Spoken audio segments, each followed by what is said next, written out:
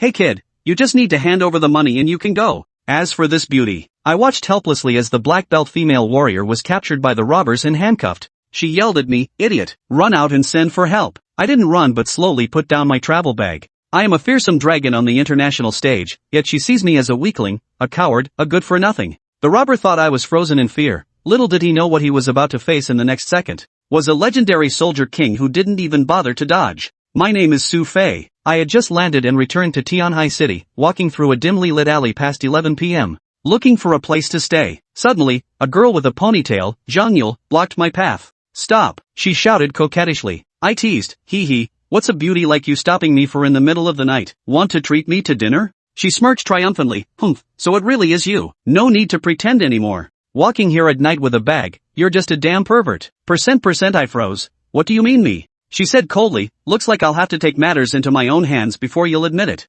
Before I finished speaking, her fist smashed into my face. I was sent flying and crashed against the wall. Why didn't you dodge?" She was astonished. I rubbed my face with grievance. "Warrioress, you're so skilled, how could I possibly dodge? If such a handsome face like mine gets ruined by your punches, how am I supposed to find a wife in the future?" She was dumbfounded by my words and shouted, "Stop. Are you really not that pervert?" After a thorough look, she thought I didn't quite resemble the brawny man described in the rumors. "Alright, even if I was wrong to hit you, I'm sorry." Zhang Yule approached to apologize. I dodged. "What do you want? You wouldn't actually try to hit me, would you?" "I'll call the police." She explained, "Recently, a perverted robber has been appearing here, specializing in robbing and assaulting women. He often appeared around midnight, carrying a bag containing cameras and weapons. I came specifically to catch him, never expected to hit the wrong person." I asked fearfully, "Does he also have intentions toward men?" She patted my shoulder. "Don't worry, with me here, you're absolutely safe. This girl is a black belt in karate." Before she could finish, I pointed behind her. A burly, unshaven man with a scar on his face stood there, holding a bag in his hand. "Little sister, what did you just say would happen if you met me?" he asked hoarsely and grimly. Zhang Yule immediately realized, "You're that perverted robber." The robber laughed. "Since you've come to me willingly, then I won't hold back." He put down the bag and charged forward. Zhang Yule swiftly kicked him in the neck. "I didn't expect a bitch like you to have such skills." The robber wiped his neck and charged at Zhang Yule again. Moving with extreme speed, Zhang Yule could only dodge. After more than a dozen exchanges, she revealed an opening and was sent flying by a bandit's punch, crashing into the wall beside me. "Miss, this guy is too powerful. Should we run?" I asked fearfully. The robber leered at Zhang Yule. "I've never seen such a beautiful woman in my life. You just need to hand over the money and you can leave. As for this beautiful woman, I will take you on a tour of my home. Let me properly introduce you to my family's basement." Zhang Yule, flushed with anger, struggled to his feet despite his injuries. "Shut up. My leg's injured." Zhang Yule whispered to me, "I'll hold him off for a bit. You go outside and call for help." She launched another attack against the robber. However, the robber was experienced and took advantage of her injury, swiftly dodging behind her. Crack! Zhang Yule's arm was instantly grabbed, and the robber quickly handcuffed both his hands. "You idiot! Run out and call for help!" Zhang Yule yelled at me. Instead of running away, I stepped closer. The robber mocked. "Kid, you planning to be a hero and save the beauty? Don't be stupid. You can't beat him," Zhang Yule said agitatedly. I put down my bag and revealed a charming smile. "Miss, if I leave, what will you do here by yourself?" His tone was calm, showing no trace of panic. The robber said disdainfully, "Kid, don't let your brain get fogged up just because you see a beautiful woman. Hand over your wallet and bank card password obediently, or else, if I throw a punch, you'll be spending the rest of your life in a hospital bed. You can't have what's in my bag, so go ahead and make your move." I shrugged. The robber's eyes flashed with ferocity as he threw a punch straight at my head. With a simple, unadorned motion of my left hand, I firmly caught the robber's fist. The robber's expression changed as he tried to pull back his fist, only to find my hand clamping down on him like a vice. A chill flashed in my eyes. Bang! I directly flung the robber out, slamming them hard against the nearby wall. Before he could react, I was already upon him. Crack! My leg slammed into the robber's leg, shattering the bone instantly. A piercing scream echoed in the darkness, and the robber fell unconscious. Zhang Yule was stunned, staring at me in disbelief. I teased, "Hey beautiful, I know I'm handsome, but you don't have to stare at me like that, do you?" She asked excitedly, "Your martial arts are so impressive." I scratched my head and showed an honest expression. How would I know something like that? I just picked it up casually from others when I was working abroad. I used to work on construction sites, carrying bricks for others, so I'm particularly strong. She didn't believe it. Carrying bricks? Just picked it up? I don't believe it. I changed the subject. "Alright, let's not talk about this for now. Can you get up and go home by yourself?" I pointed to her bleeding leg. She anxiously said, "Are you leaving? You're just going to leave me here alone? Otherwise, you could come stay at my place. My house is really big." Seeing me hesitate, she pitifully added, I'm injured right now, what if I run into some bad people? My house is really close by. I've made up my mind, fine, but you'll have to give me your phone first. I haven't bought a mobile since returning to China, and I still need to report this to the police. The police were called and arrived quickly, expressing gratitude for our capture of the robber. The responding officer asked Zhang Yule, Officer, should I call an ambulance for her? Zhang Yule quickly replied, no need, I'll have him bring it back later. The captain responsibly drove us to the entrance of her building. I helped her into the elevator and arrived at her apartment. It was a spacious 3-bedroom, 1 living room unit in a high-end residential complex, covering over 100 square meters. I asked, do you live alone? No, there's another person, but she's been staying at the company these past 2 days, she replied. By the time I finished treating her wounds, it was already 3 a.m. Blinking her eyes, she asked me, by the way, you just returned to the country, are you here to join any relatives? Chapter 4, The Mysterious Commander. Xu Fei paused thoughtfully at Zhang Yule's question before shaking his head. I don't think I have any relatives. I left the country before I turned 20. I grew up in an orphanage. Raised in an orphanage and left the country so young? Zhang Yule paused in surprise, genuinely taken aback by Xu Fei's extraordinary background. Yeah, working on construction sites abroad. What else could I do leaving so young with no education? Xu Fei looked somewhat resigned as he continued, life abroad isn't easy these days. I heard things were developing well back home, so I came back. I see. Zhang Yule listened to Xu Fei's explanation and found it actually made sense. So what are your plans now? Zhang Yule asked Xu Fei. Plans? Coming back means finding a place to live and a job, what else can I do? Xu Fei answered without hesitation, standing up to stretch. He glanced at the bathroom and said, how about I take a shower first? It's getting late and I plan to sleep soon. All right. The room next door is empty. You can stay there. It's a 3-bedroom apartment. With 2 of us living here, there's an extra room for Xu Fei. All right. Xu Fei wasn't picky. After seeing Zhang Yule back to her room, he took a shower himself and collapsed onto the bed, fast asleep. It felt like he'd never slept so soundly before.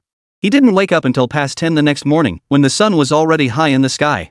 His eyes snapped open, but the blinding light streaming through the window made him turn his head away before rubbing his sleepy eyes. Glancing toward the chair, Xu Fei changed into fresh clothes before stepping out of his room. In the living room, Zhang Yule was sitting watching TV.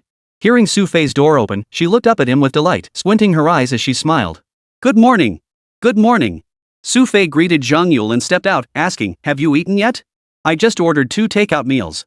Zhang Yule chuckled and said, I figured you'd be waking up soon. Thanks.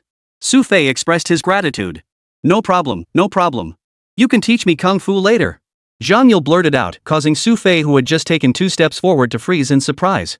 With a helpless look, he explained, I really don't know any martial arts. I just picked up a move or 2 from a friend before. I won because I'm strong. If you really want to learn, go work on a construction site for a few years.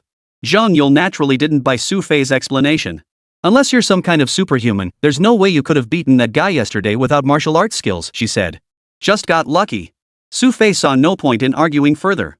He simply walked into the bathroom to rinse his mouth, glanced around, then called out to Zhang Yule, oh, by the way, do you have any clean towels? No. Oh. Xu Fei splashed some water on his face himself, then grabbed a few sheets of paper to wipe it dry. Ding dong. The door opened at that moment. Xu Fei walked to the doorway and saw a man in delivery attire holding 2 bags of takeout boxes. The man had slightly tanned skin and looked very determined. Hello, your takeout. The man handed the 2 bags to Xu Fei, then gave him a friendly pat on the arm. Ha! Xu Fei watched the delivery guy hurry away, then glanced at the back of his takeout receipt, where a line of text was printed. His expression darkened slightly upon reading it. He tore off the slip, crumpled it into a ball, and tossed it into the trash. You can rest at home for a bit. I'm going out to buy some things and look for nearby apartments while I'm at it. Xu Fei said to Zhang Yule while eating his takeout. Zhang Yule, who had been eating heartily, immediately looked up upon hearing Xu Fei mention house hunting. You're still looking for a place? What else? Xu Fei countered. Didn't I tell you to stay here? You don't have any family anyway. Zhang Yule added, think about it, I'm sick now. Someone has to take care of me, right? Don't you have a friend you can live with? Or find someone else to take care of you? It's not appropriate for a guy like me to live with you day in and day out. Xu Fei was quite sensitive about such things, but Zhang Yule slapped him on the shoulder with a hearty laugh. Relax, I don't mind. Why should you? My friend will probably be hiding out at the office for a few more days. You can just stay here for now. Hide at the company? Xu Fei set down his chopsticks and looked at Zhang Yule in confusion. Ahem, you'll find out soon enough. Zhang Yule cleared her throat and didn't elaborate. Xu Fei didn't press further. After finishing their meal, Zhang Yule pointed out several nearby streets where vendors sold goods. After heading downstairs, Xu Fei walked toward the exit of the residential complex. But before he could take a few steps, a black sedan pulled up from a short distance away, stopping right beside him. Xu Fei halted, watching as a man stepped out of the vehicle, none other than the delivery guy from earlier. After getting out, the man walked to the back, opened the door, and helped an older man nearly 50 out of the rear seat. Despite the summer heat, this man wore a black jacket and carried a faint smile on his face. "Xu Fei, long time no see." The man greeted Xu Fei warmly. Xu Fei, however, looked at the man with little interest, instead responding with a sarcastic tone, "So it was you. The moment I returned to the country, you're already in such a hurry to cause trouble for me? Watch your tone when speaking to the commander." Xu Fei's tone didn't sit well with the bodyguard standing beside the man. "Oh?" Xu Fei glanced at the man and said, "What? Stopping me on the street like this? Are you planning to beat me up? You?" The bodyguard glared at Xu Fei, seething with rage. But realizing they were in a public place, he forced himself to swallow his anger. But honestly, you couldn't really blame the bodyguard. After all, when he delivered the takeout earlier, the order slip had clearly stated that his boss wanted to meet Xu Fei. Yet Xu Fei hadn't given it a second thought, forcing them to come find him themselves. And who was this man standing before them? That he would deign to meet Xu Fei like this naturally rankled the bodyguard.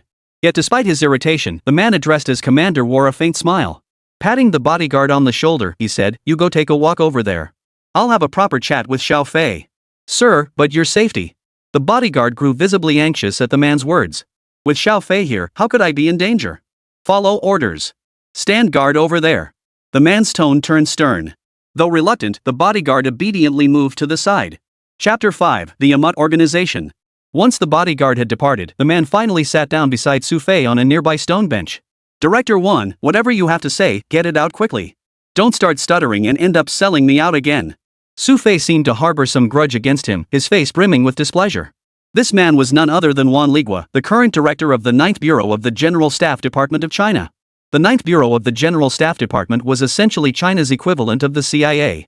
It had once been a bureau-level department operating independently from the major divisions of the General Staff Headquarters, reporting directly to the Central Military Commission. Though the General Staff Department had since been reorganized into the Joint Staff Department, the name of Bureau 9 remained unchanged. Wan Ligua wore a faint smile as he observed Xu Fei's slightly displeased expression. He chuckled and said, "Xu Fei, look at the way you talk. When have I ever sold you out? Oh? What about last time? Weren't those people diverted by you guys midway?" Xu Fei shot Wan Ligua a disdainful look. Back then, Xu Fei had worked tirelessly to train 6 people in Africa, preparing to take them onto the international stage. But halfway through, Wan Ligua had suddenly appeared and snatched them away. Though 3 or 4 years had passed since then, Xu Fei never forgot the incident. Those Xu Fei trained almost always reached near elite soldier status by the end. Wan Ligua had timed his arrival perfectly, catching Xu Fei just as training was wrapping up. Through persistent nagging, he ended up reaping the rewards of Xu Fei's hard work. But as he spoke of this, the smile on Wan Ligua's face gradually faded, his expression turning serious. "Actually, I came to see you specifically to discuss this matter." "Oh? What is it you wish to discuss?" Xu Fei asked Wan Ligua, still appearing somewhat nonchalant. "After those 6 returned home and passed their political vetting, I formed them into a squad for a mission." Wan Ligua glanced around before continuing slowly, "You should be well aware of their combat capabilities. Of course, they're elite international operatives. Later, I heard they'd carried out numerous difficult missions for you, all successfully completed. They've been designated as your Bureau 9's elite squad." Having trained them himself, Xu Fei naturally kept tabs on their subsequent activities.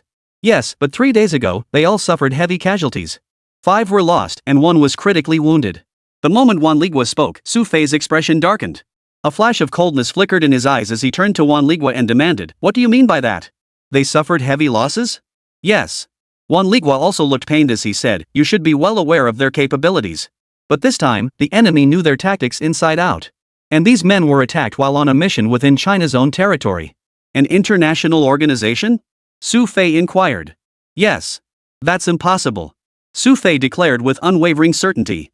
"How could any force within China possess the capability for an international organization to ambush this squad? These individuals are among the elite globally. Major organizations within China are already few and far between, and smaller groups absolutely couldn't have caused 5 casualties and 1 serious injury to this squad. It was indeed an international organization. And according to our General Staff Department Bureau 9's investigation, Amut's shadow looms behind this." "Amut?" Xu Fei's pupils contracted sharply at the mention of the name, clearly taken aback. Amut was originally a Western mythical beast, said to feed on the souls of the damned. The real-world Amut organization was the most enigmatic group on the planet. This organization had never failed to hunt down its targets, aligning perfectly with the mythical Amut's nature. Once someone was deemed dead, they would vanish completely. New mercenaries entering the field might never have heard of this organization, yet anyone entangled with international affairs would inevitably cross paths with Amut. This organization is too mysterious. We've always tried to find their entrance, but we've never found a way.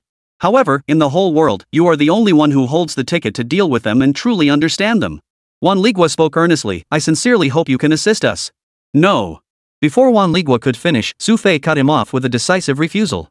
His expression softened into a lazy slump as Xu Fei stretched long and high, rising to his feet. My return to China this time isn't to assist you. I only wish to live my own life in peace. I've endured so long to reach this point. You'll have to find someone else. With that, Xu Fei strolled leisurely toward the distance, gradually reaching a street corner not far away before turning the corner. After watching Xu Fei leave, the bodyguard who had been following him hurried over, looking somewhat anxious. Commander, what happened? He doesn't want to help. Juan Ligua looked somewhat helpless. Refused. This man is too arrogant. Back in China, and still so full of himself. I think I should test him myself, see what he's really made of. It was clear the bodyguard harbored some resentment toward Xu Fei. Though Xu Fei held formidable international renown, this bodyguard serving Juan Ligua was no ordinary man. Juan Ligua, however, gave the bodyguard a slightly reproachful look. Don't even entertain such thoughts, he said sternly. If you provoke him, things will get messy when we meet again. Meet him again? You still plan to see him? He already said he won't help. The bodyguard grumbled under his breath. Just wait and see. This isn't as simple as it seems. Juan Ligua finished speaking, stood up, and walked toward the car. After leaving the scene, Xu Fei found a large supermarket nearby. He dove right in and bought a huge bag of stuff. Having just returned to the country, Xu Fei bought quite a lot. But when it came time to pay, he felt a bit down. It was nearly 11 a.m., and many shoppers were rushing to finish their purchases before heading home for lunch. The checkout line had already grown to over a dozen people. With no other choice, Xu Fei joined the end of the line and waited his turn. However, no sooner had he taken his place than a tantalizing aroma wafted from behind him. Following the scent, Xu Fei glanced back to find a beautiful woman, dressed in black pants and a white t-shirt, standing behind him. Her fair, rosy skin and features more exquisite than any celebrity's exuded a beauty that seemed almost unreal in the real world. Unfortunately, her clear yet icy gaze and aura seemed to deter anyone from approaching. Chapter 6, Cutting in Line. Xu Fei shook his head regretfully, muttering under his breath, what a shame she's so beautiful. Though his voice was barely audible, the woman overheard him. Her brows furrowed slightly. The beauty understood Xu Fei's meaning perfectly well, but she said nothing. She simply turned her head away, refusing to look at him again. The long queue slowly inched forward. After waiting a short while, only 5 or 6 people remained ahead of Xu Fei. But just then, a stir began to stir behind him. Ha! Xu Fei felt a twinge of unease and glanced behind him, only to find a young man with bleached blonde hair, barely in his 20s, had appeared behind him at some point. The young man's eyes lit up as he looked at the beautiful woman behind Xu Fei. No cutting in line. The beauty frowned, her tone tinged with disdain and displeasure. But the young man merely grinned lecherously in response, chuckling, no way. I'm not going to the back when I can stand in line with a beauty like you. Hearing this, the beauty's expression grew even colder. She shifted half a step forward, pressing closer to Xu Fei to block the young man's path. But the blonde guy wasn't having it. He took a step forward, forcing his way in, and while pushing, he tried to grope her. As he pushed, the beauty, growing impatient, grabbed the newly purchased shower gel and hurled it hard at the blonde guy's face. Thud. The blonde-haired man was momentarily stunned by the impact. When he regained his senses, rage flashed across his face. He grabbed the woman's wrist with one hand and cursed, damn it. You dare hit me? Looks like I need to teach you a lesson so you know how tough I am. As he spoke, the yellow-haired man raised his hand in anger, his palm clearly aimed at the woman's face. Seeing this, the woman panicked and darted backward. Stumbling, her foot slipped and her head was about to slam into a nearby pillar. Just as she closed her eyes in dread, she found herself not crashing to the ground. Instead, a man had grabbed her arm, holding her body at a half-meter angle above the floor. The beauty steadied herself. When she finally focused, she realized the man before her was none other than Xu Fei, the very same person from earlier. Holding a woman in his arms, Xu Fei couldn't help but glance at her a few times. But the moment he looked, a chill of displeasure flashed across her face. She snapped coldly, what are you looking at? I saved you. Seeing the woman still displeased, Xu Fei looked puzzled and said helplessly, alright, if that's the case, I'll let go. No sooner had the words left his mouth than he actually let go. Thud. Her body slammed onto the ground, pain shooting through her back and head. Turning to look at Xu Fei, he stood there as if nothing had happened, his gaze shifting to the blonde-haired youth beside him. Kid, what's with the stare? Trying to stick your neck out for someone? The blonde-haired guy's tone carried a hint of menace and threat, but Xu Fei remained unfazed. He shook his head calmly and said, "No, I just want to give your parents a proper lesson for their son." "Damn it, you really think you can stick your nose in this?" As he spoke, the blonde-haired youth swung his fist toward Xu Fei's face. Just as Xu Fei prepared to retaliate, he spotted Zhang Yule stumbling toward them from the nearby entrance. Xu Fei, who had already started to dodge, froze in place. The punk's fist slammed squarely into his chest. Sizzle. Xu Fei grimaced in pain, his steps faltering as if he nearly stumbled to the ground. The blonde-haired thug also let out a pained cry. He looked at his own fist, then at Xu Fei, his tone vicious as he shouted, "Damn it, kid. What the hell are you wearing? Your bones are as hard as stone." Still cursing, the blonde-haired man prepared to change his stance and strike again. Just then, several security guards hurried over. Spotting the blonde punk, they froze in shock before grabbing him from behind. Their tone carried a hint of pleading as they said, "Fighting isn't allowed here." Their tone wasn't forceful, but it implied to the yellow-haired guy that the mall was crowded. The blonde punk curled his lip, shot an annoyed glance around, and snarled at Xu Fei, "Kid, you got lucky this time. But mark my words, we'll cross paths again." He cast one last glance at the woman who had just gotten up from the floor before strutting away with his usual thuggish swagger. Once the punk was gone, the security guard hurried over to Xu Fei. "How are you, sir? Are you okay?" "I'm fine." Xu Fei shook his head. "That guy's a local troublemaker. He's caused problems here more than once. I'd advise you to be careful." The security guard cautioned Xu Fei, though they were powerless to do much. They were just security guards here, really just scraping by. They could maintain order around here, but anything else they couldn't afford to get involved. After all, they were afraid of retaliation from the punk. "Alright, thanks for your help." Xu Fei nodded, patting the spot on his chest where the punk had just hit him. Just then, Zhang Yule walked up. Seeing Xu Fei's state, she looked curious, sizing him up with a few glances. Xu Fei feigned surprise, looking at Zhang Yule and saying, "Hey, how come you're out? Is your foot okay?" "Nothing serious, just a few scrapes. It'll be fine after a night's rest." Zhang Yule replied, yet she still eyed Xu Fei suspiciously. "What happened to you earlier? How did you get beaten up by that jerk? Did you fight back?" "He was hitting me so fast, how could I fight back?" Xu Fei looked utterly defeated, deeply frustrated, and helpless. He pointed to the beautiful woman beside him and said, "And besides, I got beaten up because of her." "Her?" Only then did Zhang Yule notice the person standing by the pillar. But the moment he saw her, Zhang Yule's face lit up with surprise and delight. He hurried over, grabbed the beauty's hand, and exclaimed excitedly, "Sister Xue, what are you doing here too?"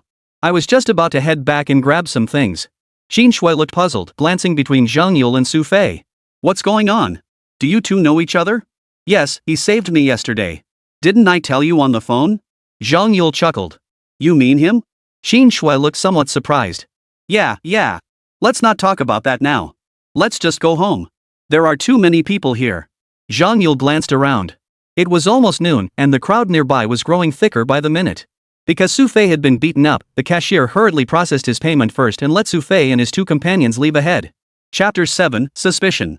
After buying a few things, the three of them soon arrived home, as it wasn't far from where they lived. Along the way, Xu Fei got to know this Qin Xue. She was the other person Zhang Yule had mentioned living with her. Though Zhang Yule seemed enthusiastic, Qin Xue wasn't particularly fond of Xu Fei. Watching Xu Fei arrange the toothpaste and toothbrush he'd just bought in the bathroom, Qin Xue quietly called over Zhang Yule. "Yule, are you sure it was really this guy who saved you?" Qin Xue spoke while casting a skeptical glance at Xu Fei, who was nearby. At that moment, Xu Fei was humming a tune to himself, looking nothing like the formidable person Zhang Yule had described.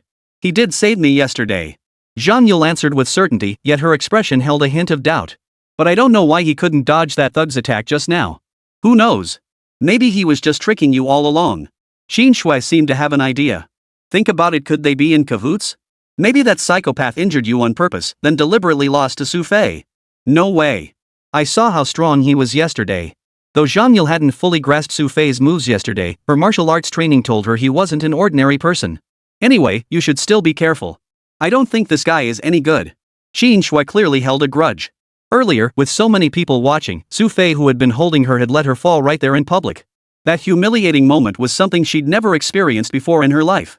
As the two chatted nearby, Xu Fei, who had finished preparing not far away, saw them still talking and walked over. "What were you two discussing just now?"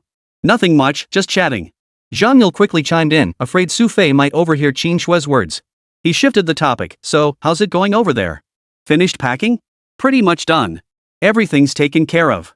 Xu Fei replied. "Alright then, let's grab lunch out. It'll be a nice welcome back for Sister Xue." Zhang Yule clapped her hands. "It's settled then." After changing clothes, the group stepped out the door. Zhang Yule and Qin Xue were clearly very close, they even walked hand in hand. Oh, right, Sister Xu, Xu Fei just got back from abroad and is looking for a job. Your company's been hiring, right?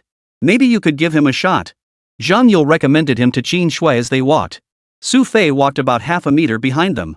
Qin Shui glanced at him and asked him, what was he doing before? I was working on construction sites overseas, heh. Xu Fei chuckled.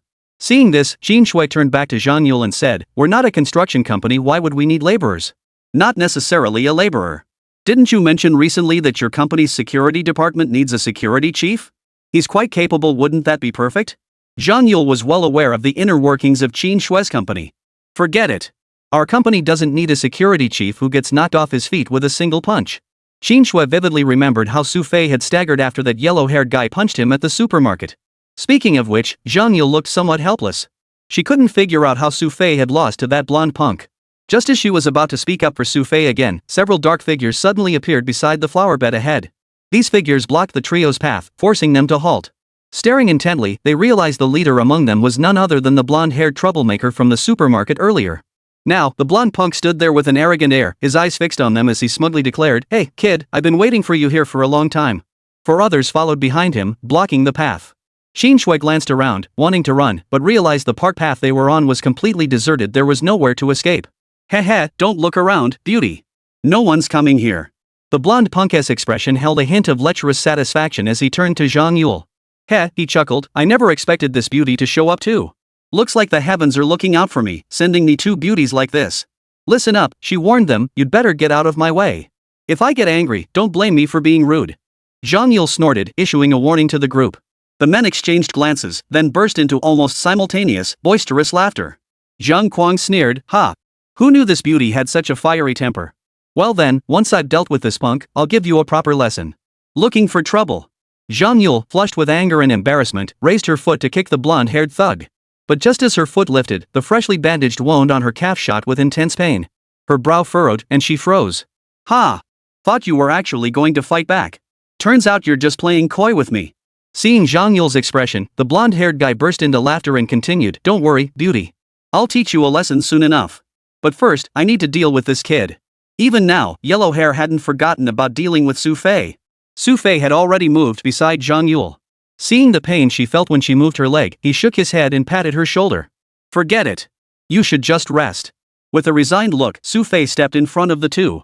Ooh, kid, you actually have the guts to step up? Seeing Xu Fei actually step forward, the blonde-haired guy looked surprised, then sneered, remember what you said in the supermarket? Me? Xu Fei paused to think, then said with a look of sudden realization, oh, I remember now. I think I said I'd help your parents give you a proper education. You actually had the nerve to say that. Seeing Xu Fei's nonchalant demeanor, the blonde-haired thug instantly flew into a rage. With a wave of his hand, one of his henchmen stepped forward, a baseball bat in hand, advancing toward Xu Fei. With only 3 meters between them, the thug's aggressive advance made Qin Shui behind him look slightly tense. She grabbed Zhang Yule's hand and asked, what should we do? Should we call the police? No. Taking out your phone now will only provoke them. Zhang Yule, however, showed no signs of panic. But how could he be trusted? They had the numbers advantage, and Xu Fei had nearly collapsed from a single punch earlier, especially now that he was armed. Qin Shui grew visibly anxious.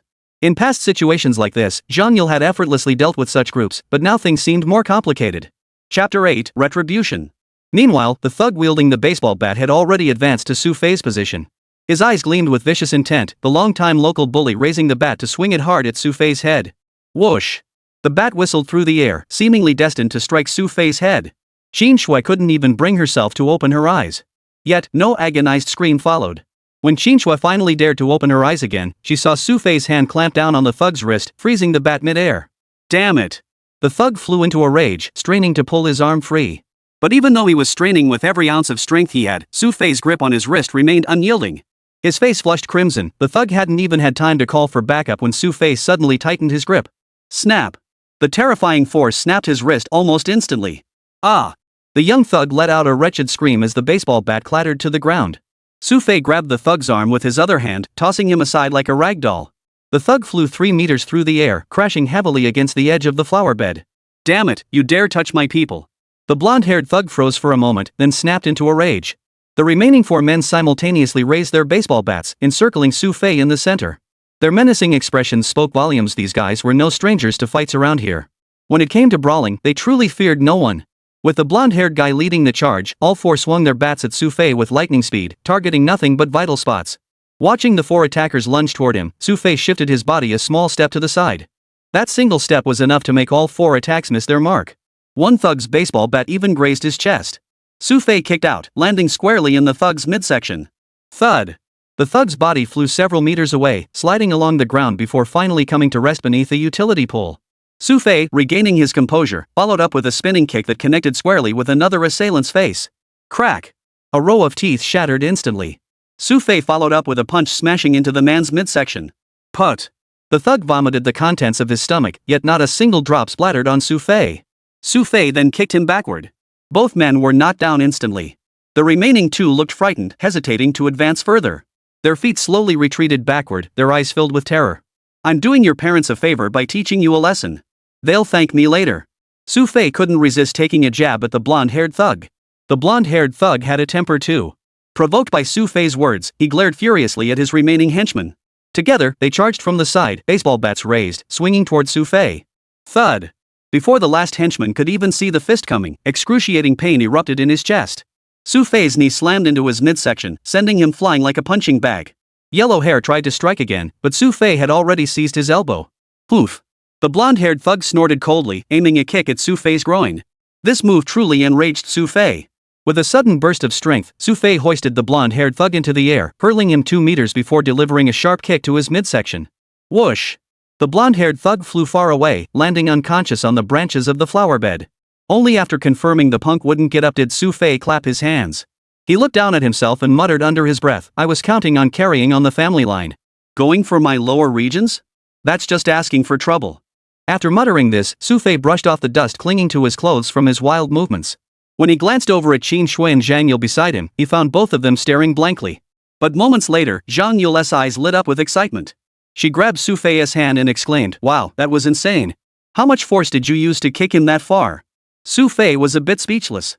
Seeing Zhang Yule like this, he glanced over at Qin Shui, who was slowly coming to her senses. Only now did she finally understand that Zhang Yule hadn't lied to her. The Xu Fei was truly extraordinary. At the very least, she had never witnessed combat like this before. Sis Shui, I told you Xu Fei is incredible. You should definitely get him to work as your security guard. Even now, Zhang Yule couldn't resist promoting Xu Fei. Xu Fei, are you going? Qin Shui genuinely asked Xu Fei at this moment. Honestly, I'm not really keen on being a security guard. Xu Fei scratched his head awkwardly and said, I'll look for work somewhere else. Even though he was skilled in martial arts, Xu Fei didn't want to constantly get into fights with people. Being an ordinary white-collar worker was much better. It's fine, it's fine. Sister Shui's company is huge. There'll definitely be a position for you later. Zhang Yule, looking confident, continued, never mind that for now. Let's go eat first. Is your leg okay? Qin Shui realized Zhang Yule had just touched on the wound. Nothing serious. It was just a minor cut anyway. Zhang Yule grinned, clearly not giving the minor injury a second thought. After calling an ambulance for the injured out of humanitarian concern, Xu Fei followed the two women to a nearby restaurant. The place was bustling, and just as the trio arrived, the last small private room became available. They slipped inside. But no sooner had the three sat down than Zhang Yule grew restless. He leaned excitedly toward Xu Fei and chuckled, Xu Fei, your moves just now were incredible. You've got time to teach me, right? I'm just an ordinary guy with a bit more strength than most. There's nothing special I can teach you. Xu Fei still looked somewhat helpless as he replied, I just learned some fighting techniques from a friend before. If you're really interested, I can pass on what he taught me to you later. Sure. Though Zhang Yule didn't quite believe Xu Fei, the mere suggestion of him teaching her made her eagerly agree. Watching Zhang Yule's eager expression, Qin Shui shook her head with a hint of exasperation. Yule, you should go out and try other things when you have free time. If you keep this up, you'll never make it as a bodyguard. Chapter 9, Zhang Yule's Idol. Hee, Sister Shui, you just don't get it. Think about it, if you had my skills, you could take down a few more Feng Shunkens and blow their brains out. Zhang Yule's confident demeanor puzzled Xu Fei, who asked, who is Feng Shunkuen? A jerk who's always bothering our Sister Shui. Zhang Yule clenched his jaw in anger as he spoke of Feng Shunkuen. If Sister Shui hadn't stopped me every time, I'd have beaten him senseless. Then she wouldn't have to hide at the company. So she's staying at the office to avoid someone? Only then did Xu Fei recall Zhang Yule mentioning it briefly before. This isn't so simple. Feng Shunkuen is a partner we're negotiating with right now. We're in the middle of a crucial contract. If I mess this up and blow the deal, we'll be in big trouble. Qin Shui looked somewhat helpless when she mentioned this. Forget it, we'll talk about it later. Let's eat first, then hurry home. We don't want Feng Shuankuan's dog nose sniffing around and chasing after us again. Zhang Yule stopped mentioning Feng Shuankuan and instead began asking Xu Fei all sorts of curious questions. But no matter how much Zhang Yule pressed, Xu Fei only gave one answer: he was working in China after returning from abroad. After persistent questioning, Zhang Yule grew slightly bored inside with a hint of frustration. Fine, if you don't want to talk about it, don't. The food arrived shortly. Though Zhang Yule had eaten some takeout earlier that morning, it hadn't been long enough to stave off the hunger pangs. Gobbling down her food without any grace, Zhang Yule picked up the menu again and ordered 1 or 2 more dishes before feeling slightly satisfied. Watching Zhang Yule eat, Qin Shui couldn't help but shake her head helplessly. It wouldn't have mattered when it was just the two of them, but now there was an outsider present. Xu Fei, go ahead and eat your fill. Don't worry, Sister Shui's family is loaded. You won't bankrupt her. With his mouth still full of food, Zhang Yule still found time to encourage Xu Fei to splurge. After the group had their fill, Qin Shui went to the counter to settle the bill. The 3 of them had racked up a bill of over 800 yuan. With Xu Fei and Zhang Yule around, Qin Shui really couldn't afford to treat them to meals too often. Phew, that was satisfying. Stepping out of the restaurant, Zhang Yule rubbed his slightly bloated belly, a look of pure satisfaction on his face. The trio walked home together. But not long after setting off, Xu Fei sensed something was off. Ha! Xu Fei turned his head and glanced toward a tree. When he saw the person hiding behind it, he felt a bit puzzled. This person clearly wasn't a professional tail, yet he had indeed followed them all the way here. Right, the Feng Shuankuan you two mentioned, is he square-faced, with short bangs, and about 5 feet 7 inches? Xu Fei seemed to recall something as he asked Qin Shui and the other person beside him. The two looked somewhat surprised and asked, "How did you know?" "You can see for yourselves." Xu Fei realized what they meant and gave a helpless nod toward the tree behind them. Qin Shui and Zhang Yule, still puzzled, followed Xu Fei's gesture. Sure enough, several meters away, hidden behind a tree, stood a man wearing a black t-shirt and sunglasses. That man was Feng Shuankuan. Spotting Feng Shuankuan, Qin Shui's expression immediately soured. She grabbed Zhang Yule's arm and hurried forward. Hey, Sister Shui, my leg's injured." Dragged along by Qin Shui, Zhang Yule couldn't help but complain bitterly. Only after they finally reached the entrance of the residential complex did they breathe a sigh of relief. However, while the 3 of them went inside, Feng Shuankuan, who had followed them all the way to the entrance, couldn't help but mutter to himself. Who is this kid? How dare he hang out with Qin Shui and Zhang Yule? Feng Shuankuan pondered for a moment, pulled out his phone, and immediately made a call. Find out what this kid's up to. Daring to compete with me for a woman? Looks like he's tired of living. Feng Shuankuan barked into the phone with a hint of menace before hanging up. Achoo! Xu Fei, who had just returned home, sneezed. Wiping his nose, he looked a bit annoyed and muttered, "Who's been thinking about me so much?" Hee, Xu Fei, you were pretty sharp just now, spotting someone tailing us from so far away. Before Xu Fei could finish, Zhang Yule narrowed her eyes at him and added, "Come to think of it, you remind me of a friend I had in the military." A friend who served in the military? Xu Fei looked slightly surprised, glancing at Zhang Yule, who was lounging on the sofa with his feet propped up. Didn't I tell you? I spent several months in the Women's Special Forces camp, and I know tons of really tough people. Zhang Yule looked a bit proud when she mentioned this. Oh right, Yule, isn't your idol in the military? Qin Shui, who was pouring water nearby, seemed to recall something and casually added. Sis Shui. I've told you this so many times. He's a legend, a true legend. The most elite soldier ever. At Qin Shui's words, Zhang Yule couldn't sit still, jumping up to defend herself. Alright, no need to get so worked up. Have some water. Qin Shui poured a glass of water for each of them. After taking a sip, Xu Fei finally asked slowly, "Who exactly is your idol? You're getting so worked up about it. Heh, you'll be shocked when I tell you." Zhang Yule set down his cup, his expression brimming with excitement as he began. Alright, just tell us already. Stop teasing us. His name is Qilin, and he's... Put. Before Zhang Yule could finish his sentence, Xu Fei, who was drinking water, suddenly sprayed out everything he'd just swallowed. Seeing Xu Fei's state, both Zhang Yule and the other person quickly moved away from him in disgust, grumbling, "What the hell was that?" Nothing. Xu Fei quickly wiped his mouth before grabbing some paper to clean the table. You reacted so strongly, do you know about the Qilin too? Zhang Yule asked with a smirk from the side. How would I know about that?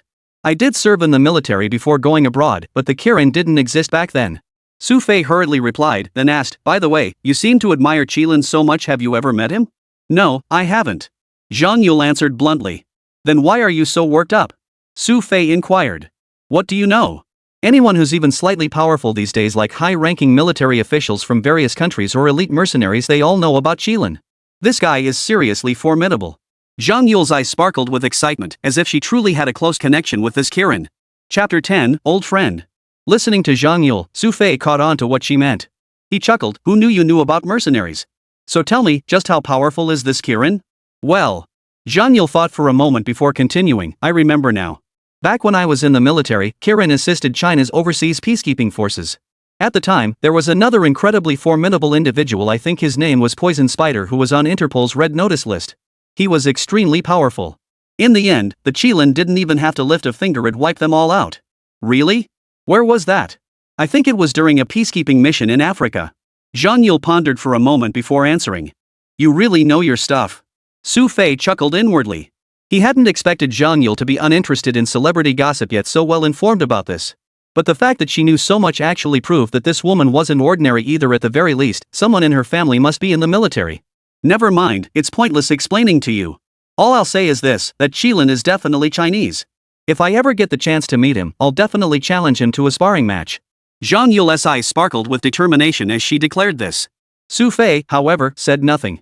He simply stood up, brushed off his clothes, and said, alright then. It's getting late anyway. I'll take a quick nap. Tonight, I want to go buy a phone and stuff. Alright. Good afternoon. Zhang Yule quickly bid Xu Fei farewell. Only after watching Xu Fei close the door did he turn back to Qin Shui and resume their light-hearted chatter.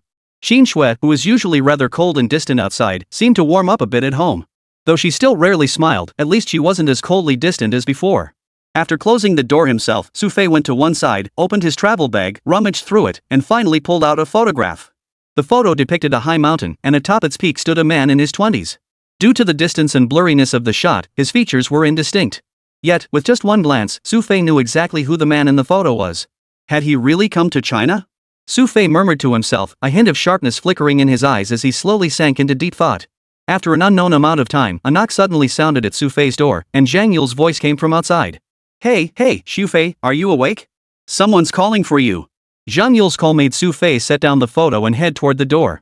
Zhang Yule still held the landline phone in her hand as she handed it to Xu Fei and asked, sounds like a guy. Did you give someone your landline number before? I didn't even know we had a landline at home. Xu Fei looked somewhat helpless, but he still took the phone and called out into it, hello.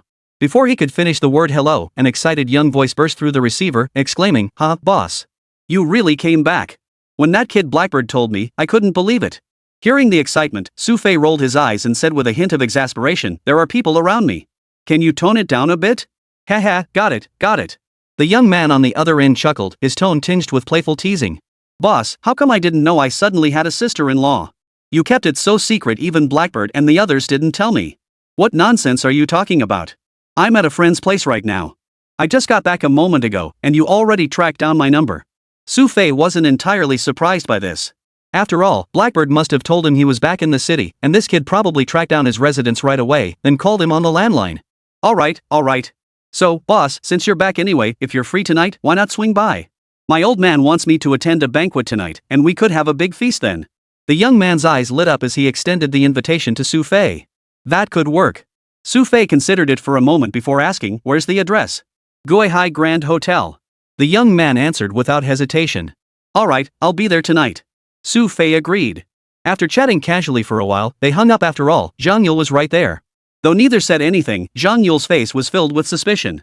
Her eyes gleamed as she scrutinized Xu Fei. Hey, sis, what's with the intense staring? Xu Fei looked slightly exasperated as he walked into the lobby and hung up a landline. Zhang Yule followed him all the way out.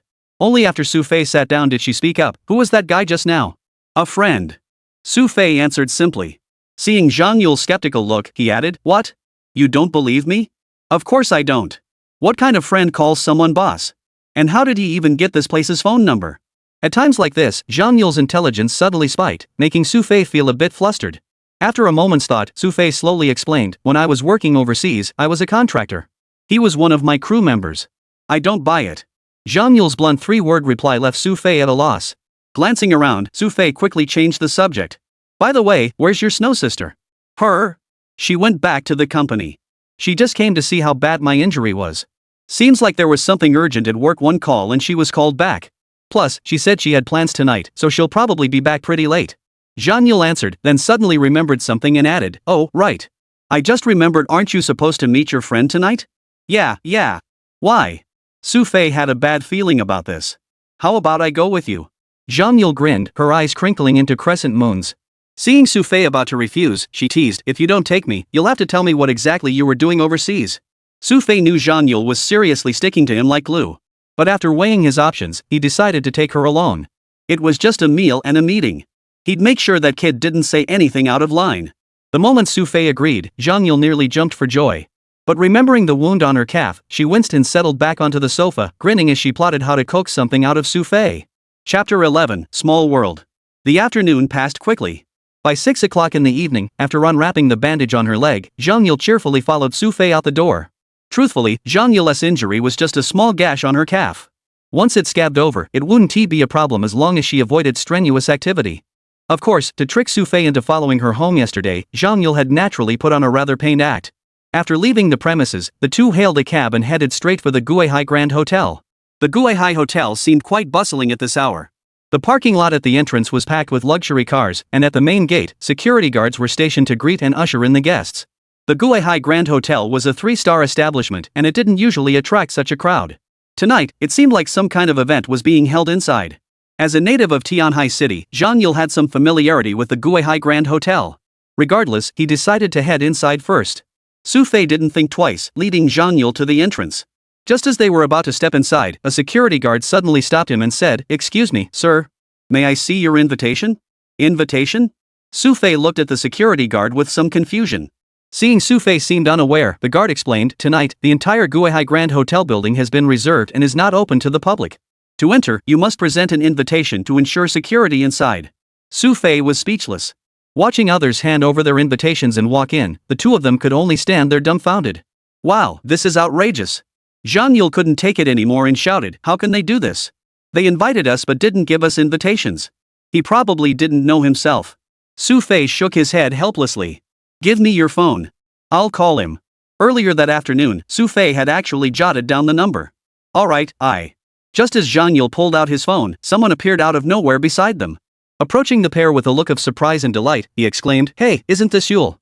The speaker was none other than Feng Xuankuan, who had been tailing the trio that afternoon. Feng Xuankuan's face now wore a hint of smuggness. His eyes flickered towards Xu Fei, seeming to carry a trace of disdain. "Feng Xuankuan, what are you doing here?" Zhang Yule looked somewhat displeased. "Oh, I was officially invited here. Here's my invitation." As he spoke, Feng Xuankuan smugly produced his invitation and handed it to the security guard. After examining it, the security guard respectfully stepped aside to make way for Feng Xuankuan. "Looks like you two aren't getting in. How about this, why don't you come in with me?" Though phrased as a question, Feng Xuankuan's haughty tone clearly looked down on Xu Fei's low status, implying he couldn't enter. "Put. Who needs to go in with you? You'd better get lost quietly. Otherwise, don't blame this lady for making you spend the night in the hospital." Zhang Yule's clenched fists delivered a warning that genuinely unsettled Feng Xuankuan. He knew better than to mess with this woman. If he got beaten up, it would be a beating well deserved. With that thought, Feng Xuankuan hurried inside. Shortly after Feng Xuankuan entered, someone burst out of the lobby in a fluster. This person looked a year or two younger than Xu Fei, dressed in a white shirt. Spotting Xu Fei, he dashed out with a look of pure excitement. Boss, you're finally here." The guy was so excited he immediately hugged Xu Fei. After a hearty bear hug, Xu Fei pushed the guy away, patted his chest, and said, "You're living it up, aren't you? Just 1 year apart, and you're practically turning into a pretty boy." "Heh, thanks to you, boss. And look, you're back too with your wife." The man immediately noticed Zhang Yule beside Xu Fei and grinned widely. "Hello, sister-in-law.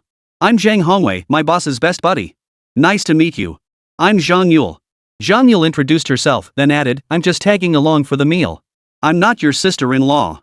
"Heh, don't be shy, sister-in-law. Our boss stayed at your place the very first day he got back. How could you not be his sister-in-law? Don't worry, I totally support our boss finding a sister-in-law." As Zhang Hongwei was talking, Xu Fei tapped him on the head and said, "Cut the chatter. You expect us to just stand here? Of course not. Come on, follow me inside." Zhang Hongwei led the two inside. This time, the security guards didn't dare stop them at all, their eyes filled with respect. This left Zhang Yule a bit dumbfounded. Once they reached the second floor, they saw the hall already set up with over a dozen tables, each seating 8 people. "Boss, you'll be joining me at the main table up front." Zhang Hongwei suggested to Xu Fei, who flatly refused. "Nah, I'd rather not go to that kind of place. I'm not a businessman like you guys, and besides, I don't like being the center of attention. But my old man specifically asked me to accompany him at the main table. I haven't even told him you're back yet. I'll bring you up to him later and have him come meet you." Zhang Hongwei's father seemed to know Xu Fei quite well. "Then you go to the main table. I'll just find a table to sit at." Xu Fei pointed to the table tucked away in the far corner. Seeing Xu Fei insist, Zhang Hongwei agreed. After Xu Fei and Zhang Yule sat down at the corner table, he specifically assigned someone to handle their food and drink. In truth, seating arrangements here were meticulously organized. There were 3 rows in total, each with 4 or 5 tables. The further back one sat, the lower their status and standing within this establishment. This seems like a business district gala. Your friends at the main table must be from some big company, right? Zhang Yule had followed Xu Fei all the way, observing him closely. Now that the others had just left, she immediately asked with excitement. Miss Zhang, let's not play Sherlock Holmes. Isn't it better to just enjoy the food? Xu Fei rolled his eyes. If he'd known it was this kind of event, he'd never have come. Never mind, never mind. This lady is hungry too. Since we're finally here, let's eat our fill first. Zhang Yule grabbed a bowl and chopsticks, waving down a nearby waitress to bring them some tasty dishes first. Come to think of it, the other tables hadn't even received their dishes yet, but this one had already started eating. Just as Zhang Yule was about to dig in, Feng Xuanquan's voice echoed from nearby, instantly draining her of all appetite. Chapter 12, Throw Them Out? Feng Xuanquan's face now wore a smug expression. Seeing the two seated there, he strolled over and said in a flippant tone, You're Xu Fei, right? So, the bouncer at the door actually let you in? Xu Fei ignored Feng Xuanquan. In his eyes, this man wasn't even worth acknowledging. Feng Xuanquan, however, showed no awkwardness. After glancing at Zhang Yule, he chuckled, Yule, you and Xiao Shui are hanging out with him today? That guy's no good. Xu Fei felt a pang of exasperation. He couldn't fathom what was wrong with this guy. But while Xu Fei could endure it, Zhang Yule couldn't. She shot Feng Xuanquan a glare and coldly warned, Feng Xuanquan, don't make trouble for yourself. You think I won't fight back just because there are more people here? Zhang Yule had beaten Feng Xuanquan up for Qin Shui more than once before. Hearing her threat, he knew this lady wasn't messing around. Feng Xuanquan sidled back, feeling safe at a distance before continuing, I just wanted to tell you and make sure you pass this on to Xiao Shui. This guy has a record. He served 2 years in prison and now works on construction sites. Zhang Yule, who had genuinely been ready to strike, froze upon hearing Feng Xuanquan's words. She glanced at Xu Fei, then back at Feng Xuanquan, and demanded, What do you mean? Looks like you really didn't know. Seeing Zhang Yule's interest, Feng Xuanquan took on a smug look. I have a friend who works at the police station. I looked into this guy's records. When he was 17, he was convicted of highway robbery involving a large sum of money and served 2 years in prison. After his release, he went abroad to work. At 17? Though Zhang Yule disliked Feng Xuanquan, this revelation still startled her. Xu Fei had never mentioned this part of his past. Let me tell you, with a criminal record for robbery and time served, you guys better be careful. Feng Xuanquan seemed rather pleased, as if uncovering Xu Fei's dark past had given him a sense of triumph. Xu Fei, however, showed little reaction. He simply picked up his chopsticks and continued eating his meal. Feng Xuanquan had expected Xu Fei to panic and defend himself, but seeing Xu Fei so unconcerned left him feeling rather annoyed. It was then that his eyes fell upon the name cards on the table. Neither Xu Fei nor Zhang Yule's names were among them. This discovery struck Feng Xuanquan as a major revelation. He immediately snapped, Xu Fei. Who gave you permission to sit here? Your name isn't even on this place card. You're occupying someone else's seat, do you understand? Every seat here has a name on it. Since there's no name for Xu Fei here, and recalling how the security guard wouldn't let Xu Fei in earlier, Feng Xuanquan seemed to have figured something out. Will you ever shut up? Xu Fei finally grew impatient, setting down his chopsticks. He gave Feng Xuanquan a cool, commanding glance that carried authority without anger. Feng Xuanquan had never seen such a gaze before. His heart skipped a beat, then he steadied himself, growing agitated. He snorted, Oomph. You actually dared sneak in here? You know this is a gathering for all the bigwigs in Tianhai City's business circles. I wondered how a migrant worker like you could possibly have the credentials to get in. Turns out you snuck in. Go curse your ancestors 3 generations back, your family were migrant workers too. Xu Fei had no intention of engaging Feng Xuanquan, but the man seemed determined to keep pestering him. Kid, don't get cocky with your sharp tongue. You've got a criminal record and work as a construction migrant laborer. What gives you the right to be here? Mark my words, if you don't get out now, I'll call security. Don't blame me when they throw you out. Feng Xuanquan stood towering over Xu Fei with utter contempt on his face, looking supremely imposing. Just then, a scolding voice rang out from nearby. This kid is way out of line. The voice carried a hint of anger, causing Xu Fei and his companions to look up. They saw a middle-aged man with an oily face and a bulging belly. The man stood up and addressed Xu Fei with righteous indignation. Mr. Feng is giving you face by letting you leave voluntarily. Yet you still refuse to budge. You really don't know when to quit. Who are you? Xu Fei stared at the man as if he were a lunatic, his expression tinged with peculiarity. My name is Chao Jin. I'm the chairman of Jin Yun Trading Company. When Chao Jin stated his name, he deliberately raised his voice so Feng Xuanquan could hear. Feng Xuanquan, seeing someone so straightforward, couldn't help but beam with delight. He waved him over and said, "It seems Mr. Chow is indeed a man of great integrity." "No, I just can't stand the look of this guy. And I think you're doing exactly the right thing, Mr. Feng." Chao Jin didn't forget to flatter Feng Shuankuan at this moment, which made Feng Shuankuan even more pleased with himself. He scolded Xu Fei, "Hey, kid, did you hear that? I'm giving you 10 more seconds to think about it. If you don't get out now, I'll have someone throw you out. This tastes pretty good. Try some." While Feng Shuankuan was gloating, Xu Fei didn't even glance at him. Instead, he was discussing what to eat with Zhang Yule beside him. This instantly darkened Feng Shuankuan's previously smug expression. "Security!" Feng Shuankuan bellowed, and several security guards immediately approached. Recognizing Feng Shuankuan, the guards didn't dare delay, promptly asking, "Mr. Feng, how can we assist you? Drag that freeloading brat out of here." As Feng Shuankuan's words fell, the security guards glanced at Xu Fei, their expressions seeming somewhat troubled. They had just seen Xu Fei standing with Zheng Hongwei and didn't know this man's status. "What, you think my word isn't good enough? Believe it or not, I'll have you all packing your bags and getting out of here." Feng Shuankuan roared angrily. The guards, visibly shaken by Feng Shuankuan's outburst, approached Xu Fei and attempted to rouse him. He really does have a big mouth. Xu Fei took a bite of his food, then set down his chopsticks and fixed Feng Shuankuan with a lingering stare. "Oomph. Kid, you dare look at me like that? You lot, get moving." Feng Shuankuan barked at the security guards again. Chapter 13, Humiliation. Just as Feng Shuankuan urged them on and the security guards were about to act, a sharp command suddenly rang out from behind. "Stop!" The voice carried an air of authority, sounding like it belonged to someone around 50. Feng Shuankuan recognized the familiar tone. When he saw the figure behind him, his expression shifted instantly. With a hint of flattery, he hurried toward the man. "Mr. Zhang, what brings you here?" Mr. Zhang. This man was none other than Zhang Hongwei's father, Zheng Hui. "Poof. I hear someone's trying to chase away my guests." Zhang Hui's imposing presence commanded respect without anger. His eyes merely glanced at Feng Shuankuan, yet Feng felt immense pressure. Flustered, he quickly explained, "Mr. Zhang, I wouldn't dare chase your guests away. This kid just barged in to freeload. He wasn't invited, and this seat isn't his." "Oomph. Mr. Su was specifically invited by me. And you dare claim he's not my guest?" Zhang Hui's anger flared at this. Pointing a finger at Feng Shuankuan's nose, he declared, "Looks like Feng Tianhu hasn't been keeping his son in line lately. How dare he come here and act so brazenly?" "What?" Feng Shuankuan was startled, but Zheng Hui immediately added, "You're not welcome here. Please leave immediately." "Mr. Zhang. Feng Shuankuan truly sensed something was terribly wrong. By now, a large crowd had gathered around them. This business gala was organized by Zheng Hui himself, and everyone present was a heavyweight in Tianhai City's business circles. If he were actually thrown out in front of such a large audience, he'd never be able to hold his head up in all of Tianhai City again. "Mr. Zhang, Tianhui Group has extensive collaborations with your company. Our visit today is specifically for discussing these partnerships. Mr. Zhang, you." Feng Shuankuan attempted to salvage the situation by emphasizing their partnership, but Zheng Hui's eyes now held unwavering resolve. "Effective immediately," he declared, "all existing collaborations with Tianhui Group will be phased out.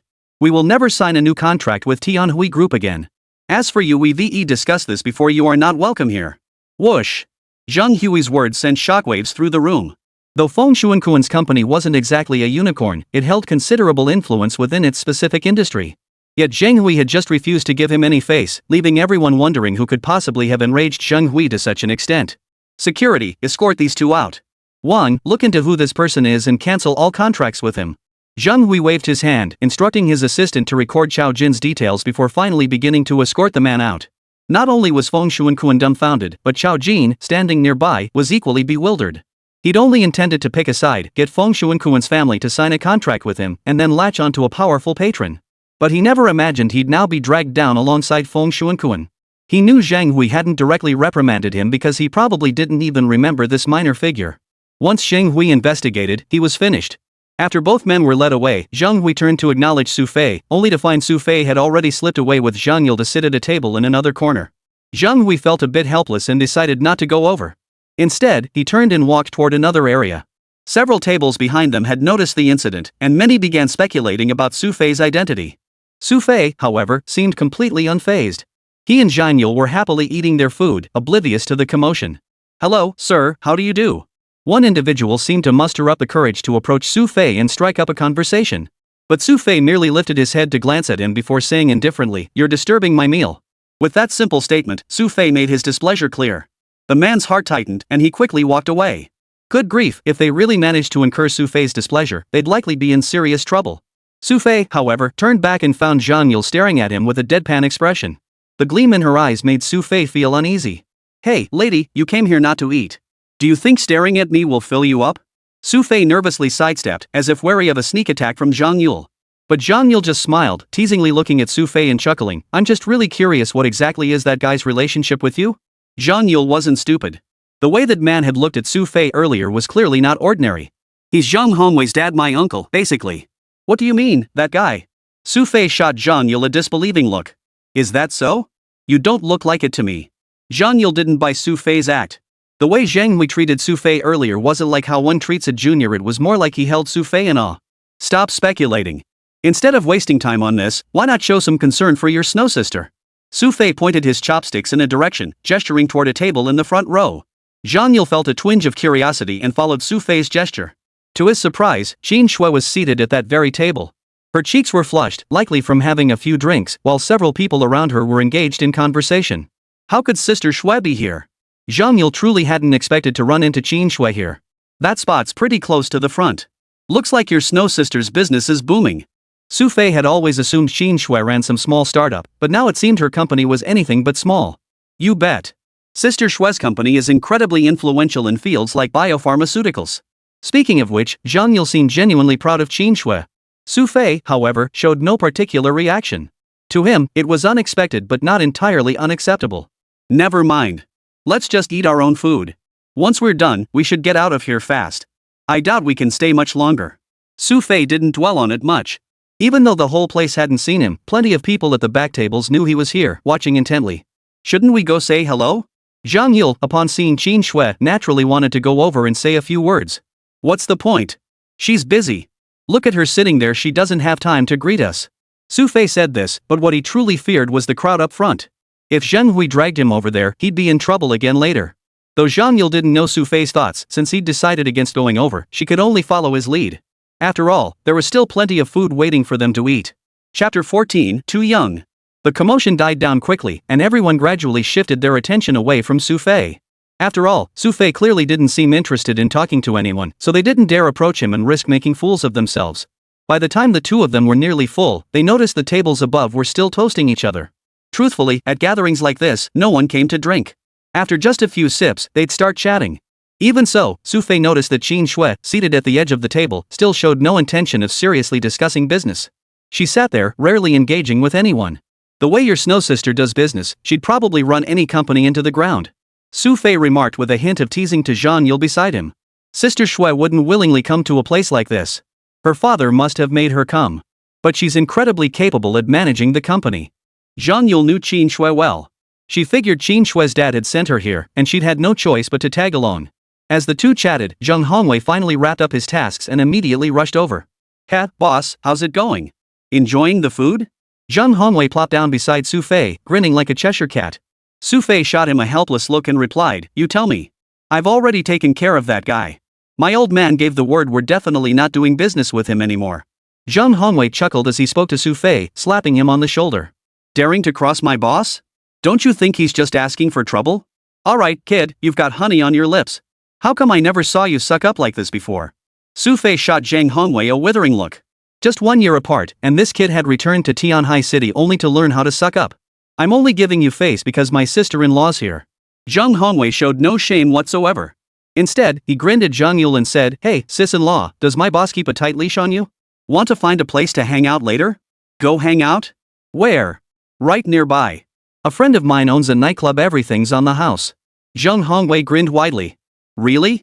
Zhang Yule seemed genuinely excited at the suggestion, her eyes sparkling. "Let's go. I've never been to a nightclub in my life. This is the perfect chance to see what it's like. Stop messing around, kid. I didn't come here to drag you to a nightclub." Xu Fei shot Zhang Hongwei a look and said, "I need to talk to you about something. Let's find a quieter place later." "Hey, boss, you don't have to be so heartless." Zhang Hongwei grinned at Xu Fei's remark. "Oh, right, weren't you planning to catch up with Sister Shui? Go hang out with her for a bit. I need to step out with Zhang Hongwei." Xu Fei addressed Zhang Yule beside him, clearly trying to send her away. Though Zhang Yule understood, she really did want to go greet Qin Shui right now. After a moment's hesitation, Zhang Yule told Xu Fei, "But you two better not wander too far. We still need to go home together later." "Alright, go on over already." Xu Fei urged her. Once Zhang Yule had walked over, Xu Fei slowly turned back to look at Zhang Hongwei. He gave his arm a friendly punch and said with satisfaction, "Not bad. You haven't wasted this past year, kid." "Well, that was kind of necessary, wasn't it?" "Hey, boss, there's a place downstairs in the hotel where you can grab a drink. It's a bit quieter over there. Want me to take you?" This was clearly Zhang Hongwei's turf. Xu Fei didn't refuse. After following him downstairs and barely settling into a seat, a waiter approached. "What would you like to order?" The server clearly recognized Zhang Hongwei, his face immediately lighting up with respect. "Whatever the boss wants." Zhang Hongwei gestured towards Xu Fei across from him. "Whatever." Xu Fei waved his hand dismissively. Only after the waiter had left did he turn to Zhang Hongwei and say, "You've been back over a year now. You don't have to act like you're on a mission. You'll always be my boss.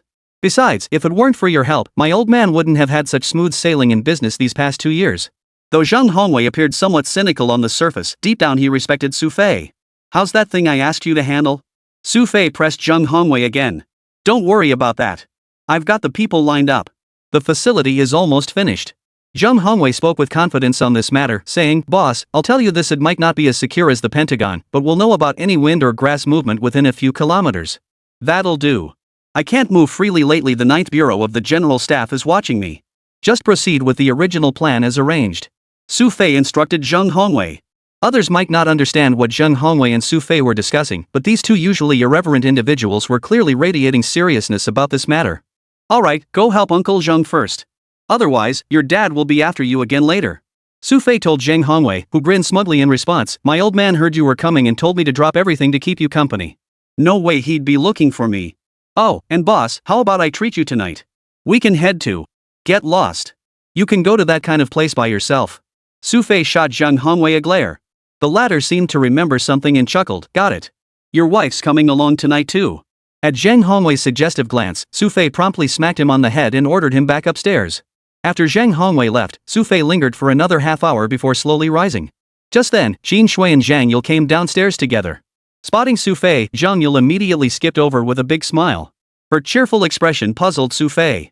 "Why are you so happy?" he asked. "Excited to see this handsome guy?" Seeing Zhang Yule practically pounce with such glee, Xu Fei couldn't help but think. "Hey, Xu Fei, you're doing pretty well." Zhang Yule chuckled. "What's up? Sister Shui just got a bunch of cooperation offers from companies. Did you help with that?" Zhang Yule had a straightforward personality and clearly couldn't keep secrets. As soon as she saw Xu Fei, she blurted it out. Xu Fei immediately denied it, saying, "No way. I didn't even know about this." "Really?" Zhang Yule didn't quite buy Xu Fei's denial. "Swear it. Is that really necessary?" "Then you're guilty as charged." Fine. I swear. If this has anything to do with me, may my entire family die out." "Is that good enough?" Only after Xu Fei made this solemn vow did Zhang Yule finally feel slightly reassured. "Ha, youth." Xu Fei sneered inwardly. His family was already long dead. Swearing such oaths? He could make a few more without batting an eye. Chapter 15, Professional Enforcer. While the two were talking, Qin Shui had overheard most of it. Clearly, Zhang Yule had already recounted everything she'd seen and heard to Qin Shui. Originally seated in the front, Qin Shui hadn't known about Xu Fei and Feng Xuankuan's business. Unfortunately for Xu Fei, with Zhang Yule acting as a loudspeaker, he could no longer expect peace. This Feng Xuankuan isn't someone to mess with.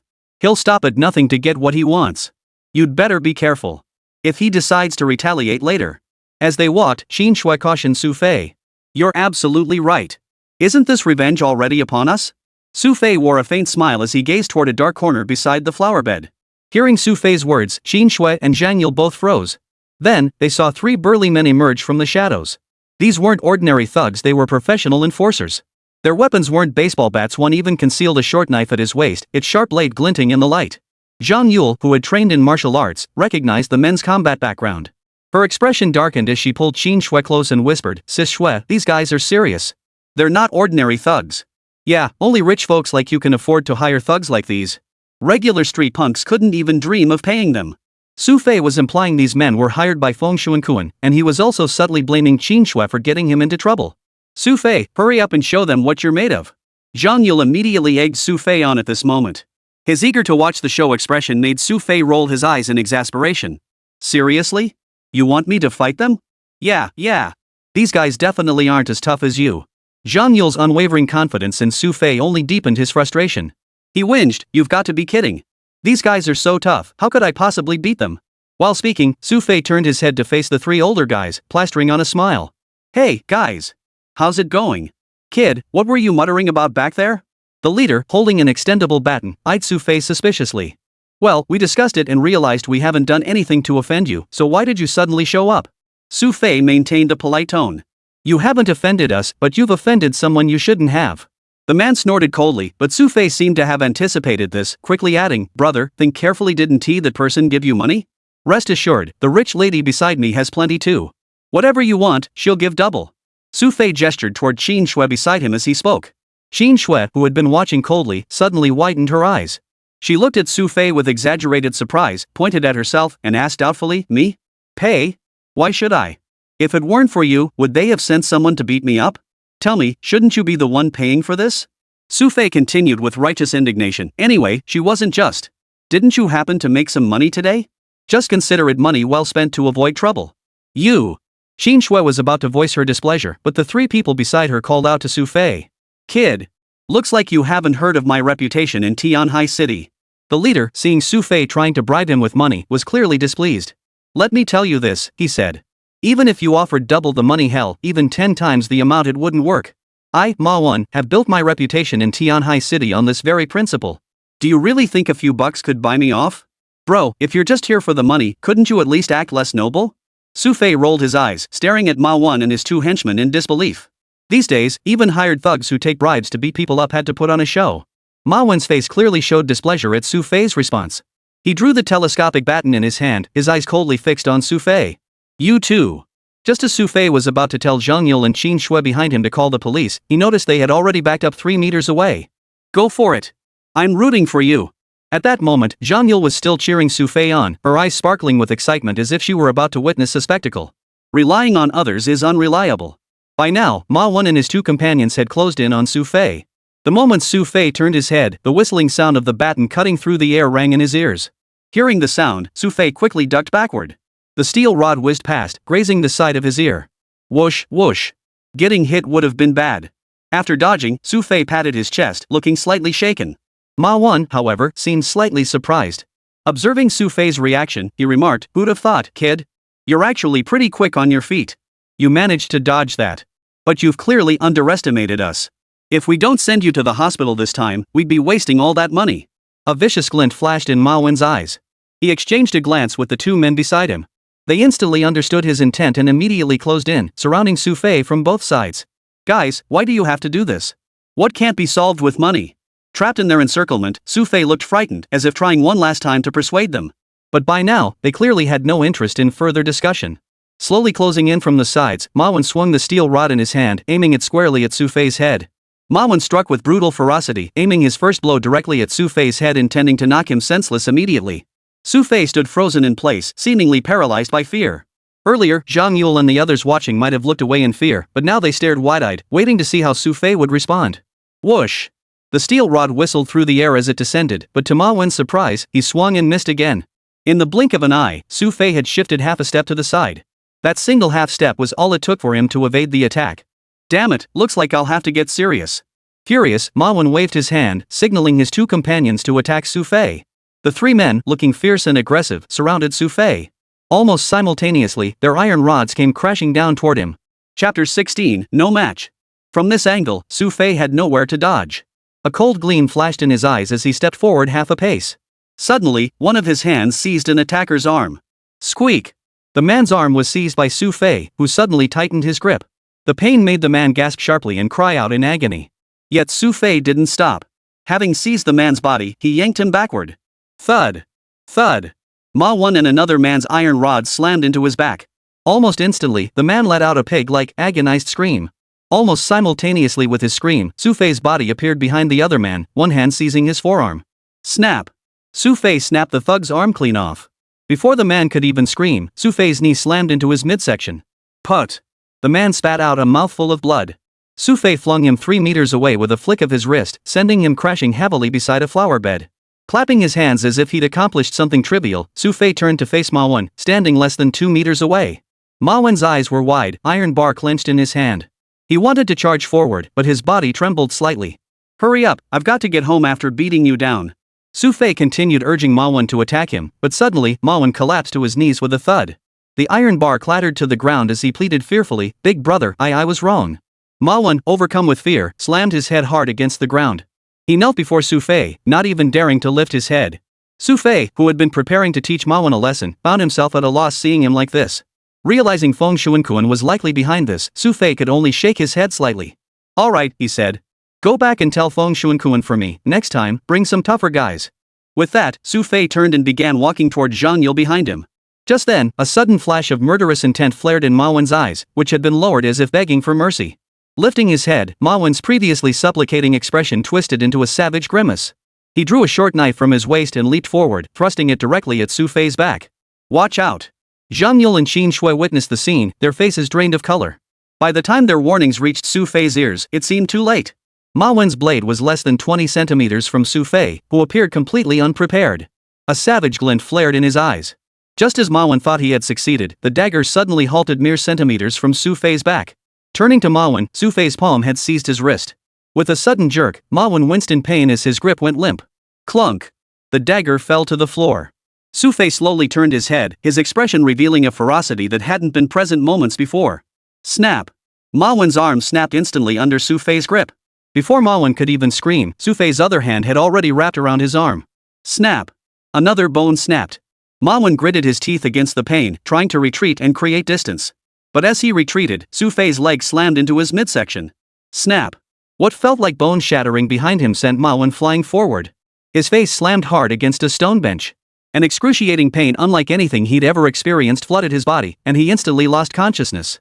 With two witnesses nearby, Xu Fei seemed to show some restraint. He brushed his hands off, as if striking such a man had soiled him. "Just take the money and leave. Why must you go looking for trouble?"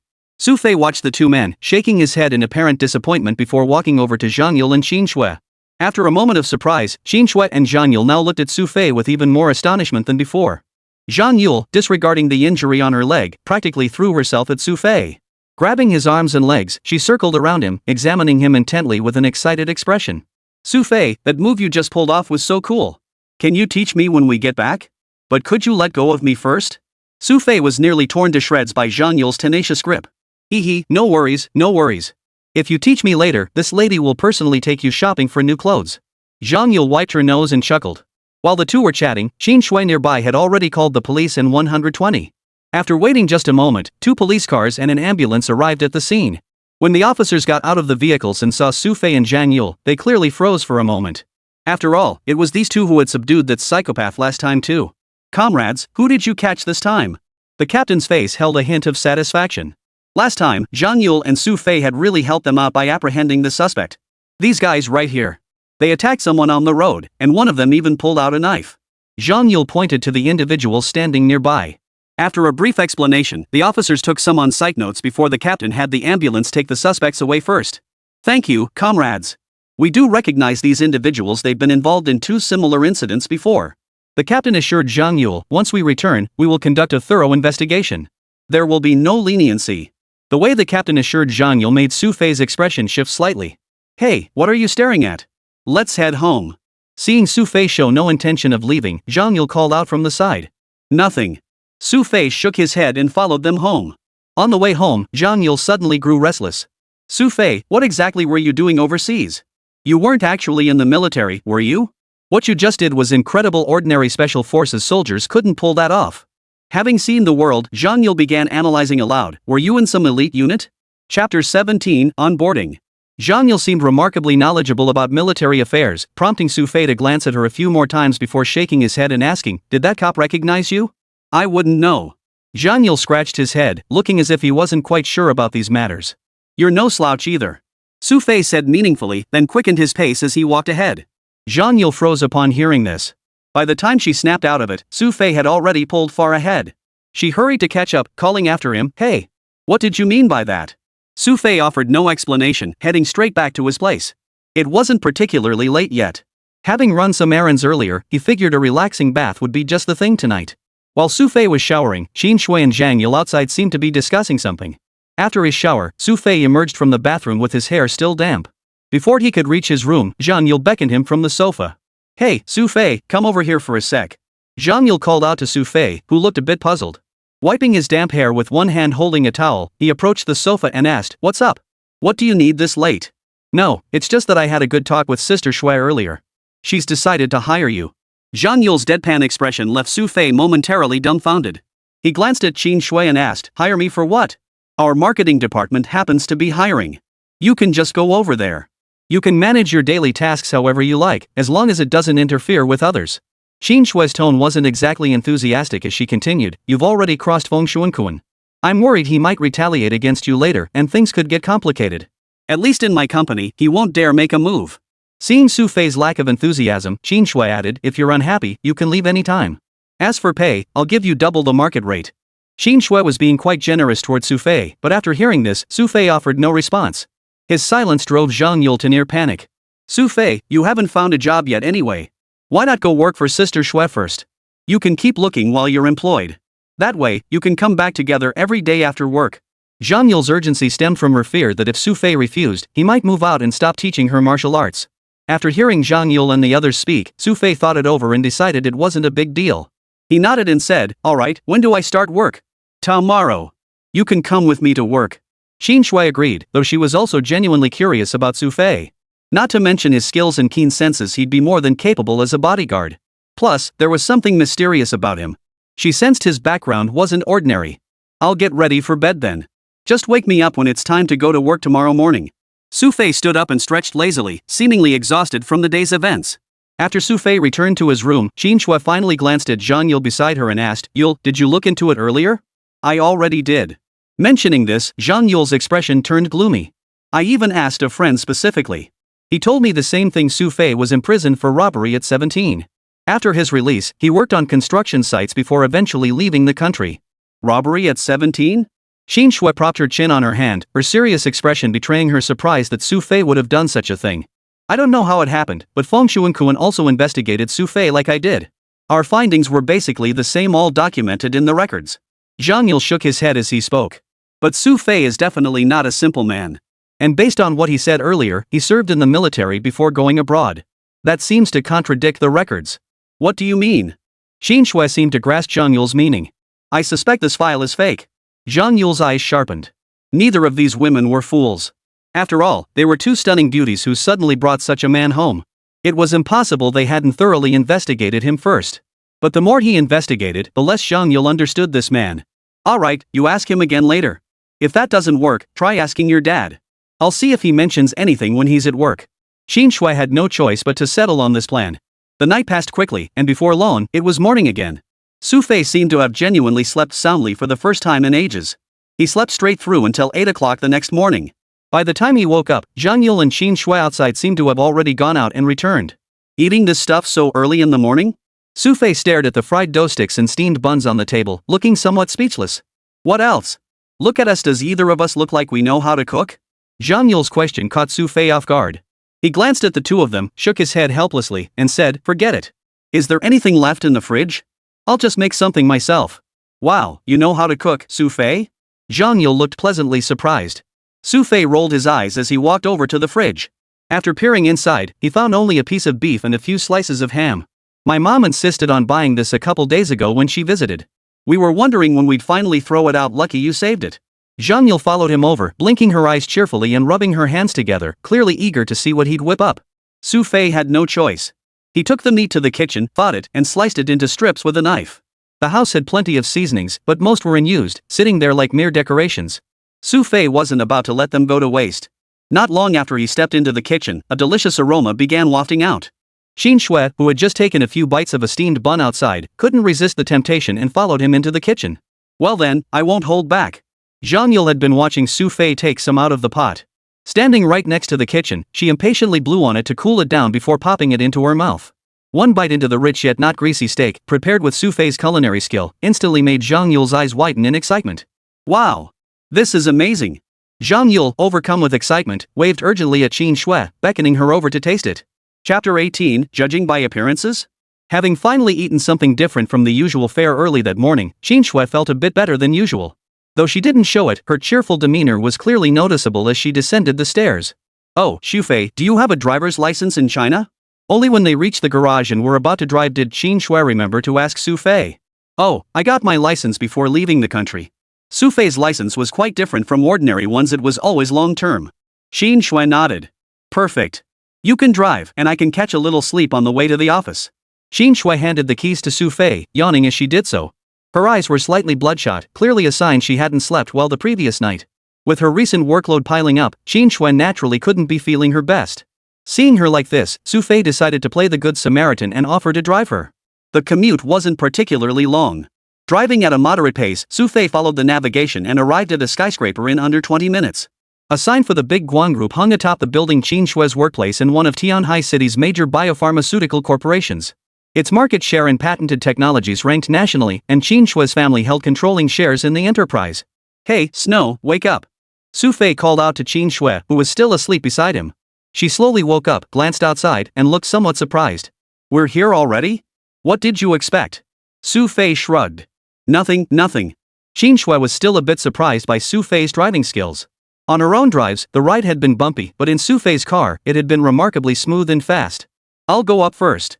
Park the car, then meet me in the general manager's office on the 6th floor. Qin Shui seemed reluctant to accompany Xu Fei upstairs. It wasn't for any other reason, it was simply that the company was too crowded. People would inevitably gossip if they saw Xu Fei acting as her driver and accompanying her to work together. Xu Fei, however, couldn't care less. After parking in the underground garage, he headed upstairs. The office building was enormous. Although Qin Shui had told Xu Fei it was on the 6th floor, once he arrived, he found himself surrounded by corridors with no clear indication of where her office might be. Excuse me, could you tell me where the general manager's office is? Xu Fei stopped a pretty young woman passing by and asked. Are you here to see General Manager Qin? The young woman glanced at Xu Fei, finding him unfamiliar, and asked curiously. Yes, Ms. Qin just told me to come up. Xu Fei replied. Oh, I see. Go over there and get in line. The young woman gestured toward a nearby corridor. After thanking her, Xu Fei headed in that direction. Sure enough, a sign for the general manager's office hung right in front of it. A bench was positioned outside the office entrance, and several people were already seated there. Most of them held documents in their hands and seemed somewhat anxious. Xu Fei paid them no mind and was about to enter when the person sitting at the very front stopped him. Newcomers line up at the back. The stern rebuke halted Xu Fei in his tracks. He glanced at the man, seemed to grasp something, pointed at himself, and was about to explain, I'm Assistant Manager Qin. Before Xu Fei could finish speaking, the man cut him off abruptly, snorting, Whoever you are, if you want to see Mr. Qin, you'd better get in line. Shaken by the rebuke, Xu Fei shook his head, deciding against further explanation. Just as he moved to open the door, the man stepped in front of him, grabbing Xu Fei's arm forcefully and barking, Kid, you're pretty bold. Do you have any idea how many people are lined up behind you waiting to see Mr. Qin? Exactly. Newcomers don't know the rules. After this man called Xu Fei to a halt, a man in his 30s stood up from behind, looking at Xu Fei with a hint of contempt in his voice. Gentlemen, Mr. Qin specifically told me to come in. Surely you can't stop me? Xu Fei shrugged helplessly, not knowing how to explain to this group. No sooner had he finished speaking than several of them sneered in disdain, snorting, Kid, if you're gonna make up an excuse, at least make it convincing. We've got contracts worth hundreds of thousands, even millions in our hands. Look at yourself, go change your clothes, bring a contract, and come back. Xu Fei had been in a decent mood, thinking it reasonable that they blocked his cutting in line. But hearing this, he sensed something had soured. I'm dressed perfectly clean. What exactly do you suggest I should have been wearing? Xu Fei narrowed his eyes slightly. Poof. Everything you're wearing probably doesn't even add up to 1,000 yuan, does it? The man looked at Xu Fei with contempt and continued, See this watch? 36,000. Ha! Xu Fei chuckled. If you're so loaded, why bother lowering yourself to come here and negotiate deals with others? You! Stunned by Xu Fei's retort, the man pointed an accusing finger. His agitated state prompted nearby associates to restrain him urgently. Old Yang, don't lose your temper. This kid's a nobody, no idea who he's dealing with. Just have security throw him out. Poof. Yang Ziyuan snorted coldly. Seeing his friends trying to calm him down, he forced back his anger and said icily, Young people these days are too arrogant. If this were my company, you'd have been fired long ago. Creak. Before he could finish, the door slowly opened. Qin Shui emerged, her face tinged with displeasure. Spotting Xu Fei at the doorway, she paused in surprise before turning to the people behind him with a slightly displeased tone. What's going on? Didn't I say I wouldn't see anyone for another half hour? Ms. Qin, this man not only tried to force his way into your office, but also brazenly claimed you invited him in. The moment Yang Ziyuan spotted Qin Shui, his expression did a complete 180, shifting to a fawning look. He then shot Xu Fei a sarcastic glance and said, Just look at him, no contract, dressed like a bum. I have no idea how security let him in. You really need to look into this, Ms. Qin. Yang Ziyuan was a bit too talkative, but he believed this flattery would please Qin Shui. However, Qin Shui's expression darkened upon hearing Yang Ziyuan's words. She shot him a cold stare and retorted, "What? Just because someone isn't dressed expensively, you judge them by their appearance?" Chapter 19, Marketing Department. Qin Shui's words startled Yang Ziyuan. Seeing her expression, he sensed she seemed somewhat annoyed. "Which company are you from?" Qin Shui pressed Yang Ziyuan. "I'm Yang Ziyuan, general manager of a Yuan advertising agency." "I." Just as Yang Ziyuan was about to respond, Qin Shui waved her hand. "Alright, you may leave. Your company will not be considered for this new pharmaceutical advertisement." "What? Ms. Qin, our company was previously in discussions with you." "Wait. Wasn't I clear enough? You can leave now." Qin Shui's naturally authoritative demeanor instantly silenced Yang Ziyuan, deflating his entire presence.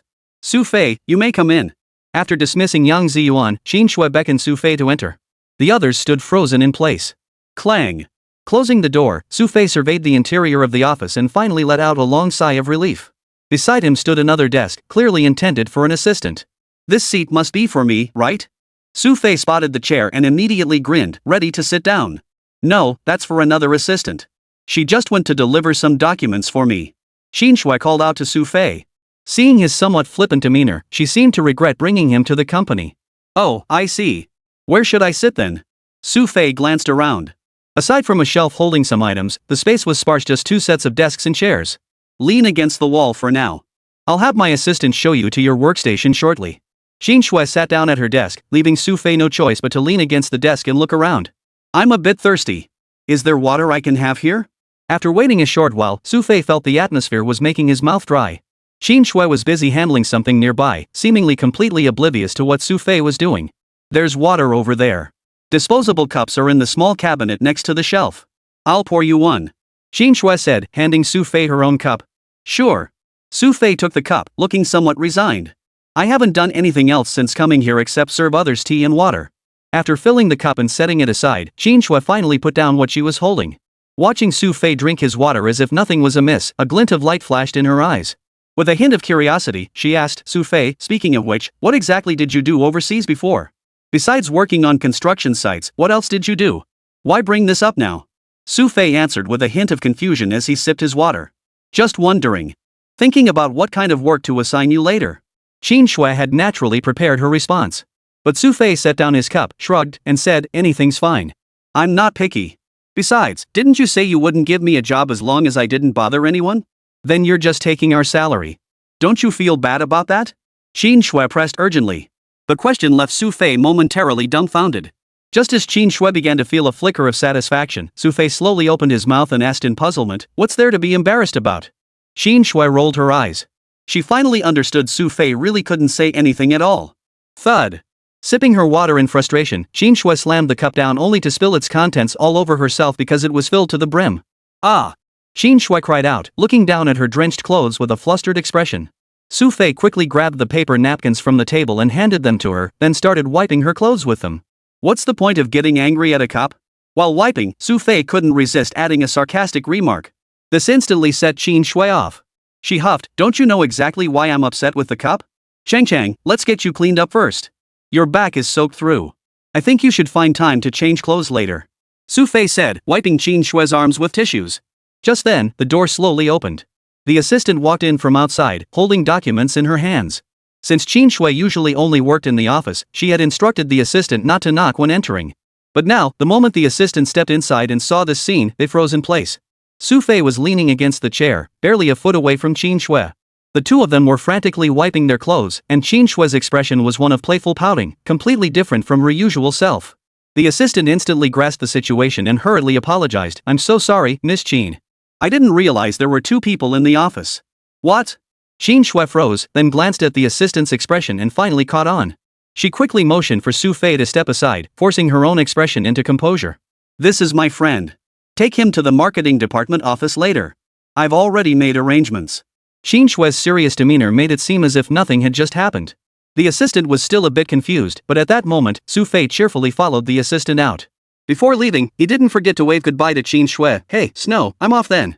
Hearing her referred to this way in the company, Qin Shui's normally fair and cool face flushed instantly, perhaps even carrying a hint of shyness. This was the first time the assistant had heard anyone dare to address Qin Shui that way. His gaze towards Xu Fei instantly took on a different hue.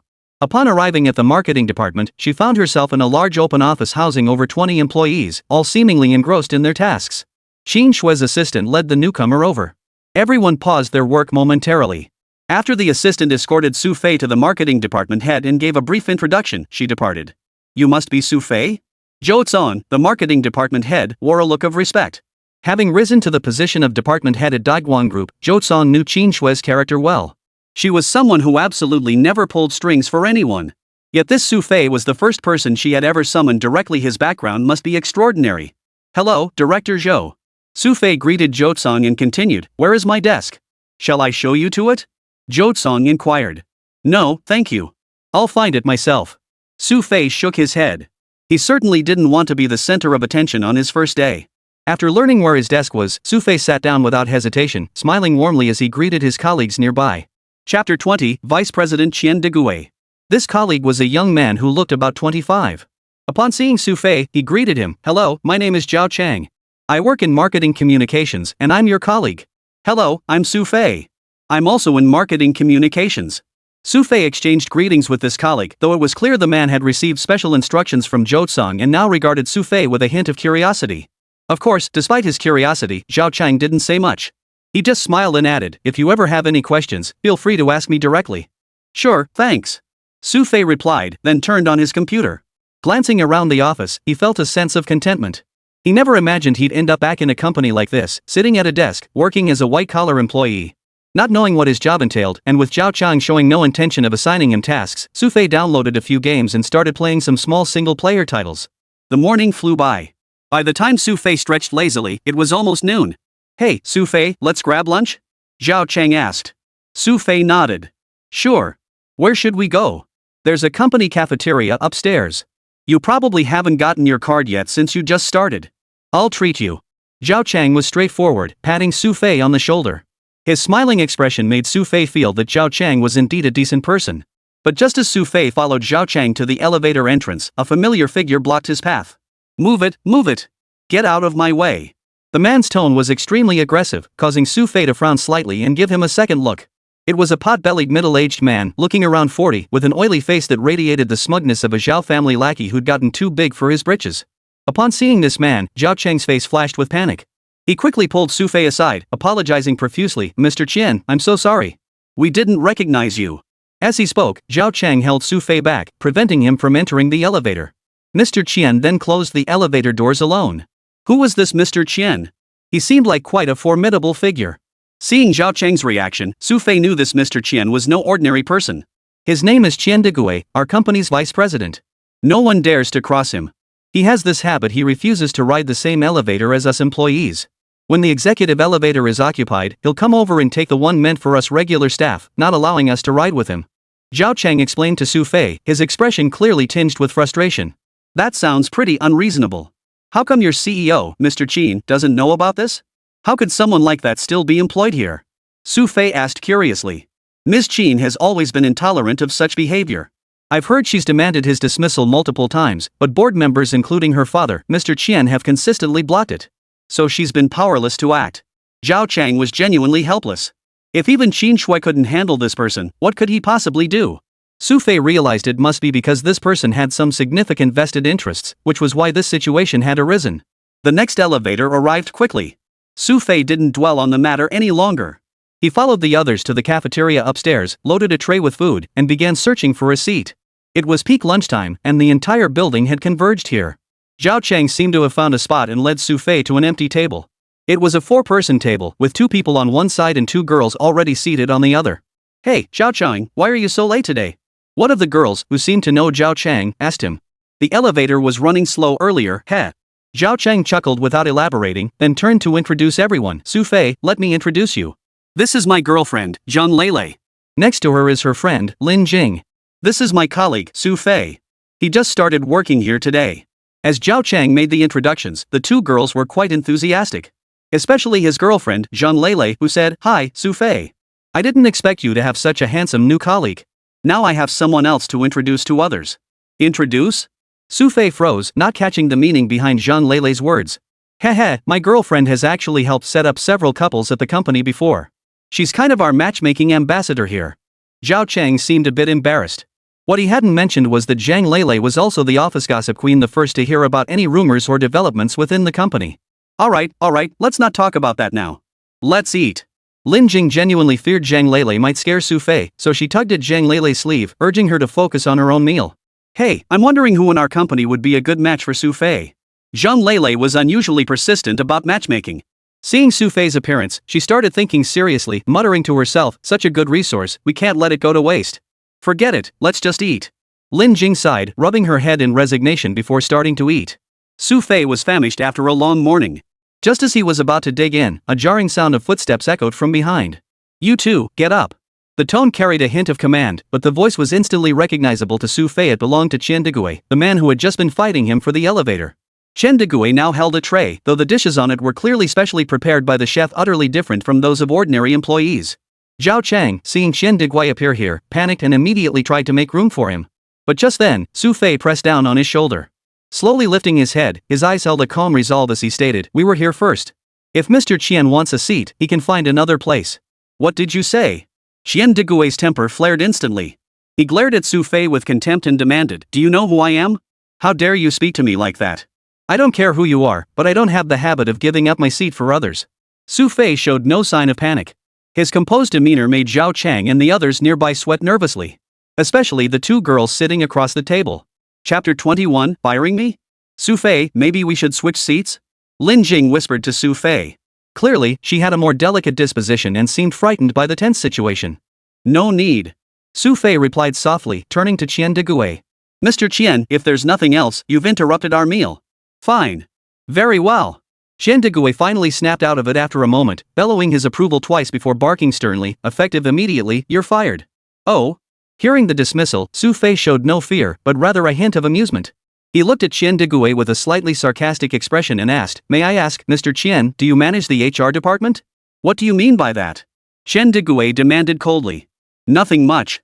I just want to know, if you don't manage HR, how can you fire me? Are you kidding me? Xu Fei shook his head and continued, if I receive official documentation from HR, I'll resign naturally. But for now, I'm still an employee of Dogwon Group. So I'll be staying right here in this seat. You! Qian Degue was truly furious. His eyes swept the room, locking onto someone nearby. He barked, you! Come here! The man summoned was in his 30s. His face immediately twisted with bitterness as he slowly approached. You!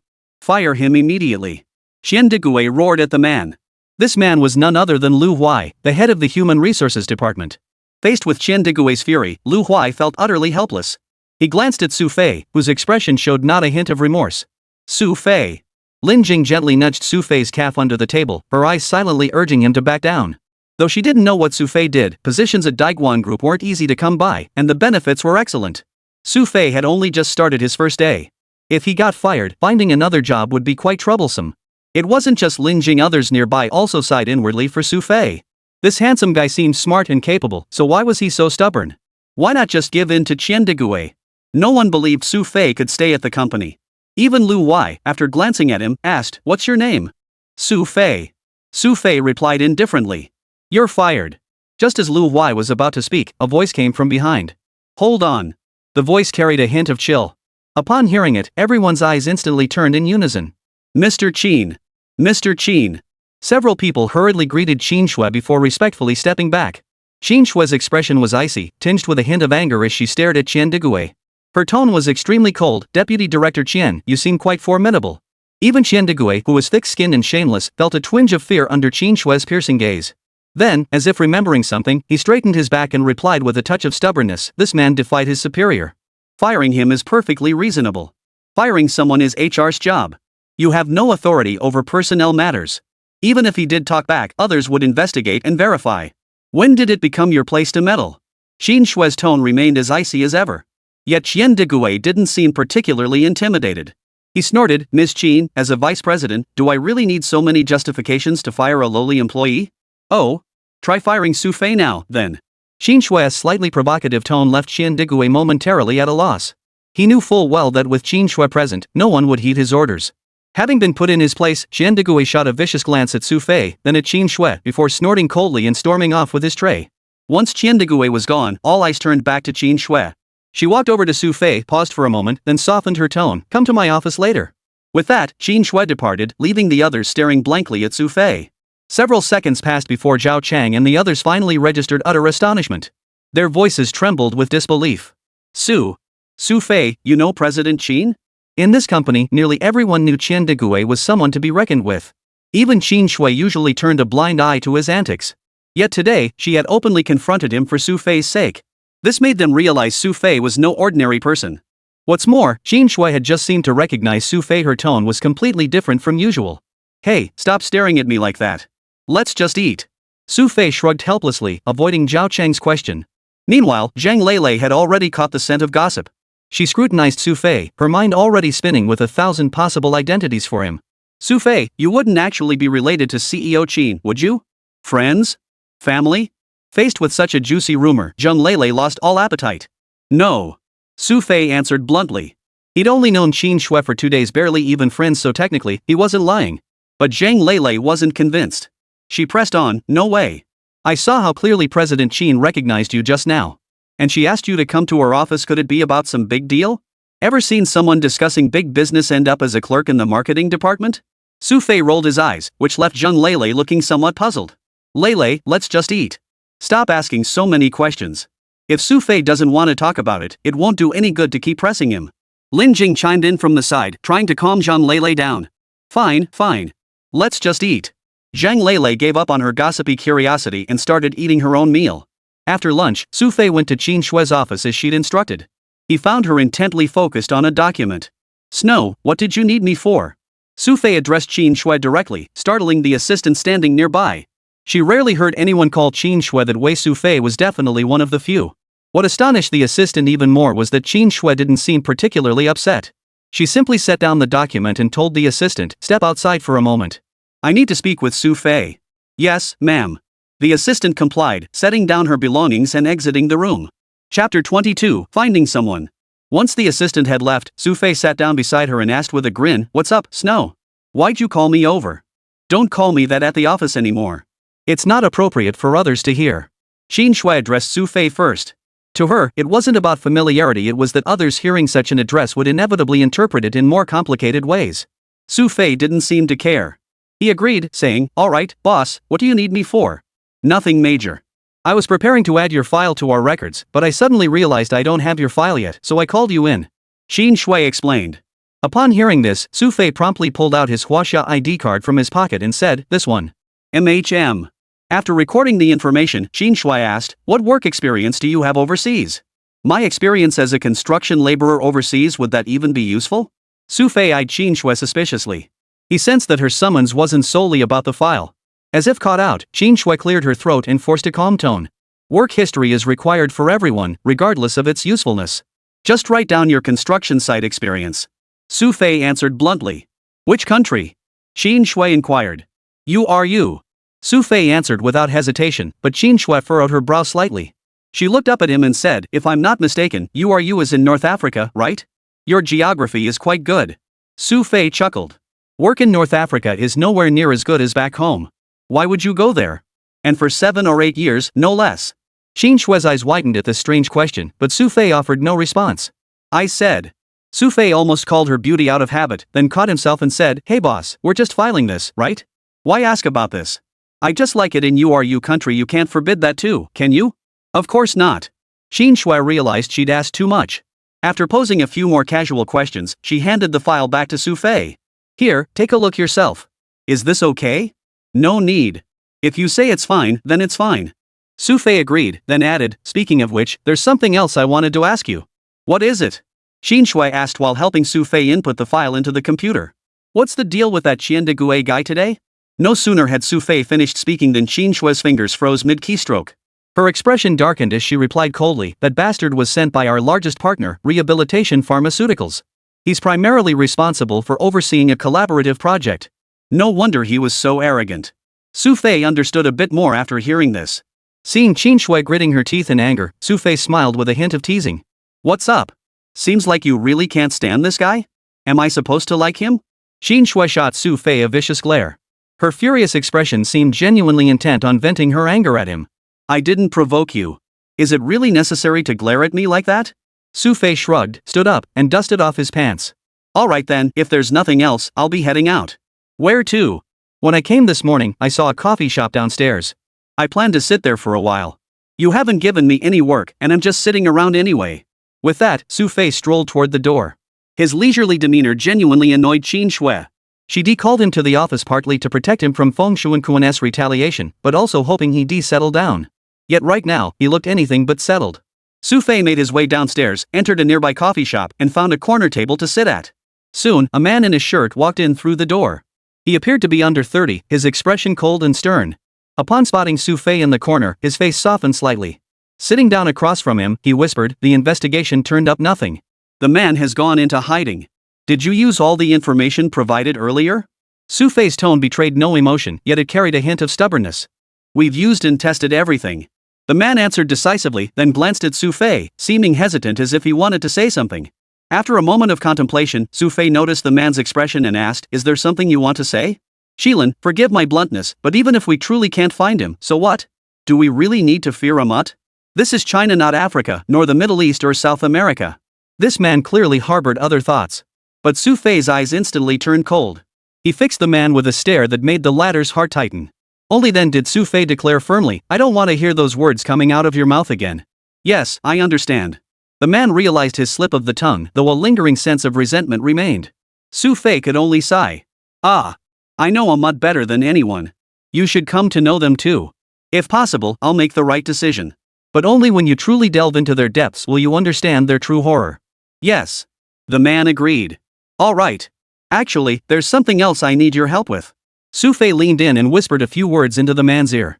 After listening to his instructions, the man nodded in agreement and walked out.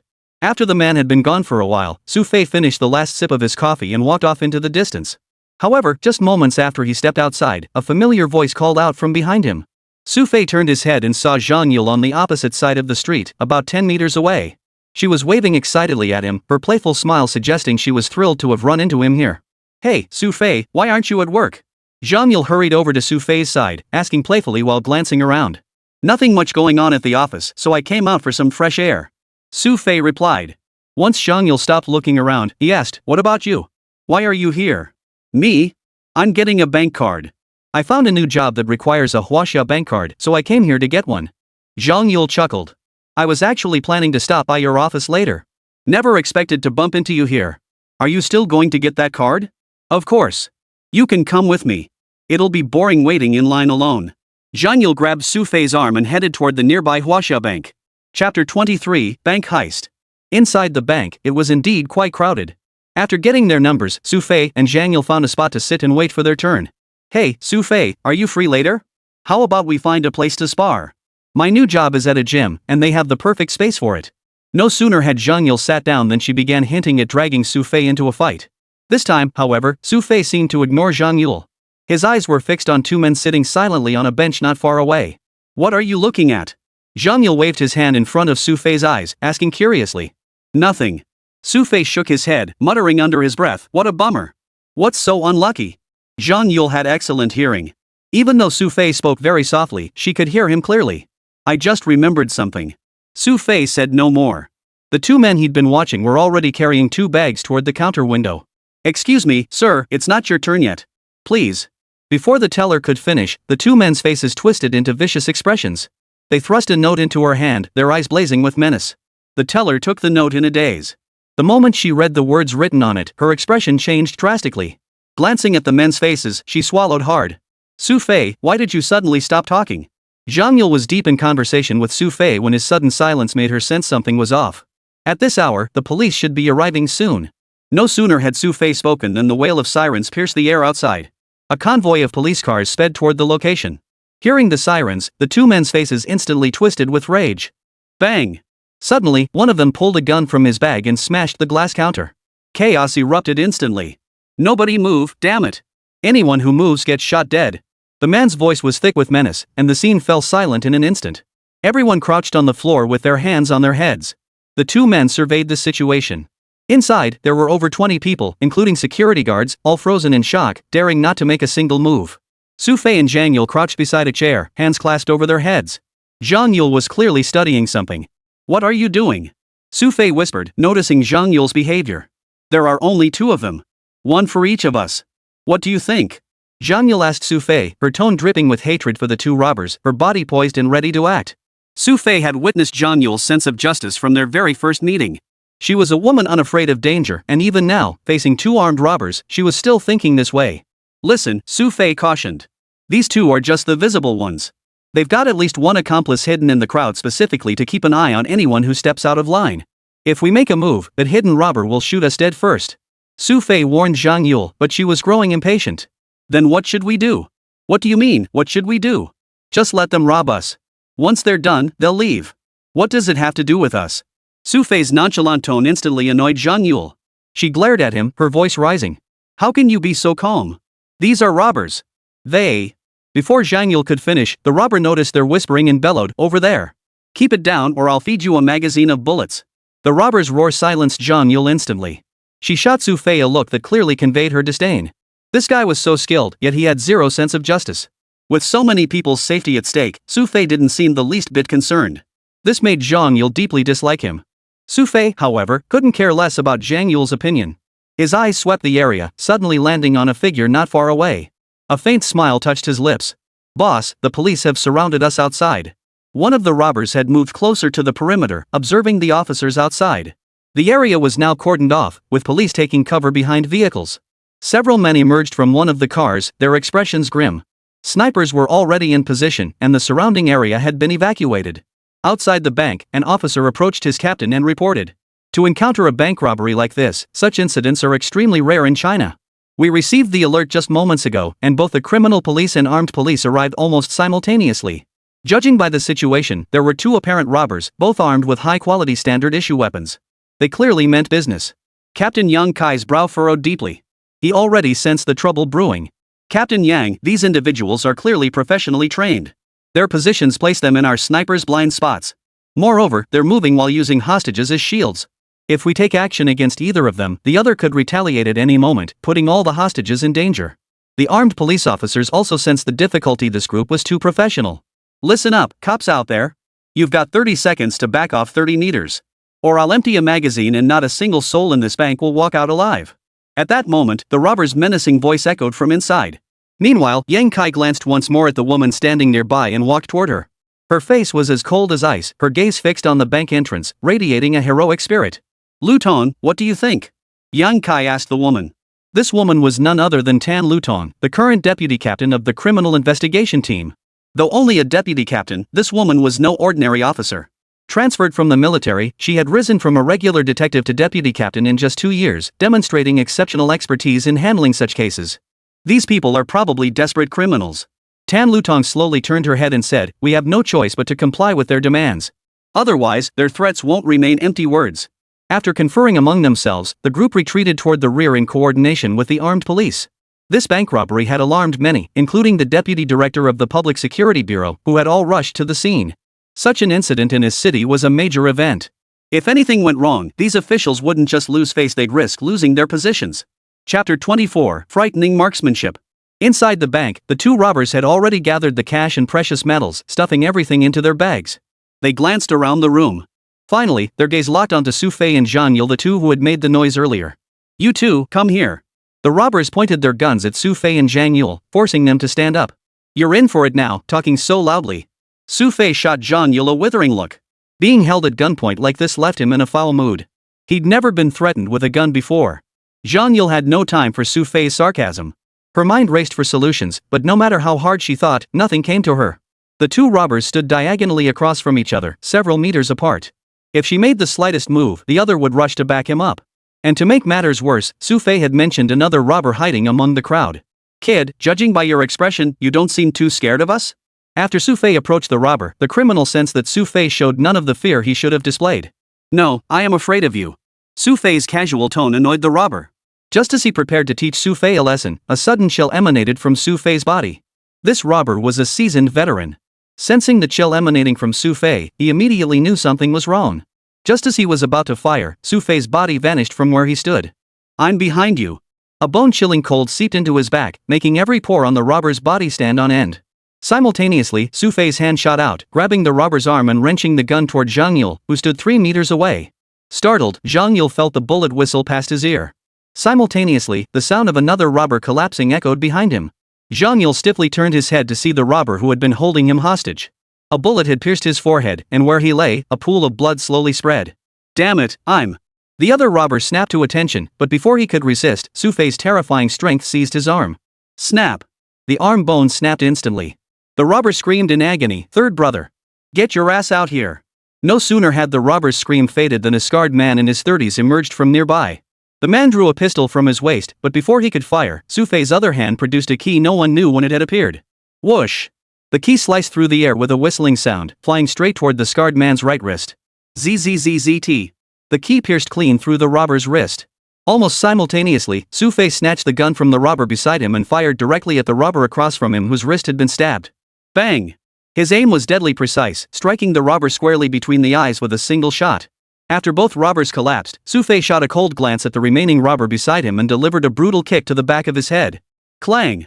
The robber's body flew backward, slamming hard into a chair and knocking him unconscious. After all, he needed to keep one alive for interrogation. Xu Fei didn't kill them all outright, especially with so many people watching nearby. With all three robbers neutralized, everyone around them froze in shock.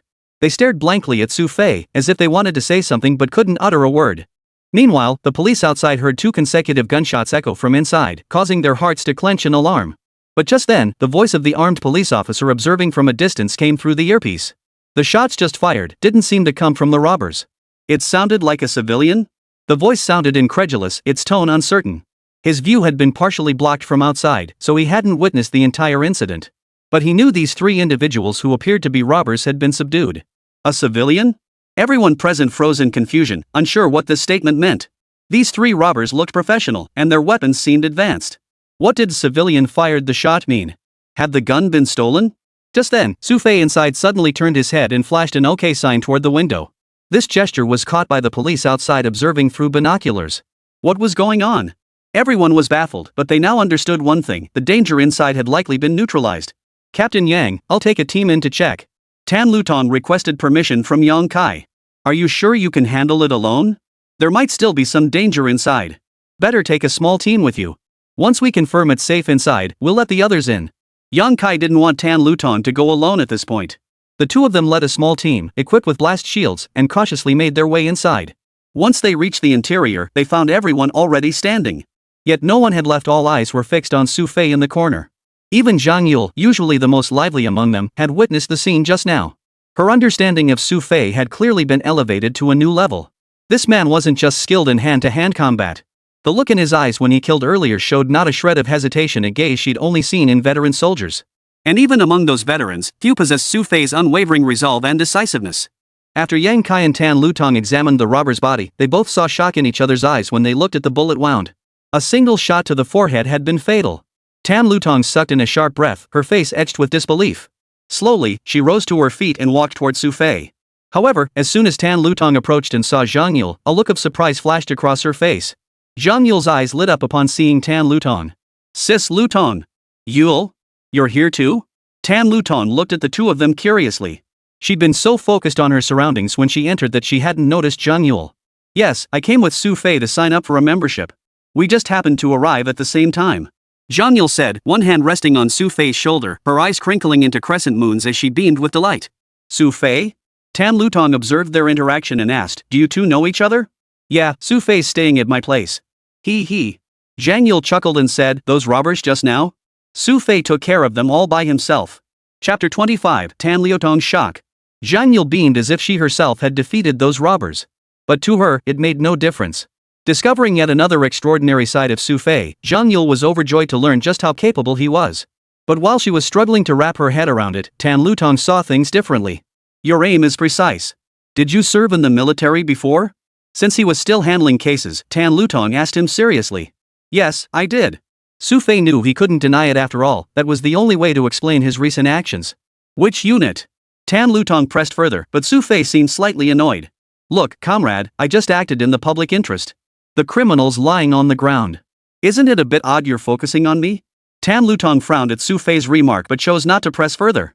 Meanwhile, Yang Kai, who had confirmed the area was secure, didn't interrupt Tan Lutong's encounter with an acquaintance. After using his walkie-talkie to signal the others to come in, he approached. "Comrade," he began, "we sincerely appreciate your heroic actions. However, we must request you accompany us to the police station. This is standard procedure, and we will also provide you with a reward to express our gratitude." Yang Kai's tone was sincere, and Xu Fei understood the procedure, so he agreed. As for Zhang Yule, she happily tagged along to the station, effectively serving as a witness for the record. Zhang Yule and Xu Fei were led into separate offices. The one questioning Zhang Yule was Tan Lutong, whom she recognized. "Yule, take a look, this is the surveillance footage from the bank just now." Tan Lutong had just retrieved the footage. After both reviewed it, they sucked in their breath in unison. This man possessed extreme excellence in both speed and combat skills, as well as the sensory awareness and experience needed to dodge bullets. Tan Lutong explained to Zhang Yule, continuing, and judging by his shooting technique, his aiming time was under 0.2 seconds. He shot purely by instinct and hit the forehead right between the eyebrows. Sis Lutong, Xu Fei was always exceptionally skilled. He was the one who saved me back then. Zhang Yule explained to Tan Lutong. Tan Lutong shook her head softly after hearing this. This is different. This man isn't just skilled in hand-to-hand combat, his reaction speed and accuracy with a gun are terrifying. Even I couldn't possibly lock onto an enemy and fire in an instant like that. He must use a gun frequently. You mentioned he returned from abroad, do you know what he was doing there? I've been asking him, but he doesn't seem inclined to tell me. Zhang Yule shrugged, then waved her hand dismissively. Anyway, as long as he's a good person, that's all that matters. He not only saved me but also helped you catch the robbers. Sigh, you really think things are that simple? Tan Lutong shook her head helplessly. Zhang Yule's attitude left her at a loss. Still, Zhang Yule was right about one thing, this time, Xu Fei had genuinely done a good deed. She couldn't possibly investigate him over this. But this man was like a ticking time bomb. If she didn't know what he was up to, it could very well lead to danger. As a detective, especially the deputy captain of the squad, Tan Lutong had a duty to avoid unnecessary risks. Alright, I reckon Xu Fei will be out soon. We can revisit this later.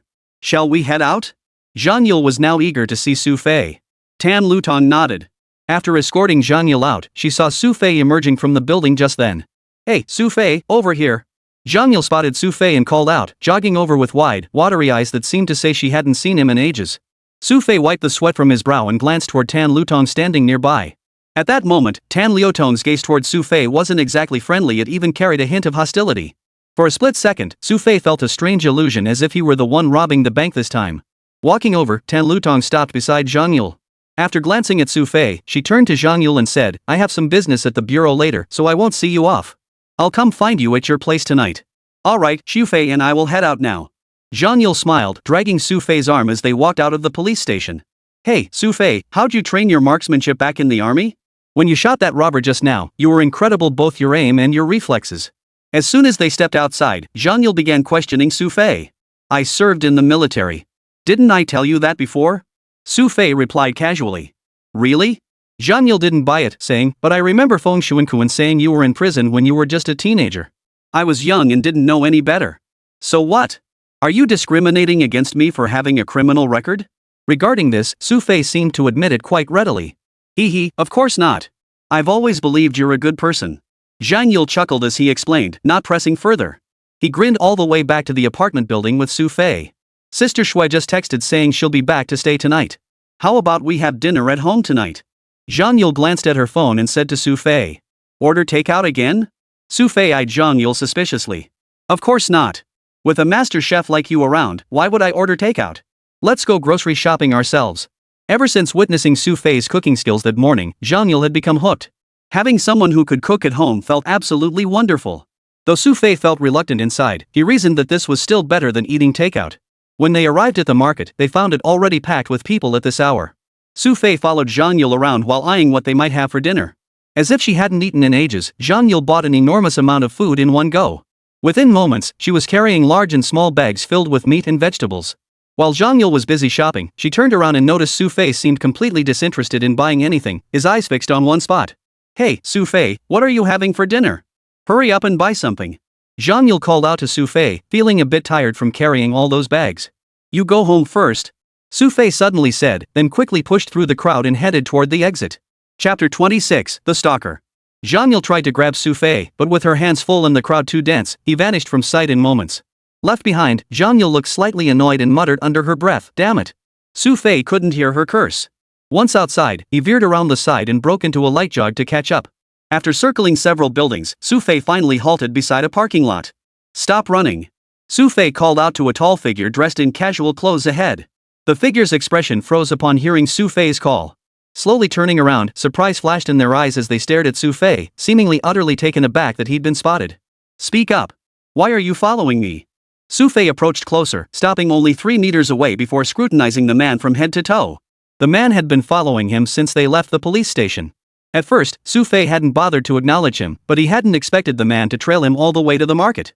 You actually noticed me? The man was genuinely surprised that Xu Fei had spotted him.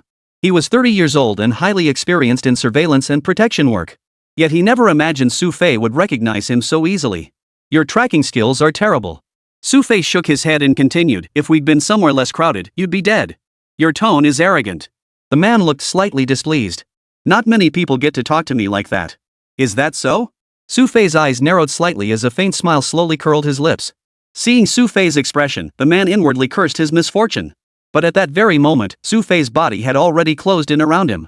The man tried to step back, but Xu Fei's hand had already seized his waist. SSH. Xu Fei ripped a pocket clean off the man's waist. Inside was a small black gadget. Snatching it away, Xu Fei examined it briefly before chuckling. Pretty professional equipment. Who the hell are you? The man's face twisted into an expression of utter discomfort. He now understood clearly that the person before him was definitely no ordinary individual. That speed just now proved it. If he wanted to kill him, it would be done in the blink of an eye. You came to watch me, and you don't know who I am? Xu Fei sensed something off in the man's words. Poof. The man gave a cold snort, seemingly unwilling to elaborate further. At that moment, Xu Fei seemed to recall something. A look of unease flashed in his eyes as he asked, the person you've been following, it can't be Zhang Yule, can it? Who exactly are you? What's your relationship with Miss Yulu? The man countered Xu Fei's question. His words were an unmistakable admission that the person he'd been following all along was indeed Zhang Yule. But when confronted like this, Xu Fei couldn't help but roll his eyes. Come to think of it, he retorted, aren't you the one who's been tailing us? I haven't asked you why you're following us, yet here you are questioning me. I have no authority to disclose that to you, nor any obligation to do so. The man replied coldly. Same here. Since you're not following me, you can keep doing that. As for this. He paused. Forget it. Here, take it back. Xu Fei tossed the communication device he just snatched into the air. The man saw it coming and immediately leaped to the side, snatching it out of the air with his hand. By the time he regained his bearings, Xu Fei had vanished. This man glanced around several times, his expression turning grave. He immediately reported Xu Fei's actions to his companions. Xu Fei, having left the scene, headed straight for home. Zhang Yule's identity was no simple matter. Xu Fei had already confirmed this. The man who had just followed him was highly professional, and it was clear that a team was likely stationed nearby, protecting Zhang Yule at all times. Back home, Zhang Yule had returned early and was busy in the kitchen preparing the ingredients she'd just brought back. But when Xu Fei entered the kitchen, he saw complete chaos everywhere, a fish thrashing on the floor, splattering blood everywhere. Wow, Xu Fei, you're finally back. Quick, look at this fish, it won't behave at all. Zhang Yule stood nearby holding a knife, clearly having just battled with the fish. Maybe you should put that knife down first. Seeing you holding it like that scares me. Xu Fei pointed at Zhang Yule's excited posture with the cleaver, worried she might slip and hurt herself. So what about the fish? Zhang Yule asked Xu Fei. I'll handle it. Xu Fei sighed, grabbed the fish from the side, smacked it hard on the head several times, then placed it in the sink to begin cleaning it. You tidy up around here, and wipe that area clean. Xu Fei gestured toward the kitchen, which Zhang Yule had already reduced to a shambles. He'd only been gone a moment, and Zhang Yule had already turned the spotless kitchen into a slum. Zhang Yule seemed a bit embarrassed himself, offering an awkward smile. I just wanted to get something done before you came back. It's mostly your fault. My fault? Yeah, if you hadn't suddenly bolted at the market, why would I have had to go home alone? Zhang Yule's talent for shifting blame was truly eye-opening to Xu Fei. But hadn't she bolted because someone was following her? All right, I never asked before, what does your family do? You seemed pretty knowledgeable about military stuff, and you even trained at a base. Why didn't you stay on to work there? Xu Fei steered the conversation toward the question he'd been dying to ask. But when Zhang Yule brought this up, she looked a bit downcast. I really wanted to stay in the military too, but my dad absolutely refused to let me. Your dad? Xu Fei asked in confusion. My dad said fighting wars is men's business, and within days he had me back home. He used to work in the military himself, a low-level officer. Zhang Yule explained thoroughly, but after a moment, he changed the subject. Alright, you've asked your questions. Now it's my turn. You mentioned you served in the military before. Which unit were you in? Li-Run. Xu Fei replied with just 2 words. Zhang Yule didn't catch it and asked, what did you just say? The unit I served in was called Sharp Blade. Ever heard of it?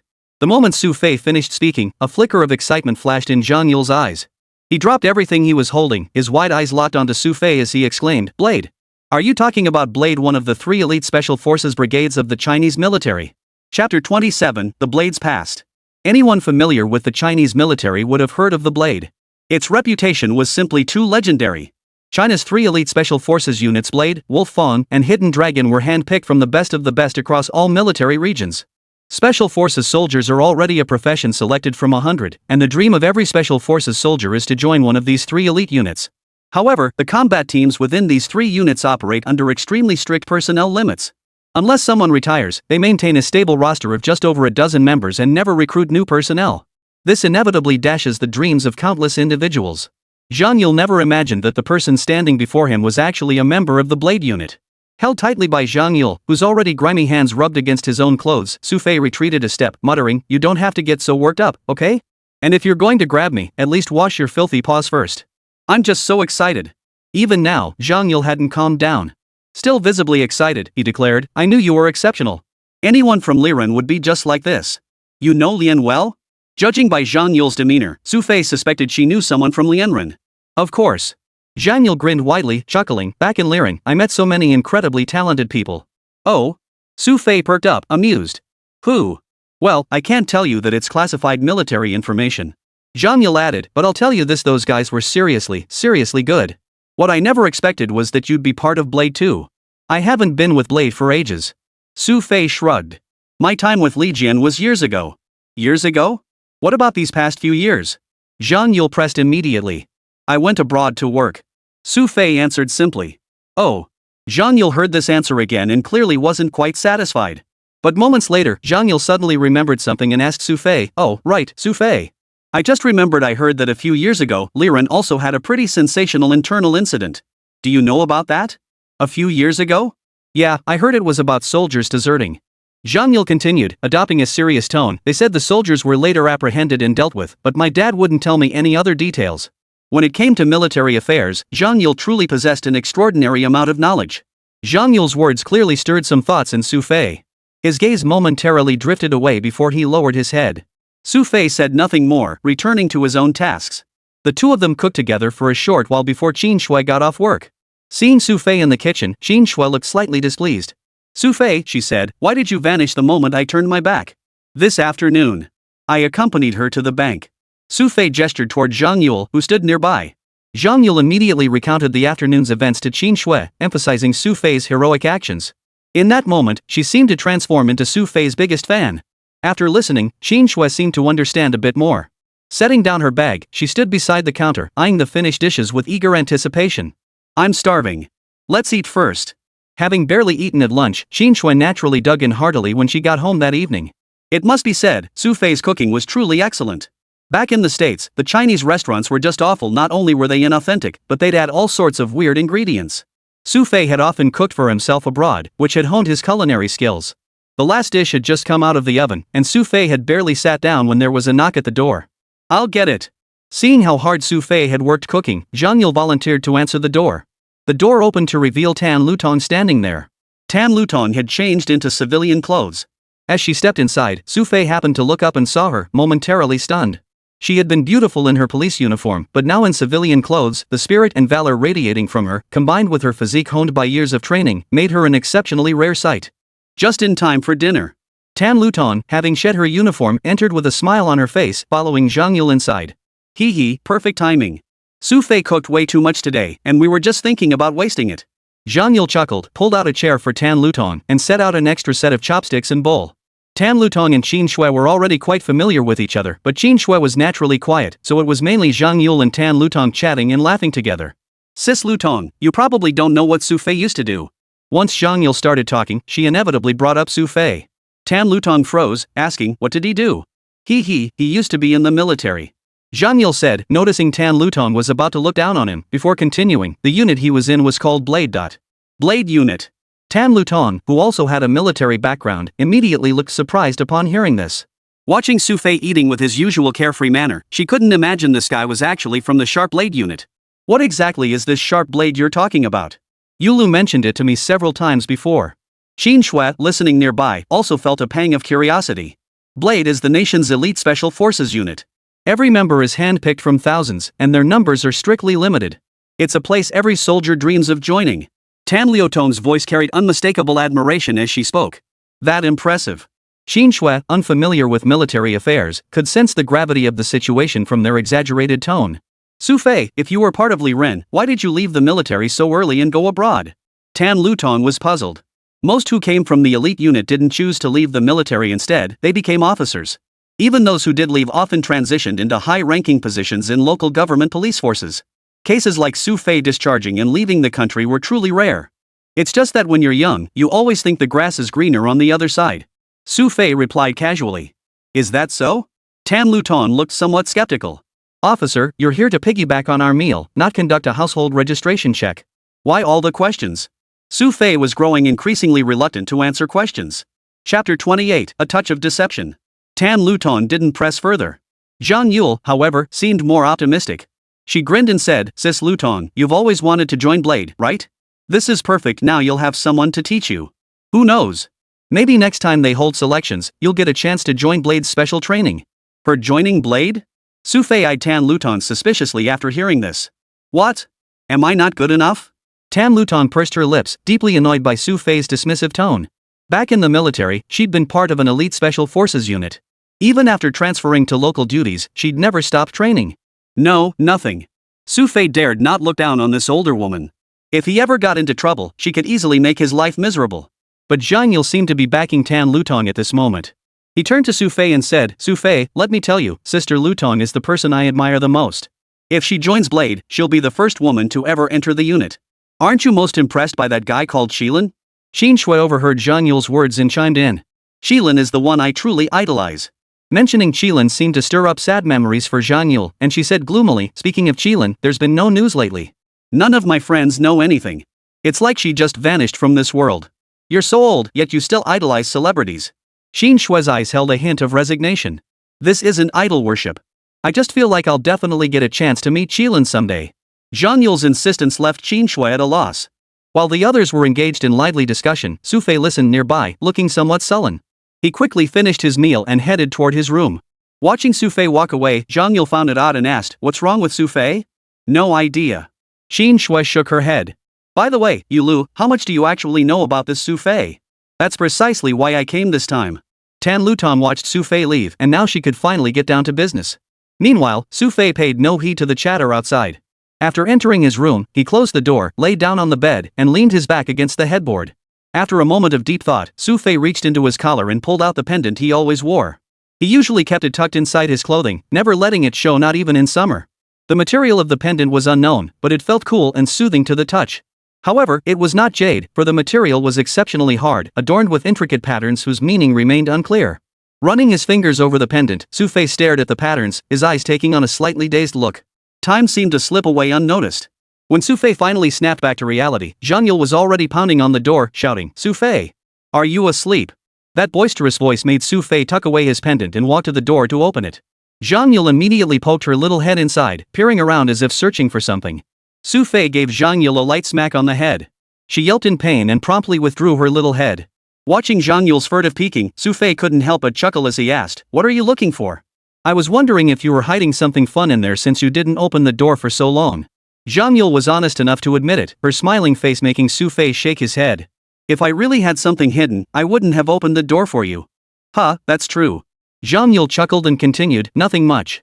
I just wanted to ask if you're going out later? Later? Who else? Xu Fei glanced outside. Tan Lutong seemed to have left already. Xin Shui was still in her room with the light on, probably busy with something. Just the two of us.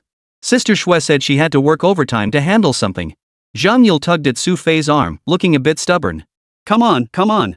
You don't have anything else to do anyway. It's the perfect chance for us to go out.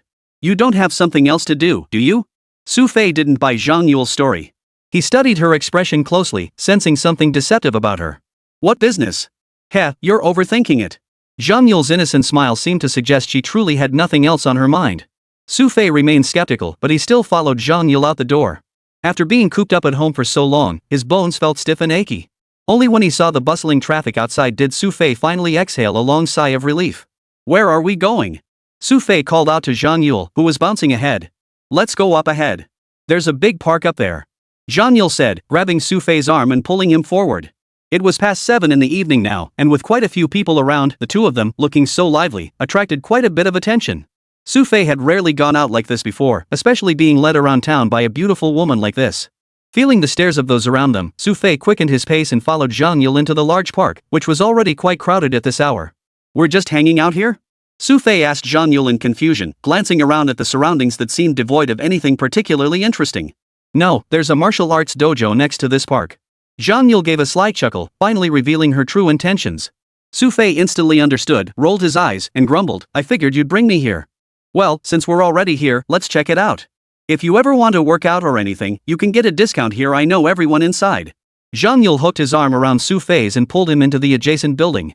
Guided by Zhang Yule, Xu Fei reached the 3rd floor, where a massive martial arts hall indeed unfolded before them. A karate sign hung above the entrance. Peering inside, Xu Fei saw numerous people sparring even though it was past 7 in the evening. As soon as Zhang Yule reached the entrance, the karate dojo's manager approached and greeted her. Yule, it's been ages since you last visited. Yes, Sister Sunday. Are you on duty tonight? Zhang Yule had a good rapport with Sun Hui. Yes, I'm about to finish my shift. Sun Hui glanced around before whispering to Zhang Yule, Yule, today might not be the best time for you to come. What's wrong? Zhang Yule asked. That guy Zhou Xiong is still inside. I see you brought a friend today, so maybe you should avoid him. He hasn't seen you in a while and is in a bad mood today. He even brought a few people to take it out on. Sun Hui said to Zhang Yule, her tone betraying a hint of helplessness and displeasure. Chapter 29, Zhou Xiong's Provocation. Hearing Zhou Xiong's name, Xu Fei looked puzzled. He glanced at Zhang Yule before asking Sun Hui, who is Zhou Xiong? A client of ours, Sun Hui replied. Sun Hui replied. Client? Xu Fei asked curiously. This karate dojo invites skilled practitioners to boost enrollment. Zhou Xiong placed in the top 5 at the Tianhai City Karate Tournament, so they recruited him to lend prestige. Zhang Yule said, her indignation and displeasure completely unmasked. Seeing Zhang Yule's expression, Xu Fei knew Zhou Xiong must be quite arrogant in everyday life. But since he was invited to boost the gym's reputation, no one dared confront him. Yule, is this your boyfriend? Sun Hui, quick-eyed, noticed Zhang Yule holding Xu Fei's arm and blurted out the question instinctively. No. Zhang Yule chuckled and said, he's my roommate. Roommate? Sun Hui was a bit confused, but Zhang Yule didn't elaborate. She pulled Xu Fei inside, saying as they walked, I'll tell you more later. I need to get in and practice. It's been so long since I've been here, my bones are all stiff. But Zhou Xiong. Before Sun Hui could finish her sentence, Zhang Yule had already led Xu Fei to a small shop nearby. After buying Xu Fei a karate uniform, Zhang Yule let Xu Fei go inside to change first, then entered the changing room himself. A short while later, Xu Fei emerged from the changing room. Seeing that Zhang Yule hadn't come out yet from the women's changing room, he stood nearby to wait. Kid, move aside. While Xu Fei waited for Zhang Yule, a slightly impatient voice came from behind him, tinged with a commanding tone. Xu Fei frowned slightly, stepping aside to get a clearer look at the person. Yellow teeth, long hair, several scars across his face, and sallow skin, he looked utterly menacing. Brother Xiong, old Ba just said he saw Miss Yulu arrive. She's changing clothes now. She should be out soon. Following closely behind him was a young man in his early 20s, his tone so obsequious it instantly brought to mind the word lackey. Brother Xiong? Zhou Xiong? Xu Fei muttered under his breath. Judging by the young man's address, this must be Zhou Xiong. Just then, Zhang Yule emerged from inside, fully dressed. Her casual clothes had been replaced with a white Taoist robe, giving her an added edge of lethality compared to usual. Upon seeing her emerge, Zhou Xiong immediately rushed over, his eyes sparkling with excitement. Yule! You finally came. I thought you were deliberately avoiding me and wouldn't show up for practice. I was deliberately avoiding you. So what? Zhang Yule lifted an eyebrow, responding to Zhou Xiong's words without a shred of mercy. Zhou Xiong's previously eager expression instantly froze, the air thick with awkwardness. But Zhang Yule couldn't care less about Zhou Xiong's reaction. She walked straight over to Xu Fei and said, ignore him. Let's go over there. With that, Zhang Yule practically dragged Xu Fei toward a nearby spot. Watching their retreating figures, Zhou Xiong's earlier eagerness vanished completely. Instead, his eyes flashed with hatred and irritation. Damn it, where did this kid come from? How dare he compete with me for a woman? Zhou Xiong gritted his teeth, clenching his fists so tightly they radiated a murderous aura that even his henchmen dared not approach. Brother Xiong. The young man following him cautiously addressed Zhou Xiong. Seeing that the latter wasn't directing his anger at him, he quickly added, Brother Xiong, I think this kid doesn't know his place. Maybe we should find a chance to teach him a lesson later. After all, this is your turf. Poof. I know that. Zhou Xiong snorted coldly and strode forward. Meanwhile, Zhang Yule and Xu Fei had arrived at an open training area. Zhang Yule looked relaxed, stretching his arms wide before beginning his warm-up. Xu Fei, let's just practice a bit later, okay?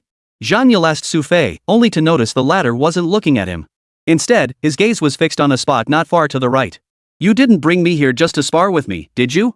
Xu Fei slowly turned his head after a moment. This remark exposed Zhang Yule's true intentions, yet instead of embarrassment, he grinned mischievously. Hee hee, I never planned on just sparring anyway. Someone's bound to come looking for trouble soon. When they do, you better beat the crap out of them for me. Zhou Xiong? Xu Fei asked. Yeah, who else could it be? Zhang Yule's mood soured at the mention of that name. Xu Fei finally understood why Zhang Yule had brought him here. This Zhou Xiong probably liked picking fights with Zhang Yule all the time. Plus, the fact that he was just guarding the locker room door made it obvious. Zhang Yule had likely avoided coming before because she couldn't beat Zhou Xiong. Now that she'd finally caught up with him, she couldn't wait to drag him into avenging her. Xu Fei shook his head helplessly. He knew coming here wouldn't end well. Turns out she was using him as her enforcer. Just as Xu Fei was talking to Zhang Yule, sure enough, not far away, Zhou Xiong was already walking over with 4 or 5 people. Though Zhou Xiong had a notoriously bad temper here, this world never lacks sycophants. After all, his high standing naturally attracted a following. His blatant approach instantly drew the attention of everyone practicing nearby. Look, Zhang Yule is here. But judging by Zhou Xiong's demeanor, it seems he's here to stir up trouble again. Almost everyone here knew Zhou Xiong had a thing for Zhang Yule, yet few actually liked Zhou Xiong. To put it bluntly, Zhang Yule's appearance was in a completely different league compared to Zhou Xiong's. The fair and graceful Zhang Yule was generally kind to everyone, while Zhou Xiong, though not yet 30, had dry, sallow skin and teeth caked with plaque, making him look like he was in his 30s or 40s. Hey kid, fancy moves, huh? Approaching the pair, Zhou Xiong bypassed Zhang Yule and addressed Xu Fei directly.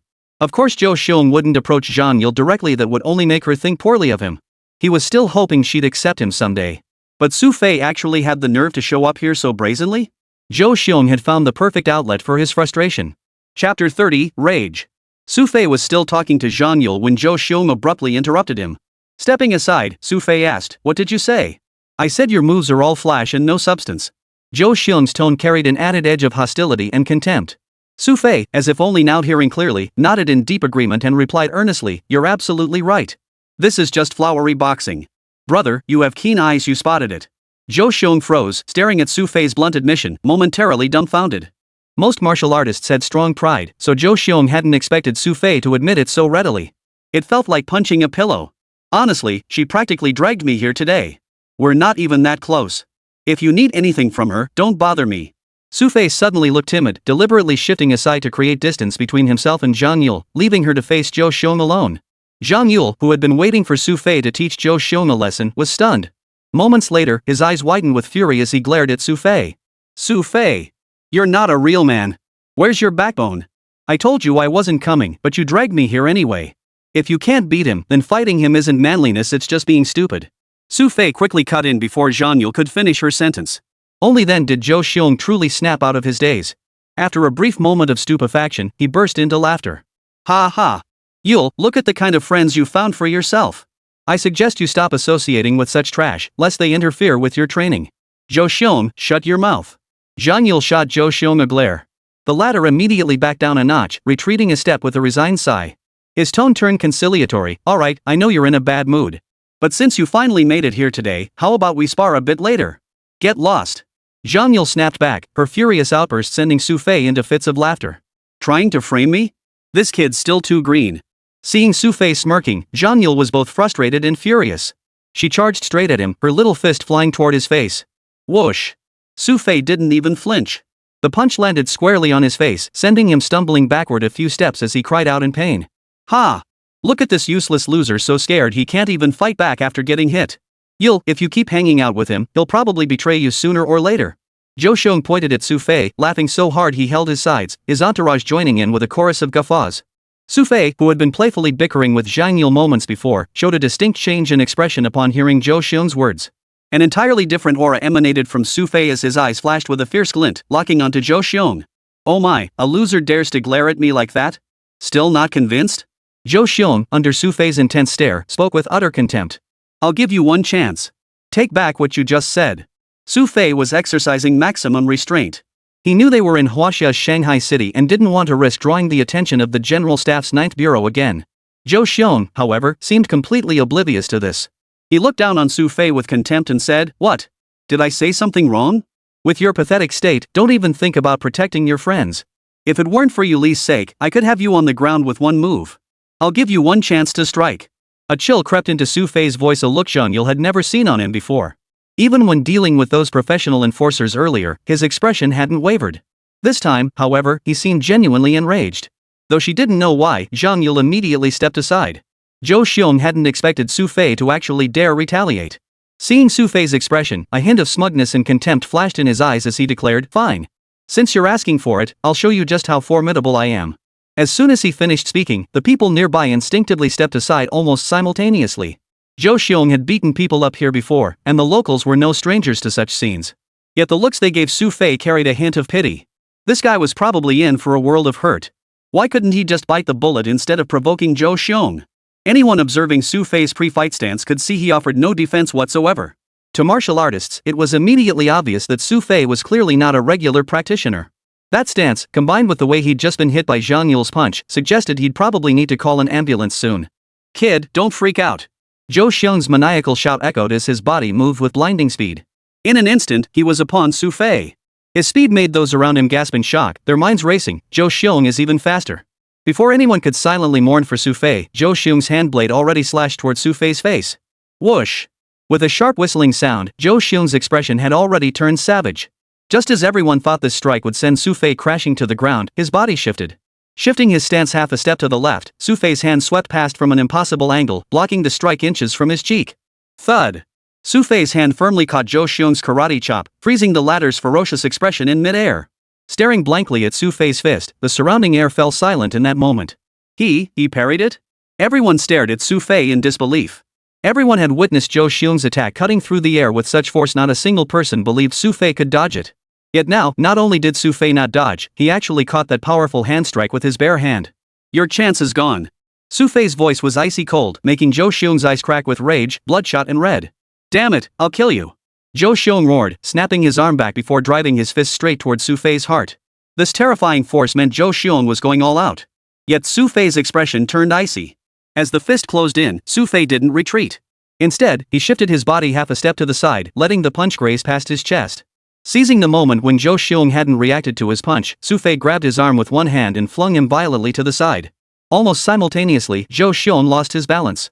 A ruthless glint then flashed in Xu Fei's eyes. Chapter 31, No Match. Thud! A single, unadorned heavy punch slammed into Zhou Xiong's chest. His body recoiled backward instantly, crashing into one of his henchmen with a thud. Both men fell to the ground. After a moment of numbness, Zhou Xiong felt an explosive pain in his chest. Whoosh! A murmur of astonishment rippled through the crowd. No one had expected Zhou Xiong to be knocked flat like that. "Brother Xiong, do you need help?" "This kid." Several henchmen immediately gathered around, supporting Zhou Xiong while preparing to speak. But before he could finish, Zhou Xiong smacked him hard on the head and roared, "Damn it! What the hell do you think you're doing? You really think I can't beat him? Didn't you see I just got careless? Yeah. That kid's no match for Brother Xiong." A more observant underling quickly explained to Zhou Xiong. Once the searing pain in his chest eased slightly, Zhou Xiong strode back toward Xu Fei, his eyes blazing with undisguised murderous intent. "Kid, I'm going to get serious now." Zhou Xiong knew he'd just embarrassed himself, and saying this was merely to salvage some face. Xu Fei ignored Zhou Xiong, standing there with a look of utter contempt. Zhou Xiong's anger flared, and he charged at Xu Fei with even greater speed than before. This time, Zhou Xiong was truly enraged. Yet despite Zhou Xiong's intimidating presence, Xu Fei's expression remained unchanged. His eyes were cold as he watched Zhou Xiong, his body standing perfectly still. "You little brat, you dare look down on me." Zhou Xiong unleashed a furious punch, aiming squarely for Xu Fei's head. Yet, no matter how fast Zhou Xiong moved, he overlooked one crucial fact: the man he faced was Xu Fei. Thud! Xu Fei's palm caught the fist with steady precision, a sharp, cold glint flashing in his eyes. In that instant alone, Zhou Xiong felt a chill run down his spine. Crack! Xu Fei's palm suddenly exerted force. The immense pressure instantly made Zhou Xiong's fist creak. The intense pain radiating from it made Zhou Xiong grimace in agony. Xu Fei released his grip and delivered a swift roundhouse kick, sending Zhou Xiong flying 3 meters before crashing into a nearby pillar. Beads of sweat formed on his forehead. The intense pain, combined with the pressure of so many people watching, made Zhou Xiong feel a shame he had never known before. His eyes darted around the room, and in that moment, he spotted an iron bar that had just been removed from a piece of equipment. Freshly removed, it still bore sharp edges. Zhou Xiong's eyes turned red as he spotted the bar, seeing it as his salvation. "You little bastard! I'll kill you!" Zhou Xiong cursed, snatching the iron bar beside him. He rose once more and charged toward Xu Fei. This time, not only the surrounding crowd, but even Zhang Yule beside him was visibly shaken. Just as she was about to warn Xu Fei to be careful, she noticed an unprecedented murderous intent flash across his face. Foolhardy. Xu Fei's cold gaze sent a chill down everyone's spine. By now, Zhou Xiong had completely lost his mind. He swung the iron bar viciously at Xu Fei, its sharp edges aimed straight for his face. Everyone held their breath. As Xu Fei seemed poised to be struck by the bar's edge, they couldn't bear to watch, convinced he'd be covered in blood any second. Yet, just as tension reached its peak, Xu Fei moved. His movements were too swift to follow. In the blink of an eye, Xu Fei's body vanished from where he stood. Whoosh! The iron rod swung viciously forward, striking only air. Just as Zhou Xiong tried to locate Xu Fei again, a bone-chillingly cold voice rang out beside his ear. I'm behind you. As the icy words echoed, Zhou Xiong felt a piercing pain shoot through his arm. Snap! This time, Xu Fei showed no mercy whatsoever. The terrifying force snapped Zhou Xiong's arm clean off. Splat! The hand gripping the iron bar instantly lost all strength. Xu Fei seized the broken limb, executed a shoulder throw, and hurled Zhou Xiong's entire body into the air. Just then, darkness engulfed Zhou Xiong's vision as Xu Fei's leg followed swiftly, striking him squarely in the face. Crack! A row of teeth instantly fell out. Zhou Xiong's body slammed into the pillar. Even as he lost consciousness, several loose teeth still oozed blood from his mouth. Xu Fei watched Zhou Xiong's fallen form, his expression finally softening slightly. Glancing around, he found the surrounding area now utterly silent. The once boisterous martial arts hall now held such profound silence that a pin dropping could be heard. Everyone stared dumbly at Xu Fei, eyes wide as if witnessing a deity descending to earth. Only a few seconds later, the crowd suddenly snapped out of their trance. Their faces lit up with excitement, and thunderous applause finally erupted. No one could have imagined anyone could defeat Zhou Xiong so decisively and cleanly. Zhou Xiong now lay unconscious beside the pillar, half his teeth already knocked out, with the few remaining ones teetering precariously. The sight was almost comical. You lot, call emergency services for him. Xu Fei's gaze swept over Zhou Xiong's former henchman. Only then did they snap out of their stupor, scrambling over to Zhou Xiong's side. They propped him up while frantically dialing the emergency number. Meanwhile, Zhang Yule rushed toward Xu Fei with overwhelming emotion, throwing her arms around him in an enthusiastic hug that left Xu Fei momentarily breathless. Cough cough. Xu Fei pushed Zhang Yule away, coughing and gasping for breath. Hey, sis, are you trying to strangle me? He grumbled. Hee, I just got too excited. Seeing Xu Fei struggling to breathe in her embrace, Zhang Yule awkwardly scratched her head before gushing again. Xu Fei, from now on, as long as you teach me well, if you tell me to go east, I'll never go west. Forget it. I'd be happy just if you'd behave yourself. Xu Fei didn't expect Zhang Yule to actually listen to him. With her scatterbrained personality, it would be a miracle if she stopped digging herself into holes. Don't worry. I'll definitely listen to you from now on. Zhang Yule patted her chest in assurance. Just then, a figure finally pushed through the intense crowd surrounding them. Chapter 32, The Boss Has a Scheme? His hair was slightly disheveled, clearly having exerted some effort to push through the crowd. Wearing glasses and a suit, he looked refined and scholarly, probably in his 30s. Hello, sir. Upon seeing Xu Fei, the man first greeted him respectfully, then said, My name is Li Lei. I'm the owner of this martial arts gym. The owner? Xu Fei hadn't expected this incident to involve the owner. Would you mind joining me inside for a moment? I'd be delighted to show you around. Li Lei's polite demeanor, coupled with the fact that it was still early, made Xu Fei feel it was no big deal. He replied, Sure, I'm actually a bit thirsty. You don't bite the hand that feeds you. Li Lei's demeanor made it impossible for Xu Fei to refuse. Following Li Lei into the inner room, Li Lei promptly had someone pour Xu Fei a cup of tea. After a moment, he spoke sincerely, Sir, your skills today have truly opened my eyes. I've never seen anyone with such mastery in my entire life. May I ask your name? Xu Fei. Mr. Xu Fei, you see, our martial arts academy is currently recruiting talented individuals. We would be honored if someone of your caliber would consider joining us regularly. With that, Li Lei pulled a membership card from his pocket and handed it to Xu Fei, adding, This is our martial arts academy's highest tier membership card. Even Zhou Xiong never received one like this before. Oh? Xu Fei looked slightly surprised. Zhou Xiong arrived here 3 months ago. As one of Tianhai City's renowned martial arts academies, we naturally couldn't refuse him when he chose us. But his behavior since arriving has truly left me at a loss. Li Lei began complaining to Xu Fei, if we refuse him, this guy could send people to challenge our dojo at any moment. You know, in the martial arts world, if we actually get successfully challenged, then we'd likely lose all standing in Tianhai City. So you just let him run wild? Xu Fei cut him off without hesitation, silencing Li Lei. Standing up, Xu Fei glanced at the membership card, took a sip of tea, and then said to Li Lei, Sorry, I'm not interested. You can keep it. With that, Xu Fei strode straight toward the door. Zhang Yule, seeing Xu Fei heading out, naturally quickened his pace to follow. After the two changed clothes and left, a hint of ruthlessness flashed across Li Lei's face as he muttered to himself, "This guy really isn't falling for it." Xu Fei hadn't heard Li Lei's mutterings. Only after Zhang Yule had followed him out and walked several hundred meters did she tug at his sleeve, complaining, "Xu Fei, why are you walking so fast? We've drawn attention. If someone follows us back, we'll be in trouble." Xu Fei glanced back. Sure enough, someone was still watching them from a distance. The strength Xu Fei had just displayed undoubtedly earned him a newfound respect from these people, and Zhang Yule was certainly among them. "Honestly, I never imagined you were this skilled. That Zhou Xiong guy was incredibly tough. I fought him several times before and lost every single time. But against you, he couldn't even last a few moves." Zhang Yule's eyes sparkled as he declared, "With you around, I bet no one will dare challenge me anymore. Listen, don't come to me for this kind of thing in the future." Xu Fei rolled his eyes. He'd been tricked into coming here today and hadn't even confronted her about it yet, but here she was already thinking about the next time.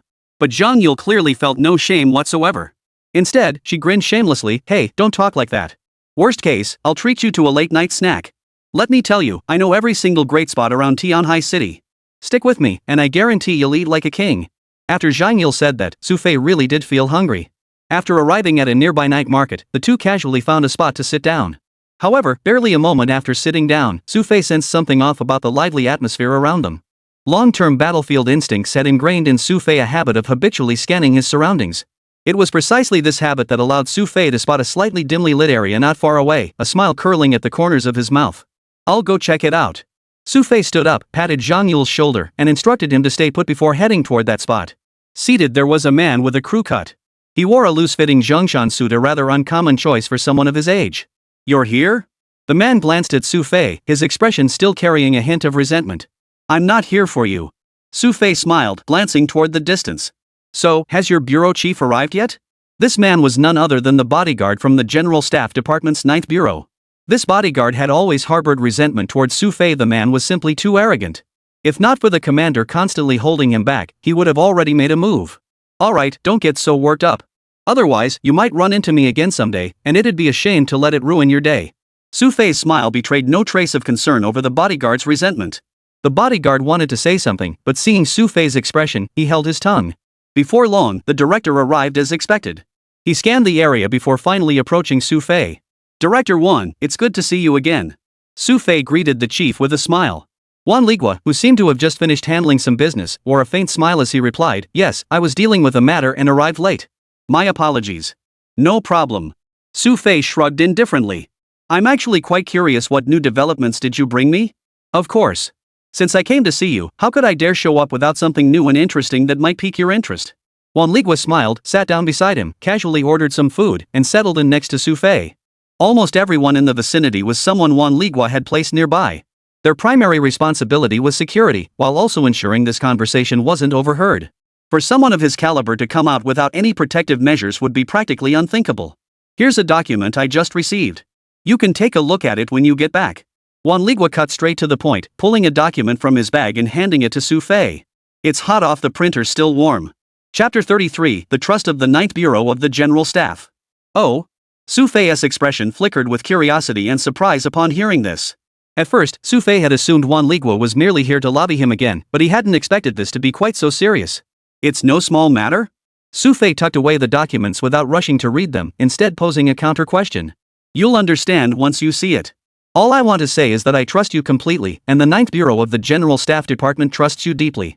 Wan Ligua's words carried a hint of sincerity. "Well, this is quite flattering," Xu Fei remarked with a hint of teasing. "Me, a mere international rogue in your eyes, and yet I'm trusted like this?" Xu Fei's tone carried a hint of teasing. But he wasn't wrong. In these people's eyes, mercenaries were essentially a bunch of thugs, a group of people willing to do anything for money. Yet upon hearing Xu Fei's words, Wan Ligua's expression shifted. "You're different," he remarked. "You possess the integrity we Chinese should uphold." "Oh? Can you really see that?" Xu Fei maintained his usual irreverent demeanor. "Alright, I'll say no more. I hope you'll give this serious thought when you return. The 9th Bureau of the General Staff Department stands ready to provide you with whatever assistance you need. But equally, I hope you'll provide us with the necessary information." Wan Ligua couldn't say more. Though he held high hopes for Xu Fei, repeating himself 3 times had already lost its impact. Further words would serve little purpose. Xu Fei folded the documents and slipped them into his pocket, showing no intention of lingering. He returned to stand beside Zhang Yule. Zhang Yule had been watching from a short distance away the entire time. As soon as Xu Fei returned, she eagerly asked, "Xu Fei, who were those people just now?" Leaning against Xu Fei, Zhang Yule occasionally glanced at Wan Ligua and his group, her eyes blinking with curiosity. "Friends," Xu Fei replied casually. "Friends?" Zhang Yule didn't buy Xu Fei's story, but she knew he wouldn't elaborate. She couldn't help but glance at Wan Ligua again. The more she looked, though, the more familiar Wan Ligua seemed. Though the lighting was dim, Zhang Yule felt certain he'd seen Wang Ligua before, if not in person, then at least in photographs. Who could it be? Zhang Yule propped her chin on her hand, sinking into deep thought with a serious expression. "Alright, stop thinking about it. If you don't eat soon, everything will get cold," Xu Fei called out to Zhang Yule. At his reminder, she momentarily set aside her preoccupation and began eating heartily. After they were full, Xu Fei noticed Wan Ligua still sitting nearby. A smile touched his lips as he waved to the owner. "Handsome, anything else you'd like?" The owner approached enthusiastically, asking Xu Fei. "Boss, those guys took care of our bill," Xu Fei said, giving Wan Ligua a nod. Only after confirming the owner knew both of them did he lead Zhang Yule away. With Xu Fei gone, Wan Ligua prepared to leave as well. "How much is it, boss?" Wan Ligua asked the owner. 270 yuan total," the owner replied. "What?" The bodyguard beside him immediately raised his voice, exclaiming, "That's impossible. We only ate this much, it should be no more than 100 yuan. Those two just said they'd cover your bill too." "Aren't you friends?" the owner asked in surprise. "Who said we're friends with them?" The bodyguard tried to protest, but Wan Ligua cut him off. He pulled out his wallet from his bag and smiled at the owner. "Yes, we are friends. Here's 300 yuan. With Wan Ligua intervening, the bodyguard had no choice but to sit nearby, seething with resentment. While the owner went to get the money, the bodyguard couldn't help but grumble, "Sir, this kid is way too arrogant. We brought him stuff out of goodwill, and now he's trying to stick us with the bill. Come on, it's just over $100. Wan Ligua chuckled. "But I just can't stand him." The bodyguard stubbornly held onto his opinion. Meanwhile, Xu Fei and Zhang Yule had already left the place. After walking a distance, Zhang Yule seemed to sink back into that pensive state. "What are you still thinking about? You look so deep in thought," Xu Fei asked curiously. "I just keep feeling like I recognize your friends from earlier." Zhang Yule couldn't keep things bottled up inside and answered bluntly. "Familiar?" Xu Fei was far more surprised than Zhang Yule upon hearing this. After all, Wan Ligua was the director of the General Staff Department's 9th Bureau. The fact that Zhang Yule found them familiar at least suggested his family background was on par with that of the 9th Bureau. Hey, what were the names of those friends of yours, Xu Fei?" At that moment, Zhang Yule suddenly thought that if he knew their names, he might just remember. "Chen Erdu," Xu Fei blurted out, leaving Zhang Yule stunned. "Chen Erdu? What kind of weird name is that?" "That's just what they call him. See if you can remember him." Xu Fei shrugged his shoulders. His straightforward manner sent Zhang Yule back into deep thought. Xu Fei secretly breathed a sigh of relief. If he really told Zhang Yule Wan Ligua's real name and she remembered it later, he'd be the one in trouble. Meanwhile, several kilometers away, Wan Ligua, who was preparing to head home, let out a huge sneeze. "What's going on?" he grumbled. "Is my body failing me?" His bodyguard, noticing this, quickly interjected, "Sir, you should put on your coat. Don't catch a cold." "MHM." Wan Ligua nodded, though he didn't feel like he was coming down with anything. By the time Xu Fei and Zhang Yule returned home, it was nearly 11 p.m. At this hour, the light in Qin Shue's room was still on. "Does your sister Qin Shue always stay up this late?" Xu Fei recalled that Qin Shue hadn't seemed particularly energetic that morning. "Yeah, Qin Shue's only been at this company for less than 2 years. She's got a ton on her plate." Zhang Yule's expression softened slightly as she mentioned this. "Alright, I'm going to take a shower and then sleep. We'll talk about this later." Xu Fei didn't dwell on it much after all. Qin Shue's affairs weren't his to meddle in. After showering, Xu Fei headed straight back to his room. Locking the door, he switched on the desk lamp and pulled the documents Wan Ligua had just given him from his pocket. The documents consisted of just 2 sheets of A4 paper. Leaning against his bedhead, Xu Fei unfolded the papers and began reading. Chapter 34, Bounty Hunt. At first, Xu Fei's expression remained calm as he opened the documents. But as his eyes scanned downward, his expression grew increasingly grave. Upon reaching the next page, the solemn Xu Fei suddenly flashed a cold glint in his eyes, a murderous intent radiating from within. Creak! Xu Fei clenched his fists so tightly his knuckles cracked. It was rare to see him look so grim, his teeth gritted. Half a minute later, Xu Fei got up, turned on his computer, entered a website, and typed in his username and password. As the login completed, the webpage transformed. The previously somewhat bright interface instantly turned pitch black, radiating an eerie, sinister aura. This was a forum website gathering international mercenaries and assassins. Access was strictly invitation only, meaning only seasoned veterans on the global stage could enter. Xu Fei opened a forum section and immediately noticed the red announcement at the top, clicking on it. This section primarily served as the platform for posting international bounty hunts. As Xu Fei scrolled down the red list of targets, he spotted that conspicuous name at the very bottom. Those bastards.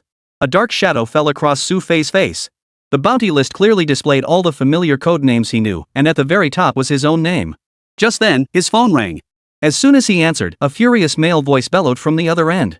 "Boss, I don't know which bastard did this, but nearly all the main members of Lightning are on the list now, including you." The rage in the voice carried a hint of viciousness. "I know." Xu Fei nodded, his gaze fixed on the computer screen, a hint of murderous intent in his eyes. Slowly, he said, "A mutt did it. A mutt." The name sent rage surging through the voice on the other end of the line. "Damn it. A mutt already targeted dozens of us Lightning members last time. Now he has the nerve to openly post bounties for our heads? If we don't do something, they'll think we're weak and easy to push around." "No." Xu Fei flatly rejected the suggestion from the other end of the line. "Everyone stay put. Without my orders, no one is to make a move." "But boss, they've already made their move." "We?" The voice on the other end sounded reluctant. "Follow my orders. Execute." Xu Fei coldly uttered those 6 words before hanging up. Meanwhile, on the other end of the line, the person heard the busy tone and slammed their fist hard on the table. Thud. In an instant, one corner of the desk shattered, collapsing entirely onto the floor. "Black Dragon, what did Qilan say?" Not far away, someone asked Black Dragon, who had just finished his call with Xu Fei.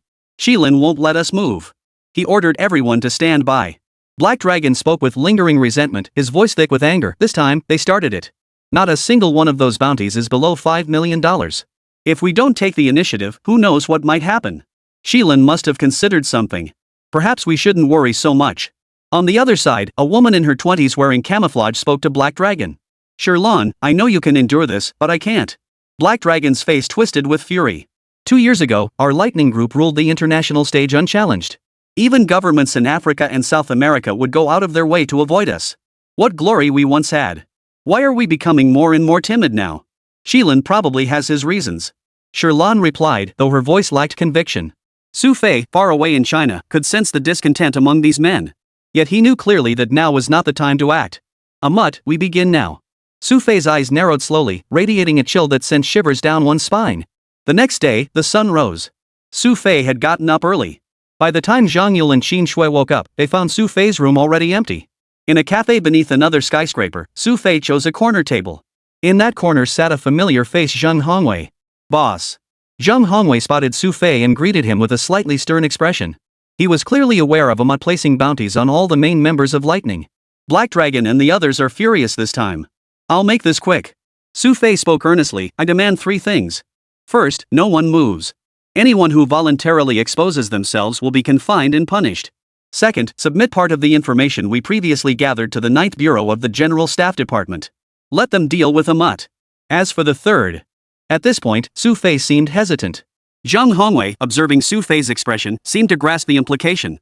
"You want to take action against them?" "Yes." Xu Fei nodded. "Now that this bounty has been issued, the only way is to make them pay the same price. Only then will they voluntarily withdraw. This is a tit-for-tat escalation." A mutt had made the first move, and Xu Fei had to respond with equal escalation. Now, the vast majority of Lightning's members were in danger. Though previously, as the world's largest mercenary organization, no one dared to provoke Lightning. But for money, these desperate men would do anything. Those who didn't dare confront Xu Fei might instead target Lightning's weaker members. This time, Black Dragon and his crew might be really pissed. Zhang Hongwei cautioned Xu Fei. "I understand. You're demanding they all return to China within 3 days. Keeping them overseas means constant risk." Xu Fei understood these men. The Sherlon group was manageable, but Black Dragon's temperament was volatile, and there were many like him within Lightning. After making the arrangements, Xu Fei dismissed Zhang Hongwei. He himself wandered the vicinity for quite some time before finally arriving at Dogwang Group. It was already nearly 11 a.m. When Xu Fei arrived, Zhao Cheng beside him happened to be stretching lazily, catching sight of Xu Fei's leisurely arrival at work. "Dude, you're something else. Only 2 days on the job and you're already showing up this late." Zhao Cheng greeted Xu Fei, giving him a thumbs-up gesture. Xu Fei patted his arm and said, "I had something to take care of, that's why I'm late. You're not the only one with things to do today. Your friend, Mr. Qin, seems to be in a bad mood too.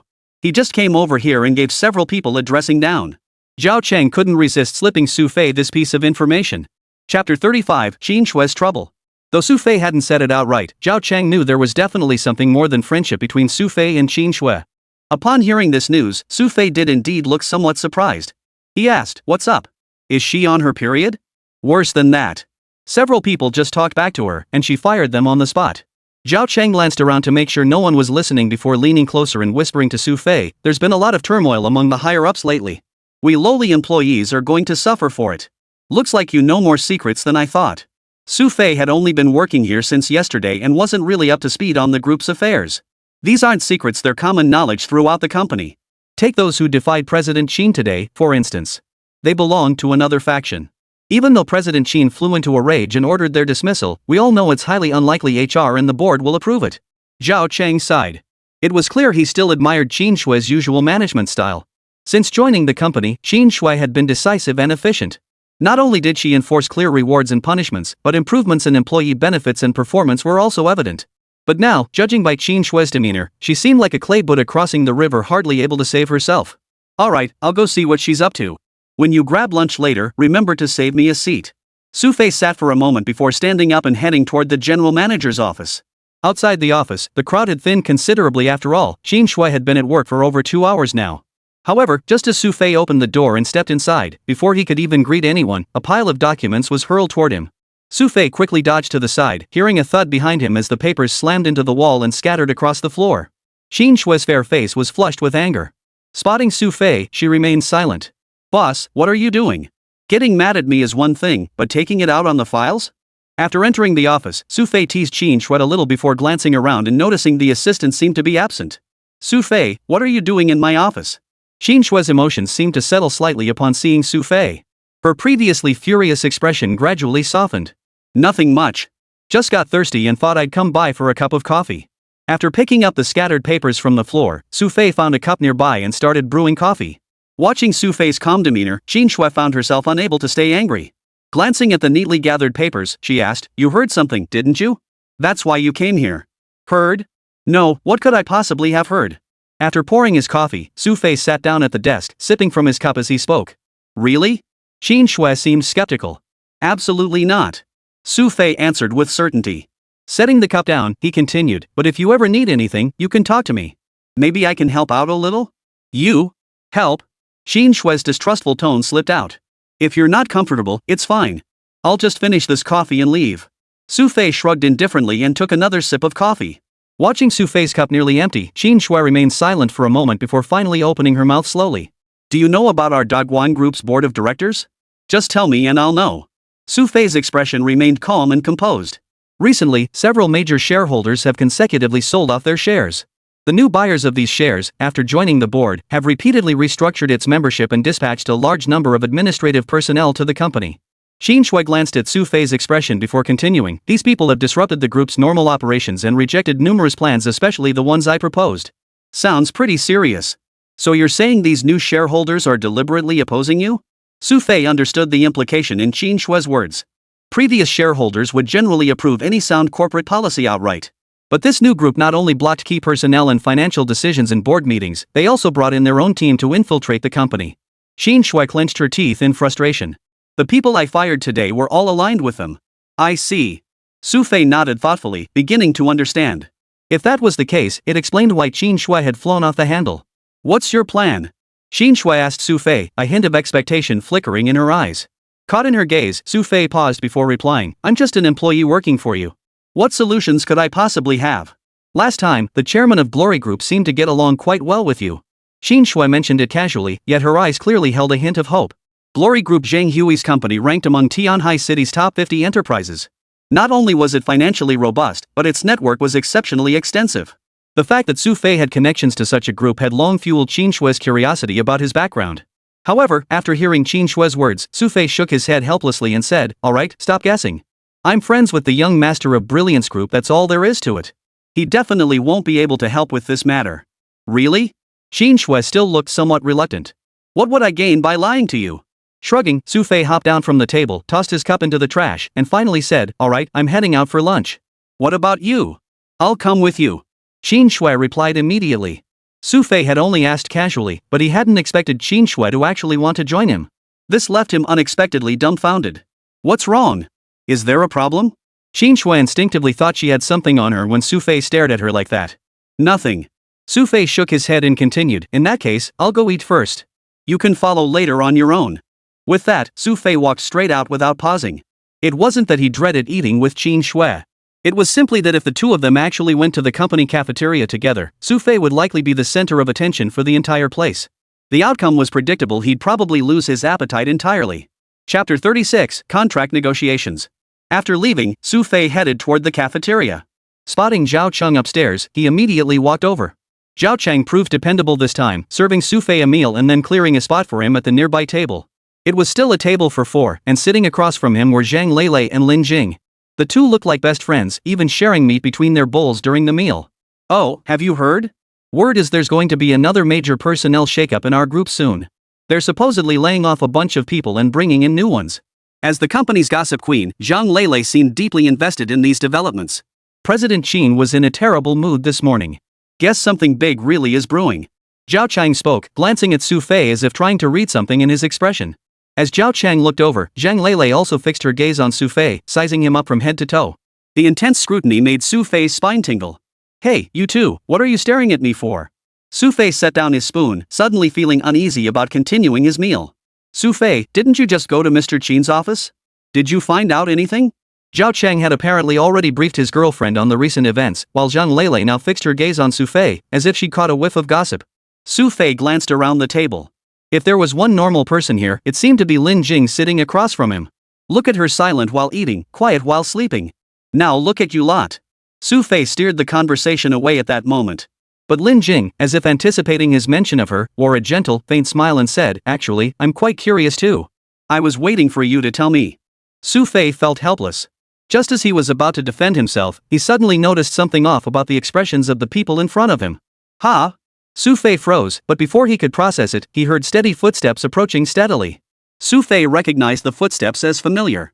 Slowly turning his head, he finally saw their owner, Qin Shui.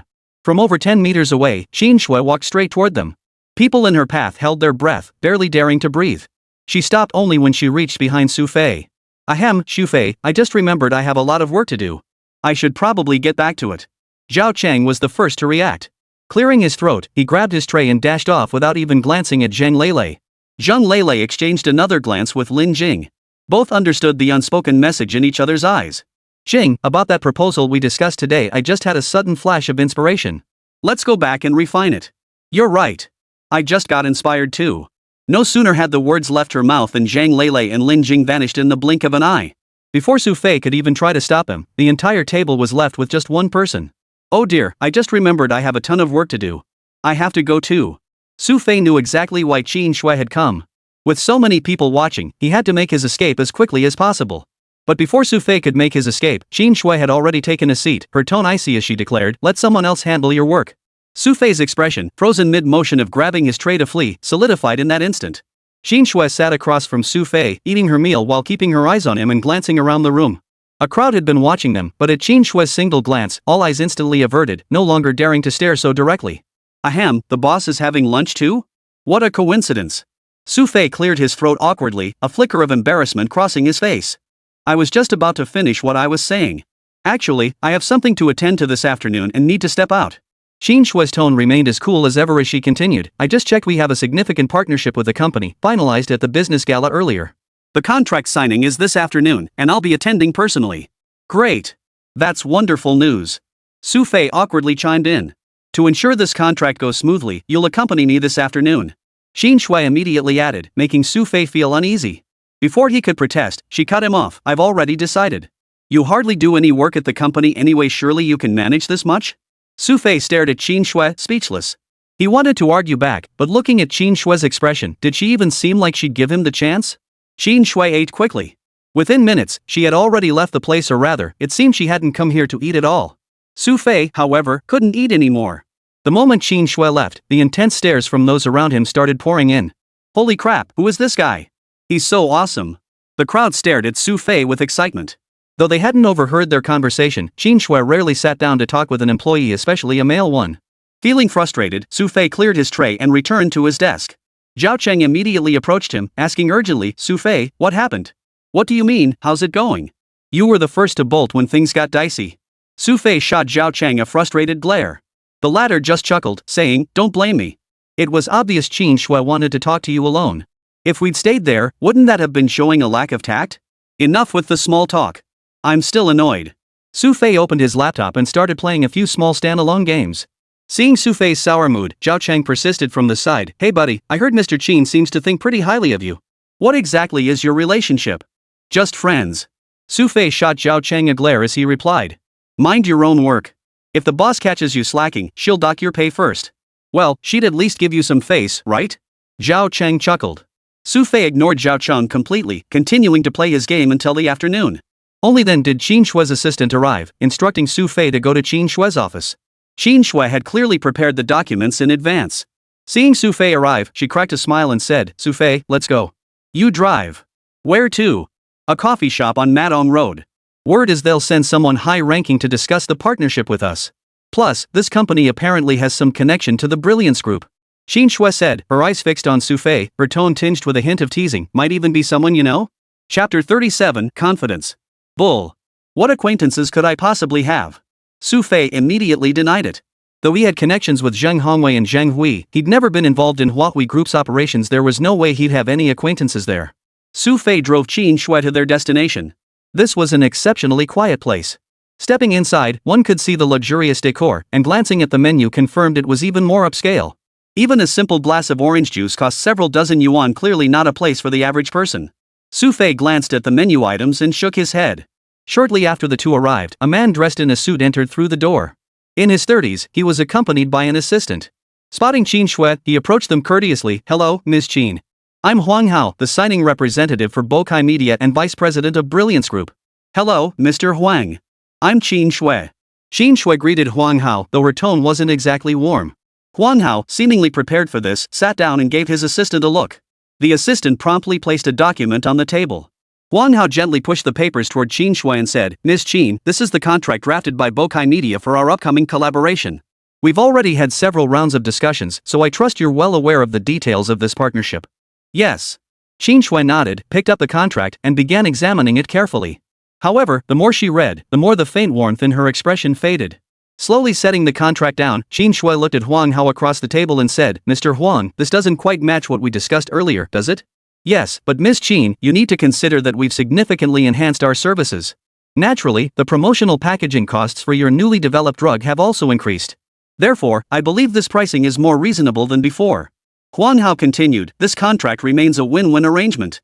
President Qin, I urge you to give it careful consideration." "No, that's not right. The designer I previously needed to hire was the internationally renowned Cameron. But now you've replaced him with a designer I've never heard of. And regarding the promotional resources, while they appear more extensive than before, the two largest and most effective promotional campaigns have been cancelled." Qin Shui fixed her gaze on Huang Hao and remarked, "This doesn't seem particularly sincere to me." Qin Shui personally reviewed every major contract and remembered them well. While this contract appeared to contain more content than before, in many areas, it fell far short of what had been previously agreed upon. Strangely, Huang Hao, whose intentions Qin Shui had seen through, showed no trace of embarrassment. Instead, his eyes flashed with sharpness as he replied, "Ms. Qin, you should be well aware that this collaboration is already quite favorable terms within Tianhai City." "What do you mean?" Qin Shui sensed the hidden meaning in Huang Hao's words. "If I may be blunt, all major advertisers in China currently partner with us. Only through us can you secure such favorable rates. If you were to pursue this independently, the costs would likely be significantly higher." Huang Hao continued, "This time, it's not us seeking you out, it's you who need to seek us out." A hint of smugness flickered in his eyes. Huang Hao's confident demeanor already had a flicker of anger rising on Qin Shui's face. But she couldn't show it, because Huang Hao was absolutely right. If she approached advertisers on her own, not only would she face price pressure from Huang Hao's Bokai Media, but she might very well find no one willing to take her on. Frankly speaking, while Dagon Group held some influence within Tianhai City, on the national stage, especially among advertising and media enterprises, it remained just an ordinary company. "Ms. Qin, one more thing, if I recall correctly, your company's board has explicitly mandated maximum promotion for this medication. Given our relationships with major national advertisers, do you think you'd secure a better deal?" Seeing Qin Shui's hesitation, Huang Hao added another remark. This remark struck a chord with Qin Shui. This time, the board insisted on sufficient promotion for this drug because it was a key strategic product for Dagwon Group. If she truly refused the contract now, the next offer might not come at this price. Just as Qin Shui was about to concede, Xu Fei suddenly grabbed her arm from the side. After gently guiding her aside, he smiled at Huang Hao and remarked, "Mr. Huang, you really are a businessman, a very shrewd one at that." "Oh?" Huang Hao raised his eyelids slightly, looking at Xu Fei and saying, "Ms. Qin, it seems your assistant has something to say." "I'm not her assistant. Just a friend." Xu Fei shook his head. "Not an assistant?" Huang Hao looked somewhat surprised, then slowly added, "Well then, I'd be interested to hear this friend's perspective." "Nothing much. I was just observing, Mr. Huang. Your resources seem quite monopolized, wouldn't you say?" A faint smile played in Xu Fei's eyes, yet within that smile, something sharp always seemed to lurk. "What do you mean?" Observing Xu Fei's demeanor, Huang Hao felt an uneasy intuition. "Nothing much. Just wanted to let you know we won't be signing this contract." Xu Fei's blunt reply made Huang Hao and his assistant stare in astonishment. Not just them, Qin Shui beside them also wore a look of astonishment, staring at Xu Fei as if he'd lost his mind. "If we don't sign this contract now, if Bokai Media really retaliates in the future, we might actually have to pay a higher price for promotion. Ms. Qin, your friend here might be mentally unstable.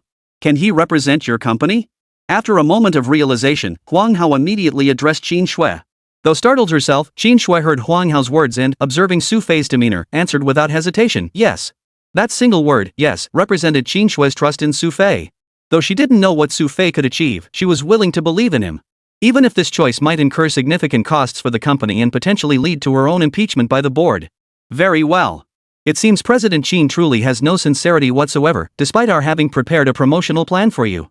Huang Hao's face flushed with fury as he slammed the documents on the table. "Ms. Qin," he spat, "I hope you don't regret this. This matter will reach your board very soon." Chapter 38, The Traitor Within the Board. Even now, Huang Hao didn't forget to deliver a parting shot before striding out with his assistant. Seeing Huang Hao storm out in fury, Qin Shui's resolute expression slowly gave way to a hint of worry. She turned to look at Xu Fei, who seemed completely unfazed, calmly sipping his drink and nibbling on the snacks on the table. "Xu Fei, what should we do?" Qin Shui's tone carried a hint of expectation. "I don't know." Xu Fei's blunt reply instantly changed Qin Shui's expression.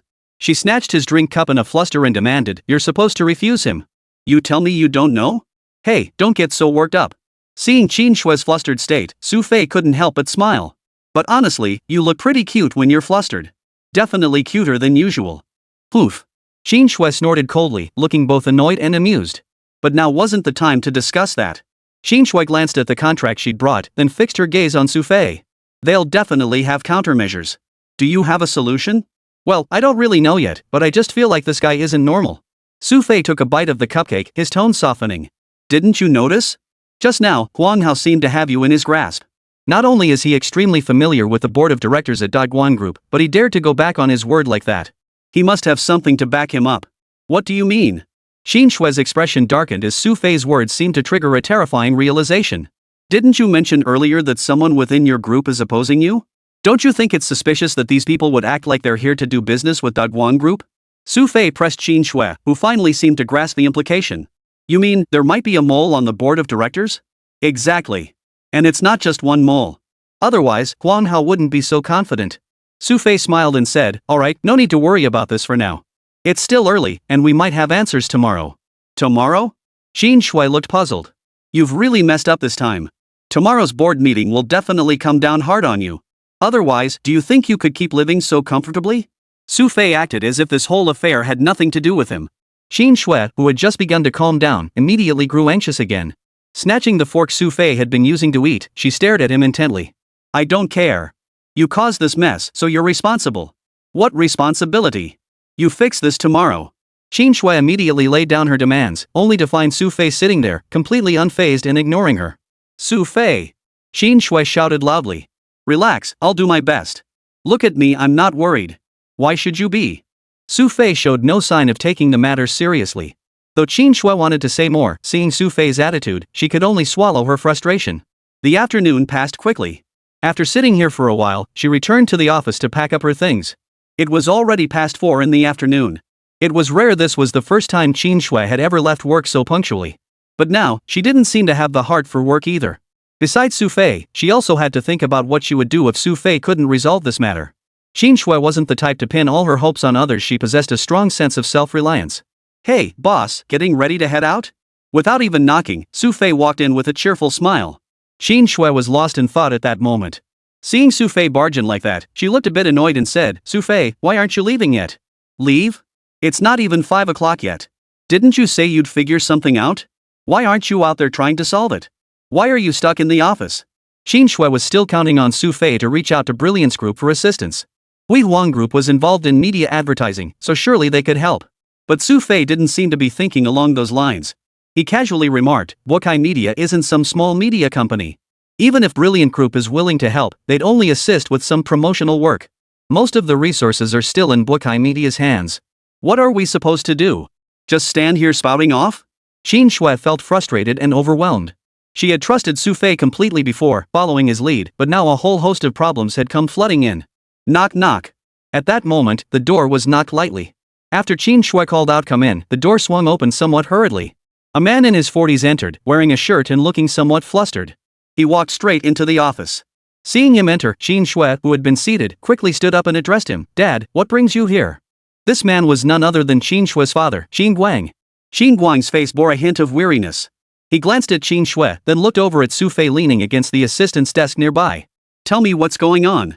Xin Guang's eyes fixed on Xin Shui, his tone somewhat softened. What do you mean, what's going on? Xin Shui asked. The matter regarding today's contract with Bokai Media. Xin Guang looked at Xin Shui earnestly. I just wrapped up the board meeting. There's significant concern from the board members. They unanimously demand this issue be addressed seriously. So I'm here to ask you what exactly happened? Well, Xin Shui hesitated slightly, glancing at Xu Fei who stood nearby acting as if nothing had happened. Feeling somewhat frustrated, she still slowly began to speak. It's like this. We discussed the contract this afternoon, but the price they offered was not only higher than before, but they also significantly reduced our promotional resources. Precisely because of this, I didn't sign the contract. I heard you brought a friend along. Xin Guang turned his gaze towards Xu Fei and said, this guy, right? The news spread quickly. Xin Shui knew these matters would eventually come to light, but she hadn't expected her father to arrive so soon. Xu Fei, who had been singled out, showed little embarrassment. Instead, he pointed at himself and asked, what? Is Chairman Qin talking about me? Who are you? Xin Guang asked directly. He knew his daughter well. She rarely brought a man along for business talks like this. That alone meant Xu Fei was no ordinary figure. Chapter 39, Infuriating Xin Guang. Dad, he's my friend, Xu Fei. I had him start working at the company a couple days ago. Before Xu Fei could answer, Xin Shui spoke up. Xu Fei. Xin Guang paused briefly before speaking slowly. If I recall correctly, yesterday someone named Xu Fei had a conflict with Chen Degue. The matter even reached the board of directors. Is that correct? Yes. Xin Shui answered truthfully. I don't care about this person's background, but Shui, I know you well. You understand the bigger picture. You should be fully aware of our company's current board situation and the state of the company right now. Xin Guang continued earnestly, this incident has already caused significant repercussions. We've received word from Bokai Media that several major advertisers across the entire country are now unwilling to collaborate with us. I know. Xin Shui replied. There's one more thing you don't know. Xin Guang sighed, sounding somewhat helpless. This isn't just about promotion. This drug was developed by the joint laboratory, and the patent isn't entirely in the hands of our Dogwon Group. If we can't maximize the promotion of this drug, they could very well transfer the patent to someone else. You should be well aware of this drug's potential. With proper promotion, it represents a market worth billions, even tens of billions. Future collaborations are limitless. I don't want too many complications arising at this critical juncture. Xin Guang slowly rose to his feet, glancing at Xu Fei. Your friend previously offended their vice president. I think he might need to apologize. There's still room for negotiation on this matter. Yes, I. Just as Xin Shui was about to agree, Xu Fei beside her cut in abruptly. Chairman Xin, I have no interest in apologizing. What? Xin Guang's expression shifted instantly, his gaze turning slightly displeased as he looked at Xu Fei. No interest in apologizing. People like that aren't worth my apology. Xu Fei spoke, his meaning slowly becoming clear as he continued. Mr. Qin, you're a seasoned veteran in the business world. Now that you've been pushed to the brink, yet you keep backing down, you'll eventually bury Dogwon Group. What do you mean? Do I need your advice on how to run my business? Xin Guang's tone carried a hint of irritation as he turned to Qin Shui. Xiao Shui, what's the deal with this friend of yours? Qin Shui remained speechless for a long moment, her gaze fixed on Xu Fei in the distance. Mr. Qin, I've made my position clear. I won't apologize, and I don't believe you need to apologize to them either. Dogwon Group remains firmly under your control. There's absolutely no need to concede ground over these matters. Xu Fei continued, you can only concede so much. Your opponents won't spare you just because you back down. They'll only push their advantage further. What exactly are you trying to say? Xin Guang stared coldly at Xu Fei, his tone unfriendly. Nothing. If you don't want to hear this, I can talk about something else. Xu Fei shrugged, seemingly uninterested in continuing the conversation. Xue, I don't care who this friend of yours is. This matter must be resolved. You have one night. Tomorrow at 10 in the morning, the company will hold a full board meeting. Qin Guang, who was generally easygoing, seemed reluctant to engage with Xu Fei. He turned to Qin Shui with seriousness, you must attend. Prepare yourself mentally, this could get very messy. Okay. Qin Shui agreed immediately. After Qin Shui agreed, Qin Guang didn't linger any longer. It was clear Qin Shui had truly landed herself in deep trouble this time. Qin Guang's attitude was, in itself, the greatest protection and trust he could offer her. Looks like you two have a pretty good relationship, father and daughter. After Qin Guang left, Xu Fei teased Qin Shui, who was still wearing a worried expression. Hearing Xu Fei's sarcastic remarks, Qin Shui instantly boiled over with anger. Xu Fei, let me tell you this, she snapped. If this issue isn't resolved, we'll both be packing our bags and out the door by tomorrow. Relax, everything will work out. Let's just go home for dinner and talk about it later. Xu Fei grinned, clearly unconcerned about the matter. Meanwhile, Qin Guang, who had already left the premises, returned to his office only to slump in his chair, lost in thought. Who is this guy? Qin Guang felt a twinge of doubt. He replayed Xu Fei's demeanor during their conversation in his mind, muttering to himself, he seems to know something. While Qin Guang was lost in speculation, Xu Fei himself was quite relaxed. However, in the passenger seat beside him, Qin Shui sat with a furrowed brow, racking her brain for a solution. Boss, how about we grab dinner out tonight? We can invite Yulu along. Xu Fei suggested. Sure. Qin Shui replied casually, though her mind was far from concerns about where to eat. After parking at a restaurant near their home, Xu Fei called Zhang Yule. However, several other girls' voices could be heard in the background, making it quite noisy. Xu Fei, I'm busy with some friends here, so I won't be able to join you. You and Sister Shui go ahead and eat. Zhang Yule was clearly engrossed in something interesting. All right. After hanging up, Xu Fei entered a private dining room. Qin Shui still looked rather unhappy. Boss, come on. You can't be this unhappy just over a meal. Seeing Qin Shui looking so helpless, Xu Fei felt a twinge of guilt. After all, he was the one who'd gotten them into this mess. You're impossible to reason with. Qin Shui ignored Xu Fei and sat there deep in thought. Xu Fei, for his part, showed no interest in continuing the conversation. After sitting down and ordering a few dishes, he settled in to play with his phone. Having been back in the country for only a few days, Xu Fei wasn't particularly familiar with the current domestic situation. Now seemed like the perfect time to catch up. But just as he began browsing, Qin Shui's phone rang. Qin Shui glanced at the caller ID, paused in surprise, then slowly answered. Mr. Huang, is there something else? Hee, Miss Qin, you're off work at this hour, right? Huang Hao's tone carried a hint of flippancy. Is there something you need? Qin Shui instinctively felt uncomfortable upon hearing Huang Hao's tone. Nothing much. I just wanted to mention that I've also finished work. I'm having dinner at a restaurant near Qingma Square. If you'd be so kind, I'd be honored to treat you to a meal. Huang Hao continued smugly, I imagine you'd be quite willing to accept this invitation now, wouldn't you? Chapter 40, Huang Hao's Secret.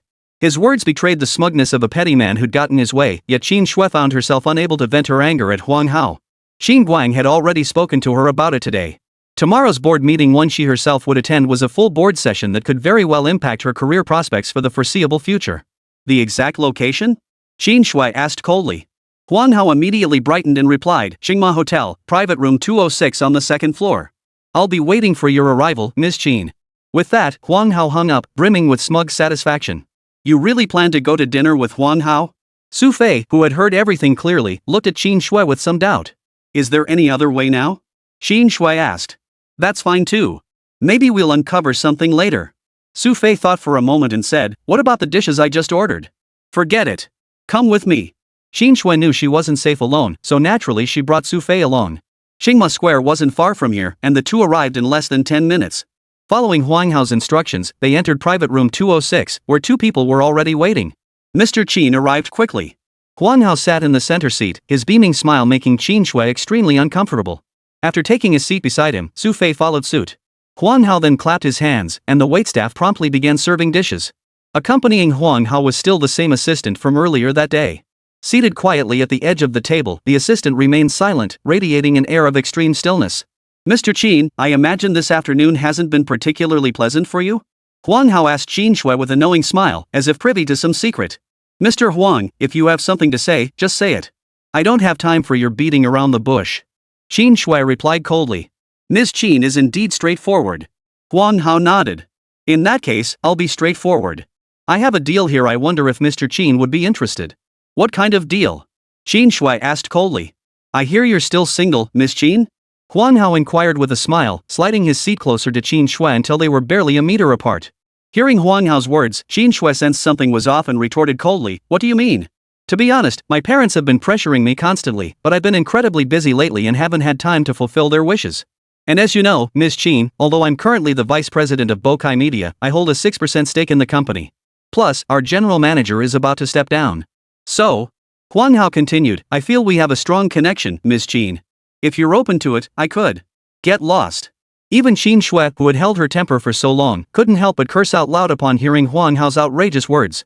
But Huang Hao, undeterred by Qin Shui's words, pressed on relentlessly, "Miss Qin, you'd better think this through carefully. I'm not afraid to tell you Bokai Media has already made contact with the shareholders of your Daiguan Group. The vast majority of Daiguan Group's shares are now under our control." "What did you say?" Qin Shui's eyes widened in shock, her astonishment plain to see. "Why do you think I dared to raise the price so confidently? Every move Daiguan Group makes is now within my calculations. Your family holds 26% of Daiguan Group's shares. Before, you could still wield influence, but now, I doubt anyone on the entire board listens to you anymore."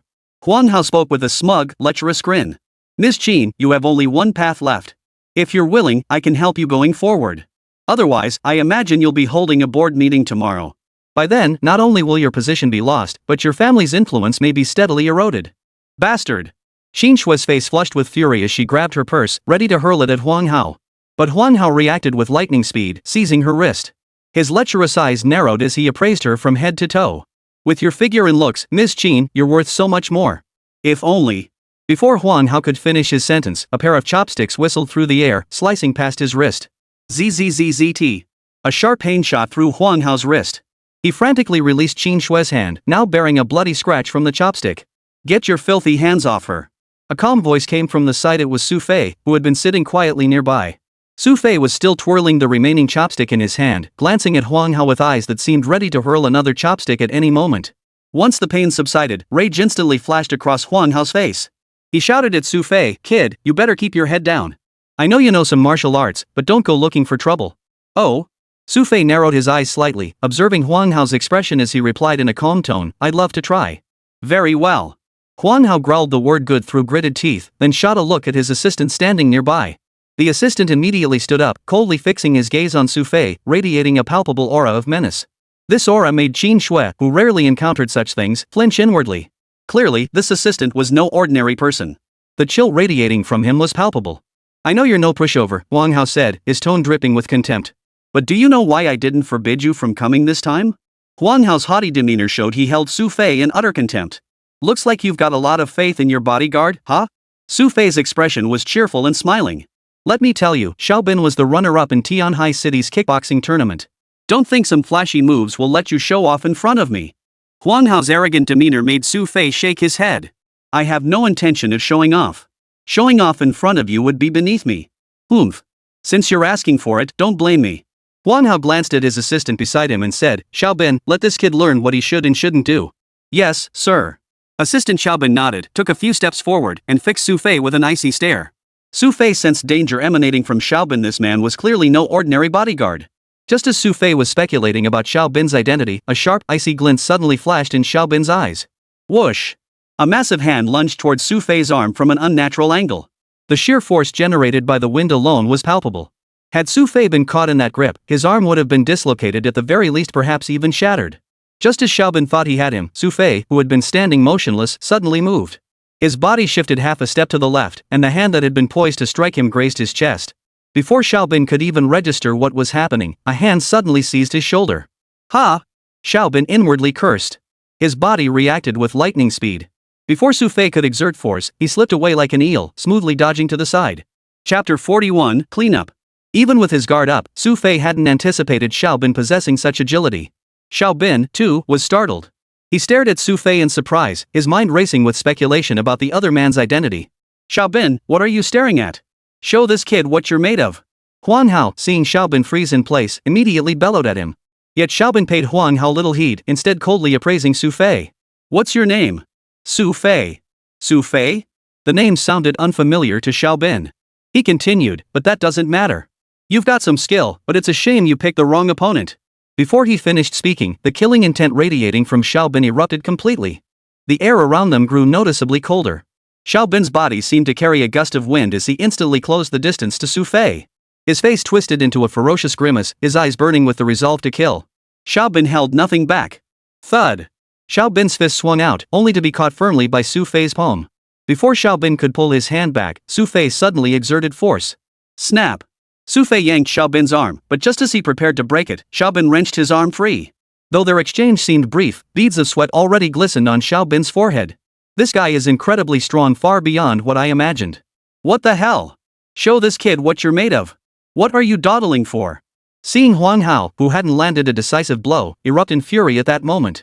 Xiao Bin's expression darkened, but remembering Huang Hao's status, he resolved to strike. His feet moved swiftly forward, launching an attack from an extremely angle almost entirely within Xu Fei's blind spot. Yet despite the seemingly unavoidable strike, Xu Fei showed no sign of panic.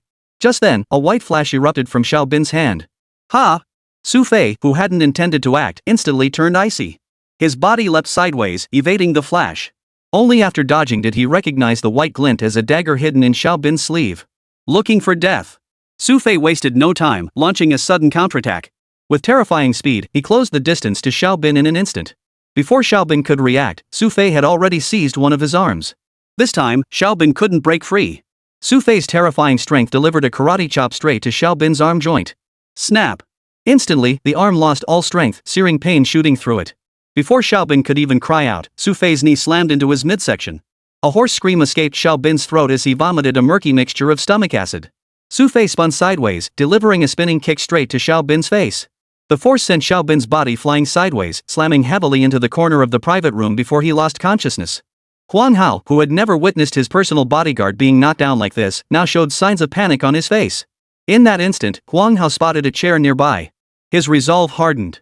He grabbed the chair and swung it viciously towards Xu Fei's face. Armed with the chair, Huang Hao seemed to find new confidence. However, the moment he swung the chair at Xu Fei's figure had already materialized behind him. Xu Fei's fist slammed into Huang Hao's shoulder. Almost instantly, Huang Hao's strength drained away. Before he could react, Xu Fei delivered a powerful kick to his lower back. Crash! Huang Hao's body flew backward, crashing heavily beside the table and chairs. Feeling the intense pain, he finally lost consciousness. Only after Huang Hao had fallen unconscious did Xu Fei clap his hands and turn to glance at Qin Shui beside him. Though Qin Shui had witnessed Xu Fei's actions countless times before, her eyes widened in disbelief. Alright, stop watching. Call an ambulance for them first. Xu Fei said. Shouldn't we call the police? Qin Shui knew this was no small matter, especially since Huang Hao was the vice president of Bokai Media. No need. I don't think they'd dare call the police. Xu Fei smiled, appearing quite confident. A fleeting look of doubt crossed Qin Shui's eyes, but she still followed Xu Fei's instructions, dialed an ambulance for them, and then left the scene. By the time the ambulance arrived, Assistant Xiao Bin had already regained consciousness. What on earth happened here? The paramedics were taken aback by the chaotic scene. Xiao Bin, too shaken to elaborate, simply stated, "We got into a fight." Just as Xu Fei had anticipated, Xiao Bin dared not elaborate further. However, on the way back, Qin Shui kept staring at Xu Fei the entire time. Xu Fei, why do I feel like you seem to know those two guys from earlier? A woman's intuition is often remarkably accurate, and at that moment, Qin Shui sensed something unusual about the relationship between Xu Fei and Huang Hao. I do know them. From this afternoon. Xu Fei shrugged. That's not what I meant. Qin Shui retorted immediately.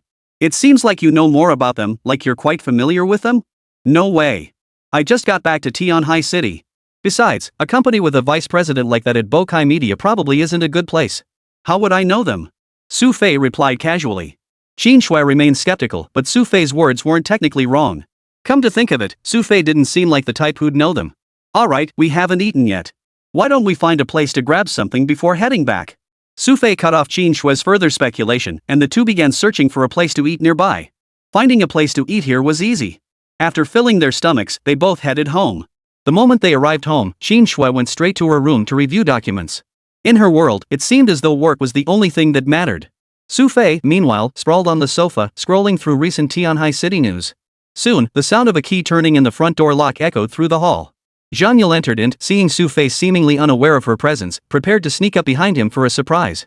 Just as Zhang Yule was 2 meters away, Xu Fei suddenly turned around, letting out a startled cry.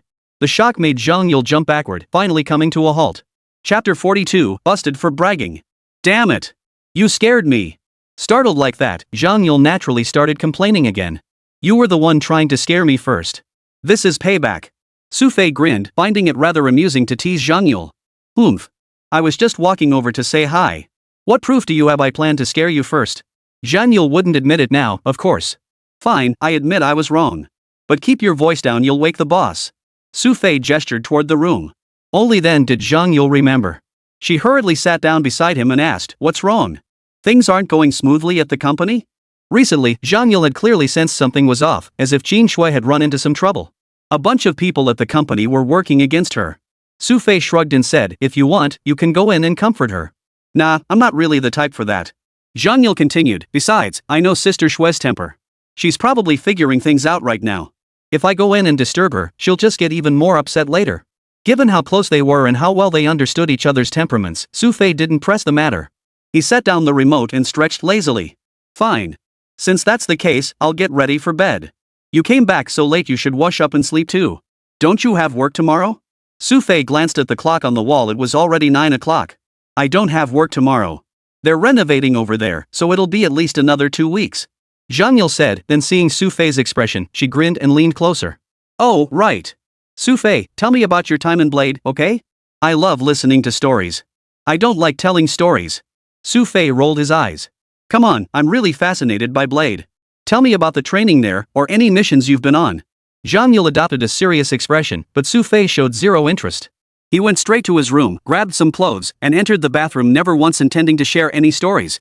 After his shower, Xu Fei emerged from the bathroom wrapped in a towel. As he entered his room, he saw Zhang Yule sitting on a chair, smiling warmly at him. Seriously, sis, aren't you afraid I'd walk in naked? Xu Fei looked utterly speechless. Honestly, with Zhang Yule acting like this, it was hard to stay mad. You don't usually walk around naked outside, so you definitely wouldn't do it here either.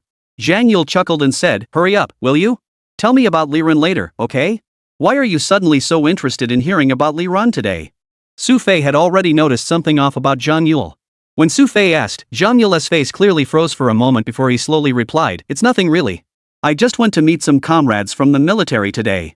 I got so excited I accidentally let it slip. So you were just blowing smoke, huh? Xu Fei knew that Zhang Yule suddenly begging him like this couldn't mean anything good. At Xu Fei's words, Zhang Yule's face flushed slightly. He chuckled sheepishly, I just mentioned it casually. I won't tell. Xu Fei answered firmly while searching for his clothes. Hey, don't be like that. I already told them you're with Liren, that you know tons of amazing stuff, and you've completed so many missions. What am I supposed to tell them if they come looking for me again? Zhang Yule grew anxious, rushing towards Xu Fei with urgency. Whoever brags should deal with it themselves. Xu Fei shrugged.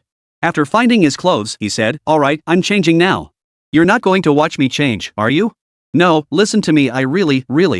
Zhang Yule tried to say more, but Xu Fei had already begun removing his towel. Seeing Xu Fei like this, Zhang Yule's face flushed crimson, and she hurriedly ran out of the room. She sure was quick. Watching Zhang Yule's panicked retreat, Xu Fei chuckled. He locked the door behind him and changed into fresh clothes. But just as he finished changing and was about to lie down, the door opened again. Zhang Yule cautiously peeked her head in. Seeing Xu Fei fully dressed, she exhaled in relief before boldly stepping inside. Come on, Xu Fei, she said with a grin. Tell me a story. What kind of missions did you carry out in Blade? Xu Fei stared at Zhang Yule as if he'd seen a ghost, asking blankly, didn't I lock the door? How did you get in? Well, I have a key. Zhang Yule flaunted the key in her hand, leaving Xu Fei utterly helpless. Alright, come on, tell me. If you don't, I'm staying here today and not leaving.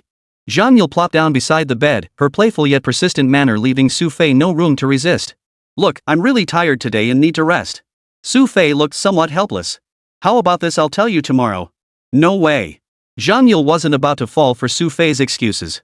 If she agreed now, he'd surely find another reason to dodge tomorrow. In this regard, Zhang Yule strictly adhered to the principle of finishing things today. How about this? I'll tell you the story first thing tomorrow morning. Come find me in my room then. What do you say? Xu Fei pushed the time forward a little more. Inside, he was cursing his luck. He had other commitments, and if Zhang Yule kept pestering him like this, he'd be running late. No. Zhang Yule's response was blunt, but at that moment, she had already noticed something off. Her eyes fell on Xu Fei, who was now wearing a gray tracksuit, seemingly preparing to go out. Ha! Xu Fei, are you planning to go out? Having served in the military, Zhang Yule immediately zeroed in on Xu Fei's attire. No way. I'm sticking with you tonight anyway. Zhang Yule didn't wait for Xu Fei to protest, instead throwing a tantrum. Her stubborn face bore eyes that glared at Xu Fei with piercing intensity. It was already past 10 o'clock at night. Xu Fei knew that if he didn't agree to Zhang Yule's request, this young lady probably wouldn't go anywhere else tonight. After hesitating for a long time, he finally said, "Fine, I'll take you. But you have to promise me you won't slow me down." "Wow. Great. I'll definitely help you." The moment Zhang Yule heard Xu Fei agree, she jumped up in excitement. Though she had no idea what it was about, the fact that Xu Fei chose to go out in the middle of the night meant it must be something incredibly mysterious. Zhang Yule's mind was already racing with fantasies of secret missions carried out by the blade. Chapter 43, Huang Hao's Fear. After changing into a looser outfit, Zhang Yule perked up and eagerly followed Xu Fei. It was already 11 p.m. At this hour, a man and a woman out walking the streets instead of staying in their hotel room was indeed quite unusual. "Xu Fei, where exactly are we going?" After walking for a while, Zhang Yule couldn't help but ask impatiently. "To borrow something from someone." Xu Fei replied with a smile. "Borrow something?" Zhang Yule looked a bit confused. Meanwhile, in another part of Tianhai City, the air was thick with fury. The dimly lit hall held 2 rows of chairs. At the head sat a masked figure whose eyes blazed with murderous intent. Below the rows of chairs stood 2 figures, heads bowed, bodies trembling. If Xu Fei had been present, he would have recognized them immediately. They were none other than Huang Hao and Xiao Bin from before. Both were now wrapped in bandages and casts, their entire appearance utterly wretched. Yet the figure seated above showed not a shred of pity, its gaze as icy as ever. "You useless pieces of trash. I warned you repeatedly not to provoke Qilin, yet you dared to attack him directly. Have you lost your minds?" The top leader, seated at the head, was already speaking with fury. His agitated state made the 2 tremble in fear. Huang Hao's voice carried a hint of terror as he stammered out, "We didn't know that person was the Qilin." "Damn it, you still dare to make excuses." The chieftain's rage boiled over. He barked at someone nearby, "Ghostfire. Feed him something." At those words, Huang Hao, already terrified beyond measure, was seized by overwhelming dread. Thud. His knees slammed onto the ground. Huang Hao frantically began banging his head against the floor, stammering in terror, "Big boss, I know I was wrong. I truly know I was wrong. I'll never dare provoke a Qilin again. I deserve to die, I." Stammering in terror, Huang Hao could find no words. After repeatedly banging his head on the ground, blood began to trickle from his forehead. The bones broken by Xu Fei earlier now throbbed with renewed pain. Seeing Huang Hao's pitiful state, someone seated on a nearby chair finally interceded, "Chief, I see he truly regrets it. Besides, this time he likely didn't know this person was a Qilin. Our immediate priority now is to resolve the fallout from this incident. We can't let the Qilin fixate on this incident. If higher-ups start blaming us, we'll all be in deep trouble." The big boss's tone grew grave. He shot Huang Hao a vicious glare before demanding, "Besides today's friction, have you had any other conflicts with the Qilin? It was this afternoon that Qin Shui seems to be his friend, so..."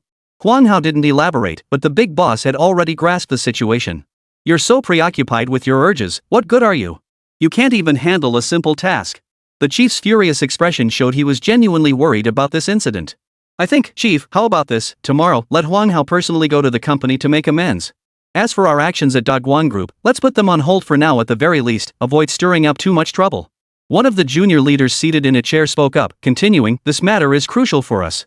If higher-ups find out, we'll all face punishment. Let's use this delay to devise alternative strategies." "I think he's absolutely right. We need to placate Qilin first. If he launches a serious investigation, it could derail our entire plan." Another voice chimed in. The chief nodded in agreement. "Very well. Proceed as you suggest. Huang Hao, you will personally visit Daguan Group tomorrow.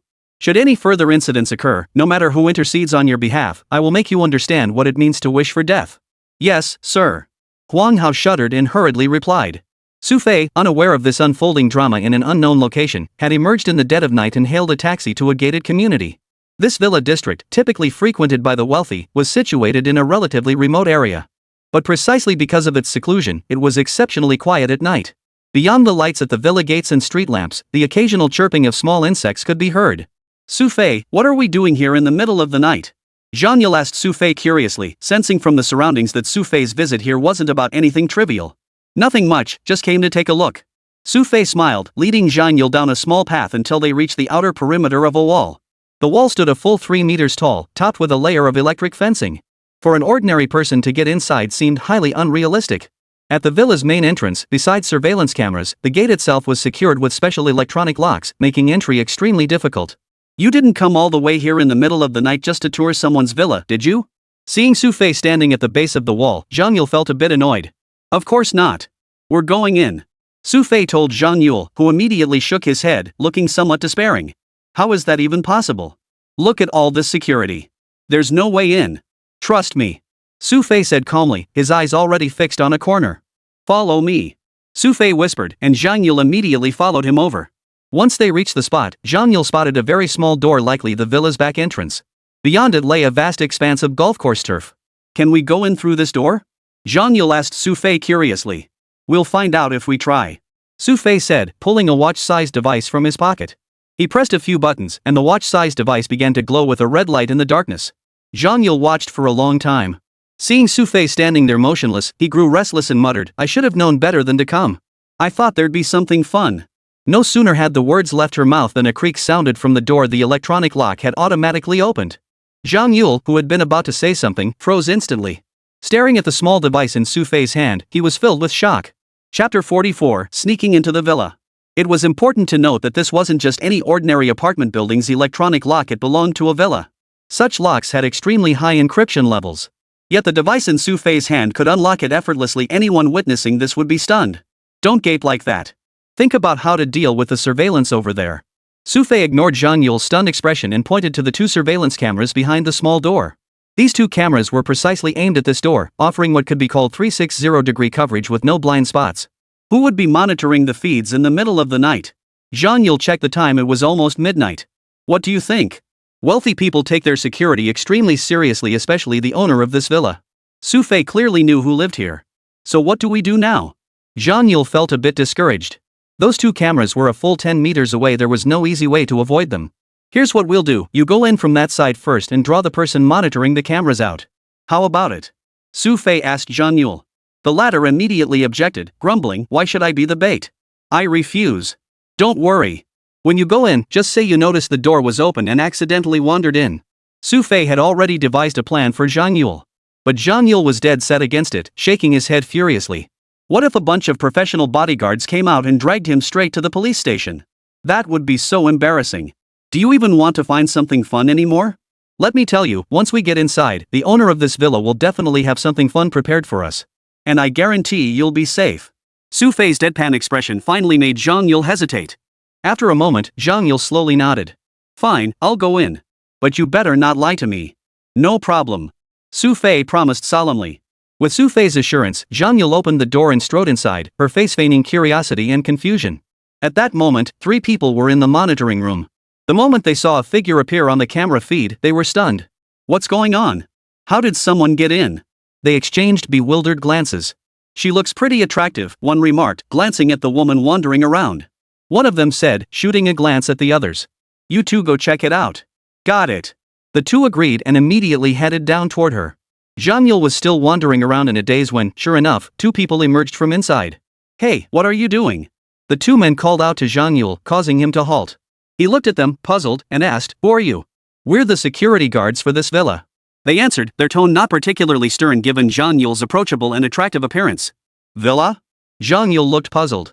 This is a villa? Of course. What did you think it was? The security guard retorted. I thought this place was just some ordinary park. Zhang Yule's bewildered expression seemed genuinely clueless as he continued, the front door wasn't locked, so I just walked right in. The gate wasn't closed? The 2 security guards exchanged puzzled glances. Seeing their disbelief, Zhang Yule immediately led them to the small door. Sure enough, the door stood wide open, completely unguarded. What the hell? Who was on duty last shift? How could they be so careless, not even closing the door properly? One guard exclaimed in surprise. He never imagined anyone could bypass the electronic lock here. See? I wasn't lying. I saw the door open, with all this grass and trees around, and thought it was a park, so I came in. Zhang Yule's acting was spot on as he continued, but when I walked in, something felt off. So I wandered around for a bit and ended up running into you too. So that's how it was. The 2 security guards didn't doubt Zhang Yule's story. It was a long, lonely night, and finally, a living soul appeared, a beautiful woman at that. The 2 guards were quite happy to chat with Zhang Yule. But as she chatted, Zhang Yule felt increasingly frustrated inside. Where the hell is that jerk Xu Fei? Why hasn't he shown up yet?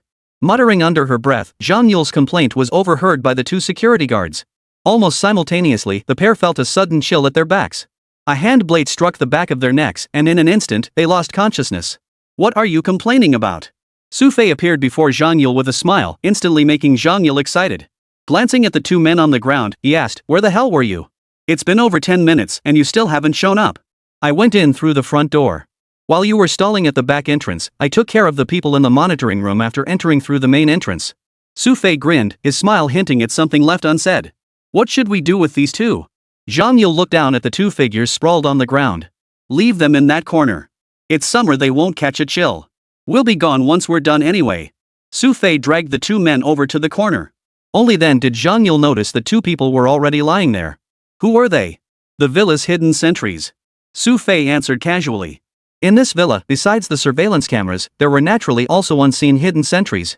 Yet despite Xu Fei's casual tone, Zhang Yule's expression clearly betrayed a hint of shock. In a villa so focused on security, the hidden guards had been so easily located and knocked out by Xu Fei. Xu Fei, what exactly did you do overseas? Zhang Yule revisited the question. She sensed Xu Fei's expertise went far beyond that of a mere elite military veteran. Now wasn't the time for questions. Follow me upstairs first. Xu Fei pointed upward toward the balcony. Fixing his gaze on a nearby tree, he swiftly scaled its branches. With a single leap, Xu Fei grabbed the railing with both hands and swung himself onto the balcony. Zhang Yule had never witnessed such agility before. She stood frozen in place, only to realize Xu Fei had already retrieved a bedsheet rolled into a rope from inside. Chapter 45, The Secret Behind. Zhang Yule grasped Xu Fei's intent and immediately began climbing up the bedsheet. Only after stepping inside did they finally see the living room layout. What are we doing here? Zhang Yule whispered to Xu Fei. Looking for something. Xu Fei whispered back, pointing to several rooms nearby. I'll search over there. You search over here. But what are we looking for? Look for anything suspicious, preferably documents or items hidden away that someone doesn't want others to see. Xu Fei's nonchalant attitude made Zhang Yule's eyes light up. Searching for secrets was right up Zhang Yule's alley. Since they were looking for things people didn't want others to see, they should focus on cupboards and corners. The two divided their tasks and began rummaging through the house. However, despite searching every room in the vicinity, they found nothing. An hour later, they both arrived at the door of a bedroom. This is the bedroom. Someone's probably sleeping inside. Should we go in and search? Zhang Yule asked Xu Fei. Yes. Just be quieter when you go in. Xu Fei reminded Zhang Yule. Got it. Zhang Yule agreed, and the two crept inside. Just as they had anticipated, the person inside was indeed asleep. After entering, they began searching the room. However, just as Xu Fei was searching in one corner, he suddenly heard a loud thud coming from Zhang Yule's direction. A small lamp fell to the floor with a loud crash. At that very moment, the two people sleeping on the bed jolted awake. Spotting two flickering figures in the darkness, they shouted, "Who's there?"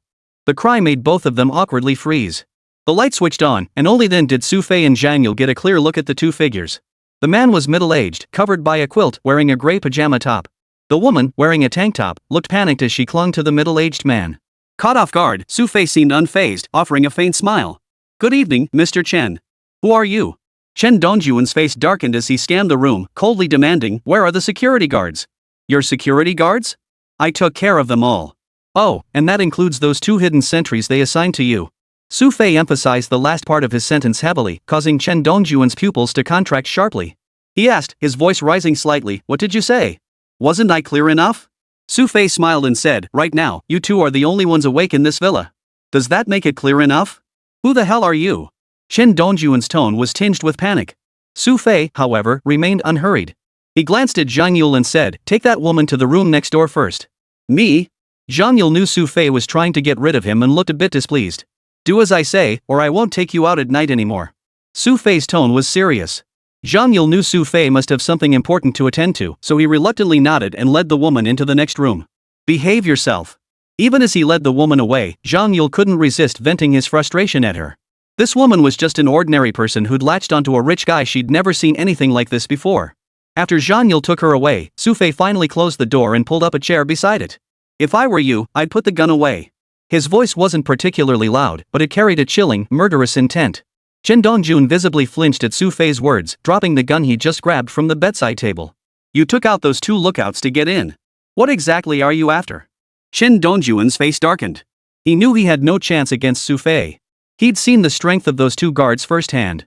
If even they could be dealt with so decisively by Xu Fei, what chance did he stand? Simple. I need you to tell me something. Xu Fei smiled, observing Chen Dongjuan's reaction. He waved dismissively with a smile and said, don't be nervous. I won't kill you.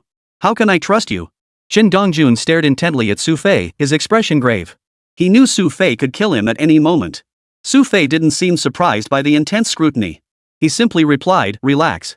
I'm not like them. I don't kill indiscriminately. After all, I'm law-abiding.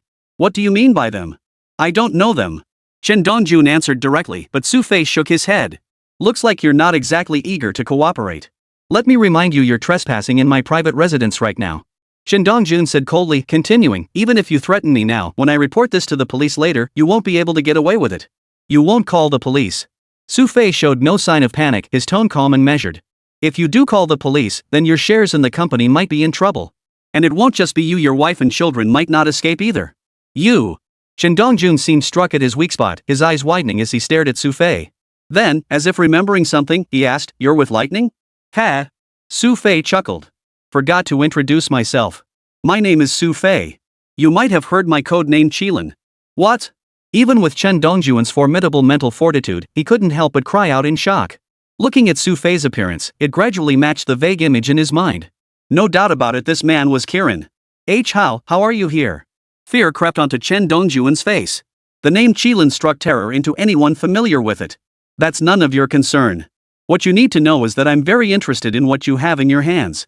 Xu Fei smiled. So, willing to share? Impossible. Chen Dongjun replied immediately.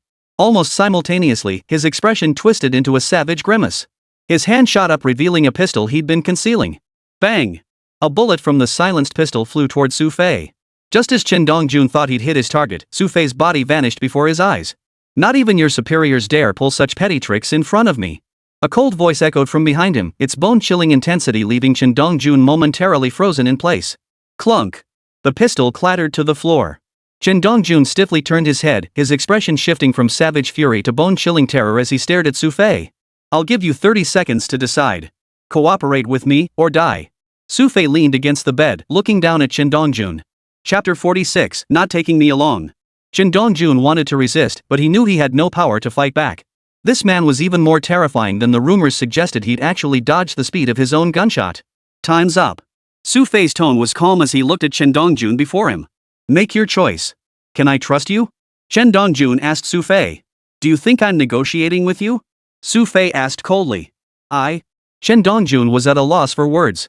Looking at Xu Fei's expression, which wasn't exactly stern, he sensed a deathly chill emanating from it. This man had killed too many people. In his eyes, adding one more life to his tally was insignificant. Moreover, the people backing him would never allow his identity to be exposed. If that happened, his death would be for nothing. I choose to cooperate. A hint of reluctance lingered in his tone, but Chen Dongjun knew this was his only option. Very well. Xu Fei nodded. Who gave you your shares? Black Fox. Chen Dongjun answered without hesitation. Black Fox? Xu Fei heard the name and felt a slight sense of unfamiliarity. He asked, is that an organization or a code name? It's an organization with immense influence in Tianhai City. Chen Dongjun continued, you should know that my wife and children are all in the countryside. My parents are also under their surveillance. Besides me, there are many of their people throughout the entire Daiguan group. Oh? What's their objective? To take over Daguan group? Xu Fei asked, a hint of confusion in his voice. If their target were the Daguan group, that would actually be rather unreasonable. Given that Black Fox possesses the financial resources to acquire so many shares, it's absolutely impossible that they'd target Daguan group just for the money. I don't know. Chen Dongjun shook his head. Our only purpose is to follow their orders. Since we have clean backgrounds among the previous entrepreneurs, no one will be able to trace it back after we take over. Besides you, how many others in the group do you know who are under Black Fox's control? Xu Fei now seemed quite interested in this Black Fox. But upon hearing the question, Chen Dongjun shook his head. I don't know. Really? Xu Fei's tone instantly turned stern, startling Chen Dongjun into a flinch. I'm telling the truth. We all receive orders from Black Fox individually. And from what I know, Black Fox is very skilled at hiding their people within the board.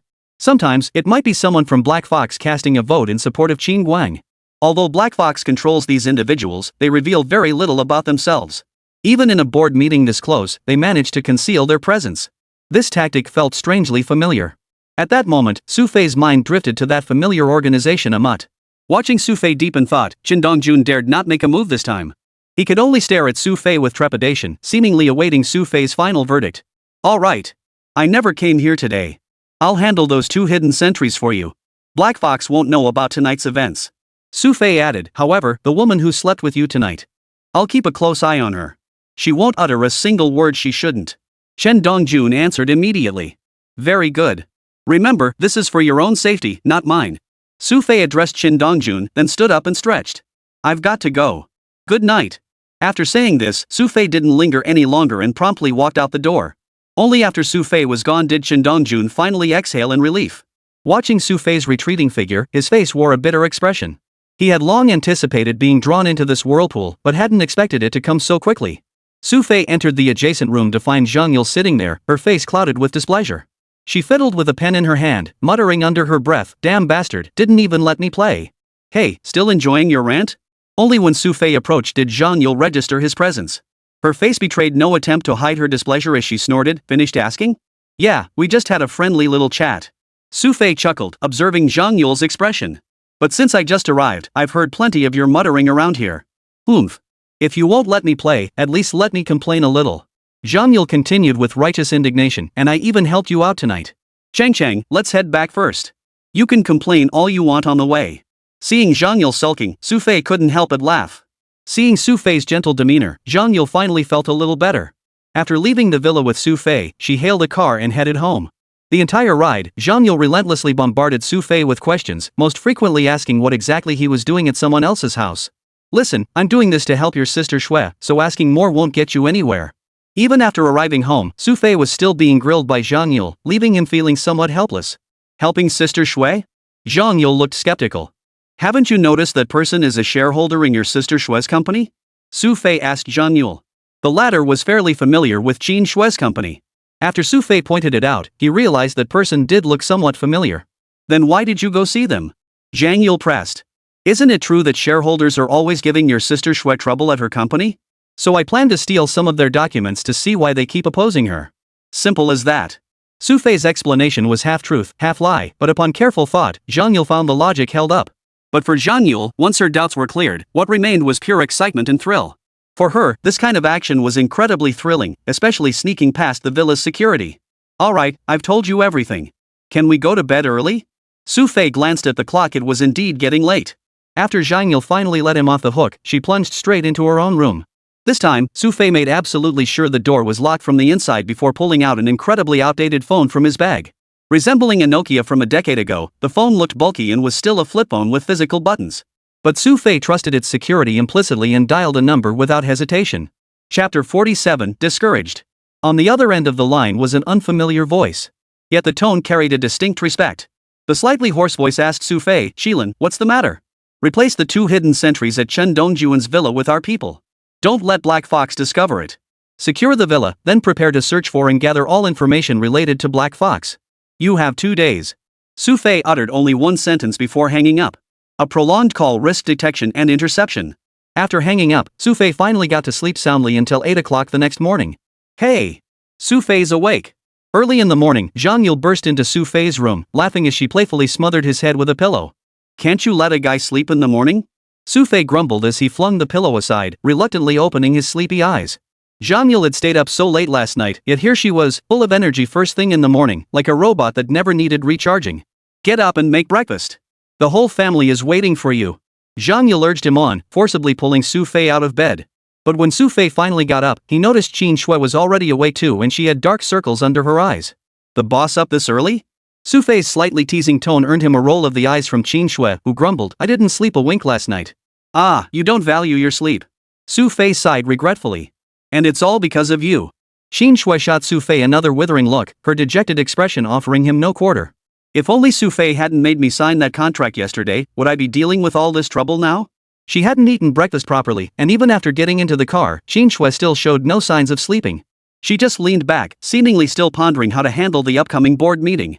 "Don't worry, nothing will happen at today's board meeting." Seeing Qin Xue's weary, dark-circled eyes, Xu Fei genuinely felt a pang of guilt. If nothing else, he had genuinely been the one to turn down that contract for her yesterday. Yet, hearing Xu Fei's words, Qin Xue shook her head weakly and said, "Never mind.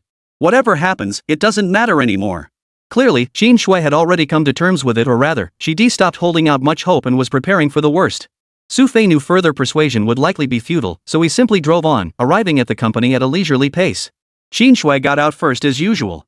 After parking, Xu Fei stepped out of the lot only to find an old acquaintance waiting at the entrance.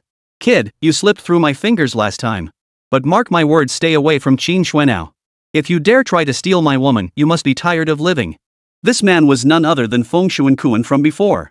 Feng Shuanquan's face was twisted with hatred. He was clearly furious that the 3 thugs he'd hired had been taken down by Xu Fei.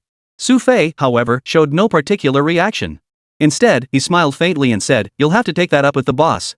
Talking to me won't do any good." With that, Xu Fei walked up the building alone, leaving Feng Shuanquan standing there by himself.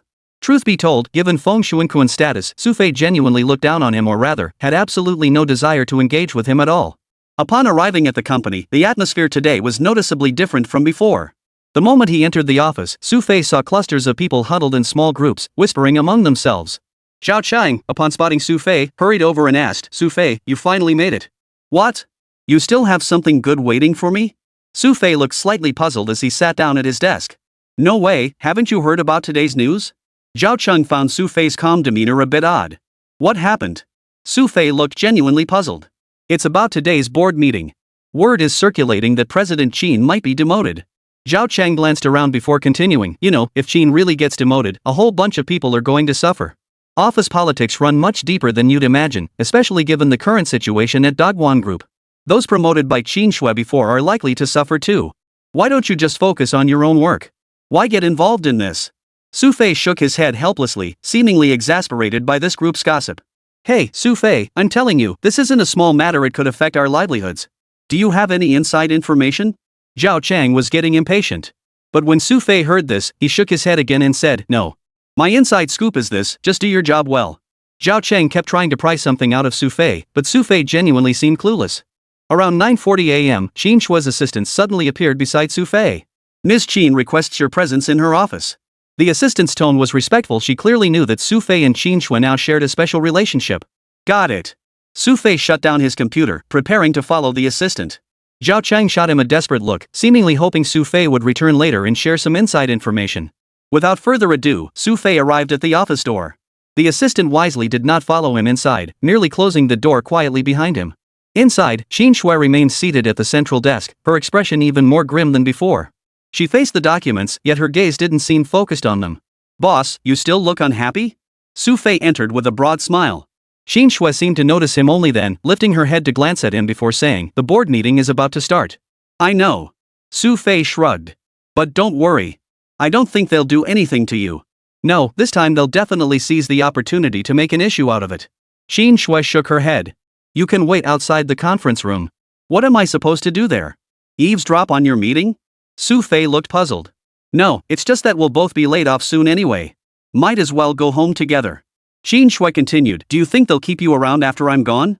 You were the one who turned down the contract yesterday. Guess you're right about that." Xu Fei thought for a moment, then chuckled, "Don't be so pessimistic. Who knows? Maybe things aren't as bad as they seem? Forget it.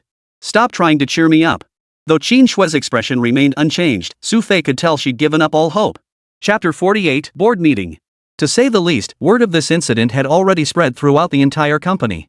Moreover, her father had just called to relay the details. It was safe to say this situation was truly beyond repair.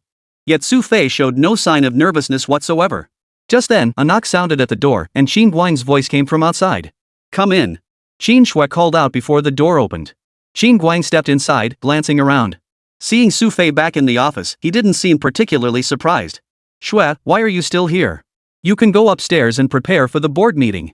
Qin Guang spoke, seemingly ignoring Xu Fei standing nearby. "By the way, Mr. Qin, I have something I'd like to ask your help with."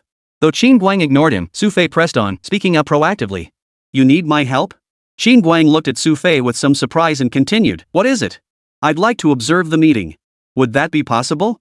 Xu Fei's tone was sincere, but the moment he said it, Qin Guang's expression turned serious. "Are you kidding? The board meeting of Dogwon Group, how could we possibly allow an outsider to sit in?" "Dad, maybe Xu Fei could offer some help." At that moment, Qin Shui stepped in to support Xu Fei. Though she didn't know what Xu Fei intended to do, she sensed he might have a solution. Besides, they were already grasping at straws. "That's impossible. No one has ever attended a board meeting like this before at Dogwon Group." Qin Guang retorted immediately, but upon seeing Xu Fei's expression, he paused slightly before adding, "If you insist on listening in, there's only one way." "What method?" Xu Fei inquired. "Then later, you." Qin Guang whispered the plan. After hearing it, Xu Fei nodded. After staying in the office for a while, it was already past 10 in the morning. This was precisely when the board meeting was scheduled to begin. Xu Fei followed Qin Guang inside. Just before entering, Qin Guang reminded Xu Fei, "Keep an eye on them when we go in." If any trouble arises, even I won't be able to help you. Don't worry, nothing will go wrong. Thank you, Chairman Qin. Xu Fei's gratitude was genuine. He knew that although Qin Guang didn't seem particularly close to him, when it came down to getting things done, he was still on his side.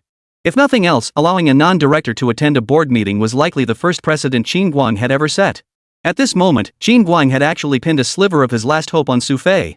Xu Fei seemed extraordinary, and since he had made such a request, he surely had his reasons. Once all the directors had arrived, their eyes inevitably turned to Xu Fei. The sudden appearance of this individual at the board meeting made such scrutiny hardly surprising. He had discussed this business deal with Chairman Qin yesterday, serving as a witness, and he held 1% of the group's shares. Noticing the stares, Qin Guang addressed the group with an air of authority in his voice. By emphasizing Xu Fei's 1% stake, he intended to make it clear that Xu Fei was qualified to participate in this board meeting. Surprise rippled through the room. They hadn't expected Xu Fei to already hold shares. Still, given this fact, they decided to temporarily let the matter rest. Alright, everyone's here. Let's begin. With the arrival of the final shareholder, all 13 gathered around the table. As we discussed yesterday, this is no trivial matter. A strategic level product has suffered severe damage due to this blunder. Bokai Media now has us by the throat. Whatever it takes, we must act. One shareholder stood up, his tone resolute. His words undoubtedly resonated with many others. Yet, despite this outpouring of opinions, Chen Dongjun sat alone on the sidelines, his expression appearing somewhat blank. Chairman Chen, it's time for you to speak up. Seeing so many supporters yet Chen Dongjun sitting there blankly, this shareholder took the initiative to call out. At that moment, Chen Dongjun remained lost in thought, occasionally glancing at Xu Fei beside him, looking somewhat hesitant to speak. This matter. Chen Dongjun appeared hesitant. He should support this resolution, but he hadn't expected Xu Fei to be present here. This undeniably proved one thing: Xu Fei was aligned with Qin Shue's faction. Old Chen, what's going on? A shareholder beside him noticed Chen Dongjun's peculiar demeanor and inquired. Nothing. Chen Dongjun shook his head, aware that everyone was waiting for his stance. Within the company, Chen Dongjun held a 9% stake, a significant weight on the board of directors, granting him considerable influence. I think we should still defer to President Qin's opinion on this matter. After holding back for so long, Chen Dongjun's unexpected statement left everyone stunned. Not only were they stunned, but Qin Guang and his daughter were also bewildered. Chen Dongjun had always been the most vocal opponent of their plans, yet now he had suddenly changed his stance. This decision is for the benefit of the group. Their sudden price hike is an attempt to suppress us. If this happens just once, then our Daguan group will forever be held by the throat. Though taken aback, Qin Shui spoke with unwavering conviction. Ms. Qin, I heard you brought a friend yesterday who confronted Mr. Huang. Is that correct? Another shareholder stood up and questioned Qin Shui. That friend was me. Xu Fei interjected from the side, drawing everyone's attention to him. Very well. Do you realize the severe consequences of clashing with a client during contract negotiations? The shareholder confronted Xu Fei with an extremely stern tone. But Xu Fei seemed completely unfazed, shaking his head and saying, "The consequence is that I saved the group from paying a hefty sum for nothing." What did you say? The shareholder hadn't expected Xu Fei to respond this way. The surrounding crowd immediately erupted in murmurs, yet Xu Fei's eyes remained as still as a deep well.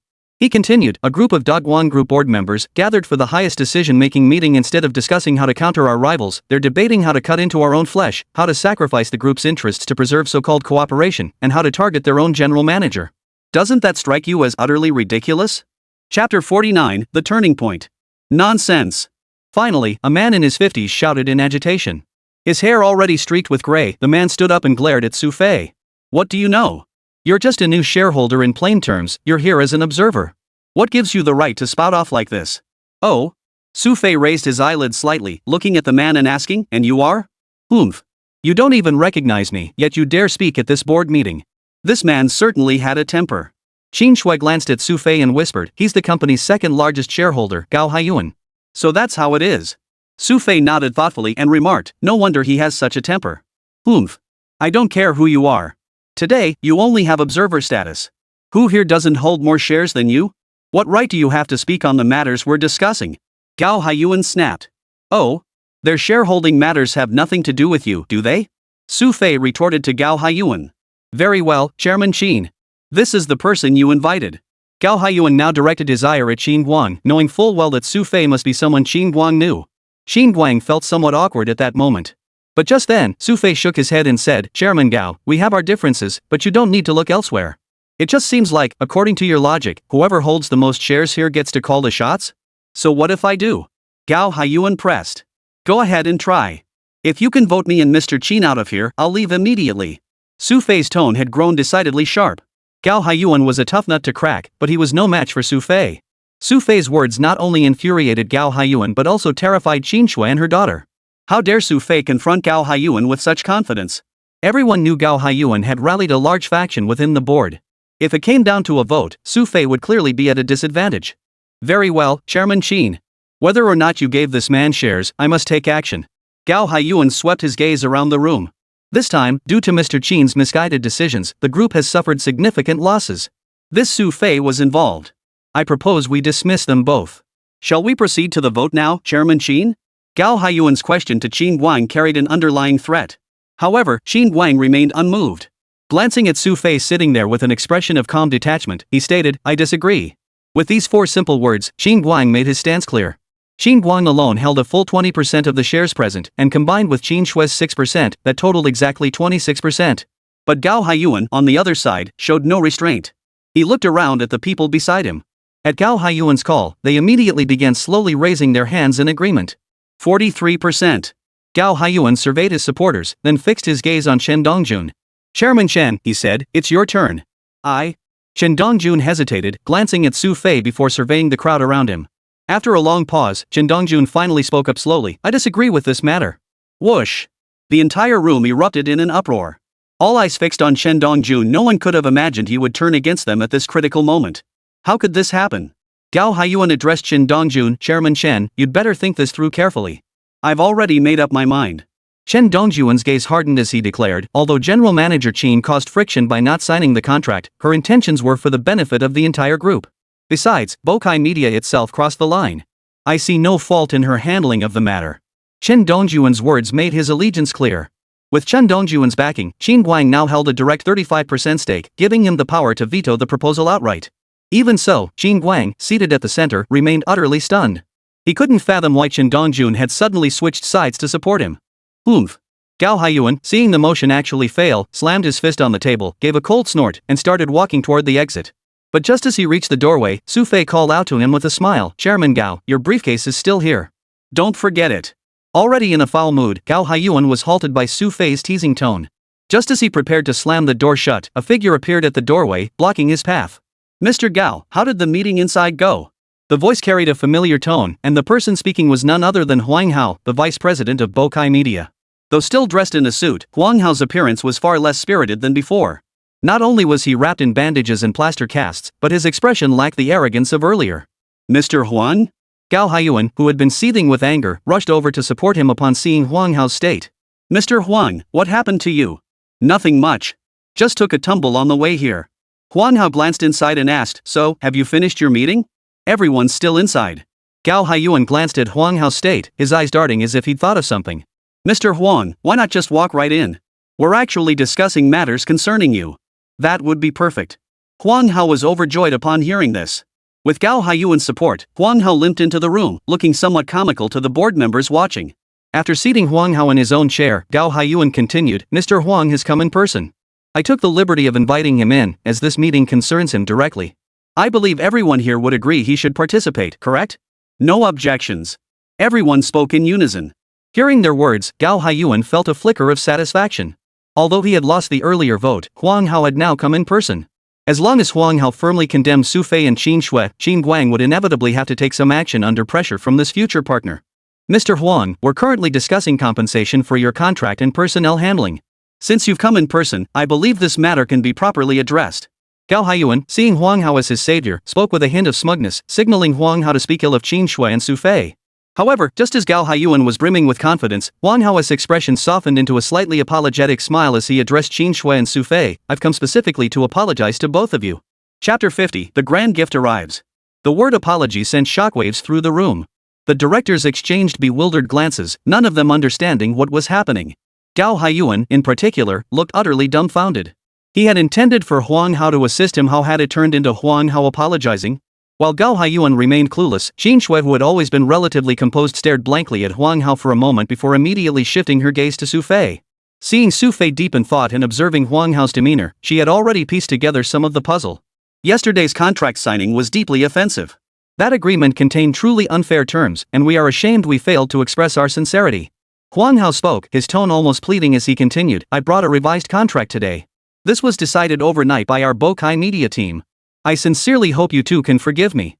Huang Hao was genuinely sincere, but everyone noticed one thing: from the moment he entered the room until now, his eyes had been fixed on Xu Fei the entire time. These were seasoned professionals. How could they fail to see the issue in such a situation? Alright, since Mr. Huang has come with sincerity this time, Mr. Qin, please take a look at the contract. Though Qin Guang didn't know the full story, he understood one thing: Huang Hao had genuinely come bearing a significant gift this time. After processing the situation, Qin Shui took the contract. As she scanned the terms and price, a look of astonishment spread across her face. This contract is worth signing. Qin Shui, who had remained relatively composed, now grew visibly excited. She addressed the board members. This contract not only doubles all media and promotional resources but also reduces the price by 1/3 compared to the original deal. What a terrifying concept. It was essentially like Bokai Media was promoting De Guine Group at a loss. At such a price, it was absolutely impossible to secure these promotional resources. There was only one reason behind it: Bokai Media was subsidizing the deal. As for why they were subsidizing it, likely only Xu Fei among those present understood. We come here today with sincerity. Huang Hao spoke earnestly. I sincerely hope you, Mr. Qin, can forgive us. Bokai Media is highly eager to establish a strategic partnership with Daiguan Group. This statement carried more weight than the contract itself. Whereas the contract offered discounts, Huang Hao's statement made it clear to everyone present that Bokai Media would continue to offer them the best possible rates for any future collaborations. Xu Fei, what do you think? At this moment, Qin Shui wanted to ask Xu Fei, who had been sitting beside her all along, for his opinion. But unbeknownst to her, Xu Fei had already left his seat, leaving only an empty chair behind. Alright, let's sign. Qin Shui hesitated no longer. After signing the contract in front of all the shareholders, Huang Hao finally breathed a sigh of relief. Repeatedly expressing his gratitude, he limped away from the scene, looking somewhat comical. Today's events had left a profound impact on everyone present, but none more so than Shen Dongjun.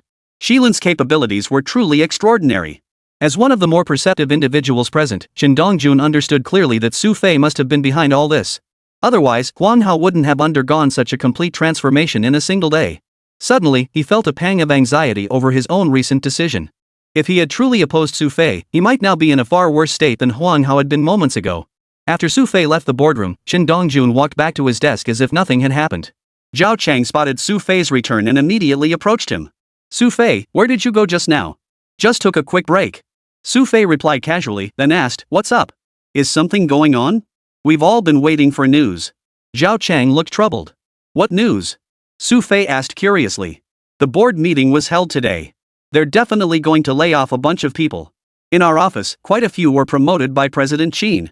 Though Zhao Chang didn't finish his sentence, his meaning was already clear. After hearing this, Xu Fei almost laughed. Don't worry, no one will be fired this time. Really? Hearing Xu Fei's words, Zhao Chang instantly perked up. Of course it's true. Xu Fei shrugged. Just focus on your own job. Don't get involved in this kind of thing. Heh, you're the reliable one, bro. Hearing you say that puts my mind at ease. Zhao Chang exhaled a long sigh of relief. Though Xu Fei seemed to be speaking offhand, Zhao Chang knew that if Xu Fei dared to say it, it meant nothing significant would happen in the next couple of days. And indeed, after the meeting, the shareholders departed one by one, and still no news came. Instead, around lunchtime, Qin Shui's assistant arrived at the office again. Ms. Qin requests your presence. The assistant's tone remained respectful this time, genuinely so. I'm heading out shortly. Xu Fei had no time to waste on Qin Shui's nonsense. He had plans to go out soon, and if he actually went to her office, he'd likely be stuck there for a while. Ms. Qin said if you don't come, she'll come over herself shortly. The assistant's tone carried a hint of resignation. Fortunately, Qin Shui understood Xu Fei well enough to know he'd try to dodge it, prompting her to add that line. Considering what would happen once Qin Shui arrived, Xu Fei weighed his options and decided to head to her office after all. At that moment, Qin Shui sat in her office, seemingly idle, yet a hint of excitement flickered across her face. Boss, didn't you already handle this? Why did you call me here? Xu Fei began complaining the moment he entered. Qin Shui immediately stood up from her chair upon seeing Xu Fei, scrutinizing him as if he were a stranger. You don't have to stare at me like that. Xu Fei sat down at the assistant's desk with a sigh, glancing around. So, what exactly did you need me for? Who exactly are you? Qin Shui's opening line left Xu Fei speechless. He shook his head and replied, you're not being cute at all. Who asks someone that when they call them into the office? I'm serious. Qin Shui's expression was genuinely serious. Today's turn of events had completely exceeded her understanding. She knew that only the person sitting before her could provide her with answers. Chapter 51, Kidnapping. However, Xu Fei remained as indifferent as ever. When Qin Shui pressed him, he replied with a flippant tone, "Didn't I explain this countless times before? You've already filed it all away. Surely you don't need to ask again now? You really can't tell me?" Qin Shui pressed Xu Fei. "I told you I'm just an ordinary guy working for you. What else could I possibly say?" Shrugging, Xu Fei hopped down from the table and walked over to the coffee machine. "I just like coming over to score a free drink." "Forget it." Seeing Xu Fei still wouldn't say anything, Qin Shui didn't press him further. She just watched him pour coffee, pondered for a moment, and said, "I'll treat you to lunch." "Treat me to lunch?" Xu Fei choked on his coffee, staring at Qin Shui in surprise. "Did I hear that right? Consider it payment for helping me out." After tidying up her documents, Qin Shui added, "Let's go downstairs. I think the cafeteria food is better." Deep down, Xu Fei really wasn't keen on going out to eat with Qin Shui. Who knows what she'll ask during dinner? Besides, dining with a woman who rarely smiles no matter how beautiful she is would likely make for an awkward scene. "Then I'll go with you to the cafeteria," Qin Shui said immediately, continuing, "or you can choose to go out to eat with me." "Then I'll go out." Xu Fei's eyes instantly clouded with frustration as he stared at Qin Shui, speechless. He'd never encountered anyone like this before. Not only had he helped her out, but now she was repaying his kindness by making things so difficult for him.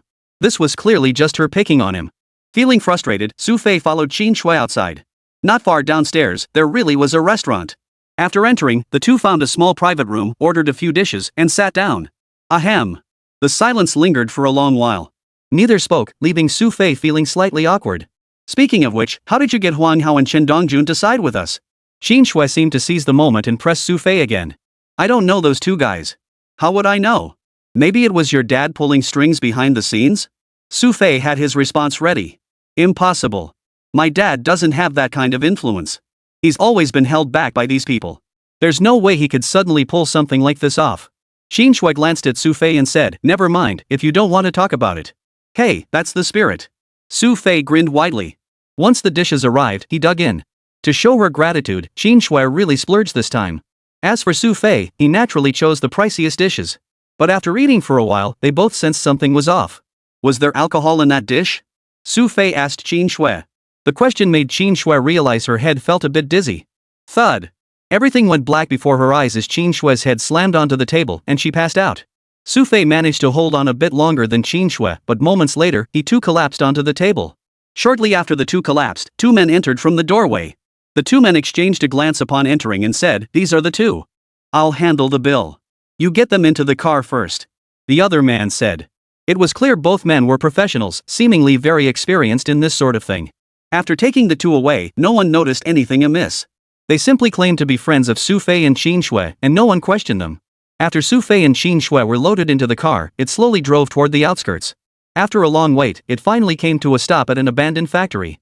Two more people were already waiting at the abandoned factory.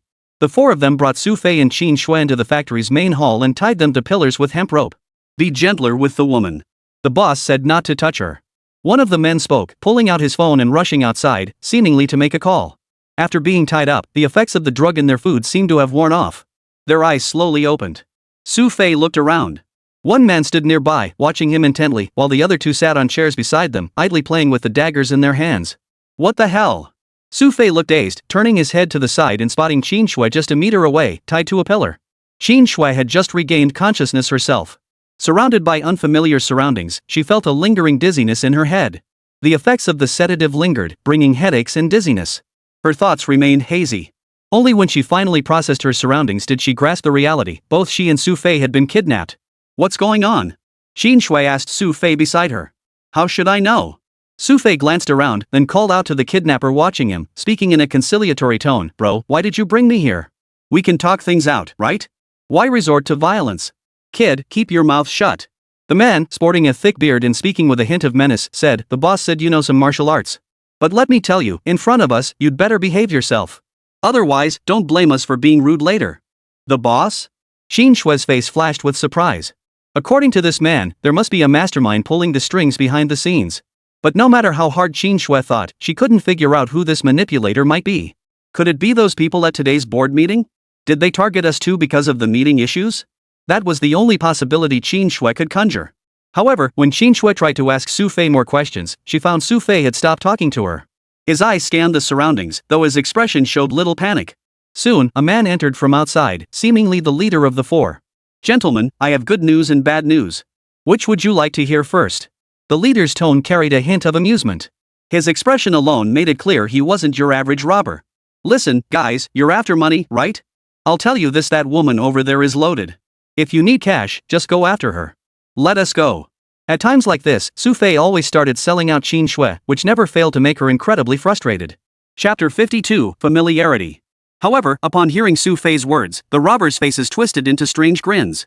You're sharp, they said. Too bad this money won't be handed over for free.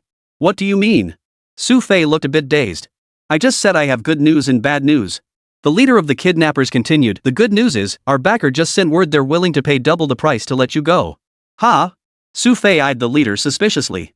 This was the first time he'd ever heard of such a thing. They'd spent money to have Xu Fei and his companion bound and brought here, yet now they were spending double the amount to set him free. What's the bad news? Qin Shui pressed the leader, seemingly spotting a glimmer of hope to escape. The bad news is, I have no intention of letting you go. The kidnapper smiled, his eyes appraising the two of them. That eerie expression sent a chill down Qin Shui's spine. You want money? Xu Fei grasped the situation. Correct. If I'm not mistaken, this should be the general manager of Dogwan Group and the chairman's daughter, right? The leader spoke up. Oh, in your Chinese terms, she'd be called the young miss. Though the leader's features bore a slight resemblance to Chinese people, his accent was unmistakably Southeast Asian, likely a mercenary from that region. So you want to kidnap her and have someone deliver the money to you, is that it? Xu Fei was quick to catch on. The leader seemed quite satisfied, patting Xu Fei on the shoulder and saying, who'd have thought you'd be so savvy, kid? Of course. Since you're going to kidnap her anyway, this has nothing to do with me. Why not just let me go?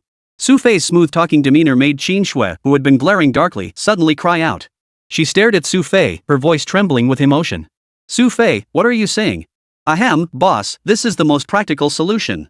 Think about it, you're stuck here anyway. Why drag me down with you? Xu Fei adopted a deadpan expression as he continued, once your father pays the ransom and you're back home, I'll treat you to a meal. Bastard! Qin Shui blurted out the curse. Her grimacing expression drew snickers from the other robbers nearby. One of them, the scarred face, stepped forward.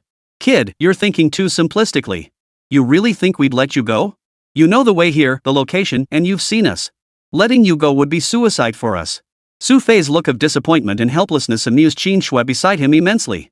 However, the expressions on both their faces began to raise some suspicion in the leader. Kid, aren't you scared? This leader was a seasoned veteran, highly skilled in manipulating his prey's psychology.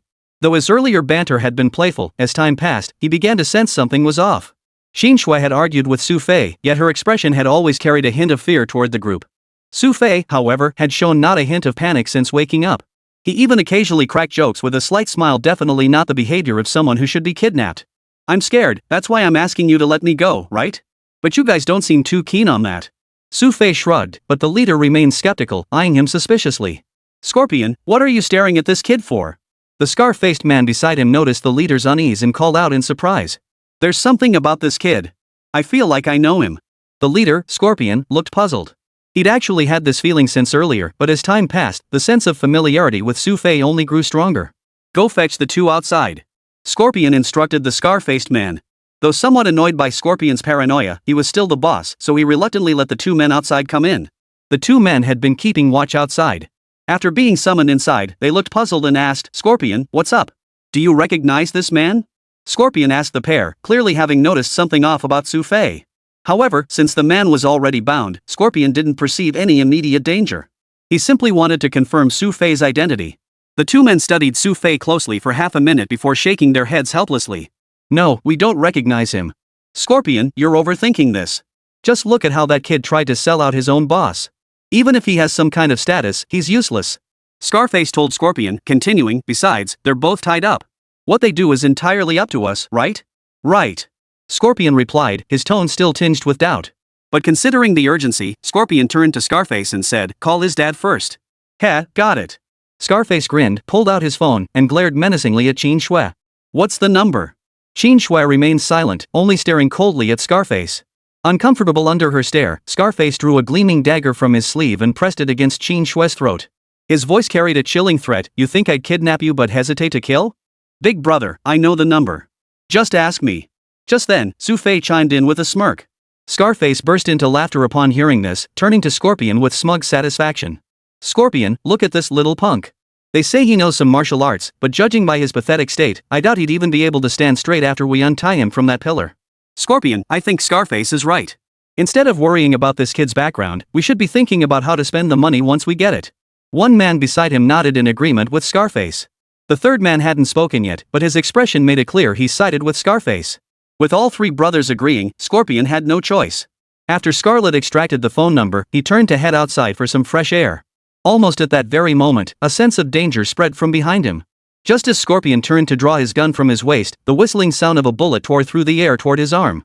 With lightning reflexes, Scorpion spun around. When he turned back, Xu Fei stood smiling behind him. On the ground, his two companions who had been laughing and chatting moments ago lay motionless. Chapter 53, Countering the Counter. A chill rose from his spine. Even after completing countless missions abroad, including kidnapping high-ranking officials in African nations, he had never known fear. Yet in this moment, Scorpion felt a wave of terror surge from deep within his core. How did you untie it? Standing some distance away from Xu Fei, the scar-faced man who had been preparing to make a call now held his phone to the ground. His expression was one of utter astonishment. He never imagined Xu Fei would free himself. Did you really think your little tricks would work? That drug you laced the food with K2, right? So outdated. That stuff should have been retired years ago.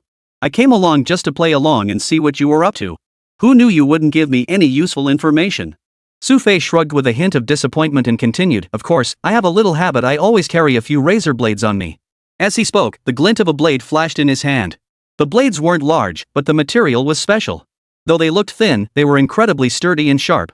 Now, the severed rope and the two bodies lying on the ground revealed their throats, each bearing a crimson wound. Strangely, the blood only began to seep slowly after they were dead. The speed was too fast. Scarface and Scorpion realized this could only be achieved with lightning-fast speed. Right then, Xu Fei addressed them. Would you prefer I send you on your way, or will you surrender? Xu Fei's question instantly enraged the hot-tempered Scarface. Damn it! I don't give a damn who you are. I don't believe you're faster than a bullet. Enraged, Scarface drew the pistol from his waist almost simultaneously. But just as his index finger touched the trigger, his body suddenly froze in place. Thud! His body crashed heavily to the ground. A bullet hole had appeared in the scarred man's head. Even as he fell, his eyes remained wide open, seemingly unable to believe that someone could fire a gun so quickly. Still planning to shoot? Xu Fei toyed with the pistol he'd just snatched from the fallen man, his gaze fixed on Scorpion with a hint of amusement. Scorpion had already abandoned the race to draw faster than Xu Fei, knowing full well he couldn't outpace him. Who the hell are you? That intense sense of familiarity from earlier surged back in Scorpion. This man's marksmanship and reflexes were far beyond those of an ordinary person or even an ordinary mercenary. At the very least, he was someone with some international renown. Take a guess. Xu Fei's tone was teasing. I can't guess, but... Scorpion's tone turned grim as he coldly retorted, you might not even beat me. No sooner had the words left his mouth than Scorpion's body moved.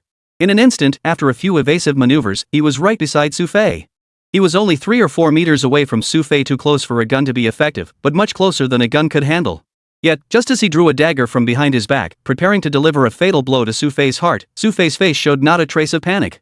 The dagger traced a white arc of light. By the time Scorpion registered the movement, Xu Fei was no longer standing where he had been. Whoosh! The whistling of air sliced through the air behind him. Scorpion sensed the danger instantly and immediately leaned half a step to the side. That single step was enough to evade Xu Fei's blade. He retreated 2 quick steps backward, finally creating over a meter of distance between them. Oomph! A cold snort escaped the Scorpion's lips. Fear didn't flicker across his face. Though he knew Xu Fei was formidable, his years on the international stage had taught him that in a narrow path, the brave prevail. If he fought to the end, survival was still possible. The one who showed fear first was often the last to fall. With distance gained, Scorpion's daggers flashed like streaks of white light. Even Xu Fei felt his heart skip a beat trying to dodge at that speed. SSSH. The dagger's white flash tore open a gash in Xu Fei's chest. He immediately stumbled backward several steps, his eyes locked on Scorpion. I don't care who you are, you die today. Though he hadn't struck Xu Fei's flesh, Scorpion now seemed to have gained some confidence. I'm curious who could have brought you here to deal with me like this. Xu Fei demanded of Scorpion. You think I'd betray my benefactor? The Scorpion retorted coldly. Didn't you already betray them once? Xu Fei smiled and said, if you tell me, I can spare your life. You're courting death. The Scorpion spat coldly, launching another attack at Xu Fei.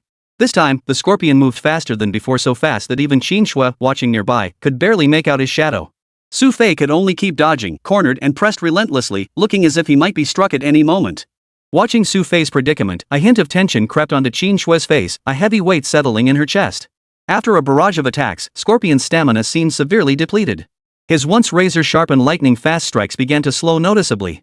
What truly startled Scorpion was that Xu Fei before him was still dodging effortlessly, barely breaking a sweat. This couldn't be possible. The Scorpion was nearly mad with frustration, his moves becoming increasingly erratic. But in that very instant, a chill suddenly gripped his heart. Before he could react, a dagger was already pressed against his throat. It was over. Xu Fei's voice echoed behind Scorpion, tinged with a chilling coldness. Xu Fei, who hadn't retaliated once, clearly regarded Scorpion as his sparring partner. Yet, the moment the Scorpion heard that cold voice again, an image crystallized in his mind. Your chi. Before Scorpion could finish speaking, Xu Fei's dagger swept forward in a swift strike. Thud. His body collapsed to the ground. Fear filled Scorpion's eyes as he departed this world. Xin Shui, who had never witnessed such a scene before, saw the gruesome state of the Scorpion's death beside her. A hint of panic flashed across her face. Yet when she looked back at Xu Fei, his expression showed not the slightest flicker of emotion. Having killed 4 people, he remained as calm and composed as if he were slaughtering chickens. What are you staring at? Suddenly, Xu Fei called out to Qin Shui, who was staring at him blankly, looking somewhat puzzled. Nothing. Just help me loosen this first. Qin Shui shook her head, saying nothing more. After freeing Qin Shui, Xu Fei picked up his phone and dialed the police station. But just after hanging up, he noticed Qin Shui watching him again from a short distance away. The scrutinizing look in her eyes made Xu Fei chuckle. Boss, what's wrong? Didn't those robbers scare you silly? His tone carried a hint of teasing as he spoke with a smile, only to find Qin Shui didn't respond. The gaze she fixed on him was more focused than he'd ever seen before. Chapter 54, Concealment. Being stared at like that suddenly made Xu Fei feel a chill down his spine, especially since it was Qin Shui. Did you frequently carry out missions when you were in the military? Qin Shui asked Xu Fei, her tone carrying an unspoken implication. Pretty much. I never skipped a mission. Xu Fei replied, glancing at Qin Shui with a puzzled look. What's up? Nothing, just asking. Qin Shui said no more. After exhaling a long breath, she finally felt a breath of truly free air. Once her emotions settled, Qin Shui found a rock nearby to sit on. Watching Xu Fei leaning against a pillar not far away, she spoke in a gentle tone. By the way, you already subdued that guy earlier. Why did you kill him? Wouldn't it have been better to leave him alive for the police? I was afraid he wouldn't cooperate. We could be in danger. Xu Fei answered without hesitation, but Qin Shui didn't quite buy it. Setting aside other factors, the limited power Scorpion had displayed earlier was entirely within Xu Fei's expectations. There was absolutely no chance he could pull any tricks right under Xu Fei's nose. Besides, Scorpion had clearly seemed about to say something earlier. After waiting here briefly, the police convoy arrived. Talk about running into an old enemy. The one who arrived was none other than Tan Lutong. Upon arriving, Tan Liutong's first sight was the 4 people lying on the ground, with Xu Fei and Qin Shui seated nearby. Shui, what happened? Tan Lutong seemed reluctant to acknowledge Xu Fei, addressing Qin Shui directly. Xu Fei said on the phone that we'd been kidnapped. Qin Shui replied, gesturing toward Xu Fei beside her. Tan Lutong still remembered Xu Fei's arrogant attitude toward her earlier, so she naturally wasn't in a good mood toward him. But now that they'd run into each other again, there was nothing she could do about it. Deputy Captain, all 4 of them are dead. Just then, a young detective approached Tan Lutong and reported. A look of surprise flashed in Tan Liutong's eyes as she walked over to the bodies herself. However, the moment she reached them, her face instantly betrayed a look of astonishment. How could it be them? Tan Liutong's astonished expression clearly implied he knew these people. You know them? Qin Shui, standing nearby, looked puzzled. These are internationally wanted criminals. That Scorpion and Scarface both on the red notice list. Tan Lutong continued, this is the highest level wanted notice. These 2 have been on the run abroad. I never imagined they'd end up in China. Oh, and I heard them mention something about a backer. Qin Shui recalled the matter of the financier and was about to tell Tan Lutong. Xu Fei, upon hearing this, quickly pulled Qin Shui aside and chuckled awkwardly. We just overheard them mention something about tattoos on their backs. Take a look. Tattoos? Tan Lutong looked puzzled. She crouched down and lifted the back of their clothes. Sure enough, there was a tattoo underneath. As for the design, it resembled some kind of Southeast Asian mythical beast. Alright, let's head back to the station. You wouldn't want us to stay here any longer, would you? Xu Fei added, shooting Qin Shui a meaningful glance to keep quiet about the benefactor. Though she didn't know Xu Fei's motives, he had saved her today and helped her immensely before. Qin Shui could only comply with his wishes. Upon arriving at the police station, Xu Fei recorded the details as usual. Aside from the backer, both of them truthfully recounted the entire situation. But just as they were about to leave, Xu Fei was called aside by Tan Lutong in the hallway. Xu Fei, Tan Lutong said coldly, I've checked your records. There's no trace of you in the Blade organization. Tan Lutong addressed Xu Fei coldly, I don't care what your background is. Since you're here, you'd better obey the law. Otherwise, if you end up in my hands, I won't go easy on you. You'd better pray that day never comes. Xu Fei waves dismissively, a smirk on his face as he strode forward. Watching Xu Fei's retreating figure, Tan Lutong felt her teeth grind with frustration. If not for his connections to Qin Shui and Zhang Yule, Tan Lutong would never have let him walk away so easily.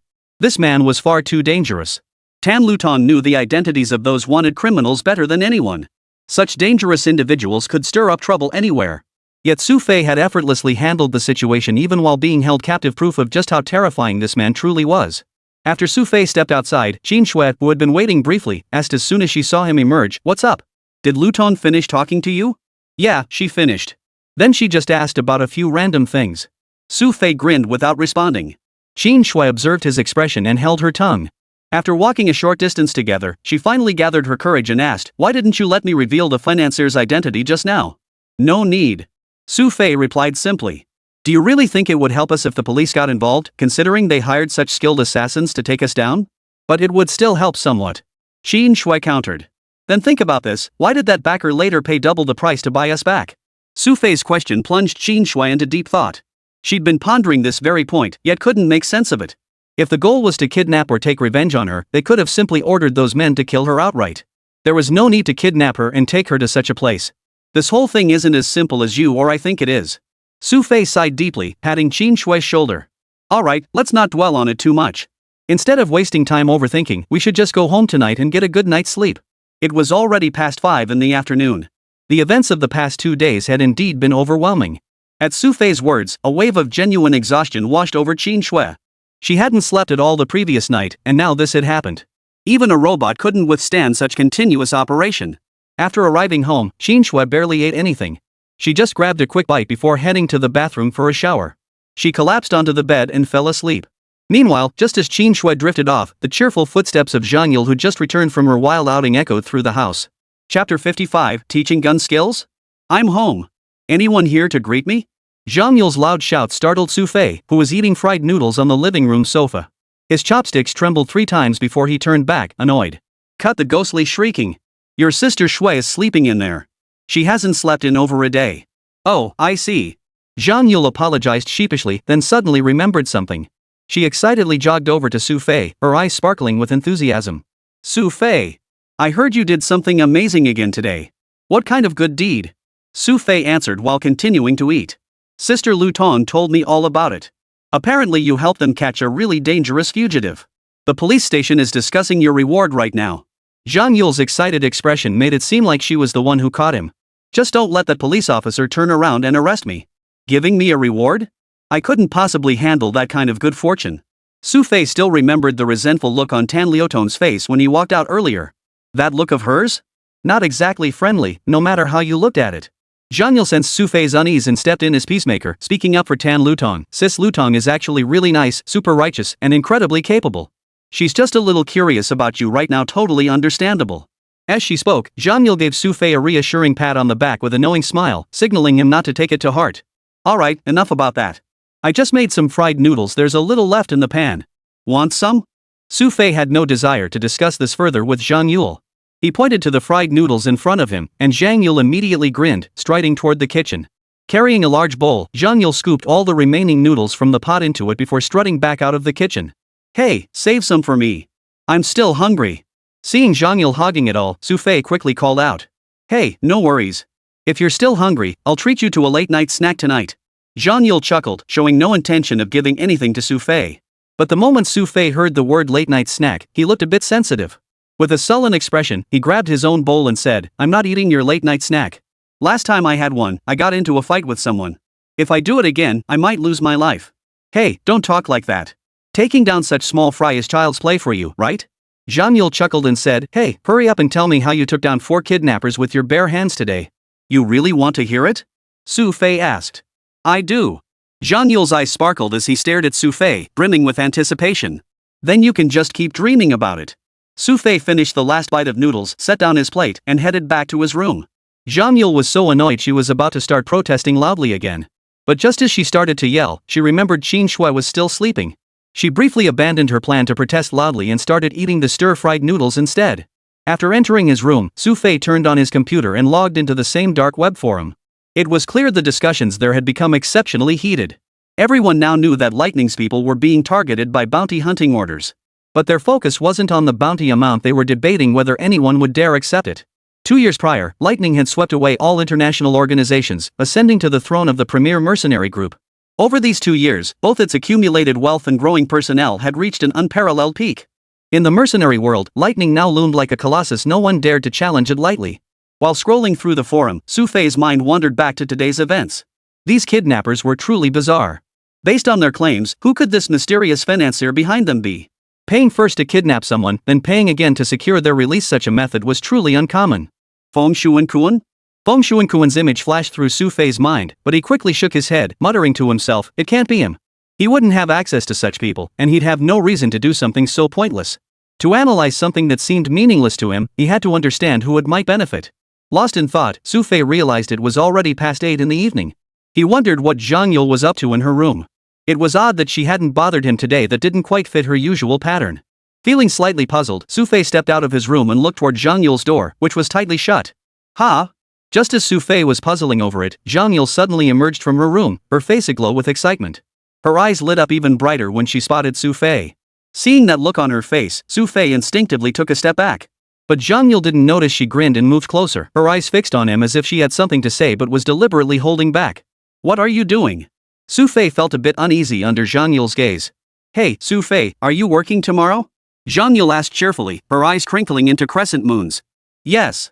Xu Fei answered loudly without hesitation, afraid Zhang Yule would drag her into something else. Wait, isn't tomorrow Saturday? Zhang Yule looked at Xu Fei skeptically. Shue's dad just called. Her dad? What for? Xu Fei asked curiously. You guys got kidnapped. You think he wouldn't know? But Sister Xue was sleeping and didn't answer her phone, so he called me instead. Zhang Yule continued, he's at the hospital too. He was supposed to come over later, but when he heard Sister Xue was resting, he decided not to come. Xu Fei thought about it. That much was true. But judging by Zhang Yule's expression, she seemed to have more to say. Oh, right, Uncle also said he's inviting us to dinner tomorrow. Zhang Yule said cheerfully, then added, you have to come too. I'm not going. Xu Fei flatly refused. I have things to do tomorrow. No, you have to go. Zhang Yule's little eyes fixed on Xu Fei as she said, Uncle specifically invited you tomorrow. If you don't go, won't I feel awkward going alone? Then I won't go. Just tell me what you like to eat, and I'll treat you later. Xu Fei replied immediately. No way. I'm going tomorrow no matter what. Zhang Yule insisted stubbornly, adding, besides, you should know the place Uncle invited us to was a mountain resort, you know. When did you start living it up like this? Xu Fei asked curiously. It's not about enjoying myself. Zhang Yule looked genuinely excited, his eyes sparkling as he exclaimed, there's a live fire range there. You can teach me how to shoot. Chapter 56, no rabies, right? Only then did Xu Fei grasp Zhang Yule's meaning. Last time, he'd shot down a few bank robbers in front of her, and she'd been fixated on him ever since. Now that she finally had a chance, how could she let him off easily? Seriously, you're a young woman in the city with so much life ahead of you. Why are you so obsessed with this stuff? Xu Fei asked, feeling a bit frustrated. You just don't get it. I've made up my mind you're going tomorrow. Zhang Yule grabbed Xu Fei's arm, her eyes gleaming with such determination that Xu Fei couldn't help but tease her. What if I just refuse to go? The moment Xu Fei finished speaking, he sensed something off in Zhang Yule's stubborn, wide eyes. Before Xu Fei could react, he felt Zhang Yule's teeth sink into his arm. Ah! A sharp pain shot through his arm, and Xu Fei let out a cry of pain. Looking at Zhang Yule, she was still biting his arm while mumbling incoherently, are you going or not? No, ah. I'll go. Before Xu Fei could finish saying no, Zhang Yule bit down hard again, making him yell repeatedly. Only after Xu Fei's I'm going did Zhang Yule nod in satisfaction. After releasing Xu Fei's arm, Zhang Yule licked her tongue as if savoring the taste, then sighed dejectedly, it's a bit salty. No kidding. Xu Fei rolled his eyes, quickly snatching his arm back. Staring at the vivid red teeth marks etched into his skin, he asked with a grimace, you don't have rabies, do you? You're the one with rabies. Zhang Yule shot Xu Fei a glare, still looking a bit annoyed. After a moment's thought, she stood up and said, fine, I'll go find you some bandages. After inspecting Xu Fei's arm, Zhang Yule fetched bandages and medicine. After bandaging it up, Zhang Yule couldn't resist patting it once more, a smile returning to her face. What are you doing? Xu Fei watched Zhang Yule, who seemed a bit smug and also a bit strange. Nothing. Just thought it'd be nice to leave my mark on you. If you ever try to run away, I'll have no trouble finding you. Zhang Yule wiped her nose, her smug expression leaving Xu Fei momentarily speechless. Looking at his poor hand, he figured even if it healed, it would probably leave a scar. Alright, don't be so down. I'll treat you to a late night snack. Didn't you say you weren't full after dinner? Zhang Yule said to Xu Fei with a beaming smile. I don't trust you. Xu Fei voiced his skepticism. I promise, this time it's really just for a late-night snack. Trust me. Only after Zhang Yule's assurances did Xu Fei dare to go out with her. After a light late-night snack, Zhang Yule didn't cause any trouble and took Xu Fei back home. By the time Xu Fei got home, it was already late at night. Zhang Yule seemed exhausted after being out all day. She stretched lazily before bidding Xu Fei goodnight. Once in his room, Xu Fei prepared to settle down and rest. But just then, his phone rang. Glancing at the caller ID, Xu Fei didn't answer. After hanging up, he turned on his computer. An email with no sender's name had already arrived in his inbox. Xu Fei knew exactly who had sent it. After carefully reviewing the contents, he fell deep in thought. A moment later, he finally dialed a number. Is anyone near my place? Xu Fei's first words were these, and on the other end of the line was none other than Wan Ligua, the director of the 9th Bureau of the General Staff Department who had sought him out several times before. Well, looks like you got the news too. Wan Ligua seemed quite pleased that Xu Fei had called him directly. I'm currently in Tianhai City. How about this meet me at the cafe on the Bund in an hour? All right. Xu Fei agreed immediately. After hanging up, Wan Ligua's face lit up with excitement. He immediately set down the documents in his hands and called out toward the door, Xiao Zhang, drive to the Bund. The Bund? That's over half an hour away. Are we meeting someone? Xiao Zhang, of course, was the bodyguard Wan Ligua had always kept by his side. To meet Qilin. Wan Ligua stated, but noticed the bodyguard's face cloud over with displeasure. Sir, it's that kid again. Not only is he disrespectful, but at this hour, do we really need to rush over to see him? Last time the military commander came, he personally visited our Bureau 9. Enough complaining. You'll understand later. Get ready immediately. Wan Ligua admonished the bodyguard, who had no choice but to comply. He drove to the Bund as instructed. Xu Fei had already arrived ahead of them. As the two entered, they spotted Xu Fei seated not far away. Sorry, I'm late. Wan Ligua greeted Xu Fei with a smile, shooting a glance at the bodyguard beside him. The bodyguard immediately positioned himself at the entrance to monitor the surroundings. Meanwhile, several operatives from the General Staff Department's 9th Bureau were already stationed nearby, having thoroughly scouted the area. Director Wan, you're quite the go-getter, coming here alone in the middle of the night. Though Xu Fei's tone carried a hint of teasing, deep down, he genuinely held Wan Ligua in high regard. He knew the location of the 9th Bureau of the General Staff Department in Tianhai City wasn't particularly close to here. Yet Wan Ligua had personally made the trip proof enough of his sincerity. It's only right. Since you have business, we must discuss it properly. It's rare that both of us share this level of commitment. Wan Ligua smiled and said, in that case, Xiao Fei, you know this area is secure. Why don't you share your thoughts? Before that, I have one question. Xu Fei replied, do you know who was behind those 4 men today? Even though Scorpion was dead, Xu Fei still couldn't shake the question of who the real mastermind behind it all might be. That's precisely why, now that he'd met Wan Ligua, Xu Fei didn't hesitate to ask outright. I truly don't know. Wan Ligua shook his head. However, I do have some potentially useful information related to the matter. What?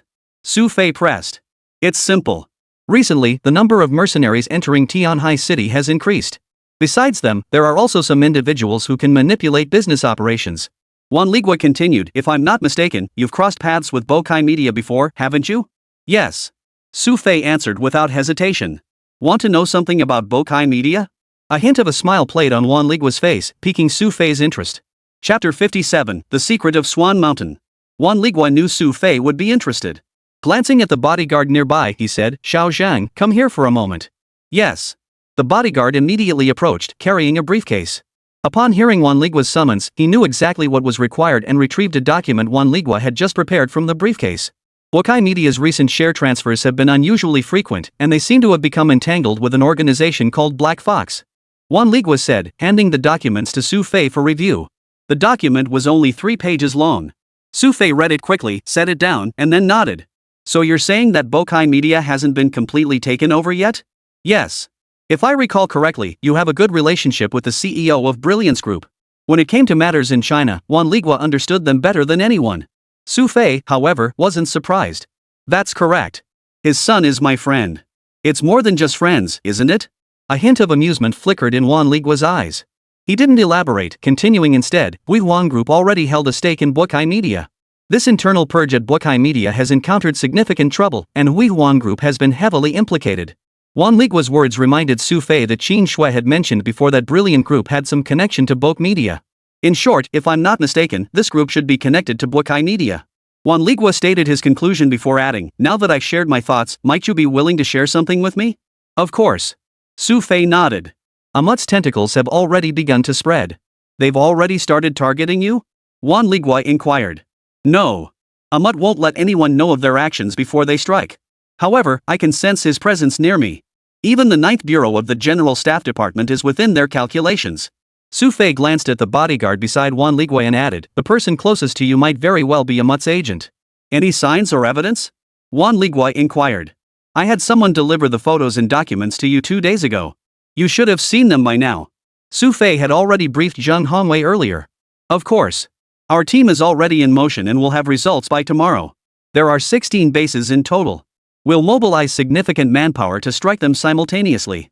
Wan Liguai knew well that a clever rabbit has 3 burrows. If these bases weren't struck simultaneously, the effectiveness would be drastically reduced. These are merely Amut's external tentacles. One of their tentacles is Black Fox, and Black Fox has now set its sights on the Dogwon Group. Xu Fei stated solemnly. Dogong Group? Why would they be interested in Dogong Group? Wan Liguai looked genuinely surprised. He truly hadn't known about this. If even you were kept in the dark, it seems this is truly Amut's doing.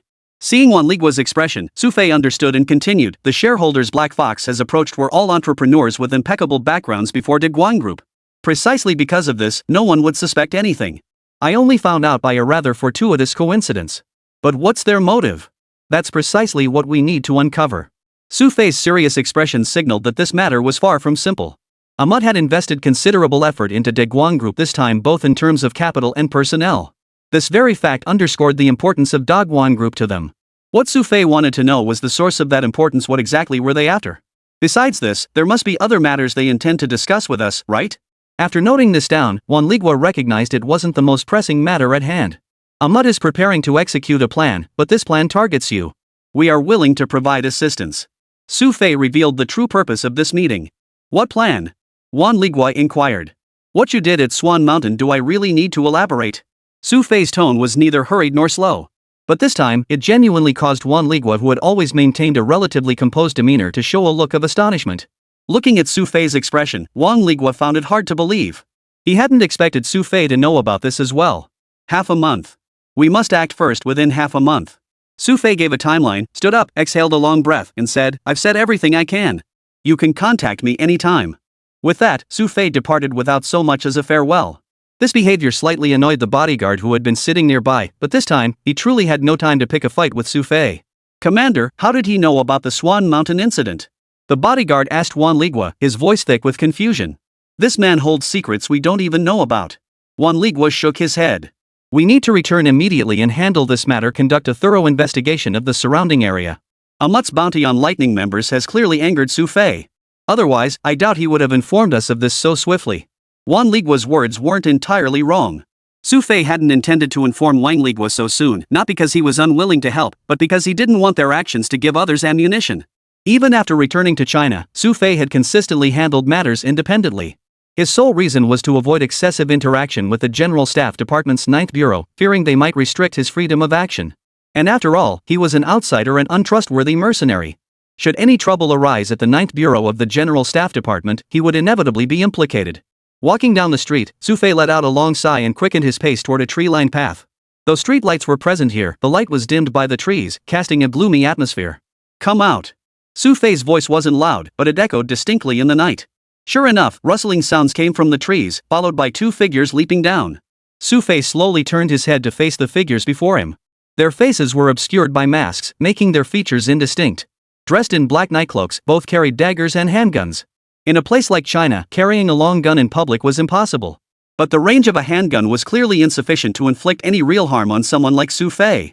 A battle-hardened veteran like Xu Fei instinctively sensed danger whenever lethal threats, including being targeted by gun barrels, were present. Chapter 58, Overrated? Truly a unicorn. A gleam of excitement and thrill flashed in the eyes of these 2 men. There really are people willing to risk their lives for a bounty. Xu Fei looked at the pair and found it somewhat amusing. He never imagined there were still people in this day and age who valued money more than their own lives. Seems that Qilin still doesn't know who we are. Xu Fei's mockery sparked a flash of viciousness in their eyes, clearly displeased by his dismissive attitude. Yet even after their words, Xu Fei's expression remained unchanged. He smiled faintly and said, the one on the left is Rattlesnake, ranked 16th on the African Hitman list. The one on the right is Poison Spider, ranked 13th on the North American Hitman list. Am I wrong? How would you know? The two exchanged glances, shock evident in each other's eyes. They had arrived here masked and without a sound, yet neither had anticipated Xu Fei recognizing them so immediately.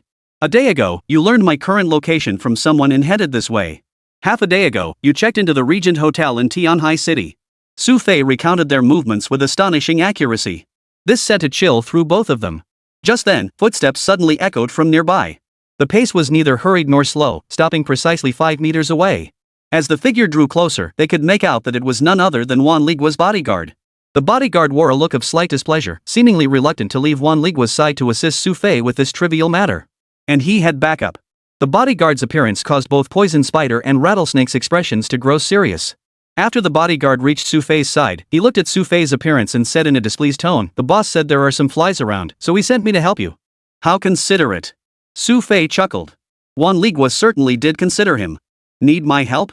the bodyguard inquired. "Of course. Handle these two for me." Xu Fei smiled, found a spot nearby to lean against, and stepped aside. His demeanor made the bodyguard curl his lips slightly. Xu Fei's manner showed none of the legendary bearing one would expect from a Qilin. He'd been hoping to see Xu Fei's skills in action, but instead, Xu Fei simply handed the two men over to him to deal with. "Damn it, these two actually dare to look down on us like this." Rattlesnake flanked them from the side. Poison Spider, overhearing their discussion, flared with rage and immediately ordered Rattlesnake to flank them from the side. The two guards attacked the bodyguards from both sides. Their practiced coordination clearly showed they'd worked together many times before. Poof. The bodyguard snorted coldly, a dagger suddenly appearing in his hand as he slashed toward Poison Spider. It must be said that anyone capable of serving Wan Ligua possessed top-tier combat skills. His speed was astonishingly fast, yet Poison Spider was no slouch either. As the blade neared its target, Poison Spider's body had already darted to the side. Simultaneously, the rattlesnake behind him sprang into action. His body appeared beside the bodyguard almost simultaneously, a gleaming dagger thrusting directly toward the bodyguard's back. The motion was dramatic. The bodyguard felt only a cold chill on his back. He immediately took several quick steps backward, finally evading the rattlesnake's attack. Huff. Exhaling a long breath, the bodyguard felt a surge of pressure. These two were far more formidable than he had anticipated. He turned to look at Xu Fei, who stood 5 meters away, showing no sign of moving. "Qilin, aren't you going to make a move?" The bodyguard called out Xu Fei's code name, but the latter merely smiled faintly and replied, "I can't. These two are tougher than I thought, and I'm injured." Xu Fei didn't forget to show him the bandage wrapped around his hand, the spot where Zhang Yule had bitten him earlier. Poof. All talk. The bodyguard snorted coldly. With just this minor injury, Xu Fei dared not act? And judging by how far back he stood, he was nothing but a coward.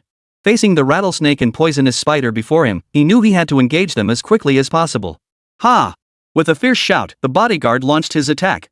In this situation, he had to take the initiative. Passively waiting would only allow them to steadily close in and restrict his movement. However, these two were no ordinary foes. They were renowned assassins ranked among the best across continents.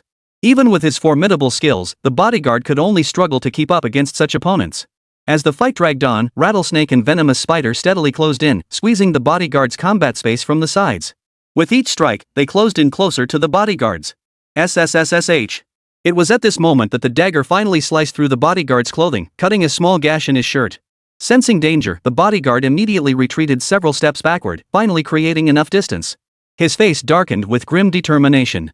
The bodyguard hadn't anticipated these two being so formidable. Had he faced them alone, victory would have been assured. But these two clearly fought together repeatedly. Their combined strength far exceeded simple 1+1. "What's the matter? Can't handle it?" Xu Fei said with a hint of teasing to the bodyguard, whose face was now unusually grim. He looked at Xu Fei and asked, "Can you beat one of them?" If Xu Fei could distract one of them, the bodyguard was confident he could take down the other. However, upon hearing this, Xu Fei shook his head. "Forget it. Director Wan sent you to assist me. If you return injured, things will get complicated when we meet again." "What do you mean?" Before the bodyguard could react, Xu Fei's body was already stepping forward, inch by inch. "You're going to take them on alone?" Only then did the bodyguard grasp Xu Fei's intent. "Qilin, you're the one we're after. Never thought you'd just walk right up to us."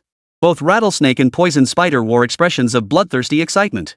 To them, this man wasn't just a bounty, he was a chance to make a name for themselves in a single battle. The entire mercenary world knew that in today's mercenary circles, Qilin was a legend and almost unchallengeable powerhouse.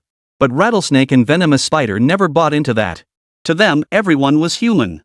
No matter what legends they were, if the two of them took action, they were certain to win. By stepping over Xu Fei's bones, they could instantly gain worldwide fame and a fortune. Chapter 59, This Man is a Monster. Their bloodthirsty expressions locked in a brief exchange before they split apart, charging at Xu Fei from opposite sides. Feeling the pressure of their assault, Xu Fei's ears twitched slightly, yet his expression remained utterly unchanged. Whoosh! The white glint of a dagger suddenly appeared beside Xu Fei's head, less than 3 centimeters away. At that very moment, Xu Fei's body shifted. With an impossible angle, he took a small step to the side, perfectly evading the attack. Before Xu Fei could react, the other rattlesnake immediately closed in, leaving him no room to counterattack. Yet, at that very moment, a devilish grin spread across Xu Fei's face, as if his scheme had succeeded. He had anticipated the rattlesnake's flanking ambush and deliberately feigned vulnerability. As the rattlesnake lunged for Xu Fei's waist, Xu Fei suddenly braced himself against a nearby tree with one hand. With a forced reversal of direction, he circled around to the rattlesnake's right flank. SSS. Unnoticed, a small blade had materialized in Xu Fei's hand. As the blade flashed, the rattlesnake's eyes widened. 2 seconds later, it collapsed onto the ground with a thud. Is this guy even human? The bodyguard who'd been watching the whole time now stared wide-eyed at Xu Fei, utterly baffled. He hadn't understood a single move Xu Fei had just executed. This wasn't just about speed, it was a display of psychological confidence and mastery over the timing of combat. It was an absolute crushing display of combat experience and raw power. Though he was around Xu Fei's age, he simply didn't possess that level of expertise or strength. I told you so, some money just isn't worth taking. Xu Fei smiled as he looked at the still living poison spider not far away. At that moment, Poison Spider was more shocked than anyone else. He never imagined that Rattlesnake, who had always worked with him in perfect harmony, would be taken out in a single move. Run! That was the first thought that flashed through Poison Spider's mind. He was no match for Xu Fei, especially with Wan Ligua's bodyguard standing nearby. Yet Poison Spider overestimated his own speed. Barely a few steps had passed when he sensed a murderous intent radiating from the side. A chill ran through him as he realized escape was impossible. Desperate, he lunged at Xu Fei's face. But at that very moment, the blade in Xu Fei's hand sliced cleanly across his throat. A chill swept over his neck. Before he could even process it, he felt his body slip from his control. Is this how I die? That thought flashed through Poison Spider's mind as his body collapsed to the ground, all sensation fading away. The once dominant duo of Poison Spider and Rattlesnake had both fallen in just a few exchanges. Yet Xu Fei hadn't even used his bitten hand, he'd defeated both of them with just one arm. Monster! The bodyguard stood beside them, eyes wide in disbelief, the words slipping involuntarily from his lips. This man surpassed everything they had ever known. In fact, he seemed stronger than any human should be. You too, can the Ninth Bureau handle this? Just as the bodyguard stood dazed, Xu Fei's call snapped him out of his trance. I'll send someone over immediately. The bodyguard hastily agreed, his tone now more deferential than ever before, tinged with genuine admiration. I'm sorry for my earlier attitude toward you. Just as Xu Fei was about to leave, the bodyguard suddenly called out. Oh. It's fine. Xu Fei waved it off casually. My name is Zhang Yule. Only then did the bodyguard finally introduce himself to Xu Fei, but by that moment, Xu Fei had already left without acknowledging him. Watching Xu Fei disappear, the bodyguard finally called for someone to come and deal with the poisonous spiders and rattlesnakes. Commander, I'm back. After handling the matter, the bodyguard returned to the Tianhai City branch of the General Staff Department's 9th Bureau. Wan Ligua was busy with affairs there. Seeing Zhang Yule return, he nodded and asked, so, what did you find? I was wrong before. You were right. Zhang Yule spoke earnestly, this man is more terrifying than anyone I've ever encountered. It's good you see it that way. Wan Ligua sighed slightly. That's precisely why I sent you, so you'd understand this. Those two pose no threat whatsoever to Xu Fei. But you must grasp this, Xu Fei is never as straightforward as he appears. Yes, I understand. From now on, I will strictly follow orders. Zhang Yule spoke earnestly, his eyes already burning with intensity. He had to become stronger. Xu Fei's impact on him was too profound. Xu Fei never imagined he could inadvertently influence someone like this. After arriving home, Xu Fei fell asleep. When he awoke the next day, he felt the light streaming straight through the window. Xu Fei slowly opened his sleepy eyes, gradually sensing something amiss before him. A pair of wide, blinking eyes stared back at him. Startled, Xu Fei instinctively ducked backward before recognizing the owner of those eyes, none other than Zhang Yule, who had gone to bed early the previous night. Recognizing her, Xu Fei immediately felt annoyed. What the hell are you doing in my room this early in the morning instead of doing something productive? Well, it depends on when you wake up. Zhang Yule grinned, showing no sign of embarrassment. Heh, I didn't have anything else to do anyway. Xu Fei rolled his eyes in exasperation, grabbing the clock beside him to check the time. It was already nearly 8 in the morning. Running his fingers through his hair, Xu Fei stretched lazily. Glancing at Zhang Yule still sitting beside him, he said, I'm going to change clothes. You're not planning to watch, are you? No way. I'm going to check on Sister Xue first. Zhang Yule stood up and headed for the door. But as she reached the doorway, she paused and turned back to remind Xu Fei, "Oh, and hurry up. We've got a half-hour drive ahead of us." "Where?" Xu Fei had just woken up and asked instinctively. "You haven't forgotten, have you?" Zhang Yule's gaze instantly turned unfriendly. The way she stared at Xu Fei suddenly reminded him of the bite wound on his hand. "No, I haven't forgotten." Under Zhang Yule's intense stare, Xu Fei quickly stammered out his reply. Chapter 60, Tianyi Manor. After tidying up, Xu Fei changed into a more casual outfit and headed out early in the morning. Qin Shui, who usually looked utterly exhausted, seemed a bit more normal today than usual. "Tianyi Mountain Villa. Is this the place?" Xu Fei checked his navigation and asked the two people behind him. "Yep, this is it. I heard that whole area is a big mountain range, there's tons of fun stuff to do." Zhang Yule seemed especially excited. Finally getting a chance to get out like this, she absolutely had to make the most of it for a few days. However, Xu Fei couldn't help but chuckle as he looked at the location on the map. Tianyi Mountain Villa was only a few kilometers away from Swan Mountain. You could say the mountain range where Tianyi Mountain Villa was located was connected to the Swan Mountain range. Xu Fei pondered this as he drove at a brisk pace. The entire journey took just over an hour, and they even hit traffic. Yet Xu Fei drove with remarkable composure. Even on rough roads, the passengers felt hardly any jolting. "Xu Fei, you weren't working as someone's driver abroad before, were you? Your driving skills are way better than any driver I've seen." Zhang Yule teased him from the back seat. Xu Fei shot her a helpless glance and said, "We're here. Can you get out first? I'll find a parking spot." Sure. Zhang Yule chuckled as she pulled Qin Shui out. From where they were, they could see they were still at the base of a mountain. The entire mountain towered over 1,000 meters high.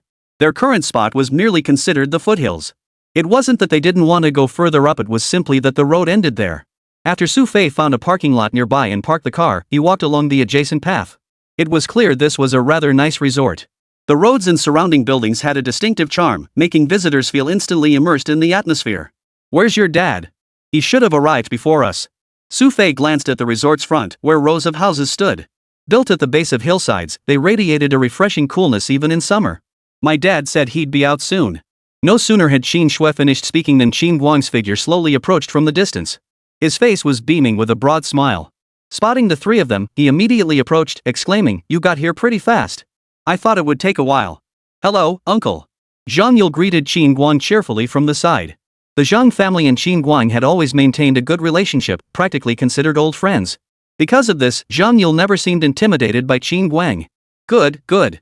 I've already had breakfast prepared." "You haven't eaten yet, have you?" Qin Guang was very thoughtful. He then turned his gaze to Xu Fei and said, "Especially since Mr. Xu Fei drove here. The journey must have been tiring." "Mr. Qin, you can just call me Xu Fei." Suddenly being addressed as Mr. Xu Fei by Qin Guang made Xu Fei feel slightly uncomfortable. But then again, Qin Guang was genuinely unsure of Xu Fei's true feelings. If he offended Xu Fei over a title, he'd be the one at a disadvantage. "Very well. Since that's the case, I'm older than you, so I'll call you Xiao Fei. It's fitting since Xiao Shui is about your age too. I've gotten used to calling you that anyway." Qin Guang smiled and said, "You don't need to call me Chairman Qin either when you come here to hang out. It feels too formal." It must be said that when Qin Guang wasn't at the company, he appeared remarkably warm and approachable, a faint smile always playing on his lips. Glancing at Qin Shui beside him, her expression cold and distant, Xu Fei shook his head. How could such a father have such a daughter? "Why are you staring at me?" Qin Shui seemed to have noticed Xu Fei's gaze and asked curiously. "Nothing. Let's eat first." Xu Fei said no more, following Qin Guang inside. He could see that quite a few people were already gathered inside. Qin Guang prepared breakfast. With others present, Xu Fei kept his behavior relatively restrained. But Zhang Yule beside him couldn't care less about that. "This tastes great. Xu Fei, you should try some." Zhang Yule stuffed food into her mouth while speaking with a mouthful to Xu Fei. Qin Shui, who hadn't eaten properly all day, wasn't holding back with her dad either. "Oh, right. Yule mentioned yesterday she wanted to visit the local shooting range. I checked it out for you guys, it should be pretty lively there now. After breakfast, you can take a stroll nearby. The scenery around here is quite nice." Qin Guang addressed the group with a self-deprecating chuckle. "I'm an old man, I'll pass on tagging along with you youngsters." "No worries, uncle. If you have things to attend to, feel free to go ahead." Xu Fei replied with a smile. "It's not really work, but thanks to you yesterday, things at the company got resolved smoothly. Today, I'm just here so you guys can have fun." Only then did Qin Guang finally bring up yesterday's board meeting. Xu Fei didn't take the bait, though. After taking a bite, he said, "Uncle, I didn't do much yesterday. The CEO handled it well." His tone was quite firm. "Cat, all right. I know I'm not quite on the same wavelength as you young folks in this regard. So, here's the deal, go ahead and enjoy yourselves later. This is the black card for this place. Use it anywhere and you'll get complimentary access. Qin Guang handed a black card for Tianyi Mountain Villa to the two of them. No need for the card. We'll just wander around casually. Xu Fei declined the card. After finishing his last bite, he stood up, stretched his body thoroughly, and said, I'll go for a walk first. Xu Fei, don't go. I'm not full yet. Hearing Xu Fei was leaving, Zhang Yule, still chewing, hurriedly called out to him. Then you keep eating. Xu Fei shrugged and walked ahead. Watching Xu Fei about to leave, Zhang Yule finally grabbed a meat bun and said to Qin Guang, Uncle, I have to go now. In the blink of an eye, Xu Fei was gone. Alright, where's Xiao Shui? Qin Guang asked Qin Shui. I'm coming too. Having come here, Qin Shui naturally intended to follow Xu Fei. To her now, Xu Fei was like a treasure trove following him constantly, she always discovered something unexpected. Xu Fei had just reached a viewing platform halfway up the mountain when Qin Shui and Zhang Yule caught up from behind. Especially Zhang Yule, the way she ran over to Xu Fei, her mouth still smeared with grease, made everyone nearby chuckle at the comical sight. Phew! Xu Fei, why are you walking so fast? You're killing me! The moment she caught up, Zhang Yule launched into her complaints. But Xu Fei seemed oblivious, his eyes fixed on a distant point, as if something far away had captured his intense interest. Chapter 61, The Shooting Range. Hey, I'm talking to you. Zhang Yule tugged at Xu Fei's arm, slightly annoyed, while glancing in the direction Xu Fei was staring. But from where they stood, all he could see was an endless expanse of mountains, nothing particularly remarkable. Alright, I heard you. Xu Fei shrugged helplessly. Where's your sister Shui? She's behind us. Zhang Yule pointed to Qin Shui behind them and continued, what were you so engrossed in just now? Nothing much. That must be Swan Mountain over there, right? Xu Fei inquired. Yeah, what about it? You wanna go there? Zhang Yule, who seemed quite familiar with the area, replied, there's nothing fun over there. It's undeveloped, with lots of steep mountains and not even a proper path. Just asking. Xu Fei didn't elaborate, letting out a long sigh of relief. Looking at the vibrant scenery all around, his mood had indeed lifted considerably. We'll have plenty of time to look around later. Let's head to the shooting range first, okay? I haven't handled a gun in ages. Zhang Yule had a peculiar obsession with guns, but thinking about it, her idol was a mercenary. So, her fascination with firearms made perfect sense. After waiting a minute or two, Qin Shui arrived. Having walked this far despite her lack of regular exercise, her face was slightly flushed and beads of sweat had formed on her forehead. Sis Shui, let's hit the shooting range later. It'll be good exercise for you. I told you before that you should join me at the gym. Zhang Yule had often urged Qin Shui to exercise, but she'd always dismissed it. Now that the opportunity presented itself, it seemed like the perfect chance to stretch her muscles. Familiar with the route, the three of them arrived at the nearby shooting range under Zhang Yule's guidance. There were two types of ranges here. One was an indoor range primarily for target practice. Beyond that, an outdoor range stretched across more than 10,000 square meters. Built around the mountainside, this outdoor range was designed for combat training exercises. After arriving at the firearms storage area, Zhang Yule's expression grew animated as he turned to Xu Fei and asked, Hey, Xu Fei, what kind of gun do you prefer? Any will do. Xu Fei answered casually. He really wasn't picky about such things, and he hadn't come here to play around anyway. Alright, please give us 3 Type 95s. Zhang Yule instructed the armory attendant. The Type 95 rifle family was a major series currently in use by the domestic military. Having previously served in the army, Zhang Yule naturally knew this. However, the guns here weren't the real deal. They were significantly weakened in terms of power and other aspects. As for the ammunition, it was entirely blank rounds, primarily used for practice. After getting 3 rifles and buying several boxes of ammunition, Zhang Yule finally made his way to the indoor shooting range, satisfied. The range had 10 shooting lanes in total, and it was already quite busy. 3 lanes were occupied. May I ask if you gentlemen are here to shoot? As the group debated which row to choose, a woman approached them.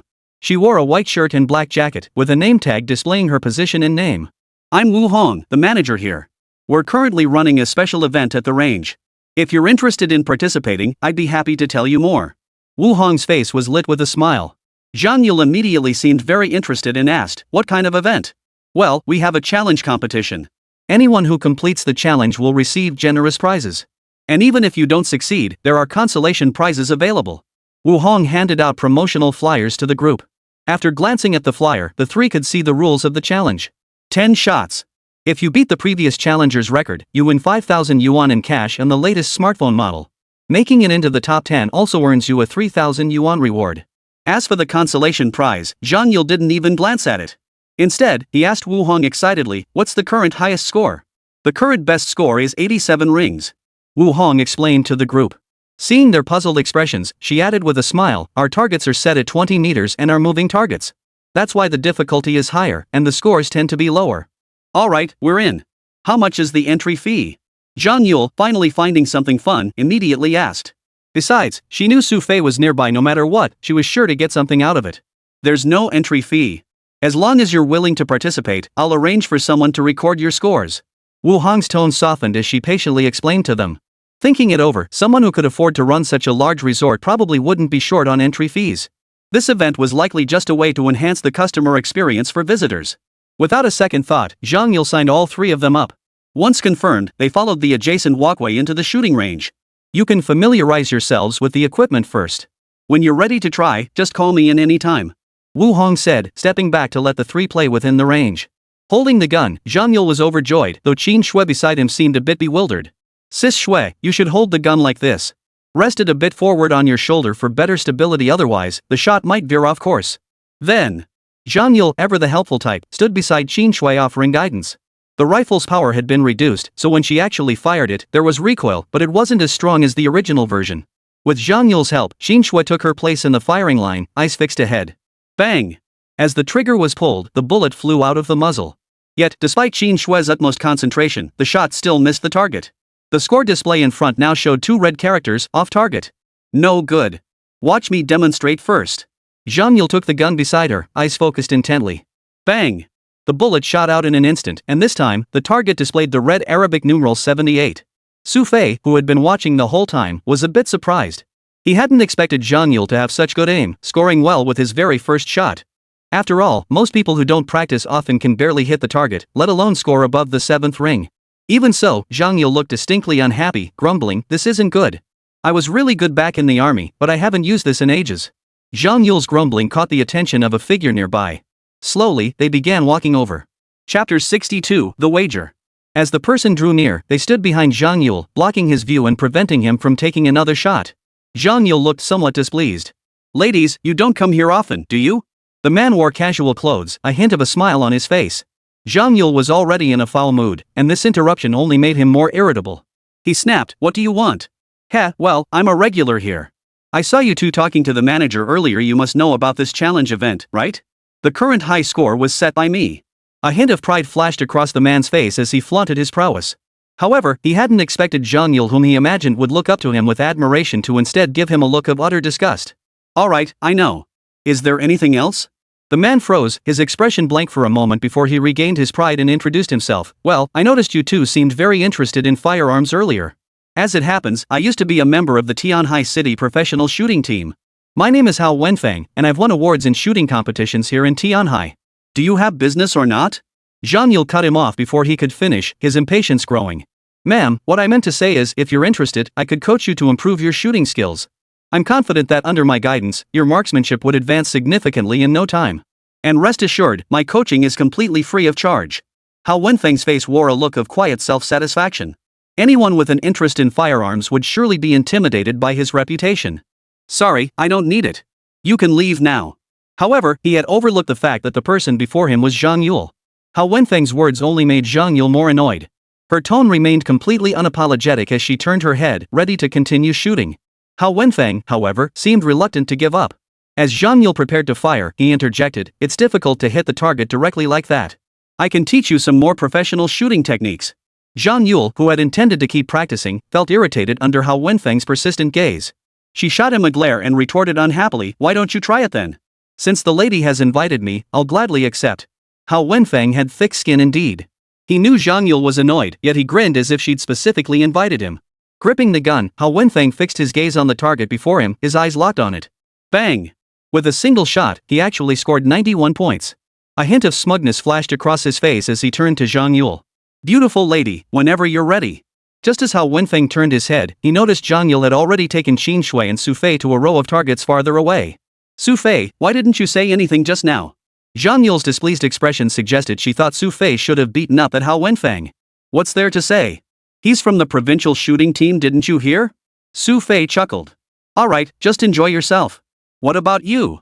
Zhang Yule wasn't in a hurry to play herself now. Instead, she looked at Xu Fei with curious eyes. She'd witnessed Xu Fei's marksmanship at the bank last time, 2 bullets, straight through the forehead. That level of skill was definitely not something an ordinary person possessed. I'll just watch you play. Xu Fei shrugged. He'd had more than enough of guns in this life. Coming here was merely to watch Zhang Yule play. He'd never intended to participate himself. Here we go again. As the two were talking, Qin Shui nearby alerted them. Sure enough, Hao Wenfeng approached from nearby, his face still plastered with that obsequious grin. Seeing Hao Wenfeng approach again, Zhang Yule made no effort to hide her displeasure. But moments later, her expression shifted abruptly. A sly, mischievous grin spread across her face. She glanced at Hao Wenfeng, waiting until he was directly in front of her before adopting a serious tone. What did you say you were again? From the Tianhai City shooting team? Yes. Seeing Zhang Yule's interest, Hao Wenfeng's face lit up with delight. He quickly continued, what's the matter? Are you interested, beautiful lady? No, I already have a coach. As she spoke, Zhang Yule pushed Xu Fei aside. Xu Fei, who had been ready to watch the show, was suddenly shoved aside by Zhang Yule. Before he could react, Zhang Yule continued with a smile, compete with him. If you win, I'll take lessons from you. Him? Hao Wenfeng froze, studying Xu Fei's appearance. You used to practice shooting too? No, I don't know her well. Xu Fei wasn't about to fall for Zhang Yule's trick. Lately, she'd been dragging him out to compete with others at every opportunity. This trend absolutely couldn't continue. Ha, beautiful lady, your instructor doesn't seem like a professional. Hao Wenfeng burst out laughing. I don't see any of the traits a shooter should have on him. If you keep training with someone like that, it might hold you back. Xu Fei, he's provoking you. Zhang Yule started that scheming look again. No, he's talking to you. Xu Fei shrugged. He'd made up his mind he wouldn't fall for Zhang Yule's schemes this time. If you really don't want to, beautiful lady, we can have a proper contest. It'll be a good chance for me to try breaking my own record. Hao Wenfeng glanced at Xu Fei and continued, your teacher probably really can't teach you anything. A duel? What's in it for me if I win? Zhang Yule asked Hao Wenfeng. Benefits? Hao Wenfeng paused, then thought carefully before replying, just name it. Whatever I can do, I'll do. If you lose, just make sure we're far enough away when we part ways. Is that okay? Zhang Yule asked. Of course. If I really lose, I'll honor it. Hao Wenfeng hadn't even considered the possibility of losing. No matter what Zhang Yule said, he readily agreed. Zhang Yule turned to Xu Fei with satisfaction. Xu Fei, I just remembered, weren't you planning to go to Swan Mountain later? I know that area like the back of my hand. If you're heading there, how about I show you around? You'd be that kind? Xu Fei was skeptical. Then beat him first, and I'll take you. I'm not lying, I used to hang out near Swan Mountain all the time. Zhang Yule patted his chest emphatically. Speaking of which, Qin Shui could vouch for this. Yule used to be stationed at a training facility near Swan Mountain. Near Swan Mountain lies a military base, and given Zhang Yule's background, it made sense he'd been stationed there. Come to think of it, if we bring Zhang Yule along, should anything happen, his familiarity with the area might actually prove useful. Fine, I'll race him. But I have one condition. Xu Fei looked at Hao Wenfeng and said, let's add some stakes. Competing like this is just too boring. Chapter 63, Underhanded Tactics. This boring contest would have been unbearably dull if Xu Fei hadn't added a wager. Seeing Xu Fei actually agree to the challenge, Hao Wenfeng felt a surge of delight. What kind of wager do you want? I'm straightforward. If you lose, just cover the expenses for today's activities. Xu Fei thought for a moment and said, about 20,000 yuan. And what if you lose? Hao Wenfeng pressed immediately. Then I'll lose these two to you, they'll be your tour guides for a day. How about that? Xu Fei gestured toward Zhang Yule and Qin Shui beside him. Zhang Yule couldn't care less about the crowd's gawking stares, but Qin Shui's face showed a hint of displeasure. She shot Xu Fei a glare and coldly retorted, if you want to lose, lose on your own. Don't drag me into it. Give me some face, will you? Besides, he's not even interested in me. Xu Fei smiled sweetly, trying to appease Qin Shui. Upon hearing Xu Fei's words, Hao Wenfeng's face lit up with excitement. He quickly agreed, all right, I'll do it. But you better keep your word. Don't worry. I always keep my word. Xu Fei agreed readily. Hao Wenfeng was overjoyed inside. He'd come specifically for these two, and hadn't expected Xu Fei to agree so readily. Though he didn't know their relationship, their lack of objection at least proved Xu Fei's words carried weight. Hao Wenfeng picked up a Type 95 rifle identical to Xu Fei's, his face radiating confidence. Then we'll follow the challenge rules, 10 rounds, moving target. Whoever scores the highest ring count wins. Fine. Xu Fei agreed without hesitation, paying little attention to the specifics of the rules. They lined up 2 meters apart, rifles in hand, ready to go. Hao Wenfeng glanced at Xu Fei, observing his stance with a hint of contempt in his eyes. Let me warn you, he said. With that posture, you probably won't even hit the target. Xu Fei said nothing, merely glancing indifferently at Hao Wenfeng before ignoring him. After checking his weapon, Xu Fei finally said, all right, let's begin. Fine. In that case, I'll show you my marksmanship. Hao Wenfeng, brimming with confidence, cradled the gun against his shoulder, eyes fixed on the target.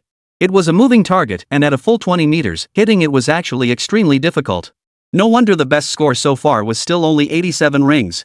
Bang! Hao Wenfeng locked onto a target. As his bullet flew out, the score of 89 rings instantly flashed above the target. Seeing the score, Hao Feng wore a smug look. Glancing at Xu Fei's unorthodox grip on the gun, he chuckled, "I suggest you start by learning proper gun handling first. Otherwise..." Bang! Before Hao Wenfeng could finish his sentence, Xu Fei's bullet had already left the barrel. 91 points. Zhang Yule's eyes lit up beside him, and he exclaimed excitedly. The outburst made Hao Wenfeng, still holding his gun, stare in disbelief at the score displayed on the distant monitor. This couldn't be possible. Hao Wenfeng couldn't believe the score and rubbed his eyes. But no matter how many times he looked, the number remained unchanged. How could such a score be possible with that gun-holding posture? Hao Wenfeng's disbelief seemed to give way to realization as he exclaimed excitedly, "I know. It must be luck." Hao Wenfeng could only find this explanation, and it was the only plausible one. As a former member of the Tianhai City shooting team, he knew his mindset couldn't be shaken. Holding his breath, Hao Wenfeng picked up the rifle once more and focused intently ahead. This time, feeling the weight on his shoulder, Hao Wenfeng focused even more intensely than before. Bang! The bullet tore through the air, striking the target. The screen above the target displayed the result, a 9-ring. 92 rings. Before Hao Wenfeng could even process his excitement, he heard Zhang Yule's thrilled voice from beside him. Hao Wenfeng glanced forward and saw that Xu Fei had once again surpassed his own score. How could this be? Hao Wenfeng's eyes widened as he exclaimed in astonishment. Not far away, Zhang Yule wore a smug look on his face as he addressed Hao Wenfeng. "Well? How could this be? That gun-holding stance just now couldn't possibly have that kind of accuracy." Hao Wenfeng shouted at that moment. "Hey, don't try to back out now that you've lost." Zhang Yule's smug expression as he grabbed Xu Fei's arm deeply irritated Hao Wenfeng. "I'm a city-level team shooter. How could I possibly lose to you? That's impossible." Hao Wenfeng felt a surge of panic, but no matter how anxious he grew, it was useless. His marksmanship had long since reached its limit. After firing the third shot, Hao Wenfeng had poured every ounce of concentration into his aim. But no matter how hard he concentrated, his score remained stuck at 9 rings. 93 rings. While Hao Wenfeng was intensely focused, he noticed Xu Fei beside him looking relaxed and carefree, one hand holding the rifle as he fired ahead. With their continuous firing, 7 rounds had already been expended. Hao Wenfeng's total score for his 7 shots was 58 rings, while Xu Fei had already reached 65 rings. A full 7-point gap. Unless Xu Fei missed a shot, Hao Wenfeng had no chance of winning. Beads of sweat formed on his forehead. Under immense pressure, Hao Wenfeng could barely focus. Observing Xu Fei's demeanor, a sudden gleam flashed in Hao Wenfeng's eyes. "You shoot first," Hao Wenfeng said to Xu Fei, seemingly reluctant to fire before him. Hao Wenfeng suddenly addressed Xu Fei, seemingly unwilling to fire before him. Since Hao Wenfeng had spoken, Xu Fei felt indifferent. After chambering around, he aimed forward. As the moving target reached the aiming point, just as Xu Fei was about to pull the trigger, suddenly, the gun in Hao Wenfeng's hand slipped violently. The gun in his hand flew out of his grasp and slammed hard against Xu Fei's calf. Sensing something hurtling toward him, Xu Fei instinctively dodged. But that evasive movement caused his hand to tremble momentarily. As the bullet left the barrel, it veered off course. 1 ring. That tiny deviation caused the bullet to veer off course, narrowly missing the target. "Damn it! What are you doing?" Zhang Yule couldn't miss that Hao Wenfeng had done it on purpose just now. She instantly flew into a rage and shouted. However, Hao Wenfeng, after a fleeting moment of smug satisfaction, put on an act of feigned innocence. "Hey, lady, don't go around making accusations. I just had a momentary slip of the hand, and the gun fell to the ground. Besides, my gun didn't even hit him. You can't blame me for your own poor performance, can you?" Chapter 64, The Killing Blow. Xu Fei had dodged, and the gun had landed on the ground without actually hitting him. Yet Hao Wenfeng's earlier actions were clearly an intentional attempt to disrupt Xu Fei. Zhang Yule was so furious she was about to lunge at him. Just then, Xu Fei grabbed her arm, shook his head, and said, "Forget it. Consider it one shot he owes us. Kid, don't talk so big." Seeing Xu Fei remain so confident, Hao Wenfeng flashed a smug, contemptuous look. He picked up the gun and fired again. This time, fueled by his surging confidence, Hao Wenfeng scored a 92-ring shot. Both had fired 8 shots. Xu Fei's score stood at 66 points, while Hao Wenfeng had reached 672 points. With only 2 shots remaining, if Hao Wenfeng maintained his previous performance and scored above 90 points, Xu Fei would have almost no chance of catching up.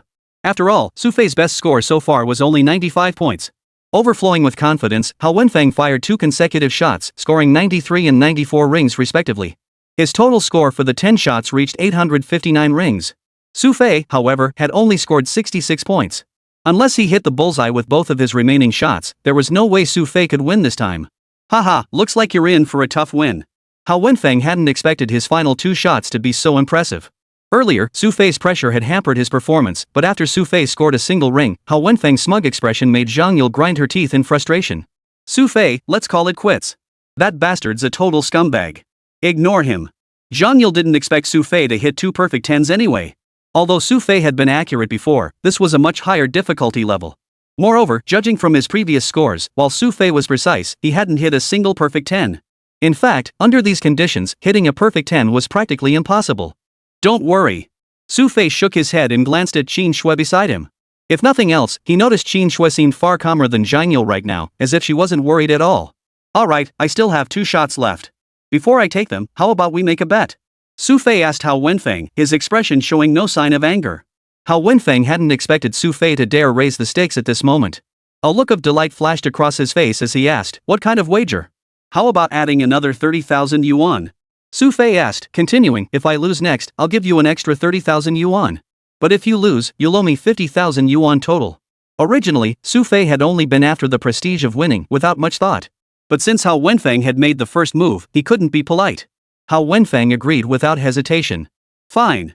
I accept. Hao Wenfeng's smug expression was now fully evident. Xu Fei paid him no further attention, picking up the rifle once more and beginning to take aim. Having learned from the previous experience, Zhang Yule was fully prepared this time, giving Hao Wenfeng no chance to interfere. Hao Wenfeng, however, had no intention of interfering anyway. After all, he knew Xu Fei had no chance of hitting 2 bullseyes. Xu Fei, go for it. Zhang Yule cheered Xu Fei on, but Xu Fei didn't respond. His eyes fixed on the target, he fired a shot in an incredibly tight window of time. Bang!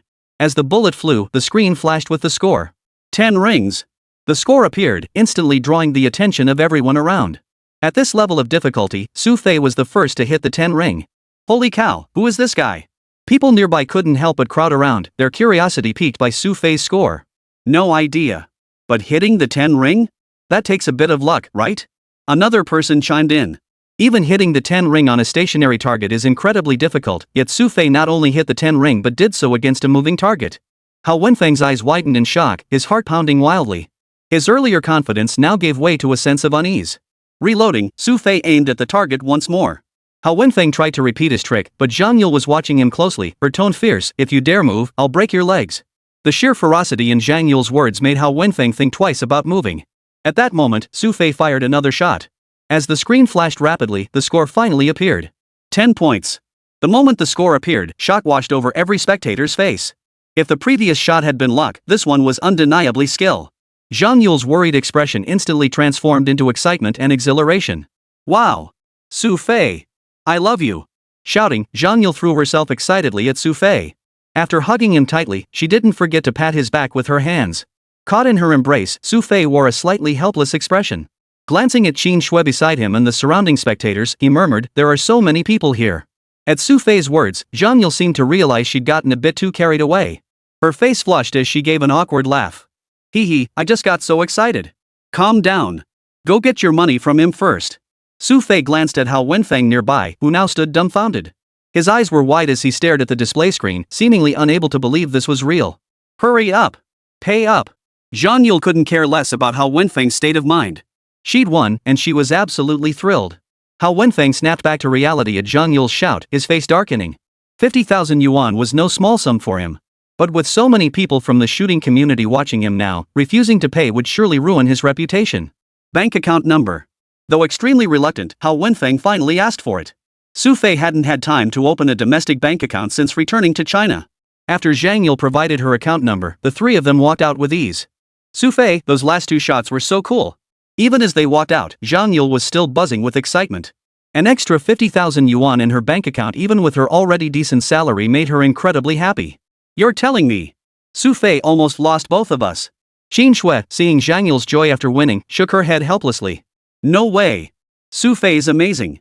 If he says he can do it, he can.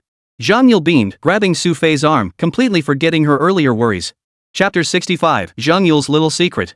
Seeing the 2 of them so happy, Xu Fei had nothing more to say. After all, they'd still won 50,000 yuan today. Although that guy had dampened his mood a bit, once they stepped outside, the 3 of them felt much better. Now that we've got all this extra cash, where should we go next?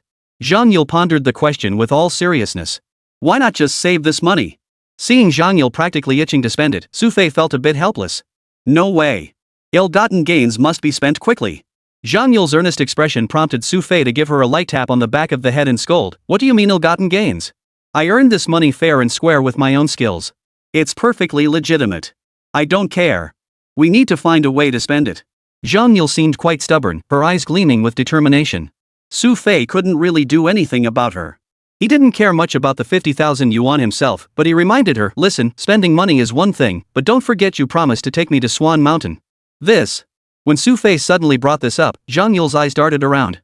Xu Fei, you're not seriously thinking about going to Swan Mountain, are you? What else?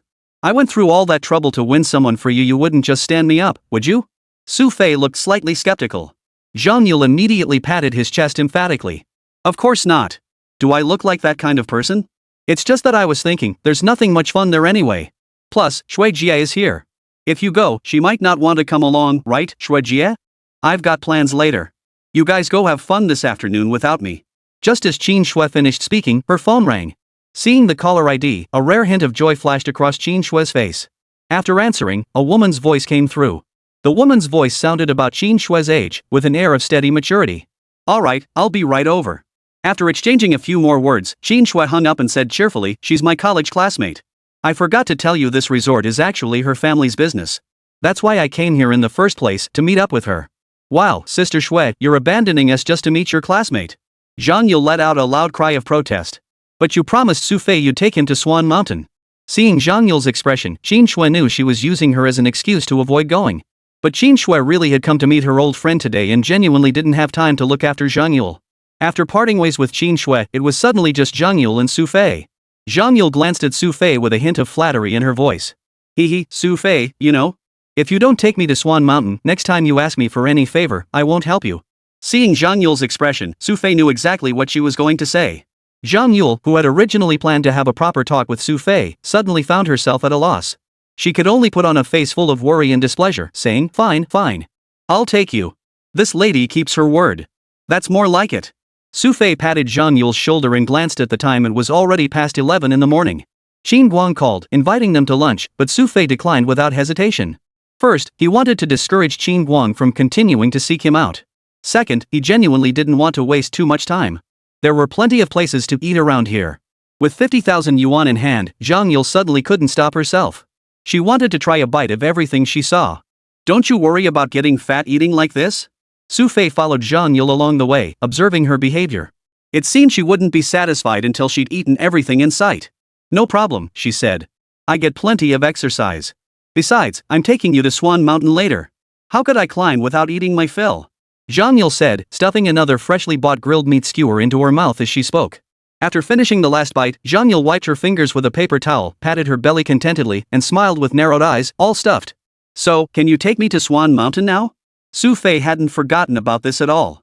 Though he didn't know why Xu Fei was so set on going to Swan Mountain, since he'd already mentioned it, Zhang Yule resigned himself to the idea. Alright, let's drive there. It's a few kilometers from here to Swan Mountain. We can digest our food in the car. Sounds good. Xu Fei agreed, and soon Zhang Yule drove them to the base of Swan Mountain. Just as Zhang Yule had said, the area remained completely undeveloped. Steep cliffs and sheer walls surrounded them, with not a single proper path leading up to the mountain's mid-slopes. They had to park at the base and walk up a narrow path alongside the mountain, their backs to the blazing sun. Fortunately, Zhang Yule didn't usually wear high heels anyway. Otherwise, if someone had come wearing them to climb this mountain, they probably would have lost their shoes long ago. Oh, right, you mentioned there's a military base around here? Where exactly is it? Xu Fei asked Zhang Yule. The military base? It's over there. Zhang Yule pointed toward a distant mountainside. But when Xu Fei looked in that direction, all he saw were jagged rocks, no buildings or flat ground in sight. Behind that mountain, there were no roads, but there was a helipad. Everything over there was transported in by helicopter. Zhang Yule seemed remarkably familiar with the situation there, which only deepened Xu Fei's curiosity about Zhang Yule's background. Gaining access to this military base and knowing its inner workings, that was no ordinary feat. By the way, where exactly in Swan Mountain are you headed? Zhang Yule asked Xu Fei only after reaching mid-slope. Let's head to the summit first, then wander around afterward. Xu Fei replied, but noticed a hint of reluctance on Zhang Yule's face as she muttered, what's so great about going to the summit? Come to think of it, you've been reluctant to come here since the start. Could it be you have some secret here? Xu Fei had intended it as a teasing remark, but Zhang Yule's expression tightened with tension at his words. She hurriedly explained, "What secret? I just don't like hiking." "Really?" Xu Fei hadn't been entirely convinced, but seeing Zhang Yule's reaction now, he began to suspect something. "Of course it's true. Alright, let's hurry to the summit. We'll head down early, I still want to go find Sister Xue to hang out." Zhang Yule urged him on, nudging Xu Fei forward. As the two walked onward, several pairs of eyes watched them from the distance. These figures wore camouflage gear, blending in perfectly, only their binoculars visible as they scanned the distance. "Did I see correctly just now? It seems Miss Yulu brought someone with her." One face wore a mix of confusion and surprise as he spoke to the person beside him. Chapter 66, Captured. The whispering voice met with disbelief from the others nearby. "Impossible," they countered. "How could Miss Yulu come here alone, let alone bring someone with her? See for yourself." The skeptical look on his face prompted the other person to take a look. Though inwardly skeptical, the other person complied with their companion's insistence and turned to look. But upon looking, he actually recognized Zhang Yule's figure. A look of surprise flashed across his face. "See? I told you so." Seeing the expression on his comrade's face, the man who had first spotted Zhang Yule felt a surge of smug satisfaction. "No, this needs to be reported." The two men chatted over here, seemingly unaware of Xu Fei and Zhang Yule. Xu Fei, however, cast a subtle glance in their direction before surveying the surroundings. There were indeed quite a few hidden sentries here. Xu Fei chuckled inwardly. With his keen perception, he could easily detect any hidden sentries within hundreds of meters. Zhang Yule, however, remained visibly unhappy. After pushing Xu Fei up to the mountaintop, she gazed at the endless mountain range and asked him, "Xu Fei, how long do you plan to stay here? Shouldn't we head back soon? Why are you in such a hurry?" Judging by Zhang Yule's demeanor, he seemed to be hiding something. "The sun's too strong." Zhang Yule offered a casual excuse. "Then let's go over there for shade. There's a patch of trees right there. I could use a rest too." Xu Fei pointed to a large pine tree not far away. Perched atop the mountain, the pine tree stood out prominently. Its dense foliage and branches cast a large, deeply shaded area. After moving 2 stones aside, the two of them patted them clean and plopped down. Swan Mountain wasn't quite as bleak as Zhang Yule had described. The scenery here was actually quite pleasant, and following the mountain ridge, a small stream flowed just over 100 meters away. Speaking of which, Xu Fei, your gun handling earlier seemed different from ordinary Chinese soldiers. I've seen Li Ren's people before, and their stance and technique were quite distinct from yours. As soon as they sat down, Zhang Yule couldn't help but ask Xu Fei again. Considering Zhang Yule was acting as his tour guide, Xu Fei didn't hold back much at this point. "I occasionally shoot guns abroad," he explained. "As for the grip, well, sometimes the weapon models differ overseas European ones, American ones. You just shoot based on experience." "Experience?" Zhang Yule blinked, as if a revelation had struck him. He quickly asked, "So you use guns frequently overseas?" "It's just a hobby." Xu Fei hadn't expected his offhand remark to be picked up on by Zhang Yule. Zhang Yule now sensed she was close to uncovering the truth. Her wide eyes studied Xu Fei intently, scrutinizing him as if he were an alien. "You don't have to stare at me like that." Xu Fei felt a chill down his spine. Though Zhang Yule was usually carefree, she could suddenly become sharp and perceptive at any moment, something he really couldn't handle. "Hey, you're looking more handsome every day." A sudden smile lit up Zhang Yule's face, leaving Xu Fei utterly baffled. But since he couldn't figure her out, Xu Fei decided not to bother. He stood up, let out a long sigh, and said, "Never mind. Guests have arrived. Let's attend to them first." "Guests?" Zhang Yule froze, then followed Xu Fei's gaze. At that moment, 2 figures were approaching from that direction. Both were clad in camouflage uniforms and wore communication helmets. Though dozens of meters away, they moved with purpose. Soon, they reached Xu Fei and Zhang Yule. Their expressions carried a hint of respect as they said, "Gentlemen, we are the sentries stationed here." They were quite polite, but upon seeing them, Zhang Yule looked somewhat annoyed and replied in an unhappy tone, "What are you doing here?" "Miss Yulu, we've been sent by the commander to greet you and also." The 2 men glanced at Xu Fei and added, "We'd also like to verify your friend's credentials." "What do you mean? Would my friend be a problem for you?" Zhang Yule puffed out her cheeks, clearly annoyed. The 2 sentries, however, showed no sign of anger. Instead, they patiently explained, "Miss Yule, you should be aware of the rules here. We hope you'll cooperate." So many rules. Though she grumbled under her breath, Zhang Yule knew these rules were non-negotiable. Everyone had to be checked. Xu Fei stood silently nearby, saying nothing until the 2 approached him. "Sir, please present your identification." As they spoke, Xu Fei retrieved his identification from his pocket and handed it over. The 2 officers took the ID and immediately began speaking into their communication helmets, relaying Xu Fei's identity. After a brief pause, their expressions abruptly changed. They stepped up to Xu Fei in unison and said, "We apologize, sir. We need you to accompany us back for questioning. What's going on with you guys? Is this ever going to end?" Zhang Yule had assumed they'd simply check the ID and leave, but unexpectedly, they were now detaining someone. However, the two officers now wore serious expressions as they addressed Zhang Yule. Miss Yule, we sincerely apologize. The mission we're executing is of critical importance. Your friend has a prior criminal record, so he must accompany us back to the station. A criminal record? Zhang Yule froze, then recalled, is his record real? Can't your military system verify it? That requires further investigation. We apologize. Though the two officers had been respectful toward Zhang Yule throughout, their tone now showed no sign of yielding. Their attitude made it crystal clear to Zhang Yule that no amount of pleading would change their minds. Glancing at Xu Fei, he began to grumble in frustration. See? I told you not to come here, but you insisted. Now look, you've been arrested. It's fine. I find this quite interesting. Think of it as a tour. As the one who'd been apprehended, Xu Fei remained surprisingly calm, wearing a steady smile as he looked left and right, taking it all in like a country bumpkin visiting the Grand View Garden. Following the two sentries down a path, the pair were led into a narrow lane and finally reached the back of the mountain. Chapter 67, Detention. Just as Zhang Yule had described, the other side of the mountain indeed revealed a military base. The base wasn't large, consisting of several buildings and two large training grounds. Below, a small path led to the grounds where people could be seen training. The total personnel numbered no more than a few dozen. Their training grounds were exceptionally well hidden. Without intimate knowledge of the area, one would never suspect such a place existed here. Gentlemen, we've arrived. After leading Zhang Yule and Xu Fei to the entrance of one of the buildings, the sentry instructed them to go inside and take a seat before stepping out. It was an ordinary office, furnished with a desk and a bookshelf. However, the bookshelves weren't filled with books, but rather stacks of documents, all neatly arranged. I see they hold you in high regard. You're quite something. You've even managed to establish connections with the military base. Xu Fei didn't dwell on it, instead teasing Zhang Yule beside him. Zhang Yule's expression faltered slightly upon hearing Xu Fei's words before he retorted, respect? If they truly respected us, would they have brought both of us here? No, I think they must have some important mission.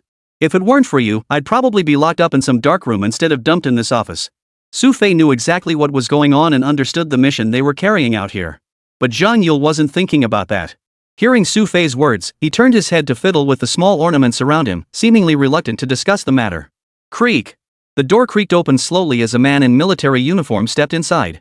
The man appeared to be around 40, with 3 stars on his shoulders, clearly a colonel-level officer. Unexpectedly, such a small military base would have a colonel present. Even Zhang Yule was slightly surprised. The last time she had been here, it hadn't seemed like this. Miss Yulu. The man greeted Zhang Yule first, saying, My name is Wang Hu. I'm the highest-ranking commander at this military base. Oh. Zhang Yule had no interest in engaging him. After glancing at Xu Fei, she said, Aren't you supposed to be investigating? Hurry up and finish so we can leave. Yes. Wang Hu spoke, his eyes lingering on Xu Fei. After studying him for a few moments, he gestured for Xu Fei to sit down beside them and said, Miss Yulu, is this your friend Xu Fei? Is there a third person here besides him? Zhang Yule shot Wang Hu a withering look. Well, we're currently handling a rather special assignment. Everyone in the vicinity with a criminal record or ties to restricted areas is being investigated. Wang Hu began explaining, continuing, I need to know what you two are doing here. Xu Fei, tell him why you're here. Zhang Yule glanced at Xu Fei. I'm here to enjoy the scenery. Xu Fei shrugged. Sightseeing? Wang Hu's brow furrowed slightly, seemingly dissatisfied with Xu Fei's answer. What, is it illegal to enjoy the scenery? Xu Fei asked. No. Wang Hu shook his head. After making a note, he continued, May I ask about your previous activities and employment? I just returned to the country a few days ago and am currently working at Dugguan Group. Xu Fei replied again. Originally, the excuse about sightseeing seemed plausible. But Xu Fei also mentioned he had only returned to the country a few days ago, which immediately made Wang Hu a little more suspicious. Where were you abroad, and what was your main occupation? Africa, working on construction sites. Xu Fei answered fluently. After asking several more questions in succession, Wang Hu's expression grew slightly hesitant with each answer. After asking the final question, Wang Hu finally spoke slowly. I'm sorry, Miss Yulu, but your friend will have to stay with us. What? Why? We're just sightseeing. Why are you arresting people? Zhang Yule exploded at the news. But your friend does require verification in many aspects. I hope you'll cooperate. Wang Hu continued, if you feel my handling of this is problematic, Miss Yulu, you may contact the commander, your father, at any time. Fine. How long will this take? Zhang Yule now seemed reluctant to make the call, her face clouded with displeasure. It should take about 2 hours. We'll verify everything as quickly as possible. Wang Hu's tone remained respectful. Fine, just 2 hours? I'll wait. Zhang Yule stood up and said, then can Xu Fei and I step outside for some fresh air? Of course. As long as you don't cross the perimeter fence or enter sensitive areas, you're free to walk around the perimeter. Wang Hu replied. Zhang Yule grabbed Xu Fei's hand and stormed out. Watching Zhang Yule finally leave, Wang Hu exhaled a long sigh of relief, his expression tinged with bitter humor. He sighed. Why did that young lady have to bring someone like that? It's really troublesome. Xu Fei wasn't sure what they were up to, but being dragged outside by Zhang Yule actually felt much better. The fresh air outside offered a quiet and comfortable feeling he rarely experienced in the city. That guy seemed pretty familiar with you earlier. He seemed pretty scared of your dad. After walking for a while, Xu Fei recalled Wang Hu's earlier expression and asked Zhang Yule beside him with a smile. At that moment, Zhang Yule's face was clouded with frustration. She plucked a twig from a nearby tree, then viciously stripped off its leaves, seemingly using the branch to vent her anger. You wouldn't happen to be some rich kid, would you? What are you doing lurking around me? Trying to rob me or something? Seeing Zhang Yule's gloomy expression, Xu Fei continued to tease him. Only after tearing off the last leaf did Zhang Yule retort indignantly, if I were after your money or your body, you'd have been taken long ago. Why wait until now? What? You actually had that in mind? Xu Fei clutched his chest, looking slightly frightened. Get lost. I'm not in the mood for that right now. Still frowning, Zhang Yule continued, great. He's kept us here for 2 hours. Now we can't even go back. No big deal. Just think of it as a break. Xu Fei took it in stride, patting Zhang Yule's head and saying, the way that guy was scared of your dad, he probably won't do anything to us. He'd dare. Zhang Yule instantly snapped back, there weren't any military restricted area signs down the road. We just came here to enjoy the scenery. What right does he have to do anything to us? It must be said, Zhang Yule's temperament as a spoiled young lady was quite pronounced now.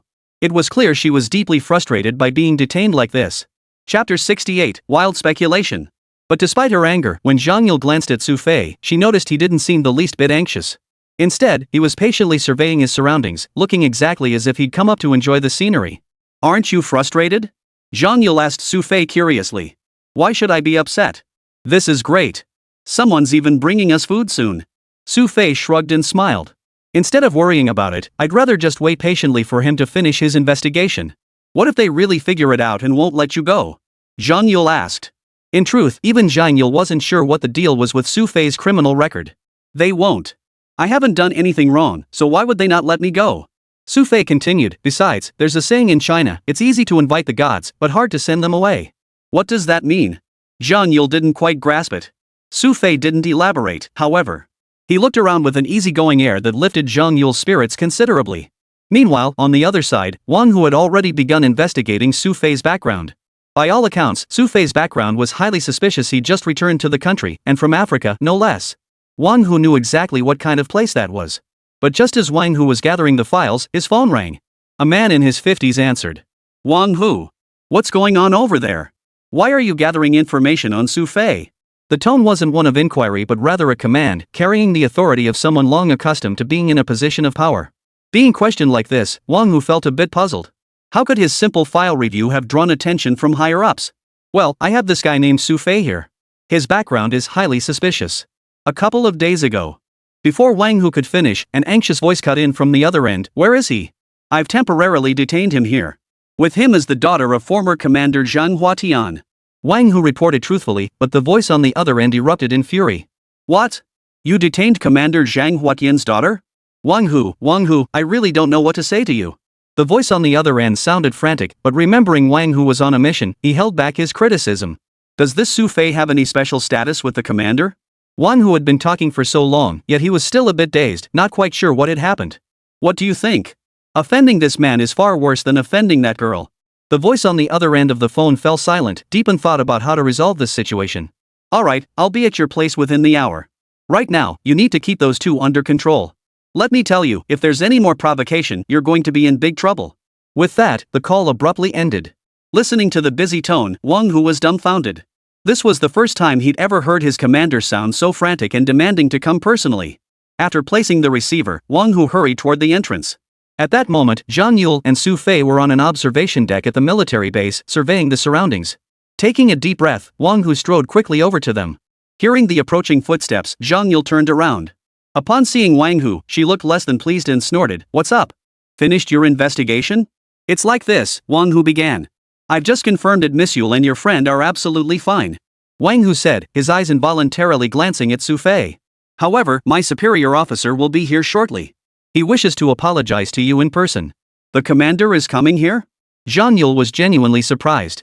Who knew this would stir up such a commotion? Even the commander got involved. Never mind. Just let us leave. No need for an apology. Zhang Yule assumed the apology was meant for him, so he waved it off dismissively. But Zhang Yule's words seemed to carry little weight now. Wang Hu's eyes had been fixed on Xu Fei the entire time, as if waiting for Xu Fei to voice his opinion. Never mind. It's still early. Let's wait a bit. We can grab something to drink. I haven't had a sip since climbing up here and I'm thirsty. Xu Fei's tone held no trace of anger, finally easing Wang Hu's tension. He promptly led the two men into an inner meeting room. The meeting room wasn't large, about 10 square meters, with a glass coffee table. Just give us something to drink. If you have business to attend to, feel free to go ahead. Xu Fei poured the tea himself, his relaxed demeanor as composed as it had been from the start. All right. If you need anything, just call at the door. Mr. Xu, I'll be leaving now. With that, Wang Hu exited the meeting room, leaving the two undisturbed. Truthfully, Wang Hu wasn't keen on lingering either. If he accidentally said the wrong thing, he'd likely be in trouble. After Wang Hu exited, Xu Fei turned to find Zhang Yule's gaze fixed on him. Her large, watery eyes swept over him from head to toe. How did you become Mr. Xu? Zhang Yule was sharp. She'd initially thought these people had come to apologize to her. But as Wang Hu's eyes lingered on Xu Fei and his change in address, she sensed something was off. What else? Should he call me Miss Xu instead? Xu Fei retorted helplessly, earning him a glare from Zhang Yule. Instead of sipping tea on the sofa, she crossed her legs, grabbed his arm, and said earnestly, Xu Fei, that guy seemed really scared of you earlier. You wouldn't happen to know someone really powerful, would you? I could tell he was pretty scared of you. Your connections must be pretty powerful. Xu Fei shrugged, avoiding a direct answer and steering the conversation back to Zhang Yule instead. But Zhang Yule wasn't fooled. I never denied that, she said. I'm just curious, what exactly do you do? That guy was a colonel, handling a secret mission here. He started off so tough, but now he's being so accommodating. Zhang Yule's step-by-step reasoning made Xu Fei, sitting beside him, shake his head helplessly. What are you trying to do? Play Sherlock Holmes? What else? Zhang Yule narrowed his eyes at Xu Fei, then suddenly grinned. Hey, how about you just tell me straight up? Then I wouldn't have to guess. What do you say? I've already told you everything I can. What else is there to say? Xu Fei shrugged. Then I'll keep guessing. Zhang Yule puffed out her cheeks and continued muttering to herself. Chapter 69, The Mysterious Pendant. Muttering random things under her breath, Zhang Yule spoke while glancing at Xu Fei's expression, trying to gauge whether she'd guessed correctly. It must be said, Zhang Yule seemed to have been immersed in military culture since childhood, so she understood the military system very well. You were part of the Blade unit before. According to their rules, personal records get altered when you join, and they only revert to normal 2 years after discharge. That robbery record, the Blade unit must have helped you fake it, right? After much speculation, Zhang Yule had actually guessed one thing correctly. Indeed, those who joined the Blade were assigned extremely special missions. These missions must remain absolutely confidential to outsiders.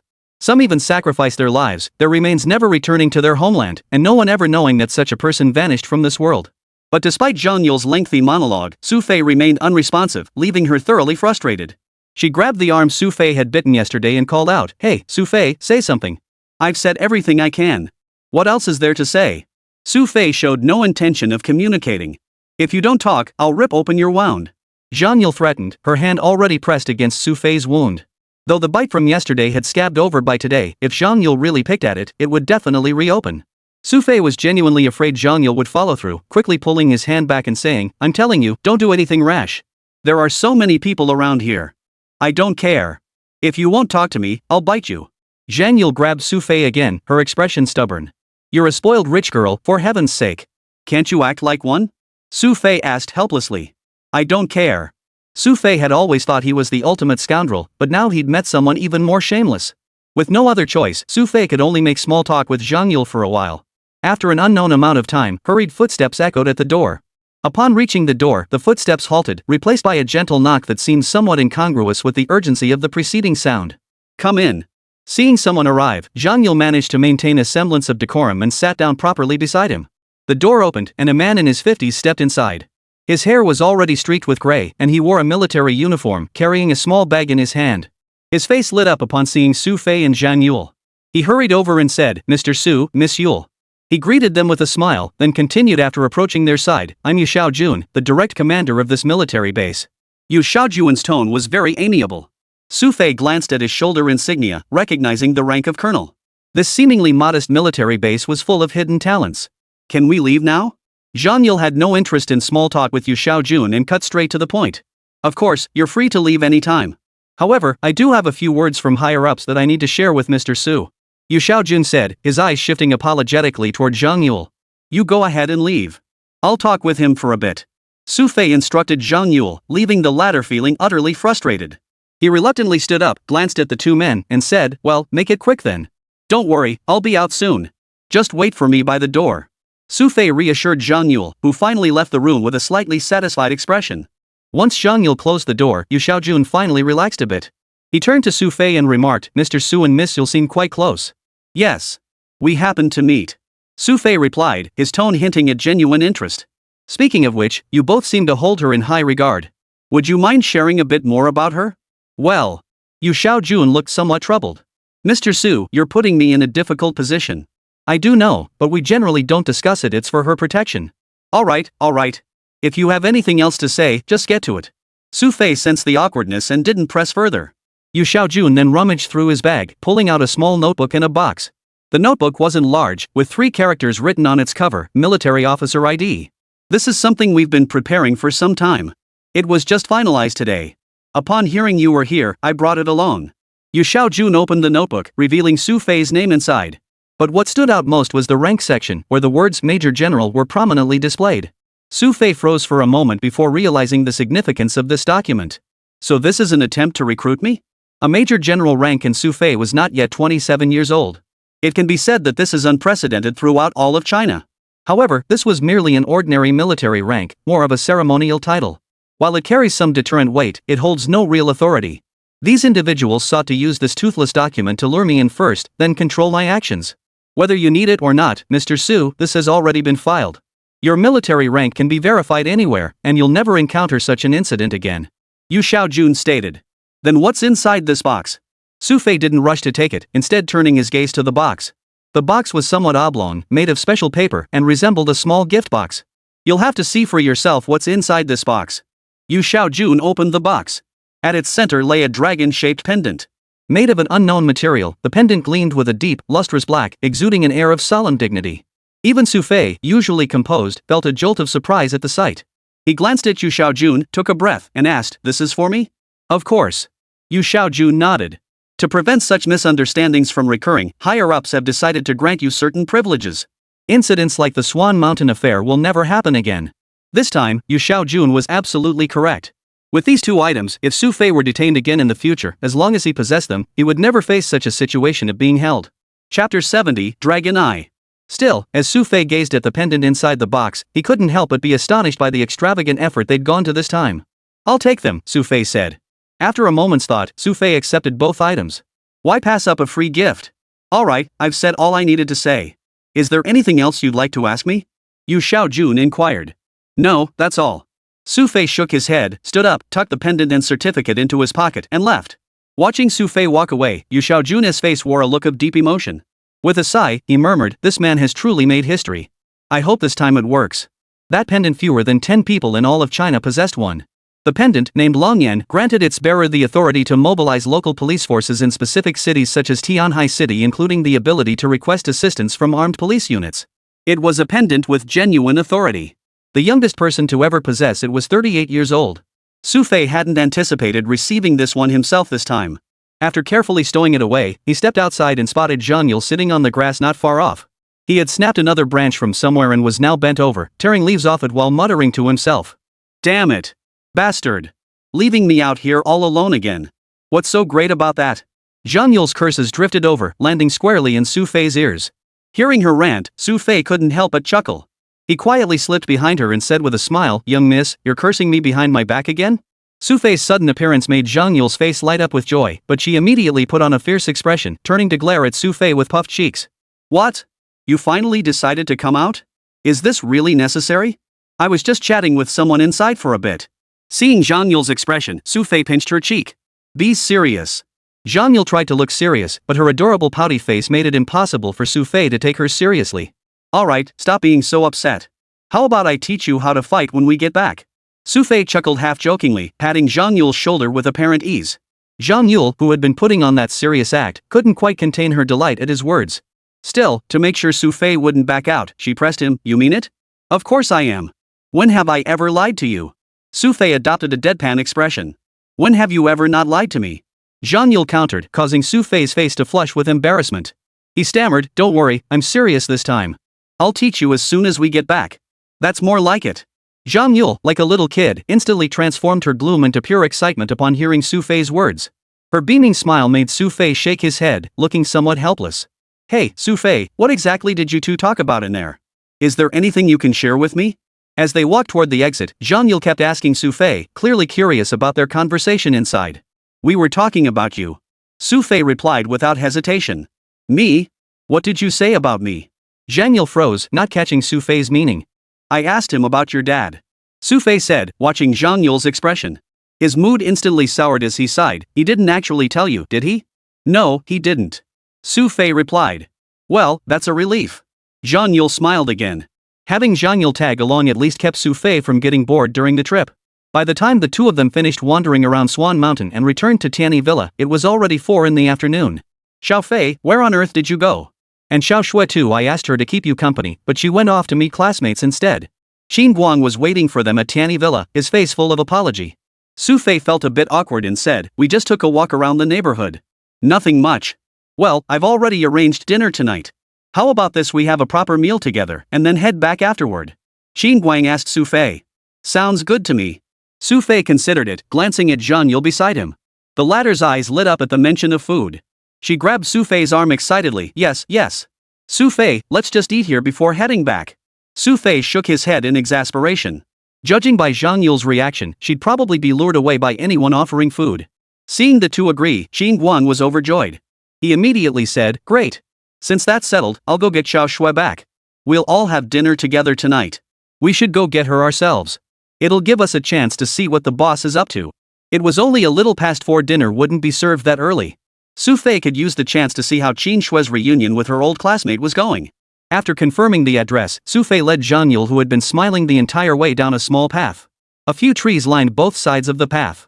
Once they entered, they could see a small coffee shop ahead. The cafe was surrounded by glass walls, offering a clear view of the outside scenery from within, while passers-by could also see the relaxed patrons inside. "Your sister Shui is over there." Xu Fei pointed to a table near the edge of the room. Qin Shui was sitting there with a woman, her expression noticeably softer than before. "That must be Sister Shui's classmate. She sure looks like a successful person, huh?" Zhang Yule chuckled beside him, patting Xu Fei's shoulder as if he'd uncovered some major revelation. Just then, Qin Shui's gaze swept toward the entrance, catching sight of Xu Fei approaching. He waved at the pair, and they stepped into the cafe. "Hey, Sister Shui." Zhang Yule wasted no time in greeting her cheerfully as soon as they arrived. "You must be Xu Fei and Yulo? Qin Shui was just talking about you too." The girl sitting across from Qin Shui smiled and introduced herself to the pair. "I'm Qi Zixian, Qin Shui's college classmate." "Hey, nice to meet you, Sister Zixian." Zhang Yule was full of enthusiasm, her eyes crinkling as she grinned. She continued, "By the way, what did Sister Shui say about me earlier? She wasn't talking behind my back, was she?" Chapter 71, Looking for a Stepmother? Zhang Yule's question made Qin Shui shake her head helplessly. "What bad things could I possibly say about you? But you two went out for a while and took so long to come back. Were you having fun at Swan Mountain?" "What fun?" "Sister Shui, I'll tell you, we got detained by the Swan Mountain people." Just thinking about it made Zhang Yule furious, and he began vividly recounting his ordeal of being detained.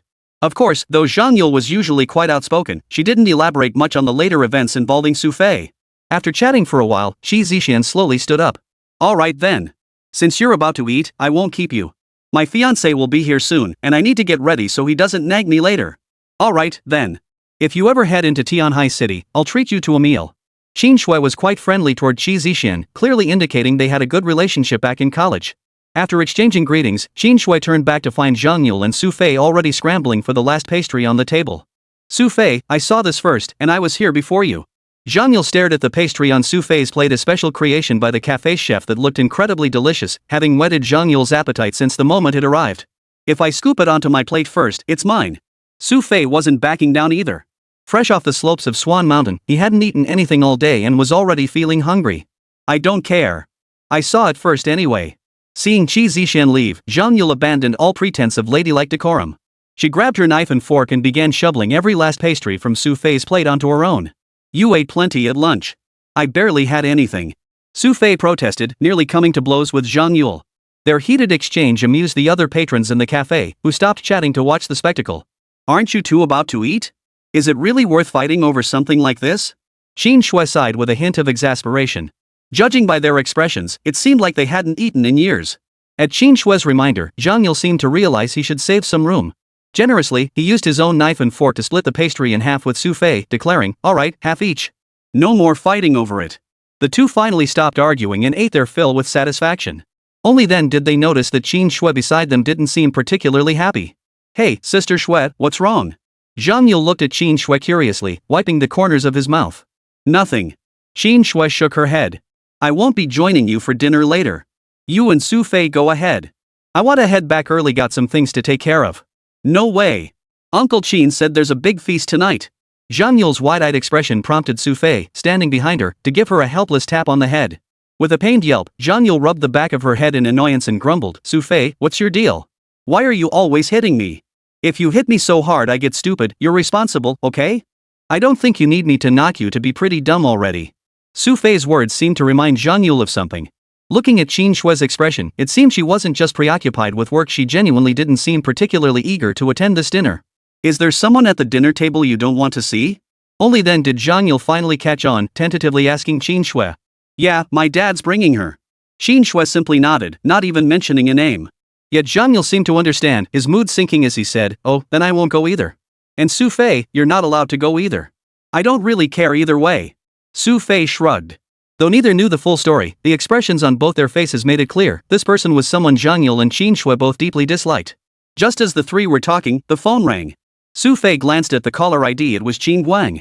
"Xu Fei, where are you guys? We've got dinner ready here." "You." Before Qin Guang could finish, Xu Fei cut in, "Uncle, sorry, we can't make it. We have plans tonight and might need to head back early." "Can't make it? Wait, is it because of Shui?" Qin Guang's tone grew anxious, but before he could continue, Xu Fei cut him off, "We genuinely have commitments. Let's eat later. We need to leave immediately." With that, Xu Fei hung up without giving Qin Guang a chance to ask more questions. After hanging up, Xu Fei noticed Qin Shui and Zhang Yule had already stood up. Xu Fei noticed Shui didn't seem particularly happy. He pulled Zhang Yule aside and whispered, "What's up with the boss? Who's this person you mentioned? You don't know?" Sister Shui's mother passed away when she was young. Last year, Uncle Qin met a woman named Song Hui. They seemed ready to remarry, but Sister Shui never agreed. "She doesn't like that woman." Zhang Yule's explanation helped Xu Fei piece things together. He nodded. "So that's it. That explains it. What should we do now? What else can we do? Let's head back first. She definitely won't want to go home with her own uncle." Zhang Yule seemed quite supportive of Qin Shui on this matter. "Wait, from the way you're talking, it sounds like you don't care much for this Song Hui either." Seeing Zhang Yule's sullen expression, Xu Fei sensed there was more to the story. "Yeah, Snow and I both think that woman's weird." Zhang Yule was straightforward by nature. "Why? For the money?" Xu Fei was puzzled. "No, that woman comes from a well-off family. Her parents each earn millions a year. But we just feel like there's something about her that's off-putting." Zhang Yule couldn't quite put her finger on it either. Xu Fei found it somewhat intriguing, but glancing at the time, it was indeed getting late. "Hurry up. We can still make it back in time for dinner." After walking for a while, Qin Shui realized Xu Fei and Zhang Yule hadn't caught up yet. "Got it, coming right up." Zhang Yule tugged at Xu Fei's arm, and they hurried forward to catch up. Today's trip hadn't accomplished much else. They'd been looked down upon at the shooting range and detained again at Swan Mountain. As soon as the car entered the city, the three immediately spotted the nearest small restaurant and pulled over. But no sooner had they stopped than Qin Shui's phone rang again from the back seat. Glancing at the caller ID, Qin Shui's brow furrowed slightly. After a moment's hesitation, she answered the call. Chapter 72, Feng Xuankuan's friend. On the other end was Qin Guang's voice. After Xu Fei had flatly refused his dinner invitation, he knew Qin Shui and Zhang Yule must have said something. So he decided to call Qin Shui directly instead. "Xu Fei and I are back in Tianhai City and about to eat." Qin Shui's tone with her father wasn't particularly pleasant, clearly showing she genuinely disliked this woman named Song Hui. "Already back?" Qin Guang was taken aback, not expecting Qin Shui to return so quickly. "Yes." Qin Shui replied in a cool tone, "If there's nothing else, I'll go eat now." With that, Qin Shui hung up the phone. Having been hung up on once by Xu Fei, and now again by his own daughter, this was quite an experience for Qin Guang. He'd never been treated this way before. "Why are you both staring at me like that?" After hanging up, Qin Shui noticed Zhang Yule and Xu Fei staring at her, which puzzled her. "Nothing." Xu Fei and Zhang Yule said in unison. "Let's eat. I'm actually hungry." Ignoring their expressions, Qin Shui got out of the car first and headed toward the nearby restaurant. It was prime dinner time, and the restaurant was already bustling with diners. Xu Fei scanned the room. The main hall was definitely full. Guided by a server, the trio finally found a private room tucked away in the far corner. Having skipped a proper meal that afternoon, Zhang Yule immediately began ordering dishes in abundance upon their return. What's more, she deliberately selected only the most expensive items on the menu. Did you strike it rich? Who orders like this? Watching Zhang Yule order, Xu Fei shook his head helplessly. I'm happy to, because you were detained this afternoon. Consider this my compensation. Zhang Yule seemed completely unfazed, continuing, oh, and by the way, you still owe me 50 grand. Xu Fei rolled his eyes, looking somewhat exasperated. Honestly, if this were anyone else, they probably couldn't afford to keep up with her. The food arrived shortly after. After everyone had stuffed themselves silly, they still seemed unsatisfied. Zhang Yule insisted on packing some leftovers to take home. I'll go get the takeout boxes. Oh, and give me your card, I'll pay. Xu Fei held out his hand to Zhang Yule. The latter, busy eating, had no time to deal with this. After handing over the card, he went back to stuffing his face. Xu Fei walked to the cashier, asked the server to pack several dishes, and only then pulled out his bank card. Good evening, sir.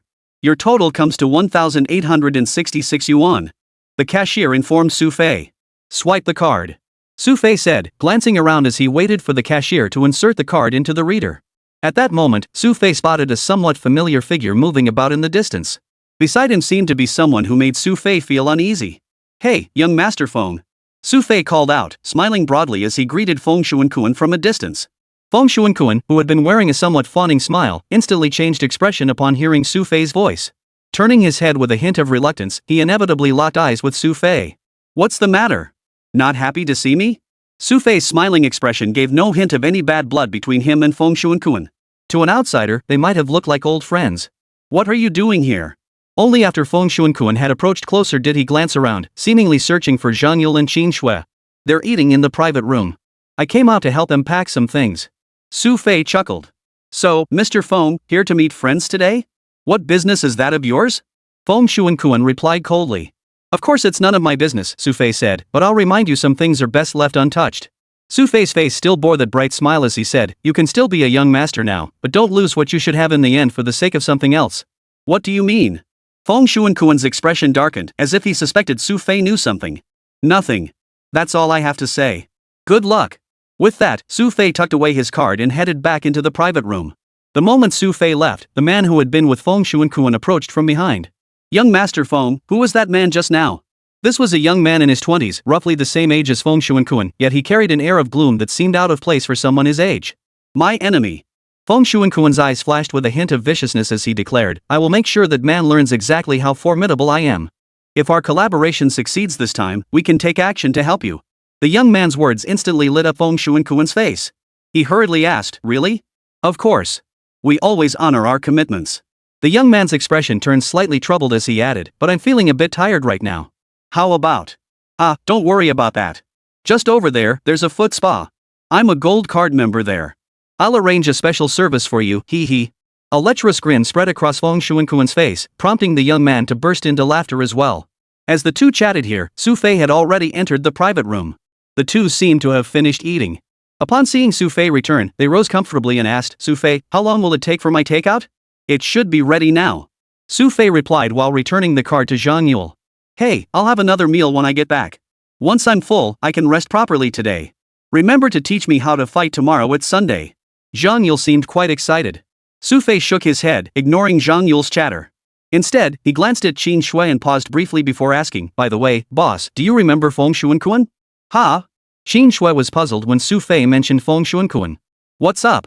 Nothing much. I just wanted to ask what his company does. Although Xu Fei had encountered Feng Xuankuan many times before, he hadn't really looked into it. Mainly software related. Their company's software has a significant user base, and they've invested in multiple applications. Currently, the company's market value is around 5 billion. Qin Shui answered, looking at Xu Fei with confusion, unsure why he was asking. Chapter 73, Dark Cuisine. Xu Fei didn't explain to Qin Shui, brushing it off with vague answers. Qin Shui hadn't wanted to bring up Feng Xuankuan in the first place, so she naturally didn't press further. After everyone returned home, Qin Shui seemed to be in a slightly better mood, even watching TV in the living room for a while a rare occurrence. Oh, Xu Fei, I just remembered, what style of martial arts do you practice? Taekwondo? Muay Thai? Zhang Yule watched TV, then suddenly jumped up from the sofa, eagerly asking Xu Fei who was pouring water. Neither Taekwondo nor Muay Thai. Xu Fei replied with a helpless expression, martial arts are meant for real combat. The ones practiced nowadays are just for fitness. That makes sense. Zhang Yule thought about it and realized Xu Fei was right. The skilled fighters she'd met in the military didn't seem to practice these styles.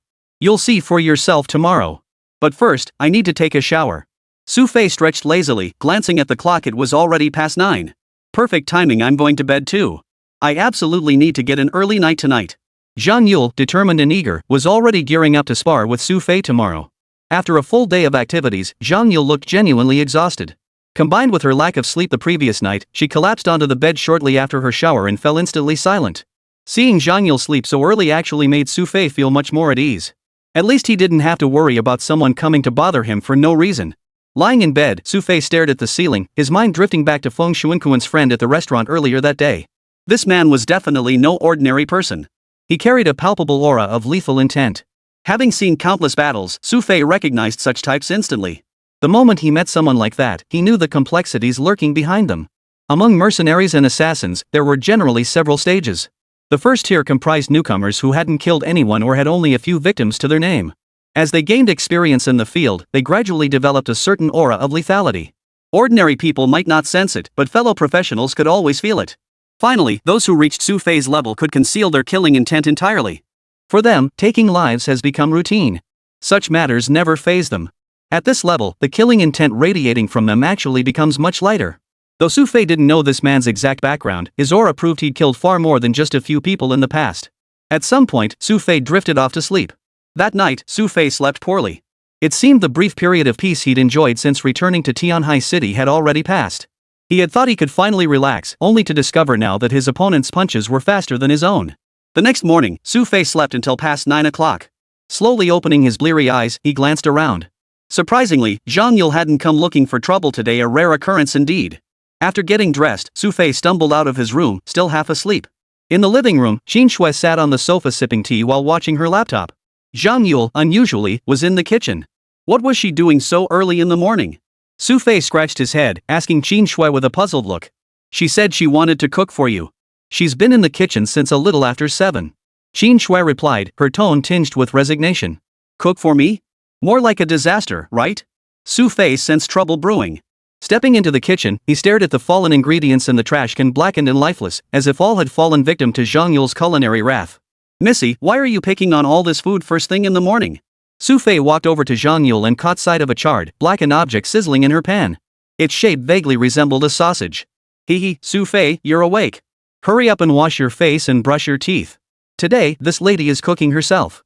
Zhang Yule's face lit up with excitement when she saw Xu Fei emerge, seemingly eager to have him taste her creation. Staring at the unrecognizable mess on the plate, Xu Fei swallowed hard. His Adam's apple bobbed as he tried to speak, but no words came out. What are you staring at? Are you so touched that I cooked for you?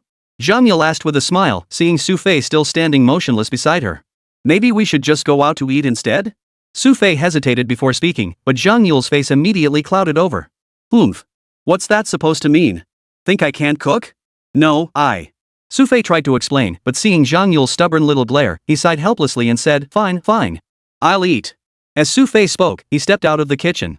He noticed Qin Shui, sitting on the sofa, had turned her head and was leaning back, watching him with a look that seemed to say, I told you so. After Xu Fei finished washing up, Zhang Yule had already turned off the stove in the kitchen. She emerged carrying her dish, whatever it was clearly recognizable. Xu Fei, hurry over and try some. Zhang Yule was beaming as she waved at Xu Fei. Really eating? Xu Fei hesitated as he approached the dining table. Glancing at the food spread out before him, he fell deep in thought. Sure, I've already eaten. It actually tastes pretty good. Zhang Yule chuckled. Are you sure? Xu Fei looked skeptical. Cut the crap, are you eating or not? Zhang Yule had already clenched his fist, looking ready to get physical. Seeing Zhang Yule's expression, Xu Fei had no choice but to pick up his chopsticks, grab a somewhat decent-looking slice of meat, and pop it into his mouth. Pretending to chew, he swallowed it whole. Zhang Yule's expectant gaze immediately zeroed in on him as she pressed, well? How is it? Honestly, it looks rough, but it tastes pretty good. A hint of surprise flashed across Xu Fei's face. He glanced at Qin Shui, who had been gloating moments ago, now wearing a slightly sinister expression.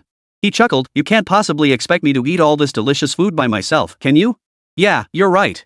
Flattered by Xu Fei's praise, Zhang Yule couldn't help but beam as she turned to Qin Shui. Hey, Snow, you should try some. Me? Your Snow sister finds you repulsive. Before Qin Shui could finish her sentence, Xu Fei chimed in with a sly, mocking tone. Get lost. This is Yule's first time cooking for anyone. I'm definitely eating it. Xu Fei spoke decisively, promptly picking up a piece of charred bread and bringing it to her mouth. But just as she was about to take a bite, Zhang Yule's face suddenly lit up with a sly grin as she called out, "Stop!" Chapter 74, Challenging the Dojo. Zhang Yule's abrupt command made Xu Fei freeze almost instantly. But Xu Fei, who'd been waiting to see the show, wasn't too happy about it. "What's the deal?" he grumbled. "We haven't even eaten yet. I've decided to eat out instead," Zhang Yule declared abruptly. "What? But you were just begging me to eat." Xu Fei immediately blew his top. Just moments ago, Zhang Yule had been insisting with righteous indignation that he eat. "Didn't I just want to see if what I made was as bad as I imagined?" Zhang Yule chuckled and said, "Besides, since you ate a little, it's not like I completely wasted it. Now you won't look down on me for this in the future. So I'm the sacrificial lamb?" Xu Fei suddenly understood Zhang Yule had been using him as a guinea pig. "Relax, I really did try it before. It wasn't great tasting, but it's harmless." Zhang Yule patted Xu Fei's shoulder reassuringly. Meanwhile, Xu Fei, as if a weight had been lifted off her shoulders, immediately sided with Zhang Yule and defended her. "You'll never cooks for anyone. You should be grateful you even got to try something she made." "Exactly." Zhang Yule chimed in with deadpan sincerity. "Honestly, since you promised to teach me martial arts today, I really wanted to cook for you. But my skills just aren't up to par. Consider this a sacrifice for my good intentions." Xu Fei watched the two of them in perfect harmony, shook his head helplessly, and found himself at a loss for words. After downing 2 large glasses of water to wash away the burnt taste, Xu Fei followed them outside to grab breakfast at a nearby shop. Though it was already 10 in the morning, the sun wasn't particularly strong today. Zhang Yule was especially excited, and as soon as they finished eating, she tugged at Xu Fei's sleeve, grinning. "Xu Fei, I found the place. It's that spot we went to last time. What do you think? You have to teach me your absolute best moves then." "You mean Zhou Xian's martial arts gym?" Xu Fei recalled that last time, the owner of that martial arts school had tried to recruit him, though he hadn't paid any attention. "Yeah, it's the only decent-sized one around here. And now that annoying Zhou Xian's gone, it's much quieter over there." Zhang Yule seemed to have thought about it all night, speaking with more excitement than usual. "All right then. What about you, boss?"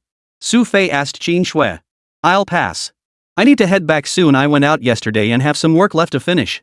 Xu Fei continued, "But you have to come back early. My dad's inviting you over for dinner tonight." "Inviting me again?" Xu Fei looked a bit surprised. "Yes." Xu Fei replied simply, though her expression made it clear that besides Qin Guang, Song Hui, whom she disliked the most, would likely be there too. Come to think of it, Xu Fei had wanted to meet this Song Hui yesterday. If Qin Fei disliked her, that might be understandable. But even Zhang Yule, someone naturally thick-skinned, hadn't been particularly fond of Song Hui. At the very least, that suggested Song Hui probably had some real issues. "All right, we'll head back this afternoon." Xu Fei agreed. After seeing Qin Fei home, Zhang Yule eagerly led Xu Fei out. The martial arts gym was already packed with people at this hour, which struck Zhang Yule as odd. It was unusual to see such a bustling scene here. What was going on today? Zhang Yule had frequented this place before and had never seen it this busy. Today, the crowd was clearly several times larger than usual. "I don't know. Looks like they're watching something." After squeezing their way through the crowd, Xu Fei and Zhang Yule found a circle of people gathered around the center. Standing within that circle were 2 individuals. One wore a white martial arts uniform, the other a black one. Judging by their expressions, they seemed poised to spar. "Hey, who are those 2? Xu Fei stopped a nearby person to ask for details. The man, who didn't seem to be affiliated with the dojo and clearly didn't recognize Xu Fei, replied, "Bro, you haven't been around in a while, huh? That's the new challenger, Lei Bao." "Challenger?" Xu Fei looked a bit confused. "Looks like you really haven't been around for a while. A new martial arts school opened down the street.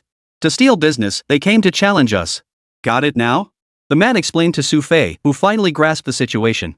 He hadn't expected the industry to be so fiercely competitive these days, with such direct challenges to the dojo actually happening. "I know that guy. He used to be the top instructor at this karate dojo, Liang Qiming." Zhang Yule, having spent time here before, recognized one of them immediately. "Is he that good?" Xu Fei asked. "Besides Zhou Xiong, he's the strongest. When he fought Zhou Xiong, he could hold his own for dozens of moves without losing. He stopped coming often after losing to Zhou Xiong before. I guess the owner called him back this time." Zhang Yule said, a hint of excitement in his eyes. "Who'd have thought we'd walk into such a spectacle? See? We didn't come here for nothing today, right? So how are we supposed to train? The place seems packed." Xu Fei glanced around helplessly, finding the entire area packed with people, no space left for just the 2 of them. "Ah, sparring can happen anytime, but a spectacle like this? That's not something you see every day." Zhang Yule beamed, clearly eager for the 2 to start sparring. However, the 2 sides seemed to be discussing some rules rather than rushing into a fight. Instead, they had gathered in a small corner nearby to start a game. Let's go check it out. Spotting this entertaining spectacle, Zhang Yule couldn't contain her excitement and tugged Xu Fei toward the edge of the crowd. By now, the odds had been posted. Lei Bao's were as high as 26, while Liang Qiming's stood at 13. Looks like most people were betting on Liang Qiming. Judging by these odds, it seemed quite a few people had bet on Liang Qiming. Who should we bet on? Zhang Yule tugged at Xu Fei's sleeve and asked. How should I know? I've never seen either of them fight. Xu Fei shook his head helplessly, then glanced at the two men on stage, his eyes finally settling on Lei Bao. Miss, besides betting on the winner, we also take wagers on the duration of the fight. Seeing Zhang Yule's keen interest, the bookie eagerly explained. Xu Fei, hurry up and tell me. Who should we bet on? Zhang Yule asked Xu Fei impatiently. If you absolutely must bet, go with Lei Bao. Half a minute. Only then did Xu Fei slowly turn his head to address Zhang Yule, as if he had discerned something significant about Lei Bao. Chapter 75, Lei Bao's True Strength. Alright, I'll bet 1,000 on leopard. Without a second thought, Zhang Yule pulled a 1,000 yuan bill from his pocket. His generous gesture made Xu Fei shake his head and remark, you really don't think twice about spending money. It's your money anyway. Zhang Yule was genuinely generous. Xu Fei had won 50,000 yuan earlier and hadn't spent much of it yet, but Zhang Yule was more than happy to help. As long as you're happy. Xu Fei showed no intention of taking the money back. But precisely because of this, Zhang Yule gave him an extra look, seeming somewhat surprised. Speaking of which, are you really just going to give up that 50,000 yuan? Zhang Yule blinked her eyes, asking Xu Fei with genuine curiosity. Caught off guard by the question, Xu Fei shrugged helplessly. I'd love to keep it, but didn't you say ill-gotten gains should be spent quickly? But this is 50,000 yuan, after all it's half a year's worth of your salary. Zhang Yule suddenly adopted a serious expression, as if trying to persuade Xu Fei to reclaim the money. Forget it. We'll talk about it later. Let's go watch the show first. Xu Fei waved his hand dismissively, then remembered something and added, oh, right. Since we're betting anyway, why don't you add another 1,000 yuan to your wager? Guys, Liang Qiming just lost at 7-1 odds in half a minute. If you'd bet on that, you'd be walking away with 14 grand. The bookie beside them chimed in excitedly. To him, it was unthinkable that Liang Qiming could lose. Even if he did, it wouldn't happen this quickly. So no matter how much Xu Fei and Zhang Yule bet, it was essentially free money for him. Alright, I'll take your advice. Zhang Yule asked, but I don't have cash on me. Can I transfer the money? Of course. And rest assured, this is an official small event for the martial arts club. The maximum limit is 2,000 yuan. This bookie was indeed a local, and the account he provided was genuinely the martial arts school's payment account. After paying, Zhang Yule and Xu Fei squeezed their way back into the crowd. By now, the two seemed to have already signed up, rubbing their hands together in anticipation, ready to start at any moment. Liang Qiming. Go! A thunderous roar of encouragement erupted from the crowd below. While some cheered for Lei Bao, it was clear this was the karate dojo's home turf. The cheers for Liang Qiming were undeniably louder. Wave after wave of cheers surged from the crowd, their blood boiling with excitement. Yet on stage, Liang Qiming's face bore a look of seriousness and solemnity. I'm starting now. The words barely left his lips before he lunged toward Lei Bao. The speed of his movement drew gasps from the spectators. Yet despite the blinding speed, Lei Bao showed no sign of panic. A cold smile touched the corner of his mouth as Lei Bao shifted his body half a step to the side, positioning himself directly to Liang Qiming's right flank. Liang Qiming sensed the vulnerability on his right flank and immediately launched a punch toward Lei Bao's neck, aiming to force him back. Naive. A trace of disdainful amusement played across Lei Bao's face. Just as the fist was about to connect, a hand shot out with lightning speed, blocking the strike beside his neck. Thud. Fist met palm. Liang Qiming's seemingly swift attack was blocked outright. A chill ran through Liang Qiming's heart as he withdrew his hand. Just as he prepared to launch another attack, Lei Bao struck first. Faster than before, Liang Qiming couldn't even discern Lei Bao's movements. He only felt a dizzying blur, his own actions becoming increasingly erratic. You lose. Suddenly, Lei Bao's shout rang out. Startled, Liang Qiming saw Lei Bao's fist already striking toward his waist from behind. His mind focused intensely, and Liang Qiming's reflexes surged beyond his usual capabilities. Thud. Liang Qiming's body twisted at an impossible angle, meeting Lei Bao's punch head-on. Over 10 seconds had passed. Zhang Yule, seeing Liang Qiming had actually blocked the strike, looked anxious.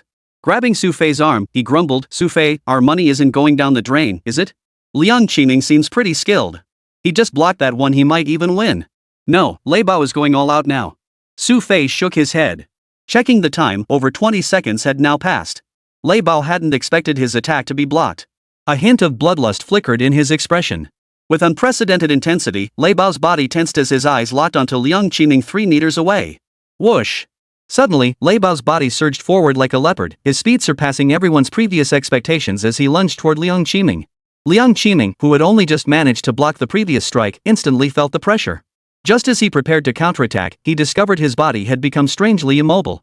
Even though his mind registered the danger, his body simply couldn't react fast enough. Thud!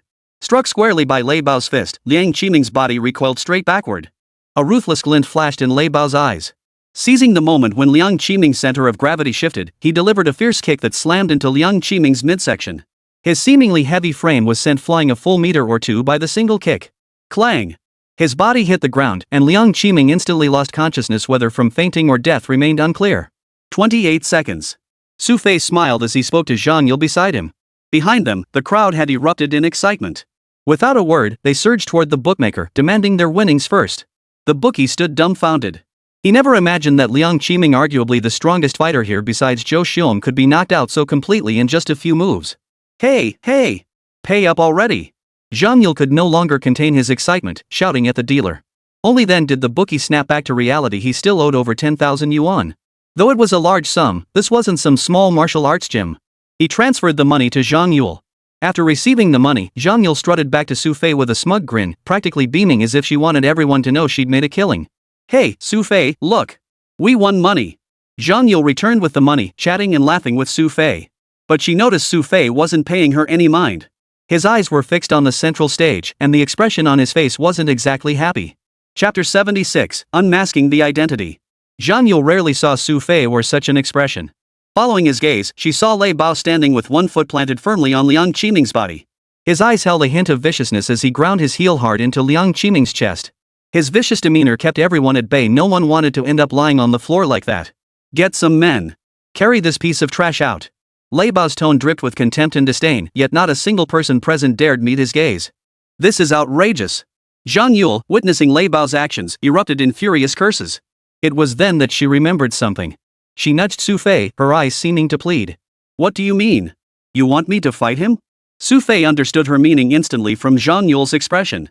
You're the only one here who can beat him. Zhang Yule's expression was resolute as she declared, this man lacks not only the dignity of a martial artist, but any sense of morality whatsoever. What kind of morality does someone like that have? Xu Fei shook his head and murmured softly. What did you just say? Zhang Yule hadn't quite caught it. Nothing.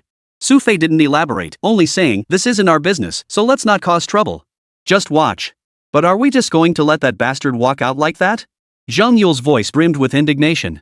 This guy isn't here to challenge the dojo, he's here to cause trouble. They must have signed a life or death agreement beforehand. As long as no one dies, it's no big deal. Xu Fei gestured toward the referee beside them. Earlier, they'd been huddled together discussing things for ages. Now it was clear that's what they were talking about. I don't care. I won't stand for this. Zhang Yule snorted coldly, if you won't handle it, I'll go myself. You? Xu Fei looked at Zhang Yule with some confusion and asked, what do you mean? I'll go fight him. A stubborn glint flickered in Zhang Yule's eyes, which gave Xu Fei a headache. He sighed helplessly, hey, missy, when are you going to stop throwing these tantrums? What good will you do up there besides getting yourself killed? Anyway, I can't just watch him walk out like that. Zhang Yule and Xu Fei stood locked in a stalemate. Their voices weren't loud enough to be heard over the surrounding chatter. Amidst the crowd, Lei Bao scanned the area, his voice rising as he taunted those around him. Anyone else want to come up and die? Are all you people here useless trash? Me. Before Xu Fei could stop her, Zhang Yule shouted from the side. Hearing a woman's voice, Lei Bao glanced over in surprise, catching Zhang Yule's indignant expression. Haha, don't be so reckless, beautiful lady. Lei Bao laughed heartily. Don't tell me you think I'll go easy on you just because you're a woman? I never said I hit him. Zhang Yule pointed at Xu Fei beside her, her tone firm. He's the one who hit me. Him? Only then did everyone notice Xu Fei, who had been hiding in the back. When Xu Fei had beaten Zhou Xiong earlier, there hadn't been a huge crowd, but a few people had recognized him. Holy crap, isn't this the guy who beat up Zhou Xiong the other day? And now he's here again with Zhang Yule. A roar erupted from the crowd. Seeing Xu Fei had indeed stirred up a tremendous commotion. Suddenly betrayed by Zhang Yule, Xu Fei was a bit stunned. He glanced at Zhang Yule and asked gloomily, you really want me to go up? If you don't go up, I'll go myself. You choose. Zhang Yule's persistent expression made Xu Fei shake his head. I think we should just watch. Ha! I actually thought we had a brave soul here, but turns out it's just another coward who can't even hold a candle to a woman. Lei Bao had already walked several meters ahead. Hearing Xu Fei's words, he burst into laughter. Who are you calling a coward? Xu Fei looked slightly displeased. I just don't see any benefit for me in winning. I'm not even part of this martial arts school. Benefits? Lei Bao was genuinely surprised. He hadn't expected Xu Fei to be thinking about benefits in this fight. Kid, if you really beat me, forget benefits, I'd even call you sir if you asked. Lei Bao added, but judging by your cowardly attitude, you probably won't get the chance. I don't care if you call me that. Xu Fei shrugged his shoulders and said, if you really want to fight, fine. But at least give me some financial compensation, right? Oh? Lei Bao's eyes narrowed slightly. Hearing Xu Fei genuinely willing to fight, he asked, what kind of compensation do you want? 10 times the amount of Liang Qiming's medical expenses. Xu Fei continued, oh, and throw in 10,000 yuan for my appearance fee. How about that? Fine. Forget 10,000, even 100,000. No problem. Lei Bao agreed immediately. Then, glancing at Zhang Yule beside Xu Fei, he added in a lecherous tone, if I win, I won't take your money. Instead, I want the woman next to you to keep me company for the night. She's not a bargaining chip. Pick someone else. Xu Fei refused outright. Even though he knew he wouldn't lose, he wouldn't actually bet her. Oh? Then what else do you have worth betting? Lei Bao eyed Xu Fei suspiciously. I'm pretty close with your boss. If you beat me, I'll get you promoted 3 ranks at least. How about it? Xu Fei's tone suggested he already knew something. Upon hearing Xu Fei's words, Lei Bao's expression changed instantly. He stared intently at Xu Fei, searching his face for something familiar. But no matter how he looked, Xu Fei still carried the aura of an ordinary person. Fine. Though Lei Bao didn't understand what was going on, he agreed without hesitation. No one nearby understood what Xu Fei had said, but in Xu Fei's mind, Lei Bao's identity was now confirmed. As he stepped forward, Lei Bao's eyes, cold and ruthless, locked onto Xu Fei. Seeing Xu Fei standing there seemingly without any guard, Lei Bao held back from attacking immediately. However, in this standoff, Lei Bao radiated far more ferocity and bloodlust than Xu Fei both in aura and physique. Is this guy up to the task? The spectators below the stage began to feel uneasy. I don't know. They say this guy's pretty formidable, but look at how he stepped onto the stage. He doesn't even have the most basic defensive or offensive stance for combat. Another voice chimed in, tinged with skepticism, and even if he is formidable, how much stronger could he possibly be than Liang Qiming just now? Liang Qiming was knocked down by Lei Bao in just a few moves. Even if he manages to hold out longer, the outcome will be the same. Chapter 77, I can, you can't. Lei Bao's power had stunned everyone, leaving them with a sense of invincibility. Kid, I don't care who you are, but since you dared to step up, I'll make you regret it. After a long standoff, a vicious glint flashed in Lei Bao's eyes as his body lunged toward Xu Fei in an instant. His movement was lightning fast, and this time, Lei Bao seemed even more focused than when he'd dealt with Liang Qiming. Even Xu Fei, battle-hardened as he was startled by the sheer speed. He sidestepped, attempting to evade Lei Bao's attack. But Lei Bao's reaction was beyond expectation. The moment Xu Fei dodged, Lei Bao's attack followed immediately. Pretty impressive. Xu Fei couldn't help but inwardly marvel at the unexpected speed of Lei Bao's assault, immediately retreating several steps backward. Thunder Leopard earned his name because his speed was like thunder, as swift as a leopard. Even within professional military units, Thunder Leopard was undoubtedly among the absolute elite. Xu Fei was forced into a step-by-step retreat. As Lei Bao's attacks cornered him against the wall, a palpable tension spread through the audience below the stage. This Xu Fei was no ordinary opponent. He was actually holding his ground against such an assault. Regardless of the outcome, the audience's gaze had grown intensely heated. Watching Xu Fei dodge the blows, his demeanor was completely different from Liang Qiming's earlier performance. Liang Qiming had been forced into evasion every time, while Xu Fei moved with far greater composure. It's no use. Another spectator shook his head. No matter how skilled this kid is, he can't win. Look behind him. Behind him? Everyone turned to look behind Xu Fei and realized he had only 3 meters of space to retreat. Any further back and he'd be pressed against the pillar. Once he reached that point, Lei Bao would find his opening. A hint of regret tinged his voice, but now everyone could see clearly, Xu Fei had been forced back. He simply couldn't maneuver from that position. Ah, what a pity. Many sighed, seemingly convinced Xu Fei was more than capable and had no need to fight Lei Bao. Here, Liang Qiming's strength was already second only to Zhou Xiong, and Xu Fei was clearly stronger than Liang Qiming.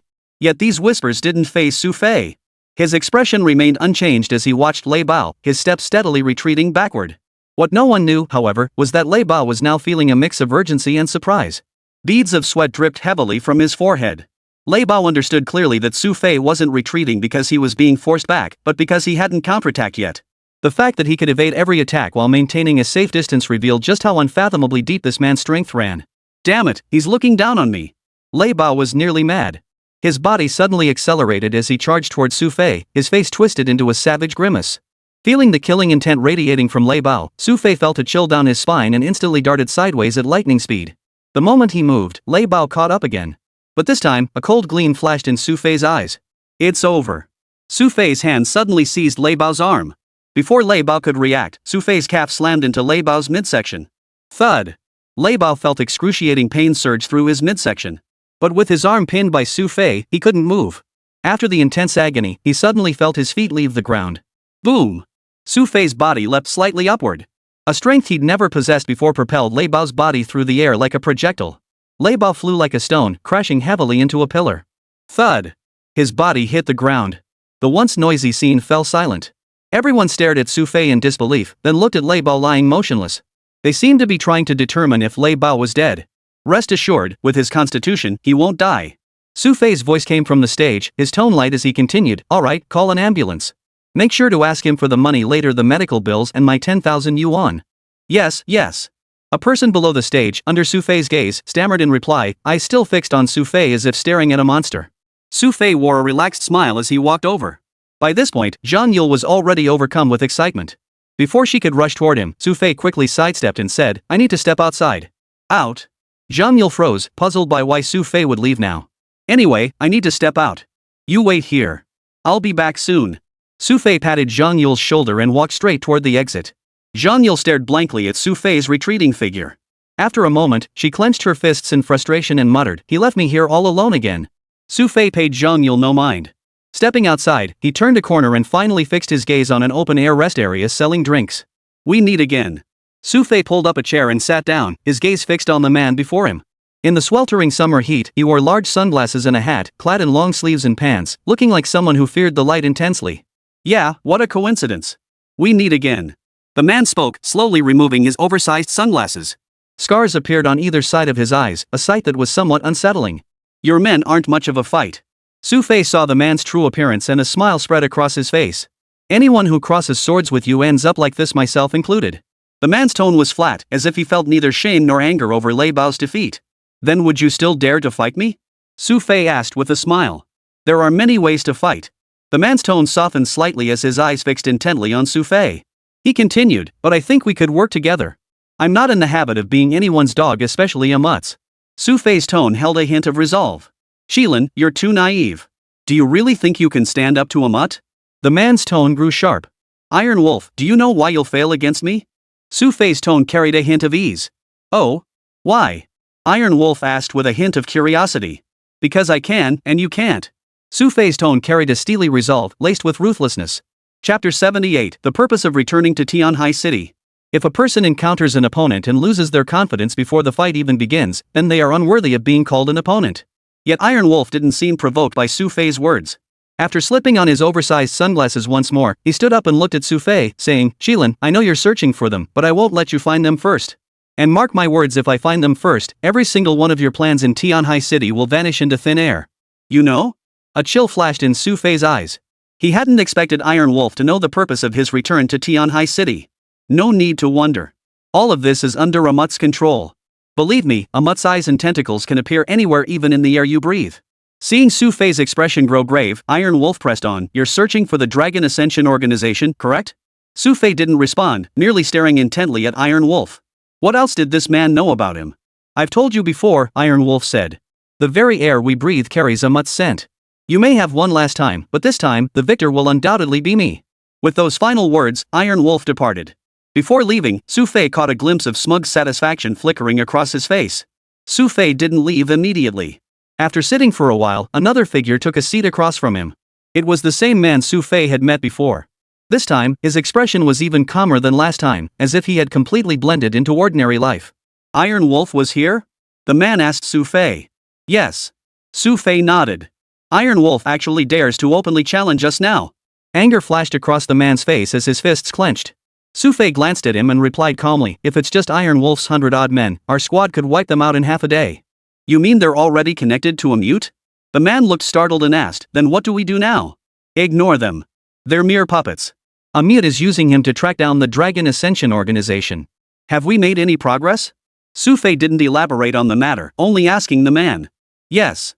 This contains information about the Dragon Ascension organization. The man immediately handed Xu Fei a document folder. The place was crowded, the two couldn't linger to discuss further. After receiving the documents, Xu Fei dismissed the man. He tucked the papers into his pocket, stood up, and headed back to the karate dojo. At that moment, Zhang Yule was still training inside. Just as Xu Fei braced himself for another round of complaints from her, she was instead beaming with delight. A group of people were taking turns sparring with her, and this feeling of being the center of attention made Zhang Yule's smug expression all too obvious. "Look, Xu Fei's back!" Someone called out, and the entire group turned around in unison. Spotting Xu Fei, they became excited, their eyes fixed on him in a way that made Xu Fei feel slightly uncomfortable. "Alright, you've had your fun. We should head out now. It's already noontime for lunch." Xu Fei pulled Zhang Yule aside, noticing she still seemed reluctant to leave. I know. Zhang Yule chuckled and asked, "What about this afternoon? We're coming back this afternoon?" Xu Fei opened his mouth wide in exaggerated surprise. "You haven't even fought me yet." Zhang Yule's face lit up with excitement.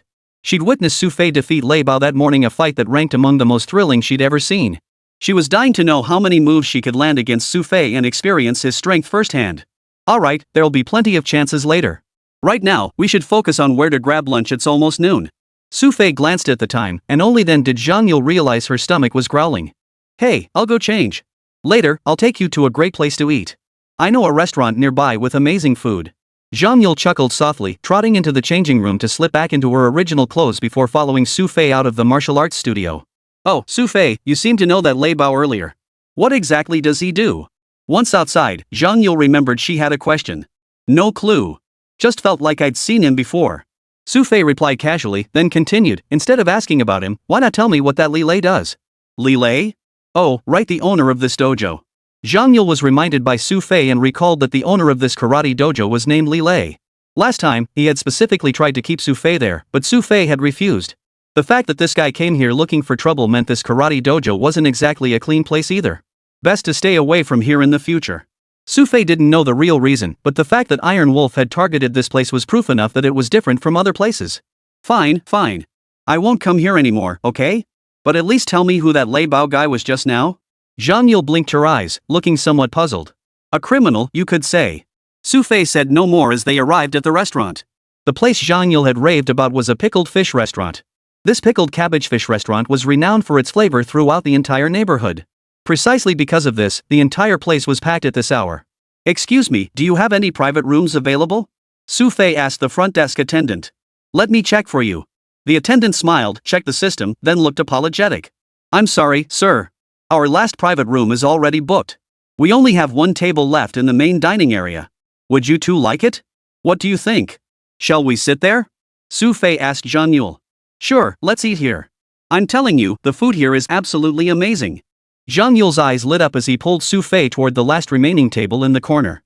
Though tucked away in the corner, this spot offered a perfect view of the world outside through the glass window. As soon as Zhang Yule sat down, he couldn't stop talking, chatting with Xu Fei about everything under the sun. After listening for a while, however, Xu Fei's gaze suddenly fixed on several people standing under a pillar by the roadside. A faint smile played on his face. Zhang Yule found his expression odd and followed his gaze.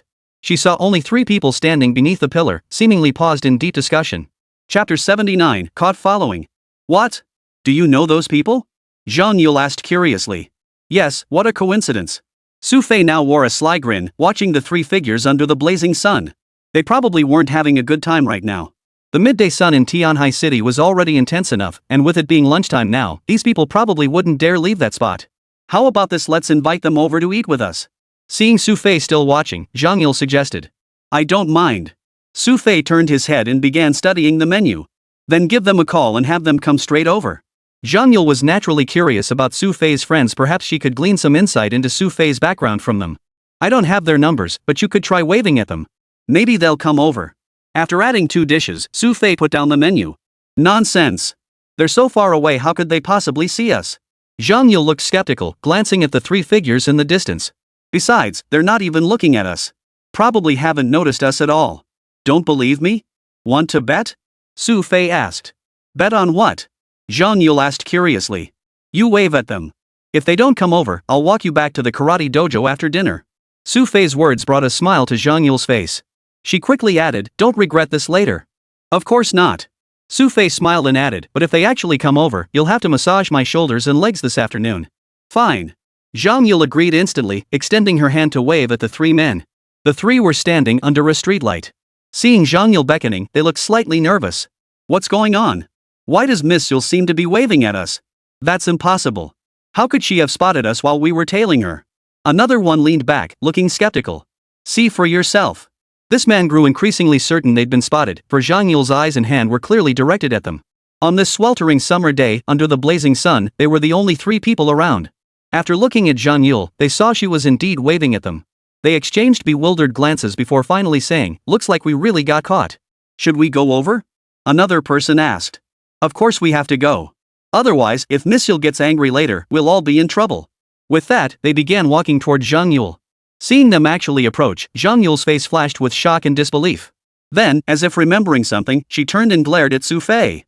"What the hell is this? Xu Fei, you set me up on purpose, didn't you?" "No way." Xu Fei shrugged his shoulders. By then, the three of them had already entered the restaurant and approached the table where the two were sitting. Before they could speak, Zhang Yule had already grabbed Xu Fei's arm in frustration, exclaiming, "I don't care. You must have planned this with them. Hey, Missy, you're not planning to renege on your bet, are you?" Zhang Yule, being grabbed like this, instantly grew displeased. "Who told you to deliberately set me up?" Zhang Yule grumbled. "I really don't know them. Ask them if you don't believe me." Xu Fei, who had been grabbed by Zhang Yule, had rubbed against the wall and gotten white dust all over himself. He hurriedly motioned for the three people beside him to explain. These three were none other than the men who had been tailing and protecting Zhang Yule. Watching Xu Fei and Zhang Yule bickering like this, they couldn't help but feel both exasperated and surprised. Normally, if they were tailing someone, they'd just sit down to eat at the restaurant too. But this time, the place was genuinely packed. With no other choice, they'd had to wait outside for Xu Fei and Zhang Yule. The three men didn't know how to explain. Dragged out by Xu Fei to shield him, they could only stare blankly at Zhang Yule and Xu Fei, wanting to say something but unable to. "Didn't you just say they were your friends?" Zhang Yule asked, sounding a bit annoyed. "Friends everywhere, right?"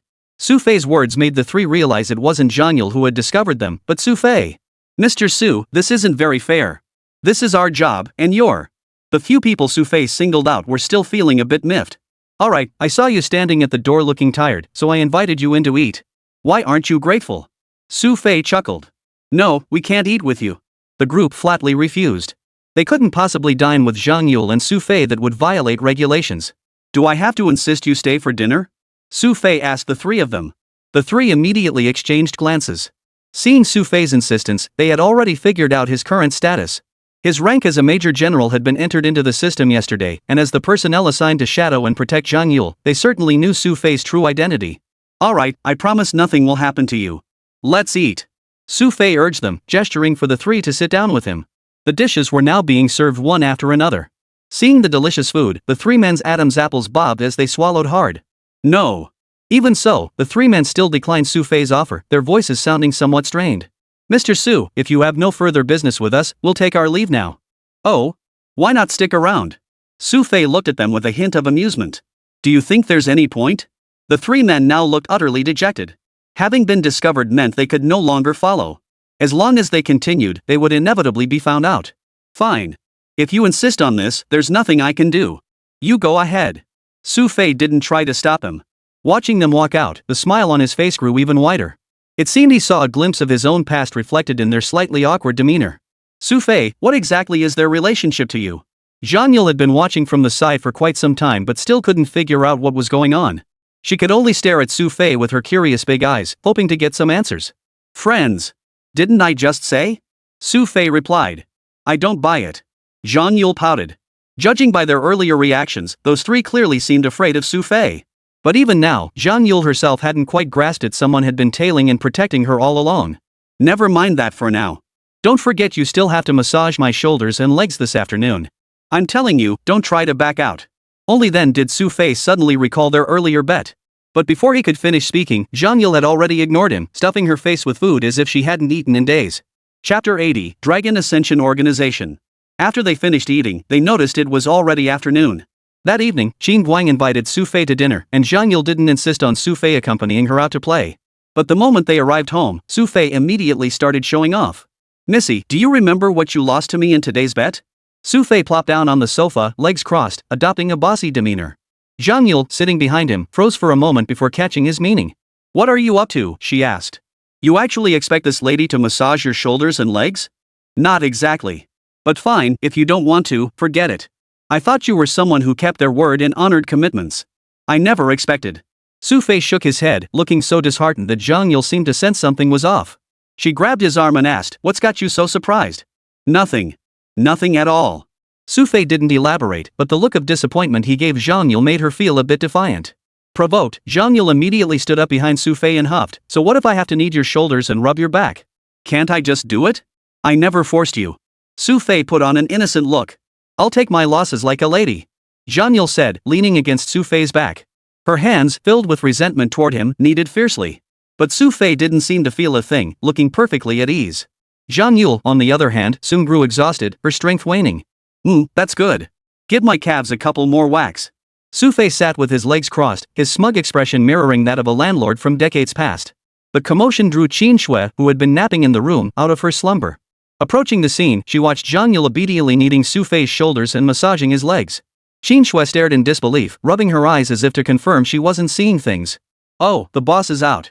Perfect timing, go give her a massage too. Let her experience what it's like to have a personal maid." Xu Fei spotted Qin Shui approaching and beckoned her over with a cheerful wave. Zhang Yule, hearing Xu Fei's words, finally couldn't contain the anger on her face. She slammed her fist hard onto Xu Fei's foot and sat back down on the sofa, looking a little annoyed. "Yule, what happened between you and Xu Fei? Why are you massaging his shoulders and legs?" Seeing Zhang Yule's indignant expression, Qin Shui picked up an apple and began peeling it beside her, looking at the sullen Zhang Yule with a puzzled expression. "Now I won't massage him anymore. It hurts my pride." Zhang Yule saw Qin Shui coming over, flung her hand away, and refused to continue. Xu Fei, who had been blissfully closing his eyes to enjoy the pampering, suddenly opened them wide upon hearing Zhang Yule's refusal. "Why did you stop all of a sudden? I only agreed to massage your shoulders and legs, I never said for how long," Zhang Yule said, shaking his slightly sore hand from kneading. Xu Fei hadn't expected Zhang Yule to pull this stunt. Upon reflection, she was actually in the right. "Fine, no massage then. I'm heading back to my room for a nap." Xu Fei stood up, stretched lazily, and patted Zhang Yule on the shoulder. "Oh, by the way, wanna join us for dinner at the boss's place tonight?" "Forget it, I'm not going." It was clear Zhang Yule had a particularly poor impression of this Songhui. Seeing this, Xu Fei found himself genuinely curious about this woman. After returning to his room, Xu Fei closed the door behind him. Before stepping inside, he warned Zhang Yule, "Just so you know, I sleep naked. Don't suddenly burst in again later." "Pfft, as if I'd ever want to come in." Zhang Yule turned her head haughtily, which finally put Xu Fei at ease. He entered his room, closed the door, and sat down at his computer desk. He pulled the documents he'd been holding out of his pocket. The document was 3 pages long. Xu Fei opened it and scanned through it at a leisurely pace. Xu Fei seemed to notice something off about the document. His eyes lingered on the middle of the second page before he fell deep in thought. A moment later, Xu Fei stood up again, rummaged through his bag, and pulled out a photograph he'd kept there for quite some time. The photo showed a man, taken from a considerable distance. Xu Fei often took it out to look at it. But this time, his gaze felt different from before. "Is this man really in Tianhai City?" Xu Fei murmured to himself, his voice tinged with a palpable longing to meet this man. In truth, Iron Wolf had been right about one thing: Xu Fei desperately needed to meet someone from the Dragon Ascension organization now, or else his plans would face serious complications. The so-called Dragon Ascension organization was a group with a history spanning 2 to 3 centuries. Originally founded by Han Chinese during the early Qing dynasty, its purpose was to resist Manchu rule. However, as time passed, they never found an opportunity to act. After the Qing dynasty fell, they went completely underground. This organization was shrouded in mystery. Xu Fei knew of it because, during a mission with Blade, he had crossed paths with them and gained some understanding. Dragon Ascension Organization. A hint of confusion flashed in Xu Fei's eyes. He couldn't claim to know much about this group, but he understood one thing: they possessed formidable strength. If he could establish contact, it would mean gaining a powerful ally in the fight against Amut. Xu Fei wasn't a reckless fool. He understood Amut's capabilities well.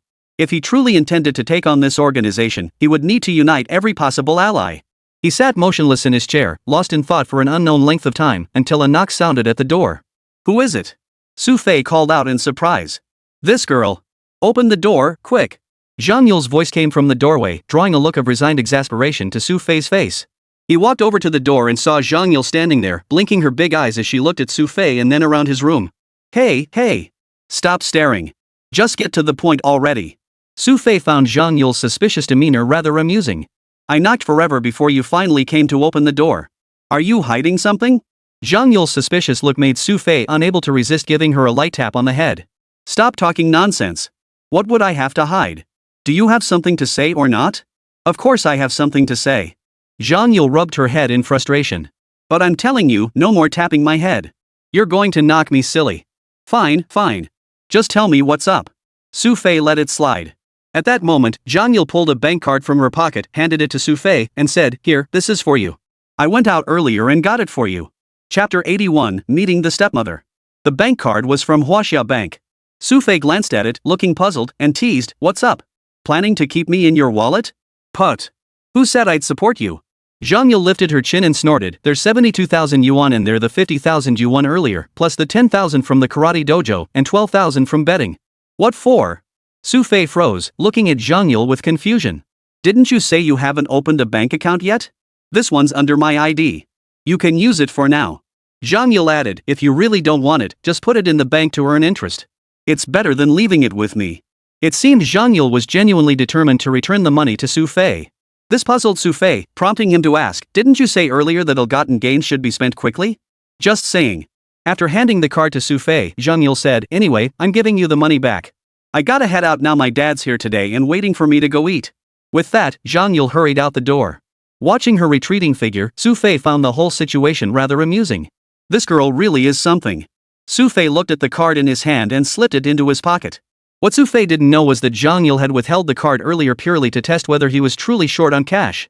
After all, any ordinary person would never ignore such a large sum of money. Even if she hadn't said anything, they would have come looking for it. But judging by Xu Fei's reaction, not only did he not ask for the money, he seemed utterly indifferent to it. It was clear Xu Fei was definitely not someone short on cash. This only reinforced Zhang Yule's conviction: Xu Fei was no ordinary worker. "What was Yule just saying to you?" Just as Xu Fei was lost in thought, Qin Shui emerged from the room. "She didn't say much, just asked me to return the money." Xu Fei replied truthfully. "Oh, are you ready?" Qin Shui didn't dwell on it. After all, Zhang Yule was usually quite lively, and she was long accustomed to it. "All right, driving?" Xu Fei asked. "Yeah." Qin Shui gave a soft nod, clearly ready to go. But Xu Fei glanced at Qin Shui, who was still wearing her usual loungewear, and paused, looking a bit taken aback. "Are you going home like that?" "What else? I'm going back to my own place. Do I need to change clothes?" Qin Shui asked. "Oh." Xu Fei didn't elaborate, but he knew this wasn't just about going home, it was probably also about Qin Shui meeting her stepmother. Some people just seem naturally resistant to such things, so Xu Fei didn't press the matter. Qin Guan lived in a villa district quite far from the city center. Driving there would take at least half an hour. Xu Fei didn't drive particularly fast, following the navigation smoothly until they reached the villa area. At first glance, besides the landscaping, there was a vast golf course. A driveway led toward the villas. Though cars passed by frequently, none seemed to be heading inward. After driving in, guided by Qin Shui, Xu Fei finally reached Qin Guan's villa. The property was vast, with a huge courtyard in front of the villa. The villa itself was a full 4 stories tall. Looking up at the roof, one could see it was covered by a massive glass dome. Inside a small garden, plants had grown tall, their tender tips peeking out slightly. This was the first time Xu Fei had seen such extravagant decoration since returning to the country. Looking somewhat awestruck, he said, "Hey, boss." "HM?" Qin Shui responded with a puzzled hum. "Why on earth would you choose to live in such a mansion when you insist on experiencing ordinary life?" As Xu Fei spoke, he noticed something off in Qin Shui's eyes. His tone turned slightly displeased. "I moved out a year ago. After your dad started seeing that song we?" Xu Fei recalled and asked. "Yes." Qin Shui replied, choosing not to elaborate further. "Let's go inside." "All right." Xu Fei agreed, following her inside. The lobby was nearly empty, save for a woman in her late 40s tidying up. The woman wore an apron. Her eyes weren't large, but they constantly radiated a faint, comforting smile. "Aunt Wu." Before Xu Fei could speak, Qin Shui stepped forward and greeted the woman. Wu Ma was busy tidying up when Qin Shui's sudden voice made her face light up with delight. She turned around quickly and, upon seeing Qin Shui, exclaimed, "Xiao Shui, you're back." "Yes, I came back to visit." Even Qin Shui, who was usually rather reserved, seemed to warm up a bit when facing Wu Ma. "Xu Fei, let me introduce you. This is Aunt Wu. She's been working in our family since I was less than 10 years old." Qin Shui introduced them, prompting Xu Fei to nod and greet her. "Hello, Aunt Wu." Good, good." Aunt Wu seemed genuinely pleased to see Xu Fei. Xiao Shui finally brought a friend home. "Aunt Wu, where's my dad?" Qin Shui looked around for a while but still couldn't spot Qin Guang. "They're both in the kitchen. Said they wanted to cook for you personally. Aunt Song Wei is there too." Aunt Wu explained, then asked, "Do you want to go help them?" "No, thank you." Qin Shui replied decisively. "Xu Fei, let's have some fruit first." "I'm fine." When in Rome, Xu Fei thought. Since arriving, he hadn't said much. Sitting on the living room sofa, he ate fruit and occasionally glanced at the TV. He wasn't exactly a son-in-law visiting his in-laws after all, it was Qin Guang who had invited him over for dinner. They had barely been seated for 2 minutes when Song Hui and Qin Guang hurried out from the back of the hall. Spotting Xu Fei and Qin Shui, Qin Guang's face lit up with excitement. Xu Fei. You came without announcing yourselves. If it weren't for Wu Ma telling us, we wouldn't have known you were here. Come, let me brew you a cup of tea. No need, uncle. I'm just sitting for a bit. Xu Fei munched on an apple, seemingly unfazed. Since you're here, you might as well have some tea. I had someone bring some excellent tea leaves from my hometown recently. This is the perfect chance to try them. Song Hui, standing beside Qin Guang, wore a smile that made her look like the very picture of a devoted wife. However, since she'd arrived, Qin Shui hadn't once glanced in her direction. Chapter 82, Song Hui's suspicious behavior. Xu Fei, however, gave Song Hui a few extra glances. Judging by her appearance, she was well preserved. Her actual age was likely close to 40, but she looked only around 30. Without further ado, Xu Fei politely stood up and thanked her with a smile. Thank you, you've been so kind. What trouble? You must be Xu Fei. Old Qin has mentioned you several times before. We're especially grateful for your help with the company matters. Without you, who knows what would have happened this time. Song Hui smiled warmly, her enthusiasm seeming genuinely sincere. Qin Guang, standing nearby, also wore a broad smile. After instructing Song Hui to prepare tea, he introduced Xu Fei. This is Song Hui. She's been a tremendous help with many matters. I'm so busy at work that I rarely have time for household affairs. She's the one who's been managing things for me. Though he didn't specify their relationship, Qin Guang trusted Xu Fei understood. You're very fortunate, uncle. Xu Fei nodded with a smile. After glancing at Song Hui once more, he slowly turned his head and said, Auntie Song Hui seems like a wonderful person. Ah, hearing you say that, Xu Fei, makes me so happy. Seeing Xu Fei's favorable impression of Song Hui, Qin Guang felt much happier. As the two chatted, Qin Shui, standing nearby, seemed displeased by the way Xu Fei and Qin Guang were interacting. She stood up and said coldly, I'll go to my room for a while. With that, Qin Shui walked straight out of the hall, leaving Qin Guang looking slightly helpless. I'll go check on her. Xu Fei told Qin Guang as he jogged after her. Qin Shui's room was on the second floor. Upon entering, she didn't close the door, as if she'd known Xu Fei would follow. Hey, boss, why are you in a bad mood again? Xu Fei entered the room and sat down at the computer desk beside her with a smile. What? Did my dad send you to talk me out of it? Qin Shui sat on the bed, glaring at Xu Fei with a hint of displeasure in her eyes. You think my dad could even get me to be his messenger? Xu Fei shrugged. Qin Shui didn't doubt that. Though she didn't know what Xu Fei did for a living, his ability to resolve her company's issues this time alone proved his influence far surpassed Qin Guang's. Qin Shui didn't dwell on that. Instead, she looked at Xu Fei with serious expression and said earnestly, Xu Fei, let me tell you this, no matter what your impression of that person is, you'd better align yourself with me. Same side? What side? Xu Fei asked, slightly puzzled. Of course, you can't let him persuade my father. Qin Shui, who rarely spoke to Xu Fei with such seriousness, put away her phone and fixed her gaze directly on him. That woman is no ordinary person. That's my gut feeling. Can intuition count as evidence? Xu Fei chuckled and asked, Did you investigate her? I had Yu Lu look into her. Qin Shui replied immediately. Given Qin Shui and Zhang Yule's relationship, investigating a minor figure like Song Hui was no problem. Besides, Zhang Yule hadn't particularly liked Song Hui when they first met. What? Did you actually uncover something? Xu Fei looked somewhat curious. No. Qin Shui answered truthfully, pausing briefly before continuing, but that's precisely what makes it so terrifying. Why? Xu Fei inquired. I already said it, intuition. This person is too clean. Nearly 40 years old, married once, but her husband died in a car accident. She's alone now, working at a securities firm with an annual salary exceeding 2 million. Qin Shui explained. Xu Fei listened intently before finally asking, What's the problem? I don't see anything wrong with that. Don't you get it? Qin Shui seemed a bit impatient. What am I supposed to understand? She's just an ordinary woman. You haven't uncovered anything useful. Xu Fei shrugged. Don't you think her life is just too uneventful? I'm telling you, her records look like they were typed from a template, not a single flaw. Qin Shui looked serious as she insisted, this flawless template life is precisely what makes it most suspicious. Because every single person is bound to encounter unexpected events. Qin Shui's words made Xu Fei look at her with new respect. With a hint of admiration in his voice, he smiled and said, I didn't know you had such discernment. You'd make a great intelligence officer. Who's joking with you? Be serious. Seeing Xu Fei still acting so frivolous, Qin Shui looked displeased. I am being serious. And your assessment is entirely correct, I have nothing to add. Xu Fei smiled and said, To be honest, your judgment is way better than your dad's. So you're saying this guy really is shady? Xin Shui caught the implication in Xu Fei's words. Of course. Xu Fei replied with just 2 words. Then why were you so friendly to him just now? Xin Shui asked. That's a no-brainer. It's our first meeting, should I greet people properly or start a fight? Xu Fei rolled his eyes, but Xin Shui found it particularly amusing. Well, if that's the case, then tell me quickly, what did you notice about her? Nothing. Xu Fei shook his head.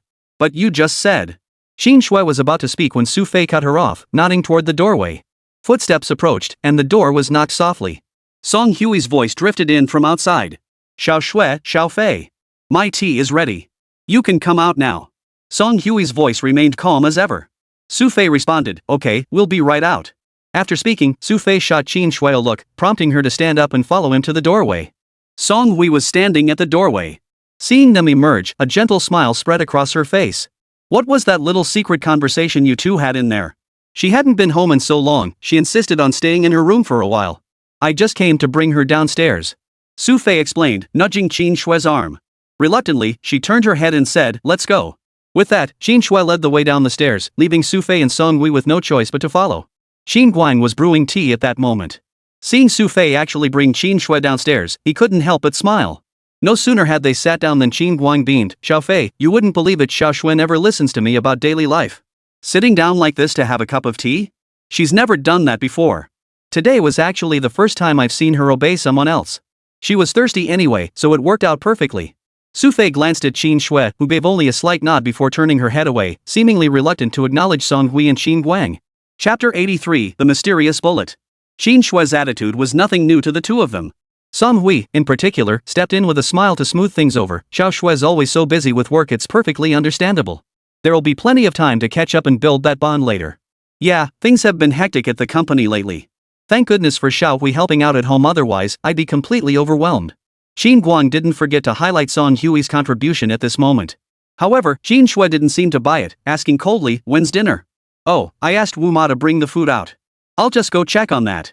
You three should keep chatting. Xin Guang slipped into the role of a kind father, heading straight into the kitchen without another word. The hall was suddenly left with just 3 people. This only worsened Xin Shui's mood, as she hadn't intended to sit here in the first place. She stood up and headed toward the door, saying, I'm going outside to soak up some sun. With that, she strode straight out without looking back. Xu Fei had always thought Xin Shui was a level-headed person, but he hadn't expected her to be so extreme about this matter. Xu Shui might not be in the best mood today, Xu Fei. Try to be understanding. Song Hui, however, showed no sign of awkwardness. Instead, she advised Xu Fei, you should be considerate. Yeah, she's always like this. I'm used to it. Xu Fei chuckled and continued, it's actually tougher for you, enduring this treatment here. What's suffering?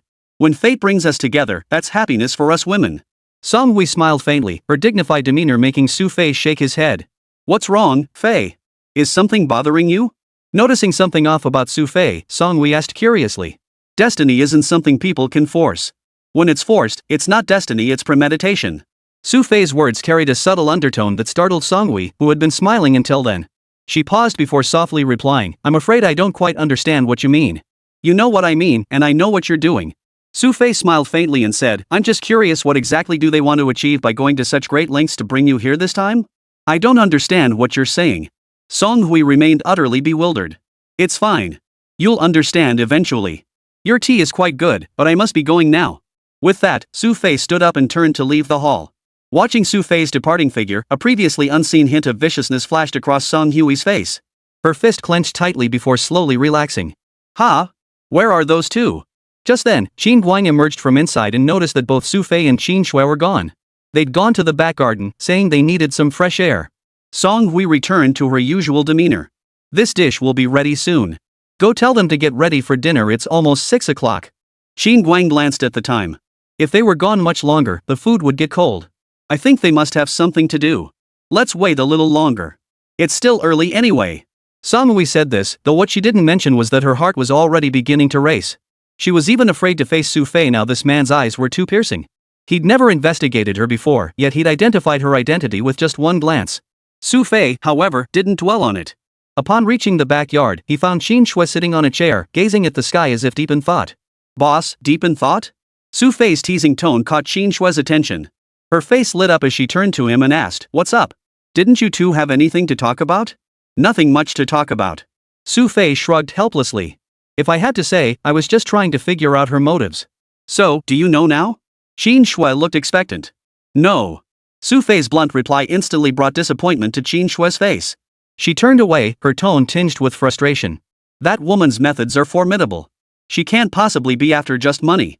She fabricated this entire identity herself, including her salary at the securities firm, which proves she's not someone lacking funds. You're getting smarter by the minute. If you weren't running your own company, I'd hire you as my intelligence officer. Xu Fei couldn't help but sigh at Qin Shui's words. But as soon as the words left his mouth, Qin Shui's expression turned slightly puzzled. Work as your intelligence officer? What do you mean?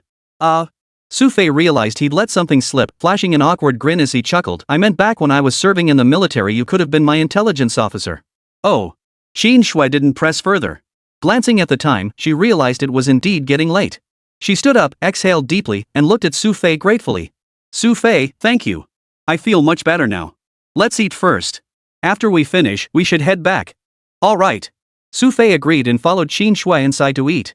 During the meal, Qin Shui didn't bring up Song Hui at all, and her attitude was much more relaxed than before. This truly made Qin Guang admire Xu Fei. He could even calm his own daughter's temper so completely. Oh, I just remembered this is my first time meeting you, Auntie. Regardless, I should bring a small gift as a keepsake. Just as Xu Fei was about to get into the car, he suddenly remembered something and pulled a bullet out of his pocket. This bullet was golden in color. Unlike other bullets, it contained no ammunition inside. Etched onto its casing was an emblem resembling an eagle. This is for you. Keep it safe. Xu Fei said, handing the object to Song Hui. This was specifically meant for her. Yet when Song Hui saw Xu Fei's bullet, she hesitated to reach out. An unfathomable expression of bewilderment spread across her face as she froze in place, utterly motionless. Ahem, Xiao Hui.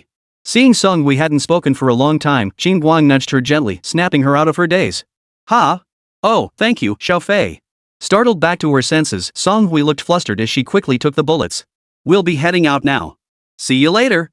Xu Fei bid farewell to the two, got into the car, and drove straight out of the villa. However, after driving for a while, Xu Fei noticed Qin Shui on the passenger seat seemed to be staring intently at him. This made him feel a bit uneasy, and his tone grew stiff as he awkwardly asked, Boss, what's with the stare? Chapter 84, Refusal to Speak. Qin Shui remained unmoved by Xu Fei's reaction. Her suspicious gaze swept over him before she finally spoke slowly. What was the meaning of that bullet you just gave her? It's nothing special, just a little souvenir I happened to buy earlier. Xu Fei replied casually, then looked at Qin Shui and added, What? You wouldn't doubt me, would you? I believe you. Qin Shui said, then added after a pause, If I believed you, I'd be a fool. Well, you're already pretty silly anyway. What's the point of always picking fights with people? Xu Fei chuckled. Anyway, I don't like her. And you're not allowed to say nice things about her to me. Plus, you're not allowed to listen to my dad anymore. Qin Shui was dead set on opposing Song Hui, and she sternly warned Xu Fei first. His dad was getting remarried, and his own daughter was sabotaging it behind the scenes. Xu Fei found the whole situation somewhat amusing. He didn't dwell on it much. When Xu Fei drove back home, Zhang Yule wasn't there either, who knew where she'd gone off to have fun again. I'll give her a call. As soon as Qin Shui arrived home, she remembered to call Zhang Yule. However, when she called, the other end sounded unusually noisy. Hearing the commotion, Qin Shui looked puzzled and asked, Yule, where are you? I'm at the bar. Zhang Yule replied. A bar? Why would you go to a bar? Qin Shui was a bit surprised to hear Zhang Yule had gone to a bar. Zhang Yule never went to places like that normally. Why would she suddenly decide to go today? It's a long story. By the way, is Xu Fei at home? Hurry up and get him over here. Zhang Yule's tone sounded somewhat anxious. Though unsure of the situation, Qin Shui hung up the phone and immediately yanked Xu Fei, who had just sat down on the sofa, to his feet. Get up. Yule seems to be in trouble. Seeing Qin Shui so flustered, Xu Fei felt annoyed as she pulled him up. What kind of trouble could she possibly be in? She might just be trying to trick us into coming over again. Don't listen to her. Xu Fei had overheard the entire phone call earlier, but he refused to believe Zhang Yule could be in trouble. Forget that, Xu Fei retorted. She's got a bunch of people tailing her for protection. How could they let anything happen to her? Hurry up, are you getting up or not? Seeing Xu Fei still lying there, Qin Shui's tone turned threatening. Fine, I'm getting up. Xu Fei struggled painfully to rise from the sofa, inch by inch, before getting back in the car and driving off. By now, it was past 8 in the evening. Traffic wasn't exactly gridlocked, but Xu Fei was thoroughly exhausted. They'd just returned from the suburbs, and now they had to go find Zhang Yule. He hadn't even had time to drink a sip of water. Is this the place? Xu Fei parked in front of a bar. The place wasn't as noisy as described on the phone, and the music inside wasn't overly loud either. Xu Fei and Qin Shui arrived here exhausted from their journey. They looked around, but instead of finding trouble, they spotted Zhang Yule sitting there, smiling and sipping her drink, looking perfectly content. See what I mean? Xu Fei rolled his eyes and shot a helpless glance at Qin Shui, who had dragged him here. Let's go check it out. Qin Shui ignored Xu Fei and walked over herself. Just then, Zhang Yule spotted the two of them. Hey, Sister Shui, Xu Fei, you're here. Seeing their expressions, Zhang Yule grinned, showing none of the urgency she'd had on the phone. Seeing Zhang Yule like this, Xu Fei couldn't help but give her a light tap on the head. What's up? Where'd all that urgency from the phone call go? I was pretty anxious just now, but it's all sorted out now. Zhang Yule grinned. What does that mean? Xu Fei didn't quite get it, and neither did Qin Shui standing beside him. Your friend just passed by. He said he'd be back later. It's that Zhang Hongwei from last time. Zhang Yule explained. He said this bar belongs to his family. There were a few troublemakers earlier, and he just happened to kick them out. So why did you want us to come over? After listening for a while, Xu Fei still looked at Zhang Yule with some suspicion. Nothing much. Just wanted you to sit for a bit. Your friend said he'd be back soon. Had ha. Zhang Yule's sly grin gave Xu Fei a bad feeling. Shui, come sit over here. We'll save those seats for Xu Fei and his friend later. Zhang Yule, still grinning, even went out of her way to order drinks for Qin Shui and Xu Fei. Not long after, Zhang Hongwei walked in from outside. Seeing Xu Fei had actually come, his face lit up with excitement. He immediately slung his arm around Xu Fei's shoulder and chuckled. Boss, you really showed up. Did you get into some trouble again? Xu Fei eyed Zhang Hongwei suspiciously. Nope. Zhang Hongwei answered earnestly. I saw some idiots causing trouble for my sister-in-law at the door. Not only did I help her out, but I also got her inside for a nice meal and drinks. That's right. Zhang Yule smiled with narrowed eyes. By the way, about that thing I asked you earlier, I'd like to ask again. No problem. Zhang Hongwei looked quite confident. Xu Fei was working abroad before, right? Zhang Yule inquired. Yes. Zhang Hongwei answered without hesitation. Where did he work? Zhang Yule asked again. South America. Zhang Hongwei answered again. Xu Fei, standing beside him, instantly turned grim. He squeezed Zhang's arm hard, his eyes flashing a warning as he said, think carefully before you answer. Zhang Hongwei immediately sensed trouble after Xu Fei's warning. But Zhang Yule couldn't care less about that. Grinning, he pressed on, hurry up and tell us what exactly was he doing overseas before. This. Zhang Hongwei hesitated, glancing at Xu Fei. Just as Xu Fei was about to mouth something to him, Zhang Yule covered his mouth with her hand, pulling him over to her side. No way, she declared. You're coming over here. No colluding. With his mouth covered and other parts of his body pinned down by Zhang Yule, Xu Fei had no chance to communicate. Hurry up and tell me. If you don't, I'll start suspecting you're colluding. Zhang Yule pressed. He's an executive at the South American company. As soon as Zhang Hongwei finished speaking, Zhang Yule bounced up in delight, releasing Xu Fei's mouth and shouting excitedly, Ha! Xu Fei, what else can you say now? I refuse to speak. Xu Fei turned his face away, not forgetting to glare at Zhang Hongwei. Chapter 85, Overseas Personnel. Zhang Hongwei knew trouble was brewing the moment Xu Fei glared at him. Sure enough, Zhang Yule beamed with satisfaction. Glancing at the two of them, she declared, your stories don't even match up. One was in Africa, the other in South America. One was on a construction site, the other was an executive. Xu Fei, you sure keep yourself busy flying between two continents every day for work. In the past, Zhang Yule had never found evidence to prove Xu Fei was deceiving her, though she knew he was pulling her leg. But now the proof was undeniable. Even if Xu Fei tried to deny it, it was useless. Xu Fei remained silent, his eyes fixed on Zhang Hongwei. Finally, he turned to Zhang Yule and said, you're right. You're absolutely right. Just as Zhang Yule was about to feel relieved, Xu Fei continued with deadpan seriousness, actually, I did deceive Zhang Hongwei earlier. I told him I was working as an executive in South America, but I was really laboring on a construction site in Africa. As soon as Xu Fei finished speaking, Zhang Hongwei seemed to grasp the implication. His expression immediately hardened with anger. So you lied to me, boss. You know I've always trusted you completely. This makes me furious. With that, Zhang Hongwei stood up abruptly. I can't even bear to sit here any longer. If you don't apologize to me, our friendship ends right here. With that, Zhang Hongwei stormed out. Only when he stepped through the doorway did he finally look relieved. Taking a long, deep breath, Zhang Hongwei didn't want to linger inside another minute. Otherwise, if he said the wrong thing later, it would mean at least another 1,000 push-ups. He just walked out like that? Only after Zhang Hongwei was gone did Zhang Yule snap back to reality. What else could he do? Xu Fei asked. Hurry up. You haven't explained things clearly yet. Zhang Yule immediately grew anxious and snapped, what exactly do you do? I'm telling you, you've got to explain yourself today. I finally found the evidence. Why are you picking on me, an African worker? Xu Fei looked utterly helpless and frustrated. Your statements don't even match up. Do you really expect me to believe you? Zhang Yule grabbed Xu Fei's arm, preventing him from escaping like Zhang Hongwei had done. Boss, say something. Xu Fei knew Zhang Yule wouldn't let him off the hook anytime soon. His only hope was that Qin Shui would have a change of heart and release him. Yule, let him go. Qin Shui seemed to have a shred of conscience after all. Considering how Xu Fei had helped her so many times before, she ordered Zhang Yule to release him. You're the decent one, boss. Before Xu Fei could finish, Qin Shui cut in, there are too many people here. He's going home tonight anyway.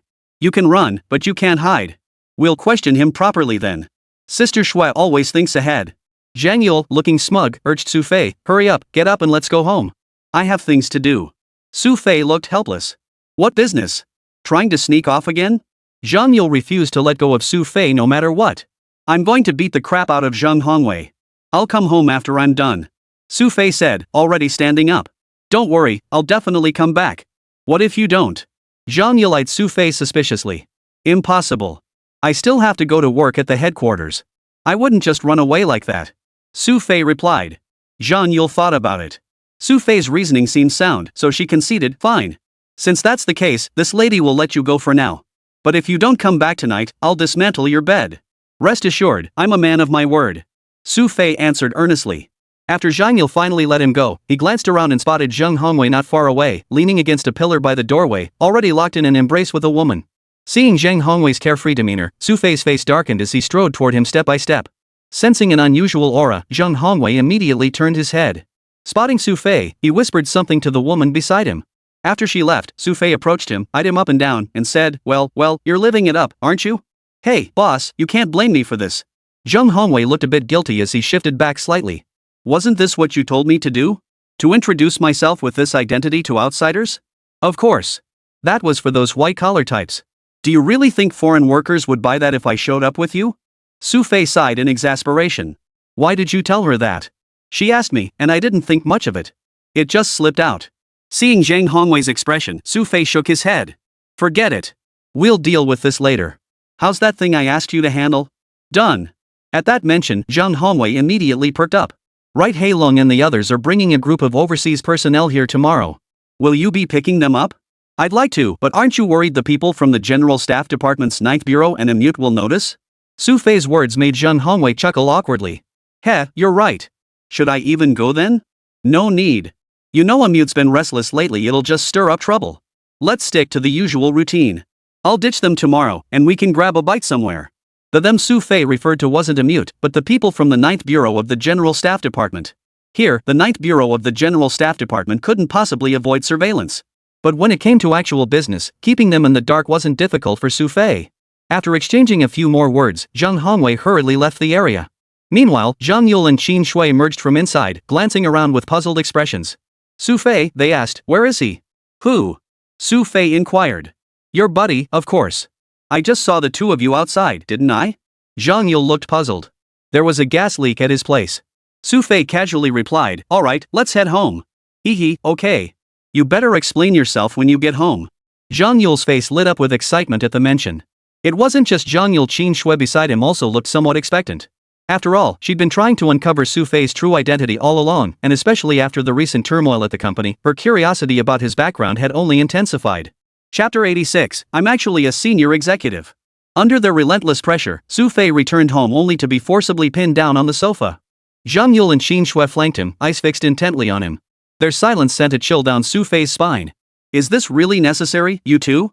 Xu Fei, his clothes disheveled, sat on the sofa looking at them helplessly. Of course it is. You better spill everything now, or you won't get any sleep tonight, right, Sister Shui? Zhang Yule didn't miss a beat, pulling Qin Shui closer to keep a tight watch on Xu Fei. I'd be happy to explain, but first tell me what I'm supposed to explain. Xu Fei looked utterly wronged. I didn't do anything today. Why am I being subjected to such inhumane treatment? I'm appealing. Appeals are futile. Just tell us who you really are. Zhang Yule dismissed Xu Fei's protest outright, tapping a banana against her palm, almost threatening him with it as she pressed on. And what exactly is your relationship with Zhang Hongwei? Xu Fei was about to repeat his previous story, but seeing Zhang Yule's expression, he swallowed hard and said, alright, I'll tell the truth. Actually, I really am a high-level executive at a big company. Executive? Zhang Yule heard this and was completely skeptical. That's right. I really was an executive in South America. If you don't believe me, you can look it up online. Xu Fei declared solemnly, Deputy General Manager of the South American Resources Corporation in Paraguay. Sister Xue, you look it up. I'll keep an eye on him. Now Zhang Yule was truly prepared. She wouldn't let Xu Fei walk away without getting some answers. Xue pulled out her phone and typed Resource Corporation Xu Fei into the search bar. Sure enough, Xu Fei's identity popped up on the search page. This guy really was the former Deputy General Manager of the Paraguayan Resources Corporation. Yule, come take a look. This really seems to be Xu Fei. After finding the information, Xue called Zhang Yule over to compare the photos. Finally, she confirmed, it really is him. I told you so. I wasn't lying to you guys. Cut the crap. Then why did you lie earlier? Zhang Yule didn't wait for Xu Fei to gloat before pressing further. Well, I just got back from abroad, you know? Xu Fei adopted an innocent expression. Think about it, I used to work there. Not only did I make enemies, but I also built connections. Take Sheng Hongwei, for instance, I met him back then. At first, I didn't know if you were good guys or bad guys. If I'd really laid everything on the table, what if you'd kidnapped me or tried something shady afterward? Xu Fei's deadpan expression made his point sound almost reasonable. But upon hearing this, Zhang Yule immediately huffed in a spoiled manner, nice try. Who would want to harm you? It's just that I wasn't familiar with you guys back then, and later on, I never had the chance to explain things properly. That's how this misunderstanding happened. Xu Fei looked slightly aggrieved, as if he'd been terribly wronged. Though still somewhat unreliable, if Xu Fei's story held true, it seemed to explain a lot. I've told you everything I can. Can you guys finally let me off the hook? Xu Fei asked Zhang Yule. Wait. Zhang Yule shot Xu Fei a glare before pressing on, then why can't I find your previous records? I honestly have no idea. If you really want to know, ask your dad. Maybe the records got lost, or maybe it's something else. At this moment, Xu Fei immediately distanced himself from the matter. His response made far more sense than before. Though Zhang Yule still harbored many doubts, she knew Xu Fei likely wouldn't say anymore. Fine, I'll let you off for now. Zhang Yule said, but let me tell you, this is only temporary. If I find out anything later, humph. Alright. Miss Big Shot, you're so powerful, what could possibly be beyond your knowledge? Xu Fei couldn't resist sucking up to Zhang Yule at this moment. The latter immediately got a bit carried away, chuckling, of course. I'm so awesome. If you ever dare to lie to me, you're dead meat. Though Zhang Yule was gloating, Xu Fei felt he'd narrowly escaped disaster. After a shower, he returned comfortably to his room. Meanwhile, outside, Zhang Yule and Qin Shui were still whispering to each other, seemingly discussing matters related to the State Resources Corporation. Sister Shui, is what Xu Fei said true? Zhang Yule couldn't be sure either, but she could ask Qin Shui. Based on the preliminary information I've gathered, this person is definitely him. He probably wasn't lying to us. As for whether he has other identities, I can't say. Qin Shui replied softly. Truthfully, she didn't believe Xu Fei had only this one identity. Because if Xu Fei were truly just an executive at the Resource Corporation, then all the things he'd done to help her before would be far beyond his capabilities. Oh, I just remembered, in a couple of days, my dad will be inspecting the garrison troops here for work. He'll definitely come see me then. He. Zhang Yule seemed to have already made up her mind. Xu Fei, meanwhile, paid no mind to the two outside. After lying down on the bed, he fell asleep instantly. Early the next morning, Xu Fei woke up. Whether he liked it or not, he was greeted by Zhang Yule singing nursery rhymes at the top of his lungs outside. Scratching his head, Xu Fei glanced at the clock, only 7:30 a.m. Drag himself out of bed, still half asleep, Xu Fei opened the door. Zhang Yule outside seemed in a good mood, busy preparing something in the kitchen. Missy, it's early. You're up, but others need to sleep. Xu Fei called out. Zhang Yule's face lit up in the kitchen. She quickly set down what she was holding, poked her head out, and grinned. Xu Fei, you're awake? Come help me. Help with what? Xu Fei scratched his head, asking with a hint of irritation. Making breakfast. I'm learning to cook. Zhang Yule grinned as she walked up to Xu Fei, grabbing one of his arms with both hands. Hurry up. Wash your face, brush your teeth, and get ready to cook. Fine. Just let go of those water-soaked hands of yours. They're freezing cold first thing in the morning. Xu Fei gave her a frustrated look, shook off her hands, and returned to his room to change clothes. After washing up, Xu Fei entered the kitchen.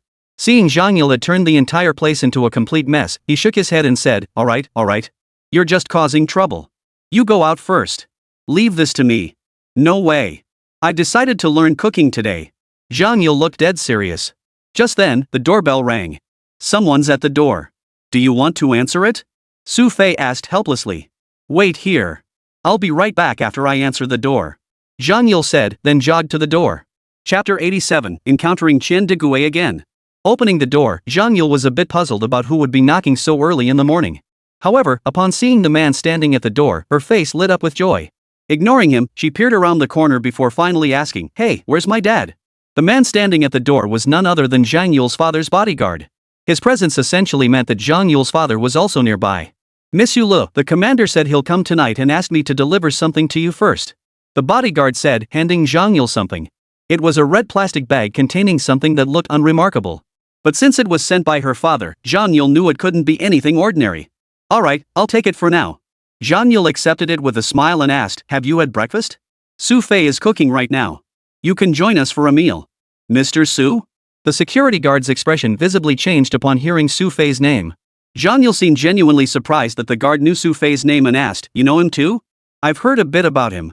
The guard spoke with a hint of respect, adding, "I truly wish I could stay for breakfast, but I have matters to attend to. I must be going now. Take care, Miss Yulu." With that, the guard departed. After closing the door, Zhang Yule watched the guard's retreating figure without much thought.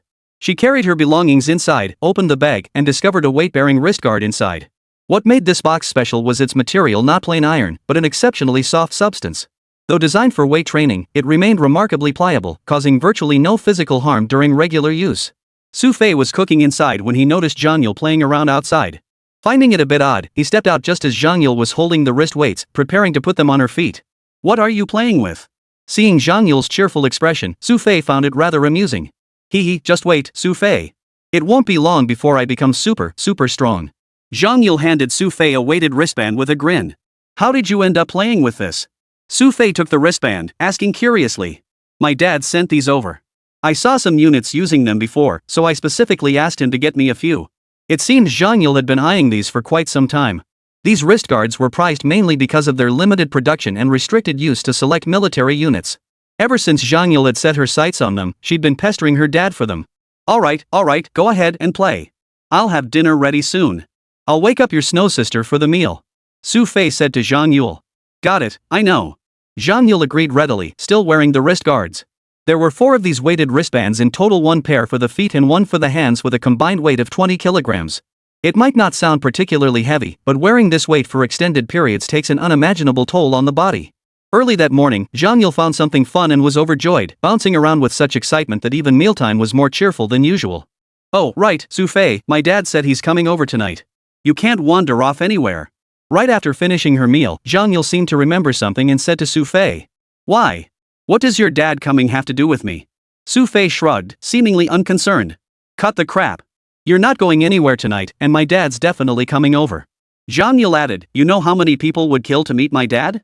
You get to see him for free, and you're still complaining? He's not a beauty." "I'm busy tonight," Xu Fei replied bluntly. He was planning to treat Black Dragon and the others to dinner tonight when they returned, no time to fuss over this. But when Zhang Yule heard Xu Fei wouldn't meet her dad, she immediately started gnashing her teeth. But after all the times he'd been burned, how could Xu Fei not be prepared? Before Zhang Yule could explode, he dashed out of the house. Just as Zhang Yule was about to chase after him, he realized he'd just strapped on the weights, making him slower than Xu Fei. Damn it, he got away again. Zhang Yule raced to the door, watching Xu Fei already far ahead, and immediately started cursing.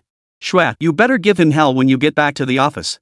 Zhang Yule turned back, not forgetting to ask Qin Shui to avenge him. The 2 women discussed something behind him, but Xu Fei paid them no mind. After stepping outside, Xu Fei headed straight for a small cell phone shop. This shop was tucked away at the very end of the street, usually unremarkable and unnoticed. Xu Fei entered and soon emerged again. At that very moment, a man who had been following Xu Fei noticed his unusual demeanor and followed him into the same phone shop. "Boss, what did that man buy earlier?" The man who had been tailing Xu Fei asked the shop owner. "He gave me 100 yuan. The shop owner said, fetching a folded note from the side and handing it to the man before continuing, "Then he told me to give this note to you." "This note?" The man looked puzzled as he slowly unfolded the note. "Find someone else. Your tracking skills are terrible." The note bore Xu Fei's handwriting, its tone laced with mockery, causing the man's face to darken instantly. By the time he rushed out to pursue, Xu Fei had already vanished without a trace. After leaving the phone store, Xu Fei took a car himself, ignoring the tail behind him, and headed straight to Dogwon Group. Employees were already trickling into the building at Dogwon Group. Just as Xu Fei reached the elevator and was about to step inside, a discordant voice cut through the air. "Get the hell out of my way. Can't you see I'm trying to take this elevator?" This voice was all too familiar to Xu Fei. It belonged to Qian Degue, the vice president who had been giving him trouble. Qian Degue hadn't been having an easy time at the company lately. Suddenly, it seemed the Qin family had regained influence, and he could no longer act as arrogantly as before. That said, when dealing with these junior employees, he still carried himself with the same air of superiority. "Good morning, Mr. Qian." Xu Fei spotted Qian Digui and greeted him with a cheerful smile. Spotting Xu Fei there, Qian's face darkened instantly. He coldly snapped, "Kid, it's you again." "What? I'm an employee of this company. Is there a problem with me being here?" Xu Fei replied with a hint of teasing, continuing, "Oh, and about that earlier Mr. Qian said he'd fire me. I'd been waiting for this for ages, planning my vacation. Why haven't you fired me yet?" Chapter 88, Getting Serious. Xu Fei's sarcastic words made Qian Digui's face flush red with anger, but he couldn't say anything back. Xu Fei paid him no mind, stepping into the elevator himself. He turned to the employees behind him with a smile and said, "Don't mind him. It's getting late. If you don't clock in now, you'll be late." Xu Fei's words prompted the employees, who had been stopped by Qian Digui, to quickly follow him into the elevator. "What about you, Mr. Qian? Aren't you coming?" Seeing Qian Digui hadn't entered the elevator, Xu Fei called out. Seeing the latter ignore him, Xu Fei didn't bother further. He simply closed the elevator doors and pressed the floor button. "Man, you're awesome." Inside the elevator, one man gave Xu Fei a thumbs up, his face radiating admiration. Everyone had long been fed up with Qian Digui's usual bullying ways. Now that Xu Fei had managed to put him in his place, it felt like he'd vented their pent-up frustration. "No big deal. If he bothers you again, just go straight to General Manager Qin." Xu Fei hadn't forgotten to find something for Qin Shui to do at this moment. After a brief chat in the elevator, it reached the 6th floor, the office level. Upon entering, Xu Fei noticed the company looked quite different after the weekend. Previously, everyone had seemed somewhat disengaged, as if preoccupied with discussions about the upper management. Today, however, the morale was noticeably different. It seemed everyone had heard the news, Qin Shui's family had regained influence on the board. Now, people felt confident about the future, at least no longer worrying about sudden layoffs. But while some rejoiced, others grieved. The ordinary employees were quite happy, but those who had been promoted and supported by the new leadership looked downcast. "Hey, Xu Fei, you're here?" Zhao Chang spotted Xu Fei early in the morning and greeted him with a smile. If he'd been any later, his entire month's salary would have been docked. Xu Fei joked as he booted up his computer and habitually opened a minigame. "Come on, with your standing, who in the company would dare dock your pay?" Zhao Chang grinned and continued, "Besides, you don't have anything particularly important to do here anyway." "Says who? Playing games here is important to me." Xu Fei pointed at his computer screen, currently playing a Super Mario game from years ago. Zhao Chang was a bit speechless. He opened his documents and got to work. With a light workload lately, Zhao Chang seemed quite relaxed. When he turned around, he noticed Xu Fei had vanished again. Weird. He was just here a moment ago. Went to see President Qin again? Zhao Chang muttered under his breath. This time, he hadn't guessed wrong. In the blink of an eye, Xu Fei had indeed slipped into Qin Shui's office. This seemed to have become routine for him. Even Qin's assistant, upon seeing Xu Fei enter, promptly poured them both cups of coffee. "Miss Qin, I'll go deliver the documents now," the assistant tactfully informed Qin Shui. Upon receiving her nod, he gathered a stack of documents and exited the office. Qin Shui finally signed the last document before pausing her work. She looked up at Xu Fei and asked curiously, "What brings you here again?" "To scrounge some coffee. The coffee outside isn't as good as yours," Xu Fei said with a grin. "Stop just drinking and come help me look at this," Qin Shui said. Qin Shui tossed a document over to Xu Fei as she spoke. Xu Fei, mid-sip, shrugged at her words. "Are you serious? What good would it do to show me company documents? Cut the crap. This is about the new batch of executives hired over the past year or so." Qin Shui shot Xu Fei a glare, leaving him no choice but to reluctantly pick up the file. After a cursory glance, he remarked, "It's just some executive profiles. What's the big deal? These executives were all placed here by the board members. The longest tenured has been here a year, the shortest just half a month. 23 in total. Take a look at their backgrounds." Qin Shui seemed to have some plans for these executives. After glancing through them, Xu Fei roughly understood and asked, "You're not seriously considering making an example of these people, are you?" "Absolutely. This is our chance. If we don't root these people out completely, the entire company will be in grave danger. The atmosphere is already toxic." Qin Shui spoke earnestly, tossing another document to Xu Fei. "These are all recent complaint letters employees have sent me. These executives aren't doing any real work, all they do is form cliques. They're of little value, and our Dagguan group has suffered significant losses in business recently." It was clear Qin Shui was determined to implement sweeping reforms. But it was understandable. So many people were freeloading at the company. Not only that, but they were also disrupting normal operations and causing the company to lose profits. With Qin Shui's personality, how could she possibly tolerate them? "Fine then. If you can't stand them, just take action yourself. Why show me?" Xu Fei set down the documents and continued sipping his drink. But before he could take a sip, Xin Shui snatched the cup from his hand. Her eyes fixed on him with deadpan seriousness as she asked, "You agree? This is your business. What good does it do to ask my permission?" Xu Fei asked, puzzled. "What do you think? If I didn't agree, could I possibly push this through? The board wouldn't approve it." Xin Shui's words finally made Xu Fei understand. "I see. So you're saying I have to handle the board for you too? These people are at least department heads, some even at the vice president level. If we really go through with mass layoffs, it'll definitely alert the board." Xin Shui continued, "So if the board refuses, this plan simply can't be implemented." "Oh, I see. But you should be talking to your dad about this. What good am I to you regarding the board?" Xu Fei, looking unconcerned, sat on the desk, sipping his drink while idly playing with the pen holder. "Xu Fei, I'm talking about serious business here." Xin Shui called out to Xu Fei, her expression serious. "Can you help or not?" "I can't. I'm just an employee working for you guys. I have no authority over this kind of thing." Xu Fei's reply was blunt. Xin Shui's temper flared. Unhappy, she snatched Xu Fei's pen holder and cup, glaring at him with eyes wide open. Xu Fei felt a chill run down his spine. Chapter 89, Free Shares. "Ahem, boss, are you okay? Feeling sick?" Xu Fei cleared his throat and touched Xin Shui's forehead, trying to ease the awkwardness. "Are you going to help or not?" Xin Shui asked Xu Fei with a serious expression. "Didn't I just say? I really want to help you, but I genuinely can't." Xu Fei looked utterly helpless. "If you're talking about someone you don't like, I can beat them up for you. But the board meeting? That's between you and your father. But you promised you'd handle this for me. And during the board meeting, you seemed pretty influential." Xin Shui fixed her gaze on Xu Fei and spoke earnestly. Xu Fei rolled his eyes in exasperation. "Boss, are you out of your mind? At the last board meeting, our total votes barely scraped past 30-something%. If you really want to pull an iron fist now and fire all these people, don't you think they'll come after you? Don't you have any other options?" Xin Shui's eyes held a hint of expectation as she looked at Xu Fei. Seeing her expression, he rolled his eyes again and sighed, "I'm just a lowly employee. What do you expect me to do? I don't care. I've made up my mind. You're helping me with this." Xin Shui suddenly turned stubborn, her determined gaze fixed on Xu Fei. Seeing his helpless expression, he glanced at the coffee in his hand and said, "The coffee in your office is pretty pricey.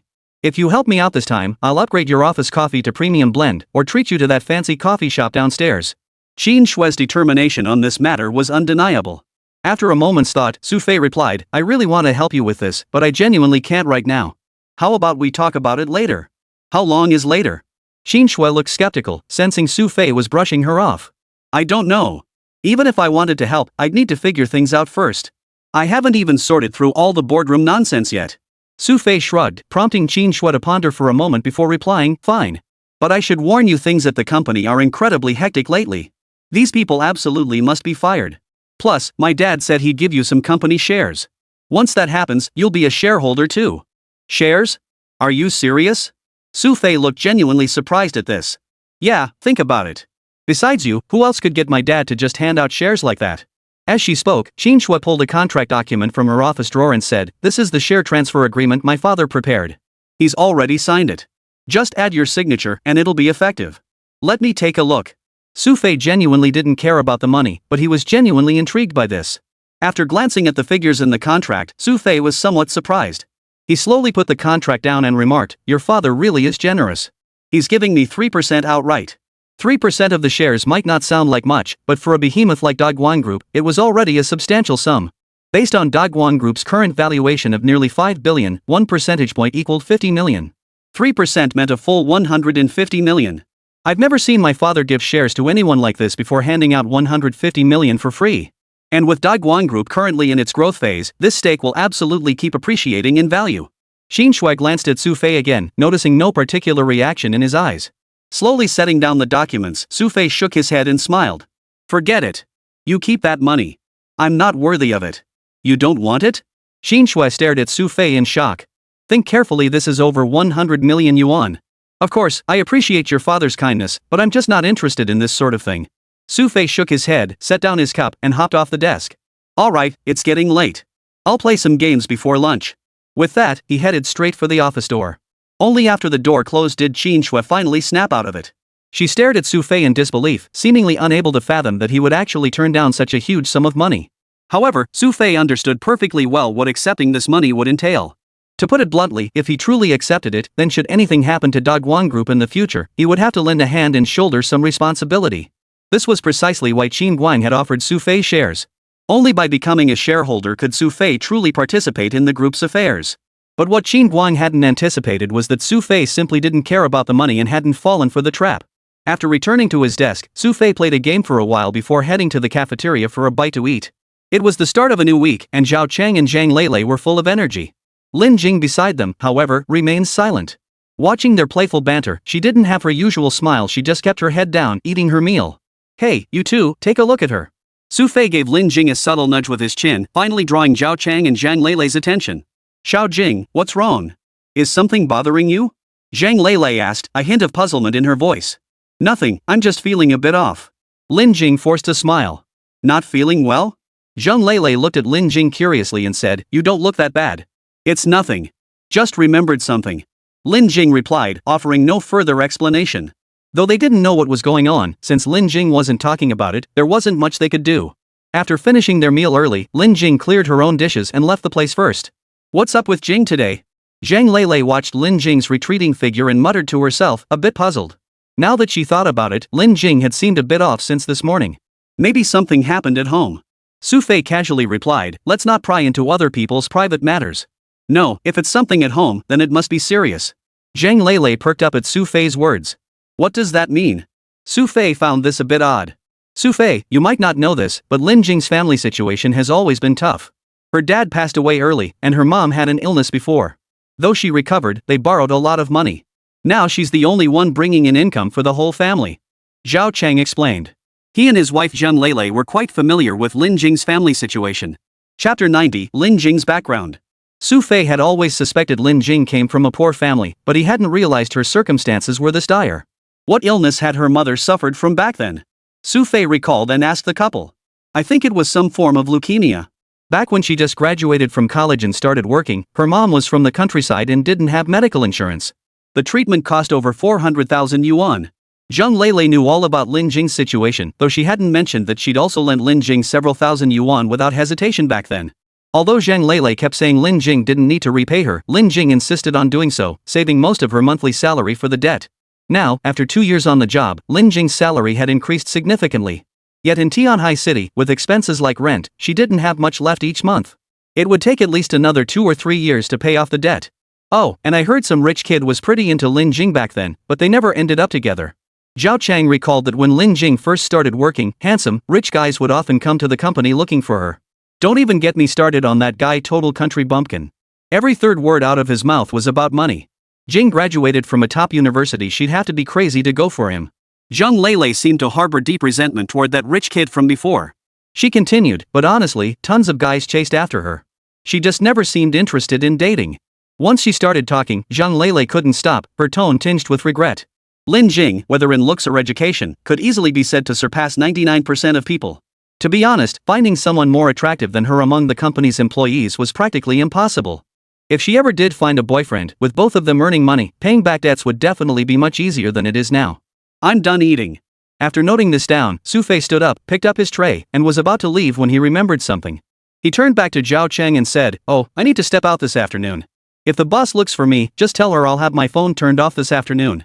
Got it. Zhao Chang agreed. After watching Xu Fei leave, Zhang Lele leaned in from beside him. Her eyes gleamed with curiosity as she fixed them on Zhao Chang and asked, did Xu Fei mention anything about his relationship with CEO Qin? How should I know? Xu Fei never mentioned it, and I couldn't ask. Zhao Chang looked somewhat helpless. When I came in the other day, I saw Xu Fei and Ms. Qin arriving in the same car. You mean they commute together in the morning? Could it be? Zhang Lele trailed off, seeming hesitant. Could it be what? I have a pretty bold theory. Zhang Lele glanced around to make sure no one was listening before whispering to Zhao Chang, what if they're already living together? That's a pretty bold idea. Zhao Chang stared at Zhang Lele as if she were some kind of oddity. Given Qin Shui's usual demeanor, it was impossible to imagine her in that light. But Xu Fei never paid attention to their speculations. After tidying up his desk, he headed downstairs. A black sedan was already waiting downstairs. Xu Fei walked straight over, opened the door, and found Zheng Hongwei sitting in the driver's seat. Hee, boss, you're the first person to ever let me be your driver. How about it? Feeling touched? Zheng Hongwei's grinning expression earned him a glare from Xu Fei. Cut the chatter. Take me to see it. No problem, let's go. Zheng Hongwei agreed, started the engine, and drove forward. Soon, the car pulled up outside a newly constructed skyscraper in Tianhai City's commercial district. Gaocheng Tower, a 16-story building completed just this year at a cost of nearly 2 billion yuan. Beyond its futuristic tech aesthetic, it boasted formidable security capabilities. Not to mention, the third floor alone housed an entire security company. Anyone daring to cause trouble here was essentially courting death. Is he here yet? Xu Fei asked Zhang Hongwei. Hell yeah. Zhang Hongwei pulled out his keys and led Xu Fei toward the third floor. Along the way, Xu Fei showed a rare excitement, unlike his usual self, seemingly looking forward to the upcoming meeting. Third floor, Gaochen Security Company. This obscure little firm had been open for over a month, yet beyond the occupants of this building, hardly anyone knew it existed. Strangely, the company never advertised and rarely took on contracts. Every day, they simply trained on their vast training grounds. Beyond this facility, we've also secured an entire mountain in the outskirts. It serves as our internal shooting range. Zhang Hongwei briefed Xu Fei on this matter, which was also the purpose of his return to Tianhai City. To establish a foothold in Tianhai City, one crucial requirement was securing a location large enough to accommodate so many people. Where are they? Xu Fei asked Zhang Hongwei. Inside. Zhang Hongwei said, leading Xu Fei forward as he pointed, right here.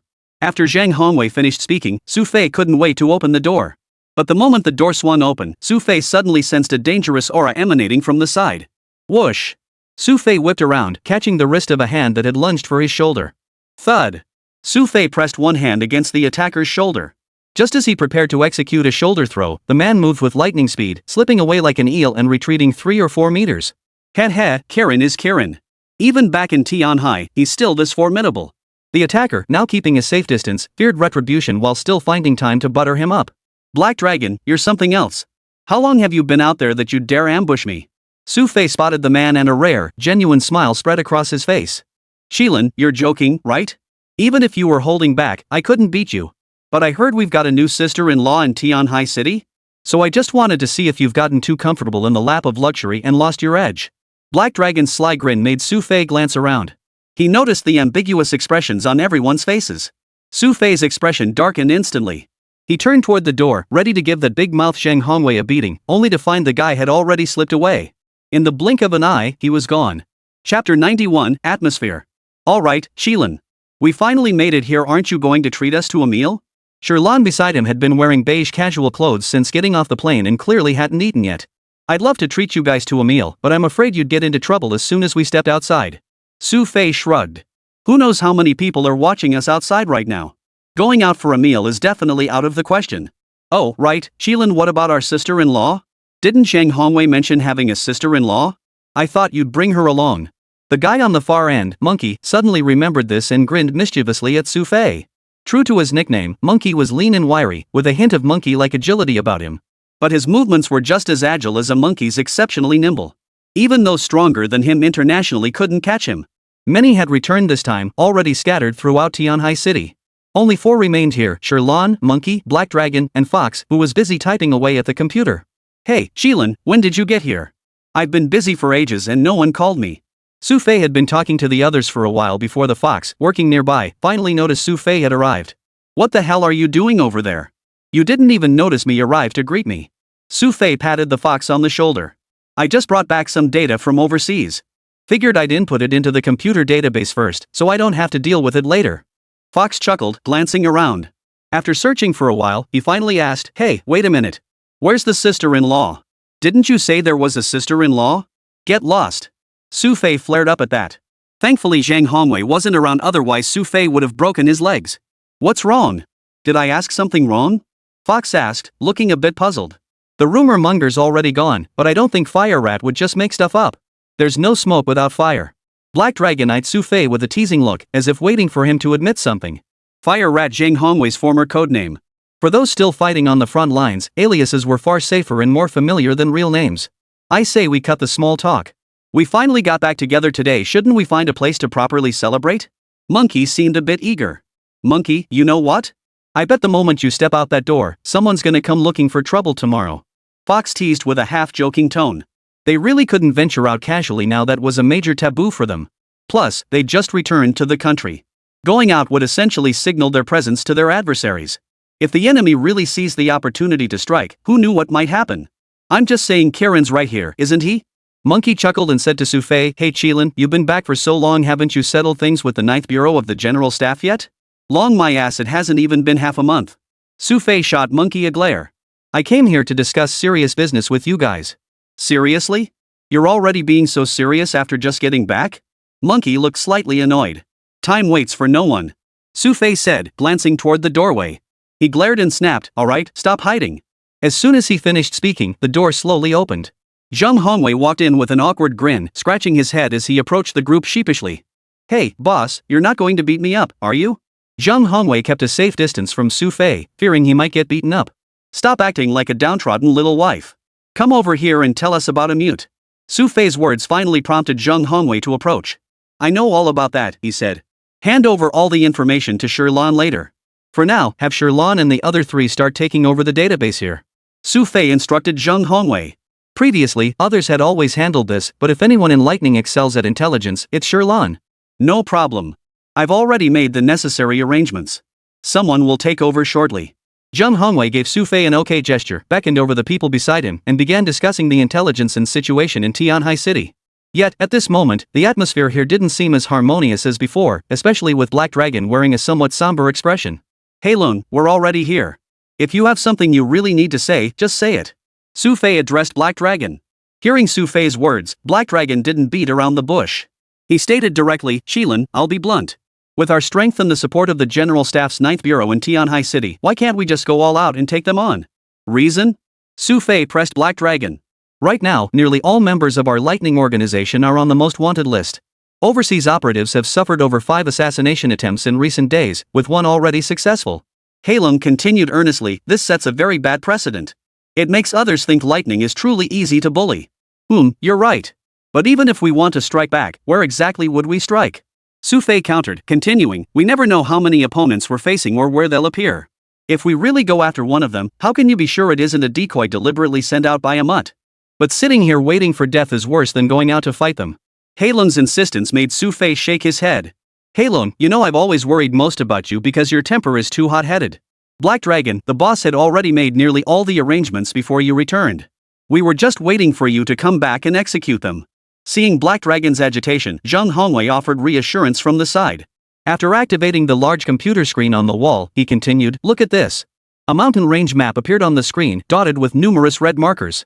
These represent the locations where Amut personnel are currently concealed. Zhang Hongwei explained to the others, continuing, "The 9th Bureau of the General Staff Department has already initiated operations.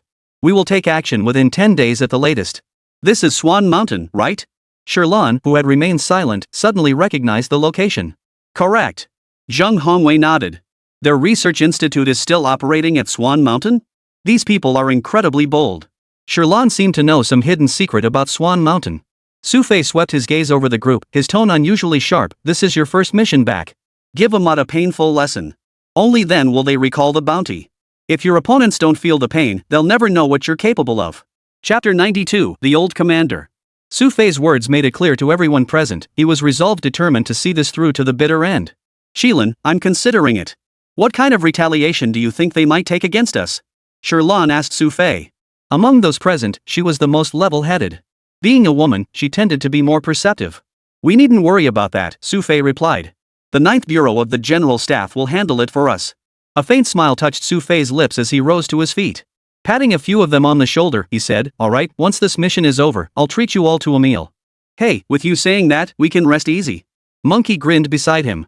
The small room, crammed with equipment, seemed to come alive with a cheerful energy at that moment. Xu Fei stayed until past 4 in the afternoon, then, seeing the time, bid them farewell. But before leaving, Xu Fei didn't forget to warn Zhang Hongwei, "Listen up, kid. If you dare to spread rumors outside again, I'll break your legs." "Hey, I wouldn't dare." Zhang Hongwei scratched his head, looking at Xu Fei's expression and letting out an awkward laugh. Seeing Zhang Hongwei's agreement, Xu Fei headed downstairs. But just as he stepped outside, he paused. He slowly turned his head back, glancing in that direction. A faint smile touched his lips, but he paid no further attention, continuing straight ahead. Only after Xu Fei had left did the man finally exhale in relief. He quickly pulled out his communicator and reported into it, "Xu Fei has just exited the building. He wasn't with anyone, and I didn't see him carrying anything." "Anything else?" A questioning voice came through the communicator. "I don't know. He might have spotted me." The tailor replied. "Alright, return to base. The communicator transmitted one final voice before cutting off the connection. I told you, there's absolutely no need to send someone to follow Xu Fei. What he wants us to know, he'll let us know. What he doesn't want us to know, even tracking him won't make a difference. At the headquarters of the 9th Bureau of the General Staff Department in Tianhai City, Wan Ligua shook his head with a hint of resignation as he addressed the person standing before him. He had opposed the surveillance from the start, but due to pressure from above and the resentment of his subordinates, he had reluctantly agreed to this operation. Director, what I never anticipated was that he could detect us veteran operatives from the 9th Bureau with over a decade of surveillance experience. These men blend in completely with ordinary people. I genuinely have no idea how he identified them. Standing before Wan Ligua's desk, the head of the surveillance operation wore a look of utter dejection. All right, recall everyone. Xu Fei is not someone you can fathom. Sigh. Wan Ligua sighed to himself as he finished speaking. Truth be told, it wasn't just them. Even Wan Ligua himself still hadn't quite grasped Xu Fei's mindset. His ideas were wildly unconventional, appearing bold and sweeping. Yet when it came to handling matters, he proved more meticulous than anyone.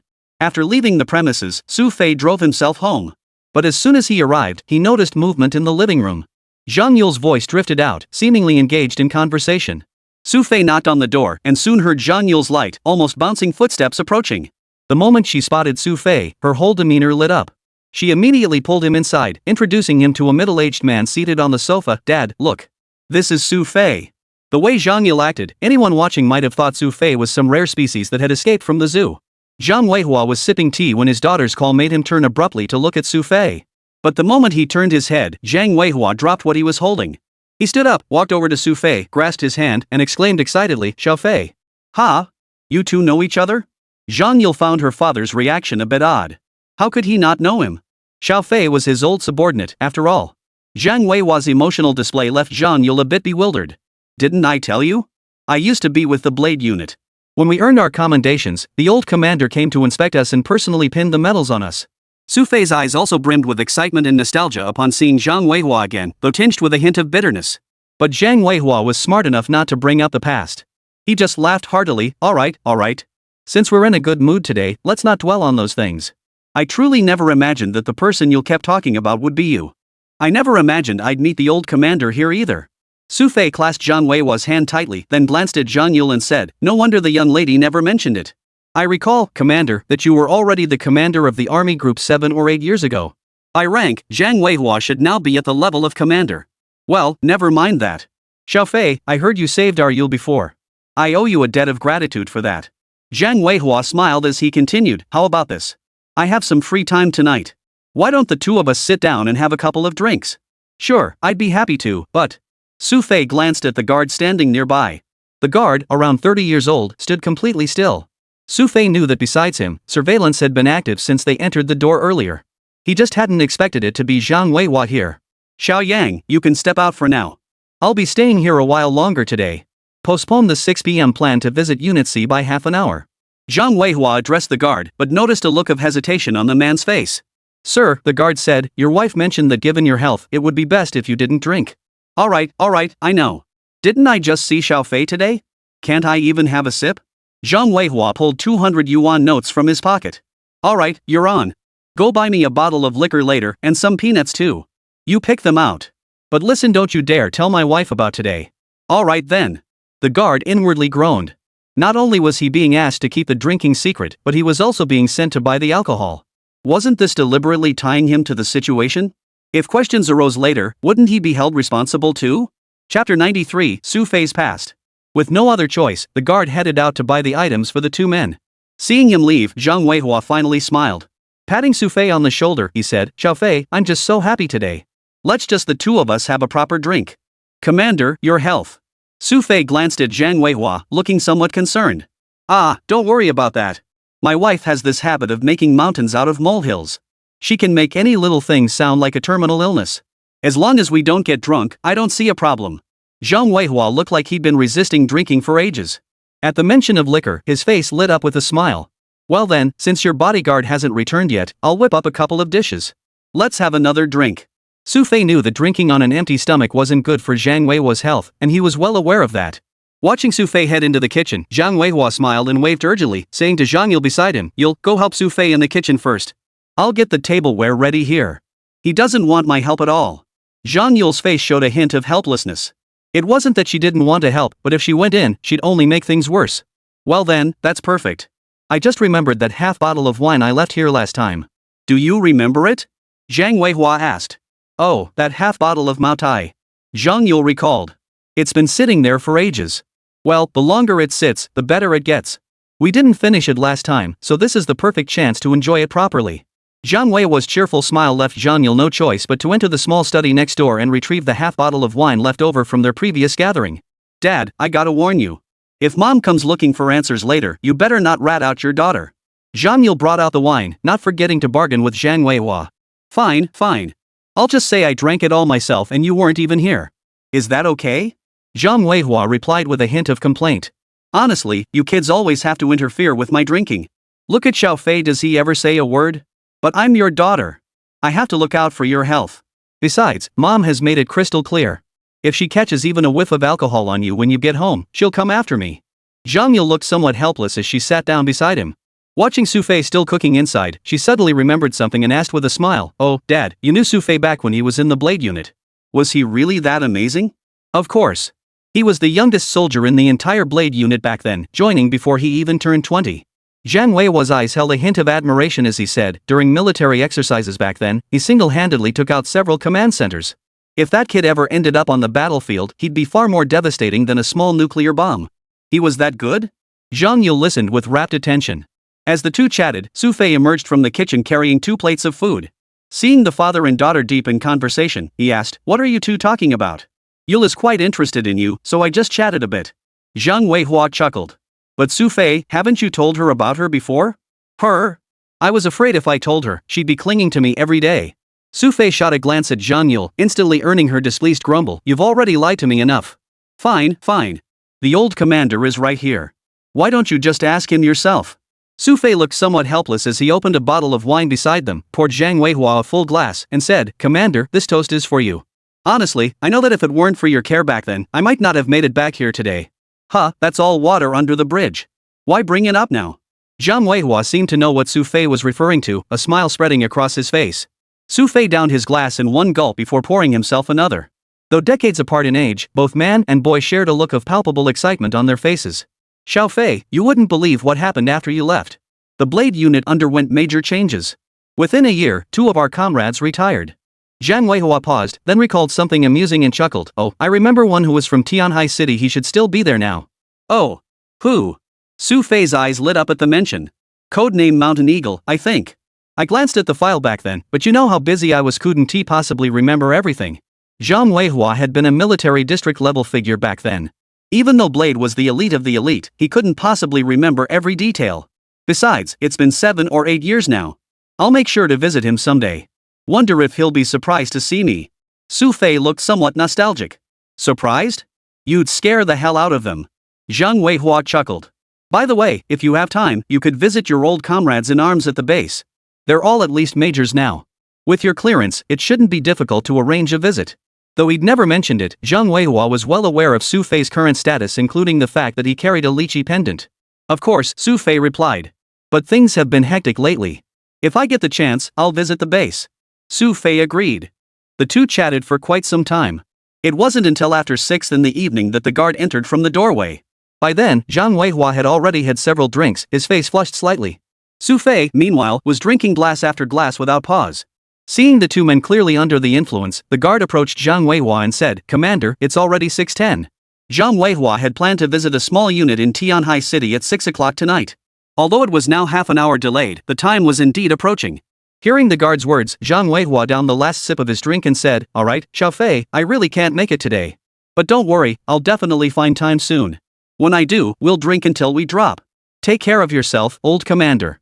Xu Fei knew that Zhang Weihua had picked up some lingering health issues from his days fighting in the wars when he was younger. "Ah, never mind that. When I call that girl Yule later, it'll be a good chance to catch up with you properly." Zhang Weihua stood up, tugging at his shirt hem. "Alright, I've got to go. I don't want to delay today's important business. Dad, I'll walk you out." After watching from the side for a while, Zhang Yule finally seized her chance. She hurriedly rose from her chair, blinking her eyes as if she had something she wanted to ask Zhang Weihua. Chapter 94, A Big Surprise. Zhang Weihua knew his daughter well. Without further ado, he walked out. Only then did he see Zhang Yule following behind, her face beaming with a mischievous smile. A look of indulgent exasperation crossed Zhang Weihua's face as he said, "Alright, ask whatever you want." Xu Fei hadn't followed them out. I just wanted to ask, what was Xu Fei's code name when he was in the military? Zhang Yule had always wanted to know this. If she did, it would make researching related information much easier later on. However, upon hearing his daughter's question, Zhang Weihua shook his head. "Sweetheart, don't ask about that. Even if you ask me, I can't tell you." "Xu Fei has something you can't tell me?" Zhang Yule immediately sensed something was off. Zhang Weihua was now a high-ranking military official at the theater level. Yet even he refused to reveal Xu Fei's true identity. At the very least, this meant one thing: Xu Fei's background was far more complicated than she had ever imagined. "You'll find out in time. Knowing now would only confuse you." Zhang Weihua chuckled, noticing Zhang Yule's slightly displeased expression. He gently ruffled her hair and said, "Don't worry. Xu Fei isn't a bad person. He's actually full of surprises. At the very least, he holds a big surprise for you." "A big surprise?" Zhang Yule was a bit confused. "I have to go now. It's getting late. I'll come see you again in a couple of days." With that, Zhang Weihua bid farewell to Zhang Yule and left. "Bye, Dad." Zhang Yule waved goodbye to Zhang Weihua while pondering his words. Xu Fei holds a secret that will surprise me, and it's a big surprise. But what could this surprise be? No, I have to go back and ask Xu Fei. Zhang Yule couldn't stand having doubts or secrets weighing on her mind. Now that Zhang Weihua had mentioned it, she couldn't hold back any longer. As soon as she got home, she walked straight over to Xu Fei, who was still sipping his drink. "Stop drinking. You'll get drunk if you keep it up." Zhang Yule snatched the glass from Xu Fei's hand, her large eyes fixed on him as she scrutinized him from head to toe. "Missy, what's gotten into you now?" Xu Fei looked at Zhang Yule with a puzzled expression. "Just tell me already. What big surprise are you hiding?" Zhang Yule cut straight to the chase, all the while continuing to scrutinize Xu Fei from head to toe. Being stared at like that would make anyone feel uneasy, especially when the person doing the staring was Zhang Yule, someone who often acted strangely. "Hey, could you stop staring at me like that? If it's too much, I'll just stop drinking." Xu Fei looked slightly frightened and took a step back. "No way. You have to tell me what surprise you're hiding today, or you're not going anywhere." Zhang Yule seemed determined to get his way, his persistent gaze fixed on Xu Fei, who was clearly suffering. He knew without being told his old commander had definitely set him up. "What did your dad tell you earlier?" Xu Fei asked Zhang Yule. "He said you're keeping a secret from me, a big surprise kind of secret." Zhang Yule looked at Xu Fei with a serious yet suspicious expression. "I'm just curious, what exactly are you hiding?" "Want to know?" Xu Fei asked Zhang Yule. "Yes." Zhang Yule nodded her little head vigorously. "Then tidy up everything on the table and wash these dishes. I'm going to take a shower first. I'll tell you when I come out." Xu Fei stood up, stretched lazily, and glanced at Zhang Yule, who hadn't moved. "What? Don't want to hear the secret anymore? Fine, I'll wash them. But if you dare lie to me, humph." Zhang Yule waved her tiny fists in the air, as if issuing a warning to Xu Fei. But Xu Fei ignored her entirely. He went into his room, grabbed some clothes, and headed straight for the bathroom. Xu Fei hadn't actually drunk that much earlier, but Zhang Weihua's appearance had indeed stirred up a mess in his mind and made him nostalgic for his own youthful days. If not for that incident, Xu Fei would likely be a rising star in the military now. Given his unit and the scale of his achievements, he'd be at least a lieutenant colonel. The water pelting his skin gradually sobered him up. Changing into fresh clothes, he emerged with damp hair still clinging to his head. But just as he entered the room, before he could sit down, Zhang Yule's head poked through the doorway. "Are you done showering?" Zhang Yule blinked as she asked. "I'm done. But next time, could you knock before coming in?" Xu Fei looked at Zhang Yule's peeking head with a hint of annoyance. "Oh." Zhang Yule gave a light "oh" before closing the door and knocking a few times. Just as Xu Fei was about to speak, Zhang Yule opened the door again, stepping inside while saying, "Alright, I knocked. Can you tell me the secret now?" Fine. You want to hear the secret, huh? Pull up a chair." Xu Fei had pretty much given up on complaining about Zhang Yule's carefree attitude. Now, Zhang Yule sat like a model student, perched on the chair beside him, her eyes fixed intently on Xu Fei as he worked at the computer. "Did you hear about that guy who left Liren earlier?" Xu Fei asked Zhang Yule as he nonchalantly opened his laptop, propping his feet up on the desk. "Yeah, I know. Didn't I tell you about it before? It was just a few years ago, right?" Zhang Yule suddenly remembered something, her eyes widening as she stared at Xu Fei, her voice filled with shock. "Don't tell me that person who left was you? You got it right. Too bad there's no reward." Xu Fei turned his head and smiled. "That person who left was indeed me, and it was a disciplinary violation." "Oh. I remember now." Zhang Yule snapped to attention. "So when you mentioned thanking my dad earlier, it's because he cleaned up after your disciplinary violation, right?" Although not an actual member of the military, Zhang Yule knew full well that for someone like Xu Fei to walk out like that and then strut right back into China, someone must have covered for him at the time. At that time, the only person who could have helped Xu Fei was Zhang Weihua. That's right. And my records were replaced afterward, which is why the robbery incident at age 17 exists. Xu Fei's words made everything click into place for Zhang Yule in that instant. If that was the case, then everything made sense. Xu Fei had left due to disciplinary violations, and his records had undoubtedly been fabricated afterward. There's one major thing you haven't told me. Zhang Yule listened, and a bright light suddenly appeared in his eyes. Chapter 95, Mysterious Message. Zhang Yule's serious expression as she stared at Xu Fei made him look slightly puzzled. What else? He asked. You never told me why you violated the rules. Surely you didn't do it just for fun? Zhang Yule's curious expression continued, and after violating the rules, you erased the records. That means the reason behind your violation definitely wasn't just personal. Xu Fei watched Zhang Yule, took a deep breath, and his expression shifted subtly. He turned his head and said, I don't want to talk about it. His answer was blunt, but though Zhang Yule was usually thick-skinned, she clearly sensed Xu Fei was different from usual. She walked over to Xu Fei's side. At that moment, Xu Fei appeared calm, seemingly engrossed in watching Tianhai City news. Zhang Yule studied Xu Fei for a long moment. Only after Xu Fei scrolled through the news for a while did he sense something off. A faint smile touched his lips as he asked, What? Why are you staring at me like that? Nothing. Just thinking about something. Zhang Yule paused, adopting a rare seriousness. I'm starting to realize you're more capable than I ever imagined. Really? How so? Xu Fei smiled curiously at Zhang Yule's expression. I feel like there's some huge secret you haven't told me yet. Zhang Yule's expression was dead serious. It must be said, a woman's intuition really is a bit sharper than a man's. At least Zhang Yule had actually guessed something. I've decided from now on, you're the person I admire. Zhang Yule spoke with a hint of earnestness, leaving Xu Fei smiling helplessly as he asked, Aren't you supposed to be admiring that guy called Qilin? Let me think about that. Anyway, who knows when I'll ever see him again. I don't care for now, I'll just admire you. Zhang Yule seemed a bit conflicted too. After pondering, he added, Oh, by the way, did you hear about Qilin while you were abroad? No, I haven't. Xu Fei looked slightly embarrassed and asked, What? You want to find him now? Of course. I've admired him for so long. If I ever meet him, I'll definitely challenge him to a duel. Zhang Yule paused again, then looked at Xu Fei with excitement. I just remembered, since you're so skilled, who do you think would win in a fight between you and Qilin? Probably a draw, I guess? Xu Fei chuckled inwardly. How would I fight myself? Left hand against right hand? A draw? That's impossible. One of us would definitely be stronger. Zhang Yule seemed dissatisfied with Xu Fei's answer. I haven't seen him either.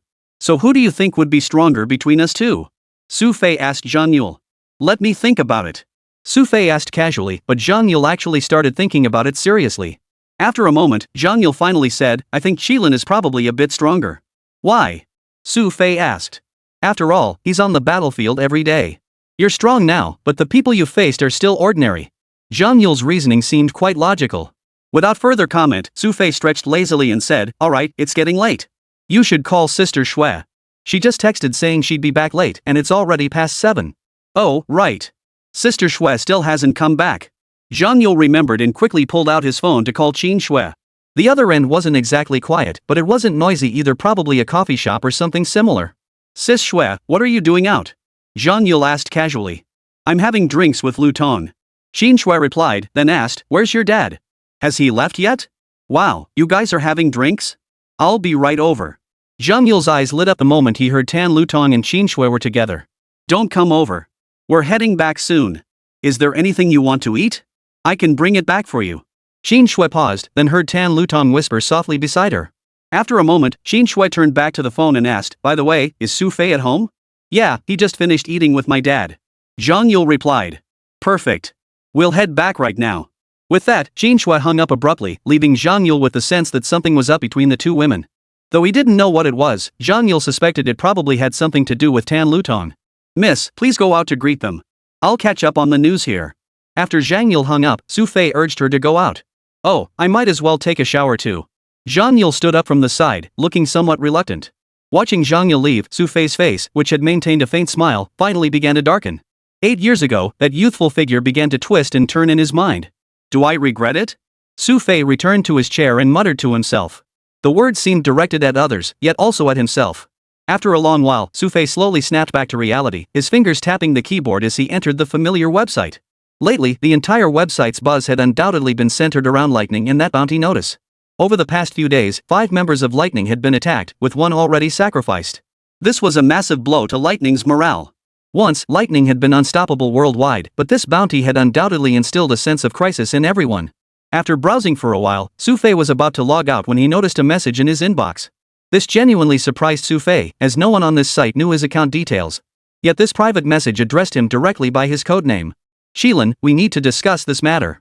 Looking forward to our meeting. A brief message. When Xu Fei clicked into the sender's profile, he discovered it was a brand new account with no traceable information whatsoever. A mutt? If you're not a mutt, contact me directly. No need to message me. Xu Fei ruled out a mutt as the sender. But who else could it be besides a mutt? As Xu Fei pondered this, a knock sounded at the door. Hey, Xu Fei, are you in there? Zhang Yule's voice came from outside, prompting Xu Fei to close the website and turn toward the door. Just then, Zhang Yule opened the door with Tan Lutong in tow. But Tan Liutong's stern expression made Xu Fei feel slightly uneasy. Chapter 96, Xu Fei's transformation. After shutting down his computer, Xu Fei glanced at the two of them. Seeing they hadn't spoken, he asked, Hey, you two, what's up? Is something wrong? Xu Fei, were you part of Liren before? Tan Lutong finally spoke, her tone less like a question and more like she had something else on her mind. What's up? Xu Fei froze, glancing warily at Tan Lutong before taking a step back. You wouldn't be implying that Liren operatives are above the law, would you? No. Seeing Xu Fei's reaction, Zhang Yule grinned and leaned in.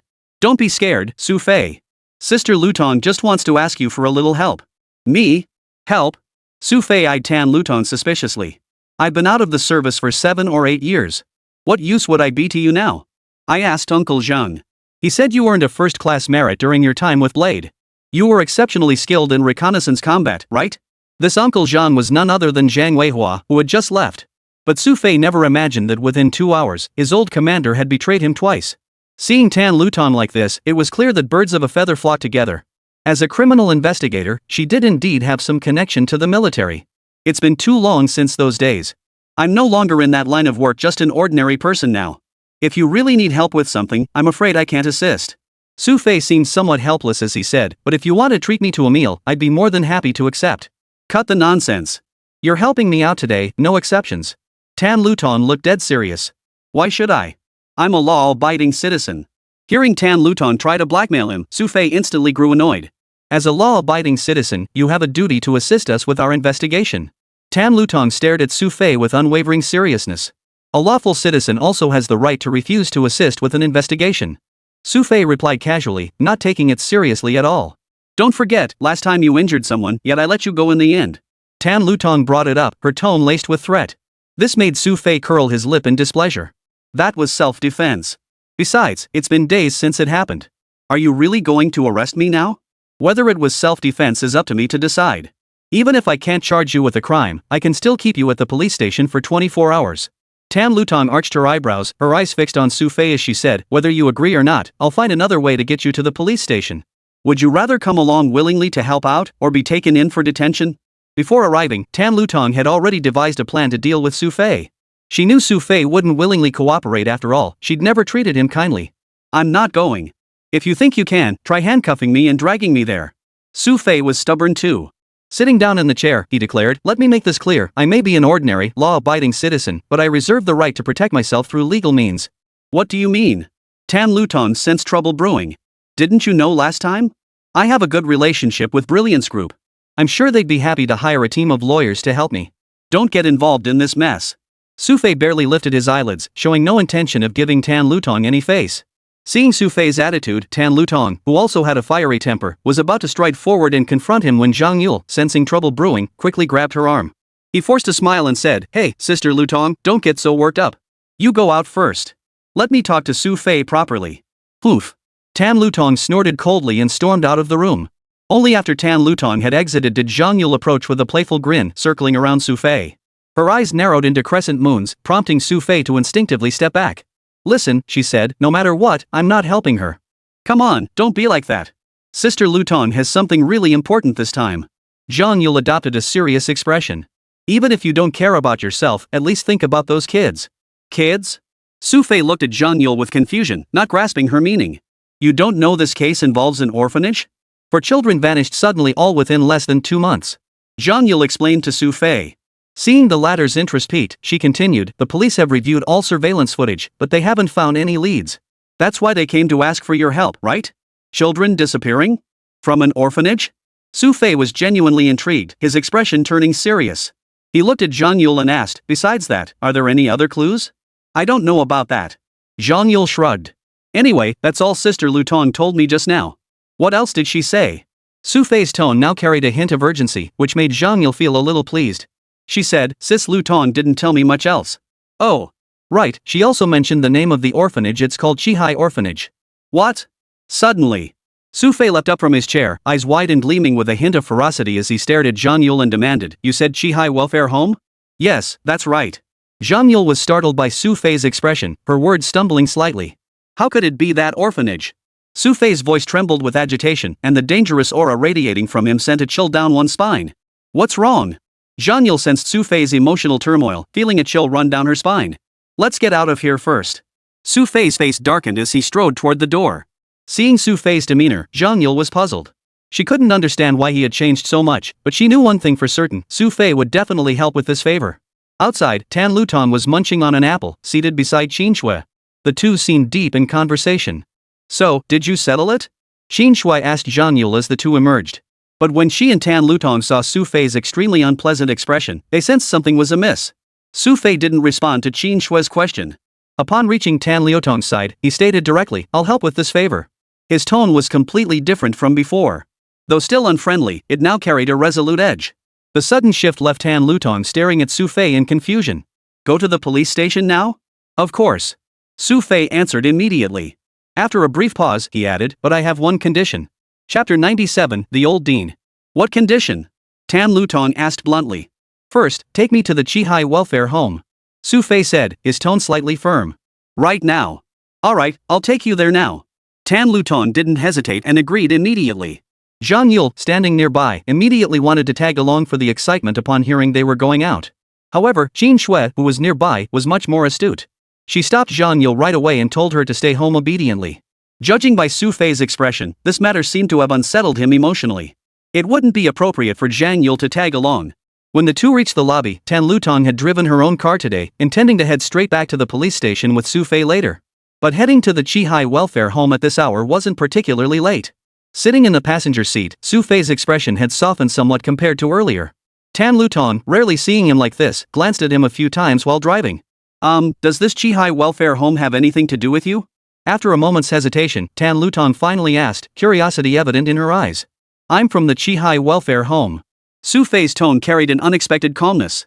Tan Luton looked genuinely surprised upon hearing this and asked, you're an orphan from the welfare home? What else would you expect? Xu Fei asked, seemingly unwilling to elaborate further. Just focus on driving. Oh. Though she wanted to ask more, Tan Luton sensed Xu Fei had no desire to talk and dared not press further. She drove straight through street after street. Qihai Welfare Home was located in Donghu District, close to the center of Tianhai City.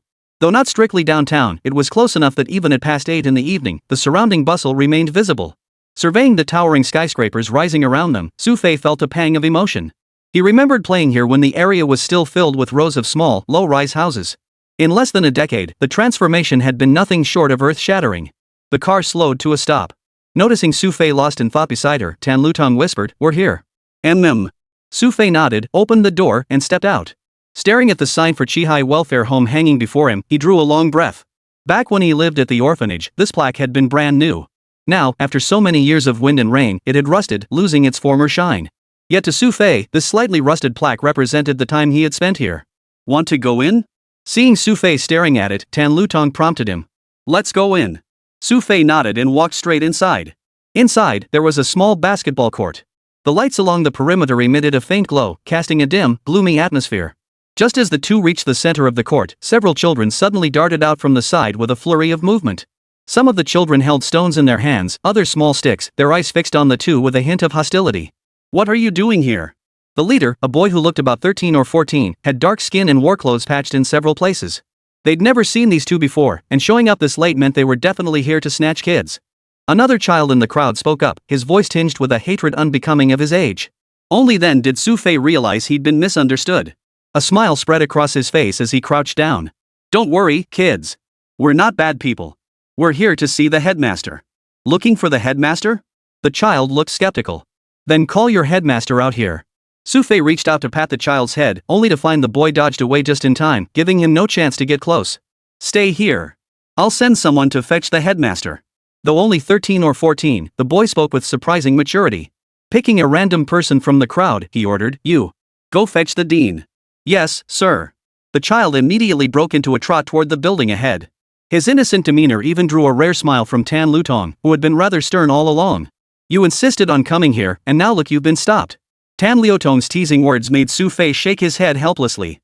You just don't get it. Yeah, if the dean doesn't recognize you in a minute, we'll really get beaten up by a bunch of kids. Tan Liutong's expression seemed to hint at a certain hope that the dean wouldn't recognize Xu Fei. But Xu Fei didn't elaborate. After waiting a short while, he saw the same child emerge from inside, leading an elderly man. The man was around 60, wearing a white shirt and reading glasses. Despite his age, his stride remained remarkably steady.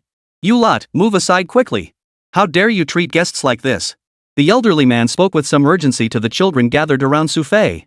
He was Chi Hai, the director of this welfare home. Director, these two strangers came in through the door. They don't look like good people.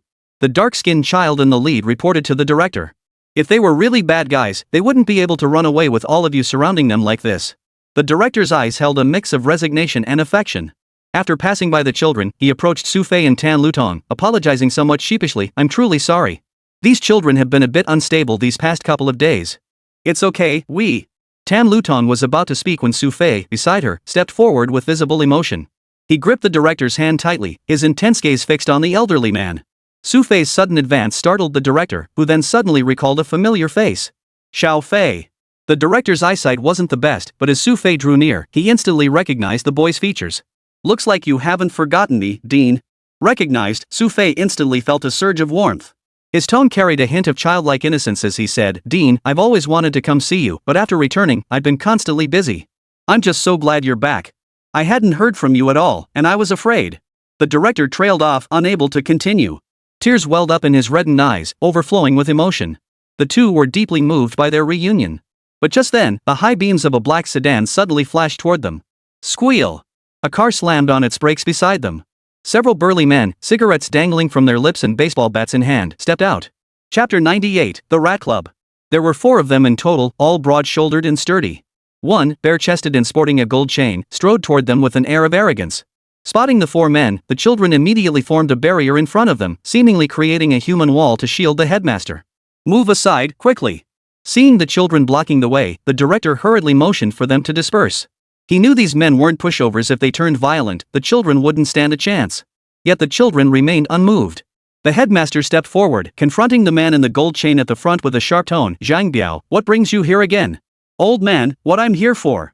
You should know that better than anyone. Zhang Biao, with his thuggish demeanor, tapped the stick in his hand against his palm. After scanning the group, he declared, if you don't resolve this land issue today, I'll have a hard time explaining myself back at the office. I've said it before, no matter what, I won't sell this land. Give up that idea. The director's resolute expression amused Zhang Biao slightly. Old man, think it through. Selling this land brings you nothing but benefits. Besides, you can't hold on much longer anyway. Why keep struggling? This land doesn't belong to me alone, it belongs to these children. The director snorted coldly. Go tell whoever's pulling your strings, if they want this land, they'll have to step over my dead body first. Well now, old man, that stubborn streak of yours is still going strong. Excellent. Zhang Biao's eyes flashed with menace as he signaled to the man behind him. The man behind him immediately stepped forward, eyes locked on the director, his voice dripping with menace. Old man, you really think we came here at night just to talk things over? I'll see if you can withstand my baton. As the words left his mouth, the baseball bat in his hand actually swung down toward the director's head. Whoosh! The bat sliced through the air with a sharp whistle. Just as it was about to strike the dean, the sound abruptly halted. The bat froze mid-air, unable to move an inch further. Kid! Where the hell did you come from?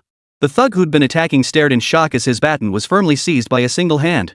He hadn't even caught a glimpse of where Xu Fei had appeared from. Daring to beat people up here? Looks like Tianhai City isn't exactly peaceful. A cold gleam flashed in Xu Fei's eyes. His hand tightened around the bat, and in an instant, he wrenched it from the thug's grasp. Just as he cowered, preparing to dodge backward, Xu Fei's bat came crashing down hard on his shoulder. Thud! The club's terrifying force slammed into his arm, and almost simultaneously, a cracking sound of bone fracture echoed. Ah! The thug's agonized scream echoed across the basketball court. But Xu Fei paid no heed to his cries, driving a kick straight into the thug's midsection. Thud! The thug's body flew through the air like a cannonball, slamming hard into a nearby basket and knocking him unconscious. Clang! Xu Fei tossed the stick to the ground, his eyes scanning the three thugs. Kid, what do you think you're doing? Under Xu Fei's gaze, Zhang Biao's eyes flashed with a hint of fear. But when he saw his comrades standing behind him, he steadied himself and retorted, Kid, I suggest you think this through. This isn't your business. Oh? Is that so? Xu Fei seemed utterly unfazed by Zhang Biao's threat, not even lifting an eyelid. Even so, Xu Fei's earlier display had left an indelible impression on these thugs. Zhang Biao didn't rush forward, but his voice turned menacing. Listen up. We've got Jiahao Real Estate and the Rat Club backing us. If you dare lay a finger on us, we'll make sure you never set foot in this neighborhood again. Finished? Xu Fei asked Zhang Biao, a hint of coldness in his voice. Looks like you really want to make a name for yourself. Well, don't blame us for being rude. Zhang Biao's eyes flashed with malice at Xu Fei's expression as he drew a telescopic baton. As soon as Zhang Biao made his move, the other two men circled around, trapping Xu Fei in the middle. Seeing these men armed, Tan Lutong, watching from behind, gasped in alarm and immediately started walking towards Xu Fei, seemingly to help. Just watch the old dean. Xu Fei's voice was quiet, yet it halted Tan Lutong in her tracks. She looked at him with concern and asked, Can you handle this? These guys fought daily. Even if Xu Fei was skilled, two fists couldn't fight four hands. Xu Fei didn't answer Tan Lutong. His eyes swept over the three men. Attack! Zhang Biao bellowed, and the three attacked Xu Fei almost simultaneously. It was clear these men operated together regularly, their movements were perfectly synchronized. Just as the clubs were about to strike Xu Fei, he suddenly sidestepped. Swish! The stick raced past Xu Fei, who then slipped away from the trio at an impossibly sharp angle. Damn it! Zhang Biao cursed under his breath, preparing to strike again, only to feel a chill on his back as Xu Fei materialized behind him. Zhang Biao quickly dodged to the side, but one of his henchmen took the brunt of the attack. Just as the thug swung his club at Xu Fei had already seized his arm. Thud! The thug was flung aside. Before he could catch his breath, darkness engulfed his vision as another comrade's body crashed down on top of him. After the two fell, only Zhang Biao remained standing, clutching his stick. His eyes filled with terror as he stared at Xu Fei, his legs trembling slightly as he backed away step by step. I'm telling you, if you dare touch me, the rat gang will make you pay. Zhang Biao's words came out in a trembling, disjointed stream. Though he held the stick, his hands shook violently, and he dared not strike Xu Fei. Rat Club? Sounds pretty formidable. Xu Fei perked up at the name, turning to Tan Lutong nearby. Ever heard of it? Startled by Xu Fei's question, Tan Lutong snapped back to reality. I'll tell you about it later. Oh. Xu Fei gave a non-committal oh and said no more. At that very moment, Zhang Biao seemed to catch sight of Xu Fei turning away. Seizing the opportunity, he once again adopted a menacing expression. Just as he closed to within a meter behind Xu Fei, an unprecedented aura of danger emanated from the latter. Chapter 99, Generous Gesture. Xu Fei deliberately turned his back, exposing a weakness to give Zhang Biao a modicum of courage, though he hadn't expected such eager cooperation. Xu Fei vanished from his spot. By the time Zhang Biao registered what was happening, Xu Fei's hand had already seized his arm. Snap! The hand Zhang Biao had intended to strike Xu Fei with cracked like snapping bones. Xu Fei seized Zhang Biao with one hand and flung him forward with brutal force. Squeak! Zhang Biao cried out in pain, his forehead already drenched in sweat. In that instant, Xu Fei hurled Zhang Biao's entire body violently across the room. Zhang Biao's frame flew several meters through the air before crashing into the corner where the two men had been lying moments before. Clap clap. Xu Fei clapped his hands, as if he just handled something effortlessly. But he didn't notice that several children nearby, including the principal, were staring at him in utter amazement. Wow! That uncle is so awesome! One child finally shouted, eyes filled with admiration as he approached and grabbed Xu Fei's hand. His excitement brought a smile to Xu Fei's face. When you grow up, you'll become just as amazing as me. Xu Fei ruffled the child's hair. Yeah, I definitely will. The child's eyes sparkled with determination. Alright, now go back to bed. If you stay up this late, you won't grow up properly. Only after sending the children back to their dormitory to sleep did Xu Fei finally feel at ease. Xiao Fei, seeing you like this truly puts my mind at ease. The principal's eyes welled up with emotion. To see the child he once sent out into the world now standing before him as such a capable and upright man. Alright, Dean, let's not dwell on that. We should head inside. Xu Fei said, glancing at Tan Lutong beside him. She understood his meaning, made a couple of phone calls to have someone clean up the mess, and then followed Xu Fei into the building. The lights inside weren't particularly bright, but Xu Fei and the dean were chatting away happily. Xiao Fei, how about this? I still have some noodles and vegetables left. Why don't we cook you some noodles? Have a bite first. The dean noticed Tan Lutong entering and glanced at the time. It was already past 9 in the evening. No need, director. We ate before coming over. Xu Fei clasped the director's hand firmly. Director, we heard about the welfare homes situation and came specifically for this. At this mention, the director's expression seemed less animated than before, tinged with a hint of somberness. By the way, director, I noticed the lighting here isn't very bright. What's the reason for that? The director remained silent, but Tan Lutong, standing beside him, spoke up first. Ever since they'd entered, she'd noticed the dim lighting. Well, the principal looked somewhat troubled and said helplessly, these light bulbs are cheaper, and if the wattage is lower, it can save a little electricity. So we didn't get the brighter bulbs. Save electricity? Tan Lutong found this rather amusing. She chuckled and asked, how much could this really save? You're quite the penny pincher, Dean. Sigh. Every little bit helps. The director sighed, as if burdened by unspoken difficulties. Seeing the director's expression and glancing around at the dilapidated surroundings, Xu Fei said, Director, if you're facing any difficulties, please tell me. I'm sure I can help in some way. It's not really a problem, it's just, those people earlier. After a moment's hesitation, the director explained, they were all sent over by Jiahao Real Estate. Oh, I remember now. They mentioned Jiahao Real Estate earlier. Tan Lutong suddenly recalled that Zhang Biao and the others had mentioned this earlier. This part of the city is slated for redevelopment and they've been assigned the project. But we've been unable to agree on the price. The director continued, not only is their offer ridiculously low, but that money wouldn't even cover relocating and supporting these children. Ultimately, the director's primary concern remained the children at the welfare home. How many children are still at the orphanage? Xu Fei inquired. There are 18 in total. The 2 oldest are already in high school, most are in middle or elementary school, and a few haven't reached school age yet. The director said, his tone tinged with resignation. In the past, our orphanage often received help from neighbors and community support, so we never faced major problems. But now, because of Jiahao Real Estate, he specifically hired a gang of thugs to retaliate against everyone who came here to help. Now, donations from the community have dried up, and hardly anyone comes here anymore. Sigh. The director sighed again, pausing before adding, but no matter what, I will see these children through to adulthood. From the director's tone, Xu Fei sensed his unwavering determination, yet also a hint of helplessness. Without any aid, relying solely on the director's own capabilities to support so many children was no easy feat. Director. Xu Fei suddenly spoke up, pulling a bank card from his pocket. This wasn't a domestic Chinese bank card. The entire card was black. When Tan Lutong saw this black card, her eyes flashed with sharpness. She recognized it as a black card from the British Flag Bank, requiring a minimum of 10 million to apply for. Director, there should still be over 4 million in this card. Take it to cover immediate needs. If it's not enough, you can call me again. Xu Fei's words startled the dean, who hastily pushed the card back, his face filled with alarm. How could I possibly accept this? No, absolutely not. This is far too much money. How could I possibly take it? Come now, headmaster, why be so formal with me? Xu Fei grabbed the director's hand and pressed the card into his palm, speaking with ease, if you hadn't raised me back then, how would I be where I am today? Besides, with so many children here, if you don't take this, what will become of them? This.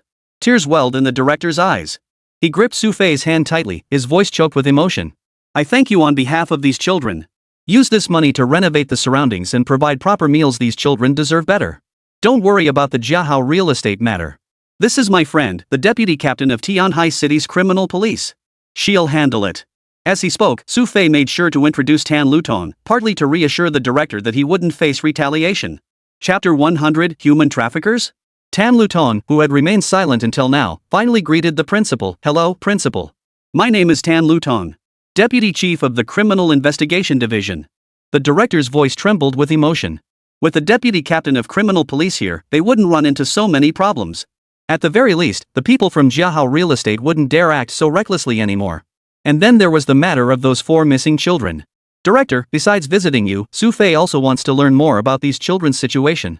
Tan Liutong's tone grew somber as she brought up the subject. It wasn't just her, even the director's expression darkened when the topic came up. He turned to Tan Lutong and said, Detective, please make sure you thoroughly investigate this case. We'll do our utmost. Tan Lutong continued, our other colleagues have visited here many times before. There are just a few things we'd like to clarify further. Very well. Whatever you ask, I will do exactly as you say. The director replied earnestly. Before they went missing, where did these 4 children go? What specific conversations did they have with you? Do you recall? Tan Lutong asked while simultaneously taking out her notebook to jot down details. It must be said that Tan Lutong was highly professional, always prepared to record clues. The director, in turn, shared everything he knew with her. By the time they left the welfare home, it was already past 10 o'clock at night. To spare the director's health, Xu Fei let him retire first and departed with Tan Lutong. Xu Fei, you're quite generous with your spending. As soon as they stepped outside, Tan Lutong, who had been holding back for quite some time, finally managed to ask. The mere fact that he just handed over 4 million yuan, such a massive sum, had genuinely shocked Tan Lutong. Even in Tianhai City, where wealthy individuals abound, those who could casually produce over 4 million in cash were undoubtedly few and far between. It's money I earned through my own labor. You're going to investigate even this? Xu Fei asked Tan Lutong. Of course not, Tan Lutong replied, but I'm just curious, how big is your business overseas? Tan Lutong uttered the last sentence and didn't press further on the matter. After all, the urgent priority now was to find those 4 missing children. Opening the car door and climbing in, Tan Lutong glanced at Xu Fei beside her and asked, "Are we heading to the police station now?" "Yeah." Xu Fei hummed in acknowledgement, seemingly lost in thought. After coming here to see the old director, Xu Fei felt considerably more at ease. The reason Xu Fei hadn't come here before was his fear of retaliation. When he heard about the incident at the Chi Hai welfare home, his first thought was that someone was targeting him. But judging by the current situation, it didn't seem like they were targeting him personally. That realization eased Xu Fei's mind considerably. "What do you make of this situation?" Seeing Xu Fei remain silent, Tan Lutong spoke up again. "It's no coincidence, and it definitely wasn't an accident," Xu Fei stated. "Our preliminary assessment suggests human traffickers may have targeted this area." Tan Lutong continued, addressing Xu Fei. "Children in welfare institutions aren't as closely supervised as those under one-on-one parental care, making them easier targets for exploitation. I need to review the relevant files at the Criminal Investigation Unit before I can say more." Xu Fei refrained from jumping to conclusions, but his gut told him this was far from a typical child trafficking case. The car pulled up at the Criminal Investigation Division. After parking, Tan Lutong led Xu Fei into a large hall inside. The lobby was brightly lit, with over a dozen people bustling about. Seeing Tan Lu enter with someone, they looked slightly puzzled and asked, "Sis Lutong, who's this?" "Xu Fei, a friend. I invited him to assist." Tan Lutong offered no further explanation. After glancing around, she inquired, "Where's Captain Yang?" "Captain Yang, that's Yang Kai, the head of the Criminal Investigation Division, was here just before he left. The captain seems to have discovered some clues. He took 2 people with him to investigate overnight." The man answered, glancing at Xu Fei's appearance. Xu Fei had entered the room moments ago and was already asking someone nearby for case files to review. All clues related to this child abduction case are available for his review. Tan Lutong gave the order. "Yes." A detective agreed and began discussing the case with Xu Fei nearby. The files were extensive, but Xu Fei read through them quickly. After reviewing the final surveillance footage, Xu Fei finally exhaled a long sigh of relief. "What do you think? Where do you believe the traffickers took these children? Where's their hideout?" Tan Lutong couldn't wait to ask Xu Fei. "I don't know." Xu Fei shook his head decisively. His shake instantly deflated Tan Lutong's spirits and drew a look of distrust from a nearby detective. "I'm going to the restroom first," Xu Fei said, walking out the door. After Xu Fei left, the detective beside her finally spoke to Tan Lutong. "Sis Lutong, is this friend of yours really up to the task? The way he looked at the files just now seemed unprofessional. He skimmed over many crucial documents without paying attention, yet fixated on some less important details." "Unimportant things?" Tan Lutong looked puzzled. "Like the kid's personal height records, growth data like height and weight." The detective continued, "Instead of focusing on the surveillance footage and the circumstances of their disappearances, he's wasting time on meaningless details. Frankly, I don't hold much hope for him." "I don't know either. I just wanted to give him a shot." Tan Lutong looked somewhat disappointed as she said, "If it really doesn't work out, we can just let him go later. We won't lose anything." "Alright, I'll go process the data then," the detective said, beginning to gather his things nearby.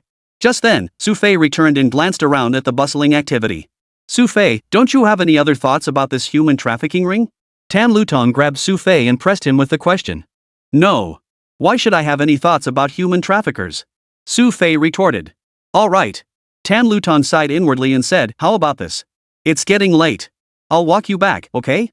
You're practically kicking me out." "Of course I can." Xu Fei seemed reluctant to linger much longer.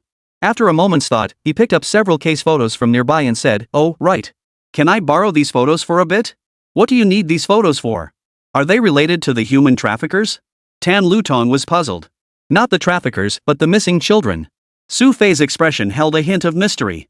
It instantly made Tan Lutong sense something was off. Chapter 101, Discovery. "What do you mean by that? Related to the child's disappearance?" Tan Lutong's eyes locked onto Xu Fei, desperate to extract some meaning. "Exactly what I said." Xu Fei showed no intention of elaborating, already moving toward the door. But Tan Lutong stopped him, her eyes locked on his as she said, "No. You have to explain this clearly today. What's there to clarify? You were just about to show me the door." I'm actually heading back to get some sleep, it's almost midnight. Xu Fei had no desire to linger here. It wasn't that Xu Fei was unwilling to help. It was just that working with these people on a case wouldn't be particularly beneficial to him, and he'd likely end up having his ears nagged raw by them. Then tell me first, what did you mean when you said you have nothing to do with the traffickers? Tan Liuton's face held a stubborn expression as she pressed, have you already discovered something? Yes. Xu Fei answered bluntly. Then why did you say you didn't know just now? Tan Liuton pressed. You asked if I knew anything about the human traffickers. I said I didn't. What's wrong with that? Xu Fei countered. This instantly made Tan Liuton understand. According to Xu Fei's reasoning, this incident wasn't the work of human traffickers at all. But if it really wasn't the human traffickers, then who else could have done such a thing? I'm not leaving just yet. Tan Liuton made a sudden decision. You're staying here tonight. You're kidding, right? Didn't you just agree to let me go? Why suddenly make me stay? Xu Fei looked slightly annoyed. I was planning to go back for a late-night snack. Running back and forth in the middle of the night, do you think that's easy for me? I'll take care of your late-night snack. As she spoke, Tan Liuton beckoned to the detective standing nearby. Xiao Lu, come here for a moment. What is it, Sister Tan? The detective, Xiao Lu, approached Tan Liuton and Xu Fei. He glanced at Xu Fei, then looked at Tan Liuton. Go order some takeout. Everyone must be hungry by now. Order whatever you like, it's on me tonight. Tan Liuton's words immediately brought a delighted smile to Xiao Lu's face. Sure thing, I'll go right now. But before he could finish, he seemed to remember something and asked, should we order for Xu Fei too? He won't be going back tonight. Tan Liuton's direct reply made Xu Fei roll his eyes. Oh. Xiao Lu seemed a bit reluctant. Though he didn't say anything, he still went to the side, picked up his phone, and started ordering late-night snacks. After he left, Xu Fei shook his head helplessly and said, Officer Tan, I get the feeling your people aren't too fond of me. Maybe I should head back first. That way, you save on late-night snacks, and I can get some sleep. Cut the crap.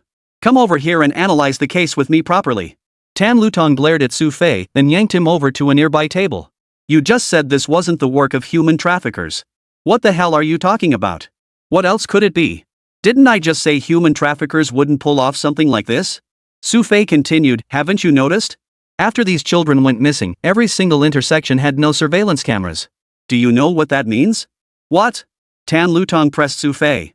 It means these people have exceptional counter-surveillance skills and are definitely operating as an organized group. Could ordinary human traffickers pull this off?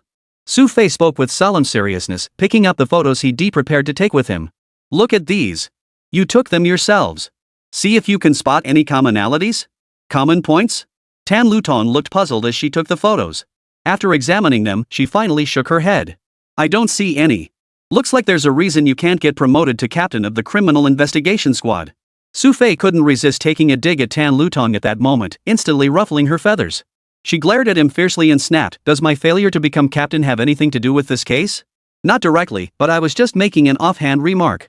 Xu Fei shrugged, circling a spot on one of the photos and pointing. Take a look at these places. These spots? Tan Liuton followed Xu Fei's pointing gesture, her face clouded with confusion. Her eyes scanned the areas repeatedly before she finally shook her head with a hint of resignation. Isn't this just a normal crowd crossing the street? Then why do you think it's such a coincidence? Every time the surveillance camera captures an image, there's always a group of people passing by? Xu Fei continued, and all these people are over 1.8 meters tall. Do you know what purpose such height serves? What purpose? Tan Liuton inquired. They can block things from being seen on camera. Xu Fei's words instantly changed Tan Liuton's expression. She stared at him in disbelief and said, you mean, they pretended to be a crowd to block the camera, then took the child right under the surveillance? Get the surveillance footage of that crowd and take a look. Xu Fei instructed Tan Liuton. She immediately called out to Xiao Lu behind her, Xiao Lu, pull up the surveillance footage again. Ha? Sister Tan wants to see it again? Xiao Lu, who had just finished ordering takeout, seemed somewhat reluctant upon hearing Tan Liuton's request. I said review it, so review it. Tan Liuton's tone carried an air of command, leaving Xiao Lu no room to argue. He promptly opened the footage for her. Sis Tan, we've reviewed this footage dozens of times already. Xiao Lu said, looking somewhat reluctant. Watching it again now won't do any good, right? Xu Fei wants to see it. Tan Liuton snapped back, why so many questions? Just play it when I tell you to. Oh. Though reluctant, Xiao Lu dared not provoke Tan Liuton and complied fully with her orders. 3 hours and 16 minutes. Xu Fei instructed Xiao Lu. After retrieving the footage as instructed, Xiao Lu watched a group of pedestrians crossing the street and remarked, Mr. Su, we've reviewed this dozens of times already. No matter how many times you watch it, nothing will change. What are you trying to say? Xu Fei sensed a hint of other thoughts in Xiao Lu's words. What I mean is, instead of watching things we've already seen, perhaps you should consider other options, Mr. Xu. Xiao Lu spoke, and Xu Fei had already grasped the meaning behind his words. Chapter 102, Counter-Surveillance. A smile spread across Xu Fei's face as he grasped the implication. Glancing at Tan Lutong, he remarked with a casual tone, "Looks like your place has become a welfare unit now." "What do you mean?" Tan Lutong asked Xu Fei. "After reviewing it dozens of times, you still can't spot the problem, yet you speak with such conviction? Do you really expect to solve the case relying on people like you?" Xu Fei's tone carried a hint of sarcasm. This left Xiao Lu feeling rather awkward. He looked at Xu Fei and said, "Mr. Xu, your words are rather sharp. While we may not claim to be the best, we're all graduates of professional police academies. We have our own methods for solving cases. Is your method letting suspects slip through your fingers one by one?" Xu Fei's tone suddenly turned stern, his questioning voice catching Xiao Lu off guard. After a moment, Xiao Lu slowly replied, "Alright, since that's the case, Mr. Xu, please tell us what's wrong with this footage. Pause it at the 36th minute." Xu Fei called out, and Xiao Lu immediately paused the video as instructed. Xu Fei then pointed to a figure in black clothing within the crowd and said, "Look closely here." "Here?" Xiao Lu froze, glancing toward Xu Fei's gesture and asked, "This person has mobility issues. Huh, trouble with his legs?" Xu Fei chuckled, his tone rising sharply as he snapped, "This guy has appeared at least 4 times on the surveillance footage at the intersection. Not a single one of you recognized him, and he was walking perfectly fine before. How could he suddenly have trouble with his legs just here? 4 times. Xiao Lu's heart skipped a beat. And it wasn't just him. Several detectives who had been observing the scene nearby were also drawn in by Xu Fei's words. "Xu Fei, how do you know this person appeared 4 times? Tan Liutong's eyes also flashed with surprise. "Get the footage from intersection A and intersection C." Xu Fei instructed the group. Xiao Lu immediately complied, pulling up the requested footage and pausing it at the exact frame Xu Fei indicated. "These are the 4 frames," Xu Fei said, finding a small stick nearby.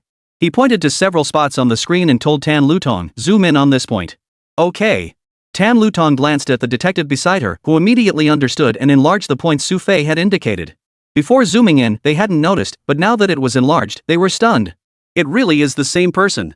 The detectives in the hall were utterly dumbfounded at that moment. The enlarged image was an exact match. At this moment, the look in their eyes towards Xu Fei was nothing but shock. They had reviewed this surveillance footage dozens of times, yet none had imagined such striking similarities could exist within the crowd. "I see. If we can find this person in other surveillance footage, we'll have more leads. That's why you wanted to take those photos earlier, right?" Tan Lutong suddenly understood. "Yes." Xu Fei continued, "This is only the first step. The second step is predicting their next target." "Predict their next target? How do we do that?" The detective beside him was practically worshipping Xu Fei like a god at this point, staring blankly as he asked, "Is this really possible?" Tan Lutong also looked at Xu Fei with astonishment. "Of course it can." Xu Fei replied confidently, "You just need to know who their target is." As he spoke, Xu Fei glanced at Xiao Lu beside him and ordered, "Bring out the physical examination data for those children from earlier." "Yes, sir." Xiao Lu dared not delay Xu Fei at this moment and immediately retrieved the requested documents. After taking the files, Xu Fei pointed to Tan Lutong and said, "Take a look at the data for these missing children." "Data?" Tan Lutong examined them, then finally shook her head. "No commonalities. Their heights, weights, everything is wildly different." "But haven't you noticed a pattern?" Xu Fei pressed Tan Lutong. "What pattern?" Tan Lutong asked. "It's simple. Take a close look at their ages, one is 7, then 9, 11, and 13. Xu Fei continued, each age is spaced 1 year apart. This indicates their next target will be a 15-year-old child. "Then what's their motive?" Tan Lutong inquired. "We don't know yet, but I do know this, if we want to make them strike again, we have to keep an eye on 15-year-olds. You should have records of the children at the Qihai welfare home. Are there any 15-year-olds there?" Xu Fei inquired of Tan Lutong. "Actually, there is one." A nearby detective who seemed familiar with the case immediately answered Xu Fei. "Keep an eye on this child. Next, gather me a map of the area around the Qihai orphanage. I need it to include small alley intersections and surveillance points." Xu Fei ordered. Instantly, someone nearby sat down, fingers flying across the keyboard. "Give me 10 minutes. I'll get it done." "Okay." Xu Fei nodded in agreement.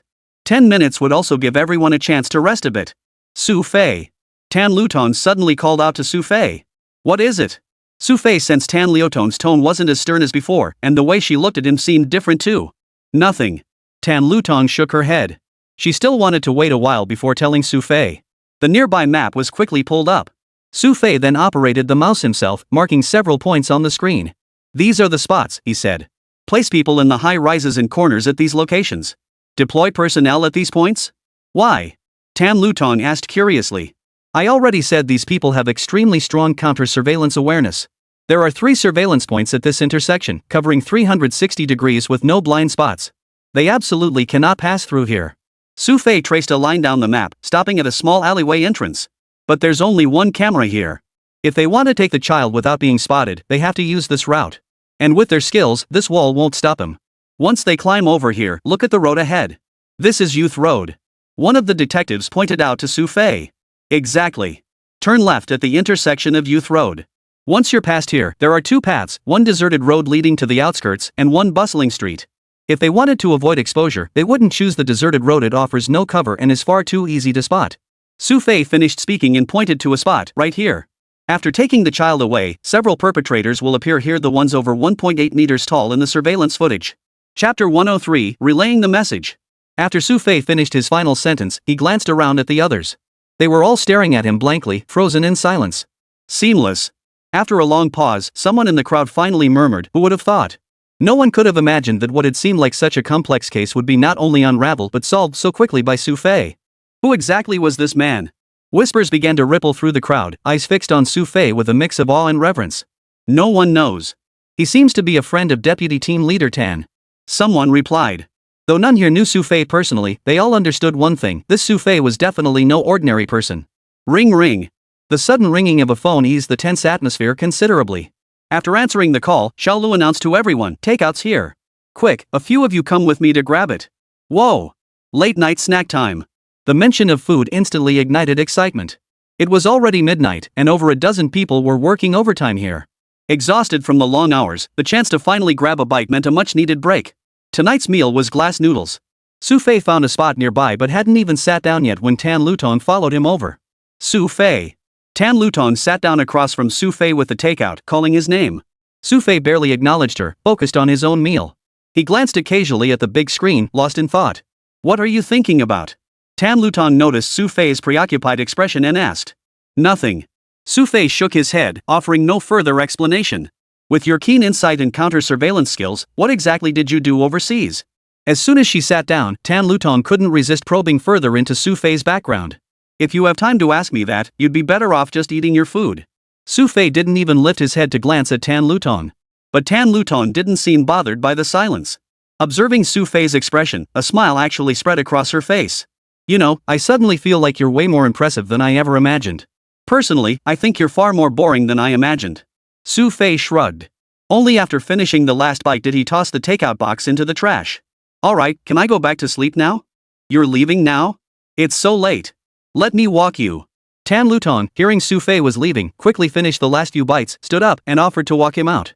"I don't mind, but..." Xu Fei glanced around and said, "Aren't you supposed to be watching this place?" "No need." Tan Lutong agreed, adding, "Tonight's case is almost wrapped up." "Oh." Xu Fei hummed in acknowledgement without further comment. As she helped Xu Fei into the car, Tan Lutong seemed much more enthusiastic than usual. Though the streets were deserted at night, it was clear Tan Lutong didn't seem eager to drive fast. Instead, she drove slowly while chatting with Xu Fei. "Xu Fei, I heard you joined Blade when you were just 18? Tan Lutong's tone was inquisitive, yet tinged with admiration for the Blade unit. As the elite special forces unit of the Chinese army, Xu Fei was undoubtedly the first person to join at that age. "I was the top scorer on the college entrance exam back then." Xu Fei replied casually. "Oomph." The car suddenly slammed on the brakes, halting abruptly. Tan Lutong stared at Xu Fei in shock. "What did you say?" "The top scorer in Tianhai City's college entrance exam." "What else?" Xu Fei stared at Tan Lutong in puzzlement. "You should be driving." No, should we just sit here and catch some breeze?" Tan Lutong's startled expression suggested she suddenly realized she couldn't just drive Xu Fei back so directly. The road they were driving on ran right along the coast. It was summer, 1 o'clock in the morning. Feeling the refreshing sea breeze offered a more special experience than usual. Xu Fei had nothing else to do, so he agreed. After getting out of the car, he leaned against a nearby railing and sat down. "You were the top scorer in the college entrance exam. Why did you end up joining the military?" Tan Lutong asked Xu Fei, her eyes brimming with curiosity. "Why shouldn't I join the army?" Xu Fei countered. "No, I mean, the top scorer in Tianhai City's college entrance exam is someone the nation's top universities would fight over. And if you really finished college before joining, wouldn't that be better than choosing to enlist back then?" Tan Lutong's tone, filled with both curiosity and admiration, laid bare a stark reality. Xu Fei's college entrance exam scores would guarantee him a very comfortable life. Tianhai City wasn't some small town, and given the sharpness of his mind, he clearly wasn't the type to be confined to book learning. Everyone has their own choices. Xu Fei glanced at Tan Lutong and said, "Isn't that the same for you? I heard you also served in the military for 2 years after graduating from university?" "Yes. I started school early and was only 22 when I graduated. I joined the army as a second lieutenant, later transferred to a special operations unit, and eventually transitioned to the Tianhai City Criminal Investigation Team." Tan Lutong paused, then recalled something. "Oh, right, Uncle Zhang was your former commander, wasn't he?" "Yeah." Xu Fei nodded. "You joined the Special Forces at 18. Uncle Zhang mentioned you even earned a first-class merit award."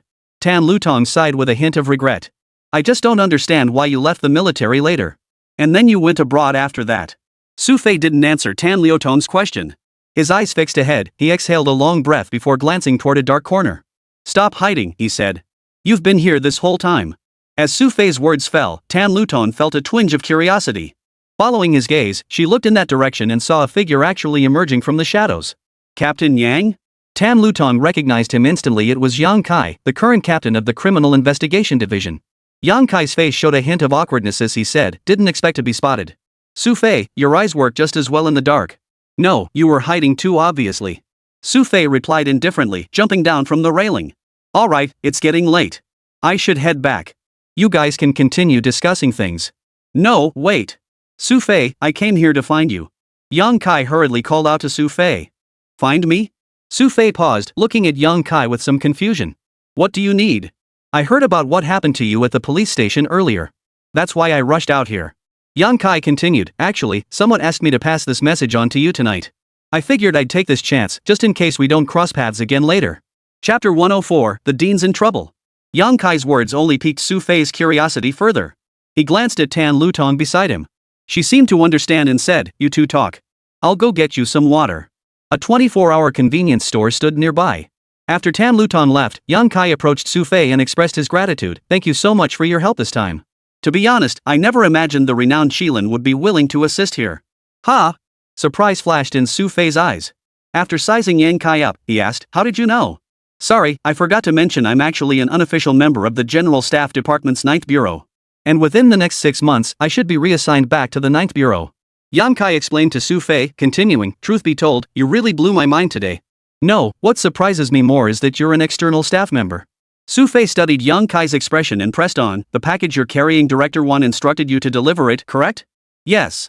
Yang Kai nodded truthfully and said, "We just went out on a mission and happened to run into the 9th Bureau of the General Staff Department. Director 1 asked me to deliver a message to you. Just get to the point." Xu Fei didn't beat around the bush. He just wanted to let you know he's ready. "But Tianhai City's been unstable lately, so stay safe. If you need extra manpower, the 9th Bureau can lend you some personnel." Yang Kai relayed the message up to this point, then added, "Likewise, the Criminal Investigation Division can assist you anytime. Forget it. Keep your people busy with Tianhai City matters." Xu Fei replied, glancing toward Tan Lutong nearby, who was already walking step by step toward them. "So, are you two done talking?" Tan Lutong tossed a bottle of water to each of them. "Yes, I see the Criminal Investigation Division still has matters to attend to, so I'll head back for now. I won't disturb you any longer." As he spoke, Yang Kai couldn't resist giving Tan Lutong another glance, his tone tinged with teasing. Little Tan, seize the opportunity. Tan Lutong flushed slightly. Only after Yang Kai had walked away did her expression return to normal. She turned to ask, "What were you two talking about just now?" "Nothing much." Xu Fei didn't answer. "We've said all we needed to say. Time to head home." "All right, I'll walk you back." Tan Lutong agreed immediately. Though it was already past midnight, Tan Lutong still accompanied Xu Fei downstairs. Even so, Xu Fei showed no intention of inviting Tan Lutong up for a visit. He simply walked upstairs on his own. The house was quiet at this hour. Xu Fei walked to Zhang Yule's room, listened to her peaceful breathing, and only then returned to his own room with a sense of relief. Unconsciously, Xu Fei found himself growing more accustomed to this lifestyle.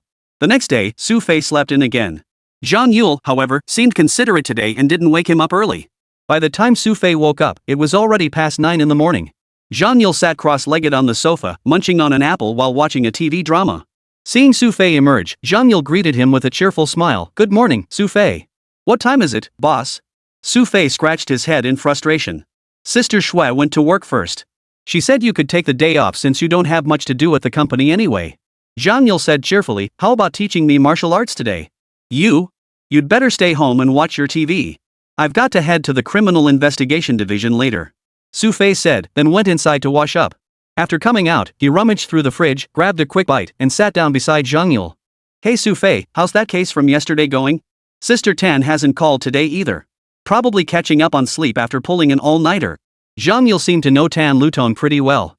It's just that. Xu Fei glanced at Zhang Yule's cheek and asked, are you feeling unwell today? Ever since waking up, Xu Fei had sensed something off about Zhang Yule. But now that they were sitting down, he noticed she seemed much quieter than usual, hardly her usual lively self. I'm on my period. Zhang Yule replied softly. Xu Fei immediately fell silent. After changing clothes in his room, he said, I'm heading out. You stay home and behave. Okay. When will you be back? Zhang Yule seemed more ladylike than usual when she wasn't feeling well, her tone carrying a quiet calm. Seeing her like this, Xu Fei, who had already started to leave, paused. After a moment's hesitation, he said, forget it. It's almost noon anyway. Why don't I cook something for us to eat before I go out? At Xu Fei's suggestion, Zhang Yule lit up with delight, her face breaking into a cheerful smile. Hey, then make dinner for me too. I can just heat it up tonight. Can't you just eat out? Xu Fei looked exasperated. Too lazy to go out. I just want to stay home today. Zhang Yule's expression made Xu Fei scratch his head in exasperation. Fine. I'll be back for dinner tonight, just to cook for you, Miss Priss. Really? If you don't come back, I'll starve to death. Zhang Yule's deadpan expression left Xu Fei with no room to argue. It was already past 9 o'clock. After watching TV with Zhang Yule for a while, Xu Fei casually bought some groceries and picked up a soft-shelled turtle for her on the way back. The moment she spotted the delicious food, even before taking a bite, Zhang Yule's spirits were noticeably higher than usual. Just as Xu Fei finished cooking, the doorbell suddenly rang. Go answer the door. Xu Fei called out to Zhang Yule, who was watching him cook nearby. The latter seemed reluctant but still walked to the door. Upon opening the door, Zhang Yule saw Tan Lutong standing there. Recognizing her, he immediately broke into a mischievous grin and said, Sis Lutong. I was wondering who it could be. What's up? Are you guys just about to eat? Tan Lutong hadn't even stepped inside yet when she caught the aroma. Yep, Xu Fei's cooking himself. Zhang Yule grinned widely. You're just in time for dinner. Chatting and laughing, the two walked into the kitchen, where Xu Fei had just lifted the final dish onto the table. Officer Tan, what is it? Need my help again? The moment Xu Fei saw Tan Lutong, he sensed it couldn't be anything good. Actually, I'm here to warn you. Tan Lutong sat down, grabbed a piece of meat with her hand, stuffed it into her mouth, and then continued, Your old dean is in trouble. Chapter 105, Hint. Tan Lutong's words instantly shattered Xu Fei's composure. Setting down his plate, he fixed Tan Lutong with a piercing stare. Under her intense gaze, Tan Lutong knew she couldn't keep him in suspense any longer. Don't worry, she continued. Nothing will happen for now. I've already stationed people near the welfare home. For now? Xu Fei eyed Tan Lutong suspiciously. Didn't you ask about the rat club earlier? Those guys yesterday were from the rat club.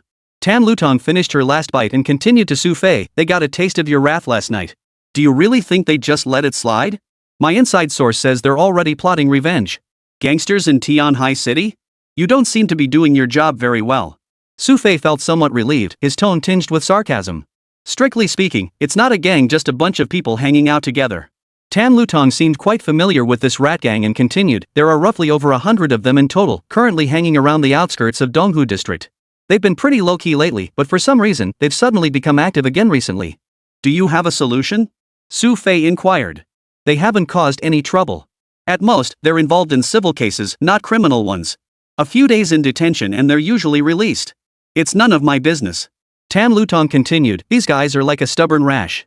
I heard the Bureau wants to crack down, but they haven't found a way to do it. After all, this is a society governed by law, you can't just arrest people for nothing. So why did you come specifically to tell me this? Xu Fei looked at Tan Lutong, already guessing she had other matters to discuss. You're pretty capable, right? Maybe you could figure something out? Tan Lutong continued, don't forget, as long as this thing exists in Donghu district, your old boss will have trouble every single day. Waiting for them to make a move on their own is practically impossible. What Xu Fei needs to do is make them commit a crime, then make an example of them. Alright, what else did your inside source say? Xu Fei asked Tan Lutong. Simple. They said these people will head to the welfare home tonight. What exactly they'll do isn't clear yet, but it'll definitely be some kind of disruption. But if that's all it is, it won't be enough to get them taken away.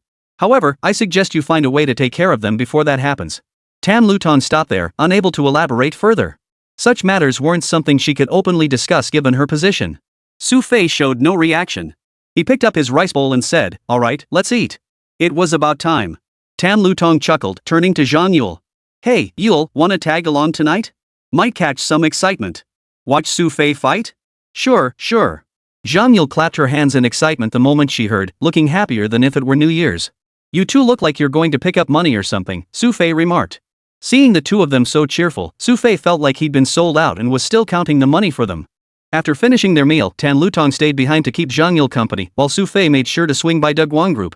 Though Xu Fei wasn't exactly the most dedicated employee, Dogwon Group was now teeming with crises.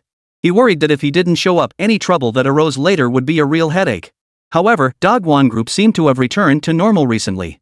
By the time Xu Fei arrived at the company, it was already past 2 in the afternoon. Xu Fei, you're something else. You're probably the only one in the whole company who shows up like this. Seeing Xu Fei arrive, Zhao Cheng couldn't resist teasing him. Xu Fei arrived, turned on his computer, and started downloading games. Only after hearing Zhao Cheng's words did he turn his head and say, if you like it, you can do it too. Cut it out. I'm counting on this job to pay the bills and get married. Zhao Cheng paused his work and watched Xu Fei downloading the game. By the way, the board of directors seems quieter than usual these past couple of days. Even those high and mighty executives have been much more subdued.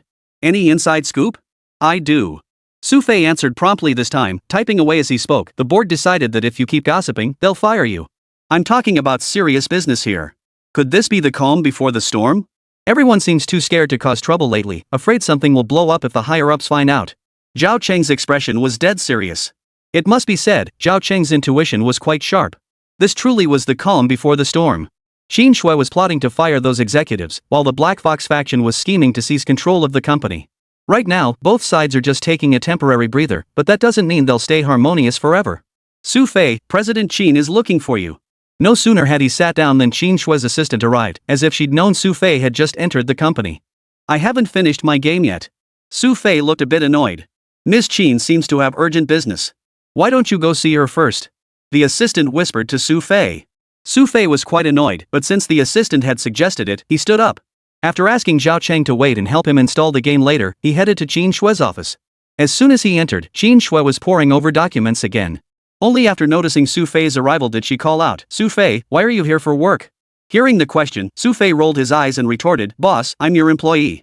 Could you please ask something slightly more constructive? Shouldn't I be at work? I thought you were supposed to be home taking care of Yulu. Since Qin Shui lived with Zhang Yule, she naturally knew when Yule's monthly period arrived. Tan Lutong is here at home. Xu Fei casually agreed, sitting down at the assistant's desk beside him.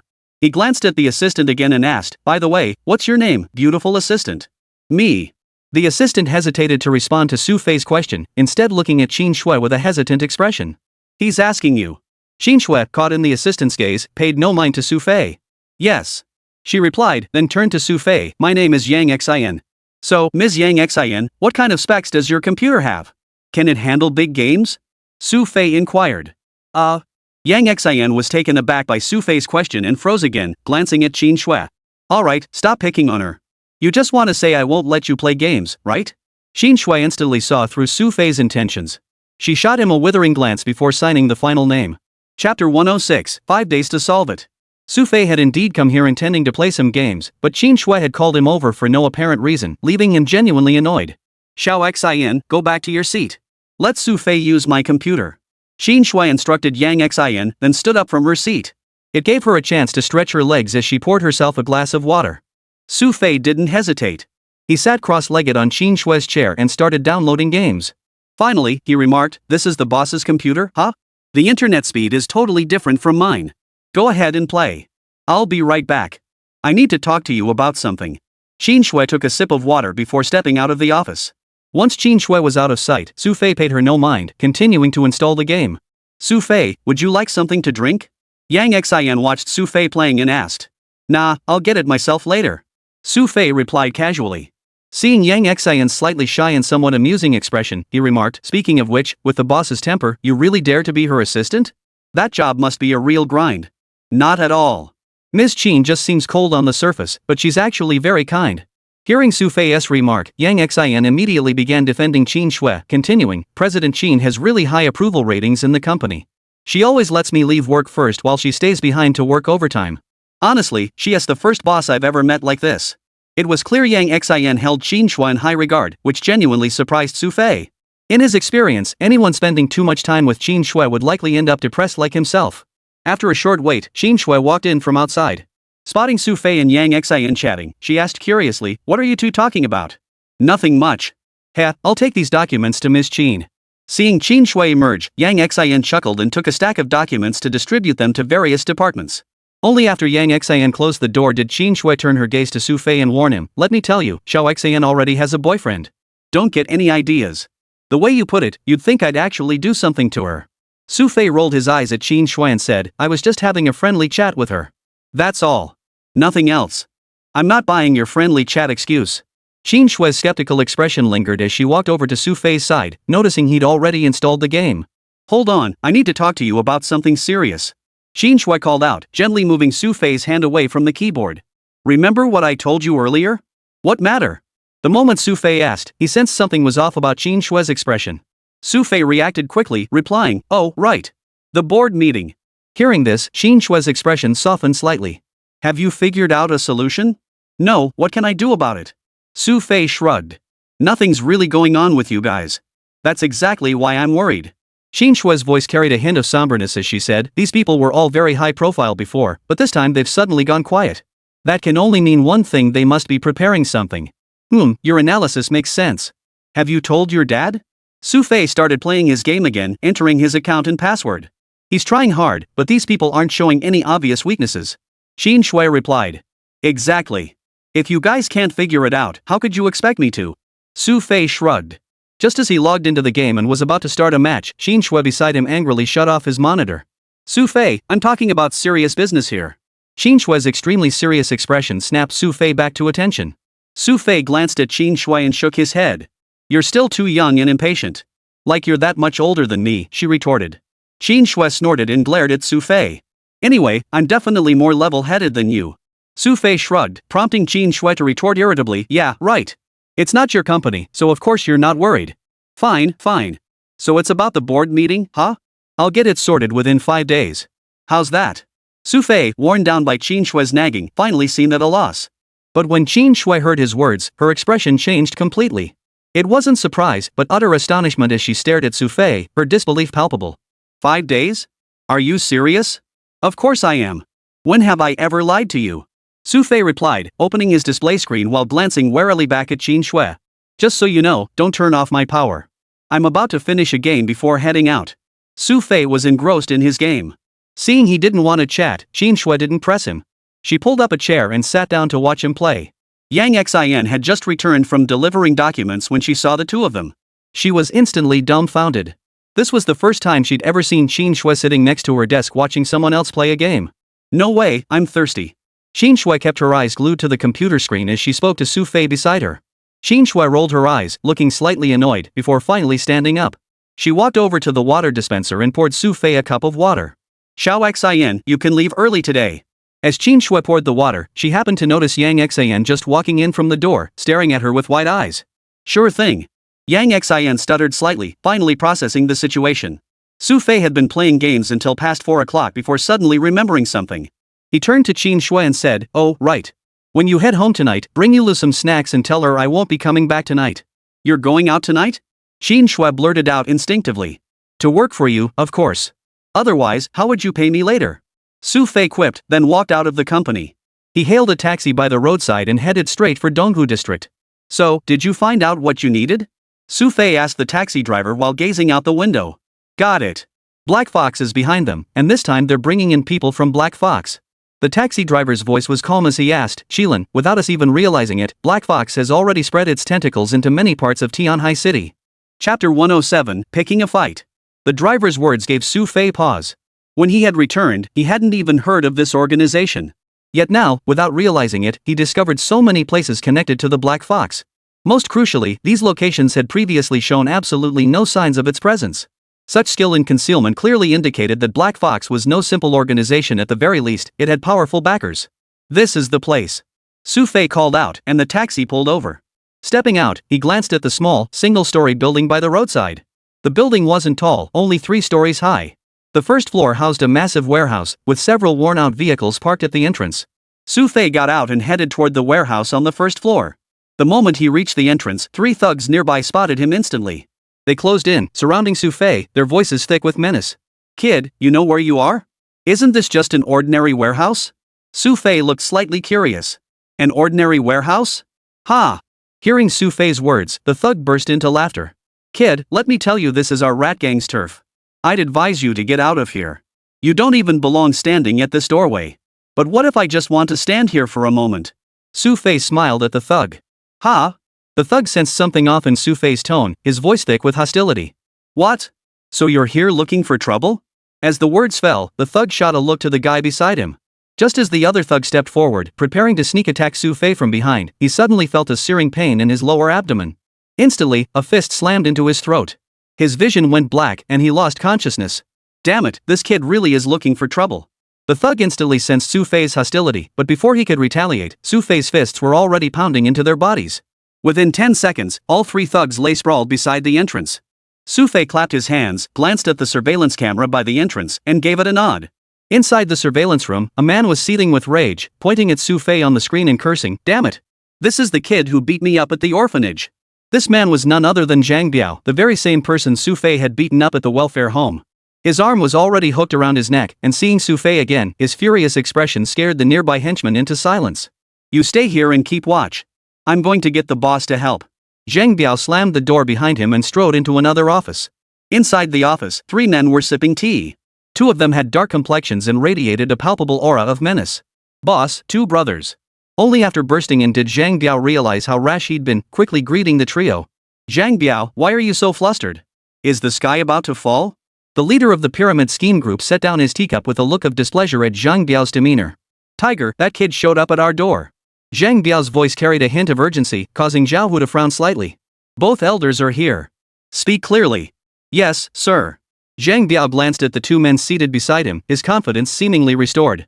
"It's the same guy who caused trouble at the welfare home before. He's here now, and he just injured our men at the entrance." "What?" A cold glint flashed in Zhao Hu's eyes. As someone who'd long held sway in this neighborhood, this was the first time he'd faced such a direct provocation. Rage surged within him. He turned to the seated pair. "Guys, looks like we won't need to go to the orphanage tonight. This kid's walked right into our trap. You see. Rest assured, the higher-ups said they'd back you up, and they will. Your business is our business now." The expressions on the two men's faces remained largely unchanged. "All right. Thank you, both of you." Zhao Hu's heart leapt with joy. He quickly stood up, cleared a path for them, and headed outside. By now, Xu Fei had entered the warehouse. He glanced around, seeming somewhat amused. Who would have thought this rat gang was so formidable, setting up such a massive operation? Xu Fei scanned the surroundings. About a dozen people were seated nearby. As soon as Xu Fei entered, their eyes flashed with hostility. Just as they were fixating on Xu Fei, a shadowy figure suddenly slipped in through the warehouse door from outside. "Ha!"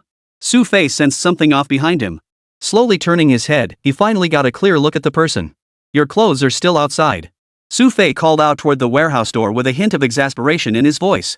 As his words faded, a petite figure emerged from the corner. With an awkward, sheepish grin, the person scratched their head and chuckled. "Xu Fei, you're amazing, you spotted me." This person was none other than Zhang Yule, who had heard Xu Fei was coming and hurried over. At noon, she and Tan Lutong had planned to come see the commotion. Xu Fei had deliberately avoided going home to keep him from knowing he was here. Little did he expect that even with his hiding, Zhang Yule still found her way here. Dressed in a summer t-shirt and pants, Zhang Yule walked toward Xu Fei with a cheerful grin. His smug expression made Xu Fei shake his head in exasperation. "Aren't you feeling under the weather today? Why did you follow me here? Sis Lutong told me I could catch some excitement here. I got so excited, it felt like my meridians opened up. I just had to come." "Ha!" Zhang Yule chuckled nervously, afraid Xu Fei would scold her and kick her out later. Xu Fei felt a bit down. He hadn't expected Tan Lutong to be so useless at her job, yet so skilled at betraying him. "Never mind. Just don't cause trouble later," Xu Fei reminded Zhang Yule, knowing it was already too late to send her away now. Inside, several figures were already making their way out.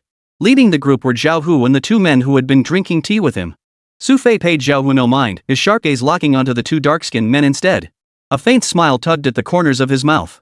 Chapter 108, The Fight Begins. As Zhao Hu and his crew emerged, the surrounding henchmen instantly rallied around him like they'd found their anchor. "Xu Fei, beat them senseless. Sister Lutong said she's already set up an ambush for you. Once you win, she'll bring her people in." Zhang Yule, seeing the opponent's formidable display, showed no fear whatsoever. Instead, he excitedly egged Xu Fei on. "What the hell are you even doing here? This isn't exactly a fun outing. Xu Fei snapped at Zhang Yule. But Sister Lu Tong said I could come. Zhang Yule argued with righteous indignation. Seeing Zhang Yule's attitude, Xu Fei really had no choice. When he turned back, he noticed Zhao Hu across from them looking rather grim. Kid, you show up here with a woman? Looks like Zhang Biao was right, you really are out of your mind. From several meters away, Zhao Hu spotted Zhang Yule following behind Xu Fei. Xu Fei, however, seemed to pay him little mind. He merely glanced at the two men beside Zhao Hu, then suddenly broke into a smile. Ah, so you brought reinforcements. Otherwise, I'd have wondered where you got the nerve. Kid, looks like you don't know who these two are. Seeing Xu Fei still acting so cocky, Zhao Hu raised his voice and said, let me tell you, your half-baked skills won't do a thing against these two. Is that so? Xu Fei looked at Zhao Hu with a hint of amusement, then shifted his gaze to the two men before him. You two really intend to stand up for him? I promised them I'd help protect this place. The man with the scar on his face addressed Xu Fei. Oh, I see. Xu Fei nodded. I'm just curious, how does this small group of over 100 people, who can't even muster their own members, warrant both of you coming here? Kid, they recognized a hero when they saw one. Looks like you really don't know the power of our rat society. Being dismissed so lightly by Xu Fei naturally ruffled Zhao Hu's feathers. After all, he was the rat club's leader, having ruled with an iron fist here for quite some time. Being dismissed so casually by Xu Fei naturally rubbed him the wrong way. Heroes? Xu Fei shot Zhao Hu a dismissive glance. All I see is a pack of rats running for their lives. What did you say? Flames of fury blazed in Zhao Hu's eyes as he glared at Xu Fei and bellowed, Fine. Fine. Today I'll show you just how formidable the rat gang is. As the words fell, Zhao Hu's cold gaze swept over the dozen or so henchmen beside him. Under his gaze, they immediately sprang into action, advancing step by step toward Xu Fei, each wielding steel bars and iron rods. Xu Fei, do you need my help? Zhang Yule's tone was questioning, but the eager gleam in her eyes suggested she wasn't really consulting Xu Fei. You look perfectly fine to me. Why would you be feeling unwell? Xu Fei shook his head, knowing he probably couldn't stop her. Sure enough, as soon as Zhang Yule saw the group closing in, she began rubbing her hands together eagerly, her eyes fixed on them. Hey, girl, I suggest you just watch from the sidelines. If you stick around, you can keep our tiger company over drinks. Maybe if you make him happy, he'll even take you home with him tonight. One thug, finding Zhang Yule blocking his path, slurred his vulgar words while still trying to curry favor with Zhao Hu. Ha! This kid's got potential. He's right, no one's hurting that girl tonight. Hearing his subordinate's words, Zhao Hu roared with laughter. I've never had a chick this hot in my life. If any of you hurt her, I'll kick your ass out on the spot. Zhao Hu's words drew cheers and laughter from the surrounding thugs, while Zhang Yule's expression grew increasingly grim. Whoosh! Before they could react, Zhang Yule's leg swept through the air like a whirlwind. Thud! His leg slammed into a thug's head. Almost instantly, the thug's vision went black. He flew half a meter before crashing into the corner of the wall and passing out. A smug smile curled at the corner of Zhang Yule's lips. He lifted his head, sweeping his gaze across the surrounding thugs before fixing his eyes on Zhao Hu and his crew. Zhao Hu's eyes were wide with disbelief as he stared at Zhang Yule. No one could have imagined that such a seemingly frail frame could unleash such explosive power. Very good. The two men beside Zhao Hu finally showed some emotion. They stepped forward, their cold gazes sweeping over the surrounding thugs. The thugs, seeing these two men about to intervene personally, immediately scrambled backward in unison, their eyes filled with expectation and reverence for the pair. Miss, if you're not feeling well, let me handle this. Xu Fei addressed Zhang Yule, gesturing for her to step back behind him. Zhang Yule clearly sensed these two men were no ordinary foes and wisely held her ground. Oh? The man with the knife scar on his face looked somewhat surprised when Zhang Yule stepped back. What? You plan to take on both of us? What else? Xu Fei chuckled softly. Let's not waste time. Get on with it. I've got to check on the old dean later. Kid, you still dare to be so cocky? Looks like you really don't know how formidable these two are. Tiger, who had been momentarily stunned by Zhang Yule's skills, regained his composure and resumed his arrogant demeanor. With these two here, he felt confident. You stay right there. We'll deal with you later. Xu Fei glanced at the two men and urged, hurry up. If you don't start soon, it'll be dark. Very good. Quite brave. A fierce glint flashed in Scarface's eyes as his body surged forward towards Xu Fei in an instant. Simultaneously, the other man closed in on Xu Fei from the opposite side. Attacking from both sides, the pair had trained together since their days in the academy. Whether on the battlefield or in hand-to-hand combat, their coordination was flawless. Swish! While Xu Fei stood frozen in place, the scarred man's hand already held a gleaming dagger aimed straight for Xu Fei's chest. Xu Fei felt a flicker of disdain. Just as he prepared to dodge, he suddenly realized the space he intended to evade had been blocked by the other man. Forced to take half a step forward, he narrowly avoided the strike. Chapter 109, Filming a wuxia movie? The two men with the scarred face were also taken aback, not expecting Xu Fei to evade their combined speed. Without hesitation, they launched another assault at Xu Fei, this time moving even faster and more swiftly than before. Facing their combined assault, Xu Fei appeared to be locked in a fierce struggle. Yet to the onlookers, he seemed to carry an air of smug satisfaction. "Hey, girl, stop watching. This kid won't last much longer." Zhao Hu spotted Zhang Yule standing nearby, a smug look on his face. "Put." Zhang Yule shot Zhao Hu a look of utter contempt. "You two aren't even enough to warm up for Xu Fei. Hey, beautiful, why are you fooling yourself? I'll tell you straight, there's no future following this kid. Why not come with me instead? You'll live in luxury. To put it plainly, I dare say no one in the entire Donghu district would dare touch a single hair on your head." Zhao Hu's words made Zhang Yule ignore him. Watching Xu Fei's expression, a hint of something flashed in his eyes. Their attacks grew increasingly rapid, and Zhang Yule's heart truly began to race. She'd seen countless masters before, including elite fighters from the military. But Zhang Yule never imagined she'd witness combat like this here. What astonished her even more was that under their combined assault, Xu Fei still managed to dodge with ease. "Not fun. Too weak." Suddenly, Xu Fei spoke in a calm voice, a sharp gleam flashing in his eyes. Almost simultaneously, the two men with the scarred faces felt the pressure intensify. Just as they were about to retreat, they suddenly realized Xu Fei's body had vanished from its original position. Thud!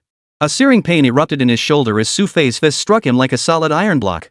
Then, Xu Fei grabbed the scarred man's arm with one hand, flung him into the air, and delivered a kick to his midsection. Boom! Scarface flew across the room. Before he could land in the corner, Xu Fei had already charged at another man. Thud! Thud! The sound of two bodies crashing together in quick succession. Scarface's body had barely hit the ground when his partner's body landed on top of him, the sequence unfolding without even a moment's pause. Zhao Hu, who had been wearing a smug expression moments before, froze in place in the blink of an eye. His eyes hadn't even registered how Xu Fei had struck. All he knew was that the two men, Scarface and his partner, had merely flickered before his eyes before crashing into the nearby corner. "Is there anyone else who can fight?" Xu Fei asked Zhao Hu, a faint smile playing on his lips. This snapped Zhao Hu out of his daze. He shouted urgently, "Damn it, stop staring.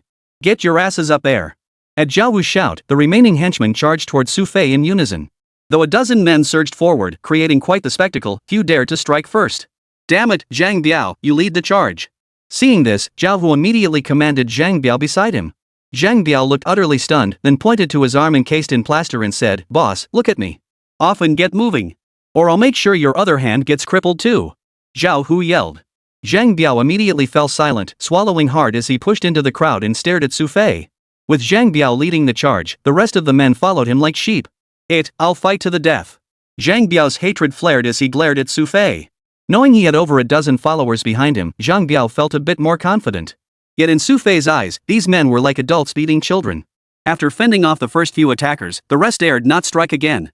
It was precisely at this moment that Zhang Yule suddenly noticed Zhao Hu, who had been standing aside, sprinting toward the rear. She immediately shouted in alarm, "Xu Fei, watch your right." Almost the instant Zhang Yule's words fell, Xu Fei snatched a dagger from one of the thugs. With a sudden twist of his wrist, the blade whistled through the air, hurtling toward Zhao Hu. A chill swept past his ear. Zhao Hu froze in place as the dagger slammed into the door panel before him with a thud. Seeing the dagger that had just whizzed past his ear, Zhao Hu's forehead began to drip with large beads of sweat. His body stiffened as he turned his head, staring blankly at Xu Fei standing 10 meters away. Xu Fei wore a smile, but in Zhao Hu's eyes, it looked like a warning from the Grim Reaper. Not a single one of the dozen people around them dared to move. Even Zhang Yule was utterly dumbfounded. She knew Special Forces soldiers could throw knives, but she never imagined Xu Fei possessed such incredible wrist strength, pinning a dagger to a door from 10 meters away. Was this some kind of martial arts movie? Like Li Xiaofei's flying dagger? Some henchmen foolishly spoke up, though by now they all clearly recognized the gap in strength. Just then, a group of people burst through the doorway with a clatter, all dressed in black police uniforms. Freeze! Leading them was Tan Lutong. Upon seeing the police, the thugs seemed almost relieved. In unison, they cried out, "Officer! We surrender!" Such a comical scene was unprecedented. Tan Lutong, holding her gun, looked slightly surprised.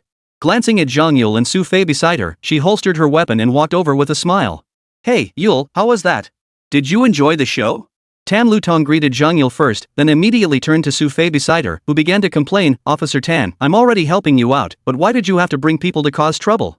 Don't you dare take my kindness for granted. I'm doing this for your own good." Tan Lutong's expression was dead serious. "Help me? Yeah, right." Xu Fei shot Tan Lutong a skeptical look. "Pfft, don't you think about it? With a case this big, you came in alone. If you have to give a statement later, won't that be a huge hassle?"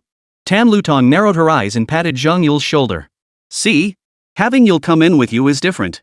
Not only can she help you, but she can also serve as a witness and give a statement alongside you. Her? More like she'd just caused trouble. Xu Fei looked utterly speechless. But he had to admit Tan Lutong had a point. At least with Zhang Yule here, the statement process went smoothly. After all, her presence lent credibility to her testimony. I just remembered I'll need to ask you for a favor later. Xu Fei suddenly remembered something and addressed Tan Lutong. Chapter 110, Calling Her Aunt. What is it? Tan Lutong looked at Xu Fei with some confusion. It's about those two guys, they're not ordinary. If I need to use them later, you have to let me meet them. Xu Fei pointed at the scarred man and the other individual he'd knocked unconscious earlier. Those two?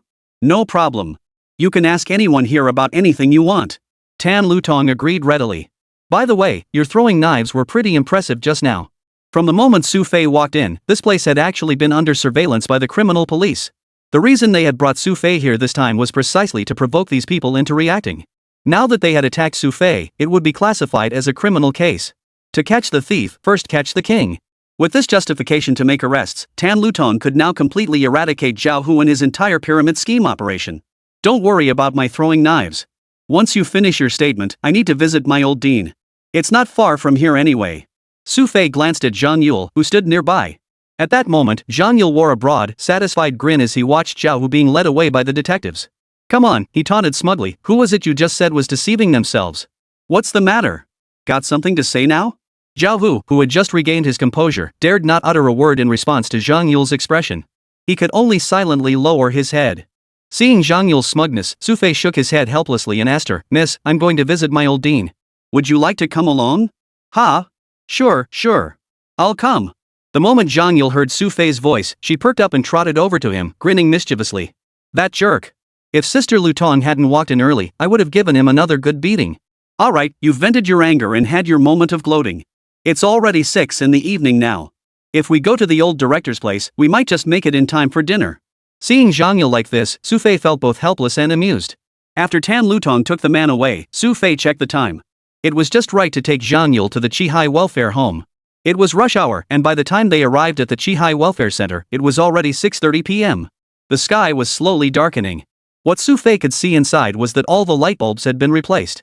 The basketball court was brightly lit, and many children were chasing each other, their faces beaming with smiles. As soon as Xu Fei arrived, the children seemed to spot him and immediately ran toward him. He had been surrounded like this during his last visit, but this time, the expressions on the children's faces were clearly different. Hello, uncle. Their innocent eyes looked at Xu Fei, then glanced at Zhang Yule beside him. Unlike Xu Fei, Zhang Yule adored children. He grinned as he joined a group of 7 or 8-year-olds in their playful antics. Have you eaten yet? Zhang Yule asked, ruffling a child's hair. Not yet, but we're about to. The headmaster said we get to eat delicious meat today. Their skin was slightly tanned, and their clothes were worn and torn, yet the joyful smiles on their faces were pure and radiant. Sister, you and Uncle Su can eat here later. A child blinked at Zhang Yule, but Xu Fei, standing nearby, frowned upon hearing this. He turned to the child and said, Little one, you should call her auntie, understand? And call me brother. But sister is pretty. The child answered with a grin, prompting Zhang Yule to chuckle triumphantly beside him. Patting Xu Fei on the shoulder, she said, See? Kids are just honest. Seeing Zhang Yule's boundless smugness, Xu Fei felt even more annoyed. After playing with the children for a while, the director emerged from inside and spotted Xu Fei. Xiao Fei. You're here. The principal was overjoyed to see Xu Fei and immediately let him inside. After sending the children to the cafeteria for lunch, Xu Fei followed the principal to his residence. Inside the director's home, nothing had changed except the room's lights were brighter than before. This is my friend, Zhang Yule. She just happened to come along to visit. Xu Fei introduced them, while Zhang Yule was already lively and cheerful. He grinned at the director and said, Hee, I tagged along for the free meal. Hope I'm not interrupting anything? Not at all. I'm delighted you're here. Having lived over 60 years, the director was no fool. Seeing Zhang Yule's demeanor, he knew their relationship was more than just casual. Smiling, he said, Perfect timing. I bought some meat for the kids today. I'll grab some dishes from the cafeteria. It's still early, so let's all enjoy a proper meal. Xu Fei hadn't eaten anything when he arrived yesterday, and the director felt a bit guilty about it. Today, he'd finally bought some food, so it was only right to let the two of them stay and eat here. No problem, let her handle it. Otherwise, how could he let her eat for free? Xu Fei glanced at Zhang Yule, who seemed quite willing. Sure, I'll go get it. Director, you just stay here. Oh, that's too kind of you. You're our guests, after all. The dean was about to say something else when he saw Zhang Yule had already walked out. Noticing the dean's expression was noticeably brighter than before, Xu Fei smiled and said, "Dean, I actually came today to share some good news with you." "What good news?" the dean inquired upon hearing this. "The rat gang has been completely wiped out by the police officer who came with me yesterday. They won't be causing trouble here anymore." Xu Fei's words made the dean's eyes light up. Full of excitement, he grabbed Xu Fei's hand and asked, "You're telling the truth?" "Of course it's true. Do I look like someone who would deceive you?" Seeing the director's excitement, Xu Fei smiled and added, "Not only have we eliminated the rat gang, but Jiahao Real Estate will never set their sights on this land again. I have a friend who runs a company, they'll donate an entire building to you, constructed right here on this very spot." Xu Fei's words brought wave after wave of surprise to the director. The smile on his face seemed almost uncontrollable. Finally, overcome with joy, he grabbed Xu Fei's hand and said excitedly, "Xu Fei, this time, you've really done our welfare home a huge favor." Chapter 111, The Reborn Organization. The previous director had been weighed down by countless daily worries. But in just one day, Xu Fei had not only provided the funds to keep the orphanage running but also resolved the troubles caused by Jiahao Real Estate and the rat gang. Without their interference, the orphanage could once again accept donations from the community. People nearby wouldn't have to fear retaliation and could freely come to help. "Rest assured, Director. Anything concerning the orphanage is my concern too." Xu Fei's sincere expression made the director's eyes well up again. Realizing it was inappropriate to cry now, he wiped away his tears and said, "Now, I must wait for you to find those 4 children." The director had not forgotten those 4 missing children. Yet the grief and despair she once felt had lessened, for she now believed Xu Fei could help her find them. In the director's eyes, Xu Fei had grown into someone capable of handling matters independently. He was certain Xu Fei could find those children. Before long, Zhang Yule returned. After the 3 of them ate a meal here, seeing that it was getting late, Xu Fei didn't linger much longer. After all, it would take some time to get back home from here. After hailing a cab on the road, Xu Fei brought Zhang Yule back home. Throughout the journey, Zhang Yule wore an expression of pure excitement. "Xu Fei, you gave the director that much money?" Zhang Yule wasn't like Tan Lutong, she cared more than anyone about Xu Fei's background. Over 4 million yuan, even considering Xu Fei's former position as deputy general manager of the State Resources Corporation, that was an absolutely enormous sum. "You invited me over to hang out and even let me freeload meals. Where did you even get that kind of money?" Instead of answering Zhang Yule's question, Xu Fei turned the tables and started complaining about her. "Then just tell me where your money came from and I won't ask." Zhang Yule grinned. "I earned it working. Simple as that." Xu Fei continued, "Instead of worrying about that, why don't you just sit quietly? This morning you looked so miserable, but now you're all perky? Well, I'll do as I please." Zhang Yule pursed her lips and turned her head away. Xu Fei successfully changed the subject. Zhang Yule seemed to genuinely let it go. By the time they returned home, it was already past 9 in the evening. At this hour, Qin Shui hadn't gone to bed yet. The door was open, and she sat in front of the computer, seemingly engrossed in something. Xu Fei didn't call out to her. After taking a shower, he simply lay down on the bed. Today's events provided Xu Fei with a significant insight just how deeply Black Fox had infiltrated Tianhai City. Those 2 men were no ordinary fighters. Though Xu Fei had made it look effortless, their strength was undeniably formidable when compared to others. The Rat Society was merely a minor organization. While Black Fox's motives for controlling it remained unclear, it was evident that these 2 were merely random operatives dispatched by the group. If even such casually deployed agents possessed this level of capability, the sheer scale of the Black Fox organization itself was staggering. Black Fox. Xu Fei murmured to himself, his mind seemingly searching for information related to this Black Fox. No matter how hard he thought, Xu Fei couldn't recall anything particularly formidable about Black Fox from their previous encounter. Just as Xu Fei was deep in thought, his phone suddenly rang. Xu Fei picked up the phone. His expression turned serious upon seeing the caller ID. Answering, he asked, "What's up?" "I found the Black Fox's previous records and have already compiled and sent them to you." On the other end of the line was Lan's voice. It must be said that Lan was exceptionally professional. In just one short day, she had managed to track down this Black Fox. Previously, neither Zhang Hongwei nor anyone else had uncovered any useful information about this Black Fox. "Got it. I'll review it immediately." Xu Fei said no more and hung up the phone. For them, prolonged phone calls risk detection, even with encrypted devices. After booting up his computer, Xu Fei noticed a new email in his inbox.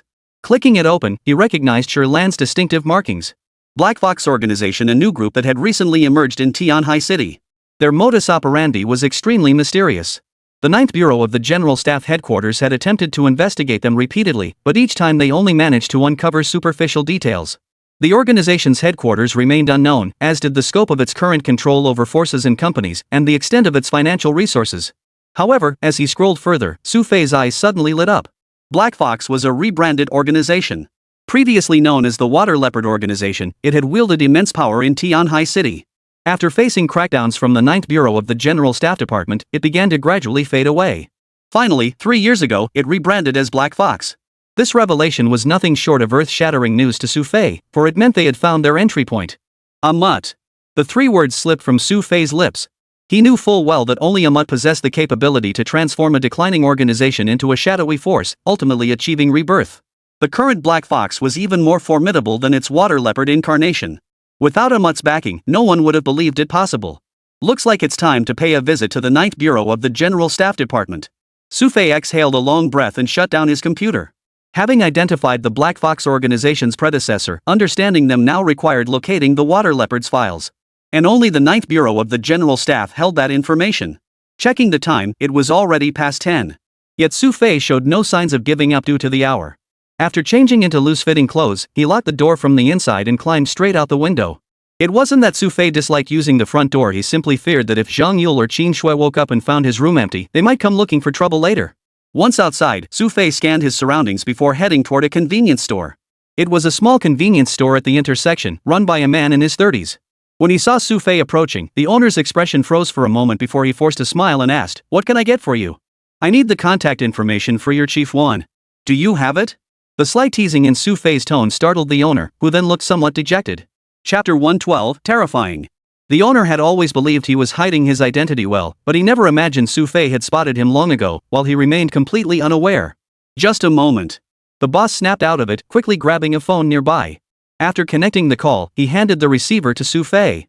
"Xiao Fei, what brings you calling?" Wan Ligua's tone carried a hint of amiability, as if Xu Fei's call had given him a welcome excuse to set aside his work and take a brief break. "I need something from you." Xu Fei chuckled. "How about it? Is it convenient?" "What exactly?" "As long as it doesn't violate regulations, I can get it for you." Wan Ligua replied. "Don't worry, it's nothing illegal. I just need you to get me the files on Water Leopard from a few years back." Xu Fei's request puzzled Wan Ligua. "Water Leopard? That organization from Tianhai City before?" "Yes." Xu Fei confirmed. "Of course I can give you that. But that organization's long gone. Only a few people remained before it disbanded. Why do you suddenly need their files? Did they have some beef with you before?" Wan Ligua looked puzzled. "We'll talk about it in person. I'll wait at the usual spot for your people to bring it over," Xu Fei said. After hanging up, he glanced at the shop owner and chuckled. "When you're tailing someone, don't stare at them constantly. If you don't even believe you're a convenience store owner yourself, how can you possibly fool anyone else?" With that, Xu Fei left, leaving the owner feeling a bit down. The so-called usual spot was a cafe beside the beach. It was quiet, and Xu Fei knew the entire area was under surveillance by the General Staff Department's 9th Bureau, a very secure location. Shortly after Xu Fei arrived, Wan Ligua followed. This time, upon reaching the entrance, he instructed his bodyguard to remain outside and entered alone. "Director Wan, you said just send something over, anyone could have delivered it. You coming here yourself? I really can't accept that."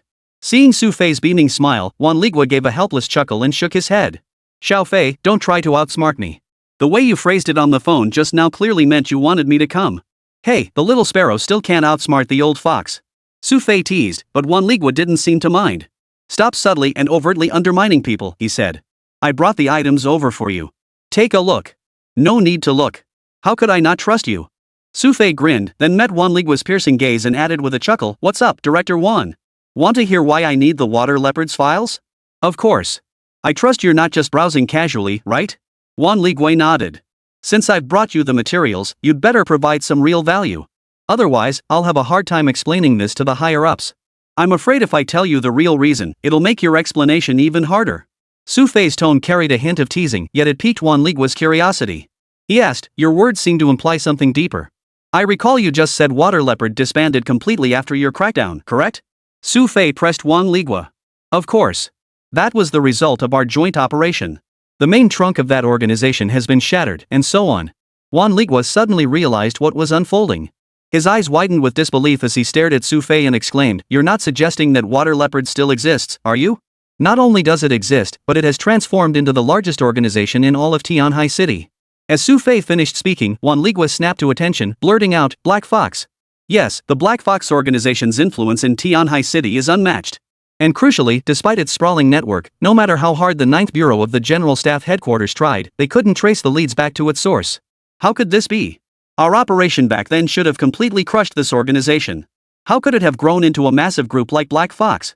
Juan Ligua still found it hard to believe this reality, for he had already been deputy director of the 9th Bureau of the General Staff Department during the operation to strike against this organization. He knew every detail of that operation. If a mutt had intervened, would that be so strange? Xu Fei countered Juan Ligua's skepticism and continued, this organization's capabilities are far more complex than they appear. If they need to, establishing a new front group is well within their reach. A mutt? If that were the case, it would be truly astonishing. Although Juan Ligua had been engaged in ongoing confrontations with a mutt, the two pieces of information Xu Fei suddenly revealed to him completely overturned his previous impressions of the organization. Where he once viewed a mutt as a mysterious adversary, now a mutt was not merely enigmatic, it was profoundly powerful and terrifying. How did you uncover this information? Juan Ligua couldn't fully trust this information just yet. It wasn't that he doubted Xu Fei, but rather that the matter itself was simply too incredible. It wasn't difficult. Xu Fei smiled and continued, if we assume Black Fox is controlled by a mutt, then there must be an interface between them. This interface is the button a mutt uses to control Black Fox, and also the channel through which a mutt supplies resources to Black Fox. You mean you found that channel? Juan Ligua immediately grasped Xu Fei's meaning.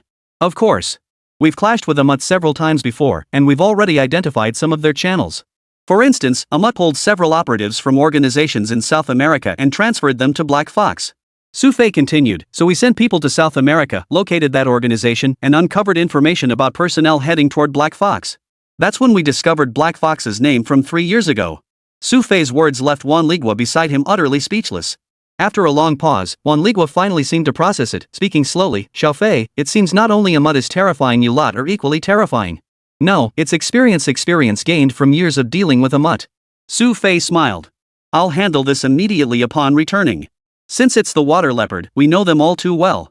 A resolute look now filled Juan Ligua's eyes as he said, a leopard may don a fox's skin, but it will always retain the habits of a leopard. Yes, that's precisely why I asked you for the water leopard data. Xu Fei agreed with Juan Ligua's assessment. He glanced toward the doorway once more, and a faint smile suddenly touched his lips. Chapter 113, Shirlan's Temper. Outside the glass door, Juan Ligua's bodyguard, Zhang Yule, watched their conversation. His gaze didn't seem focused on protecting Juan Ligua, instead, it lingered intently on Xu Fei. I've noticed he's changed quite a bit lately. Based on past behavior, he should be coming in by now. Xu Fei's half-smiling expression prompted Juan Ligua to shake his head. The impression you left on him last time was too profound. He probably hasn't processed it yet. Alright, it's getting late. I'll be heading out now. Xu Fei stood up, grabbed his documents, and walked out. As he reached the doorway, Zhang Yule lingered, casting several lingering glances at Xu Fei, as if he had something left unsaid. I'm off. Take good care of your commander. Xu Fei smiled and left the room. Only after Xu Fei had left did Zhang Yule hurry inside. Juan Ligua sat there, still deep in thought. Commander, what did Qilin say? Not only had his attitude shifted, but Zhang Yule had even changed his form of address. Where he had previously addressed him by name, he now used Xu Fei's codename. He had found the precursor to the Black Fox organization. A hint of awe flashed across Juan Ligua's face as he exhaled deeply. Ling Yun, he said, Xu Fei is 10 times more formidable than either of us ever imagined. Achoo! Walking down the street, Xu Fei sneezed. Wiping his nose, he looked a bit downcast, muttering to himself, who's still talking about me now? But Xu Fei didn't dwell on it. Returning home, he flopped onto his bed and began examining the materials Juan Ligua had just given him. It was already past midnight, yet Xu Fei hadn't fallen asleep. With the lamp on, he occasionally glanced at the documents before sinking back into deep thought. No one knew when Xu Fei finally drifted off to sleep. When he woke up the next morning, he was gone again. Hey, Sister Shui, have you seen Xu Fei? Where did he go so early in the morning? Zhang Yule arrived at Xu Fei's room and found him gone early in the morning, which seemed a bit odd. No idea. Probably went out. Qin Shui had just gotten up that morning and seemed equally unaware. His phone wasn't answering either. Who knows where he's gone? Zhang Yule's face showed disappointment and frustration. It seemed like without seeing Xu Fei in the morning, something felt missing. Meanwhile, Xu Fei had already arrived at the 3rd floor of Gaochen Tower. Security personnel were still training outside, but when Xu Fei walked straight in, he saw Shirlan and the others inside. They seemed to have woken up early too. Qilin, you're here so early today. Spotting Xu Fei, Black Dragon grinned and greeted him. Nothing much to do. After handing the items to Shirlan, Xu Fei glanced around and asked curiously, where are Fox and Monkey? Oh, them. Fox is still sleeping, she only went to bed this morning. As for Monkey, Black Dragon said, glancing at Shirlan beside him. At the mention of Monkey, Shirlan's expression immediately turned disdainful. I made him do 1,000 push-ups. He just left a few minutes ago. What's up? Did you two fight again? Xu Fei looked slightly amused. No. Sherlan turned her head away, refusing to admit it. Xu Fei sighed helplessly. But then, Black Dragon pulled Xu Fei aside and whispered, Kirin, listen up. You better find a way to get Monkey out of here soon. This is gonna be epic. If this place turns into a battlefield, we're all gonna get caught in the crossfire. No way? It's that serious? Xu Fei perked up with curiosity. What about Monkey? Just this morning, Monkey came out of a girl's room upstairs. That girl used to work for the security company. Think about it, going to a girl's room first thing in the morning and then getting caught by Sherlan.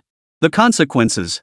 Halum didn't finish his sentence, but the utterly miserable look on his face made Xu Fei realize Monkey probably wouldn't escape this one. Clang. The door swung open at that moment.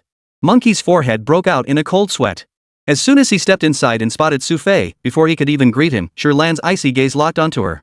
Sherlan, I just did 1,100, exceeded the quota. You should be satisfied now, right? I swear, I have absolutely nothing to do with that girl. She just asked me to help move her bed this morning. Monkey hurriedly explained, but Sherlan's icy expression remained unchanged.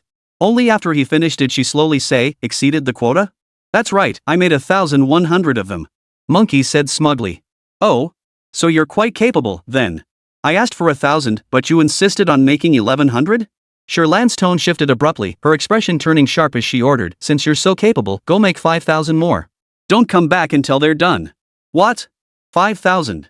The monkey heard this and immediately grew anxious, exclaiming excitedly, Sherlan, no, I mean, that thing Not going? Sherlan glared coldly at Monkey. At that moment, the monkey could only shoot a pleading look at Xu Fei. But seeing Sherlan's expression, Xu Fei dared not get involved. With an awkward smile, he quickly said, I just remembered I have to go to work later. You two chat. I'll be off. As he spoke, Xu Fei made his way to the door and hastily exited this trouble spot, leaving Monkey standing there dumbfounded. Only after finally escaping the building did Xu Fei breathe a long sigh of relief. Man, when this woman got angry, she didn't hold back. 5,000 push-ups? Monkey was going to be busy for a while. Hailing a cab, Xu Fei arrived at Dugwan Group precisely at 8:59. The moment he sat down, he caught Zhao Cheng staring at him with obvious surprise, as if he'd just spotted an alien. What are you doing, staring at me like that first thing in the morning? Xu Fei asked suspiciously as he booted up his computer. Wait, Xu Fei, you're actually on time for work today? Zhao Cheng's astonished expression made Xu Fei roll his eyes in exasperation. Shouldn't I be on time for work? No, I mean, it still feels off. Zhao Cheng thought about it. Xu Fei was indeed an employee, and arriving on time seemed like the right thing to do. But why did he feel something was off? Chapter 114, Meritorious Servant? Xu Fei paid no mind to Zhao Cheng's thoughts, continuing to play his game until noon rolled around. Xin Shui seemed genuinely busy today, and no one had been sent to find him. This suited Xu Fei just fine. He was happy to have the freedom. It had been ages since he'd eaten in the cafeteria. Once there, Xu Fei seemed to grow accustomed to dining alongside these white-collar workers. After finding a spot with Zhao Cheng, Zhang Lele soon joined them. Where was Lin Jing? Xu Fei noticed Zhang Lele seemed unusually alone for lunch today. Xiao Jing said she had something at home and took the day off work. Zhang Lele said, glancing at Xu Fei and Zhao Cheng before continuing, I was actually planning to visit her tonight. Would you two like to come along? I'll pass. I've got plans tonight. Xu Fei declined the invitation without hesitation. His schedule was packed lately. He'd just dealt with the pyramid scheme, and next up was the Black Fox issue with the company he needed to find a breakthrough. After Xu Fei declined, the other two didn't press the matter. They finished their meal and returned to the office. Afternoons always felt interminably long and prone to drowsiness. After lingering for a while, Xu Fei stretched lazily when the clock struck 4. I'm downloading a plugin. Once it's done, could you install it for me? I need to use the restroom. Xu Fei said to Zhao Cheng beside him as he headed toward the restroom. It seemed like everyone liked to hit the restroom right before quitting time, and sure enough, it was packed. After emerging from the restroom, Xu Fei was about to head back to the office when he noticed a corridor running alongside the restroom. He hadn't really noticed it before. Xu Fei looked at the corridor and found it rather odd. The lighting was dim, the natural light for it resembled a warehouse. What surprised Xu Fei, however, was seeing a figure emerge from within, none other than Gao Haiyuan, who had attended the last board meeting. As the second largest shareholder on the board, was this guy's role in the company really managing the warehouse? Oof. Upon seeing Xu Fei, Gao Haiyuan seemed to be in a very bad mood. He gave a cold snort and turned away, which made Xu Fei chuckle. Without dwelling on it, Xu Fei returned to his office to find Zhao Cheng had already installed the plug-in for him. By the way, do you know Gao Haiyuan from the board? Xu Fei knew Zhao Cheng would recognize the name. Yeah, I know him. What's up? Zhao Cheng looked at Xu Fei with some puzzlement. No, it's just that something seemed off earlier. What's his position in the company? Xu Fei asked. He oversees the company's technology R&D division.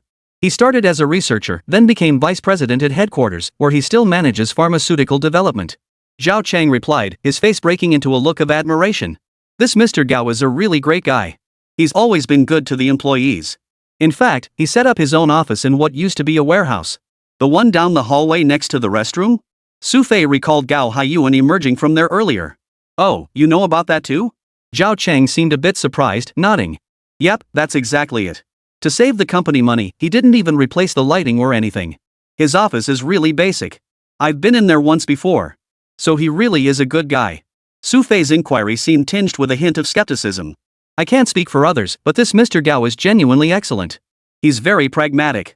He's contributed to the development of several of the company's drugs and is considered a key contributor throughout the entire company. Zhao Chang paused, looking somewhat puzzled. Strangely enough, he used to be highly valued by Chairman Qin. Then, for some reason, it seems he and Chairman Qin had a falling out. Do you know the specific reason? Xu Fei inquired. Not exactly. It just happened like that 6 months ago. I heard they often clash during board meetings, but you know, at my position, I couldn't possibly get involved in that sort of thing. Zhao Chang sighed helplessly, sharing everything he knew with Xu Fei. Alright, thanks. Xu Fei smiled, shut down his computer, and headed toward Qin Shue's office. It was already 4:30 p.m., yet Qin Shue showed no signs of leaving. Instead, she scanned documents at lightning speed, her pen constantly marking notes. Yang Xian, standing nearby, noticed Xu Fei enter. Just as she was about to speak, Xu Fei made a shushing gesture. Yang Xian immediately understood, covering her mouth beside him. She watched as Xu Fei approached Qin Shue, who remained completely oblivious. Her brow furrowed deeply, as if she were completely absorbed in deep thought. Xu Fei didn't rush over to disturb her. Instead, he leaned closer to Yang Xian and whispered, "What's gotten into the boss? Has she lost her mind?" "No, she's reviewing the latest Research Institute data." Yang Xian replied, her voice slightly louder. Just then, Qin Shue heard Yang Xian's voice. She slowly lifted her head and saw Xu Fei and Yang Xian standing nearby. Looking somewhat puzzled, she asked, "Xu Fei, when did you come in?" "I've been here for a while." Xu Fei replied, adding, "But if you need to get back to work, go ahead. I'll just borrow Yang Xian's computer to play a game for a bit." "Oh, Xiao Xian, you can head home early today. I'll handle the remaining tasks." After hearing Xu Fei's words, Qin Shue turned to Yang Xian and said. Yang Xian couldn't help but feel delighted inside. It seemed like whenever Xu Fei came here, she could always leave work early. After organizing Qin Shue's documents and sorting them, Yang Xian left work first. After Yang Xian left, Qin Shue let out a long sigh of relief. She looked at Xu Fei sitting in the assistant's chair and asked, "Why did you come to my office on your own today? Is there something you need?" "Nothing. What Research Institute materials were you looking at just now?" Xu Fei asked, sounding a bit puzzled. "It's about our drug development research. We currently have funding for several new drugs," Qin Shue said, about to put the materials away. Xu Fei suddenly seemed interested and asked, "Can I take a look?"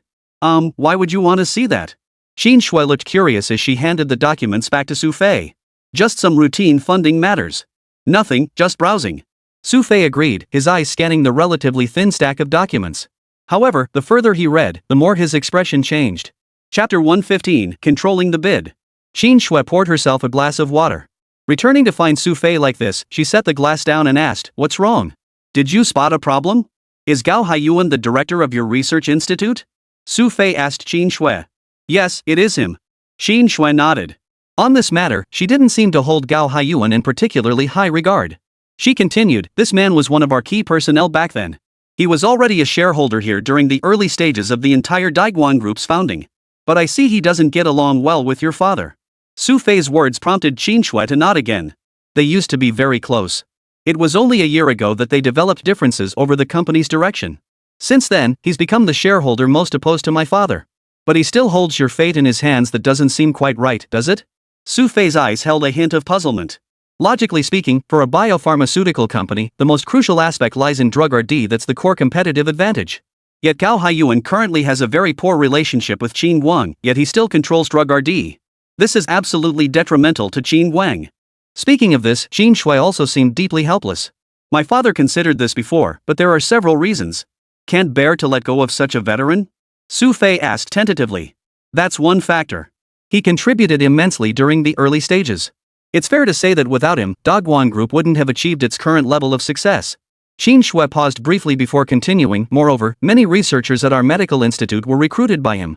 You know very well that if he were to leave, these people would likely follow him. While Qin Shui could wield an iron fist and fire company managers outright, these researchers were different. These individuals came here driven by genuine academic passion. If they were to leave because of Gao Haiyuan, not only would Dogwine Group's R&D capabilities suffer a catastrophic setback, but more critically, the numerous drugs currently in development would grind to a complete halt or even become obsolete. The resulting losses would be immense. Other personnel could be replaced, but these researchers, not just anyone, could step in and continue their work. I see. Judging by this research funding, Gao Haiyuan is indeed a highly capable individual. Xu Fei set down the documents in his hands, his tone carrying a hint of deeper meaning. Qin Shui caught the implication in Xu Fei's words and asked, "What did you notice?" "Haven't you noticed?" Xu Fei pointed to several funding figures on the document spreadsheets and said, "Though I'm not an expert, I know that in pharmaceutical development, the salary demands of your researchers here are unreasonably low." "Yes, I've inquired about this. They claim they're willing to work under Gao Haiyuan, hence the low salary demands." Qin Shui spoke, but saw Xu Fei shake his head. "I don't think it's just that. If these people are willing to follow Gao Haiyuan, so their demands are low, but their R&D costs are also extremely low, then it's not a matter of willingness." "What do you mean?" Qin Shui asked, puzzled. "These chemical compounds are scarce internationally, yet their quoted prices are far below current market averages." Xu Fei continued, "These substances are practically unattainable on the global market. Yet Gao Haiyuan managed to secure such large quantities at such low prices. That indicates he must have access to unconventional channels." After Xu Fei spoke, Qin Shui looked more closely and found it was indeed true. Also, look closely at the cost breakdown.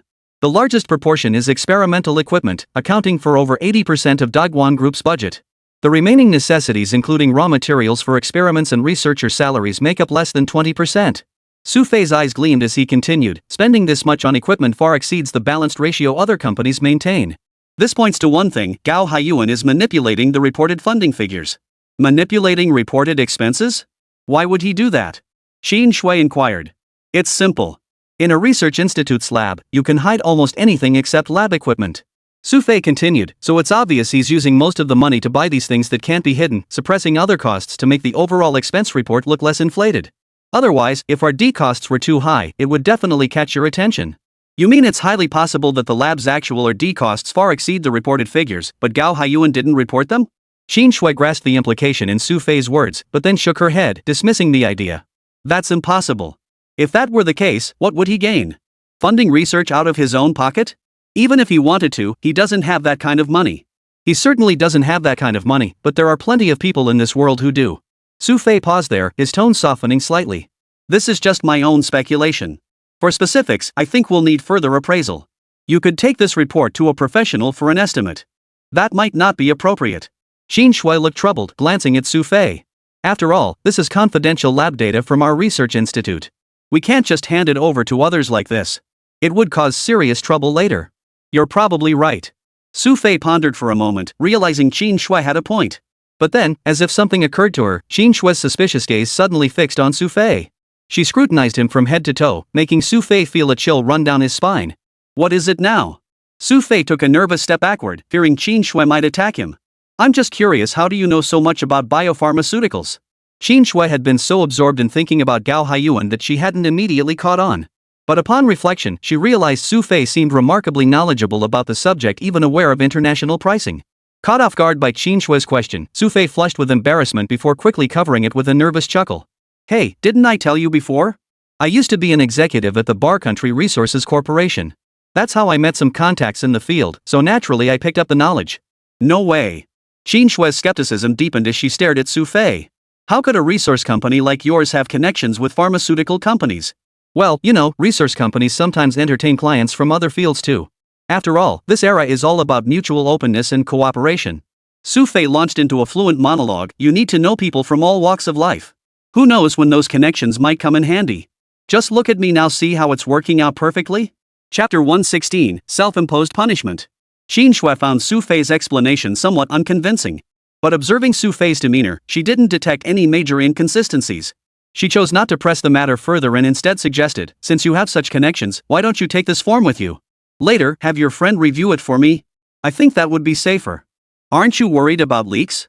Xu Fei hesitated to respond directly. It wasn't that he lacked the capability, but he feared Qin Shui might be setting him up. If she really did uncover something else later, he'd be in trouble again. "Your friend must be reliable, and likely overseas, not necessarily our competitor." Xin Shui spoke, a hint of skepticism flickering in her eyes as she pressed, "You won't even do this small favor?" "Of course. How could I refuse? I'll definitely help you." Xu Fei readily agreed, saying, "I'll definitely help you with this." "That's more like it." Xin Shui nodded in satisfaction and began photocopying a document for Xu Fei beside her. Though Xin Shui occasionally took liberties with Xu Fei, it must be said that her trust in him surpassed that of ordinary people. She always made sure to give Xu Fei copies of such important company documents, a clear testament to her trust in him. Yet as Xu Fei held the documents in his hands, he felt the weight of that trust pressing down on him. After work, Xu Fei didn't return with Xin Shui. After some thought, he headed to Gaochen Tower. Most people had already left Gaochen Tower by then, but the security company on the third floor seemed to be training as usual. "Hey, boss, you're here too?" Just as Xu Fei was walking forward, Zhang Hongwei's voice came from nearby. Seeing Zhang Hongwei approaching with his usual smug grin, Xu Fei immediately pulled him aside and asked, "What?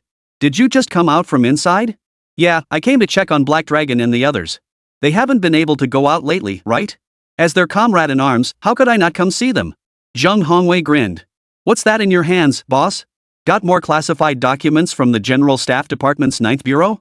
"Nope, it's from Doug Wong Group," Xu Fei said, then noticed Zhang Hongwei's expression and lowered his voice slightly. "How's the situation inside right now?" "Not bad.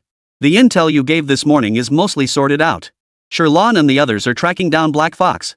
Before Zhang Hongwei could finish, Xu Fei tapped him on the back of the head with the documents in his hand. "That's not what I asked. I meant Sherlon and Monkey." "Oh, that." Zhang Hongwei immediately understood what Xu Fei was getting at. He shook his head sympathetically and said, "You'll see when you go in. I gotta head out. My old man's waiting for me at home." "Alright, you go ahead. I'll head in and take a look." Xu Fei swallowed hard. If he walked in on the two of them fighting, that would be quite the spectacle.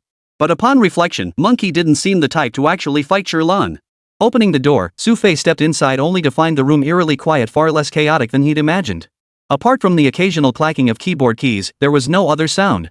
Xu Fei scanned the room. Black Dragon and Fox were both cracking sunflower seeds nearby. Spotting him, they immediately waved him over. "So, did they finish arguing?" Xu Fei whispered to the pair. "Nope. Monkey's got the guts of a monkey, he wouldn't dare argue with Sherlon." Black Dragon said, continuing, "But at noon, Monkey went to find that girl from this morning again, hoping she could explain things to Sherlon. But he just happened to run into Sherlon again. Put." Xu Fei had just sat down and taken a sip of water when he spit it out. Just then, Sherlon spotted Xu Fei approaching and walked over, saying, "Shilin, how did you get here so quietly? Come to check on Black Fox's file?" No. Xu Fei hurriedly explained. Seeing no sign of trouble on Sherlan's face, he handed her the documents and said, "It's about this. I want you to help me figure out the total market price.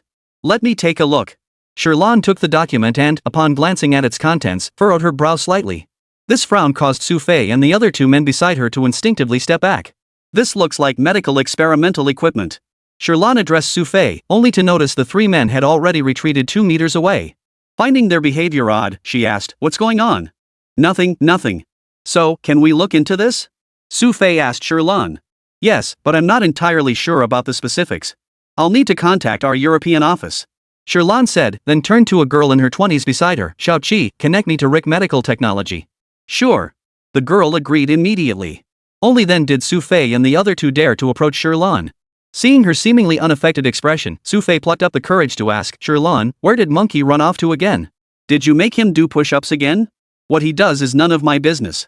Sherlon replied, turning away without acknowledging Xu Fei as she walked back to the girl beside her. Xu Fei looked a bit dazed. He glanced at Black Dragon and Fox beside him. Only then did the two whisper, "Monkey's out there lifting dumbbells. But this is his own punishment. He says he has to do 10,000 reps, or else he won't eat." "He didn't eat lunch either?" Xu Fei recalled Sherlon had ordered him not to eat breakfast until he finished 5,000 push-ups. "He said he didn't eat, but you know that kid, right?" Fox chuckled at the memory and whispered to Xu Fei, "Actually, this afternoon, while Sherlon was inside checking data, he secretly had someone buy him a roasted chicken. He didn't even leave me a single bone, he ate the whole thing himself." Xu Fei hadn't expected that after just a few months apart, Monkey had already been disciplined to this extent. Just then, Sherlon seemed to have connected. She called out to Xu Fei, "Shilin, it's ready." "All right." Xu Fei responded, then walked over with Hei Long and Fox. On the small screen below, a middle-aged man in his 40s appeared, sporting a sparse beard that seemed unshaven. "Hey, long time no see. Shilin, have you returned to China?" The middle-aged man greeted Xu Fei with a warm smile, clearly delighted to see him. Chapter 117, the quote. This man was Xiang Erqi, the current general manager of Rick Pharmaceutical Technology. A Chinese national, he had held the position for over a year. Undoubtedly, ownership of RIC pharmaceutical technology belonged to Lightning. Although Lightning was a mercenary organization, it was also a legitimate security company registered overseas. Within less than a year of its founding, Lightning had already attracted a substantial investment team. Mercenary work was a profession where one traded life for money, and it was a profession where money came quickly. However, they cannot rely on risking their lives forever, as people age and injuries are inevitable on the battlefield. To provide security for the entire Lightning team, these funds must be invested. The investment team has dispersed these funds worldwide across various sectors. Lightning's reputation in the mercenary world grew ever larger, yet what most people didn't know was that Lightning's investments in major global corporations had also reached an enormous scale. In truth, even Xu Fei himself had never calculated the actual value of his assets. These funds were highly diversified, and for the sake of secrecy, they were all held through newly registered shell companies. Rico Pharmaceutical Technology was one such holding company. Currently, Rico Pharmaceuticals held numerous medical patents and had grown into a significant player in Europe. Shilin, I've reviewed your proposal. If these lab instruments are only for routine medical experiments, they might be overkill. Moreover, the experimental materials definitely don't require this many devices. Xiang Erqi said to Xu Fei, continuing, this purchase order is extremely unreasonable. Based on your experience, what would be a reasonable price for this order? Xu Fei inquired. That's precisely what I wanted to discuss with you. Xiang Erqi pointed at the documents he'd just sent over via video call and explained, these items are currently in very short supply internationally. Their prices should at least double. And the equipment isn't cheap either. Altogether, it should come to at least 800 million yuan, far exceeding the 500 million listed here. 800 million. This time, even Xu Fei was visibly shaken. 800 million, what did that signify? It meant Gao Haiyuan had underreported at least 300 million yuan in funding. And most critically, beyond this 300 million yuan underreporting, he might have procured other items without reporting them. I have all this information here. I just checked the market prices a few days ago, so there's absolutely no mistake. Xiang Erqi explained to Xu Fei, continuing, Shilin, where did you get this order? How did such an unusual funding document come about? It's from a company within China. Xu Fei replied, then added, mark all these prices for me. I'll take them with me later. Alright, I'll have someone come up with a standard figure right away. After Xiang Erqi agreed, he temporarily left the video call, likely to find someone. Seeing Xiang Erqi go, Xu Fei could finally breathe a little easier. But Shirlan and the others beside him turned their eyes to him and asked, Shilin, what exactly are you planning to do with this? What do you mean, what am I doing? Xu Fei asked, slightly puzzled. These figures should all be from Dagwang Group. Why would you suddenly take an interest in this? Shirlan inquired. Dagong Group seems to have a good relationship with Xu Fei right now. If he's suddenly investigating them, there must be a reason. It's simple. I think I figured out what these people are up to.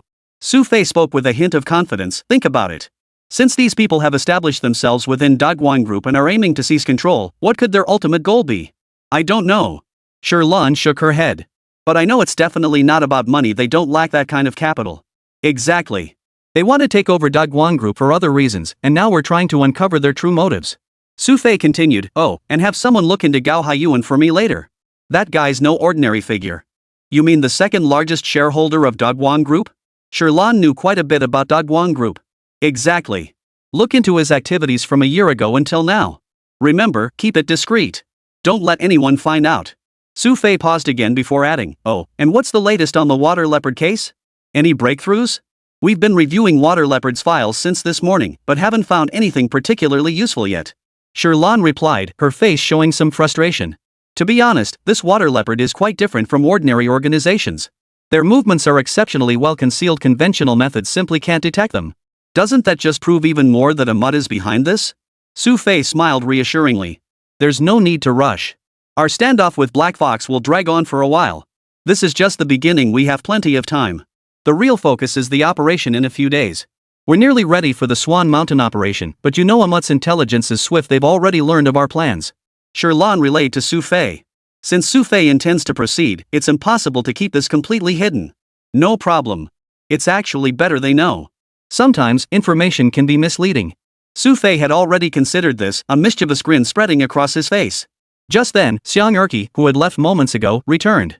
Shilin, I've finished the estimate. That's basically it. The total should be around 813 million. The price won't vary by more than 10 million either way. Xiang Erqi informed Xu Fei, adding, the items have already been transferred to you. Good. After Xu Fei printed out the document beside him, he glanced at the price before tucking it away. Keep a copy of this. It'd be best to speculate what they might want these items for. Understood. I'll immediately assemble a team to analyze these devices. Xiang Erqi agreed. I'm counting on you for this. When you return to China, we'll get together properly. After wrapping up the business, Xu Fei couldn't resist teasing Xiang Erqi a bit. The two chatted for a while longer before finally ending the video call. After giving Sherlan and the others some instructions, Xu Fei left the premises. By now, it was nearly 7 in the evening. Having been completely cut off from information inside, Xu Fei only realized upon stepping out that his phone displayed several missed calls. Chapter 118, An Unexpected Encounter. Xu Fei returned home to find it unusually quiet. After scanning the house, he finally heard a faint sound coming from the kitchen. Apparently hearing the door open, Zhang Yule emerged from the kitchen. Hey, young lady, have you eaten yet? Xu Fei greeted Zhang Yule with a cheerful smile. The moment she saw Xu Fei, Zhang Yule's face immediately darkened, her expression clearly displeased. Where the hell have you been all day? Me? I was handling important business, working for your sister Shui. At that moment, Xu Fei immediately thought of shifting the blame onto Qin Shui. Working for sister Shui? Zhang Yule looked skeptical, glancing toward Qin Shui's room. Qin Shui emerged just then and, upon seeing the two, asked curiously, what's going on with you two? Sister Shui, Xu Fei says he's come to work for you. Zhang Yule immediately explained to Qin Shui. Xu Fei immediately shot Qin Shui a pleading look, and Qin Shui, seemingly catching on, quickly said, that's right. I just asked Xu Fei to run an errand for me. Wow, Snow Sister, you didn't tell me earlier. Zhang Yule didn't suspect anything upon hearing Qin Shui's explanation, but instead started fussing. I just got back and was still busy, you know? Qin Shui continued, by the way, shouldn't we go out for dinner tonight? I haven't eaten yet either. Me neither. At this, Zhang Yule rubbed his stomach, looking a bit dejected. Seeing the two of them like this, Xu Fei found it rather comical and chuckled. You two wouldn't have eaten if I hadn't come back, would you? No, I was just about to go to the kitchen and make some instant noodles. Zhang Yule's dead serious expression made Xu Fei roll his eyes, almost tempted to give Zhang Yule a playful tap on the head. Regardless, they all needed to eat. There were plenty of places to eat near the residential complex. After the three of them found a small restaurant and stepped inside, Xu Fei suddenly spotted two familiar figures in a corner. Xu Fei felt a pang of unease and quickly turned his head, afraid of being recognized. At that moment, Zhang Lele and Zhao Chang, who were eating in the corner, happened to look up and spotted Xu Fei and the others at the bar. Zhao Chang. Look at that guy, doesn't he look just like Mr. Qin? Zhang Lele suddenly clapped Zhao Chang's arm excitedly, as if she'd discovered a new continent. Prompted by his girlfriend, Zhao Chang also looked over at the three figures. His expression turned slightly strange as he remarked, he does look a bit like him. Look at that guy, doesn't he kinda resemble Xu Fei? Yeah, I feel it too. Zhang Lele nodded repeatedly, her face flushed with excitement. Should we go say hello? That might not be appropriate. Zhao Chang looked a bit embarrassed. First off, they probably wouldn't be eating here. Even if they're close, they'd go to some fancy restaurant. Xu Fei doesn't seem like he's short on cash. What if we're mistaken? That'd be awkward. And secondly? Zhang Lele noticed Zhao Chang's expression and seemed a bit displeased. Secondly, we can approach Xu Fei, but what about Mr. Qin? Zhao Chang knew Zhang Lele seemed eager to go greet them, but he still felt a bit hesitant. I don't care. I'm going up to say hello to them anyway. Zhang Lele said, fixing Zhao Chang with a demanding stare. You're going. Go say hello to Xu Fei. Me? I'd rather not. Zhao Chang seemed reluctant. You don't want to? Zhang Lele gave a cold snort. That cold snort left Zhao Chang with no choice. He could only call out toward the bar, Xu Fei. Hearing this, Xu Fei hesitated to respond. But Qin Shui had heard clearly. She looked at Xu Fei curiously and asked, did someone just call you? Nah, I didn't catch that. Xu Fei laughed awkwardly. No? No way. Xu Fei. Zhang Lele's voice was noticeably louder, causing Qin Shui to turn around. Seeing the two of them, she immediately understood and said, let's all go eat together then. 5 of us can have dinner together. What do you think, Yule? Qin Shui turned to Zhang Yule, who, being eager for food, didn't care about the details. She immediately nodded with a smile, saying, sure. As long as there's food. With that, the three of them agreed and started walking over to Zhao Chang and the others. Wow, it really is you. Zhang Lele said to Xu Fei, then glanced at Qin Shui beside him and greeted her somewhat stiffly. Hello, Miss Qin. Outside the office, just call me by my name. Qin Shui sat down, her demeanor less formal than it was at the office. Even so, Zhang Lele still seemed hesitant to speak once Qin Shui sat down. Zhao Chang, however, sat comfortably beside Xu Fei, whispering something to him. Alright, Sister Shui, I just remembered my gym club should be finished renovating soon. It's right next to your building. Does that mean I can come over for free meals more often? Hee. Zhang Yule was finally getting a job and seemed a little excited about it. Of course you can. Since you guys hang out together every day, you can just eat together when you come over. Qin Shui said, glancing at Xu Fei and Zhao Chang. Yeah, that's exactly what I was thinking. Zhang Yule chuckled. The group started eating over here, getting to know each other a bit. However, with Qin Shui present, the atmosphere remained subdued. After finishing their meal, Qin Shui seemed genuinely busy with work. She glanced at Zhang Yule and said, Yule, let's head back first. Okay. Having finished his meal, Zhang Yule still took a moment to glance at Xu Fei and asked, Xu Fei, what about you? I'll head back later. Xu Fei agreed. Only after the two had left did he finally breathe a sigh of relief. However, it wasn't until Qin Shui had left that Zhao Chang and the others finally relaxed. Then Zhang Lele immediately resumed her gossipy demeanor, her suspicious eyes scrutinizing Xu Fei as she demanded, Spill it, what's your deal with CEO Qin? What are you talking about? What kind of relationship could there be? Xu Fei denied it outright. You really think I can't tell? Zhang Lele snorted and said, if I'm not mistaken, you live together with Ms. Qin, right? Chapter 119, Snuffed Out. It must be said, Zhang Lele's gossip skills were truly professional. During dinner, just a few words exchanged between Qin Shui and Zhang Yule had tipped her off. Her remark prompted Zhao Chang beside them to shoot a teasing glance at Xu Fei, grinning as he said, Xu Fei, remember how you wouldn't spill a word when we asked you all those times? Now you've gone and given yourself away, haven't you? Xu Fei rolled his eyes, tapped both their rice bowls with his chopsticks, and scolded them playfully, what kind of trouble do you two have to stir up? Why must you gossip about your boss? Hey, you admitted it? Zhang Lele had truly unearthed a bombshell. Wow, Qin Shui is actually living with a guy? If word gets out, the whole company will be in an uproar. Let me tell you, this whole thing is complicated to explain. But don't go spreading rumors around the office. If the boss gets upset, I won't be able to save you. Seeing Zhang Lele's excitement, Xu Fei quickly gave her a heads up. But Zhang Lele nodded in agreement, saying, don't worry, I'll keep this confidential for you. But I'll definitely be the first person in the company to know this secret. He.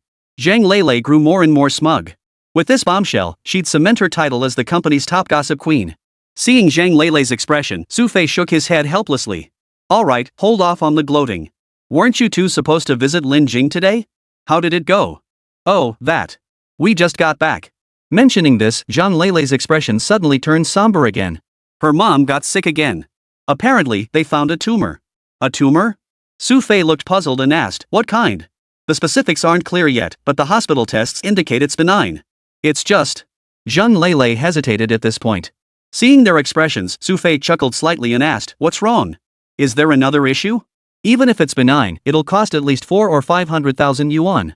That's why Lin Jing hasn't been at work these past few days, she's been trying to raise the money. Zhang Lele continued, Zhao Chang and I talked it over. We plan to go home and discuss it with our parents, then borrow some money for her.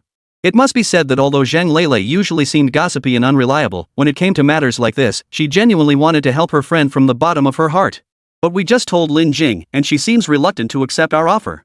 She said she's planning to borrow from her uncle instead. Zhao Cheng chimed in from the side, looking somewhat helpless. Not very willing? Why? Xu Fei looked a bit puzzled.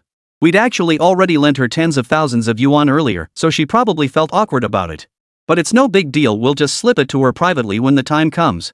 Zhang Lele, however, didn't seem to be dwelling on the matter. Xu Fei listened to their conversation, thought for a moment, and said, alright, if that's the case, I'll cover it. You? Zhang Lele looked taken aback, then quickly recovered. You're really going to cover it? That's a lot of money, tens of thousands. Tens of thousands be it. Xu Fei smiled, pulling out his phone. Oh, right, I'll just transfer it to you. I happen to have money on my phone. Xu Fei, you still need to discuss this with Lin Jing. When the time comes. Zhang Lele was taken aback by Xu Fei's decisiveness, but upon reflection, he didn't seem like the type to be short on money. Enough with the talk. It's settled. I'm giving you the money. After transferring the 50,000 yuan to Zhang Lele with characteristic ease, Xu Fei added, just say this money came from you guys later. Huh? Why? Zhang Lele was puzzled. Think about it. I'm not even close to her. If she's reluctant to accept money from you guys, why would she accept it from me? Xu Fei smiled, stood up, added a few final words, and then left. Watching Xu Fei's retreating figure, the two women couldn't help but feel a sense of admiration. I feel like we've hit the jackpot. Xu Fei really doesn't seem like an ordinary person. Zhang Lele stared at the transfer notification on her phone, her voice a little dazed. Of course. Would an ordinary person even get to dine out with Mr. Qin like that? Zhao Chang remarked, a hint of jealousy in his voice as he looked at Zhang Lele. What's wrong? You wouldn't be harboring some other idea, would you? Hey, relax. I was just saying. Look at you. Zhang Lele watched Zhao Chang's jealous expression, tugged his ear, and the two began playfully wrestling, giggling all the while. After Xu Fei left, he didn't go anywhere else but headed straight home. In the living room at that moment, Zhang Yule and Qin Shui were unusually huddled together in a corner of the sofa, whispering about something on the TV. Xu Fei, come quick. This seems to be about your blade unit. Zhang Yule waved at Xu Fei the moment he saw him return. Blade Force? Xu Fei approached curiously and glanced at the TV, only to discover it was indeed airing a segment about the Huaxia military. But as he watched, Xu Fei suddenly spotted a familiar figure. Old Wolf. Xu Fei exclaimed abruptly, his tone tinged with excitement. This puzzled Zhang Yule and Qin Shui, who turned to ask, "What? Do you know this guy? He was my comrade in arms back in the day. Never imagined he'd become a lieutenant colonel by now." A nostalgic look flickered in Xu Fei's eyes as he sighed. "I never would have guessed." "Wow, so does that mean this unit is really impressive?" Zhang Yule was clearly excited. "Alright, even though Old Wolf is here, this is just a routine interview. Are you seriously considering enlisting because of this?" Xu Fei teased Zhang Yule, adding, "Besides, why not just ask your dad? I was in the military for a few months before, but my dad kicked me out." Zhang Yule looked a bit upset, his tone tinged with complaint, which genuinely puzzled Xu Fei. After sitting down beside him, Xu Fei looked at Zhang Yule curiously and asked, "What happened? How did your dad kick you out?" "Because of military regulations, and he was afraid I'd influence others in the unit." Zhang Yule grumbled indignantly, "But I was super awesome in the army. I got along great with that group of female soldiers, we had such deep comradeship. My dad just ripped that right out from under me." Chapter 120, Ipade. At this mention, Zhang Yule's eyes lit up instantly. However, as Xu Fei listened to Zhang Yule's story, he began to grasp the underlying reason. After all, their positions were different. As the current commander of the theater, Zhang Weihua's status meant that if his daughter were truly training in the lower ranks, it would inevitably invite gossip. Moreover, even if Zhang Yule trained diligently, others would hesitate to challenge her, which could disrupt unit cohesion. While everyone was technically equal, Zhang Yule's background made such an assignment genuinely inappropriate. Your father only has your best interests at heart. Look how well you're doing now, why keep thinking about picking fights with others? Xu Fei smiled and ruffled Zhang Yule's hair. But Zhang Yule didn't seem convinced. Her expression turned serious as she declared, "Anyway, I'm definitely going back to the military someday." Xu Fei shook his head helplessly. He couldn't do anything about Zhang Yule's stubbornness. But looking at the time, it was indeed getting late.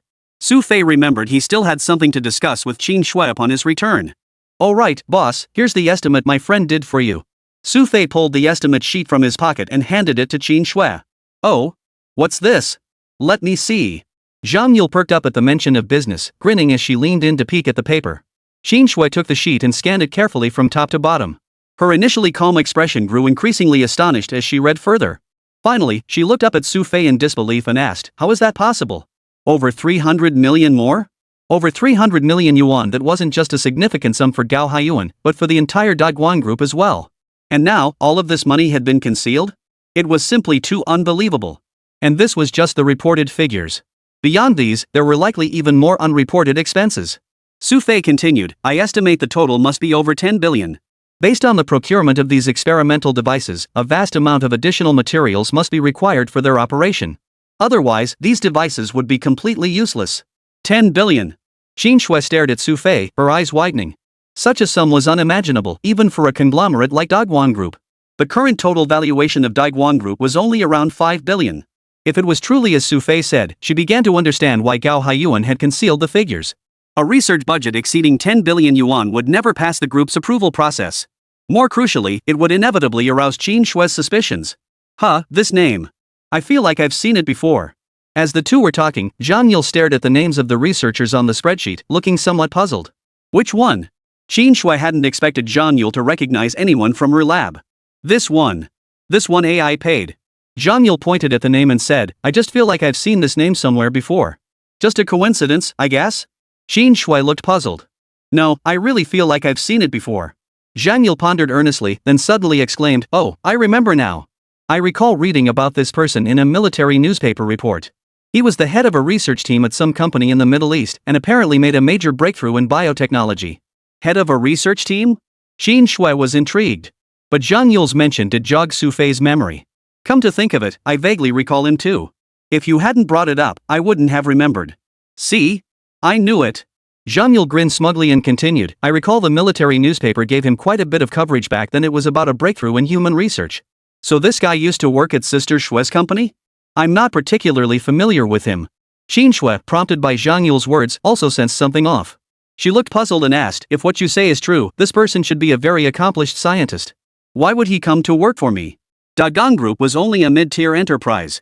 Both its research capabilities and capital resources were far inferior to its competitors.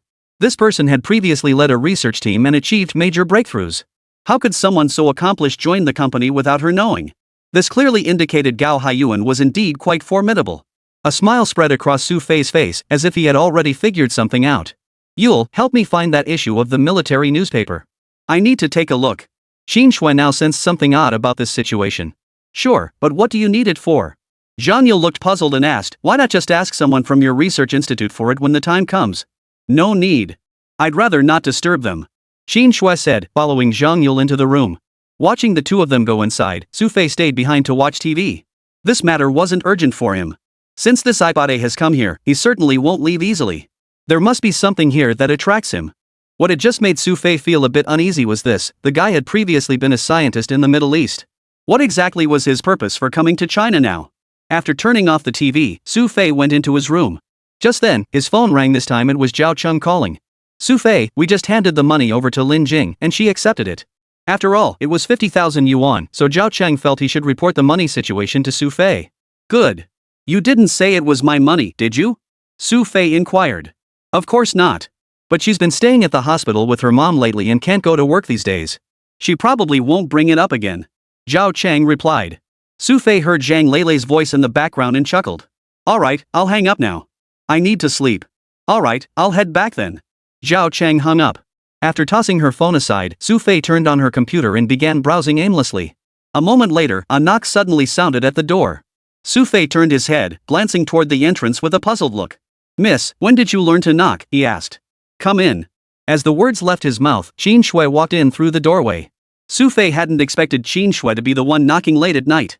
He froze, then forced an awkward smile. Hey, I didn't expect it to be you, boss. Yu Lu is taking a shower. I just remembered something I think might be useful to you. Qin Shui's serious expression made it clear this was no trivial matter. Chapter 121, The Fox's Tale. After pulling out a chair for Qin Shui, Xu Fei looked at her and asked, what's on your mind? About 6 months ago, Gao Haiyuan suddenly introduced a project. He claimed it was to lay the groundwork for future research. That's also when they started adding equipment. A look of suspicion flashed in Qin Shui's eyes as she replied, but judging from the situation, although there has been progress in research over the past 6 months, there hasn't been the kind of breakthrough he claimed. No results? No, there have been some results, but they don't seem to be geared toward the drug development he mentioned. Qin Shui continued, her expression growing serious. I suspect he's pursuing other research entirely. If that's the case, then one thing can be confirmed. Xu Fei listened intently, his eyes narrowing with focus. I can confirm he's definitely pursuing other research. But what could he possibly be working on? Qin Shui was puzzled. If he truly wanted to conduct research, why didn't he establish his own lab? As Xu Fei had pointed out, it was clear Gao Haiyuan had powerful backers, and he certainly wasn't short on funds. Given that, he could easily establish his own lab without needing to borrow Daguang Group's name. That remained unknown for now. Xu Fei shook his head, thought for a moment, and said, let's set this aside for now. I believe we'll have answers soon enough. Have you discovered anything else? Not for now. Qin Shui agreed, looking somewhat hesitant, as if she had something else she wanted to tell Xu Fei. Just say what's on your mind. Xu Fei chuckled inwardly. Qin Shui wasn't usually the type to beat around the bush. Should I tell my dad about this? Qin Shui asked Xu Fei, still unsure. Tell him. He should know about this. Xu Fei had expected a different question. But Qin Shui shook her head. I don't want to tell him. I just have this feeling that telling him won't end well. Oh, I see. Xu Fei suddenly understood. Seeing Qin Shui's expression, he smiled and said, you're worried about that Songhui, aren't you? Xu Fei's words made Qin Shui nod slightly. I see. If that's the case, then there's no need to tell him. Xu Fei chuckled. Besides, her situation should be resolved soon enough. What did you find out? Qin Shui's eyes suddenly lit up as she looked at Xu Fei expectantly. Nothing yet, but every fox has its tail. Xu Fei stood up, stretched lazily, and said, alright, it's getting late. I'm going to bed. Alright, I'll head back first. Qin Shui agreed, seemingly heading toward the door as well. However, Qin Shui moved at a painfully slow pace, which struck Xu Fei as odd. After hesitating for a long while, Qin Shui stopped at the doorway and turned back to Xu Fei. Xu Fei, thank you. Caught off guard by Qin Shui's sudden gratitude, Xu Fei froze. He hadn't expected the usually aloof Qin Shui to speak to him with such genuine sincerity. Before he could respond, Qin Shui had already closed the door and left, leaving Xu Fei standing there alone. He shook his head and smiled. The night passed quickly. Having risen early for several days straight, Xu Fei finally got to sleep in a most welcome luxury. Early the next morning, Zhang Yule was back to her usual self, appearing at Xu Fei's bedside to start fussing over him. Xu Fei! Wake up! Wake up! The sun's already high in the sky. Zhang Yule smothered Xu Fei's face with a pillow, which infuriated him. He flung the pillow aside and glared at her as she grinned at him. Hey, Missy, what's the matter now? What's up? You promised to teach me kung fu. Zhang Yule grinned and said, I just asked Sister Xue specifically. She said you don't have to go to the company today.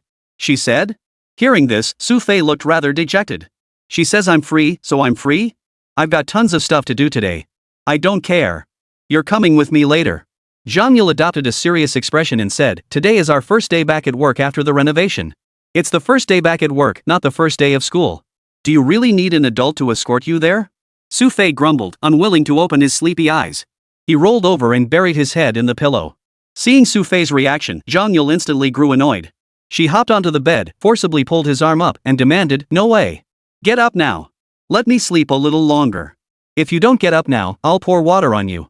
Zhang Yule threatened Xu Fei. Fine, I'm getting up. Xu Fei reluctantly began to stir, watching Zhang Yule's excitement as he muttered unwillingly, but tell me, what do you want me to get up for? Come to work with me. Zhang Yule seemed determined. Glancing at the bite mark she'd left on Xu Fei's arm last time, she suddenly remembered something and lunged forward, ready to bite again. This time, Xu Fei was prepared. Sensing danger on his arm, he quickly sprang up with a cartwheel beside him. After pulling his hand back, he watched Zhang Yule's teeth bite into thin air with a satisfying crunch. Trying to bite me again? You don't actually have rabies, do you?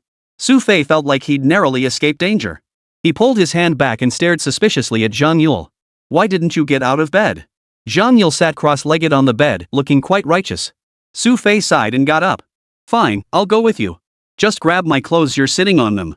Hee, I knew you wouldn't let me go alone. Zhang Yule beamed with satisfaction. After handing Xu Fei his clothes, she eagerly jumped off the bed, counting on her fingers as she schemed, let me tell you, it's a huge gym. You can hit the weights whenever you're free, and swing by to see me. I've already signed you up for a membership. Xu Fei hadn't expected Zhang Yule to be so thoughtful. Seeing the smug look on her face, he couldn't bring himself to burst her bubble. After changing clothes, Xu Fei stepped outside. Xue seemed a bit more alert today than yesterday, probably because she'd slept soundly last night. However, upon seeing Xu Fei emerge from washing up, Xue set down what she was holding and addressed both him and Zhang Yule. Oh, Xu Fei, my sister will be coming later. You and Yule should go pick her up. Chapter 122, Position Grab. Xu Fei had genuinely never known Xue had a younger sister.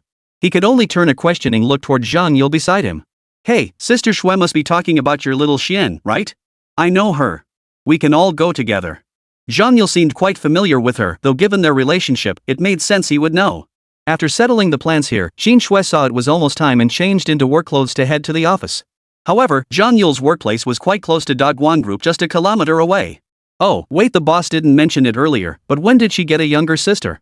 Didn't her mom pass away when she was little? Xu Fei suddenly remembered and asked Zhang Yule beside him. To be precise, it was her cousin, only 7 years old. Zhang Yule eyed Xu Fei suspiciously, guarded. What are you thinking? What's with that look? Can I even ask a question? Seeing Zhang Yule's expression, Xu Fei looked a bit defiant. The two began arguing at the entrance, only to run into a co-worker arriving for work at the gym. Hey, Yule? The colleague, a woman in her 30s, seemed to have not seen Zhang Yule in a while. She approached with a warm smile and greeted her. Having not seen each other in ages, Zhang Yule immediately broke into a smile upon recognizing her and said, Hee, Sister Hong, you're here this early too? First day back at work, you know. Li Hong chuckled, glancing at Xu Fei beside her with a hint of teasing in her eyes. So, is this your boyfriend? You've got a new boyfriend after just a little while apart, and you didn't even tell me? No, I just asked him to come to work with me. Zhang Yule beamed as she introduced Xu Fei. After getting acquainted, Xu Fei learned that Li Hong was the manager here. The group chatted and laughed their way up to the 4th floor, which happened to be a gym. It must be said that this gym was truly enormous. Upon entering, Xu Fei saw the main hall alone covered over 1,000 square meters, filled with all kinds of exercise equipment. Adjacent to the gym was a swimming pool. Though newly renovated, it was clear this place was bustling with activity and doing exceptionally well. Hey, Yule, good morning. As soon as Zhang Yule arrived, several people came over to greet her. It seemed she was quite popular among the regulars. Come to think of it, with her naturally outgoing personality, it's no surprise she gets along well with others. By the way, I still don't know what you're doing here. Teaching martial arts? Xu Fei asked Zhang Yule with some curiosity. They only teach taekwondo here. I train in karate, how could we ever cross paths? Zhang Yule shrugged. I'm a women's fitness personal trainer, the gold medal kind. Sounds pretty impressive. Your place looks well equipped. I'll give it a try. Xu Fei had originally planned to just drop Zhang Yule off here and leave. But once they arrived, he realized the facilities far exceeded his expectations. Alright, go ahead and try it out. I'll go see if anyone else is coming. Though Zhang Yule seemed unreliable under Xu Fei's watch, when it came to fitness and combat training, she was genuinely professional. After stepping inside, Xu Fei wandered around before stopping beside a lat pull-down machine. They even had this thing here. Seeing it stirred a wave of nostalgia in Xu Fei. It had been ages since he tried this. After setting the weight to 40 kilograms, Xu Fei sat down to give it a try. The machine felt surprisingly comfortable, and for Xu Fei, it was a decent choice for warming up. However, while Xu Fei was happily testing it out, the gym had become even more crowded than before. Xu Fei glanced toward the entrance and spotted Zhang Yule seemingly busy at work. Standing before her was a man whose expression looked decidedly unhappy. Finally, the man approached with a hint of anger, followed by Li Hong from earlier, who seemed to be chasing after him, explaining something. Yet the man's face remained sullen. After scanning the room, his gaze landed on Xu Fei, who was doing lat pull-downs. Sir, we have other professional trainers here. If you truly need one, we can easily switch you to someone else. Li Hong's earnest words fell right into Xu Fei's ears, and he found himself amused by the spectacle unfolding beside him. I said I want that coach. The man's tone dripped with contempt as he retorted, the other coaches? They're either all show or men. I'm here to spend money on fitness. Do you think I'm looking for a masseuse? This.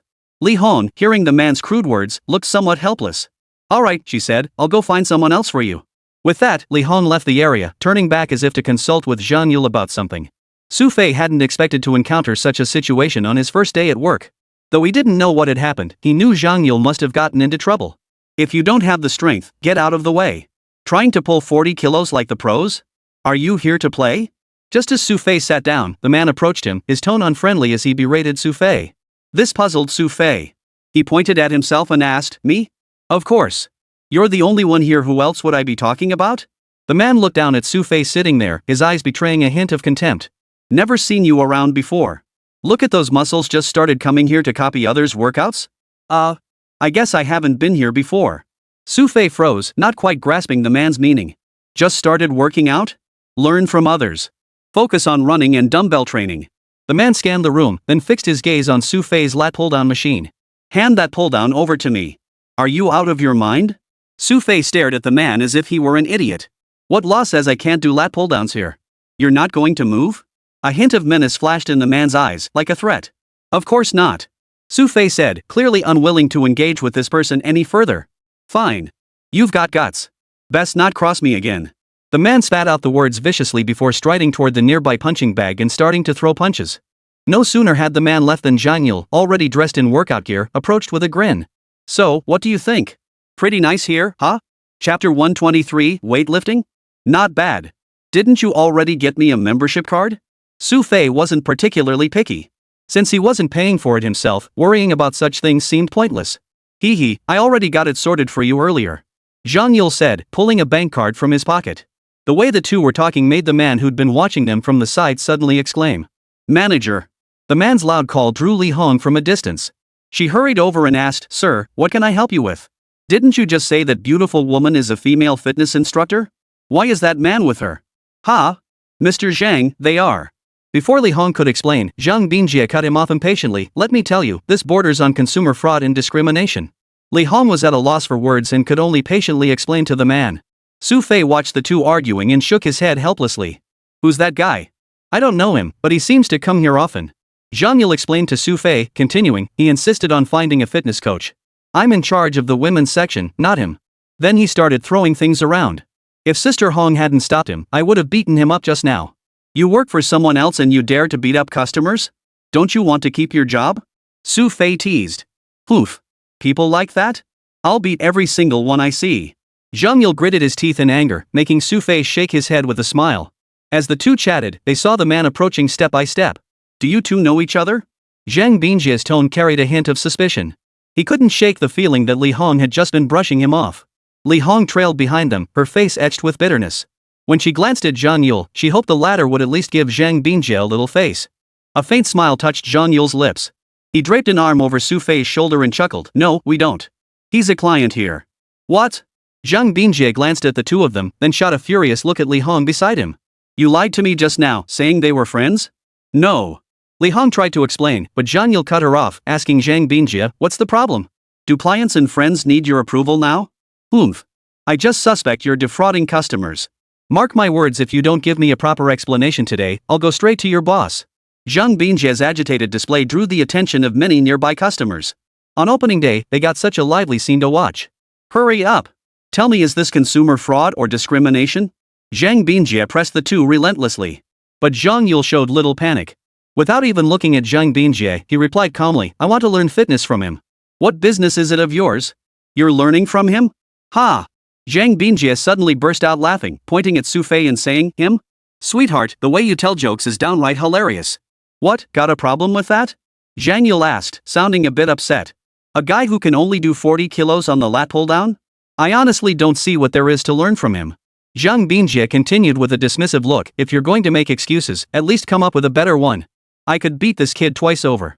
Oh? Zhang Yule had been waiting for Zhang Bingjie to say that and immediately lunged to pull Xu Fei over.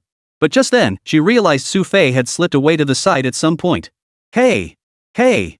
Xu Fei, what are you doing over there? Come on over. Zhang Yule called out to Xu Fei, waving her hands frantically. Xu Fei looked a bit put out as he replied, I think it's fine over here. No, you need to come over here. Zhang Yule had already made her demand, there was no way she could let Xu Fei just walk away. Xu Fei was utterly frustrated. Seeing Zhang Yule's expression, he genuinely didn't know what to say. He was extremely reluctant to start conflicts with others, yet Zhang Yule kept provoking him. But seeing this scene, Zhang Bingjie couldn't help but shake his head. I knew this kid would chicken out before even starting. What on earth do you see in a man like that, beautiful? Shut up. Zhang Yule shot Zhang Bingjie a glare before trotting over to Xu Fei's side. Just beat him up already. If there's any reward later, we split it 50-50. What benefits? Xu Fei looked skeptical at Zhang Yule. Kid, if you really beat me, I swear I'll never set foot in this place again. Hearing Xu Fei mention a reward, Zhang Bingjie, standing nearby, lifted his chin and sneered at Xu Fei. What the hell does you not coming in have to do with me? Xu Fei shot Zhang Bingjie a withering look. Oh? So you're saying you want to bet on something? A hint of amusement flickered in Zhang Bingjie's eyes. A wager would be perfect. Didn't you just say you're pretty loaded? Xu Fei, prompted by Zhang Bingjie's own words, didn't hesitate to take the bait. Fine. If you win, not only will I never show my face here again, but I'll throw in an extra 10,000 yuan. Zhang Bingjie's straightforwardness was refreshing. He glanced at Zhang Yule and added, but if I win, you have to become my personal trainer. Fine, I accept. Zhang Yule agreed immediately. Excellent. So what should we compete in? Zhang Bingjie's heart leapt with joy as he hurriedly asked Xu Fei. You decide, then. Xu Fei shrugged. Alright, since our weights are similar, how about a weightlifting contest? Just as Zhang Bingjie finished speaking, Li Hong beside him suddenly paled. She hurried over to Xu Fei and Zhang Yule and whispered urgently, you absolutely mustn't compete with him in that. I've seen his records, this guy used to be a professional weightlifter for Tianhai City. A professional athlete? Hearing this, Zhang Yule looked somewhat surprised. Yes. I heard he even placed in competitions. Don't challenge him. Li Hong warned Xu Fei. As the group whispered among themselves, Zhang Bingjie, standing not far away, seemed visibly displeased. He taunted, what's the matter, kid? You don't dare compete now? Of course I'll race. Why wouldn't I? Xu Fei agreed, causing Li Hong beside him to gasp. Just as she was about to grab Xu Fei, she saw him already striding forward. Very well. What's your weight? Zhang Bingjie demanded. Definitely lighter than yours. Xu Fei shrugged. Truthfully, there was no need to say it, a simple comparison would reveal the difference. Though both stood at 1.8 meters tall, Zhang Bingjie was noticeably bulkier.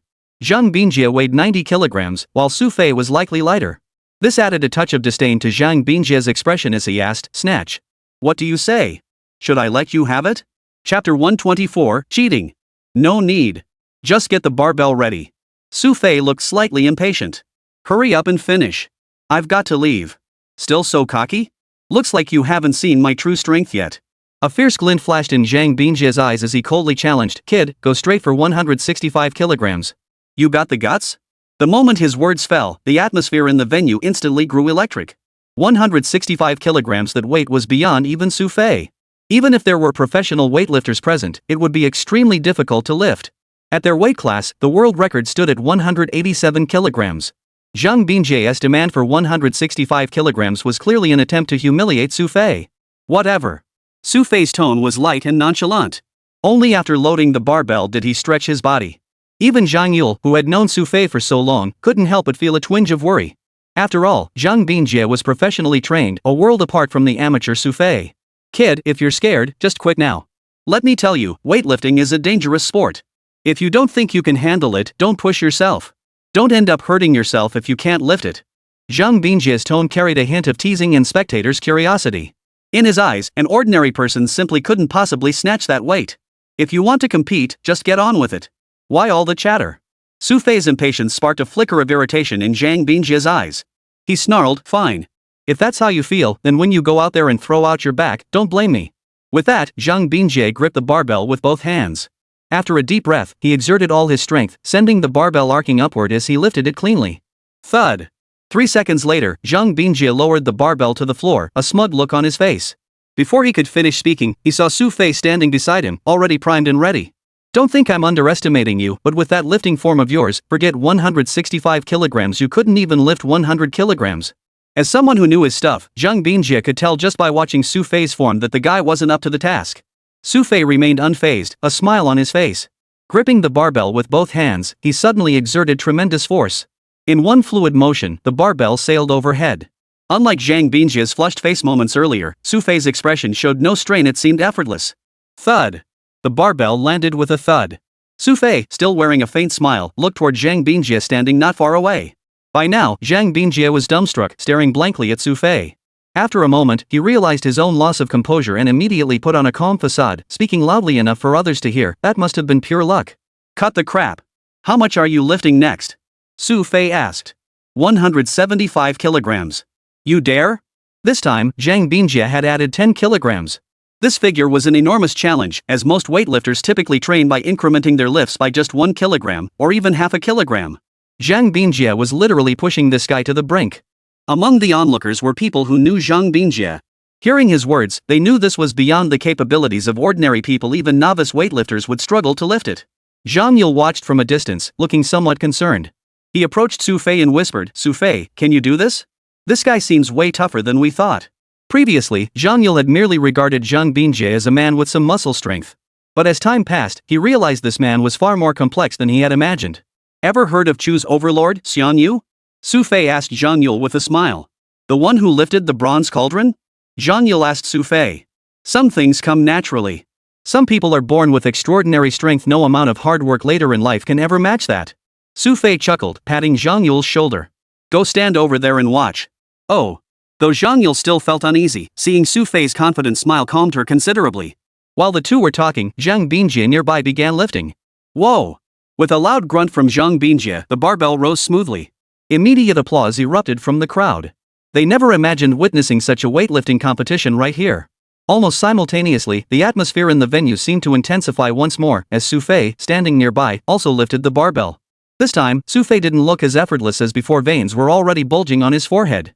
Yet even so, Xu Fei lifted the barbell and did so with apparent greater ease than Zhang Bingjie. Thud. Thud. Both barbells hit the floor almost simultaneously. Zhang Bingjie gasped for breath, then glanced at Xu Fei beside him. After setting his down, Xu Fei wasn't even flushed or out of breath. This seemed to make Zhang Bingjie suddenly realize something. Hey, you're cheating, aren't you? Under the watchful eyes of everyone present, Zhang Bingjie strode up to Xu Fei, finger pointed, his voice loud with accusation. What, can't handle losing so you start accusing people of cheating? Xu Fei asked with a hint of amusement. Poof. With your weight, there's no way you could lift that barbell, especially so effortlessly. Zhang Bingjie said, stepping beside Xu Fei. This barbell's been tampered with. Whoosh. The entire crowd erupted in commotion, as if everyone suddenly understood the truth in that moment. Even though Xu Fei's performance had been spectacular, looking at his physique, this explanation seemed the only plausible one. I knew something was off. This guy must have cheated. How else could he possibly lift that weight? The audience seemed to have an epiphany upon hearing Zhang Bingjie's words. After all, Xu Fei wasn't a professional weightlifter. How could he make it look so effortless? But Xu Fei didn't seem flustered at all. He looked at Zhang Bingjie, who was facing him, and smiled. How about this? Let's make another bet. What kind of bet? Zhang Bingjie asked Xu Fei. If you can lift my barbell, not only will I not take your 10,000 yuan, but I'll pay you 50,000. If you can't lift it, you give me 50,000. Xu Fei challenged Zhang Bingjie, who immediately shouted back, what do you mean? Are you saying I can't lift your barbell? You in or out? Xu Fei asked calmly. You bet. Zhang Bingjie agreed immediately, his face brimming with immense confidence and disdain. Kid, since you're practically handing me free money, I won't be polite. I'll take you up on that bet. Chapter 125, Asking for Trouble. Zhang Bingjie rubbed his hands together eagerly. After Xu Fei moved aside to make room, Zhang Bingjie strode over to Xu Fei's barbell. His face radiated confidence as he eyed the barbell. Glancing at Xu Fei, he grunted, "Kid, better get that 50 grand ready for me." His hands were already on the barbell as he spoke. "Whoa!" Zhang Bingjie bellowed, straining his arms as he pushed. But the moment he exerted himself, he immediately sensed something was wrong. The weight of the barbell exceeded his expectations. The barbell only made it halfway up before Zhang Bingjie's face flushed crimson, and he was already struggling to hold it. Thud! The barbell crashed heavily to the floor. Shock flashed in Zhang Bingjie's eyes as he stared wide-eyed at Xu Fei, then glanced back at the barbell. The crowd around them stood frozen in disbelief. What just happened? Didn't Xu Fei say he was cheating? Why did that barbell feel heavier than Zhang Bingjie's? That was just a slip-up. Zhang Bingjie's face flushed crimson as he forced himself to remain composed. Don't push yourself too hard. Xu Fei's expression held a hint of mockery. That expression only fueled Zhang Bingjie's anger further. He coldly retorted, "Just you wait." Zhang Bingjie dropped the threat and once again grabbed hold of the barbell. This time, however, he was clearly more determined than before. Zhang Bingjie was getting serious. Li Hong whispered softly into Zhang Yule's ear. As the manager here, she naturally knew the details about the customers, especially since Zhang Bingjie had been a frequent visitor before. Whoa! Zhang Bingjie let out a loud shout as the barbell shot upward with his hands. However, less than a second after lifting it overhead, Zhang Bingjie's face turned pale from straining. Unable to hold it any longer, he quickly dropped the barbell. As the barbell hit the floor, Zhang Bingjie seemed to exhale a long sigh of relief, collapsing directly onto the ground. Silence fell over the scene. Everyone exchanged bewildered glances, utterly confused by what had just happened. Just moments ago, Zhang Bingjie had lifted his own barbell, yet now he couldn't even manage Xu Fei's? Seeing Zhang Bingjie's state, Xu Fei walked over and crouched down before him. Need another try? Or should I just hand over the money? Kid, you're playing dirty. That barbell isn't even 175 kilograms. Zhang Bingjie glared at Xu Fei with venom. But Xu Fei's expression remained completely unchanged. Instead, he smiled and said, "I never said this barbell was 175 kilograms. I just figured you'd want to add weight later, so I added 5 kilograms in advance to save time." You dare cheat me.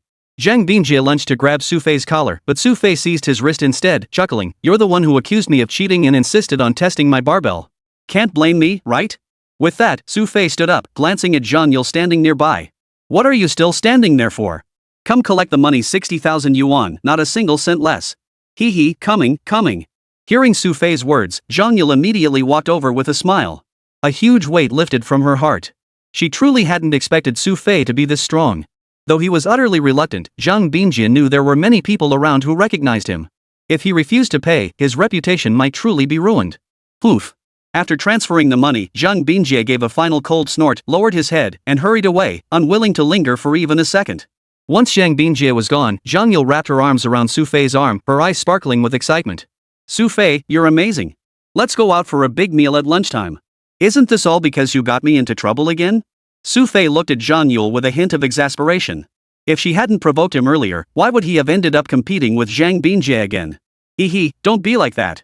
I just saw him looking for trouble with us, didn't I? Zhang Yule grinned mischievously. Besides, we just won 60 grand for free. If you quit your job someday, who knows? Maybe you could start competing professionally to make money. Seeing Zhang Yule seemed to be getting a taste for this, Xu Fei gave her a sharp tap on the back of the head and called out, "That's enough. I'm telling you, if you cause any more trouble for me, you'll be cleaning up this mess yourself." "Okay, got it." Zhang Yule rubbed her sore spot on the back of her head. "Alright, I'm heading out. Better not get into any more trouble here." Xu Fei glanced at the time. It really was almost noon. Aren't you coming to lunch with me? Zhang Yule looked a bit flustered when Xu Fei said he was leaving. "No way, that's a waste of money. I'll crash lunch at your sister Shue's company." While talking to Zhang Yule, Xu Fei was mostly worried that once they started eating, Zhang Yule wouldn't let him leave. But since Qin Shue's company wasn't far, just over a kilometer away, Zhang Yule happily let Xu Fei go. After all, he could always drop by if he had time. By the time he arrived at Daguan Group, it was almost noon. Xu Fei arrived at his office just as Zhao Chang was getting up to grab lunch. Spotting Xu Fei, he immediately walked over and teased, "Xu Fei, you finally remembered to come to work?" "I remembered I needed to eat, so I came to the company to piggyback on lunch." Unfazed by Zhao Chang's teasing, Xu Fei followed him upstairs. The cafeteria was still packed. Zhao Chang led Xu Fei around before finally finding a table in a corner. Sitting at that table was Lin Jing, whom he hadn't seen in ages. She was already at work, though she didn't look too well. "Hey, Xu Fei, you're back at work? Zhao Chang just mentioned you weren't coming in today." Zhang Lele spotted Xu Fei and greeted him. "Nonsense. Am I the type to skip work? I've always been very dedicated to my job." Xu Fei sat down and explained with all seriousness, drawing sighs of exasperation from both Zhang Lele and Zhao Chang. As the group chatted, Xu Fei noticed Lin Jing, sitting across from him, remained completely silent. "Xiao Jing, what are you thinking about?" Zhang Lele couldn't stand seeing Lin Jing stay silent any longer. "Nothing." Lin Jing shook her head. "What's wrong? Is your mom's condition not looking good?" Zhang Lele asked with concern, more invested in this matter than anyone else. After all, she considered Lin Jing her best friend. "No, it's not that. The doctor said my mom's condition is stable and basically under control. She just needs to have surgery tomorrow." Lin Jing forced a smile. "Don't worry. I was just thinking about work." Though she hadn't said anything, Xu Fei couldn't shake the feeling that Lin Jing was hiding something from everyone. Chapter 126, Wang Xiaoye. Xu Fei didn't press further. Zhang Lele would tell him if anything came up. The meal was fairly cheerful, and Lin Jing seemed much more upbeat than before, which only fueled Zhang Lele's enthusiasm as she chattered away beside them. After the meal, Xu Fei had just arrived at the office when his phone rang. "Xu Fei, my sister says she's arrived. You and Yule should go pick her up." The caller was Qin Shui. Only then did Xu Fei recall that Qin Shui had asked him to help pick up her sister earlier that morning. "I'm at the office right now." Xu Fei replied, "Just send the young miss. I don't even know your sister anyway." "No way. What if something dangerous happens on the way?" Qin Shui insisted earnestly, making Xu Fei roll his eyes. "Sis, this is Tianhai City, not the Middle East. What kind of danger are you talking about?"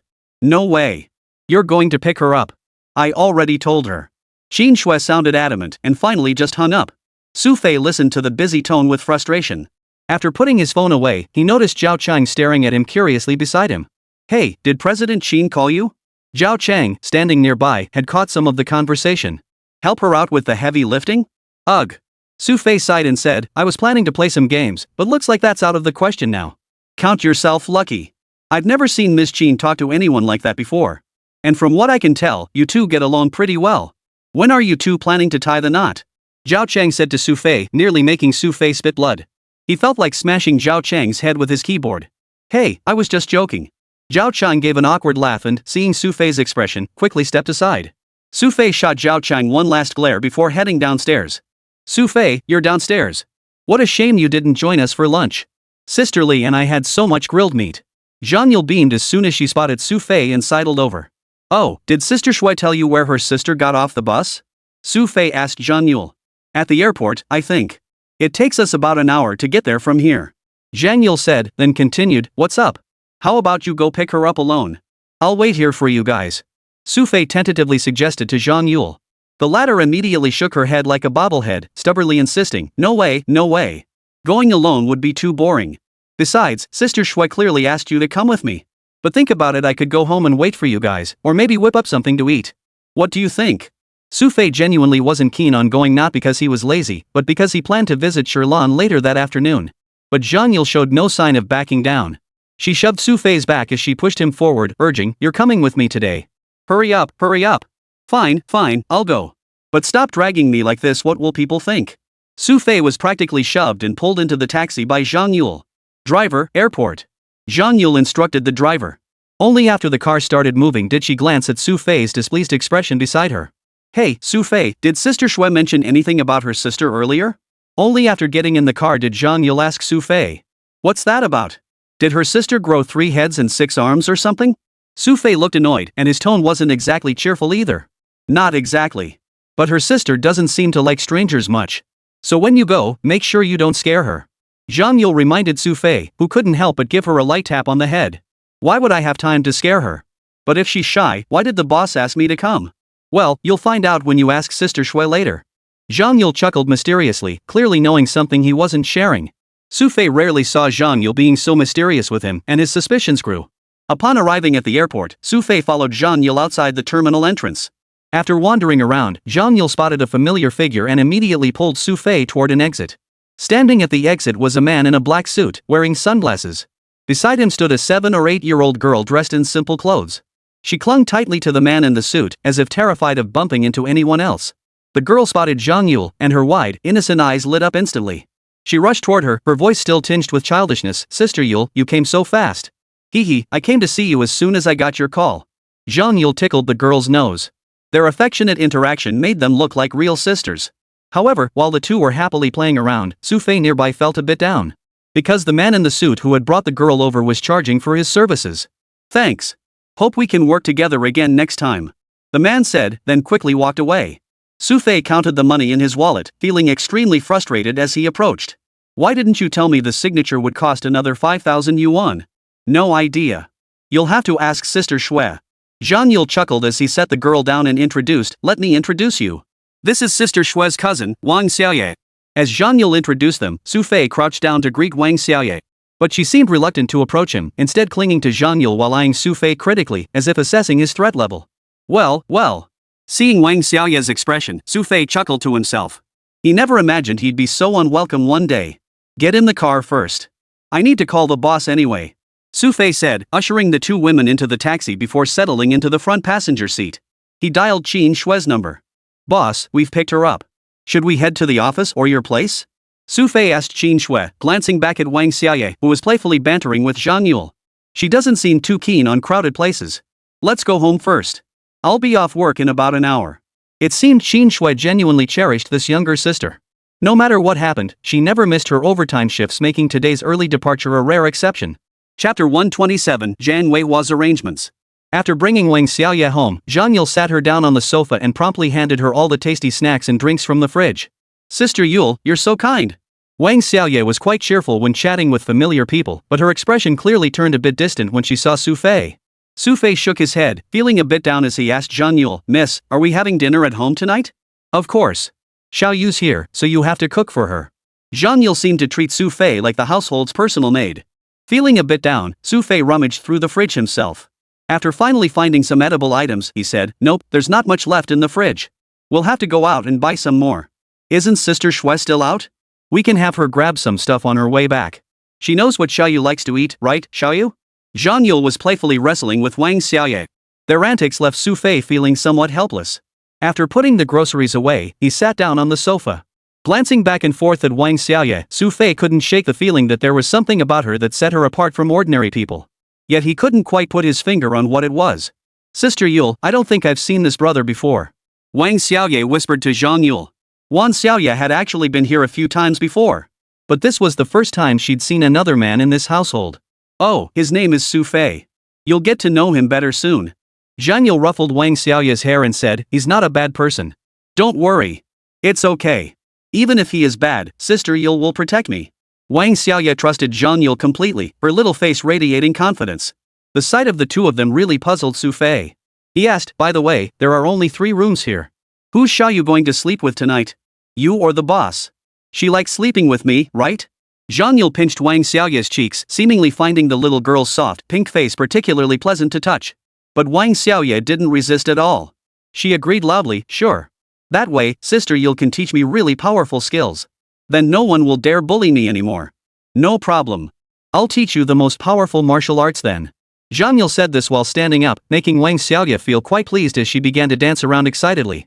Apart from being shy around strangers, Wang Xiaoye was undoubtedly a cheerful and adorable girl. Great. I'll go change in my room first. Wait for me, Sister Yuella. Overcome with excitement, Wang Xiaoye scampered into Zhang Yule's room.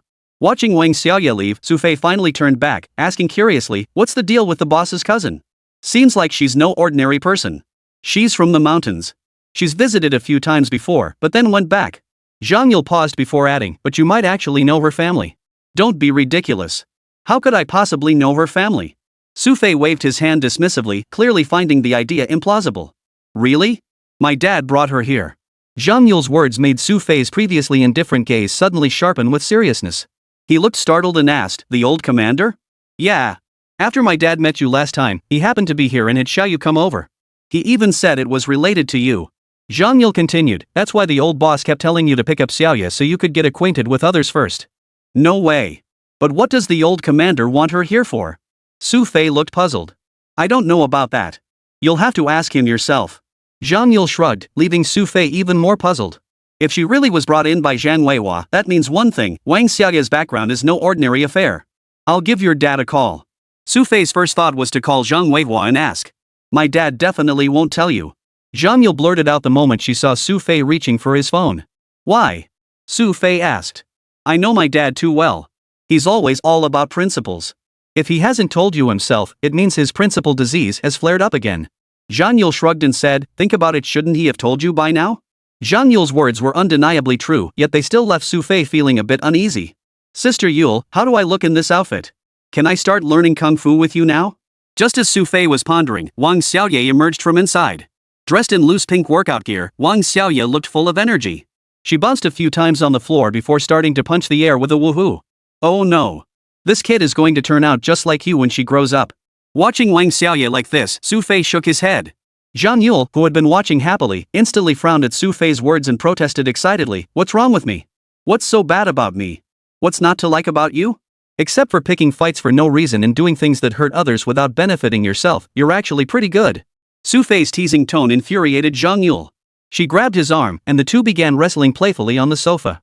But after wrestling with Zhang Yule for a moment, Xu Fei sensed something was off and quickly called a halt. Wait, Xiao Yu's still here. Right, this lady won't stoop to your level. Zhang Yule stopped wrestling with Xu Fei upon hearing this and moved closer to Wang Xiaoye sitting beside them.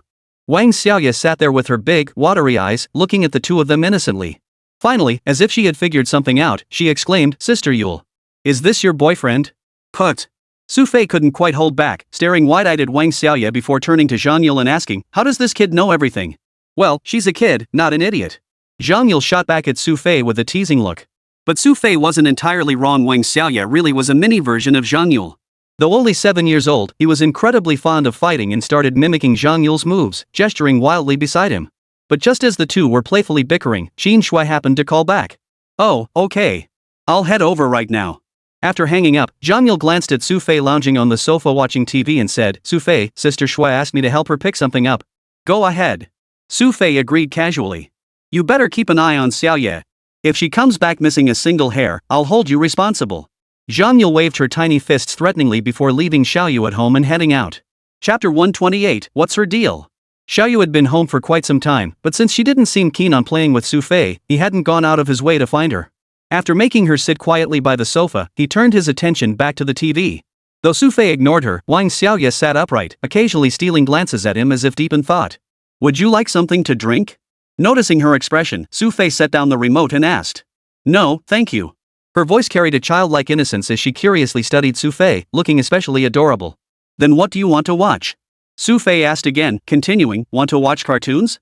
I don't watch them. Wang Xiaoye answered earnestly. Xu Fei froze, unsure how to communicate with this child. My uncle said before coming that there'd be a big brother here. Is that you? Wang Xiaoye suddenly spoke up, eyeing Xu Fei suspiciously. I'm the only man here, so I suppose that must be me. Xu Fei smiled, his curiosity piqued. Who's your uncle? My uncle is my uncle. Wang Xiaoye answered, then counted on her fingers again. 1, 2, 3 right. He's my second uncle. Second uncle, do you know his name? Xu Fei asked Wang Xiaoye. No. Wang Xiaoye shook her head, looking a bit troubled. Anyway, he said a big brother would come pick me up and told me to give you something. Give you something? Little kid? How old are you? Xu Fei was curious. He'd never met anyone so unreliable who would ask a kid to deliver something. Even mailing it would be more dependable. I'm 7. Wang Xiaoye held up one hand, then extended 2 fingers on the other. The child's innocent, adorable gesture touched Xu Fei's heart. He smiled and said, well then, show me what your second uncle asked you to bring me. Xu Fei crouched down, gesturing as if to receive something. No way, Wang Xiaoye protested. Uncle said I can only give it to you after Sister Shui gets back. Wang Xiaoye shook her head firmly, her flushed little face radiating determination. Xu Fei hadn't expected this 7-year-old girl to be far more principled than she appeared. After playing with the child at home for a while, Qin Shui and Zhang Yule returned carrying several bags. Xu Fei, hurry over and give me a hand. Zhang Yule called out to Xu Fei, panting heavily.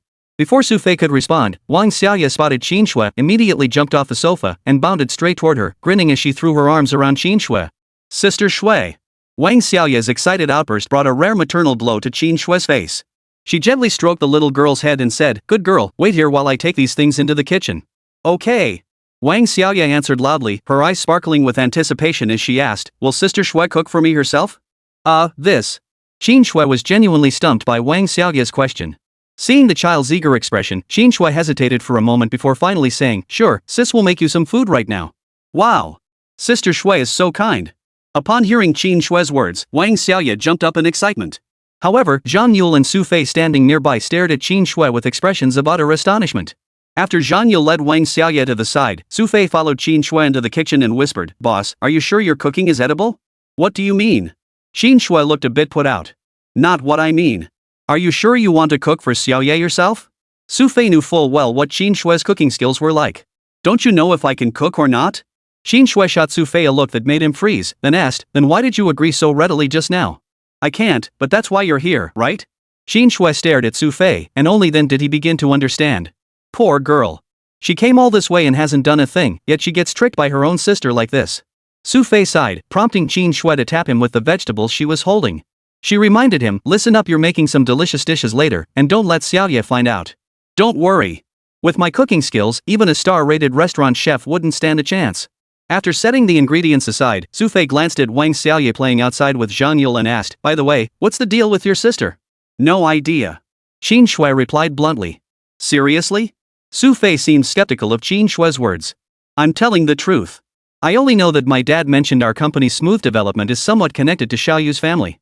Qin Shui continued, "And this time, my uncle specifically asked you to pick her up at the airport. It's like he knows you. I was just about to ask if you knew her." "Cut it out.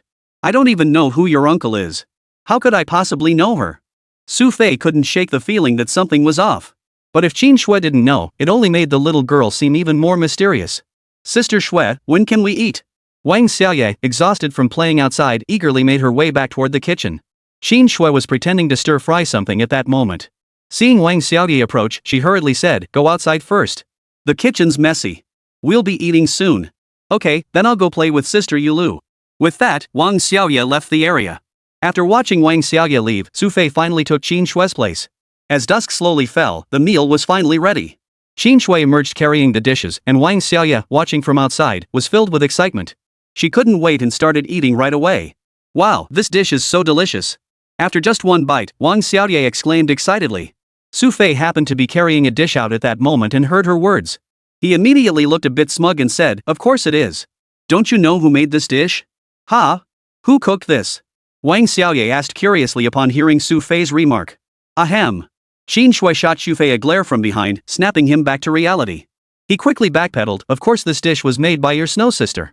I was just complimenting how delicious her cooking is. Hee, no big deal, no big deal. Anyway, Sister Shui will cook for you often from now on." Wang Xiaoye chuckled softly as she slipped off her coat, seemingly finding the meal too warm. It was precisely as she removed her coat that Xu Fei caught sight of the pendant hanging around Wang Xiaoye's neck. The sight froze him in his tracks, his playful expression vanishing instantly. Chapter 129 begins. Clang! The bowl in his hand crashed to the floor, shattering into pieces. Xu Fei's dazed expression startled Zhang Yule and Qin Shui beside him. They looked at him curiously and asked, "Xu Fei, what's wrong?" "Nothing." Xu Fei snapped back to reality, casting a few more glances at Wang Xiaoye. This was the first time Zhang Yule and Qin Shui had seen Xu Fei display such a stunned, dazed expression. They exchanged confused glances, seemingly unsure why Xu Fei had suddenly become like this. "Let's eat first." Xu Fei snapped back to reality, tidied up the broken pieces on the floor, and then joined the others for dinner. Throughout the meal, Wang Xiaoye kept praising Qin Shui's cooking skills, causing Zhang Yule to giggle to herself repeatedly.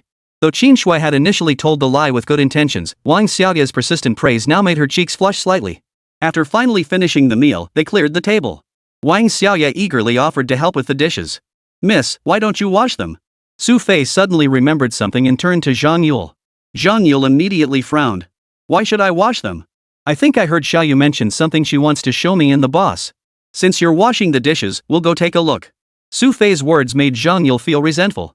She retorted indignantly, "No way. I want to see it too. Why can't I see it?" "Sister Yule." Just as Zhang Yule was complaining, Wang Xiaoye called out to her from nearby. "What is it?" Zhang Yule asked Wang Xiaoye.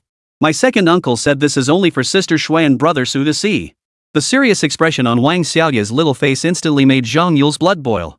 She snapped, "Your uncle is way out of line. What gives him the right? Yule, why don't you just put up with it? If you really don't want to wash, go watch TV outside for a bit." Seeing Zhang Yule loudly complaining, Qin Shui spoke up from the side. With Qin Shui speaking up, Zhang Yule, who had been fuming, could only swallow her anger. Finally, she glared fiercely at Xu Fei and snorted coldly, "Go ahead and watch it if you dare." With that, Zhang Yule stormed over to the sink, seething with indignation. Seeing Zhang Yule like this, Xu Fei felt he was the one who had been wronged. It was clearly Wang Xiaoya's uncle who insisted only 2 people could watch. He hadn't even said a word, so why was Zhang Yule blaming him for this? Feeling somewhat frustrated, Xu Fei followed Wang Xiaoya and Qin Shui out. It must be said that although Wang Xiaoya was only 7 or 8 years old, her vigilance and execution were truly extraordinary. Spotting Zhang Yule occasionally peeking out from the kitchen to try and sneak a look, she led the 2 of them into Qin Shui's room. Xu Fei rarely entered Qin Shui's room normally. Stepping inside today, he noticed it seemed even more minimalist than before. Typically, a girl's room would be filled with all sorts of things, including plenty of cosmetics. But in Qin Shui's room, aside from a large stuffed animal, there was only a computer desk and a small bookshelf. Xiaoya, stop teasing us, show us what it is already. Qin Shui couldn't contain her curiosity. Alright, it's really nothing special, just a photo and a necklace. As she spoke, Wang Xiaoya pulled a photo and a necklace from the small pouch she carried with her. The pendant on the necklace was a dragon, while the photo depicted a mountain range. At the very center of the image, an ancient pine tree stood out strikingly. Why does this place look so familiar? Qin Shui felt an immediate sense of familiarity upon seeing the photo. However, Xu Fei wasn't in a hurry to examine the photo. Instead, he scrutinized the necklace with utmost seriousness. Crafted from a unique material, the necklace captivated Xu Fei, particularly the dragon-shaped pendant. Xu Fei glanced at Wang Xiaoya's neck and asked, "Xiaoya, did your second uncle give you this necklace too?" "Yes, I've worn it since I was little." Wang Xiaoya looked curious as she took out her necklace. The necklace was small, with a crescent moon pendant. After a moment's thought, Xu Fei picked up the photo beside them and said, "Let me take a look at this photo." "Sure." Qin Shui handed the photo to Xu Fei. Upon seeing the scene depicted, his expression turned serious. Then, Xu Fei suddenly snapped to attention, his eyes clearly sparkling with joy. "Wait for me," Xu Fei said, then jogged off into his room and retrieved a photograph. The photo was a distant shot, showing a man whose face was indistinctly visible in the background, surrounded by rocky landscapes. When Wang Xiaoya saw the photo, her eyes lit up with surprise. "That's my second uncle," she exclaimed. Wang Xiaoya recognized the distant figure in the photograph. Though the image was very blurry, she had grown up with him since childhood and recognized him instantly. Qin Shui hadn't expected Xu Fei to produce this item. She looked at him with surprise and asked, "How did you get a photo of her uncle?" "It's a long story." Xu Fei said little, taking the 2 photos and placing them on top of each other. As they overlapped, the scenes in the 2 photos slowly began to merge, eventually forming a new landscape. A figure stood atop a pine tree, seemingly gazing into the distance. Yet upon seeing this image, Xu Fei seemed to grasp something, his expression turning satisfied as he nodded. "So it is. What was it?" Qin Shui still didn't quite grasp Xu Fei's meaning and asked, "Should we go find Uncle Air?" "Sister Shui, my second uncle said he wouldn't be home these days, probably because he was afraid you'd come looking for him. But he said that if brother Xu Fei saw these things, he would understand." Wang Xiaoya's childish words carried a maturity and earnestness unusual for her age. "Alright, Sister Shui understands."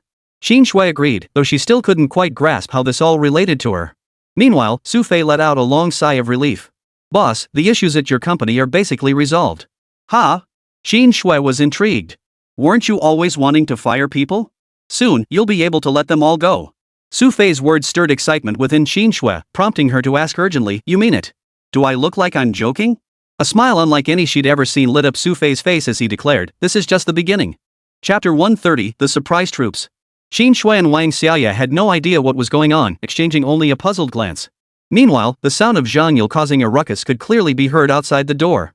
The 3 of them knew Zhang Yule was probably throwing another tantrum outside. "Let's get out of here first. Otherwise, she'll tear the place apart," Xu Fei said to the 2, who nodded in agreement.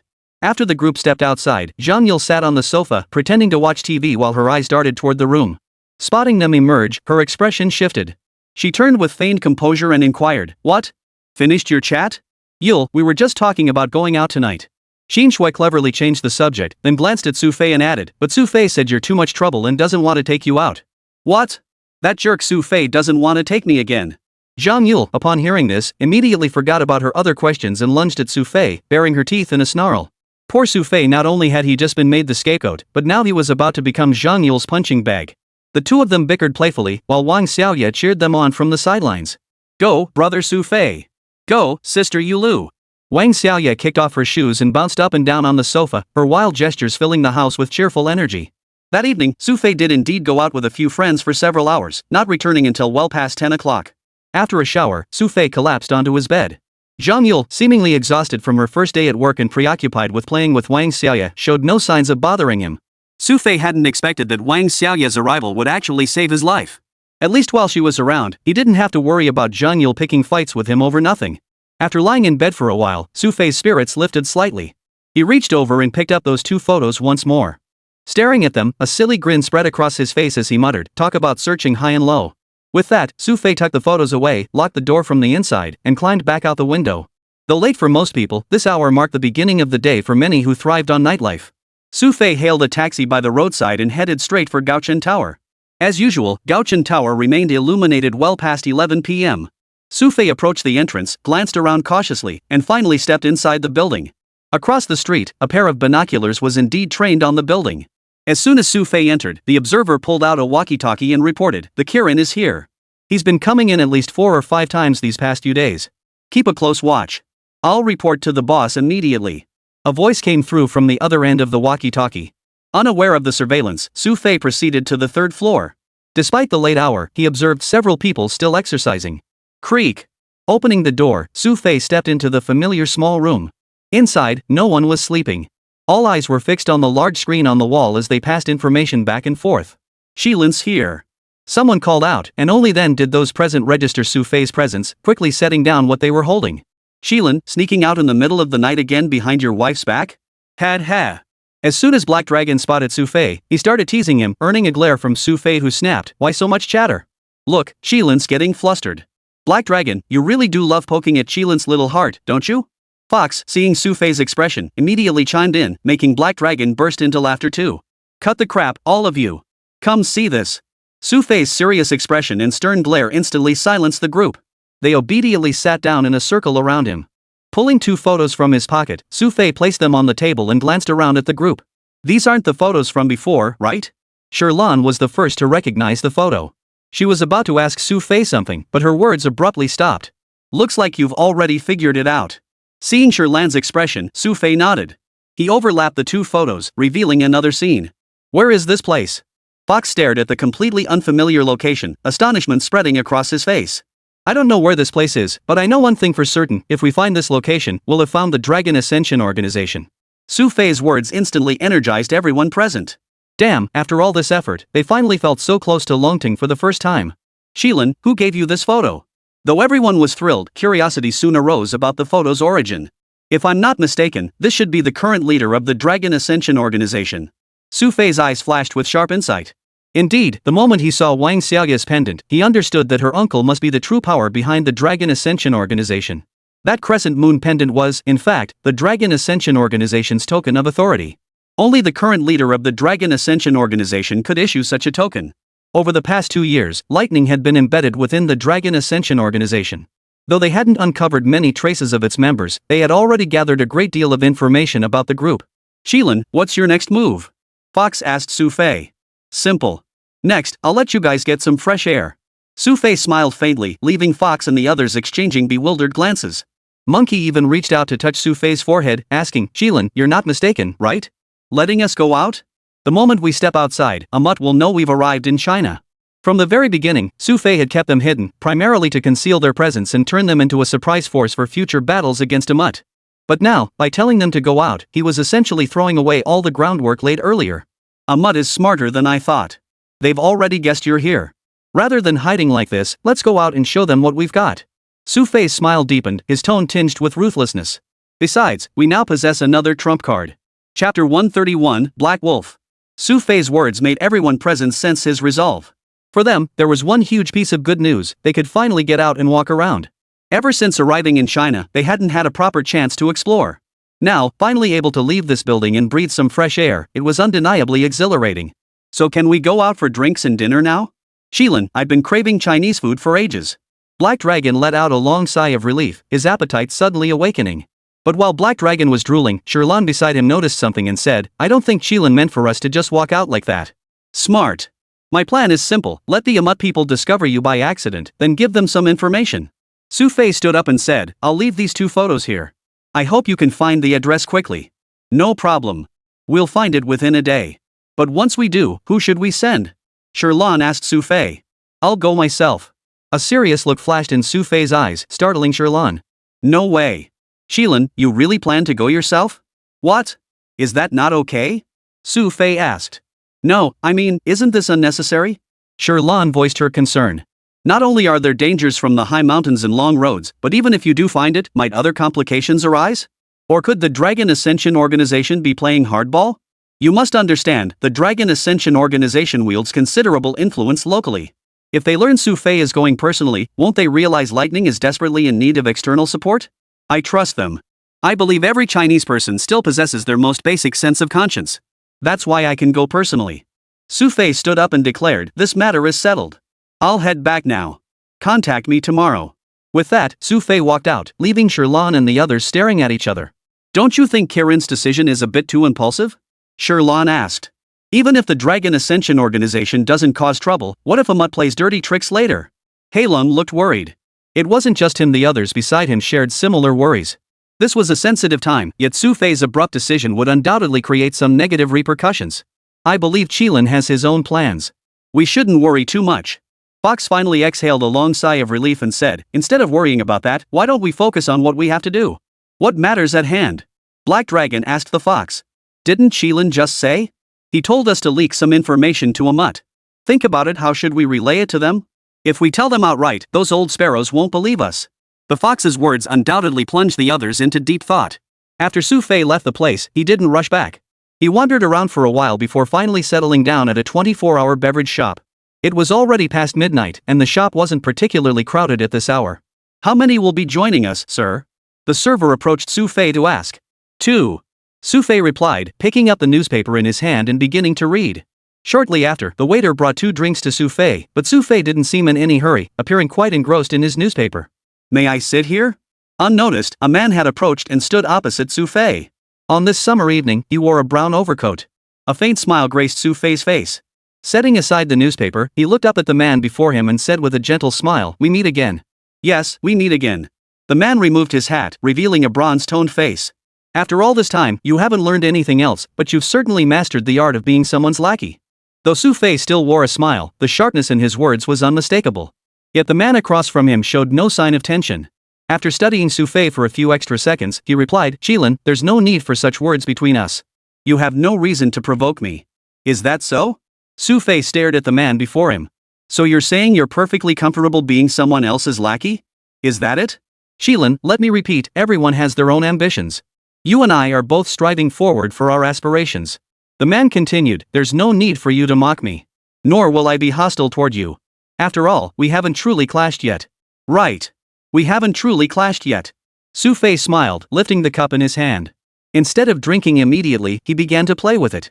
So tell me, what rank have you achieved in a mutt now? 36 leaves, or 8 hidden? Xu Fei inquired of the man before him. I am now the earth hidden of a mutt, Black Wolf. The man's tone carried a hint of pride. A mutt's hierarchy was clear. Beneath the Grand Commander stood 4 commanders: Wind, Thunder, Fire, and Mountain. Beneath these 4 lie the 8 hidden and 36 leaves. The 8 hidden are Heaven, Earth, Mystic, Metal, Wood, Water, Fire, and Earth. Leaders beyond the 8 hidden are simply referred to as leaves. Xu Fei hadn't expected this man before him to climb so swiftly. Now he'd already reached the rank of Hidden 8. Qilin, I won't say more. I just want you to understand, there are no perfect people in this world. I hope you see this clearly sooner rather than later and abandon your fight against a mutt. You cannot win. Black Wolf's eyes held a hint of earnestness as he said, no organization in this world can defeat a mutt. No one. Is this a mutt speaking to me, or you? Xu Fei asked in a calm tone. It's what I'm telling you, and it's what a mutt wants you to know. With that, Black Wolf stood up, glanced at the cup on the table, and added, I hope we can still drink from this cup when we meet next time. By then, the cup might be filled with your blood. Xu Fei's calm words carried a hidden threat. However, Black Wolf did not press the matter further and left on his own. After waiting for Black Wolf to depart, Xu Fei slowly rose to his feet. For him, this meeting could be a casual reunion of old friends or the beginning of an enmity. Chapter 132, Speculation. Deep into the night, Xu Fei walked home, unsure how long he'd been traveling. By the time he arrived, it was already past 3 in the morning. Even though he was exhausted from walking, Xu Fei couldn't sleep. The image that kept flashing through his mind was Black Wolf's face, the face of someone he had once fought alongside. Xu Fei knew this face might never feel so familiar to him again. The sun slowly rose. When Xu Fei awoke around 10 o'clock the next morning, the house was quiet. Stepping outside, he saw not a single soul. Had everyone gone to work or out to play? Feeling a bit helpless, Xu Fei went to the kitchen to wash up. By the time he came out again, he could already hear the footsteps of Zhang Yule and Wang Xiaoye growing closer in the hallway. Xiaoye, listen to me. From now on, whenever you're free, come find your sister and I'll buy you snacks. This afternoon, I'll take you to buy some fun things. Zhang Yule's words drew a cheerful agreement from Wang Xiaoye. Hand in hand, the two walked into the house. Oh, Xu Fei, you're awake? Zhang Yule looked slightly surprised upon seeing Xu Fei and said, perfect timing. Can you make us lunch now? I have to go to work soon. You're dreaming. You just want me to cook for you every day. Xu Fei went to the fridge, rummaged around, and pulled out a glass of juice. He grabbed a few slices of bread to tide himself over before asking, by the way, what were you two doing out so early this morning? Us? Of course we went shopping for food. Look. Zhang Yule grinned as she held up a large bag of items for Xu Fei to see. The sheer volume of the bag startled Xu Fei. Seriously? You bought this much snacks? Hee hee, Xiaoyu likes them, right? Zhang Yule's cheerful expression prompted Wang Xiaoye to nod repeatedly. That's right, that's right. Sister Yule is the best. Well then, I'll help myself first.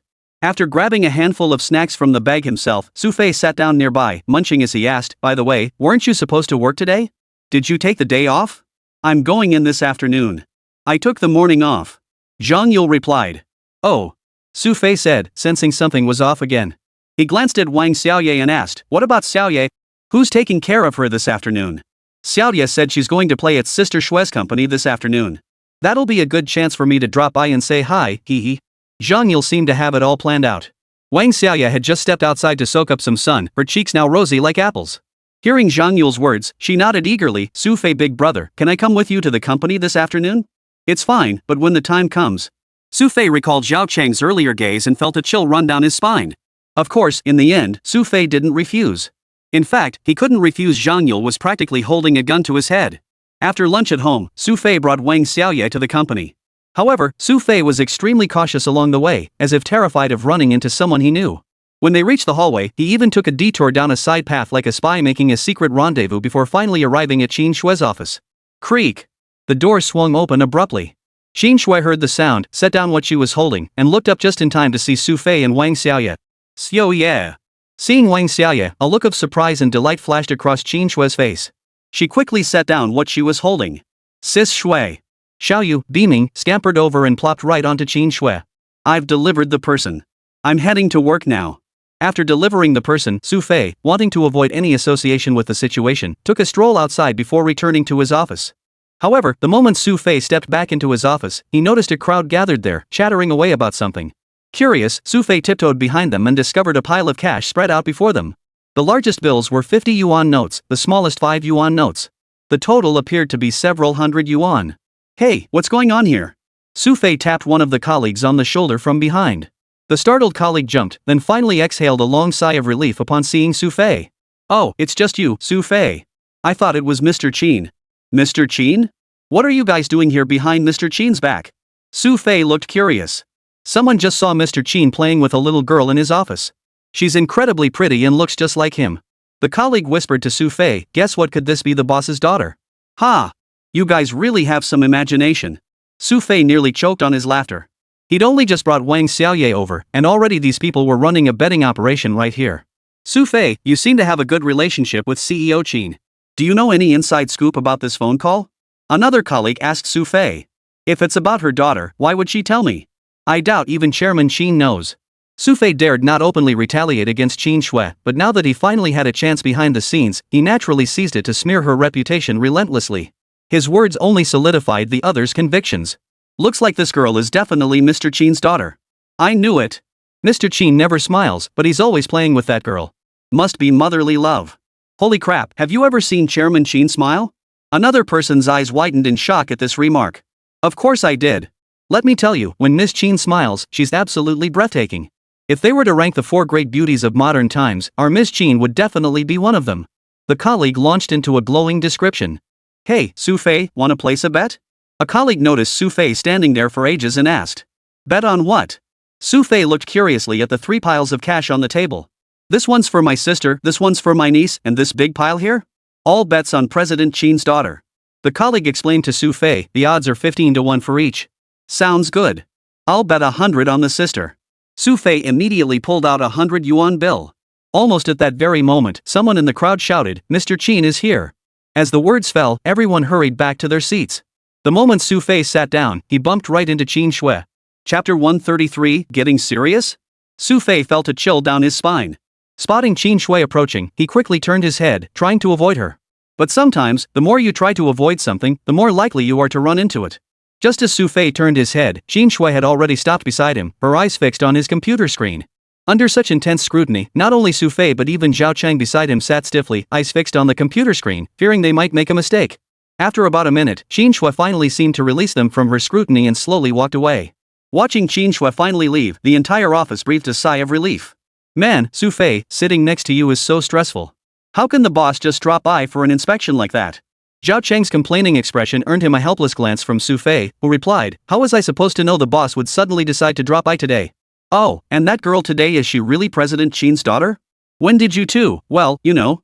Zhao Cheng's curious expression prompted Xu Fei to grab the keyboard on his desk and raise it as if to smash it toward Zhao Cheng. Zhao Cheng dodged swiftly to the side, smirking triumphantly, you can't hit me.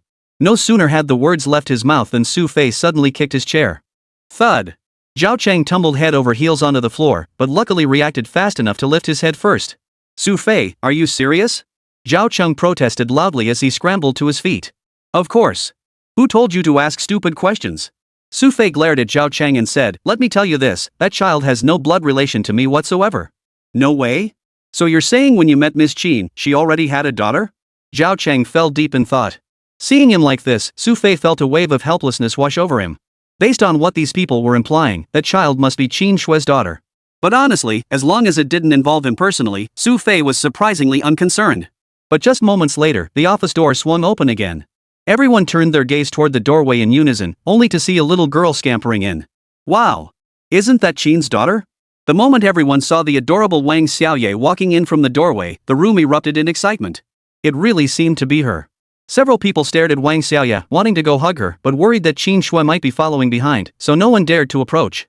But it must be said, Wang Xiaoye was exceptionally adorable. Seeing such a cute little girl, everyone present momentarily lost all focus on work. Wang Xiaoye ran around, her big, watery eyes darting everywhere. Finally, she spotted Xu Fei from a corner and ran straight toward him. Seeing Wang Xiaoye finally running toward him, Xu Fei sighed inwardly. He was doomed again. Xu Fei, big brother. Wang Xiaoye leapt straight into Xu Fei's arms. The scene made everyone stare wide-eyed at Xu Fei. Holy crap, so this kid actually knows Xu Fei? The expressions on the surrounding faces changed, their gazes fixed on Xu Fei with a new intensity. Oh no, it seemed like Xu Fei had actually placed a bet earlier. One of the bookmakers suddenly remembered that Xu Fei had actually placed a bet earlier. As they discussed it, Xu Fei felt a bit down. Unable to stand the noise anymore, he carried Wang Xiaoye toward Qin Shui's office. Xiaoye, why did you suddenly want to come out and play with me? Xu Fei asked the little girl in his arms as they walked. Hee, Sister Shui said I could come find you to play and even gave me your address. I just ran out on my own. Wang Xiaoye's smiling, rosy-cheeked face only deepened Xu Fei's gloom. He should have guessed Qin Shui would play this trick on him. Creak. Xu Fei pushed open Qin Shui's office door with a heavy shove, his furious gaze sweeping across the room. Qin Shui was bent over her desk, working. When she looked up and saw Xu Fei and Wang Xiaoye enter, a faint, ambiguous smile played on her lips. Well, she asked. You finally decided to come in? Earlier, Qin Shui had stood beside Xu Fei for quite some time, hoping he would take the initiative to enter the office himself. But Xu Fei seemed to have completely ignored her, which left Qin Shui feeling rather annoyed. She immediately thought to send Wang Xiaoye out. Boss, shouldn't our internal conflicts stay between us? Why drag the kids into this? Xu Fei slammed the door shut in utter frustration. He glanced at the assistant's seat beside him, now empty. I let her leave early. Qin Shui continued speaking from where she stood. Xiaoye, you did a great job this time. When we get back tonight, Sister Shui will treat you to a nice meal. Hee, thanks, Sister Shui. Wang Xiaoye's innocent eyes immediately began to blink rapidly.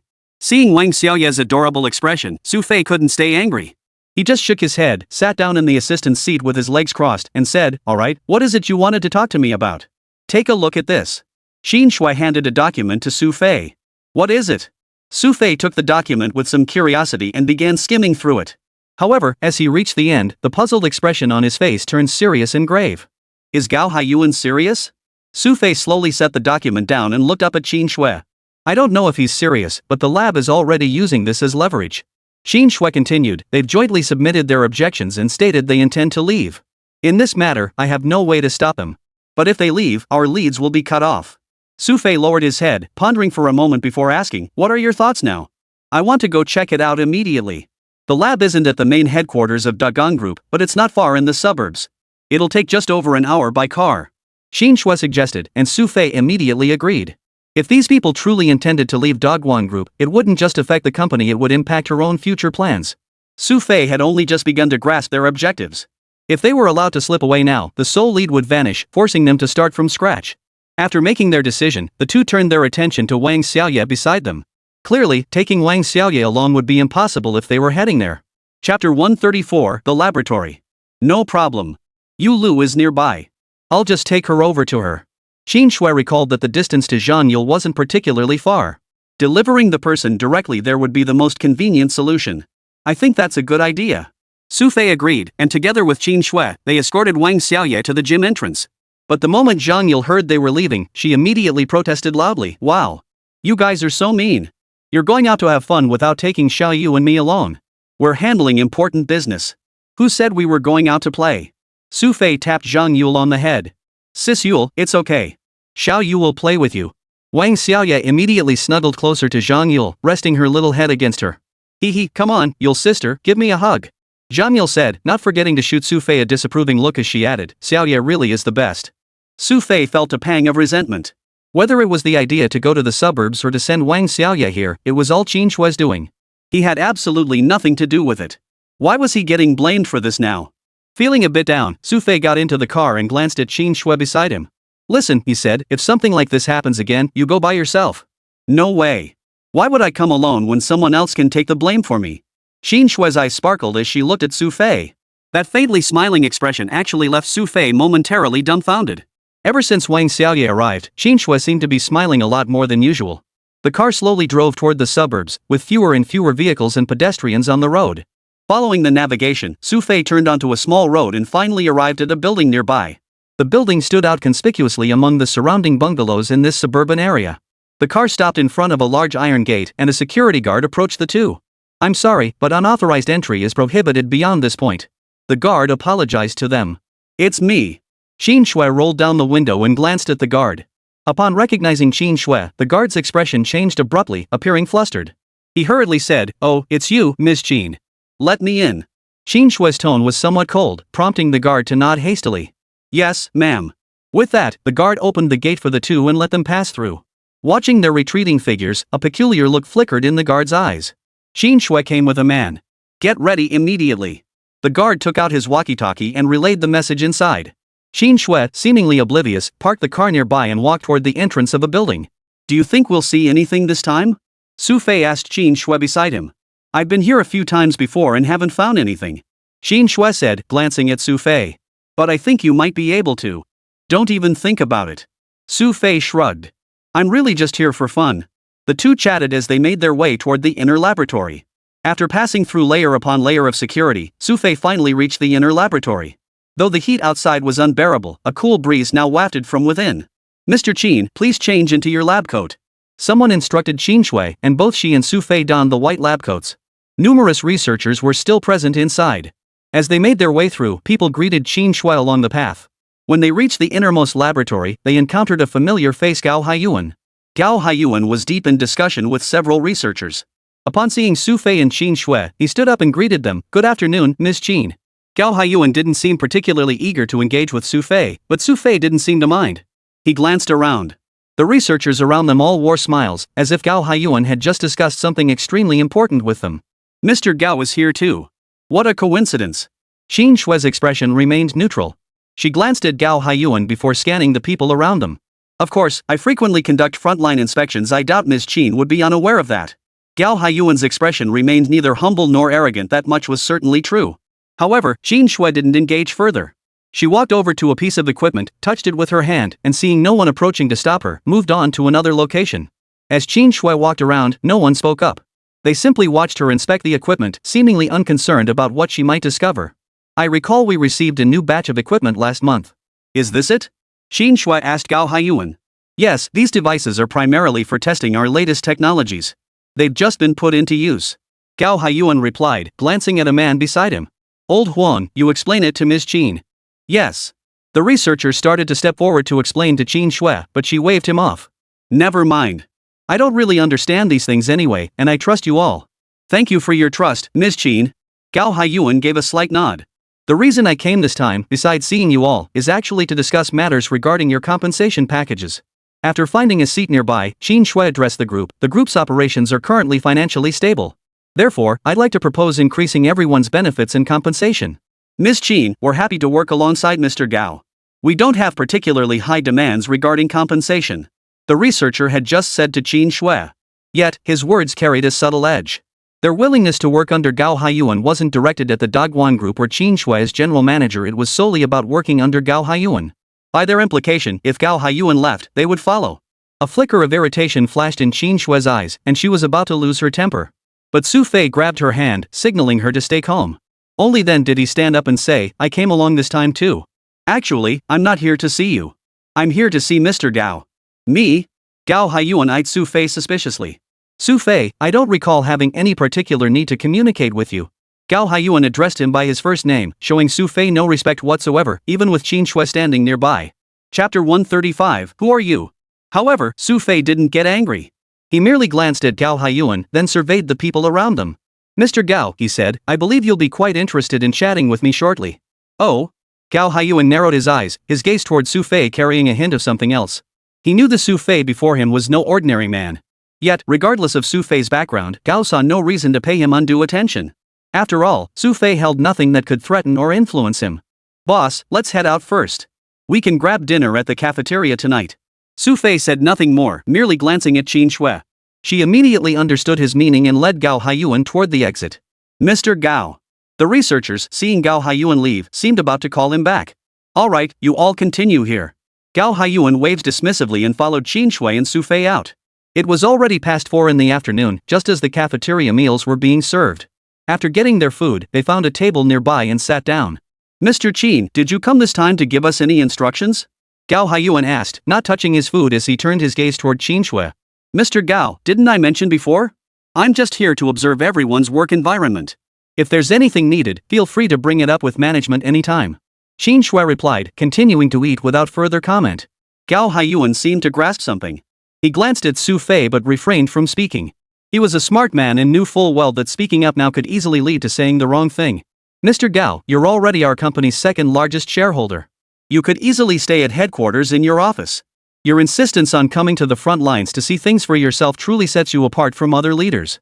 Sure enough, later on, it was Xu Fei who spoke first. Yet Gao Haiyuan's expression remained impassive upon hearing this, his tone tinged with mocking sarcasm as he remarked, some people occupy positions without the awareness that comes with them. For a company to thrive, its foundation lies in the frontline staff. It was unclear whether Gao Haiyuan's words were directed at Qin Shui or Xu Fei. Neither of them seemed offended, though. Xu Fei even wore a smile, his tone laced with admiration. That's right. General Manager Gao has truly sacrificed a great deal for the company. Coming here allows him to see the frontline staff and occasionally catch up with his own family. Clatter. No sooner had Xu Fei finished speaking than Gao Haiyuan's chopsticks, mid-bite, clattered to the floor. His eyes widened with astonishment as he stared at Xu Fei, his voice trembling with excitement. What did you just say? I didn't say anything. I was just praising you for your dedication to the company. Xu Fei chuckled, but Gao Haiyuan's expression turned serious.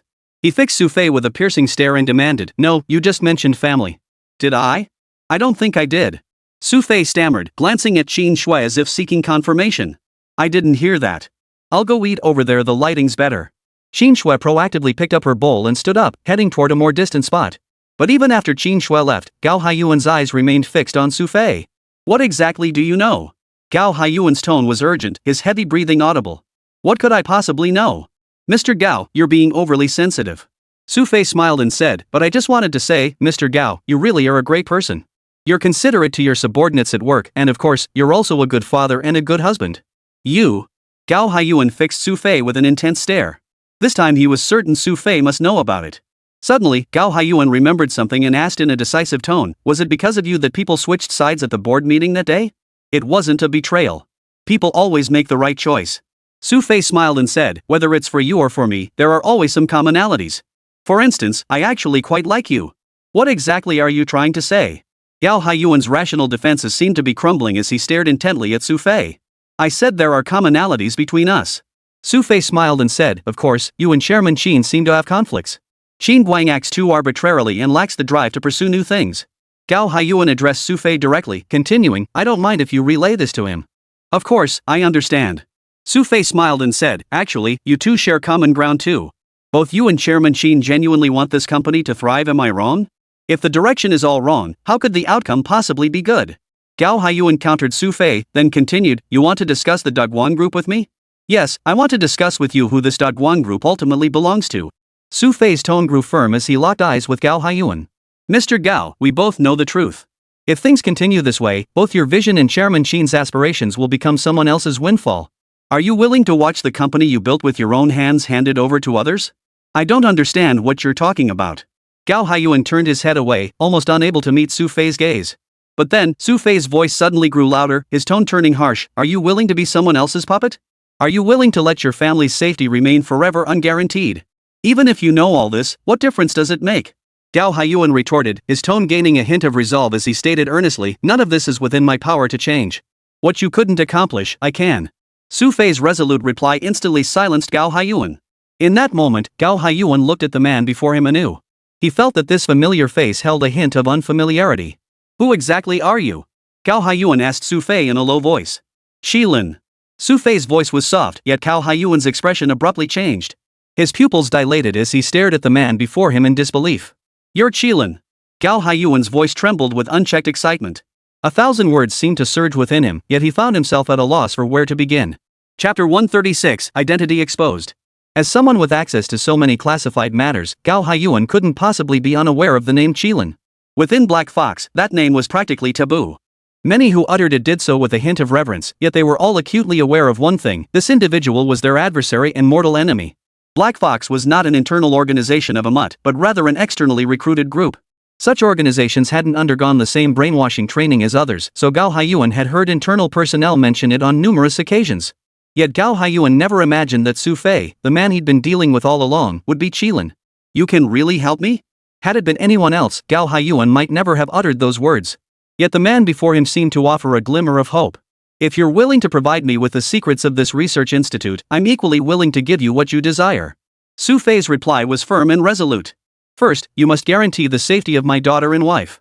Gao Haiyuan wasn't foolish. If he rashly agreed to Xu Fei's terms, there would be no benefit for him whatsoever. I can wait, but until then, your safety will be compromised. Xu Fei knew a mutt's modus operandi. Now that Gao Haiyuan had met with him, it was highly likely he would face different treatment upon returning. They won't touch me. Gao Haiyuan spoke with some confidence, but you don't have much time. Give me 3 days. Xu Fei's words prompted Gao Haiyuan to nod. Alright, I agree. Having reached a certain understanding, Gao Haiyuan didn't linger to chat with Xu Fei any longer. He stood up and left the place alone. After Gao Haiyuan departed, Xu Fei smiled to himself, finished the last sip of soup, and stood up, walking toward Qin Shui in the distance. But Qin Shui wasn't eating at all. Instead, she stared at Xu Fei with wide eyes, motionless, as if trying to see through every inch of his body. Boss, what's gotten into you? Xu Fei asked with a hint of amusement, waving his hand in front of her face. Qin Shui ignored him, however. After a moment, she slowly lifted her head to look at Xu Fei's face. You're a Qilin. Her voice carried a mix of excitement and agitation. The moment those words left her lips, Xu Fei froze in shock. He suddenly remembered that Gao Haiyuan's voice had been louder than he'd realized, and Qin Shui's hearing was far more acute than most people's. After staring blankly for a few seconds, Xu Fei finally let out a long, heavy sigh. I never thought I'd end up betrayed by Gao Haiyuan, he said, sounding rather downcast. You really are the Kirin. Qin Shui's tone rose slightly, as if she needed confirmation that the man before her was indeed the legendary Qilin. Would you believe me if I said I'm not? Xu Fei shrugged, having come to terms with it, and replied with refreshing candor, so, is that a nice surprise? Not just me, you'll probably be even more surprised. Qin Shui realized that the person most surprised right now would likely be Zhang Yule, who had always idolized the Qilin. But mentioning this brought a look of frustration to Xu Fei's face. He grimaced and said, that's exactly what I'm worried about. Think about it, she's already acting crazy every day without knowing this. If she finds out, won't I have no peace left? You want me to keep the secret for you? Qin Shui understood Xu Fei's meaning. You wouldn't really want to see me harassed by her every day, would you? And think about it, once she finds out, she'll drag me out to play with her all the time.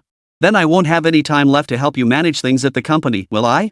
Xu Fei explained to Qin Shui, and upon reflection, she realized he had a point.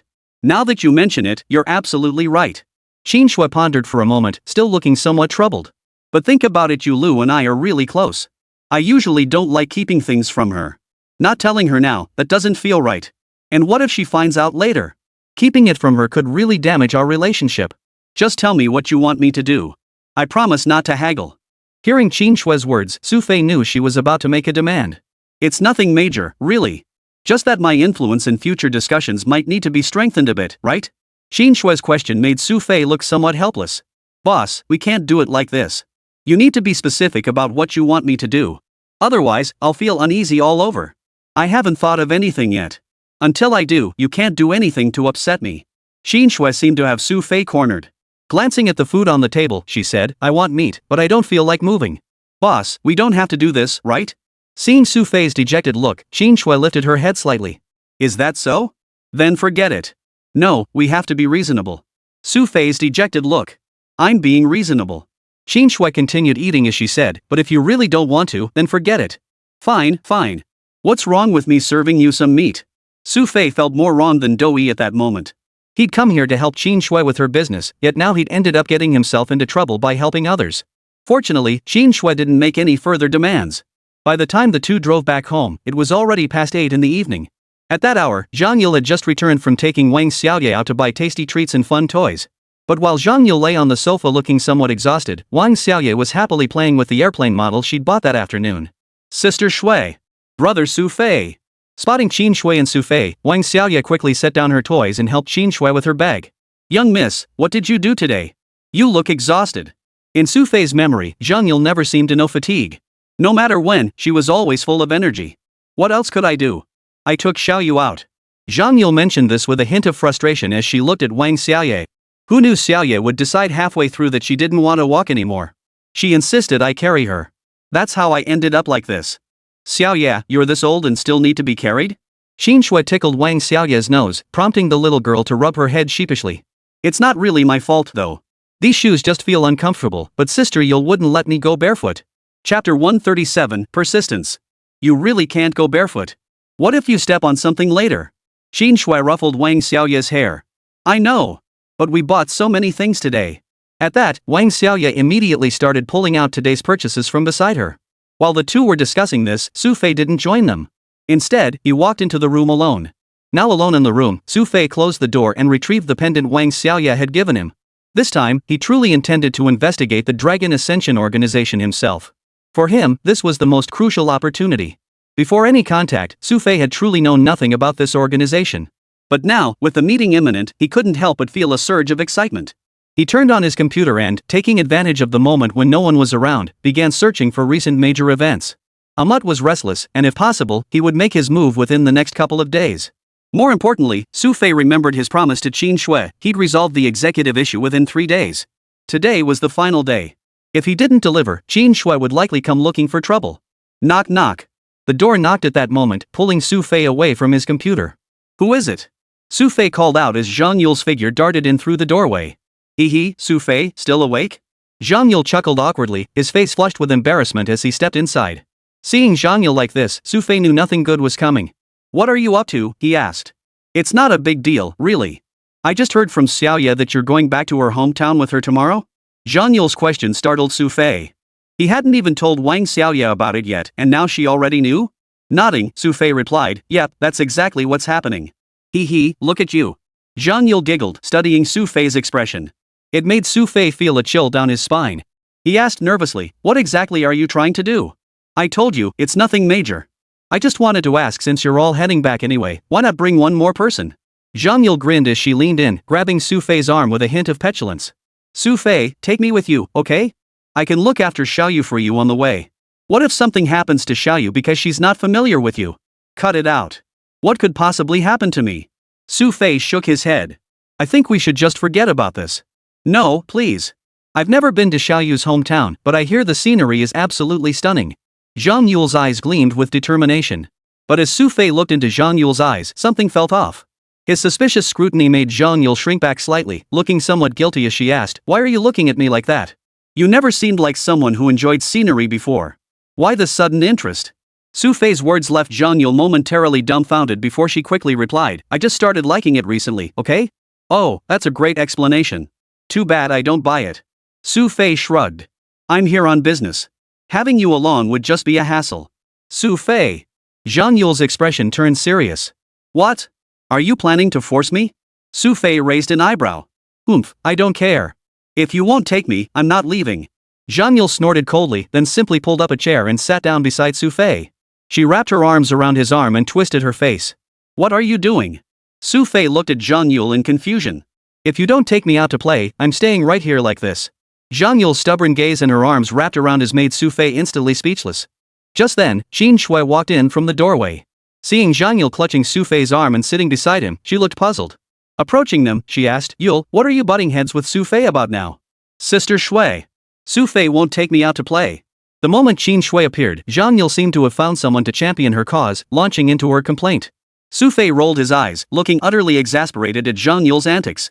But Qin Shui seemed a bit confused. What do you mean, take me out to play? Sis Shui, you gotta hear this. When Xiaoyu goes back tomorrow, Xu Fei's tagging along to her hometown. Seeing Qin Shui was unaware, Zhang Yule immediately launched into her story. Qin Shui looked genuinely surprised. You're really going back with Xiaoyu? Isn't this just worrying she might run into trouble on the way?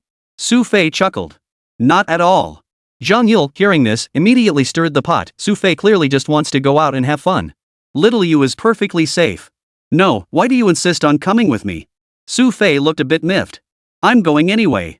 Zhang Yule pouted. When Zhang Yule got stubborn, even Qin Shui beside them couldn't change her mind. She glanced at Xu Fei, then at Zhang Yule's expression, and suggested, Xu Fei, why don't you just take Yule with you? At least you'll have someone to look out for you on the way? Cut it out. Watch each other? She'd be lucky if she didn't cause me trouble. Xu Fei didn't quite believe Zhang Yule. I absolutely won't cause trouble. Zhang Yule immediately gave her earnest assurance. Look, she's promising.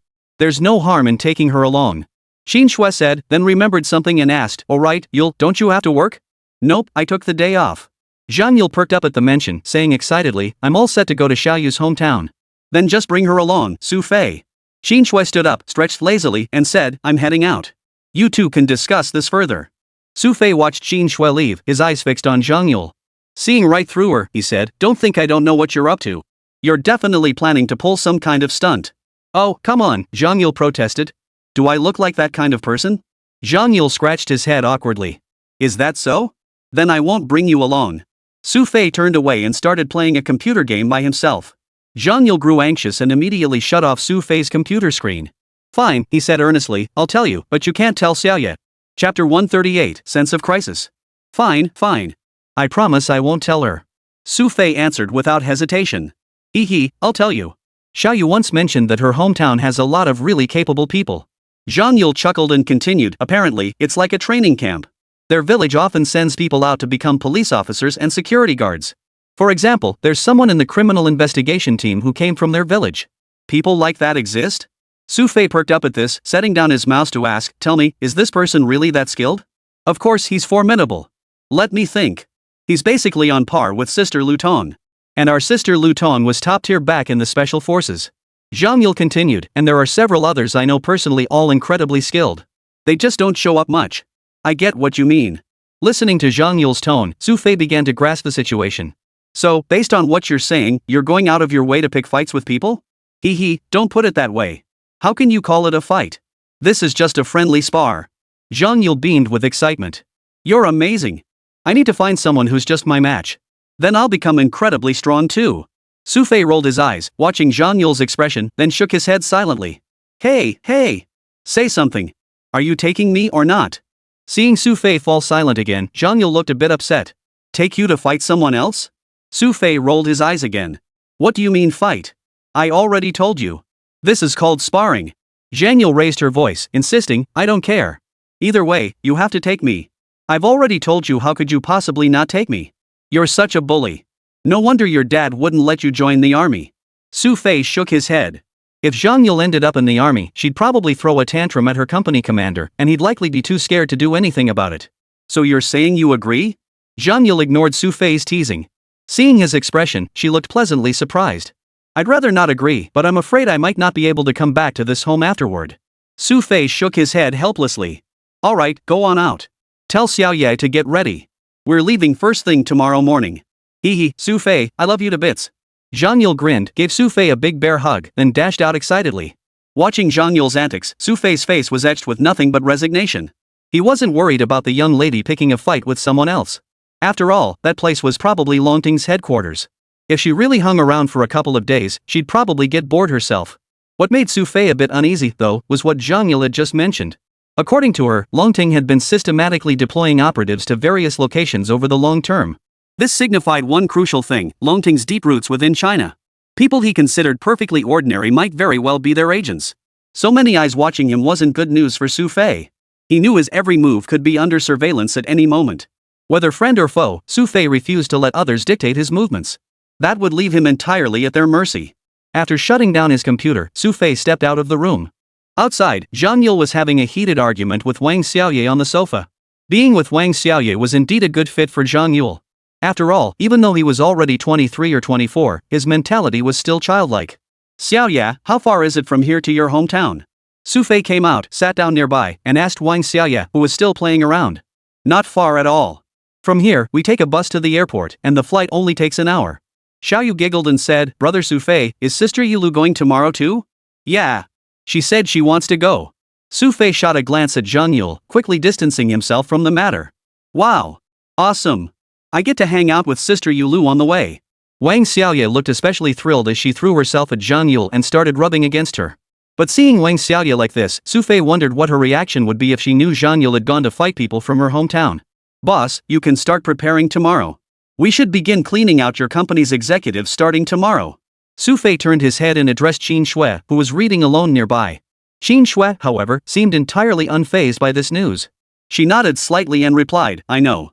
Ever since Xu Fei met Gao Haiyuan and revealed his identity as Qilin, Qin Shui knew this matter had essentially reached its conclusion. With Gao Haiyuan's backing and the support of those Xu Fei had previously won over, it was more than enough for her to accomplish what she intended. That evening brought joy to everyone in the house, especially Xu Fei.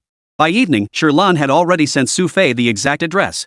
As Wang Xiaoye had mentioned, her hometown was in a neighboring province, and this address was located not far from her hometown. Early the next morning, Xu Fei awoke not because he had chosen to rise, but because he had heard sounds coming from the living room outside. He glanced at the clock, not even 6 in the morning. Scratching his head, Xu Fei rubbed his sleepy eyes with a bit of annoyance and walked outside. In the living room, Zhang Yule was already cheerfully dressed, rummaging through the refrigerator as if preparing snacks for everyone. Hey, Missy, what are you up to so early? Xu Fei asked with obvious irritation upon seeing Zhang Yule. Making breakfast for you guys. Aren't we going to Xiaoye's place later? Zhang Yule chuckled, holding something in her hands. Only when Xu Fei approached did he realize she was still clutching a few bread rolls. Why not just grab breakfast out when we head out? Xu Fei inquired. No way, that'll take too long. Zhang Yule chuckled. As the two chatted outside, Qin Shui and Wang Xiaoye, who had been sleeping inside, woke up. Wearing pink pajamas, Wang Xiaoye's slightly flushed face still bore traces of sleepiness. She looked at the two and asked, Sister Yule, why are we up so early? Yule, why are you disturbing the peace today? Qin Shui didn't seem to have slept well either. Look, you woke us all up. Xu Fei tapped Zhang Yule's head lightly, prompting the latter to chuckle sheepishly. Chapter 139, A Case at the Police Station. Anyway, it was almost 6 o'clock now. Since they were awake, they might as well not go back to sleep. After changing clothes and washing up, they didn't feel particularly sleepy. How long do you plan to stay this time? After breakfast, just before they left, Qin Shui asked Xu Fei and the others. For her, having several people suddenly leave home like this, leaving her alone in the empty house, felt genuinely unfamiliar.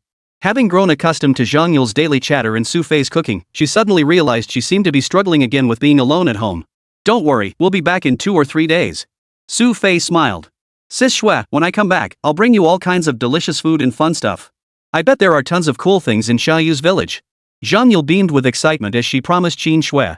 She always got especially excited when it was time to go out and play, especially since this trip was to find someone to fight. Qin Shui watched the three of them and still felt a bit uneasy. How about this, I'll drive you to the airport. Don't you have to work this morning? It's already past 8. Xu Fei glanced at the time. It was already past 8 in the morning. No problem. I'm not working this morning. Qin Shui agreed. In her 2 years at the company, Qin Shui had only been late or left early twice.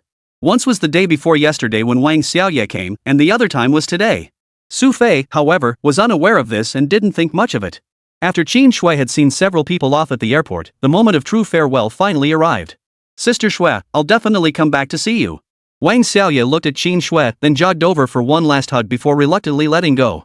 Alright, Sister Shui, we're off now. Don't worry, I'll be back in 2 days. Zhang Yule assured her. Qin Shui nodded, watching them depart before slowly getting into her car and driving away. But before she could start the engine, a knock sounded on her window. She rolled down the window to find Tan Lutong staring at her. Hey, Lutong, what are you doing here? Qin Shui asked curiously. Where's Xu Fei? Did Xu Fei and the others leave? Tan Liuton's tone sounded somewhat anxious. Yeah, they left. Qin Shui nodded and asked, is there anything else you need? No.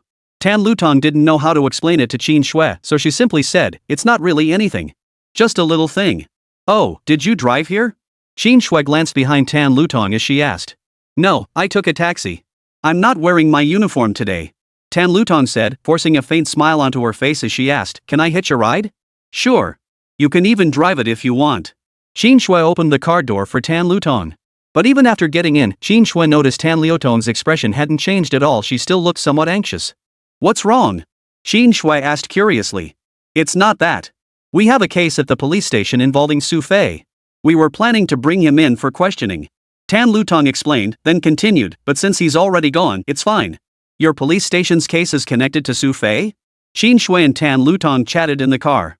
Unaware that Tan Lutong had followed him, Xu Fei boarded the plane. The group found seats and settled in. It was a large passenger aircraft, and the three could sit together comfortably. However, once Wang Xiaoye boarded the crowded plane, her shyness seemed to resurface. Curled up in Zhang Yule's embrace, Wang Xiaoye appeared quite afraid of being touched by those around her. Xiaoye, you seem so cheerful usually. Why are you afraid of strangers? Xu Fei, who had also boarded the plane, asked Wang Xiaoye curiously. Hearing Xu Fei's words, her little face grew serious as she replied, my second uncle said there are lots of bad people in the city. So when you see strangers, you have to keep your distance. You can only walk with people you know. Your uncle sure is cautious. Xu Fei chuckled at her words.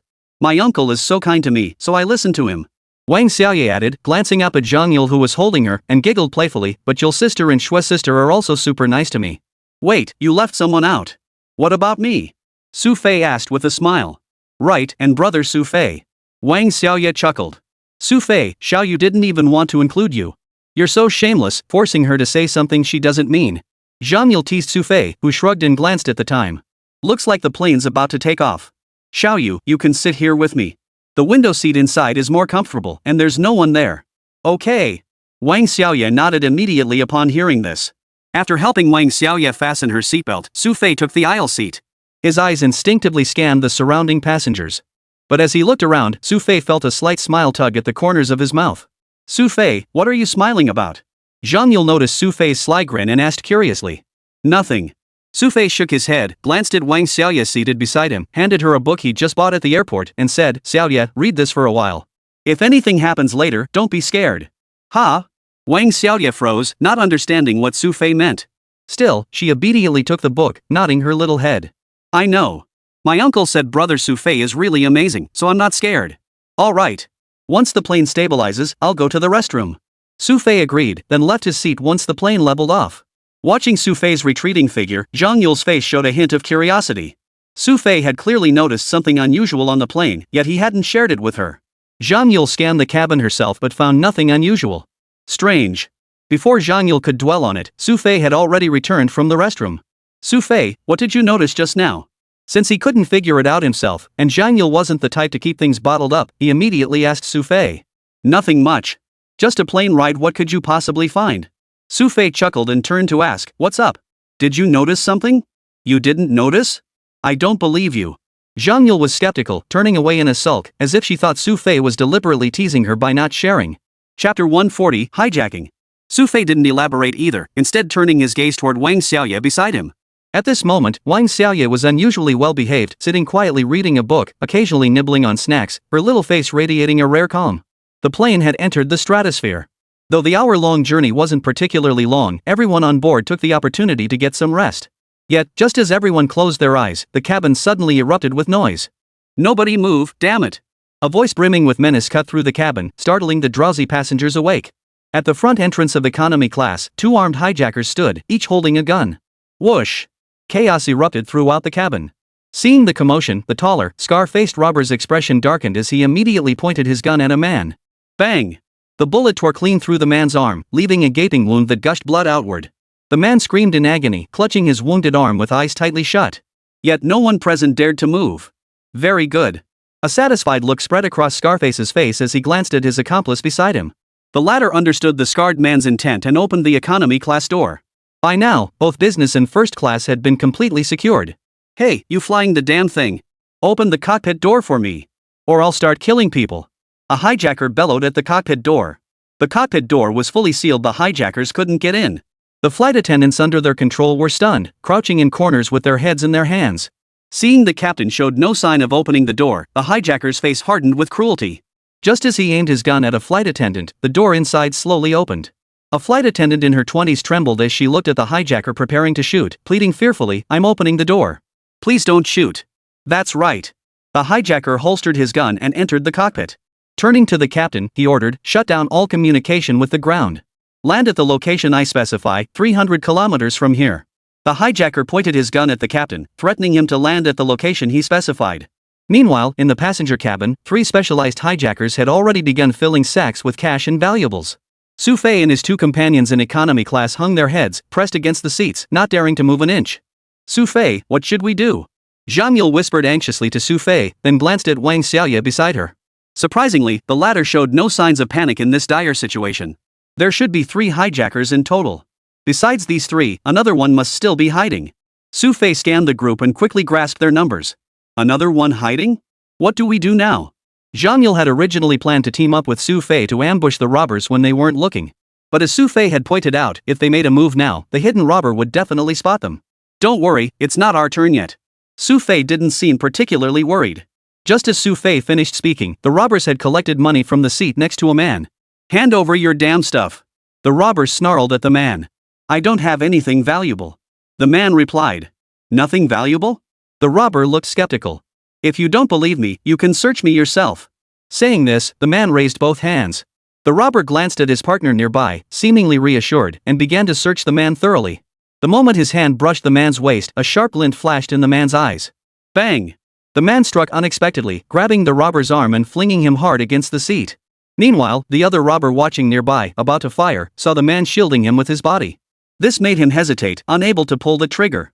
In that split second of hesitation, the man snatched the gun from the robber's hand. Just as he prepared to fire, he suddenly sensed a dangerous aura approaching from behind. Before he could fire, a fist packed with immense force slammed into his face. Thud!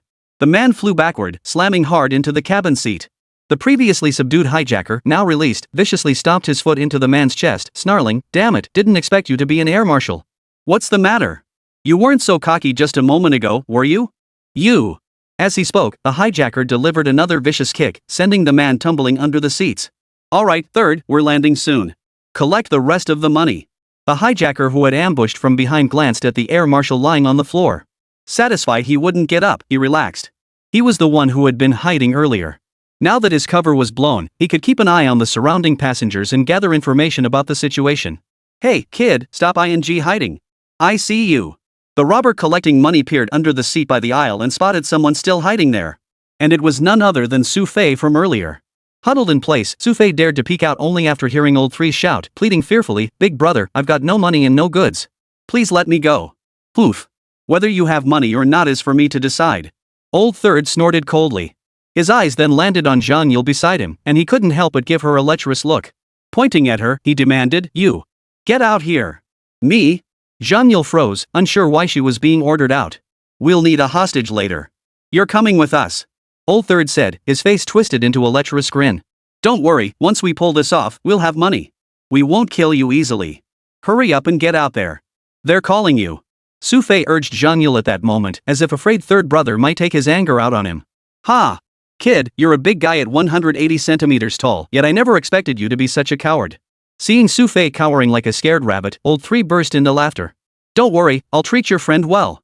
"Yes, boss, you're absolutely right," Xu Fei said, glancing at Zhang Yule again. The latter seemed somewhat reluctant, but finally rose slowly from her seat and began walking toward the robber. Chapter 141, Too weak for you. Just as Zhang Yule stood up and approached the robber, Xu Fei used her as cover to slip into a blind spot beside them. Almost simultaneously with Zhang Yule taking a step forward, Xu Fei's body suddenly leapt out from behind. The robber felt only a chill, his pupils dilating sharply. Before he could react, Xu Fei had seized his arm and wrenched the gun from his grasp. Bang! In less than a second, Xu Fei completed the maneuver, firing a bullet straight at another armed robber. Before the robber could even aim, the bullet pierced his forehead. Xu Fei delivered a kick to the robber's knee, sending him crashing to his knees. Xu Fei then followed up with a heavy punch to the back of his head. Thud! The robber collapsed to the ground. Xu Fei turned his gaze toward the surviving robber. This was the previous lookout. His expression was grim as he watched Xu Fei approach step by step, a palpable aura of lethal intent emanating from him. He never expected to find such a skilled fighter on this flight. Though the robber was unarmed, Xu Fei showed no intention of shooting him. "You're arrogant," the robber said coldly. "You don't even use a weapon." The robber spoke coldly, but Xu Fei merely shook his head. "I want you alive. Unlike you, I'm not a born killer." "Oof. Do you really think you could catch me without ambushing me?" The hijacker snorted coldly. As the words fell, he charged towards Xu Fei. The swiftness of the movement was so rapid that most people couldn't even follow it clearly. Even though the airplane aisle was extremely narrow, it seemed to pose no obstacle whatsoever to the hijacker. His fist swung straight towards Xu Fei's face. Just as the fist was 10 centimeters from Xu Fei's face, the vicious blow abruptly halted. Everyone froze in shock. Only then did they realize Xu Fei had seized the hijacker's wrist. The hijacker's face twisted with effort as he struggled to break free. Yet, the harder he strained, the more he realized he couldn't move an inch. How could this be? The robber stared at Xu Fei in disbelief. At that very moment, Xu Fei's hand suddenly tightened with a fierce grip. Snap! The sound of wrist bones snapping echoed through the air. The robber let out a piercing scream, beads of sweat forming on his pain-contorted face. Thud! Xu Fei's kick sent the robber flying down the aisle. He flew a full 2 meters before slamming hard into the cabin door and passing out. The commotion alerted the hijacker in the front cockpit, who sensed something was amiss. Holding his gun, he cautiously stepped out of the cockpit. "Third brother." The robber tentatively called out toward economy class, but this time no one answered him. His expression darkened slightly as he gripped the gun more tightly, his vigilance heightened. Just as he was 3 meters away from the cabin door, a dark figure suddenly lunged toward him. Startled, the robber fired several shots at the shadow. Only after the shots rang out did he realize it was merely a black coat. Before he could breathe a sigh of relief, a chilling, murderous intent washed over him from behind. "Drop the gun." Xu Fei's voice came from behind the robber, its coldness laced with lethal intent, freezing the robber in place. Slowly bending down, the robber attempted to place the gun on the ground inch by inch. But just as the gun was about to touch the floor, the robber's expression twisted into a savage grimace. He whipped his head around, ready to fire at Xu Fei. But before the trigger could be pulled, Xu Fei seized his arm. Snap! The robber's arm cracked. After snatching the gun, Xu Fei executed a flawless shoulder throw, slamming the robber's entire body against the cabin door. "I gave you a choice, but you refused to take it." Xu Fei clapped his hands, pocketed the gun, then found some rope nearby, intending to tie these guys up first. "What are you staring at? Come help out, will you?" Xu Fei finally found the rope, only to notice Zhang Yule still watching him from the side. It wasn't just her, the entire cabin had fallen deathly silent. They seemed unable to believe they'd encountered such a savior in real life. Taking down 4 hijackers single-handedly, 3 of whom were armed, was unheard of, let alone witnessed firsthand. "Xu Fei, I." Zhang Yule rushed towards Xu Fei. Just as she was about to give him her usual enthusiastic hug, Xu Fei sidestepped her, leaving her arms to embrace thin air. He said, "Save the hugs for after we get off the plane. First, help me tie these guys up." "Hee, I'll be right there." Zhang Yule didn't feel embarrassed about missing the hug. She helped Xu Fei tie up the men. The other 3 were merely knocked unconscious. However, one of them had been holding a gun, and Xu Fei didn't want to give him a chance to fire. He shot him directly between the eyes. After all, the entire plane was packed with passengers. If he'd shot anywhere else, and the guy's hand slipped, he could have accidentally hit someone in the cabin. After dealing with the hijackers, the plane slowly touched down at its destination, neighboring Newhan province. The moment the plane touched down, a swarm of police officers stormed aboard. After securing the scene, they began searching for Xu Fei and Zhang Yule. But by then, Xu Fei and Zhang Yule had already grabbed Wang Xiaoye and were running toward the exit. "Xu Fei, big brother. I want you to hold me." After running a short distance, Wang Xiaoye suddenly called out to Xu Fei. "You want me to carry you?" Xu Fei looked somewhat surprised. Although Wang Xiaoye had seemed less reserved around him these past couple of days, Xu Fei knew this little girl still seemed reluctant to get close to him.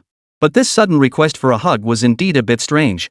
"Xiaoya, wouldn't it be better if your sister carried you?" Zhang Yule asked curiously upon hearing this. "Isn't it just that?" Xiaoya's little face looked troubled for a moment before she finally stammered out, I just think. Brother Xu Fei is more capable." "More capable?" Zhang Yule froze, while Xu Fei beside her burst into laughter, teasing, "Ha! Can't you tell? Little Moon thinks you're too weak and insecure." "Ha! Is that really how Xiaoyu feels?" Hearing Xu Fei's words, Zhang Yule's face immediately twisted with indignation as he turned to ask Wang Xiaoye, who had already plopped down on the floor. But Wang Xiaoye just sat there, head down, lips pressed together, twirling her fingers, clearly not eager to answer. Her tacit admission only deepened Zhang Yule's frustration. She glared fiercely at Xu Fei and declared, "You're just good at fooling kids.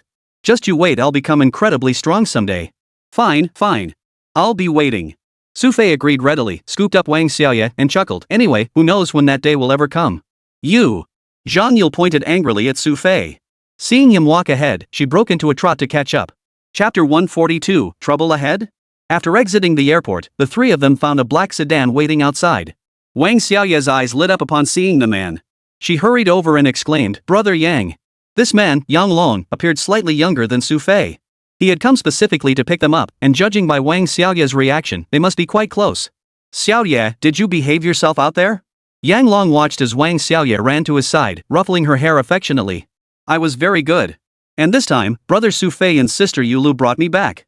Wang Xiaoye answered with a cheerful smile, prompting Yang Long to nod approvingly before turning his attention to Xu Fei and Zhang Yule. Did something happen on your flight? Yang Long's tone wasn't exactly warm, nor was it cold. He kept a slight distance from Xu Fei. You're quite well informed. A faint smile touched Xu Fei's lips upon hearing this. After all, they were on someone else's turf. If something happened, it was impossible not to know about it. After getting into the car, they drove toward a small county town on the edge of Xinjiang province. After over an hour of driving, the car finally came to a stop in a small town. The town was utterly ordinary, no high-rises, no bustling downtown. Just a single, dilapidated road stretched out before them, with undeveloped mountains visible for miles beyond. Brother Yang Long, where's my second uncle? Sitting in the passenger seat with her legs crossed, Wang Xiaoye asked Yang Long, who was driving beside her. My uncle hasn't returned yet. Yang Long replied, glancing at Xu Fei before continuing, Mr. Xu Fei, I've arranged accommodations for you here. My uncle said he'll be back tomorrow, so you should be able to meet him then. No problem. The scenery here is nice. I can use the time to rest. Xu Fei smiled, glancing at Zhang Yule beside him. She was already wide-eyed, scanning the surroundings. Several people passed by one after another. But the way Zhang Yule was acting, she seemed to think everyone she saw was a martial arts master. If Xu Fei hadn't been there to hold her back, she probably would have already gone up to pick a fight with someone. Ahem. Xu Fei cleared his throat, prompting Zhang Yule to grin and return to his side. Mr. Xu, I should probably remind you that this area isn't exactly peaceful. Are you two planning to share a room or? Yang Long inquired of Zhang Yule and Xu Fei. Before Xu Fei could answer, Wang Xiaoye beside them narrowed her eyes and giggled. Sister Yule's brother Xu Fei's girlfriend. Xu Fei rolled his eyes. How could this little girl know so much? Yang Long didn't wait for their explanation either. Nodding, he said, in that case, I understand. Please follow me. It's not about you listening to my explanation. Xu Fei tried to protest, but when he saw Wang Xiaoye's big, watery eyes fixed on him with delight, he could only shake his head and sigh, forget it. Yang Long led Xu Fei to a small hotel nearby. Though it looked somewhat shabby from the outside, once they stepped inside, Xu Fei truly understood the meaning of a world of its own. The room was exceptionally spacious, featuring not only a bathtub and bathroom but also a large bed and surrounding furnishings that rivaled any star-rated hotel. This is our dedicated guest suite. These rooms are very secure. Yang Long explained to Xu Fei, then added, however, Mr. Xu, if you happen to see anything here that makes you uncomfortable, I'd appreciate it if you could bear with it for a moment. Tolerate? Xu Fei didn't quite grasp the meaning behind Yang Long's words. Yes, you may encounter such situations in the future. After giving a few more instructions, Yang Long glanced at Wang Xiaoye, who was already bouncing energetically on the bed, and called out, Xiaoye, it's time for us to go back. Ha! Wang Xiaoye's face showed reluctance as she looked pitifully at Xu Fei and Zhang Yule, saying, Brother Yang Long, can I stay here tonight? No way. Your mom misses you. Don't you miss her? Yang Long said, finally coaxing Wang Xiaoye off the bed. She turned to Zhang Yule and Xu Fei with lingering reluctance. Sister Yule, I'll come see you again tomorrow. Sure, we'll go out together tomorrow. Zhang Yule grinned widely, waved goodbye to Wang Xiaoye, and then returned to her own room. No sooner had she returned than she noticed Xu Fei pacing around the room, seemingly inspecting something. What are you looking at? Zhang Yule asked curiously. Nothing. Xu Fei shook his head. For him, staying in a hotel meant he had to be aware of his surroundings like bombs hidden in walls. He'd encountered such things before. Oh, and what did that guy mean when he said this place isn't peaceful? Zhang Yule suddenly remembered Yang Long mentioning this earlier. This place was backed by a mountain range, a remote backwater where the law probably didn't hold much sway. Xu Fei began making up the bed as he spoke. So, you want the sofa or the bed? Of course I'm taking the bed. The moment he thought about sharing a room with someone, Zhang Yule immediately hopped onto the bed, as if trying to claim it first. Since you're bursting with energy and came here looking for a fight anyway, how about you take the couch? Xu Fei negotiated with Zhang Yule in a gentle tone. Though the sofa wasn't small, the bed clearly looked more comfortable to sleep on. No! Zhang Yule shouted, refusing to budge an inch. I'm sleeping in the bed, period. I should have never brought you along. Xu Fei, looking thoroughly annoyed, walked into the bathroom to splash some water on his face. Feeling a bit more awake afterward, he emerged to find Zhang Yule had already gotten out of bed and was rummaging through things. What are you doing? Xu Fei wiped his face and asked curiously. I'm looking for something to drink, but I can't find a single thing here that's drinkable. Zhang Yule sounded a bit down. Most hotel rooms have drinks prepared, but this place doesn't seem to have any. Alright, I'll take you out to eat. It's about noon anyway. Xu Fei glanced at the time. It was almost lunchtime.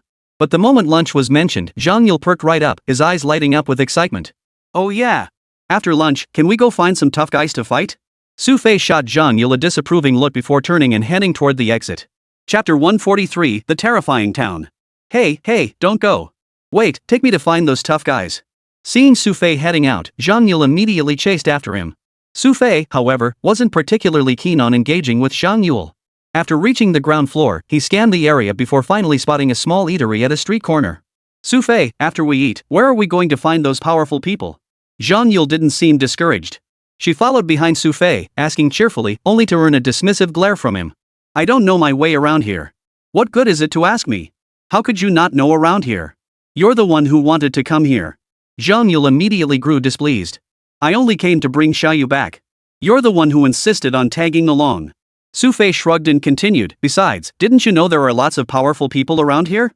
You must have been here before. No, I heard it from Xiaoyu. Zhang Yule continued, and didn't I tell you? I fought them before in Tianhai City. Those guys are seriously skilled. So what? Xu Fei asked Zhang Yule. So this is their stronghold. There's bound to be even more formidable opponents here. Zhang Yule's eyes sparkled with excitement. Seeing her so fired up, Xu Fei shook his head and walked toward the small restaurant ahead. I'm serious. Let's go find those skilled fighters after we eat. Seeing Xu Fei's dismissive attitude, Zhang Yule grabbed his arm and practically shoved him all the way into the restaurant. The place was already bustling with customers. After arriving, Xu Fei and Zhang Yule found a quiet corner table and sat down. What would you like to order? Despite being a small eatery, the service seemed decent. At least there was a waiter. Anything's fine. Just bring us whatever specialties you have right by the entrance. Xu Fei was quite casual about it. He glanced at Zhang Yule and asked, Miss, would you like something to eat? No, I'm waiting for you to take me out later. Zhang Yule grinned, her big eyes fixed on Xu Fei, leaving him exasperated. Seriously, I don't know anyone here. This is my first time too. I don't buy it. Zhang Yule hummed, adding, besides, you seem to know Xiaoyu's uncle. Why don't you ask them to find some really skilled people? Xu Fei felt a wave of exasperation wash over him. He suddenly realized bringing Zhang Yule here was a huge mistake. With her tendency to pick fights over nothing, if he didn't find her some opponents, she'd probably never let him rest easy. While Zhang Yule was still chattering away, annoying Xu Fei's eyes happened to catch sight of the doorway. I'm talking to you. What are you looking at? Zhang Yule looked slightly annoyed. Following Xu Fei's gaze, she noticed several men nearby wearing t-shirts with wolf head tattoos on their shoulders. What's up? Is there something wrong with them? Zhang Yule was curious. They just look a bit more muscular, nothing unusual compared to regular folks. You'll see soon enough. We're in for a show. A smile curved at the corners of Xu Fei's mouth. Zhang Yule was still puzzled, but just then, one of the men suddenly stood up in rage, shouting angrily, Damn it! I said no means no. Who the hell do you think you are? You dare challenge me? This man had a fiery temper. A long knife scar ran across his hand, and the rage on his face was almost grotesque. Anyone else seeing him might have felt afraid. Boss, we're out in the open here. His companion cautioned him, but the man showed no sign of backing down. Listen up, I don't give a damn where we are. I've made my decision. If you don't do as I say, none of you will ever leave this town alive. Thunder Tiger. At that moment, the other men seated around the table rose in unison, glaring at him. Listen up, they said. This is Hannan Town. You think you can boss us around like you used to? So you're saying you're going to rebel? Lei Tiger asked coldly. The entire restaurant grew lively. No one had any appetite left for their meals now, all eyes fixed on the commotion. What are these guys doing? Zhang Yule whispered to Xu Fei, eyeing the men with curiosity. Split the loot unfairly, that's what. Xu Fei chuckled, glancing around at the crowd before asking, Remember why Yang Long told us not to get involved when we saw injustice earlier? Why? Zhang Yule asked blankly. Because around here, you could run into anyone. Xu Fei smiled, his eyes drifting toward the doorway. You know that guy with the briefcase and glasses? What do you think he does? Probably a civil servant? Or a white-collar worker? Zhang Yule glanced at the man. He looked quite refined. If you think that, you'll be the first one to die. Xu Fei chuckled and said, That man is an assassin, a highly skilled one at that. Kill. Just as Zhang Yule was about to scream, Xu Fei covered her mouth. Munhum. Zhang Yule tried to make a sound, muffled by the pressure. Only then did Xu Fei release her, saying, Keep it down. But he doesn't look like a killer at all. Zhang Yule took another look. If you could tell, how could he be a killer? Xu Fei looked relaxed and composed. He glanced at the other man and said, that one's a mercenary from the Middle East. He does look Middle Eastern, but he seems pretty honest. He hasn't said a word. Zhang Yule followed Xu Fei's gaze. He doesn't speak Chinese, so of course he's not talking. Xu Fei tapped Zhang Yule on the head. Alright, stop looking around. Someone might spot us. Oh. Zhang Yule rubbed his head in pain. Just then, Lei Laohu and the others sat back down, chatting among themselves. What should we do? Should we still eat here? When Zhang Yule walked in, she was all smiles, but now, looking at her, it felt like this place wasn't safe anymore. How could she have imagined that so many assassins and mercenaries would appear in an ordinary little restaurant? Eat? Why not? There's a show coming up soon. Xu Fei chuckled, just as the waiter brought the dishes to the table. Chapter 144, The Chase. Zhang Yule's appetite seemed less than usual. Her eyes darted around the room occasionally, as if she sensed something was off. Xu Fei, what about the excitement you mentioned? Why hasn't it started yet? After observing for a moment, Zhang Yule whispered to Xu Fei. It'll start soon. Xu Fei smiled and set down his chopsticks. Sure enough, the moment he set his chopsticks down, the table where Lei Laohu and his crew were seated erupted in noise once more. Crash! A man violently flipped the table, sending all the soup bowls crashing to the floor with a shattering clatter. Lei Laohu!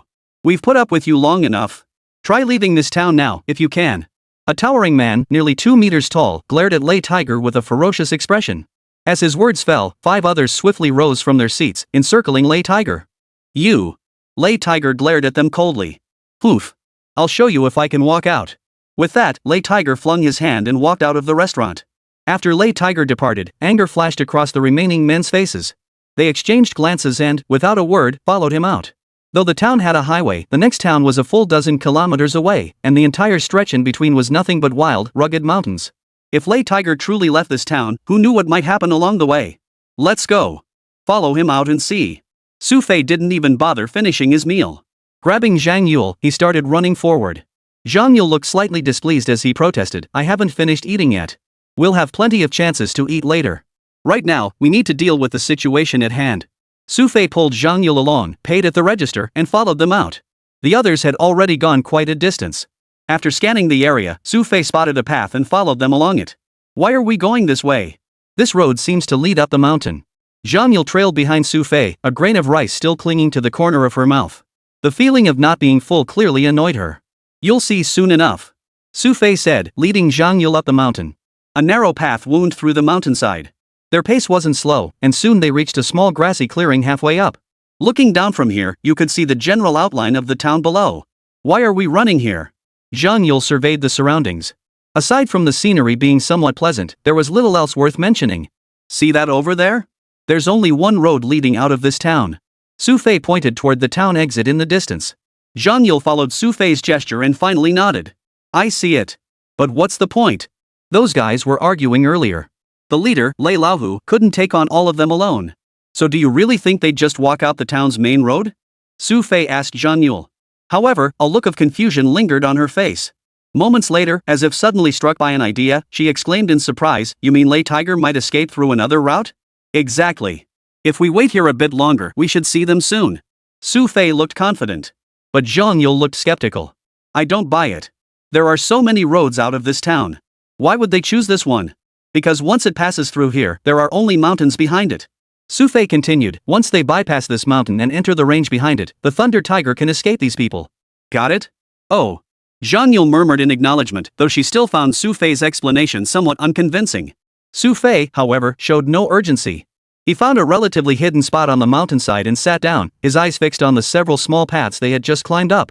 Hey, Xu Fei, you still haven't agreed to take me find those strong fighters later. Zhang Yule remembered and immediately started pestering Xu Fei again. Fine, fine. You want strong opponents? You'll get them soon enough. Xu Fei said, gazing toward a spot several kilometers down the mountain.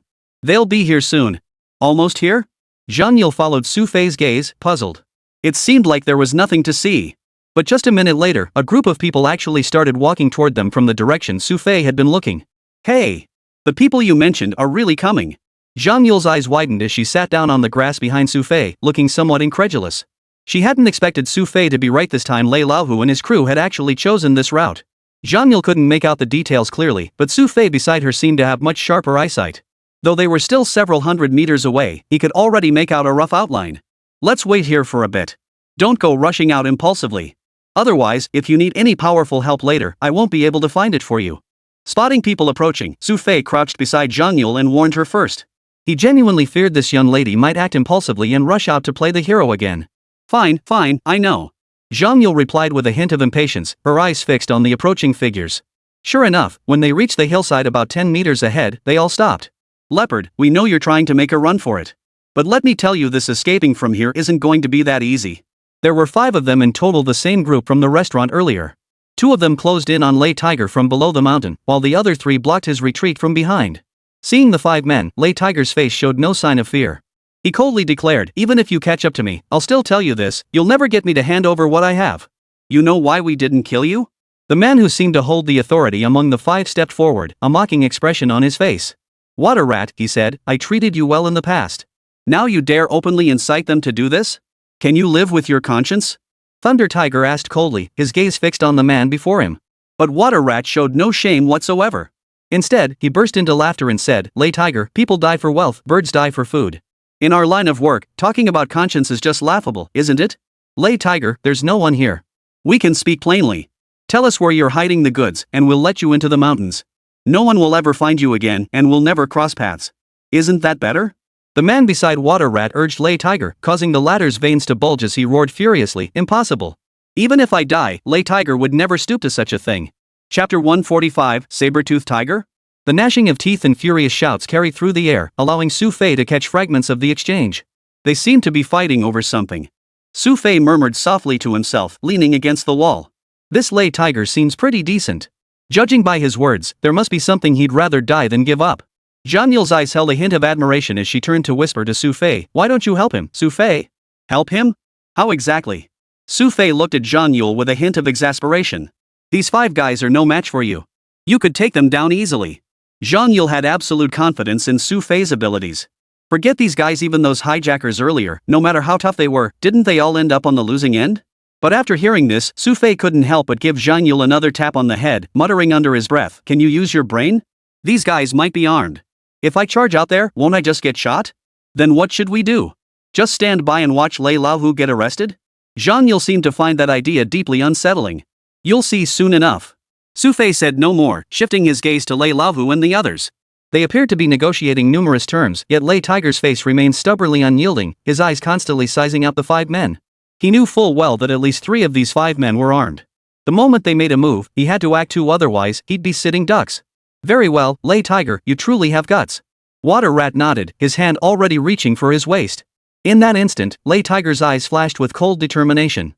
His pace suddenly quickened as he charged forward, abruptly closing the distance to Xu Weishu. Seeing Lei Tiger charge forward, Water Rat didn't have time to draw the gun from his pocket. His body stumbled backward. Bang! A fist slammed into his shoulder, sending a searing pain through it. Just then, several men behind him charged forward. They couldn't kill Lei Tiger, only he knew where the goods were hidden.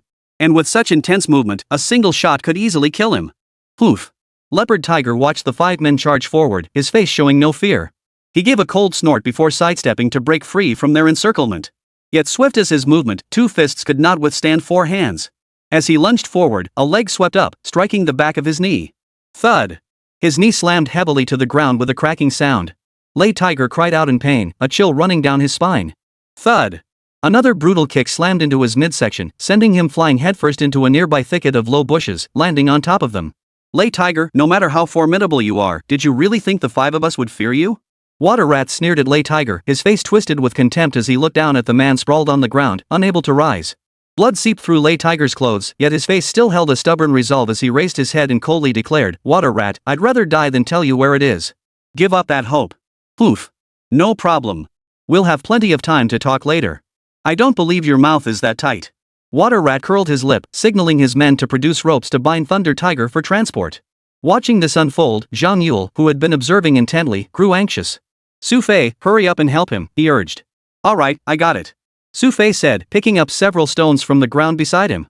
The stones weren't large, only about half the size of a fist, but each had sharp edges. Stepping to the side, a gleam flashed in Xu Fei's eyes as he suddenly whipped his wrist. Whoosh! The stones shot straight out, cutting through the air with a whistling sound. The group preparing to deal with Lei Lao, who instantly sensed danger, but by then, the stones had already struck one man's neck. Thud! Another neck was struck by a stone. The two men beside Water Rat collapsed almost simultaneously, sending Water Rat into a panic. Just as he reached for the gun at his waist, another stone sliced across the back of his hand. SSSH! Water Rat cried out in pain as his hand was struck, dropping the gun to the ground. At that instant, Xu Fei charged toward Shueishu at lightning speed, delivering a kick aimed squarely at his head, intending to knock out the ringleader with a single blow. But just then, the remaining two seemed to snap out of it. They instantly drew daggers from their sides and slashed straight for Xu Fei's throat. A chill ran through Xu Fei's heart. He scrambled backward 2 steps, finally creating a distance of 2 or 3 meters. They're a bit tougher than I expected. Xu Fei narrowed his eyes slightly, seemingly surprised by how quickly these men had reacted. Earlier, Xu Fei had struck 2 of them with pebbles from over 10 meters away. But after all, they were just stones, not something else. It was impossible to knock them out directly. What he hadn't anticipated was that these men not only remained composed but reacted with astonishing speed. This caught him off guard. "Kid, where did you crawl out from?" Spotting Xu Fei, Water Rat's face darkened so much it looked like it could drip with water. He never imagined anyone would be eavesdropping on his conversation just moments ago. "Where I came from is none of your business. I'm just here to tell you I'm keeping this man." Xu Fei glanced at Lei Tiger lying on the ground. Lei Tiger's eyes were wide open, staring at Xu Fei in surprise, unsure what this man was up to. "Oomph. You think you can just protect someone in front of me, Water Rat? Who do you think you are?" Shueishu snorted coldly, his eyes darting toward his companion several meters away. Just as that man was about to make a move, Xu Fei's eyes locked onto him. His tone carried a hint of warning as he said, "I advise you to stay right where you are." The man hadn't expected Xu Fei to spot him so easily, as if he had eyes in the back of his head. Water Rat's face darkened. He knew this man wasn't ordinary, his silent approach had proven it. However, today's mission was too crucial to abandon. He took another step forward and said, "Friend, we're with the saber-toothed tigers. I advise you not to interfere. It's for everyone's benefit." Saber-toothed tiger? At the mention of that name, Xu Fei's expression seemed to hold a hint of amusement. He shook his head lightly. Chapter 146, Thunder Tiger's Vigilance. Seeing Xu Fei's reaction, Water Rat assumed he was scared and immediately asked, "What? Scared? Why would I be afraid of a stray dog?" Xu Fei chuckled and continued, "5 years ago, your saber-toothed tiger leader would go out of his way to avoid me. Today, his men have grown quite bold." "You mean Tiger Head?" Hearing Xu Fei's words, Water Rat's eyes widened in astonishment, looking somewhat incredulous. "No, a little kitten." Xu Fei seemed utterly unconcerned by this Tiger Head fellow. He glanced at Water Rat and asked with a smile, "So, what's your kitten got you here for this time? Some shady business? Who exactly are you?" The Water Rat stared coldly at Xu Fei. "I find that question pointless." Xu Fei shrugged and shook his head. "Alright, for the sake of Hanan Town, I'll let you go. Now get your people out of here fast. You really think you're some big shot? A lowly nobody like you thinks he can just tell us to leave?" Water Rat's tone carried a hint of anger. No sooner had the words left his mouth than the men beside him immediately prepared to draw their guns. But just as they were about to fire, Xu Fei's body suddenly flickered to the side. Before anyone could even catch a clear glimpse of him, he had already appeared behind one of them. Snap! The sound of wrist bones snapping echoed as Xu Fei's knee slammed into the man's midsection, causing his pupils to dilate in terror. "Damn it, I was about to shoot!" Shueishu roared with rage. Before he could even reach for his gun, a searing pain erupted in his arm. Xu Fei had concealed a stone all along, and at this close range, it had pierced straight into his arm. Ah! Even Shueishu couldn't hold back a cry under such excruciating pain. After Xu Fei dealt with the rest, only one man remained, standing there in a daze. Watching the 4 men who had been with him moments ago all collapse, he stood frozen, unsure whether to run or fight. Xu Fei approached the man, who remained frozen in place. Shaking his head, Xu Fei swiftly brought his hand down like a blade across the man's neck. Thud! The man collapsed to the ground, darkness engulfing his vision as he lost consciousness. Having dealt with all 5, Xu Fei clapped his hands and glanced toward the tree he had come from.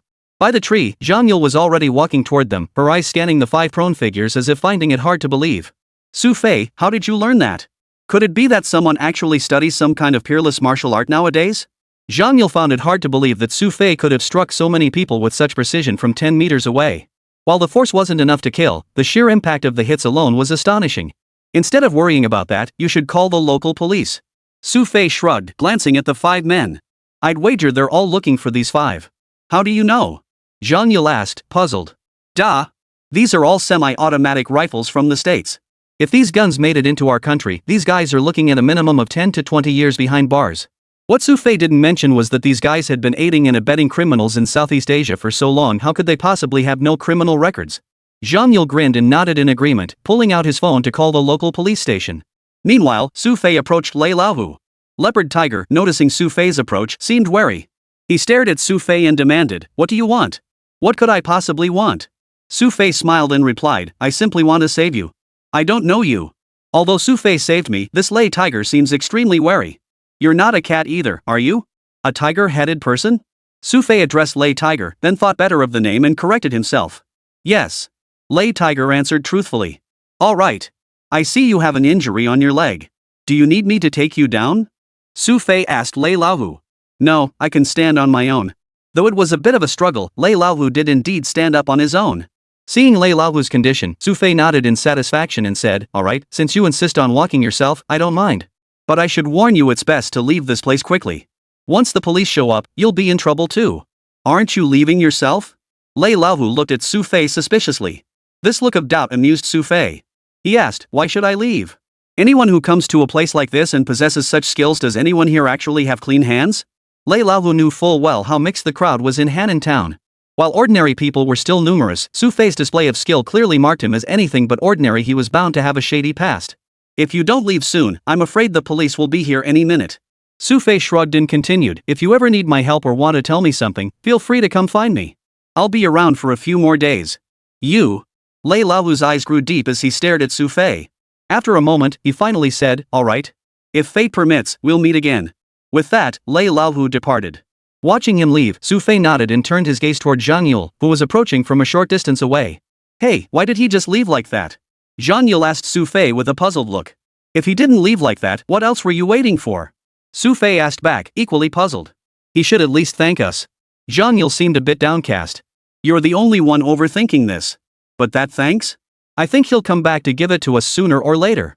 Xu Fei's face held a confident smile that left Zhang Yule feeling a bit baffled. Before long, the police arrived at the mountain. Upon seeing the five of them, the officers immediately grew suspicious of Xu Fei and Zhang Yule. "You two come with me." Xu Fei pointed to the leader of the group, who was also the chief of the local police station. "Me?" The station chief, only in his 30s, looked at Xu Fei, pointing at him with some surprise. "Yes." Xu Fei nodded, then stepped aside to create some distance from the others. "What do you want?" The station chief asked Xu Fei, his expression tinged with impatience. Xu Fei pulled a small notebook from his pocket and handed it to the man. The chief looked puzzled. As a veteran himself, he recognized it as what appeared to be an officer's ID. When he opened it, the words "Major General" stared back at him. His eyes widened in disbelief as he looked at Xu Fei. Chapter 147, The Banquet. "You are..." The station chief was about to shout, but Xu Fei cut him off. "It's enough that you know." "Yes, yes." The director's demeanor shifted completely. Having risen to his current position, he could instantly discern the authenticity of this military ID. "We're on a special mission, so don't alert too many people, understand?" Xu Fei asked the chief, who nodded repeatedly, saying, "Yes, yes, I understand." After exchanging a few words here, Xu Fei walked over to Zhang Yule. Zhang Yule briefly outlined the local situation. Though usually rather carefree, he didn't miss a beat when it truly mattered. However, when Xu Fei arrived, the station chief behind him still wore a smile, persistently greeting Xu Fei in a manner that made Zhang Yule look somewhat suspicious. "You two can go now." A police officer addressed them, leaving Zhang Yule even more puzzled. Just moments ago, these officers had insisted on taking them to the station. How could the situation shift so abruptly? "Xu Fei, what were you whispering to that chief back there that you didn't want me to hear?" Zhang Yule asked curiously. "There was nothing I didn't want you to hear, but we just happened to be talking about you." Xu Fei replied. Seeing Zhang Yule still puzzled, he added, "I mentioned your dad to him. The moment he heard that, he got scared. That's why he let us go, right?" "Ha?" Zhang Yule's face instantly clouded over with frustration. "Xu Fei, my dad told me not to draw attention to myself out here. If he finds out you said that, we'll both get lectured and scolded. Don't worry. If he really asks about it later, just pin it all on me." Xu Fei waved his hand dismissively. "Huh, now that you mention it, that sounds like a good plan." Zhang Yule suddenly remembered something and added, "Actually, my dad was planning to scold me anyway. If he does, you'll be with me, so you won't get yelled at." "Heh, I'm a genius." Xu Fei rolled his eyes. He hadn't expected this little princess to think so far ahead already. She was already scheming to make him take the fall for her. When the two returned to the small town, it was still bustling with people coming and going. But Xu Fei and Zhang Yule didn't pay it much mind, just wandering around looking at things. "Xu Fei, where exactly are we going to find these powerful people? My feet are killing me." After wandering for ages, Zhang Yule finally felt worn out. She plopped down on a nearby bench, looking thoroughly fed up, refusing to budge. Aren't you usually full of energy? How come you're tired already? Seeing Zhang Yule sulking, Xu Fei teased her with a smile. What do you mean, just a little while? We've been walking around for nearly 2 hours. Zhang Yule puffed out her cheeks, glaring at Xu Fei as she continued, and besides, we've been wandering around all this time without accomplishing anything. You still haven't told me what exactly we're supposed to be doing. Fine, fine. Then what do you want to do? Xu Fei shrugged. Find some skilled people. Zhang Yule answered without hesitation, you help me scout around, see if there's anyone particularly skilled nearby, or any martial arts schools. So you're going to challenge them? No way, I'm just going to challenge people to spar, haha. Zhang Yule's silly chuckle made Xu Fei shake his head helplessly. If he had to say something, it was indeed getting late past 4 in the afternoon. Xu Fei remembered something and said to Zhang Yule, you said you wanted to find someone skilled, right? How about I take you after we eat? After dinner? When? Zhang Yule asked curiously. Around 7 tonight. I'll take you out for a big meal. The moment Xu Fei finished speaking, Zhang Yule's eyes lit up. A feast, she exclaimed excitedly. You're serious? At the mention of a feast, Zhang Yule instantly perked up, all traces of her earlier weariness vanished. Don't worry, I always keep my word. I'll definitely take you out for a big meal. Xu Fei patted his chest, causing Zhang Yule, who had been sitting on a stone block, to jump up excitedly. Then let's hurry up and go. Where to? Xu Fei asked in confusion. To eat a big meal. Zhang Yule's face glowed with excitement, drool practically dripping from his mouth. I told you it's already evening. Let's just walk around for now. Xu Fei said, pointing at Zhang Yule's cheek. Could you wipe that drool off your face first? Hee, no worries, no worries. As long as there's food, that's all that matters.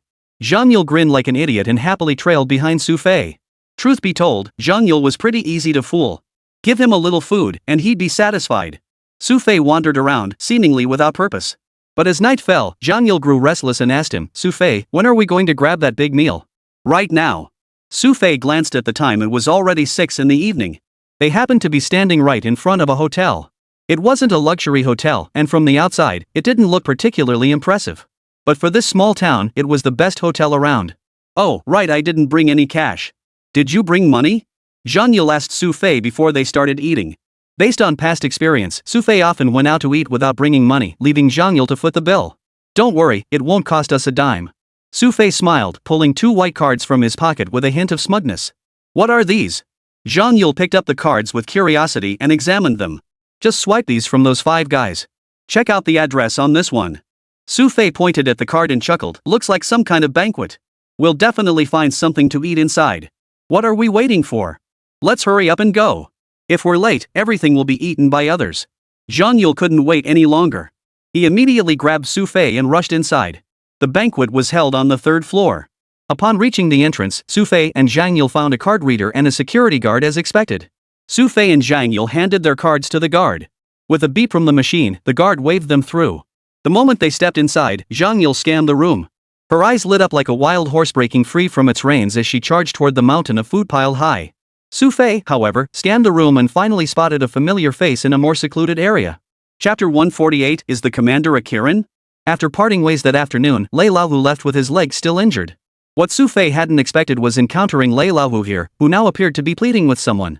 After watching for a moment, Xu Fei turned his head and began searching for Zhang Yule. In the blink of an eye, Zhang Yule had already retreated to a corner and started eating. Her face smeared with grease and her utterly unladylike eating manners prompted Xu Fei to tap her head from behind. Ouch, that hurt. Startled by Xu Fei's sudden tap, Zhang Yule immediately set down what she was holding. Rubbing her head in annoyance, she turned and glared at Xu Fei. Xu Fei, what are you doing? I finally found something to eat, and you won't even let me enjoy it. Who said you couldn't eat? Could you be a little more discreet? If someone sees us, they'll kick us both out. Xu Fei noticed remnants of the prawn still clinging to Zhang Yule's face. It's fine. I've already checked, this is a buffet-style banquet, and no one seems to be supervising. We can eat as much as we want. Zhang Yule's face lit up with a smug grin. Ha. With all this delicious food, wouldn't it be a waste not to eat our fill? Alright, but listen up, you can eat, but don't wander off. This place isn't as safe as it looks. Xu Fei cautioned Zhang Yule. The latter immediately patted his chest in agreement before diving back into his meal. Seeing Zhang Yule devouring his food so heartily, Xu Fei didn't hold back either. He grabbed a pair of chopsticks and a tray nearby and began eating heartily himself. But just as they were eating, the lights suddenly began to dim. Why'd they turn off the lights? Can't see a thing now. The sudden dimness annoyed Zhang Yule, who was busy grabbing food everywhere. At the same time, a spotlight suddenly illuminated the front stage. Standing beneath it was a sharply dressed man in his 30s. Ladies and gentlemen, I am deeply grateful for your attendance at this banquet in Hannan Town. This marks the first time we have gathered all our friends together in one place. Our discussion today centers on how to confront the Black Fox. His voice wasn't loud, yet it stirred excitement and enthusiasm throughout the audience. However, upon hearing the name Black Fox, Xu Fei's eyes widened in shock. He knew this was a gathering of mercenaries and assassins, but he hadn't expected the purpose of this banquet to be countering the Black Fox. What is the Black Fox? Zhang Yule asked Xu Fei curiously. No sooner had the words left her lips than a man appeared beside her, his expression tinged with disdain as he asked, "You don't even know the Black Fox? How did you two even get invited to this gathering?" "We." Just as Zhang Yule was about to respond, Xu Fei forcibly pulled her aside before explaining, "We just happened to arrive in Hannan Town and were invited to the banquet. We haven't had time to learn the details yet." "Oh, I see." The man seemed to understand. "Since you're newcomers, just follow the rules, learn about the place, and don't wander off." "Yes, yes." Xu Fei hurriedly agreed, then pressed on, "Why exactly have we all been gathered here to deal with this Black Fox? Looks like you really are new here, you don't even know that." The man's tone carried a hint of disdain. "Looks like you're quite in the know, then? What's your name?" Xu Fei asked curiously. "You come here and don't even know who I am?" The man's tone seemed slightly displeased upon hearing Xu Fei's words. The lighting was too dim. Xu Fei didn't want to start a conflict with this man, but he was telling the truth. The entire hall was now shrouded in dim light. The speaker on stage continued talking, while the man beside Xu Fei grew increasingly displeased. "New guy, listen up. My name is Tail Scorpion. I'm part of the first group invited this time. Got it?" Tail Scorpion revealed his identity. Though Xu Fei didn't recognize him, he still pretended to know the name and said, "Oh, Tail Scorpion, huh? Good to know." Tail Scorpion snorted contemptuously. "Let me tell you, we all need to be on our toes against Black Fox. People like you are practically here to die. Sorry, we're still new to this line of work." Xu Fei chuckled, pinching Zhang Yule's hand beside him. Seeing Xu Fei pinch her, Zhang Yule immediately chimed in, "Yeah, we're new to this. Since you're new, you better learn your ropes." Tail Scorpion snorted, "And what's your relationship? Did you two join together?" "No, she's just my friend." Xu Fei immediately interjected. "Listen, kid, if something really happens in the future, a woman won't be able to protect you." As Tail Scorpion finished speaking, the lights slowly began to brighten. It was only then that Tail Scorpion seemed to finally get a clear look at Zhang Yule. Dressed in light gray casual clothes, Zhang Yule was still eating.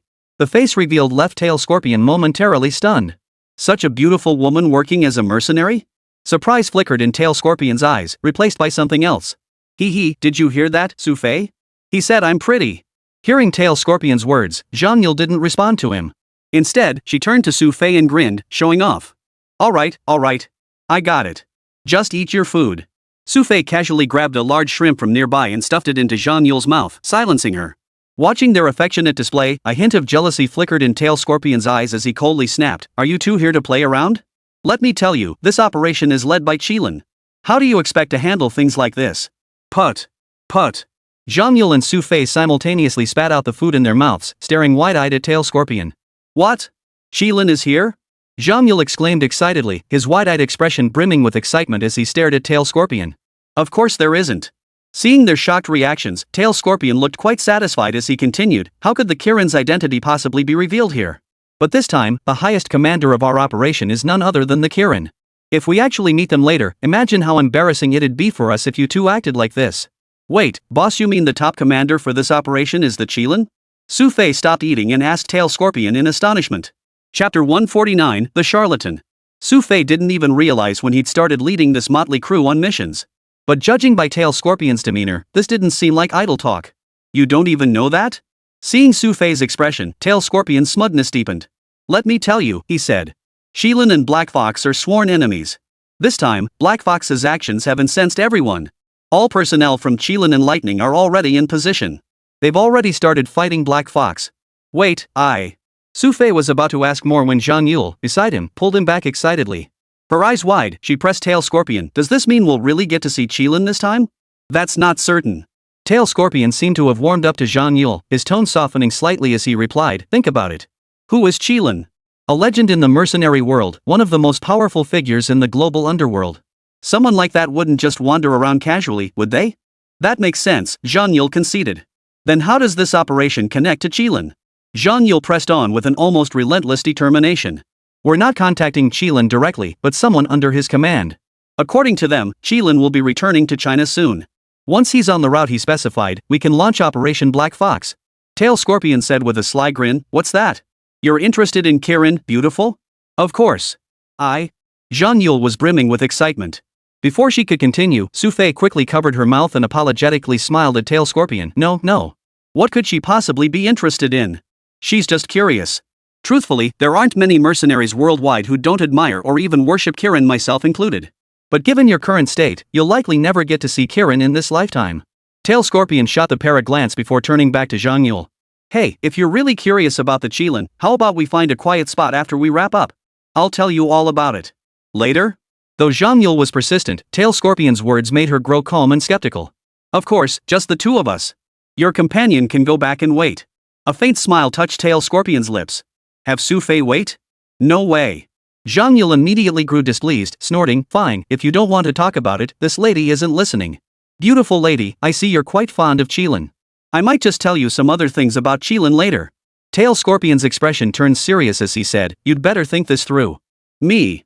Zhang Yule looked hesitant, glancing at Xu Fei standing beside her. A resolute look flashed in her eyes as she declared, I'm not going anyway. Besides, I'll see Qilin later. That's not necessarily the case. Tail Scorpion, flustered by Zhang Yule's words, snapped, listen to me. As one of the first invited members, I have the authority to kick you newbies out of this team. You two better think carefully. Xu Fei watched Tail Scorpion's arrogant demeanor, and the temper he'd been holding back finally boiled over. Since you're so familiar with Qilin, why don't you describe what he looks like? Xu Fei demanded of Tail Scorpion. Why the hell should I tell you? Tail Scorpion stuttered slightly, clearly stung by the question, and snapped back, you're a newcomer. Don't you have the basic courtesy to show me respect? Respect? Xu Fei glanced at Tail Scorpion, shook his head, and said, you don't deserve my respect. You. Tail Scorpion's face flushed crimson with rage. He glared around frantically before waving toward a figure not far to his right. Standing not far to the right was the very man who had just been speaking on the high platform. Tail Scorpion? Upon seeing Tail Scorpion, the man appeared pleasantly surprised. He hurried over and said, Tail Scorpion, I never expected you'd actually come. Crow, you really do invite anyone here? Even these two useless losers who appeared out of nowhere, you want them too? Tail Scorpion's gaze shifted to Xu Fei and Zhang Yule. Zhang Yule, already prone to hot-headedness, couldn't stand being called a good-for-nothing. He immediately shouted back, who the hell are you calling a good-for-nothing? Let me tell you, everyone here except the first batch of invited guests is a piece of trash. Tail Scorpion snorted coldly and continued, you two clearly don't know the rules around here. Looks like you really need a good lesson. Hey, Tail Scorpion, what are you doing? Seeing Tail Scorpion about to get serious, Crow quickly stepped in to stop him. But Tail Scorpion paid no heed to Crow's warning. His eyes blazed with fury as he coldly declared, Crow, I'm putting this out there, these two newcomers must disappear from here. Otherwise, I'm pulling out of this operation. Withdraw. Tail Scorpion, how can you do that? Wait, these two.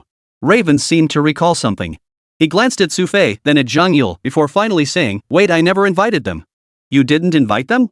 Tail Scorpion's eyes widened in surprise before erupting with elation. So these two snuck in? Yes. I remember every single invitee clearly, especially since one of them was a woman. The Raven stated with certainty, I only invited 5 women total. I have absolutely no recollection of these two together. They definitely weren't invited by me. The Raven's words undoubtedly gave Tail Scorpion a glimmer of hope. Excellent. A smug look spread across Tail Scorpion's face as he addressed the pair, so not only did you show me disrespect, but you snuck in here too. Do you even know the consequences of sneaking in like this? I don't know the consequences of sneaking in, but I do know that using the Kirin's name to swindle people will likely have severe consequences. Xu Fei narrowed his eyes slightly, his tone laced with subtle mockery. Both Scorpion and Crow paled, demanding, what do you mean? You know exactly what I mean. Xu Fei needed no further explanation. He looked at the two and said, well? Still unwilling to admit it? Admit? You're talking complete nonsense.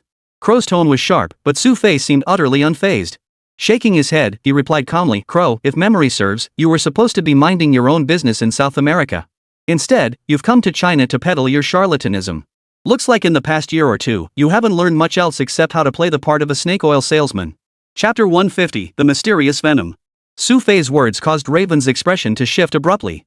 His eyes locked onto Xu Fei before he finally spoke. Who exactly are you? Me? Just an ordinary guy. New here. Xu Fei chuckled, patting Zhang Yule's shoulder. Alright, stop eating. But I'm still hungry. Taking advantage of their brief exchange, Zhang Yule grabbed another half chicken leg, afraid she might be kicked out before she could finish eating. How much have you eaten already? Xu Fei rolled his eyes, looking somewhat exasperated. Oh, okay, I won't eat anymore. Zhang Yule reluctantly set down his chicken drumstick as he spoke, wiped his hands, and turned to Xu Fei. Are we about to get kicked out? The two looked so relaxed, as if they were genuinely just there to eat. Witnessing this scene, Crow and Tail Scorpion's expressions darkened further. They gritted their teeth and said, "You two actually dare to show such contempt for our operation? This isn't just an insult to us, it's an insult to Qilin." At the mention of the Qilin, Zhang Yule's expression visibly flinched for a moment. But he shook his head and retorted, "You've been talking about it for ages, why don't you just call your Qilin out already? Oomph. With your pathetic state, do you even deserve to see the Qilin?" The crow snorted coldly. "Since you dare to be so arrogant, I care not who you are, but punishment must be meted out." "Punish?" Xu Fei found this amusing. Glancing around, he retorted, "You actually plan to fight here? So what if I do? Do you really think this place is just anywhere? That you can come and go as you please?" As the raven finished speaking, a group of people suddenly appeared with a rustling sound, surrounding Xu Fei and Zhang Yule. Their expressions were fierce, eyes blazing with anger as they stared at the two. It seemed as though they would strike the moment Crow gave the order. Just as tensions reached a boiling point, a clear, feminine voice rang out from the distance. "Wait!" Clear and high-pitched, the woman's voice drew everyone's gaze toward her. Xu Fei, upon hearing that voice, felt a chill run down his spine. As the figure drew nearer, he recognized a familiar face. Despite the summer heat, she wore black leather pants and a black t-shirt. Her hair was pulled back in a bun, framing a classic oval face that bore a cold, enigmatic expression. Xu Fei's first instinct upon recognizing her was to slip away with Zhang Yule. But before he could take 2 steps, Venom was already standing before them. "What's this? Old friends here, and you're trying to leave?" Venom's eyes held a hint of teasing as he blocked Xu Fei's path, causing the latter to halt, looking somewhat annoyed. "Venom, if I'd known it was you, I wouldn't have come. See? This is like the flood washing away the Dragon King's temple." Xu Fei scratched his head awkwardly and continued, "How about this, we head out first, and you guys carry on?" "You think that's possible?" Venom retorted, instantly deflating Xu Fei's spirits. "Xu Fei, who is this guy?" Zhang Yule tugged at Xu Fei's sleeve and whispered the question. "You'll find out soon enough. But until then, you'd better watch your back." Xu Fei whispered the warning, then continued, "When the chance comes, you run first. Got it? Okay." Though Zhang Yule didn't know the details, she sensed this matter was far from simple. However, Venom wasn't far away, and with her naturally keen hearing, she quickly pieced together Zhang Yule's identity. "So this is the little sweetheart you found in China? Hey, what kind of language is that? Who's the little lover?" Zhang Yule had been trying to hold back, but Venom's words instantly set him off. Almost simultaneously, a black dart appeared in Venom's hand. Whoosh! The dart flew straight toward Zhang Yule. A flash of determination lit up Xu Fei's eyes as he instantly pulled Zhang Yule close to him. The dart whizzed past, grazing the hair at Zhang Yule's temple and sending a chill down her spine. Zhang Yule's eyes widened in shock as he stared blankly at Venom before him. He touched his hair, now frayed where the dart had sliced through, revealing a rough, uneven edge. A small tuft of hair lay scattered on the ground. Zhang Yule stared at it, her eyes wide with lingering fear. If Xu Fei hadn't pulled him away just now, it might not have been hair lying on the ground. "Venom, you've gone too far." Xu Fei's expression had already turned noticeably displeased. "I was just testing your reaction." Venom shrugged nonchalantly, turning to glance at the scorpion nearby. "Was this guy the one who upset you earlier? What do you want?"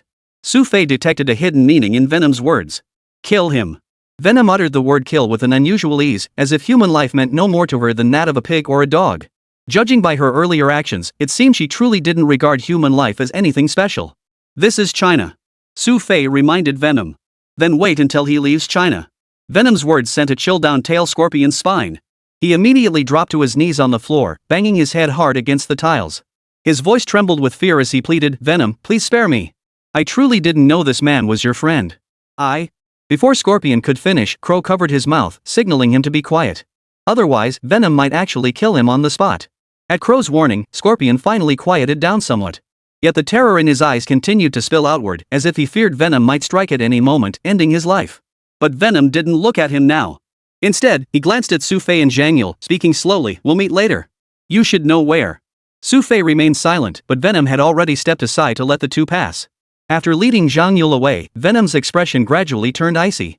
Glaring at the scorpion still kneeling on the floor, Venom's voice was ruthless, "I don't want to see this man intact tomorrow." With that, Venom exited the hall.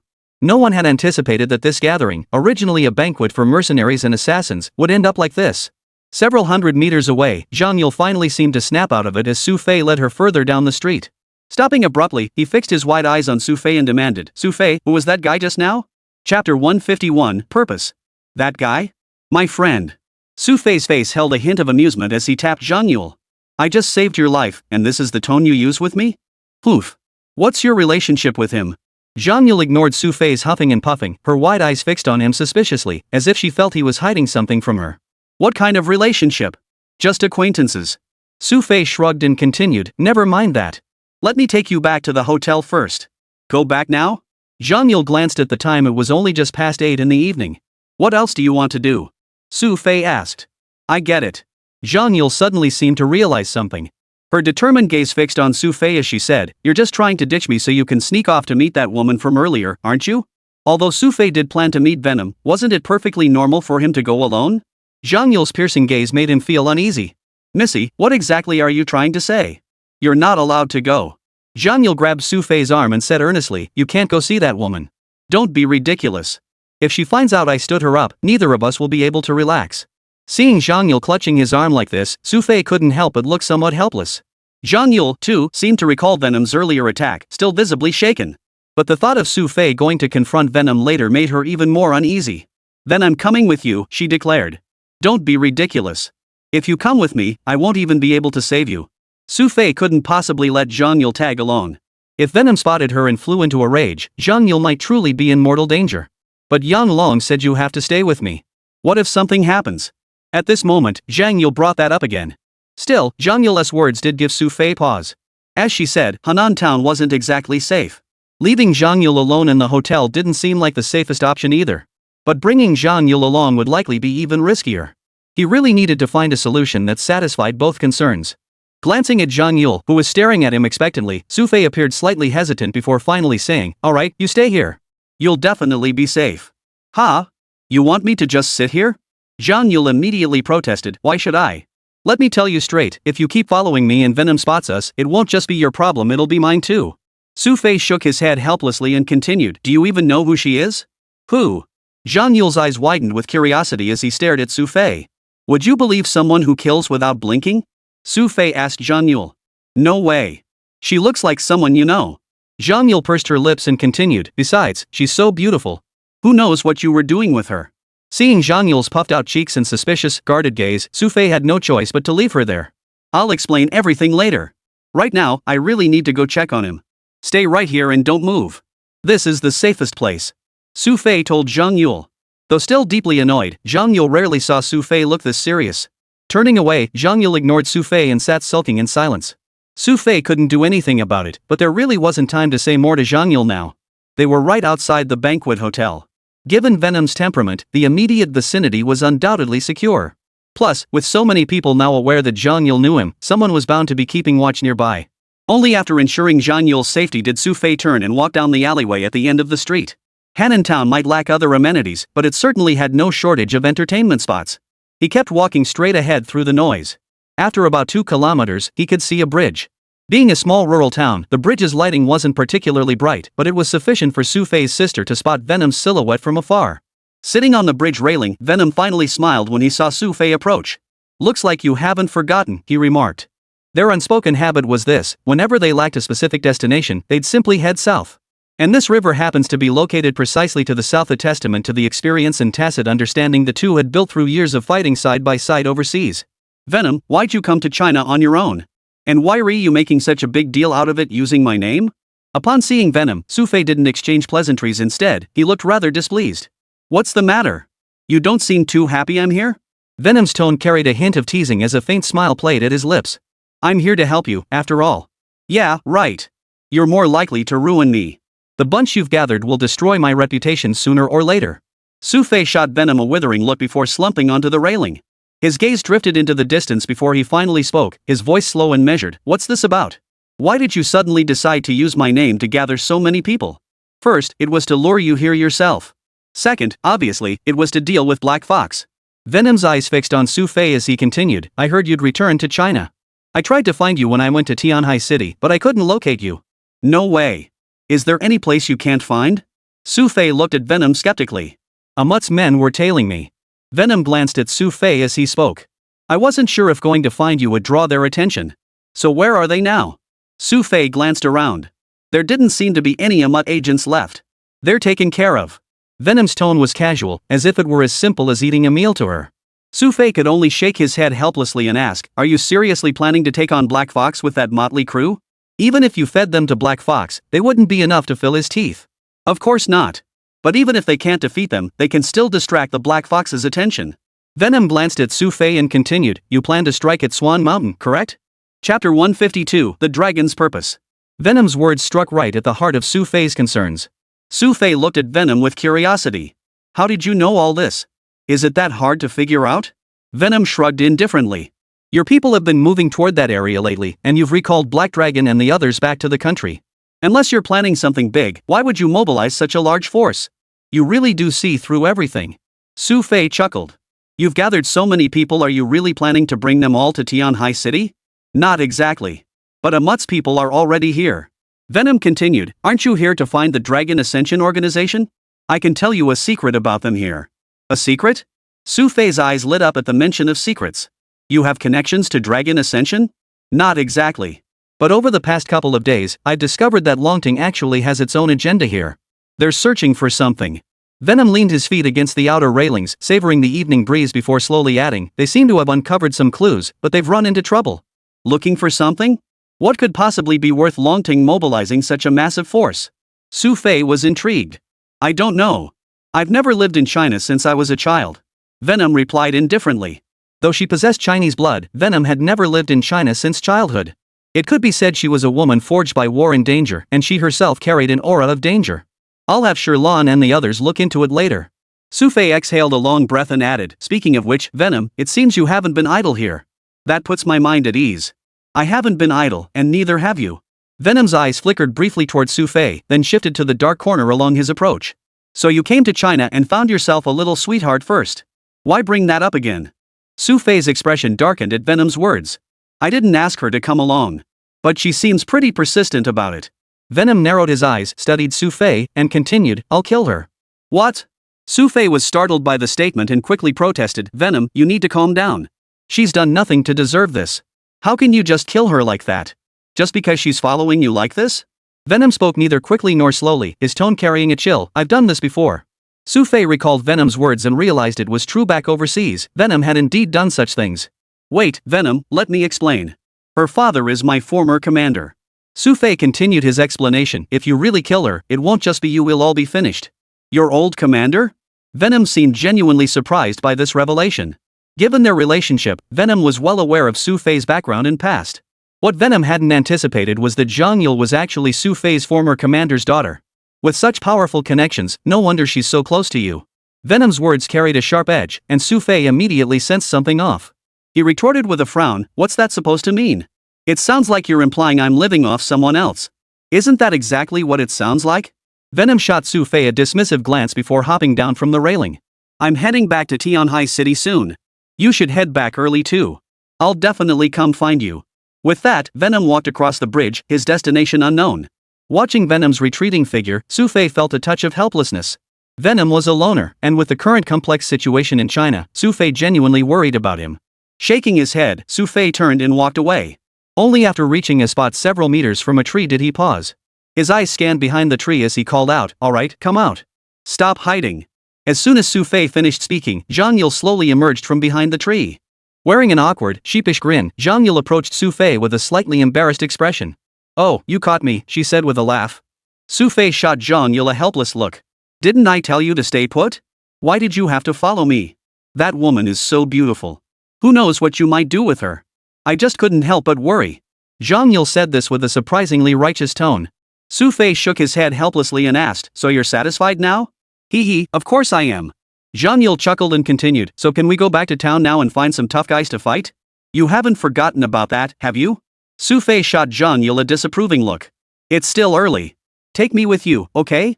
Zhang Yule tugged at Xu Fei's arm, swaying it back and forth as he whined. No way. Xu Fei answered bluntly, giving Zhang Yule a light tap on the head. Go home, sweetie. Wandering around late at night, do you really think this is Tianhai City? If something happens, you won't have time to regret it. What danger could there be with you around? Zhang Yule grinned. Then you can wander around by yourself. I'm heading back. Xu Fei released Zhang Yule and started walking ahead. Watching Xu Fei's retreating figure, Zhang Yule immediately quickened her pace to catch up, calling out as she ran, Xu Fei, what are you doing? Don't walk so fast. The two walked along, eventually returning to the hotel. Although Zhang Yule desperately wanted to go out and have fun, since Xu Fei wasn't willing to go, she didn't dare wander off on her own. Those people at the banquet earlier had already scared her half to death. What if she ran into some dangerous ones later? Without Xu Fei by her side, she'd be in big trouble. Take a shower, then go to bed. We have to go to Xiao Yu's place tomorrow. Xu Fei reminded Zhang Yule. Oh. Zhang Yule looked extremely reluctant. She took her clothes into the bathroom and began washing herself. Xu Fei opened his laptop and checked the surroundings. After an unknown amount of time, Zhang Yule emerged from the bathroom. Xu Fei, I'm done. Zhang Yule called out to Xu Fei, only to find he wasn't paying her any attention, staring intently at his computer screen. What are you looking at? Zhang Yule leaned in curiously, but before she could see anything, Xu Fei shut off the screen. Turning his head, he found Zhang Yule mere inches from his face. Chapter 153, Your Ex-Girlfriend? Whoa! Xu Fei jumped back in surprise, taking a dramatic step backward before finally getting a clear look at Zhang Yule's entire face. Hee, what were you thinking about just now? You looked so engrossed. Zhang Yule grinned, her hair still slightly damp. She narrowed her eyes, seeming to suspect Xu Fei was hiding something amusing. I was wondering who gets the bed tonight. Xu Fei pointed at the large bed. Of course it's me. Zhang Yule declared without hesitation, adding, could you really bear to make a girl sleep on the couch? I could. Xu Fei answered bluntly, making Zhang Yule roll her eyes in exasperation. Whatever. I'm sleeping in the bed. Xu Fei shook his head, deciding not to argue further. He walked into the bathroom, took a shower, and upon emerging, found Zhang Yule already propped up on the bed, as if afraid Xu Fei would try to take it from her. Seriously, is it really necessary? Xu Fei found Zhang Yule's posture, sprawled across the bed as if claiming it as her own, rather comical. I'm sleeping in the bed tonight, period. Zhang Yule glared at Xu Fei, warning him fiercely, if you try to take my bed, I'll kick you out tonight. Only a wife can kick her husband out of bed. Xu Fei glanced at Zhang Yule. But Xu Fei's words seemed to sting Zhang Yule somehow. Her little face flushed slightly, and she turned away, snorting without another word. Seeing Zhang Yule firmly claiming the bed, Xu Fei shook his head helplessly. He could only tidy up the sofa beside it. Finally, he noticed there didn't seem to be any blankets. Oh, right. Missy, hand me that blanket next to you. Xu Fei pointed to the blanket beside Zhang Yule. Oh, you cover yourself with a blanket at night? Zhang Yule looked somewhat surprised. It's the middle of summer. I'm not going to freeze. Xu Fei said. Seeing Zhang Yule hadn't handed it over, he walked to the bedside, picked up the blanket, draped it over himself, and leaned back on the sofa, closing his eyes.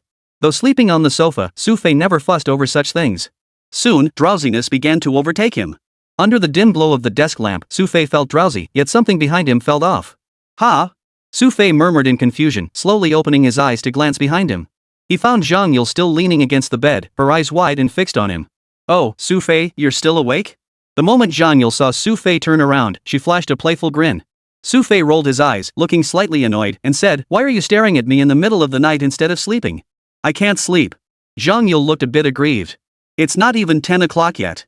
I told you I wanted to find someone impressive, but you won't take me. Xu Fei was quite speechless.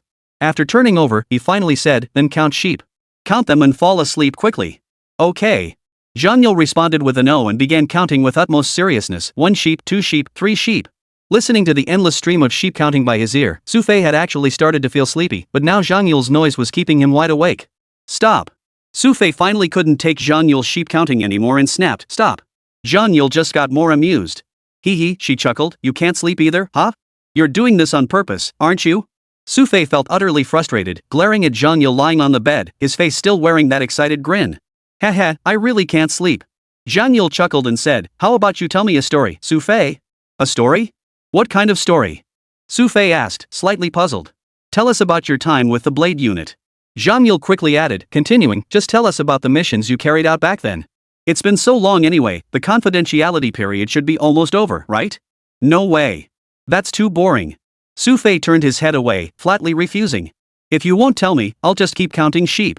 Zhang Yule opened her mouth with deadpan seriousness, deliberately counting aloud, 126 sheep, 127.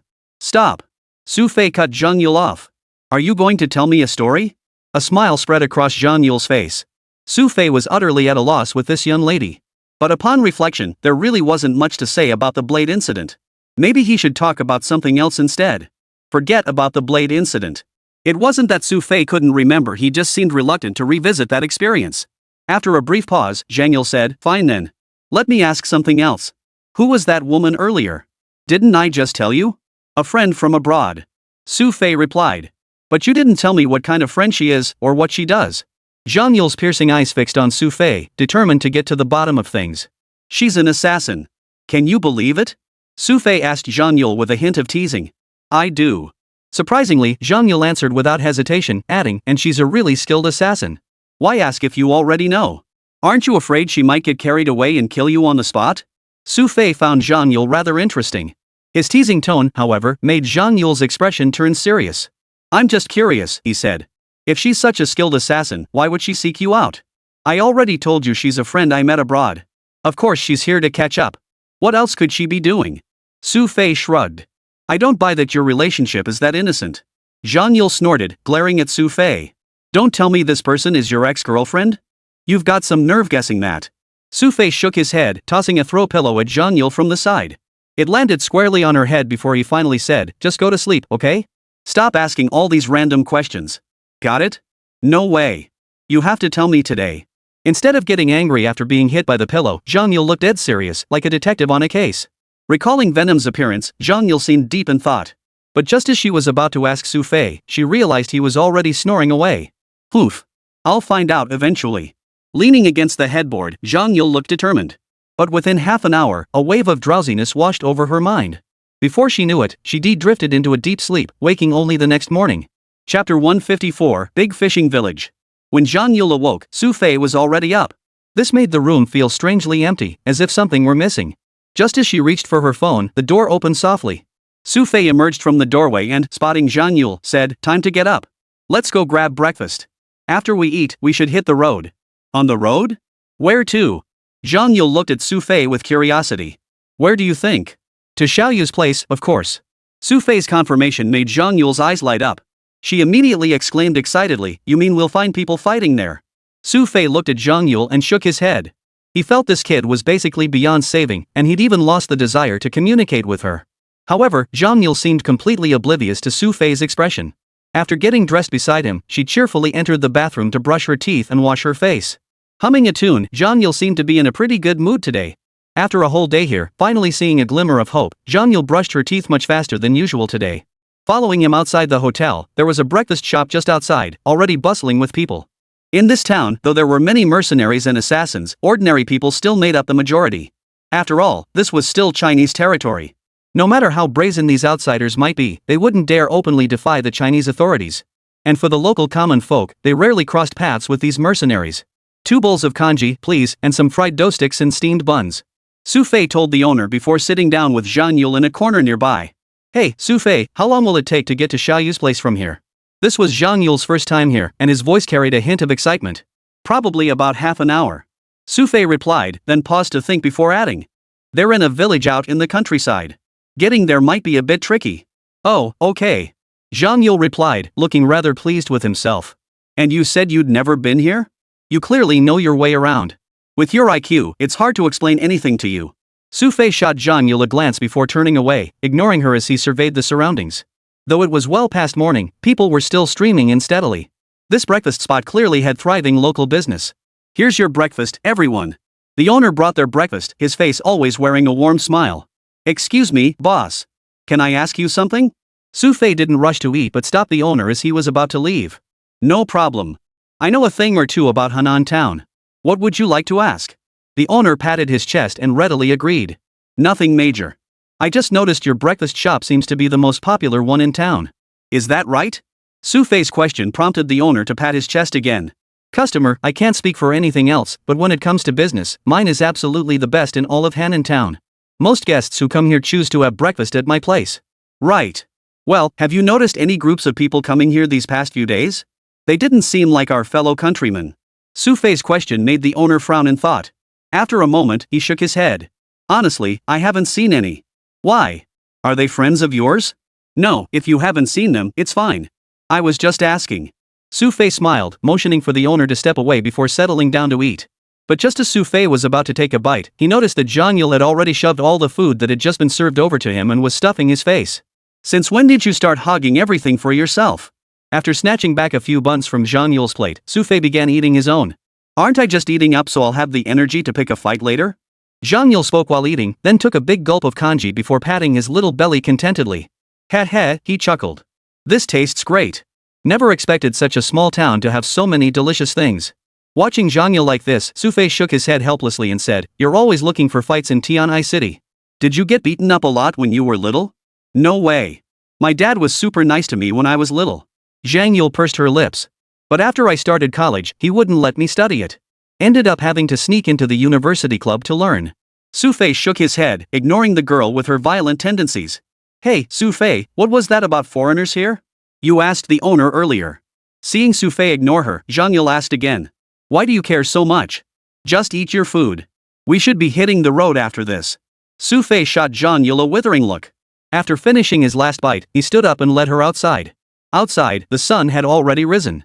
After taking a quick look around, Xu Fei led Zhang Yule to a motorcycle taxi. There were no taxis in the countryside, but plenty of motorcycle drivers.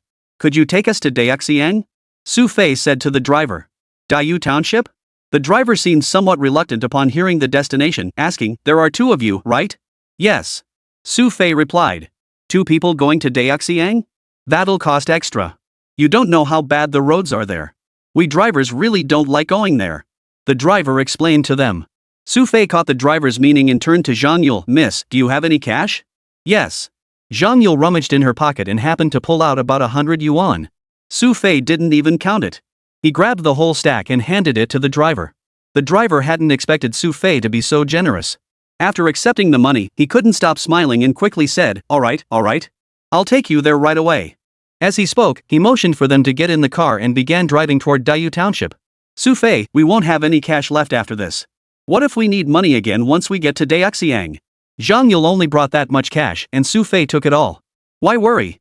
Once we get there, someone will treat us to a feast." Xu Fei added, "Plus, you'll finally find someone to fight." Chapter 155, Embarrassing Me. The moment he heard he could find someone to fight, Zhang Yule's eyes nearly popped out of his head. He was so excited he almost jumped off the motorcycle. Xu Fei paid Zhang Yule no mind. After getting on the motorcycle, he steered toward a secluded path. Truth be told, the motorcycle driver hadn't mentioned how remote this route truly was. Not only was there no paved road, but the path was flanked by field ridges. One wrong move and you could easily tumble into the ditch. But Zhang Yule had always been fearless. Seeing such a road didn't faze him in the slightest. He raced along until they reached Dayu Township. "You're here, folks." The driver stopped the bike and announced to the two of them. Zhang Yule jumped out of the vehicle eagerly, scanning the surroundings before frowning with concern. "Driver, did you take us to the wrong place? There doesn't seem to be any village around here."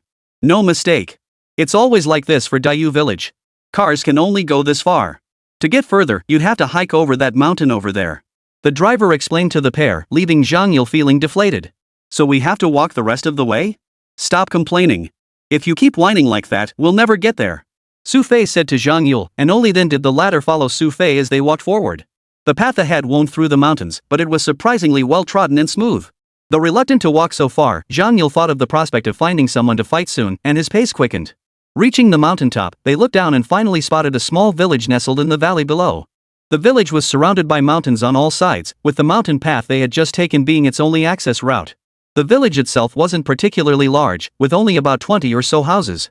However, contrary to Zhang Yule's expectations, these houses weren't particularly dilapidated. In fact, they appeared quite aesthetically pleasing.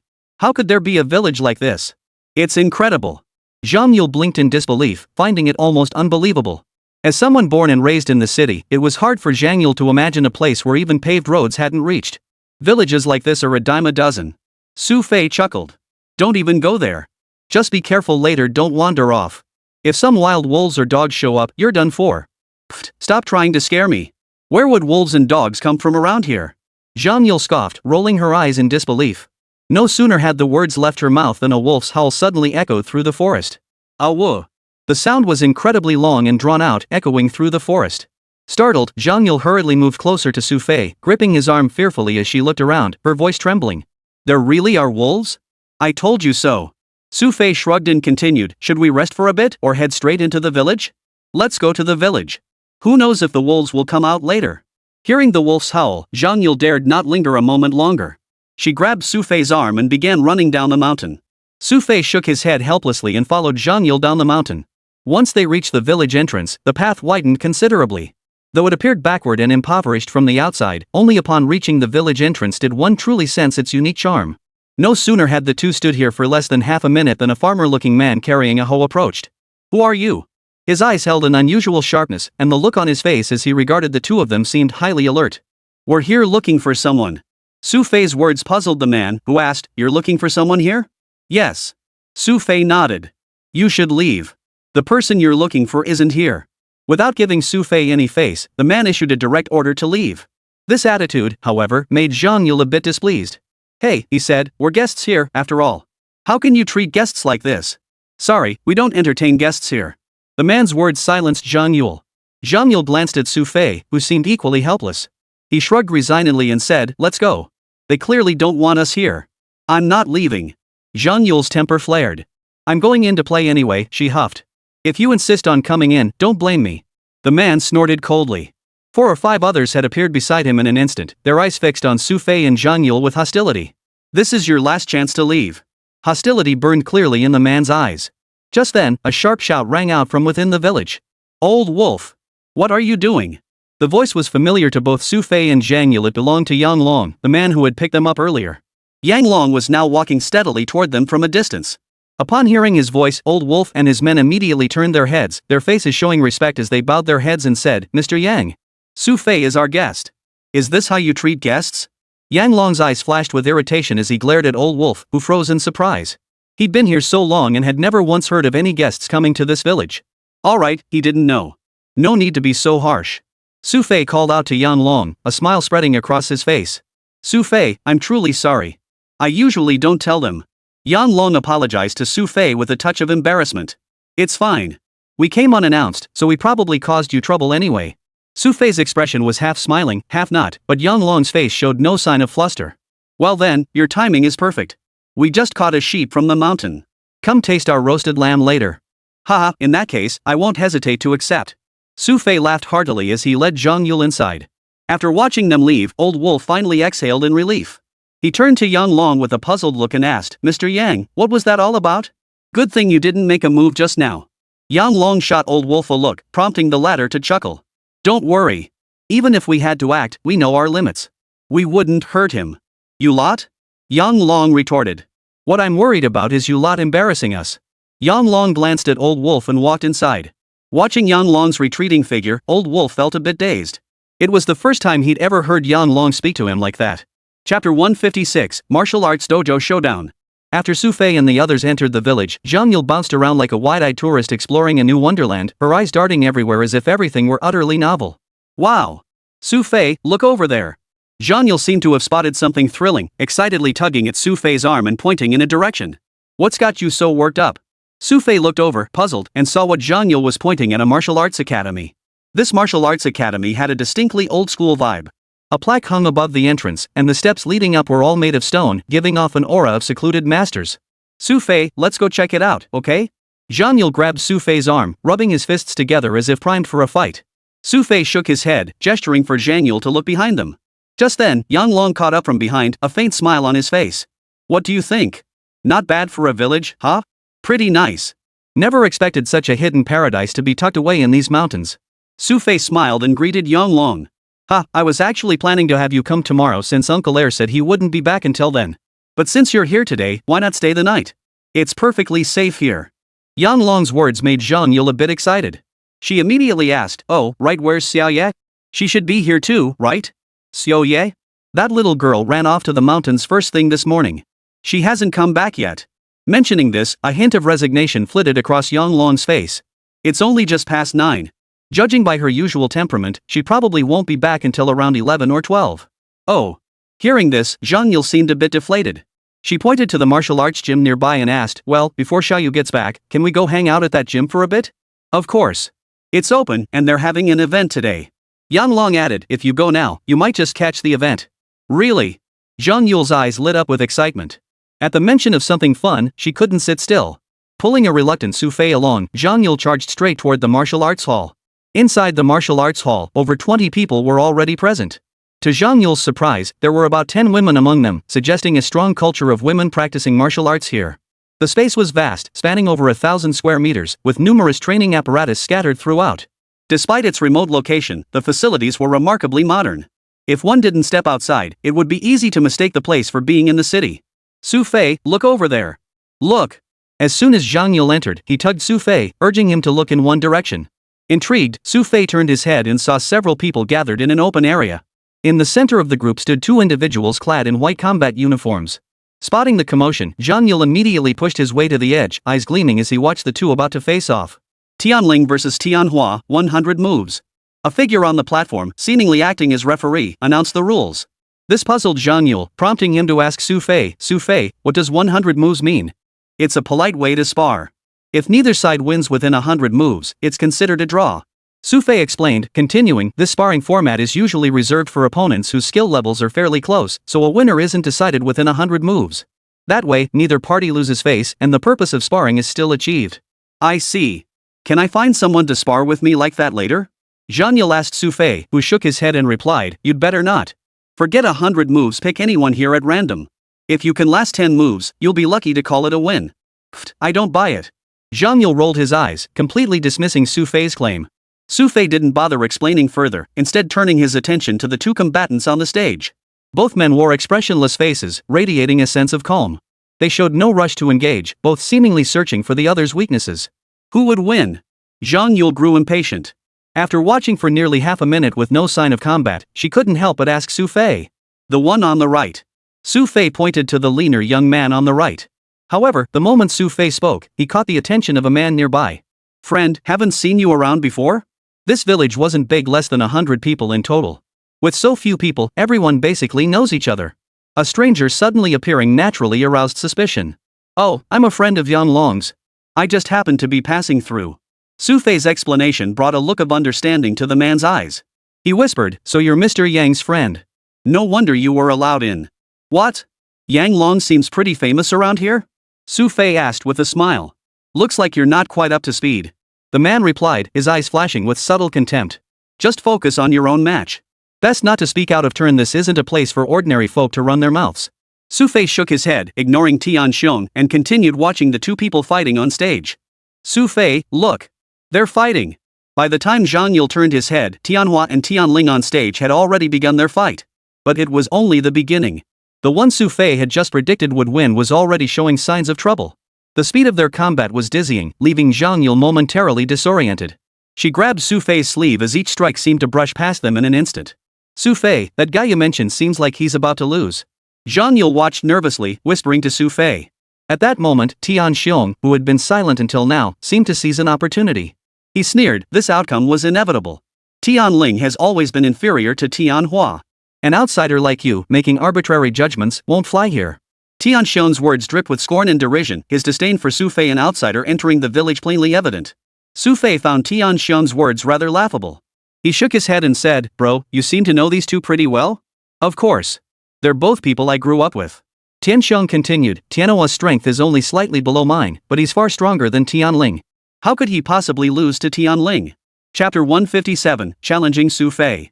Tian Xiong's words brimmed with confidence, his head held high as if he were practically looking down his nose at others. Seeing Tian Xiong's expression, Xu Fei shook his head with a hint of resignation. But remembering this was their territory, he kept his thoughts to himself. The two combatants on the platform separated once more. Xu Fei, how many moves have they exchanged? Zhang Yule had been so engrossed in the spectacle that he'd completely lost track of the count. 32 moves. Xu Fei replied, another 20 moves should decide the winner. 20 moves? Zhang Yule looked at Xu Fei in surprise. 20 moves? You really have some nerve saying that, kid. At that moment, Tian Xiong couldn't hold back any longer. This guy kept picking fights, making Xu Fei turn his head slightly annoyed. He looked at Tian Xiong and said, what? Seems like you've got something against me? I just can't stand someone who can't do anything spouting off like this. Tian Xiong snorted coldly and continued, you really think 20 moves will decide the outcome? Do you think this is watching a movie? So you're saying 20 moves won't be enough? Xu Fei asked Tian Xiong. Let me tell you, Tian Xiong declared, with their skill levels, even 100 moves wouldn't decide the winner. Tian Xiong continued, do you really think you can help Tianling win just by talking? But even with all your talk, you won't be able to make them fight to a draw. Xu Fei's words left Tian Xiong speechless. Just then, the battle on the stage erupted once more. This round was fiercer than before, with both fighters accelerating their pace to a whole new level. A hint of confidence flickered across Tian Xiong's face as he smirked at Xu Fei. 10 moves have already passed. Xu Fei ignored Tian Xiong, his eyes fixed on the two fighters on the stage. Tianhua's attacks were indeed sharp. Just as he spotted a weakness in Tianling and launched a fierce assault, a surge of fighting spirit erupted from Tianling's body. Boom! Tianling blocked Tianhua's fist, stunning Tianhua. Just as he prepared to counter, Tianling had already circled behind him. Whoosh! The wind from the hand blade sliced straight across his neck. Tianling's hand blade came to a halt against Tianhua's throat, but did not strike down. I lost. After a brief moment of wide-eyed shock, Tianhua muttered dejectedly. He hadn't expected to lose to Tianling so quickly. And it wasn't just him, everyone watching below the stage stood with their mouths agape, finding it hard to believe. 19 moves. Xu Fei chuckled softly, glancing at Tianxiong. Tianxiong's face was dark and sullen, his expression toward Xu Fei unmistakably hostile. What good is having the sharpest eyes? Tianxiong asked coldly. Accurate observation isn't always useful, but those who can't see clearly definitely haven't mastered their craft. Xu Fei's teasing tone, paired with that smirk, felt like a direct provocation to Tianxiong. I challenge you. At that moment, Tianxiong shouted loudly. His voice drew the attention of others who had been stunned by the outcome of the fight. Only then did the martial arts hall's members notice that two outsiders had entered the premises. What's going on? Why is Tianxiong suddenly challenging someone and those two outsiders? Some, unaware of the situation, asked curiously. However, a few individuals nearby had overheard Tianxiong's earlier exchange with Xu Fei, and word quickly spread. No one had expected someone in this hall to have predicted the outcome beforehand. While surprised, they also harbored some doubts about Xu Fei's abilities. This guy didn't look like a martial artist. Was Tianxiong deliberately trying to humiliate him by challenging him?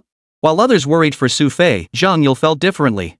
Her eyes wide and sparkling, Zhang Yule grabbed Xu Fei's arm excitedly. Xu Fei, he's challenging you. Go fight him already.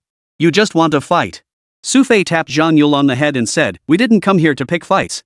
Kid, from the sound of that, you're too scared to take him on? Tianxiong seemed to grasp the meaning behind Xu Fei's words, his eyes flashing with unmasked provocation and contempt. I'm worried you'll lose face later, and Yang Long will embarrass himself alongside you. Xu Fei shrugged. Poof. Today's sparring between us has nothing to do with anyone else. Tianxiong retorted immediately, pressing on, what? Got any more excuses to play the coward? So persistent? Xu Fei sighed in resignation. After a moment's thought, he said, fine. Since you insist, it's been a while since I've stretched my legs anyway. Deep down, Xu Fei craved a bit of combat to stimulate himself. But ordinary people held no challenge for him. With an opponent offering himself up, Xu Fei wasn't about to pass up the opportunity. After accepting the challenge, the atmosphere in the martial arts hall began to buzz with excitement. Though no one knew Xu Fei's true skill level, the fact that he dared challenge Tianxiong meant he must possess some martial arts ability. Today was shaping up to be quite the spectacle. Who would have thought they'd get to see Tianxiong in action? Come to think of it, hadn't Tianxiong just won the Tianplas tournament a couple of days ago? The crowd below the stage might not know Xu Fei, but they knew Tianxiong all too well. This entire village belonged to the Dragon Ascension organization. As an organization with centuries of history, some members chose to have their children join Longting, creating familial ties and establishing generations. The Tian generation consists of young adults aged 20 to 30, forming the backbone of the Longting organization. Among the Tianzi generation still residing in the village, Tianxiong was widely regarded as the most formidable. I reckon that Xu Fei is going to be in for a rough time this time. Judging by his age, he should be about the same as Tianxiong. One man's expression remained composed as he remarked, but this fellow is Yang Long's friend. Tianxiong probably won't go all out. Still, if he ends up humiliating him, it'll be awkward to explain to Yang Long later. Who cares? Let's just watch the show for now. The others couldn't do much either, it was too late to stop it now. Xu Fei, Tianxiong, 100 moves. This time, the referee again opted for the rule, if no winner emerges after 100 moves, it's a draw. He feared that if something went wrong later, it would be hard to explain. Yet, a smug grin spread across Tianxiong's face. With a raised corner of his mouth, he taunted Xu Fei, I won't need 100 moves to deal with you. 10 will suffice. This provocation didn't faze Xu Fei in the slightest. Standing perfectly still, he showed no signs of preparing for battle. How dare he underestimate me? Tianxiong hadn't expected Xu Fei to not only ignore him but also fail to adopt even the most basic fighting stance. To him, this was a tremendous insult. Chapter 158, Saving Face. Xu Fei's demeanor also caused concern among the spectators below the stage. They murmured, does this kid even know how to fight? The way he looks, he's clearly a complete amateur. No fighting stance, no defense, no offense. To these professionals, Xu Fei was nothing but a walking target. One move would finish him. A sinister glint flashed in Tianxiong's eyes as he charged toward Xu Fei. His fist shot up, striking directly at Xu Fei's face. His speed was blindingly fast. Tianxiong truly possessed formidable strength. But just as the fist neared Xu Fei's cheek, a sharp gleam suddenly flashed in Xu Fei's eyes. Whoosh! His body moved backward half a step, trailing a gust of wind. That seemingly simple half-step was precisely what allowed him to evade Tian Xion's fist. A look of shock flashed in Tian Xion's eyes as he immediately swung another punch straight at Xu Fei's chest. To Tian Xion's astonishment, no matter how hard he struck, Xu Fei seemed to anticipate each punch, evading it a split second before impact. Each punch came with a fierce roar. Tian Xion's attacks grew faster and faster, and as Xu Fei kept dodging, his own speed increased accordingly. This Xu Fei has lightning-fast reflexes. The spectators below the stage watched clearly. Though Xu Fei's evasions seemed haphazard, he managed to dodge every single punch before it landed. As the fight raged on stage, Yang Long appeared at the entrance, seemingly having finished his business. As soon as he entered, Yang Long witnessed the scene unfold. His expression changed instantly as he grabbed the person beside him and demanded, "What's going on? Why is Xu Fei fighting Tian Xiong?" "Mr. Yang." Upon seeing Yang Long, the person beside him immediately showed a hint of respect in his eyes as he explained the reason for their sparring match. Yang Long's expression darkened slightly. This is utter nonsense. How dare Tian Xiong provoke Xu Fei like this? He clearly doesn't know his own strength. "Mr. Yang, what do you mean by that? It seems to me Xu Fei is struggling to hold his own." The bystander asked Yang Long in confusion. Xu Fei was clearly retreating step by step now. "Poof. That's him saving face for you." Yang Long snorted coldly. As Yang Long's words fell, Tian Xiong on stage seemed to grow impatient, mocking Xu Fei, "Is running all you've got? You're worse than a coward." "Oh?" Xu Fei smiled faintly and said, "We're already at 90 moves now." "Poof. A coward who only knows how to run. What good does holding out longer do?" Tian Xiong sneered disdainfully. "Those were your words." A smile touched Xu Fei's lips. Suddenly, Tian Xiong sensed a dangerous aura emanating from Xu Fei. Oh no! Tian Xiong wasn't an ordinary man. He immediately sensed something was off and tried to dodge to the side. But in that instant, Xu Fei had already materialized behind him. "Oomph!" Tian Xiong grunted in frustration. Just as he spun to counterattack Xu Fei, he realized his fist had swung wide. Xu Fei was nowhere near his back. "You lose." The tone carried a hint of mockery and ease. Tian Xiong's pupils dilated sharply as Xu Fei's karate chop landed heavily on his shoulder. Thud! Tian Xiong felt his arm go temporarily numb, as if all strength had vanished in an instant. "You! How were you behind me?" Tian Xiong stared at Xu Fei in disbelief. Meanwhile, the crowd below the stage, who had been watching with eager anticipation, now gaped in shock, stammering, "One move. Who the hell is this guy?" Only now did they grasp the meaning behind Tian Long's words. Xu Fei clapped his hands, looking somewhat disappointed as he muttered, "Too slow." "What did you say?" Tian Xiong's temper flared once more. Just as he prepared to strike Xu Fei again, Yang Long's furious voice boomed from below the stage, "Stop! Haven't you embarrassed yourselves enough?" Yang Long's voice instantly halted Tian Xiong's actions. Watching Yang Long ascend from below the stage, Tian Xiong's expression betrayed guilt and fear. "Mr. Yang." Tian Xiong addressed Yang Long. "Tian Xiong, you dare act so brazenly toward my guest? Seems you've gotten rather full of yourself in the village lately." Yang Long's cold stare made Tian Xiong even more fearful. He quickly explained, "Mr. Yang, I was just sparring." "Practice? Your moves just now didn't look like practice at all." Yang Long glared at Tian Xiong angrily and ordered, "Get down there and take your punishment." "Yes." Though he was utterly unwilling, Tian Xiong dared not disobey Yang Long's command. After Tian Xiong left, Yang Long turned to Xu Fei with a hint of apology. "My apologies, Mr. Su. It's fine. It was just a spar anyway." Xu Fei smiled, glancing at the men below. "Besides, it seems everyone here is quite skilled. They'll all become part of Longting eventually. Besides combat training, we have a firing range on the back mountain focused on survival skills for the battlefield." Yang Long explained to Xu Fei. That's perfect. We can let the young lady play around here for a bit later," Xu Fei said, glancing at Zhang Yule. Hearing Xu Fei's words, Zhang Yule's eyes lit up instantly.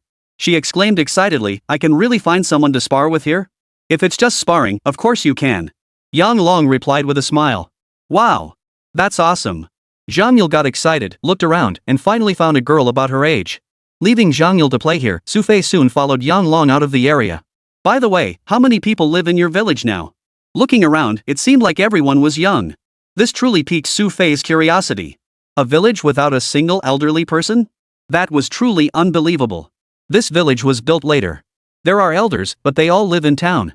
Transportation here is inconvenient, and combined with other living factors, only the young people remain. Yang Long explained with a smile, "Training is more convenient here. When the time comes, we select a fixed number of people to join the Dragon Ascension organization, directly appointing them as mid-level leaders. As an established organization, this ensures a steady flow of talent into the ranks." Xu Fei couldn't help but feel a sense of admiration. The Longting organization's enduring presence in China wasn't without reason. At the very least, they possessed an abundant supply of capable individuals and talent entering their ranks.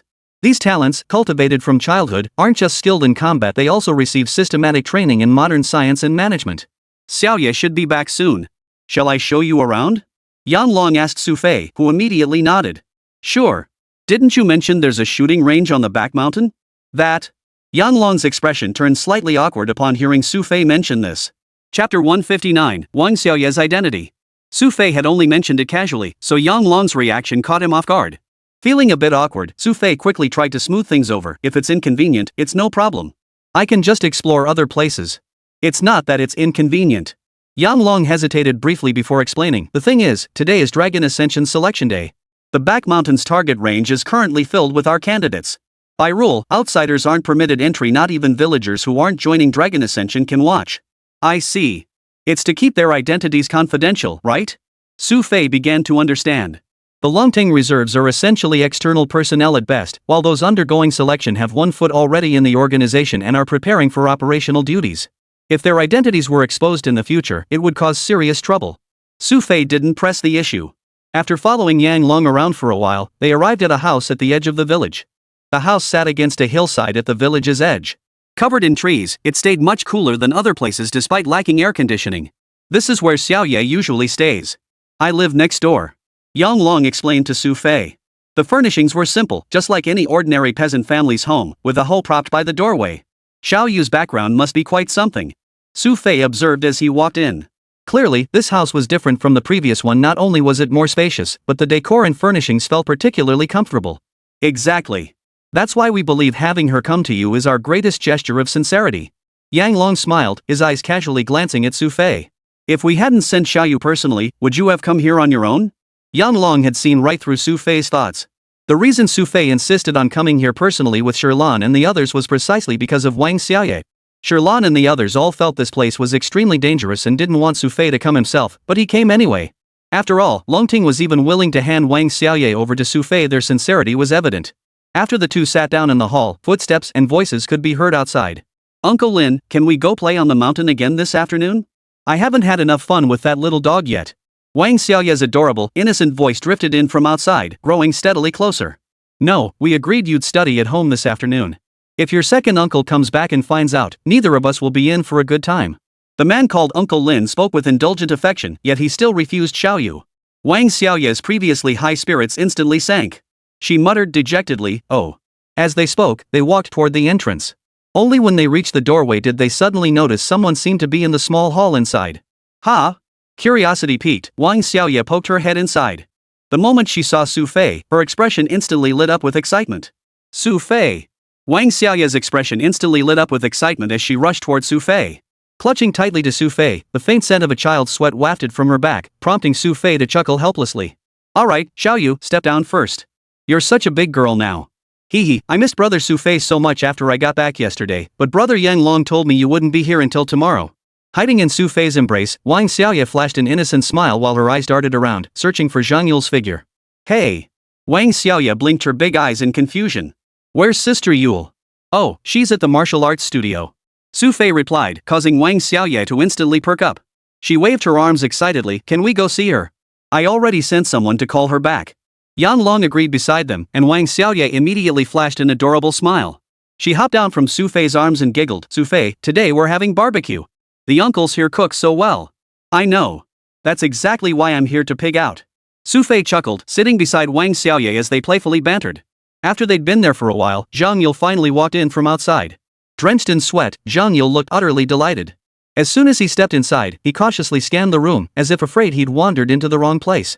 Stop looking around like that. Someone might think you're here to steal something. Xu Fei called out to Zhang Yule. Only then did Wang Xiaoye notice he'd entered. Overwhelmed with excitement, she rushed toward him again. Zhang Yule scooped Wang Xiaoye into his arms.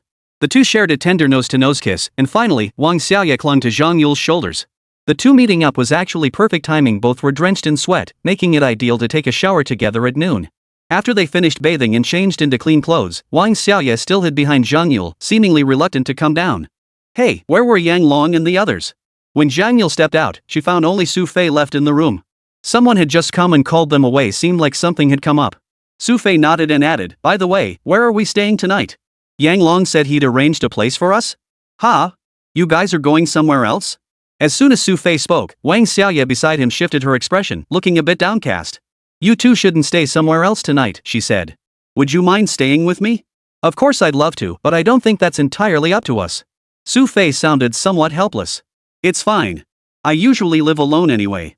Brother Yang Long will definitely listen to me. Wang Xiaoye's confident demeanor, though tinged with childishness, radiated a distinct sense of self-assurance and tenacity. She was quite different from ordinary children. That was Xu Fei's impression of Wang Xiaoye. But it was still early, so Xu Fei wasn't in a rush. Just moments after they sat down, someone brought over their food. My second uncle isn't around these days, so other uncles and aunts have been cooking for me. But my second uncle's cooking is way better than theirs. Wang Xiaoye gazed at the grilled meats and stir-fried dishes spread across the table, an exceptionally generous spread. Does your second uncle usually live with you? Xu Fei inquired. Yes, he lives with me most of the time. But he's often out, so my neighbor Yang Long takes care of me. Wang Xiaoye said, looking a little downcast. Actually, I'm already grown up. I don't need them to take care of me. Chapter 160, The Interesting Second Uncle. With a hint of grown-up stubbornness on her little face, Wang Xiaoye's expression made both Xu Fei and Zhang Yule laugh. Xiaoye, you're their little darling now. They wouldn't let you get into trouble.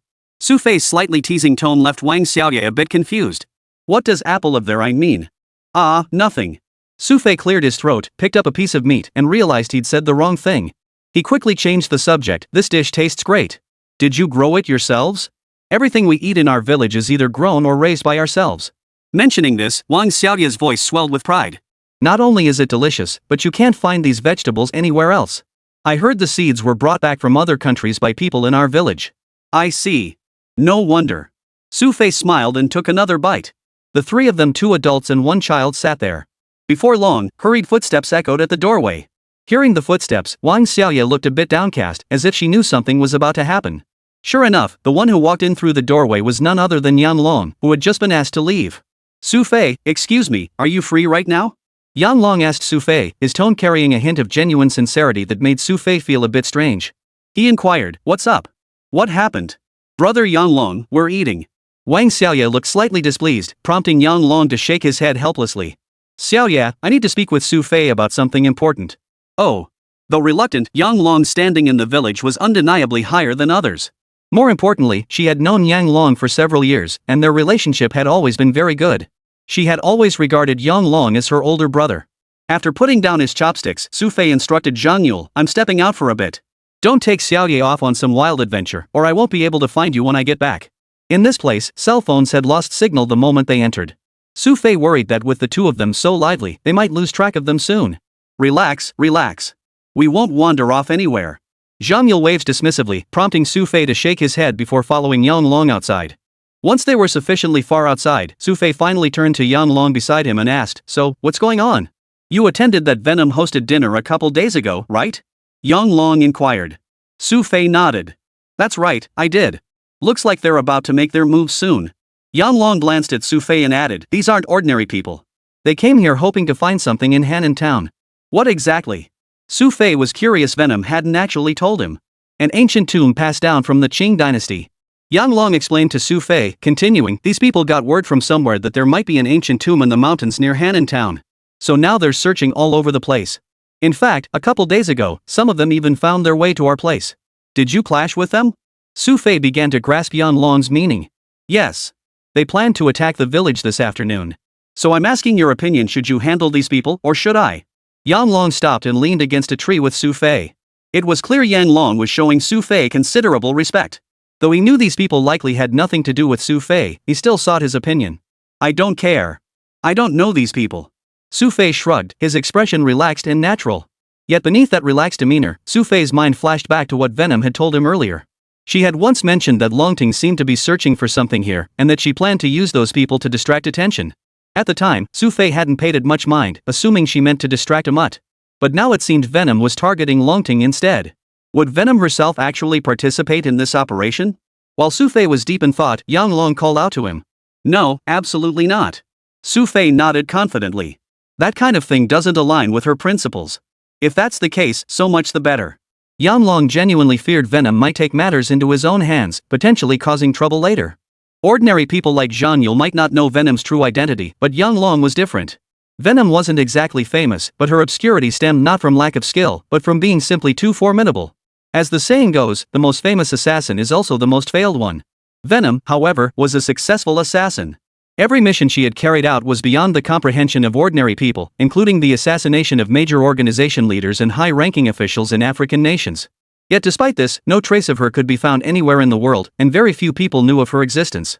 Naturally, as a core member of the Dragon Ascension organization, Yang Long knew more than others and understood all too well the trouble this individual could cause.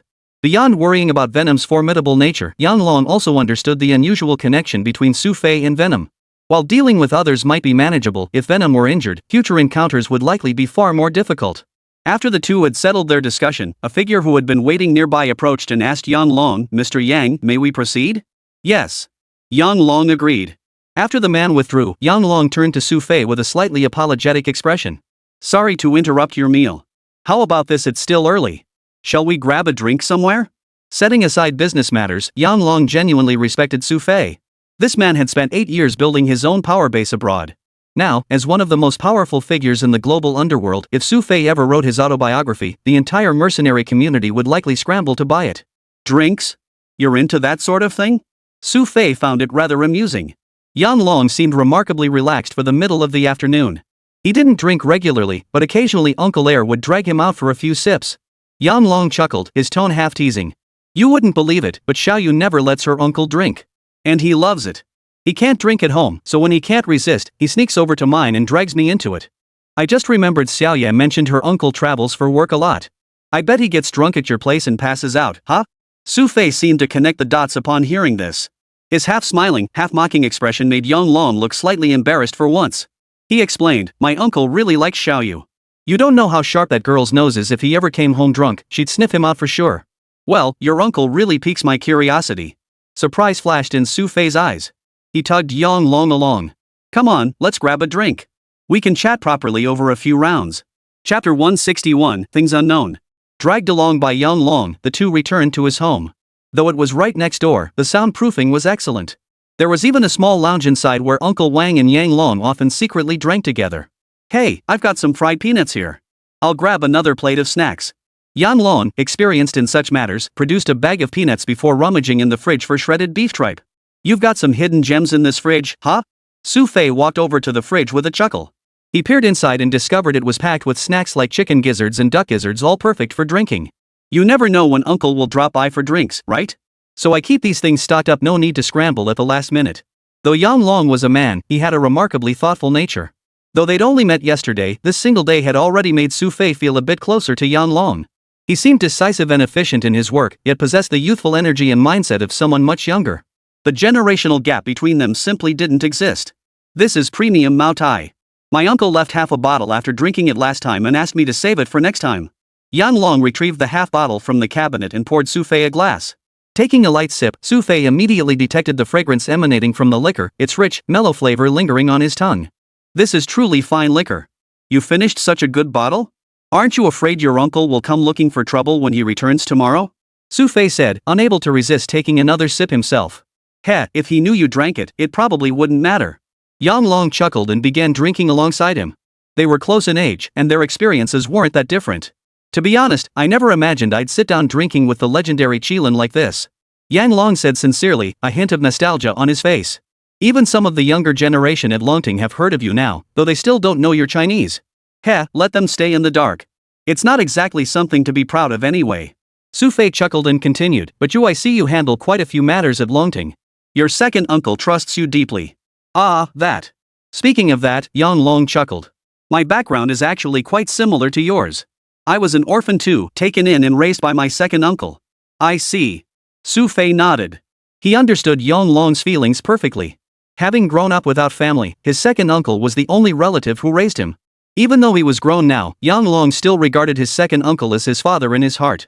"Who would have thought we're so alike?" Xu Fei smiled and continued, "But since your uncle manages such a large company like Longting, he must have taken in more than just you, right?" "Yes." Yang Long nodded. "My uncle did take in 2 other brothers. One has already left, and the other is handling business elsewhere." "Left?" Xu Fei looked at Yang Long with curiosity. "When we came of age, Uncle gave us a choice. One of the 3 chose to return to the city. Uncle even secured him a decent job. Yang Long added with a smile, everyone has their own path. Second uncle never forced anyone. Your second uncle seems quite open-minded. Xu Fei was genuinely surprised to hear this. In his impression, Longting should be a tightly knit organization, yet he hadn't expected it to possess such a human touch. Hearing Yang Long speak, Xu Fei found himself developing a favorable impression of this mysterious second uncle. My second uncle is a great guy, pretty easygoing usually. You'll see for yourself tomorrow. Yang Long told Xu Fei, then continued, but you got one thing wrong earlier, the whole Longting isn't run by my uncle alone. Oh? Xu Fei looked somewhat surprised. He admittedly knew very little about this centuries-old organization, which was precisely why he had insisted on coming here personally. My uncle is merely the commander of Longting, equivalent to the position of a sect leader. Yang Long continued, but the highest decision-making authority in Longting actually lies with the council. You have a council? Xu Fei listened with some astonishment. Yes. Including second uncle, there are 8 members in total. They are all veterans of Dragon Ascension, forming the highest decision-making body of the entire council. Yang Long continued, as the leader of Dragon Ascension, Uncle Tu holds veto power, but he lacks the authority to unilaterally determine the organization's future direction. I see. So bringing me here this time was also the council's decision? Xu Fei asked, prompting Yang Long to nod. Exactly. Longting has its own think tank and intelligence department. They provide us with accurate information. The system is well established. No wonder I've been searching for you in China for so long without success. A faint, bitter smile touched Xu Fei's lips, prompting a hint of resignation in Yang Long as he replied, it was unavoidable. Not only you, but Amut was also searching for us. We had to assess our own risks. But telling me all this now, aren't you afraid your uncle will blame you? Xu Fei knew this kind of information about his organization structure wasn't something to be shared lightly. My uncle won't blame me. You'd find out eventually anyway. Yang Long shrugged, his eyes fixed on Xu Fei. Besides, your people have probably been watching this place for ages. You know that too? Xu Fei was a bit surprised. Of course.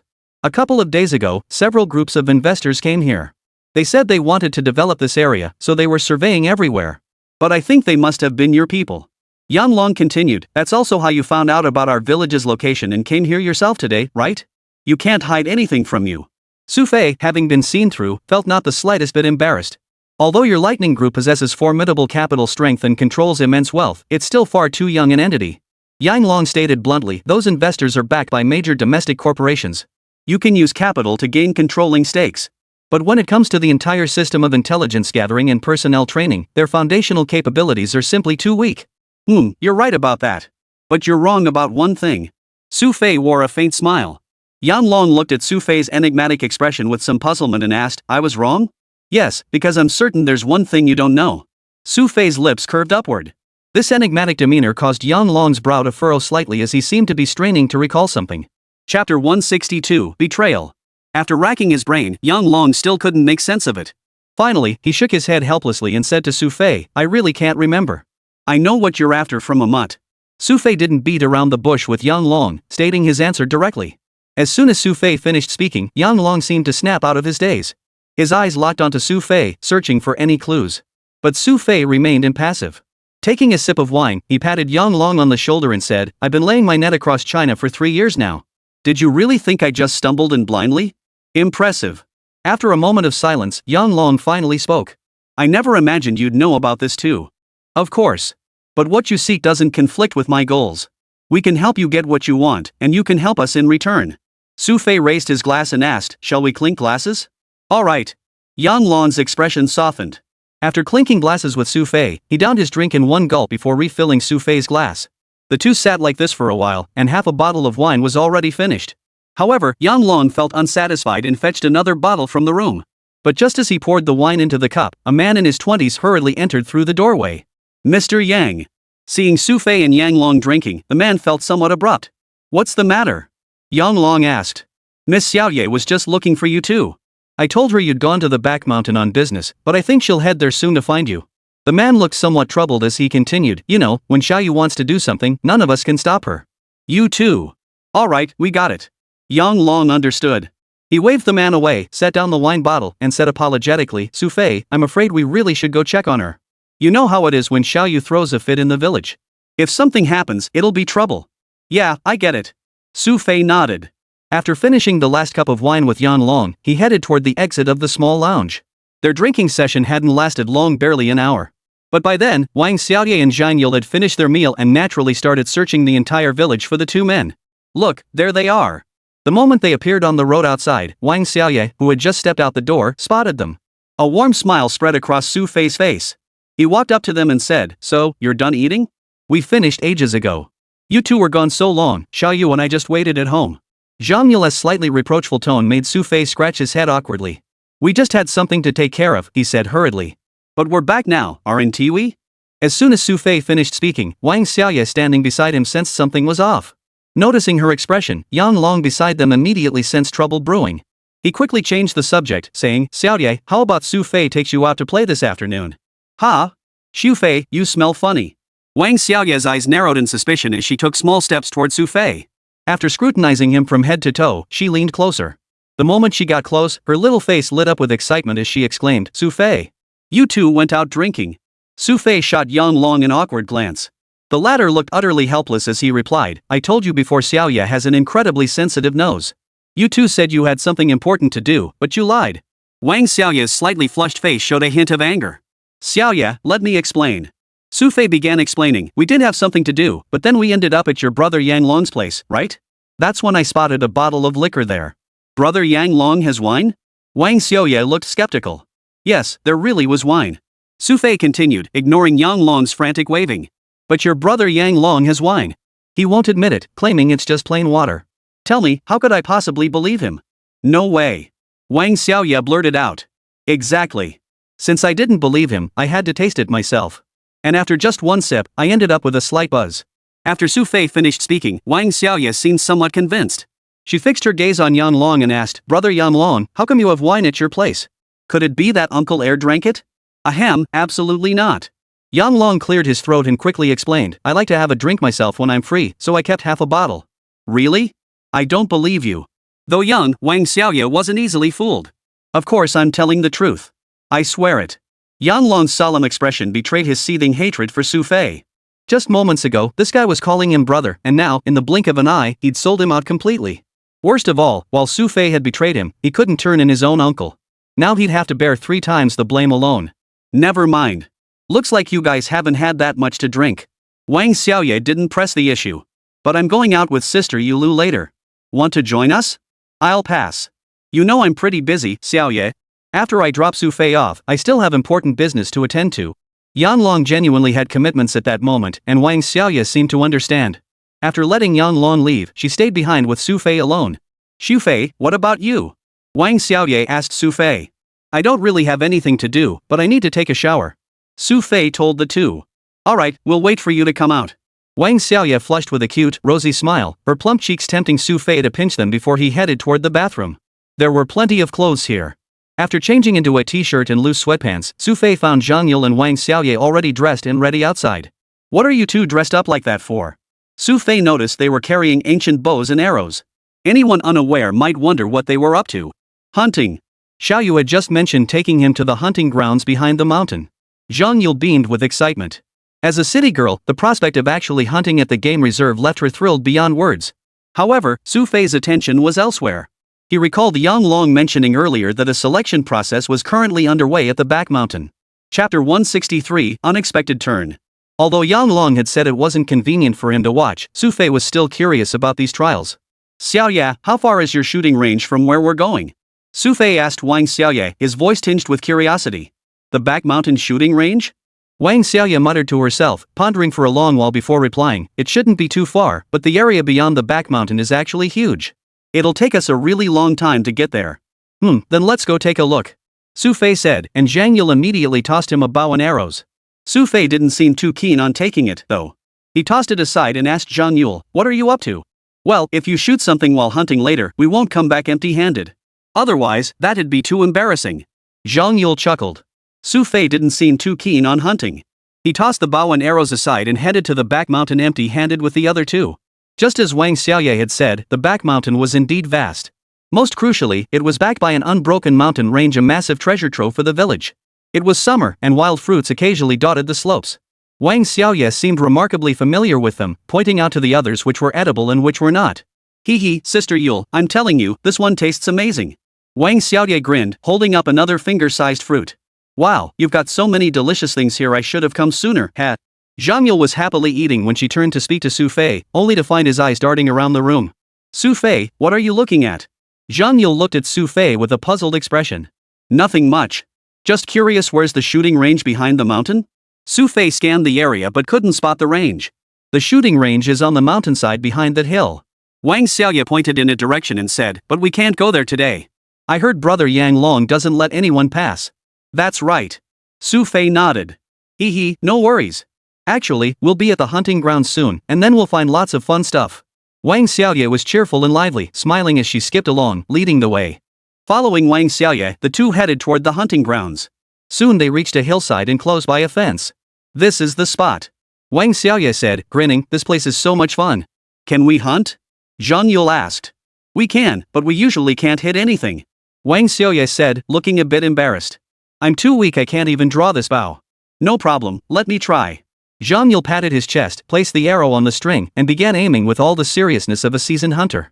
Whoosh! The arrow shot straight out, thudding into a tree. How could it miss so badly? I clearly aimed over there. Zhang Yule looked at the arrow's landing spot, utterly frustrated. He turned to Xu Fei and said, Xu Fei, you try. Hey! Xu Fei, what are you looking at?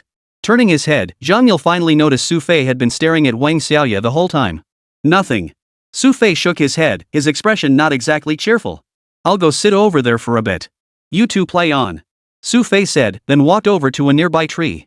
He found a rock to sit on and began observing the scenery around him. Is Xu Fei losing it? Zhang Yule was puzzled, unsure why Xu Fei had suddenly changed like this. But what Zhang Yule didn't notice was that Xu Fei's eyes were fixed on the distance the entire time. His brow furrowed slightly. After about 10 minutes, Xu Fei seemed to think of something. He abruptly stood up from the rock and called out to Zhang Yule and Wang Xiaoye in the distance, Xiaoye. Xu Fei's call made Zhang Yule turn back, and she asked with some annoyance, Xu Fei, what are you up to now? Take Xiaoyu back first. Xu Fei instructed Zhang Yule, his eyes unusually serious. Seeing this expression on Xu Fei, Zhang Yule paused in surprise before asking, why? Don't ask so many questions. Just take Xiaoyu back. Xu Fei's words made Zhang Yule grumble even more, complaining, you don't want to play, so you won't let anyone else play either. Just as Zhang Yule finished speaking, a villager approached from the distance. This was the man who had followed Wang Xiaoye at noon. Upon reaching Zhang Yule and Wang Xiaoye, he addressed them, excuse me, but you two need to head back first. We have to go back already? Wang Xiaoye looked dejected and whined, can't we play a little longer? No, we have to go back. His slightly stern expression left Wang Xiaoye with no choice but to follow Zhang Yule over to Xu Fei, preparing to head back together. However, Xu Fei showed no intention of joining them. He simply said, you two go back first. I'll rest here for a while. Mr. Su, you. This person knew Xu Fei must have noticed something. Alright, you guys go ahead. Xu Fei was somewhat insistent, but Zhang Yule had already sensed something. I'm not going back. Zhang Yule wasn't stupid. Earlier, Xu Fei had looked like he'd seen something, and now someone had come personally to escort a few people back. Clearly, something was going on here. What are you fussing about now? Hurry back. I'll follow you guys back shortly. Xu Fei hadn't expected Zhang Yule to start arguing now, and he quickly adopted a somewhat helpless expression. No way. I'm not going back. The stubbornness in Zhang Yule's eyes left no room for negotiation. The man beside Wang Xiaoye also looked slightly exasperated. Mr. Su, I suggest we head back first. You can discuss things properly with Miss Yule here. We're supposed to go back by ourselves? Wang Xiaoye heard this and now it was her turn to be displeased. Yes, we'll head back first. The man picked up Wang Xiaoye and addressed Xu Fei, Mr. Xu Fei, we'll be heading back now. Alright. Xu Fei knew that with Zhang Yule's temper, it would be impossible to trick her away anytime soon. At that moment, Xu Fei began to regret his past behavior. He'd always tricked her before, and now she'd gotten smarter. Alright, don't just stand there. Sit down. Xu Fei glanced at Zhang Yule, looking somewhat helpless. But Zhang Yule didn't sit down. Instead, her eyes darted around, studying Xu Fei as if trying to guess what trick he was preparing to pull on her. Chapter 164, Frightening Marksmanship. Being scrutinized like a thief made Xu Fei's spine tingle. He instinctively shifted backward in fear before finally asking, Miss, why are you staring at me like that? Nothing. I'm just curious, what are you planning to do next? Zhang Yule looked at Xu Fei and moved a little closer to him. What else could I do? Just take a walk, of course. Xu Fei shrugged. Then perhaps you should head back first. I'm heading out to the mountains later, it's quite far. I'm not afraid. It'll be good exercise. Zhang Yule pursed her lips, her sharp eyes fixed on Xu Fei. Don't even think about leaving me behind. What I meant was, I just don't want you to get too tired later. Xu Fei said in a gentle tone. Do I look like the type who's afraid of getting tired? Zhang Yule answered decisively, continuing, anyway, wherever you go, I'm coming with you. Xu Fei was at a loss for words. Zhang Yule's stubborn gaze made it clear this sticky note wasn't going anywhere. Fine, if you want to come along, then come along. Xu Fei sighed, stood up from the rock, and started walking down the hillside. As if afraid Xu Fei might suddenly leave her behind, Zhang Yule clutched his arms tightly with both hands. Her stubborn expression made Xu Fei sigh again as he walked. Could you maybe loosen your grip a bit? It's the middle of summer, aren't we both getting hot like this? After walking a while, Xu Fei asked Zhang Yule beside him. Not hot. Zhang Yule hummed. Fine, fine. If you want to hold on, go ahead. Xu Fei had no choice but to comply. He walked to the back of a tree and stopped. What now? Zhang Yule's head bumped into Xu Fei's arm. She rubbed her forehead with a hint of annoyance. Get down. Xu Fei suddenly barked the order sternly, causing Zhang Yule to freeze in place, crouching behind the tree. Not far ahead, the rustling sound of the jungle echoed. Hearing the sound, Zhang Yule's eyes widened with surprise. Moments later, she saw two men emerge from the thicket. Upon seeing them, Zhang Yule's mouth fell open in shock. They weren't. Before Zhang Yule could finish speaking, Xu Fei covered her mouth and whispered, keep it down. Mum. Zhang Yule murmured a few times, then nodded. Only then did Xu Fei release her. Exhaling a long breath, Zhang Yule cautiously leaned closer to Xu Fei and whispered, aren't those two the same people from the dinner party earlier? MHM. Xu Fei hummed in acknowledgement. What should we do? Should we leave? Zhang Yule asked again. There's someone 100 meters away pointing a gun at us. Do you think we can leave? Xu Fei's words startled Zhang Yule. Her eyes widened as she exclaimed, guns. Watch. Wait until they get closer. Xu Fei was still about 10 meters away from the two men. Charging out at this distance would guarantee nothing but a bullet to the head. As the two men inched closer, Zhang Yule's heart grew increasingly anxious. A serious look settled over his eyes. Just as the two close to within 5 meters of Xu Fei, a fierce gleam suddenly flashed in his eyes. Emerging abruptly from behind the shrubbery, Xu Fei's hands now held two stones that he hurled toward the men's heads. Startled, they reacted too late. Searing pain erupted across their faces. At that very moment, Xu Fei used a nearby tree as cover. Circling around, his fist slammed heavily into the back of their necks. Thud. Both men collapsed to the ground almost simultaneously. At that very moment, a bullet whizzed past Xu Fei's arm, striking the tree behind him. Xu Fei immediately sought cover behind another nearby tree. Holding the semi-automatic rifle he'd seized from the two men, Xu Fei's eyes locked onto the direction the shots had come from. Miss, take off that jacket. Xu Fei whispered to Zhang Yule, who stood 3 meters away. Me? Zhang Yule looked puzzled but complied with Xu Fei's request, removing her thin coat. She tossed it into the air. Xu Fei added. Oh. Zhang Yule threw the jacket forcefully into the air as Xu Fei instructed. Almost simultaneously, 2 gunshots echoed from the distance.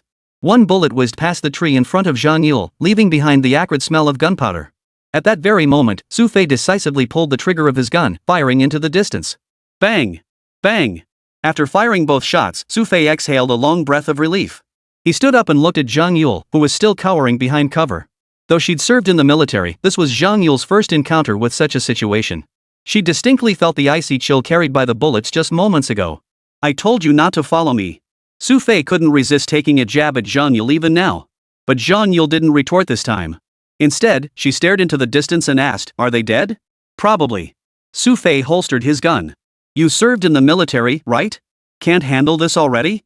What were they doing here? Zhang Yule began to grasp the situation, yet even so, she couldn't believe such a gunfight could erupt on Chinese soil. Mercenaries, as long as you pay them, they'll kill whoever their employer wants dead. Xu Fei continued, what do you think they're doing here? You mean their target is Xiaoyu's village? You're not too dumb after all. Xu Fei chuckled, then proceeded to tie up the 2 knocked-out robbers nearby before approaching Zhang Yule. I'm going to check on those 2 people in the distance. Want to come along? Ha! Zhang Yule seemed hesitant, but Xu Fei didn't press her. He simply started walking forward. Watching Xu Fei leave, Zhang Yule felt even more frightened staying behind. She hurriedly followed after him. The distance wasn't particularly far behind 2 trees about 100 meters away. Both men had been shot between the eyes and lay slumped behind the trees. It was only upon seeing these 2 corpses that Zhang Yule recalled Xu Fei's expression when he fired the shots. Holy! Zhang Yule exclaimed, eyes wide as she stared at Xu Fei. Xu Fei, you shot them dead from that distance with just 2 shots? The position where the 2 lay revealed that they had only exposed half their heads to fire at him, and the window of opportunity must have been extremely brief. Yet within that fleeting moment, Xu Fei had managed to land 2 consecutive headshots from 100 meters away. Such marksmanship was something Zhang Yule had never even heard of, let alone witnessed. Chapter 165, Falling into the Pit. Xu Fei glanced at Zhang Yule's expression but paid her little mind, instead scanning his surroundings. While Xu Fei remained calm, Zhang Yule beside him grew visibly uneasy. The sudden appearance of these four individuals made Zhang Yule feel as if danger lurked everywhere around them. She couldn't help but wonder when she might encounter someone. Only after confirming the area was clear did Xu Fei crouch down, beginning to search the two bodies. But moments later, a look of disappointment crossed Xu Fei's face. "Forget it," he said. "Let's head back. We'll have Yang Long handle this place later." What puzzled Xu Fei most now was why these people had come here. He didn't believe they were sent by Venom. While Venom might be their organizer, Xu Fei knew one thing for certain: Venom held no real authority over these people. In other words, Venom had no control over what these people chose to do. Their sudden, coordinated appearance in this area suggested someone else was pulling the strings behind the scenes. "Xu Fei, didn't these people mention opposing the Black Fox at the banquet earlier? Could Yang Long and his group actually be Black Fox operatives?" Zhang Yule asked Xu Fei with a hint of confusion. Xu Fei shook his head. "No. Then why are they here?" Zhang Yule was confused. "I don't know." Xu Fei answered bluntly, "Be careful. Don't wander off." "Got it." Zhang Yule agreed, carefully following behind Xu Fei while keeping a watchful eye on their surroundings, wary of any unexpected appearances. Xu Fei paid little attention to Zhang Yule at that moment. His mind was occupied with one question: who was pulling the strings behind these people? If it was a mutt, that was highly unlikely. After all, these people had gathered precisely to resist a mutt. But besides a mutt, who else would send them here to probe? Xu Fei pondered as he walked, his eyes darting around constantly, wary of any hidden figures. "Ah!" Just then, Zhang Yule's startled scream erupted beside him. Xu Fei's heart lurched violently. He spun around instantly, one hand grabbing the screaming girl. Beneath Zhang Yule's feet was a pit several meters deep. Had Xu Fei not grabbed her, she would have fallen straight down. "I told you to be careful." After pulling Zhang Yule to safety, Xu Fei breathed a slight sigh of relief. But Zhang Yule was in no state to care about that now. She scrambled to brace herself against the wall beside the hole, while Xu Fei braced himself to pull her up. But just as Xu Fei began to exert himself, the soil beneath his feet suddenly gave way. Whoosh! The earth crumbled instantly, sending Xu Fei tumbling forward. Both of them plummeted into the hole with a thud. Phew! Zhang Yule hurriedly spat out the dirt from her mouth, traces of yellow earth still clinging to her lips. But now wasn't the time for that. Instead, she frantically shouted around the cavern, "Xu Fei! Xu Fei, where are you?" Her voice echoed loudly throughout the entire pit. "I'm right behind you." Xu Fei's deeply frustrated voice reached her ears, causing Zhang Yule to gasp. She scrambled to her feet and indeed spotted Xu Fei's figure. She pulled out her phone and flicked on the flashlight. In the dim cave, she could see a fresh, bleeding wound on Xu Fei's arm. "Xu Fei, you're hurt." Seeing Xu Fei's state, Zhang Yule's face paled. She hurried over to his side, her eyes brimming with tears. "Seriously, is this really necessary? It's just a little scratch." Xu Fei was a bit speechless at Zhang Yule's somewhat exaggerated expression. "Well, duh. Your wound is still bleeding. Should I get some clothes to bandage it up?" Zhang Yule grew flustered. In this godforsaken hole, there's no one to turn to, not even a bandage. "Disinfect it first. That thing that scraped me earlier looked like a piece of broken rock." Xu Fei pulled a bullet from his pocket, extracted the gunpowder, and sprinkled it over the wound. Whoosh! As Xu Fei lit it, the gunpowder ignited with a burst of flame, causing Zhang Yule to wince in pain. Though she'd seen it on TV and in training, this was her first time witnessing someone actually treating a wound this way. What astonished Zhang Yule was that Xu Fei didn't even flinch while treating the wound, as if it were routine. "Stop spacing out. Help me tear a strip from my t-shirt." Xu Fei tapped her on the head with his free hand, snapping her out of her daze. She quickly began bandaging his wound. Once the bandaging was complete, Xu Fei leaned against the cave wall and sat down, letting out a long sigh. "Xu Fei, why are you sitting down?" Seeing Xu Fei sitting there, Zhang Yule immediately looked flustered. This underground chamber was a full 6 or 7 meters high. When it was built, to prevent prey from jumping up, they used a narrow opening design. This made climbing up the walls from below impossible, as they sloped steeply outward. "What else could I do but sit down?" Xu Fei shrugged, looking surprisingly relaxed. "What do you mean? We need to figure out how to get out." Zhang Yule was getting impatient. "My hand's just been injured. I'd like to go up, but how?" Xu Fei looked helpless as he continued. "Besides, the way this underground chamber is built, climbing up is impossible. Jumping up seems unrealistic too. No matter how good your jumping ability is, you can't leap 5 or 6 meters high." Xu Fei's words left Zhang Yule feeling utterly hopeless. Still, being trapped here was no solution. Driven by a fierce will to survive, Zhang Yule tentatively began inching upward step by step. But because the wall sloped steeply outward, almost every time Zhang Yule managed to climb a little over 2 meters high, he would fall straight back down. Xu Fei, on the other hand, seemed quite relaxed. He sat there watching Zhang Yule's repeated tumbles, a faint smile often playing on his lips. After several failed attempts, Zhang Yule finally gave up. Turning to see Xu Fei sitting there, he plopped down beside him. Xu Fei, you don't think we're stuck in here, do you?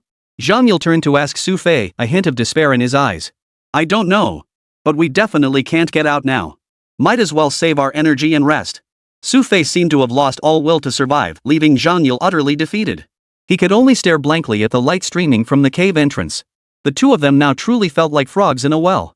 Chapter 166, and this is forced? Time ticked by, and the sky outside was already growing dark. Xu Fei, what do you think we should do? Zhang Yule turned to Xu Fei beside him, only to find Xu Fei had closed his eyes to rest, showing no intention of leaving. Seeing Xu Fei like this, Zhang Yule grew anxious. She grabbed his clothes and shook him, calling out, "Don't sleep. Think of a solution quickly." "What can I do? My hand is still injured." Disturbed by Zhang Yule's disturbance, Xu Fei couldn't get a decent sleep. He opened his eyes with extreme frustration and replied, "Aren't you supposed to be so capable? Isn't there any way out?" Zhang Yule pressed anxiously. "Even if I am, I need to wait until my hand heals a bit first." Xu Fei looked rather helpless. The shark shards had cut deep into his flesh. Right now, if Xu Fei exerted even a little force, that hand would probably start gushing blood. But upon hearing Xu Fei's words, Zhang Yule's already gloomy mood turned to despair. "Wouldn't it be so unfair if we died here?" she murmured, her voice trembling. "I still have so many things I need to do." Zhang Yule leaned against Xu Fei, her voice trembling slightly as she continued, "My mom and dad, and sister Xue must be missing me terribly. If we die here and no one finds us, won't we even lose our bodies? What if there's a wolf or something around here, then? Alright. Let's stop imagining the worst, okay?" Xu Fei felt a chill run down his spine at Zhang Yule's words. "We're practically dying here, and you won't even let me speak? Have you no sense of justice?" Hearing Xu Fei's words, Zhang Yule burst into tears. Her pitiful expression made Xu Fei shake his head. "Fine," he said. "If you want to talk, go ahead. But I'm saving my energy to rest." Interrupted by Xu Fei, Zhang Yule lost her train of thought. Just then, her stomach growled. "Xu Fei, I'm hungry." Zhang Yule said to Xu Fei. "I don't have any food either." Xu Fei replied bluntly, continuing, "Conserve your energy. Get some rest, and you won't feel hungry after sleeping.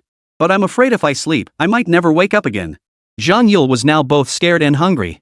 "You've been watching too many TV dramas, haven't you?" Xu Fei rolled his eyes. "But if we really don't go up now, we'll definitely starve to death here." Zhang Yule said fearfully, continuing, "If you say starve to death, doesn't that mean I'll really become a starving ghost?" Xu Fei remained silent, prompting Zhang Yule to grab his arm, slightly agitated. "How can you stay so calm?" "Because none of what you're saying interests me." Xu Fei shrugged indifferently. His calm demeanor made Zhang Yule puff out her cheeks in frustration, sulking silently beside him. But after a moment, seeing Xu Fei hadn't spoken to her, Zhang Yule couldn't help turning her head. In the dim light, she caught a glimpse of his face. He was staring at the cave entrance, lost in thought. As if suddenly understanding something, Zhang Yule abruptly grabbed Xu Fei's head and turned it toward her. "Missy, what's gotten into you now?" Xu Fei was a bit speechless, but Zhang Yule was dead serious. Her eyes met his earnestly, shining as she declared, "Xu Fei, I like you." "Got it. I'm not interested." Just as Xu Fei was about to respond, he sensed something was off and quickly stepped back, asking in surprise, "What did you say?" "I said I like you." This time, Zhang Yule's voice was louder than before, and her tone was even more earnest. This sent a chill through Xu Fei's heart. He quickly retorted, "Miss, it's cold out here, but you wouldn't joke about something like this, would you?" "Who's joking with you?" Zhang Yule snorted, grabbing Xu Fei's arm. "We're both about to die anyway. Can't I say a few honest words?" "It's not that this truth is just a bit too sudden." Xu Fei seemed somewhat flustered by Zhang Yule's words and replied, "I'm just finding this a bit hard to process right now. You'll have to accept it whether you like it or not. It's just the two of us here anyway." Zhang Yule grabbed Xu Fei, looking somewhat stubborn. "Listen," she said, "we're going to die together here. If there really are ghosts, you can't just leave me behind. I believe in Marxism, not ghosts." Xu Fei teased. "I'm serious." Zhang Yule looked annoyed as she leaned against Xu Fei's arm and insisted earnestly, "Anyway, I've already said it. Shouldn't you agree now?" "Agree to what?" Xu Fei froze. "What do you mean, agree to what?" Zhang Yule glared at Xu Fei, waving her little fists. "Seriously? Are you forcing me now?" Xu Fei protested, feeling wronged. "Yeah, I'm forcing you. I like you, so you have to like me too." Zhang Yule stubbornly grabbed Xu Fei. Xu Fei didn't respond, leaning against the corner instead. He glanced at Zhang Yule in front of him but said nothing more. However, after speaking, Zhang Yule seemed to notice Xu Fei hadn't responded and fell silent. Night had fallen completely. After an unknown amount of time, Xu Fei finally stood up and said, "Miss, it's time to get up." Zhang Yule, who had been leaning against the side, opened her eyes at Xu Fei's words. Seeing him already standing, she asked curiously, "What's wrong?" What do you mean, what's wrong? We need to leave. Xu Fei's words sent a jolt through Zhang Yule's heart. She hurriedly asked, what did you say? We have to leave? Or did you actually plan to die here?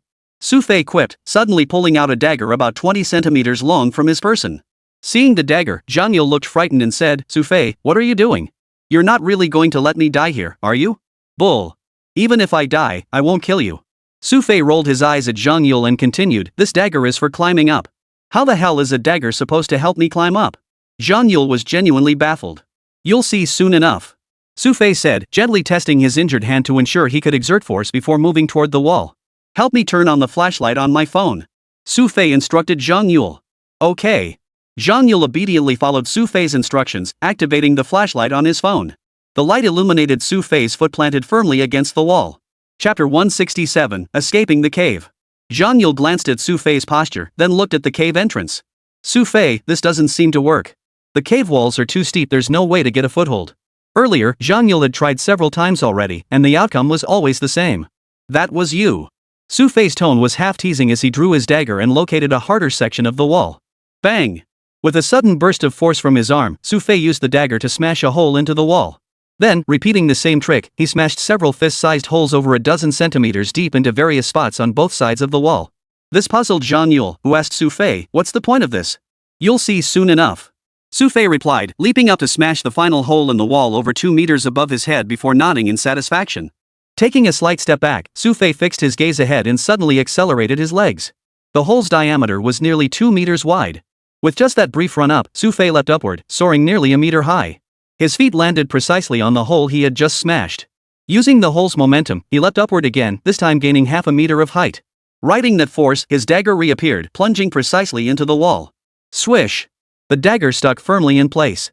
Xu Fei balanced on one foot, his other foot planted firmly in the hole over a meter above the ground, while his hand held the dagger. Witnessing this, Zhang Yule's eyes widened in disbelief as she stared at Xu Fei. However, Xu Fei's head was still 3 or 4 meters below the opening. After a brief rest, Xu Fei grabbed the rim of the highest hole he had previously reached, stabilizing his body to prevent falling. He then began pulling the dagger embedded in the wall free. Almost simultaneously with the knife's withdrawal, Xu Fei's body leapt once more toward the opposite wall of the pit. He finally stabbed the knife into the wall, stabilizing his position. Fortunately, the dry walls were extremely hard, and the points Xu Fei found were just strong enough to support his weight. With each leap, Xu Fei's feet landed precisely on the holes he had previously chiseled out. Using these as leverage points, he propelled himself upward once more. After several leaps, Xu Fei was finally just a few dozen centimeters from the opening. By this point, he no longer relied on his dagger. Instead, he thrust his feet powerfully against the wall, propelling himself upward toward the opening while his hands grabbed hold of the rim. Ha!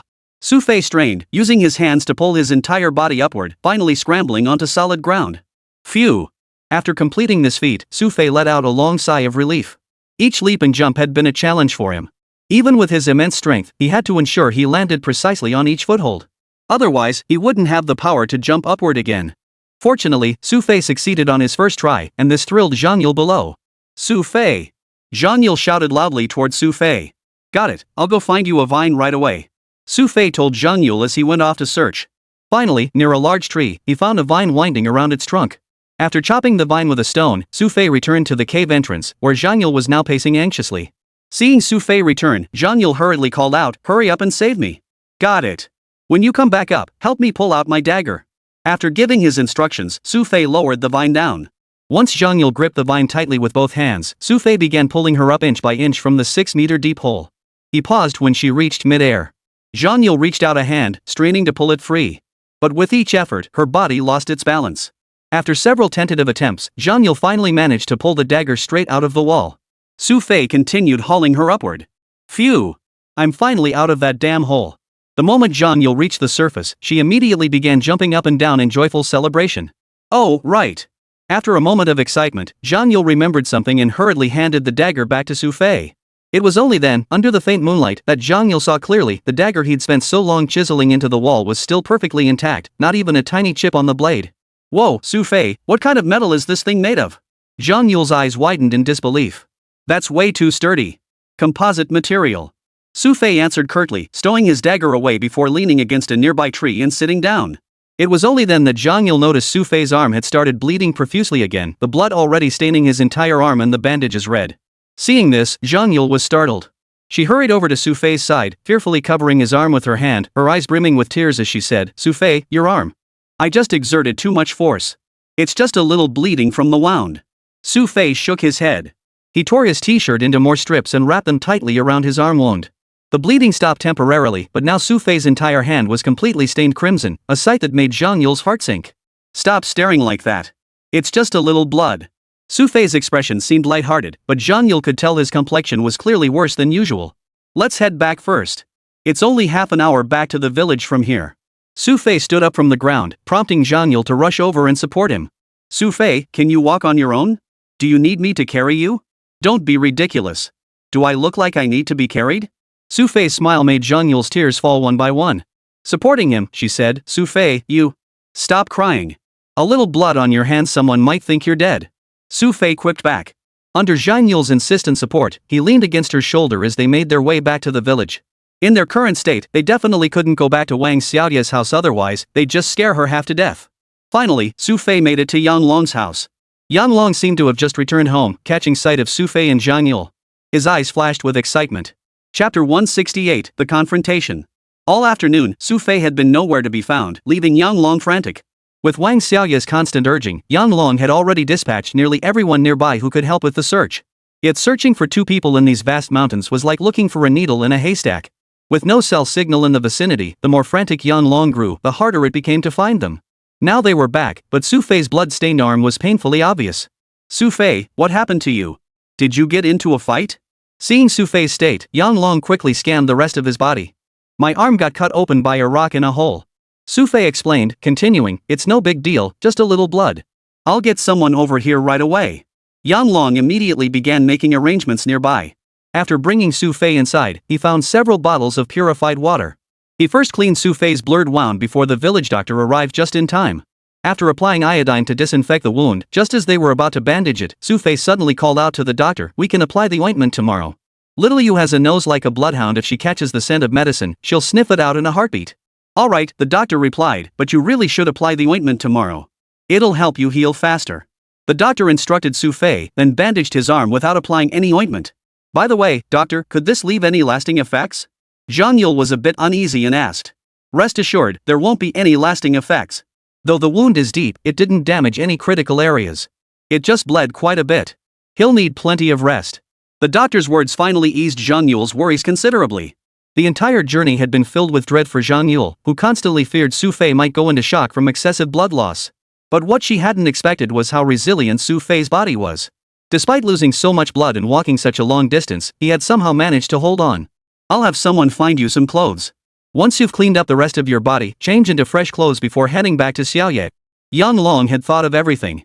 If Xu Fei returned home looking like this, Wang Xiaoye would surely overthink it. Following Yang Long's instructions, Xu Fei changed into clean clothes. By the time he arrived at Wang Xiaoye's house, it was nearly 10 o'clock at night.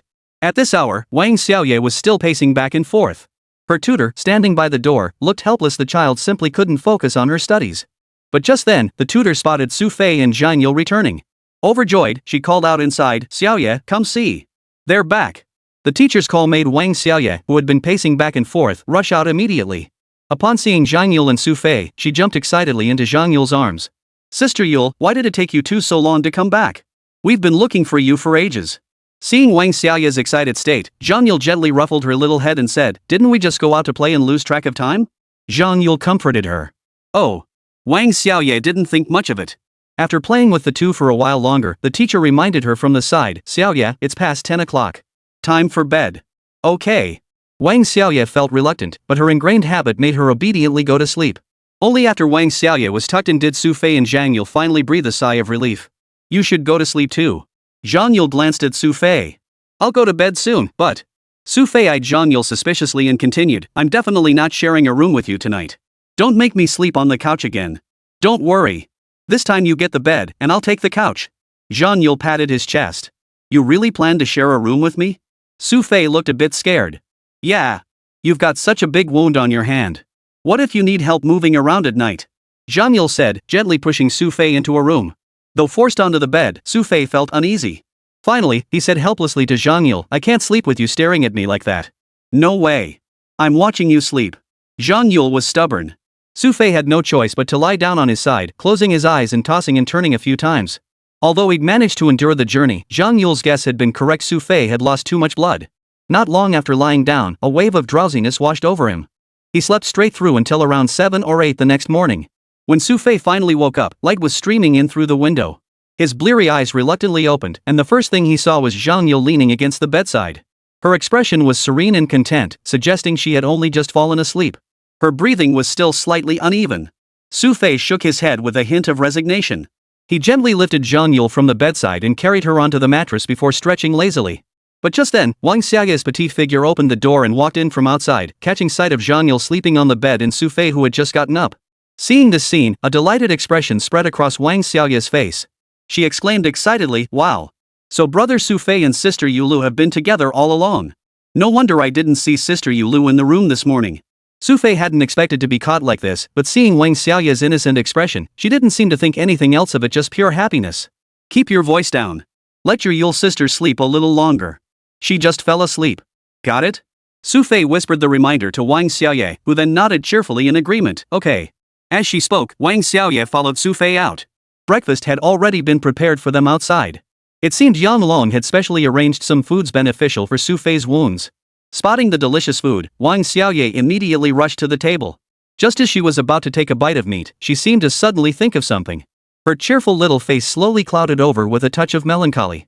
Seeing the little imp's expression, Xu Fei found it rather amusing and asked, "What's wrong? Suddenly feeling down?" Xu Fei's question made Wang Xiaoye lift her head. She grabbed his finger and asked with utmost seriousness, "Xu Fei big brother, should I call you brother-in-law from now on, or should I call you Lu big sister my sister-in-law?" "Put." Xu Fei couldn't help but spit milk onto the edge of the table, staring wide-eyed at the dead serious Wang Xiaoye before him. Chapter 169, Healing Speed. Even so, Wang Xiaoye seemed completely unfazed, continuing her serious train of thought. "If you and sister Yulu ever get married, I definitely can't keep calling you the same way I do now. Xiaoye, stop thinking about such distant possibilities. Let's just eat breakfast first, okay?" Xu Fei wiped the table clean, quickly putting a stop to the little rascal's further musings. Otherwise, once they were married, she'd probably start pestering him for a little brother or sister next. Fortunately, Wang Xiaoye seemed easygoing. After Xu Fei told her to stop, she obediently ceased her musings. Just then, Yang Long walked in. Seeing only 2 people at the table, he asked curiously, "Hey, why are you 2 alone? Sister Yuye is sleeping in brother Xu Fei's room." Before Xu Fei could answer, Wang Xiaoye piped up from beside him. That single sentence instantly made Yang Long's expression turn slightly awkward. He looked at Xu Fei and smiled, saying, "Oh, I see. Alright, stop making a spectacle of yourself. Just tell us why you came here." Xu Fei shook his head helplessly, deciding not to waste any more time with these 2. The more he explained, the more confusing it would get. So Xu Fei simply gave up on explaining. "Hey, it's really no big deal. Just wanted to let you know Uncle Air called earlier and said he'll be here by noon. He asked me to pass that along." Yang Long explained to Xu Fei, while Wang Xiaoye beside him grew visibly excited. Ever since their trip to Tianhai City, Wang Xiaoye hadn't seen her uncle for over a week. Now that she'd finally get to see him again, she was naturally overjoyed. With this new focus, Xu Fei felt considerably more at ease. At least Wang Xiaoye wouldn't be pestering him with endless questions anymore. After breakfast, Xu Fei went to the village doctor to have his hand wound dressed. However, when the doctor unwrapped Xu Fei's bandage, he was momentarily stunned. This wound doesn't even need medicine anymore. The doctor stared blankly, his eyes filled with astonishment as he examined Xu Fei's rapidly healing wound. In just one night, the wound on Xu Fei's hand had healed to this extent. Even with all the patients he treated, this was the first time the doctor had encountered such a remarkable phenomenon. "Doctor, are you sure I'm fine now?" Xu Fei asked. "You're fine. With your constitution, I expect it won't be long before you're completely healed," the doctor replied. Relieved by the doctor's words, Xu Fei left the clinic and wandered around the village. However, as he walked, he happened to run into Yang Long at the village entrance. Yang Long was busy assigning tasks to several people. Spotting Xu Fei approaching, he waved them away and walked over to Xu Fei. "What's up? Not taking a break?" Yang Long greeted Xu Fei with a smile. "I can't sit still, especially since Xiaoyu is studying with her teacher at home." Xu Fei chuckled. "I see you're quite strict about Xiaoyu's studies." "Yes, there are several teachers in this village who start teaching children from a young age." Yang Long nodded in agreement. "Learning now means they won't be scrambling later." I noticed you sent quite a few people out yesterday. How did it go?" Xu Fei chatted casually with Yang Long, finding a spot nearby to sit down. "Besides the 4 you mentioned, we've captured about 9 people in total. As for the townspeople, some have already left. Only a few remain now."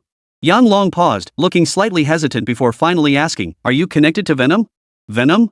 Not really." "Why? Did Venom do something again?" Xu Fei asked curiously. "It's nothing major, but these people seem to be organized by Venom before. We thought that if you're connected to her, you might know something." Yang Long continued, noticing Xu Fei's expression hadn't changed. He smiled and explained, "We're absolutely certain these incidents have nothing to do with Venom. We just hope Venom can provide us with some useful information." "I understand. If I hear anything in the future, I'll be sure to let you know." Xu Fei made the promise. This wasn't an empty promise, he genuinely meant it. This matter wasn't something he could handle alone. At the very least, it was deeply connected to Longtong. "Alright, in that case, I'll get back to work. I think Miss Yu Lu will be waking up soon." Yang Long paused here, a hint of mischief in his eyes. Patting Xu Fei on the shoulder, he added, "To be honest, I never imagined things would progress this quickly between you two. This is big news for me too." Without waiting for Xu Fei's response, Yang Long briskly walked away. Watching Yang Long's retreating figure, Xu Fei looked thoroughly disheartened. Back at Wang Xiaoye's home, she was now learning to sketch under the guidance of a female instructor. Drawing was actually crucial for anyone. Not only did it help memorize people's facial features quickly, but it also proved useful in other areas like terrain mapping. Spotting Xu Fei return, Wang Xiaoye immediately set down her pencil and grinned as she scurried over to him. Her obvious disinterest in drawing whenever Xu Fei appeared left the female instructor feeling helpless, though she couldn't really say anything. "Has Sister Yu Ye woken up yet?" Xu Fei asked Wang Xiaoye. "She's awake. She's washing her face and brushing her teeth right now." Wang Xiaoye answered loudly, just as Zhang Yule emerged from inside. "Hey, have you two eaten yet?" Zhang Yule asked, seeing the two of them like this. "Look at the time. How could we have eaten?" Xu Fei looked somewhat helpless. "I just stayed up too late yesterday, you know?" Zhang Yule looked aggrieved as she continued, "I need to eat something first." It was already past 10 o'clock. When Zhang Yule opened the food box, she began eating heartily. Meanwhile, as Zhang Yule ate, Wang Xiaoye sat beside the table. Her innocent, adorable face blinked as she watched Zhang Yule eat. "Ha?" Zhang Yule felt something was off as she ate and asked curiously, "Xiaoye, is something wrong?" "Sister Yule, what should I call you?" Before Wang Xiaoye could finish her question, Xu Fei beside them sensed trouble and quickly dodged to the side. Almost simultaneously with Xu Fei's evasion, the milk Zhang Yule had just swallowed sprayed out of her mouth. Chapter 170, Uncle Air returns to the village. After breakfast, they didn't eat much else, but they certainly didn't waste any food. By the time they finished, it was nearly noon. Xu Fei didn't wander off, instead staying at Wang Xiaoye's house. He watched cartoons with her while playing on the sofa. After noon, a commotion began outside. Hearing the commotion, Xu Fei followed them outside. Entering through the doorway was a man in his 40s, dressed in a Zhongshan suit. His face bore a few days' stubble, giving him a slightly unshaven look. Yet, the warm, natural smile on his face made him seem approachable and friendly. "Wow, Uncle Air." Upon seeing the man, Wang Xiaoye couldn't contain herself. She excitedly jumped into his arms and began rubbing her head against his stubble. Uncle too looked somewhat helpless as he shook his head and said, "Xiaoye, we have guests here." "All right, Uncle, let me introduce you. This is Brother Xu Fei, and this is Sister Yulu." Wang Xiaoye immediately began introducing Xu Fei and Zhang Yule to her uncle. "Hello." Uncle Wang greeted Xu Fei, set Xiaoye down, then stepped forward to extend his hand. "Your reputation precedes you. I've heard so much about you. My apologies for arriving late." "No problem. I came alone anyway." Xu Fei smiled.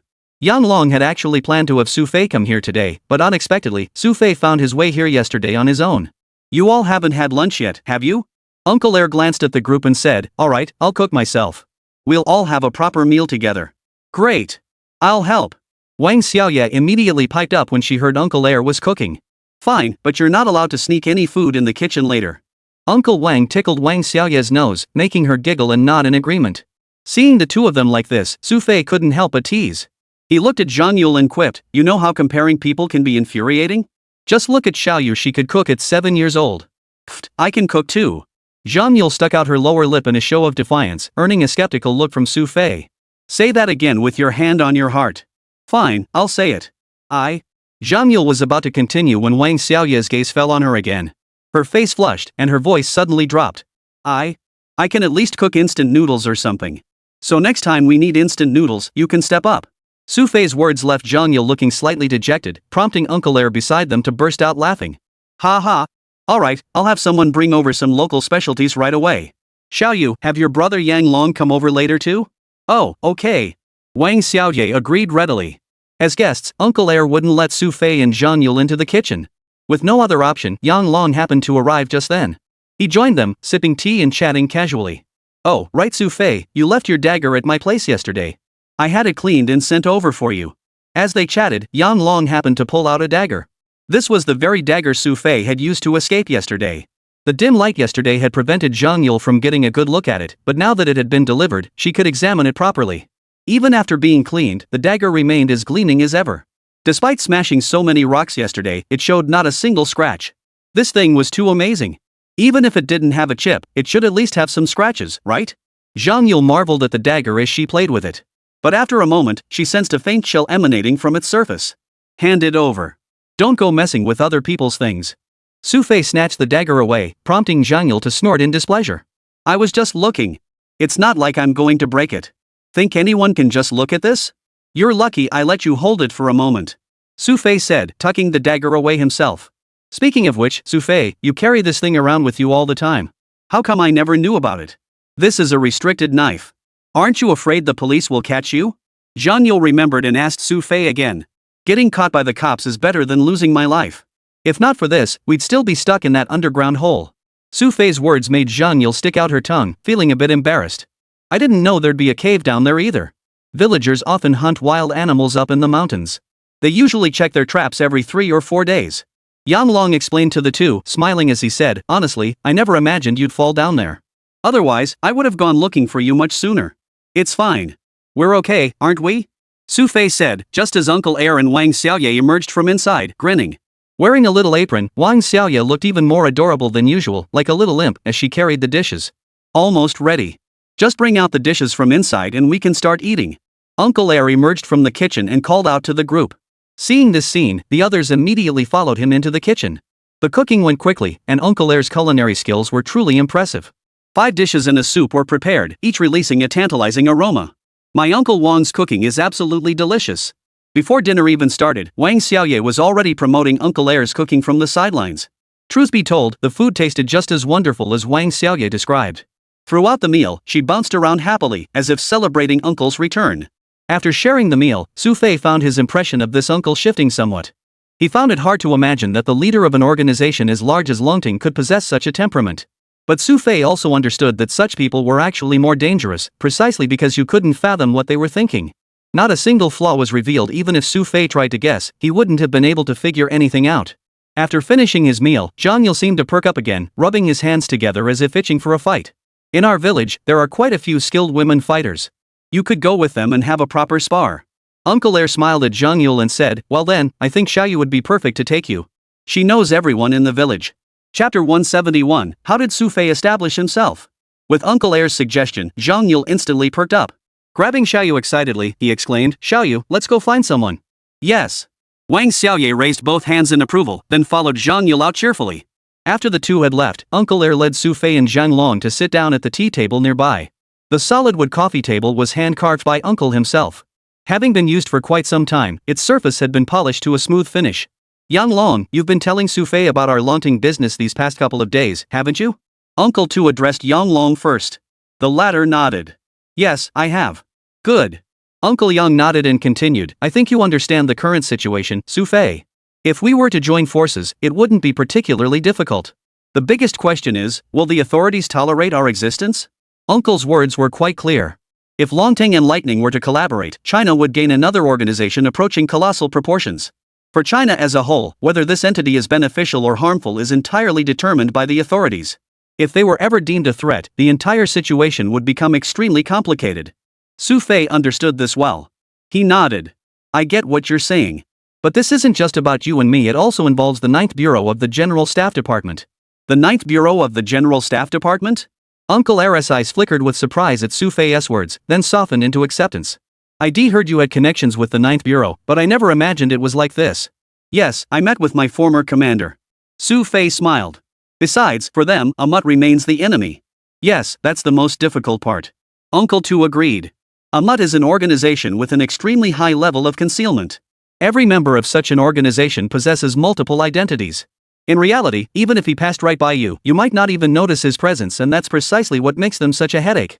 Like a venomous snake concealed in tall grass, you might not sense its presence under normal circumstances. But the moment you make the slightest move, this organization will deliver the most lethal strike, knocking you down completely. This time, guess where I went?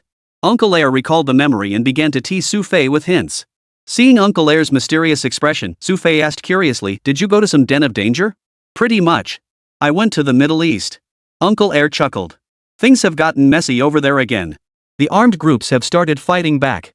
Ahmad has been supplying them heavily, both personnel and weapons." "I know. They're taking advantage of the chaos," Xu Fei remarked. "But there's another issue. Even though war has erupted in the Middle East, Ahmad hasn't directly joined the conflict. It seems they have some objective they're neither retreating nor attacking." Uncle Air continued, "What astonished us even more was encountering Ahmad operatives on their battlefield. Among them were several renowned European biological scientists." "Biological scientists?" Xu Fei perked up at this, his expression turning slightly tense. "What do you mean by that?" "If I'm not mistaken, Ahmad likely has other objectives besides just fishing in troubled waters for some benefits." Uncle Air paused before adding, "Lightning has quite a few people in the Middle East, right?" "Yes, quite a few." Xu Fei didn't deny it, merely stating, "But compared to Ahmad, it's no contest. But I've visited some border towns in Malaysia, and the locals seem to hold Lightning in very high regard."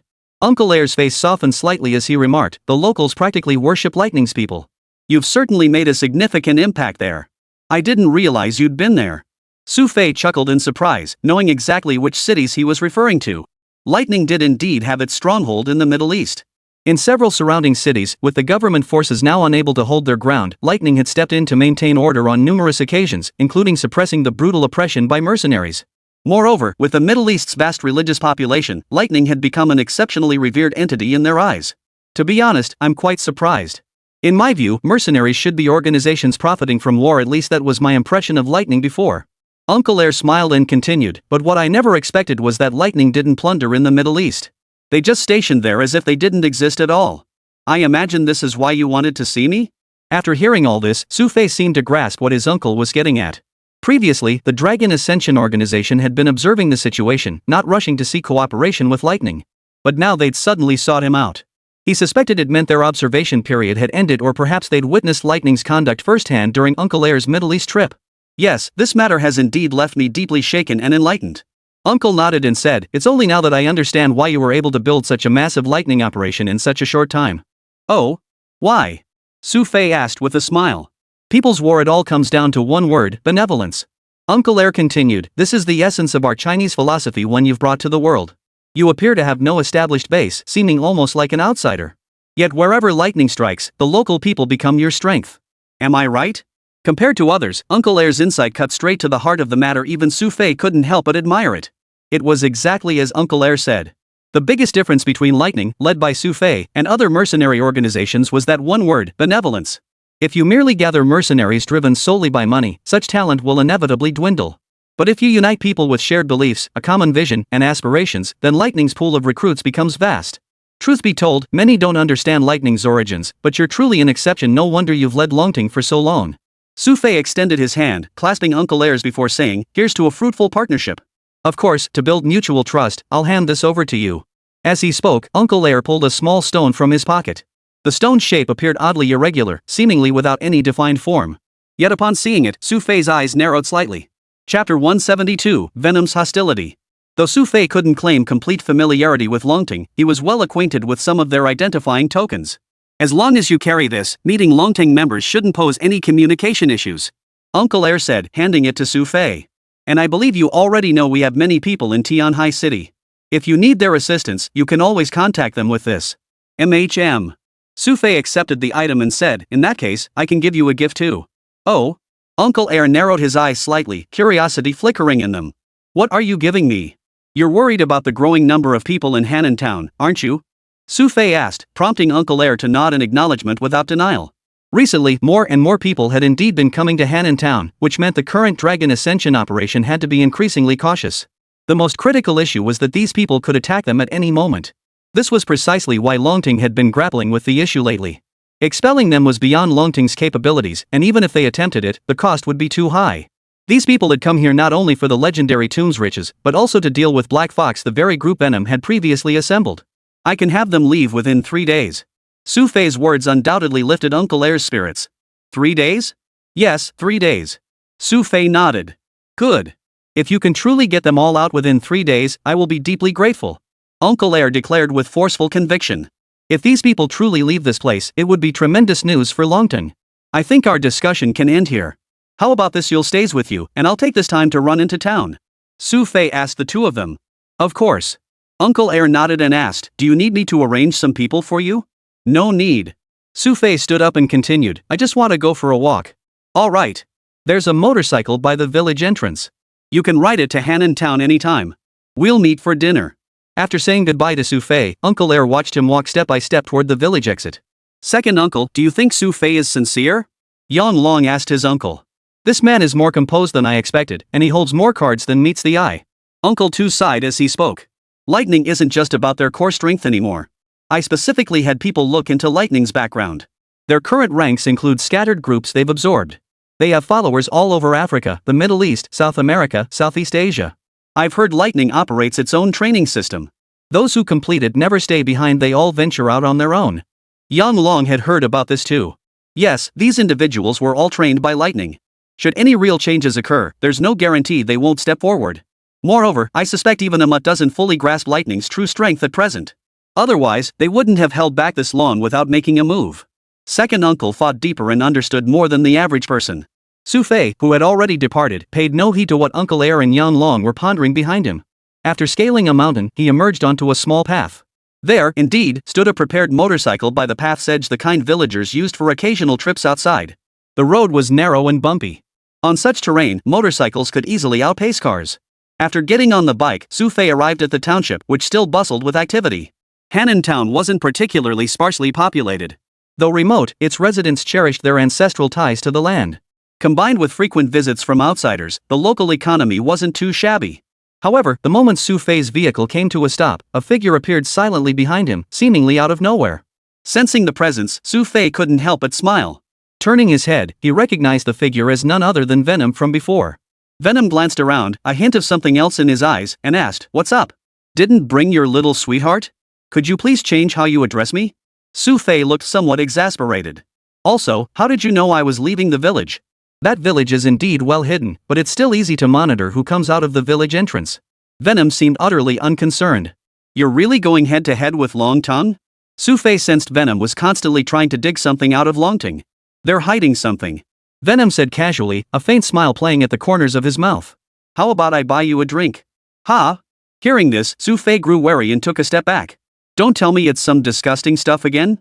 A proper beverage. Venom's words eased Xu Fei's concern slightly, and he followed Venom into a beverage shop next to the bank. Surprisingly, in such a small town, there was actually a beverage shop. The interior was minimalist, and both the staff and owner wore professional uniforms, giving an immediate sense of comfort upon entering. You run this place? Xu Fei surveyed the people around him and already sensed that the atmosphere here was somewhat unusual. You're the first person to come here and eat and drink for free. Venom acknowledged, and moments later, a server brought over 2 drinks. Gazing outside through the glass, enjoying a drink in this small town felt like a pleasant experience for Xu Fei. Xu Fei tentatively took a sip. Only after confirming Venom hadn't laced his drink did he relax, chatting casually. Did you hear about the attack on Big Fishing Village yesterday? I know. Venom nodded. Spontaneous? Or provoked by someone? Xu Fei pressed further. No idea. Venom shrugged nonchalantly, adding, but I think they did the right thing. Ha? Xu Fei sensed another meaning behind Venom's words. If people never act, they'll never show any weaknesses. Only by taking action can you uncover what others don't want you to know. Venom's words still pointed directly at Longtongue. Chapter 173, Hu Dali's Identity. Xu Fei didn't know why Venom was so fixated on Longtongue, but he knew Venom must have uncovered something he himself was unaware of. What do you know? Xu Fei asked bluntly. Given their relationship, it seemed unlikely Venom would hide something like this from him. What Xu Fei hadn't anticipated was Venom shrugging his shoulders at that moment and saying, I don't want to tell you. Venom, we don't have to do this. Xu Fei looked somewhat helpless. He recalled that Venom seemed quite angry about the Zhang Yule incident. I think it's necessary. Venom glanced at Xu Fei and added, at the very least, before that, you need to tell me how far things have progressed with your little sweetheart. This. Xu Fei felt a bit downcast. Venom's words had reminded him of Zhang Yule's situation. Although Xu Fei had never mentioned the incident in the underground chamber, and Zhang Yule hadn't brought it up again either, there was no guarantee she wouldn't bring it up in the future. Not even allowed to talk about it? Venom seemed to sense something was off and pressed further. Did you sleep together? Absolutely not. At that, Xu Fei immediately waved his hands and protested, adding, do I look like that kind of person? You don't think you are? Venom's cold chuckle made Xu Fei recall something, his face flushing slightly with embarrassment as he stammered, Venom, I'll explain this to you later. But right now, we're talking about serious business. What I'm telling you is serious business too. Venom wouldn't let it go. As the two argued, the shop door was violently pushed open. A man approaching 40 strode in, heading straight for the bar. He pointed at a waiter and bellowed, "Hey, you! Over here!" His booming voice cut through the cafe's chatter. "Sir, you!" The waiter, upon seeing the man, looked thoroughly exasperated. "Has your boss come back yet? I've been waiting for her forever." The man's tone was somewhat sharp. "I'm sorry. Our bosses, she's very busy." The waiter hurriedly replied. "Busy? I've been here twice already." The man's voice boomed, his eyes sweeping the room until they landed on Venom and Xu Fei in the corner. He snorted, "She's right here, isn't she? And you tell me she's busy?" With that, the man began walking step by step toward Venom and Xu Fei. "Madam, I didn't see you the first 2 times. This is my 3rd visit. In this town, you're the first person I've thought about day after day." Spotting Venom, the man's greasy face broke into a lecherous grin. "So, how about it? Will you grace me with your company for dinner tonight?" The words barely left his mouth when Venom's eyes widened in shock. One hand braced against the table as the other foot delivered a direct kick to the man's midsection. Crash! The man flew backward, crashing into a rickety stool. Splash! The stool crashed to the floor.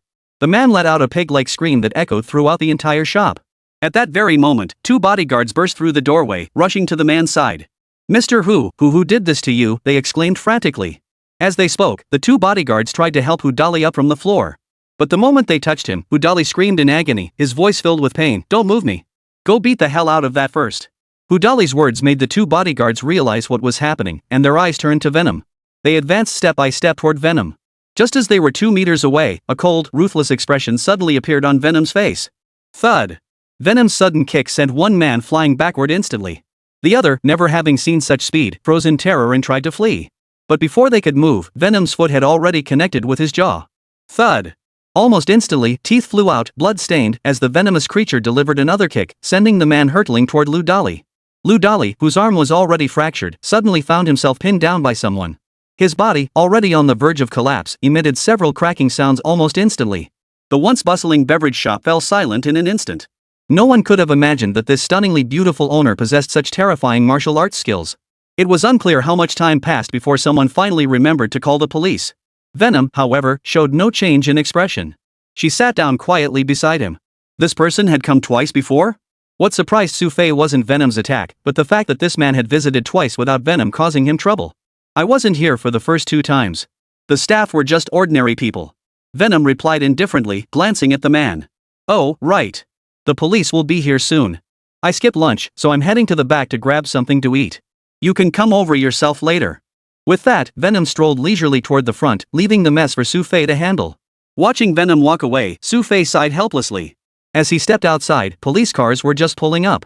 The officers' expressions darkened the moment they saw the scene. They immediately began questioning those around them. "Who's police?" "I did." Before the caller could respond, Xu Fei waved him over. "You?" The officer was taken aback by Xu Fei's straightforward admission, but he still approached Xu Fei's side. Xu Fei appeared quite relaxed, leaning against the table as he prepared to produce his credentials. It was at this moment that Xu Fei's eyes suddenly fell upon Hudali lying on the ground, a pendant hanging from his shoulder. Seeing the pendant, Xu Fei recalled the incident and suddenly understood why the venom had struck so fiercely. "What are you thinking about? Hand over your ID." Seeing Xu Fei freeze, the officer immediately barked at him. Jolted back to reality by the shout, Xu Fei pulled a small booklet from his pocket and handed it to the officer. "Driver's license?" The officer looked puzzled at the booklet Xu Fei had produced. But only after taking it into his hands did he recognize it as an officer's ID. The moment he opened it, the officer's expression changed abruptly. He quickly glanced at Xu Fei several times, seemingly finding it hard to believe the man's identity. "Hold on a moment." As he spoke, the officer stepped aside and made a call to the station, requesting verification of the military ID's authenticity. Xu Fei, however, showed no sign of impatience. He took a closer look at Hudali and his 2 bodyguards. Only now did he begin to grasp what Venom was thinking. Chapter 174, Jealous? "It was me. I'll apologize to him right away."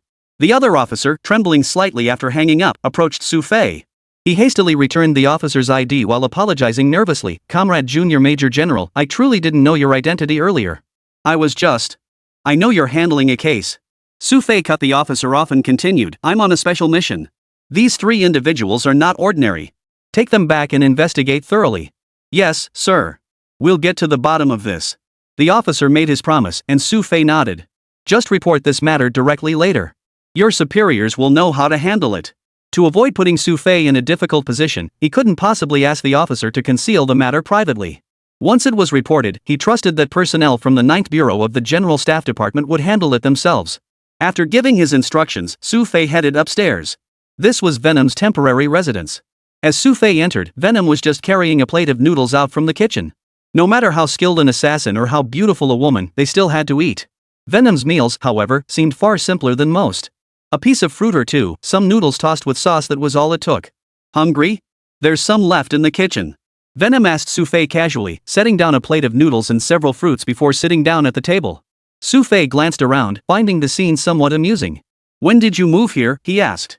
I've been here as long as you've been back in China. Venom answered Xu Fei while eating his meal.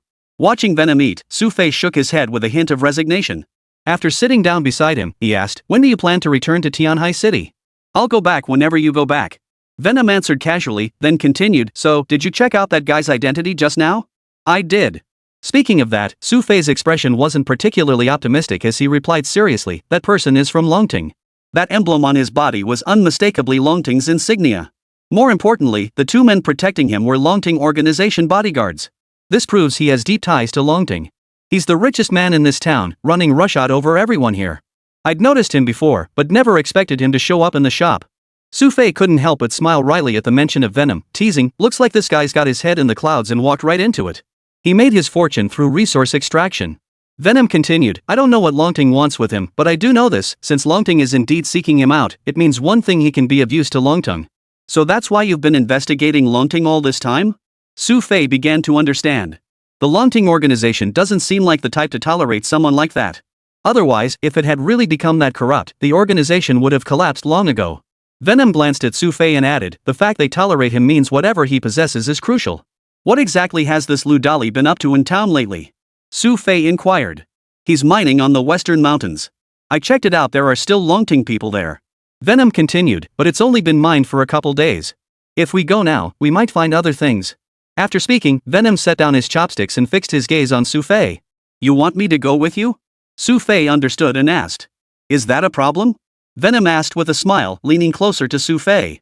Glancing around, Xu Fei sensed trouble brewing and quickly protested, Venom, it's broad daylight.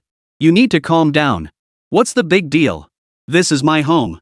Venom's face remained smiling as one hand grabbed Xu Fei's arm, her fiery body pressing closer. Seeing Venom's expression, Xu Fei flinched in fear and quickly retreated behind the door before saying, Venom, listen to me. Time is critical right now. We absolutely can't do anything here.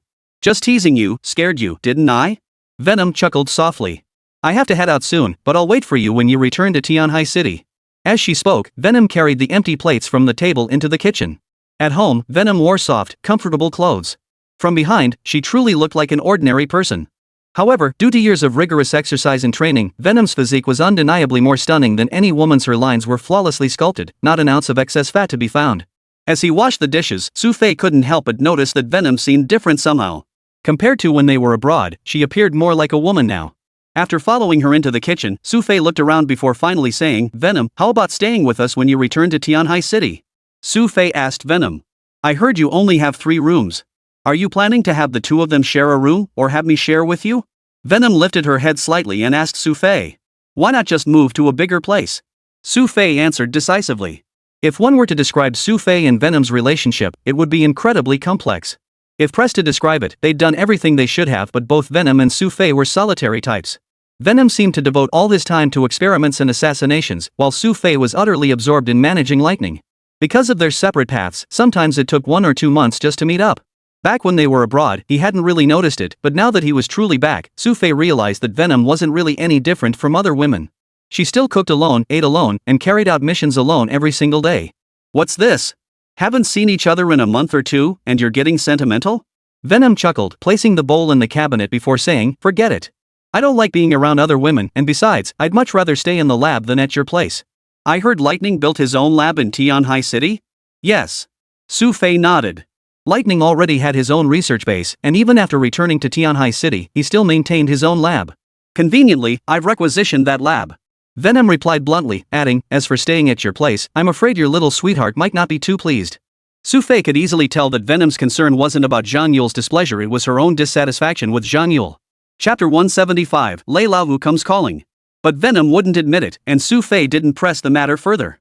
After lingering a while longer, he patted Venom on the shoulder and said, I'm heading out. I'll be back in Tianhai City tomorrow. Venom murmured her acknowledgement. She didn't see Xu Fei off. Venom possessed an inherent coldness deep within her. Though in the end, she couldn't help but walk to the window and watch Xu Fei's departing figure. After leaving the place, it wasn't particularly late yet, not even 4 o'clock. At this hour, Xu Fei didn't need to rush back yet, giving him time to wander around. Hannan Town had indeed seen a surge in people lately, especially outsiders. Walking down the street, Xu Fei could clearly distinguish them. Truth be told, it was no wonder Longting had been so troubled by these people arriving. With so many eyes around, anything could happen at any moment. For Longting especially, even the slightest leak of information reaching a mutt would spell major trouble. Xu Fei walked on, eventually finding himself at the bridgehead of the town without realizing it. Glancing around, he spotted several people sitting under a tree near the bridge, seemingly deep in conversation. Spotting them, a faint smile touched Xu Fei's lips. He walked step by step toward them until he stood before the group. There were 3 of them, all burly men. They were highly alert. Spotting Xu Fei, they eyed him suspiciously and demanded, Who are you? What are you doing here? I just happened to be passing by and saw you here, so I came over to say hello. Xu Fei smiled and sat down beside them. Xu Fei's easygoing manner didn't seem to bother the trio, who were just there to chat anyway. Speaking of which, I take it you're all from Southeast Asia? Having traveled the world extensively, Xu Fei could instantly identify their origins. Yes. The group nodded. What, are you from China? That's actually correct. Xu Fei shrugged, prompting a collective sigh from them. Even if you are from mainland China, you probably don't hold Chinese nationality, right? It's not that everyone who leaves China renounces their citizenship, but in reality, only about 1/3 of those who actually go abroad become mercenaries. The rest of the mercenaries of Chinese descent were actually born and raised abroad, so naturally they couldn't obtain Chinese nationality.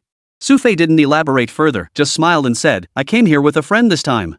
I didn't expect that friend of mine to vanish into thin air after just a couple of days, so I'm still not very familiar with the situation here. I came with a friend too. Xu Fei's words immediately drew a response. Well, that's quite a coincidence. Did your friend mention why he came here? I haven't quite figured it out yet. All I know is there's some ancient tomb or something around here. Xu Fei addressed the man. The other person heard this, curled his lip, and said, What bull ancient tomb? We've been here for ages and haven't found a damn thing. Probably just some bored asshole spreading rumors. Don't talk like that. There's no smoke without fire. Another mercenary beside him interjected. I actually think he's right. We haven't found a single clue about this tomb this time, which makes me doubt it even exists. Another man chimed in, continuing, besides, think about it, this is within China's borders. If such a treasure truly existed, the Chinese authorities would be the first to discover it. Why would it ever come down to us? This man possessed a rare level of rationality among them. Now that you mention it, you're probably right. Another man pondered for a moment before adding, but why did they gather us here? Who knows? Anyway, only our group is here now. The real big shots haven't shown up yet. The man shrugged helplessly. As the group chatted, Xu Fei joined in for a while. His main goal was to uncover their purpose for being here. He had a simple way to make them leave, just tell them lightning was taking over the place, and not a single one would dare stay. Internationally, no mercenary group dared defy lightning. But for Xu Fei, this wasn't a good solution. It smacked of bullying, and it would only leave a bitter taste in their mouths. However, Xu Fei now possessed another method to ensure their compliant departure. Seeing that it was getting late, Xu Fei stood up, bid farewell to the 3 men, and headed toward where he had parked his motorcycle. Yet, after walking a short distance, he sensed something amiss behind him. He glanced back briefly, a faint smile curling his lips. His path abruptly shifted, leading him down a very secluded trail. Leaning against a mountain, this path bordered farmland on one side and the mountain on the other. After walking for about 5 minutes, Xu Fei slowly came to a stop. Glancing back over his shoulder, Xu Fei spoke in a relaxed tone, Come out. No need to hide. As soon as Xu Fei finished speaking, a figure emerged from a corner behind him. Xu Fei recognized this figure immediately. It was Lei Laowu from earlier. Lei Tiger hadn't expected to be discovered. As he emerged, a look of surprise lingered on his face. What? You need something? Xu Fei asked Lei Laowu. Who exactly are you? Lei Tiger's first words were directed at Xu Fei. This question amused Xu Fei. After a moment's thought, he replied, What? You've been following me all this time just to ask that? No, I just wasn't sure if I should tell you. Leopard Tiger continued, I was at that dinner too. I saw how close you were with Venom. Most people didn't know Venom's true identity, but as someone who'd long operated in Southeast Asia, backed by the Tiger Head organization, Lei Tiger had some insight into Venom. This man, reputed to be the top assassin, shared an unusually close bond with the person before him. This alone made Lei Tiger suspect Xu Fei's true identity. Add to that how effortlessly Xu Fei had saved him earlier dealing with his men as if they were mere children. What is it you want to tell me? Xu Fei asked Lei Laohu, his gaze fixed on the man's expression, which seemed to suggest he was beginning to understand. Chapter 176, Testing the Waters. Earlier, several people had clashed over some dispute. At the time, Xu Fei had sensed that the root of their conflict was undoubtedly profit, and not just any profit, but something substantial enough to turn them against each other. I do have something to tell you, Lei Laohu replied, but first, you must tell me who you really are. Lei Laohu stood 3 or 4 meters away from Xu Fei, yet his eyes were fixed intently on him. In Lei Laohu's gaze, Xu Fei sensed an urgency, and also a hint of sincerity. I'm very curious about the value this information holds for me. Xu Fei remained unhurried. Truthfully, he wasn't particularly eager to flaunt his identity everywhere. Venom had understood this earlier, which was precisely why he'd deliberately used Xu Fei's identity to gather a group of people not only to achieve his own goals, but also to slightly annoy Xu Fei. Lei Tiger understood Xu Fei's meaning and continued, everyone who comes here wants this information. News about the ancient tomb? Xu Fei seemed to grasp what this information might be. However, upon hearing this, Lei Laohu shook his head and said, there is no ancient tomb here. No ancient tomb? Xu Fei narrowed his eyes slightly and asked, then who gathered everyone here? I know all about it, but before that, I need to know who I'm talking to. Lei Laohu's words carried a hint of insistence. You're speaking to Qilin. Xu Fei's voice wasn't particularly loud, but the moment it reached Lei Laohu's ears, it felt like a bolt of lightning striking his mind. Eyes wide, Lei Laohu stared at Xu Fei before him in disbelief, his voice trembling with shock. You're the Qilin. Doesn't it look like it? Xu Fei asked. No. Lei Laohu stammered, his face flushed with excitement. He stared intently at Xu Fei, struggling to believe that the real Qilin could possibly be standing before him. How on earth did you end up here? Lei Laohu spoke, his tone growing agitated again as he asked, and you're Chinese? Of course. Xu Fei smiled and replied, I'm here because I've returned. As a Chinese person, I've come back to my own country. Is there a problem with that? No. Lei Laohu stammered, if you're the Qilin, I'd absolutely believe you. I see your injuries haven't fully healed yet? Xu Fei glanced at Lei Laohu. His body still bore the wounds from the last time he'd been beaten by those men. There aren't good medical facilities here, and since Lei Laohu seemed to be hiding from someone, I never got proper treatment. Speaking of which, Lei Laohu's face flushed slightly with embarrassment as he stammered, after leaving that banquet, I went into hiding. I've been searching for you ever since, but it seems you headed to Daexiang afterward. Yes. Xu Fei nodded. I tried to go to Big Fishing Village to find you too, but I never expected that for some reason, a lot of people had gone there looking for trouble. In the end, they all perished there. Lei Laohu continued, so I didn't dare go to Dayu Village again. I could only wait for you outside.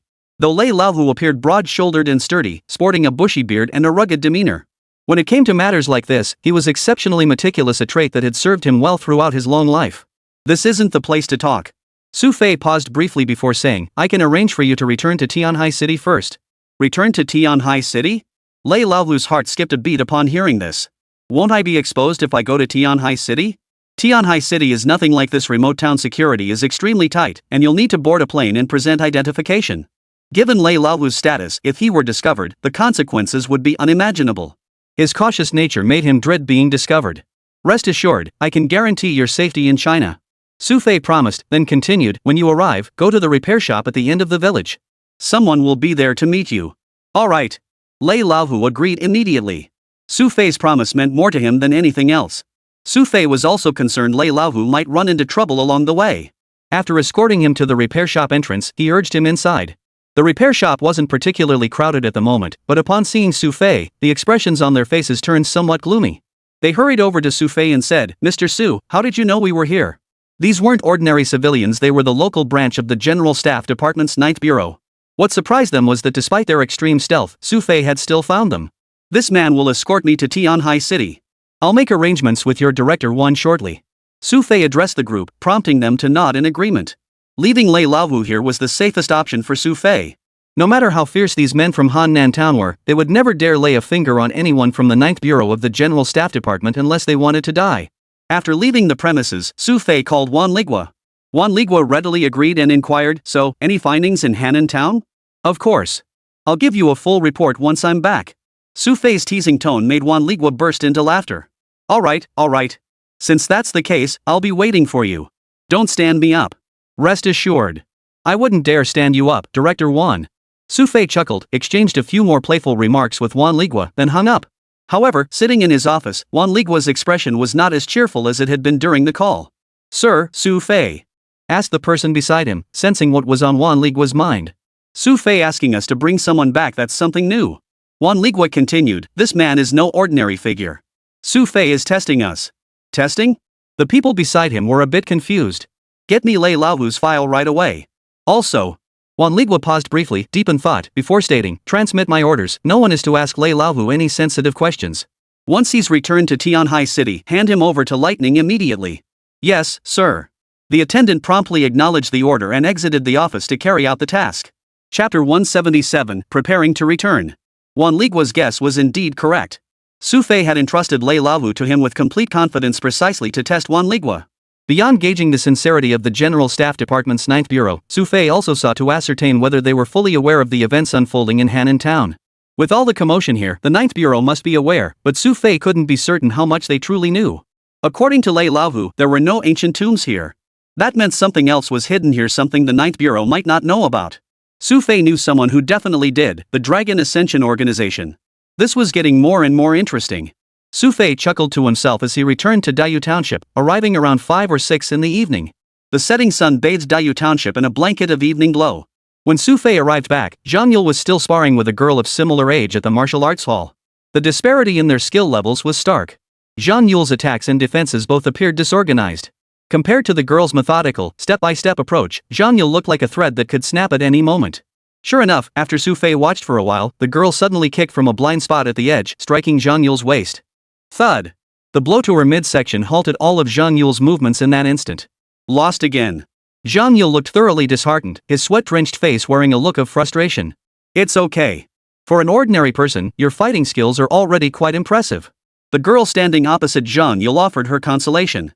"No way, no way. We have to have another round." Zhang Yule looked a bit stubborn. "Again?" The girl looked at Zhang Yule with a mix of surprise and resignation. All afternoon, Zhang Yule seemed to need no rest at all. He'd lost several times, yet the more he lost, the more fired up he got. "Miss, you should stop playing. It's time to get ready for dinner." Xu Fei called out to Zhang Yule from below the stage. Only then did she snap back to reality. Turning to see Xu Fei, her face lit up with surprise and delight. "Xu Fei, when did you get back? If I hadn't come back, you'd have worn out everyone in the martial arts hall." Xu Fei had just witnessed Zhang Yule's state and looked rather helpless. "Hee, I guess I won't fight anymore." Zhang Yule chuckled softly, finally abandoning her fighting spirit. This prompted the girl sitting across from Zhang Yule to shoot Xu Fei a grateful glance. Her white martial arts uniform was soaked through with sweat, and a distinct musky scent clung to her as she grinned and sidled up to Xu Fei. Seeing how drenched Zhang Yule was, Xu Fei asked with exaggerated concern, "You weren't here all afternoon, were you?" "Yeah. They're all so amazing." Zhang Yule, still brimming with excitement, replied energetically, "They said there are lights here at night. We can come back after dinner. Stop thinking about fighting all the time. Get some rest tonight. We're heading back tomorrow," Xu Fei said to Zhang Yule as they walked. Hearing they were leaving, Zhang Yule's excitement instantly deflated. She grabbed Xu Fei's arm and pleaded pitifully, "Xu Fei, can we not go back so soon? Let's stay and play for a few more days." "Sure.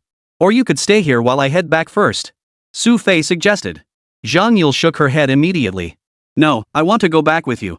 Then tomorrow," Xu Fei said, leaving Zhang Yule no room for negotiation. Though reluctant, Zhang Yule finally nodded. "All right, I'll go home and take a shower first." The two walked on and soon arrived at Wang Xiaoye's house. Inside, Uncle Wang was helping Wang Xiaoye with her homework, acting like a father figure as he pointed out several places for her to revise. "Oh, Sister Yule is back."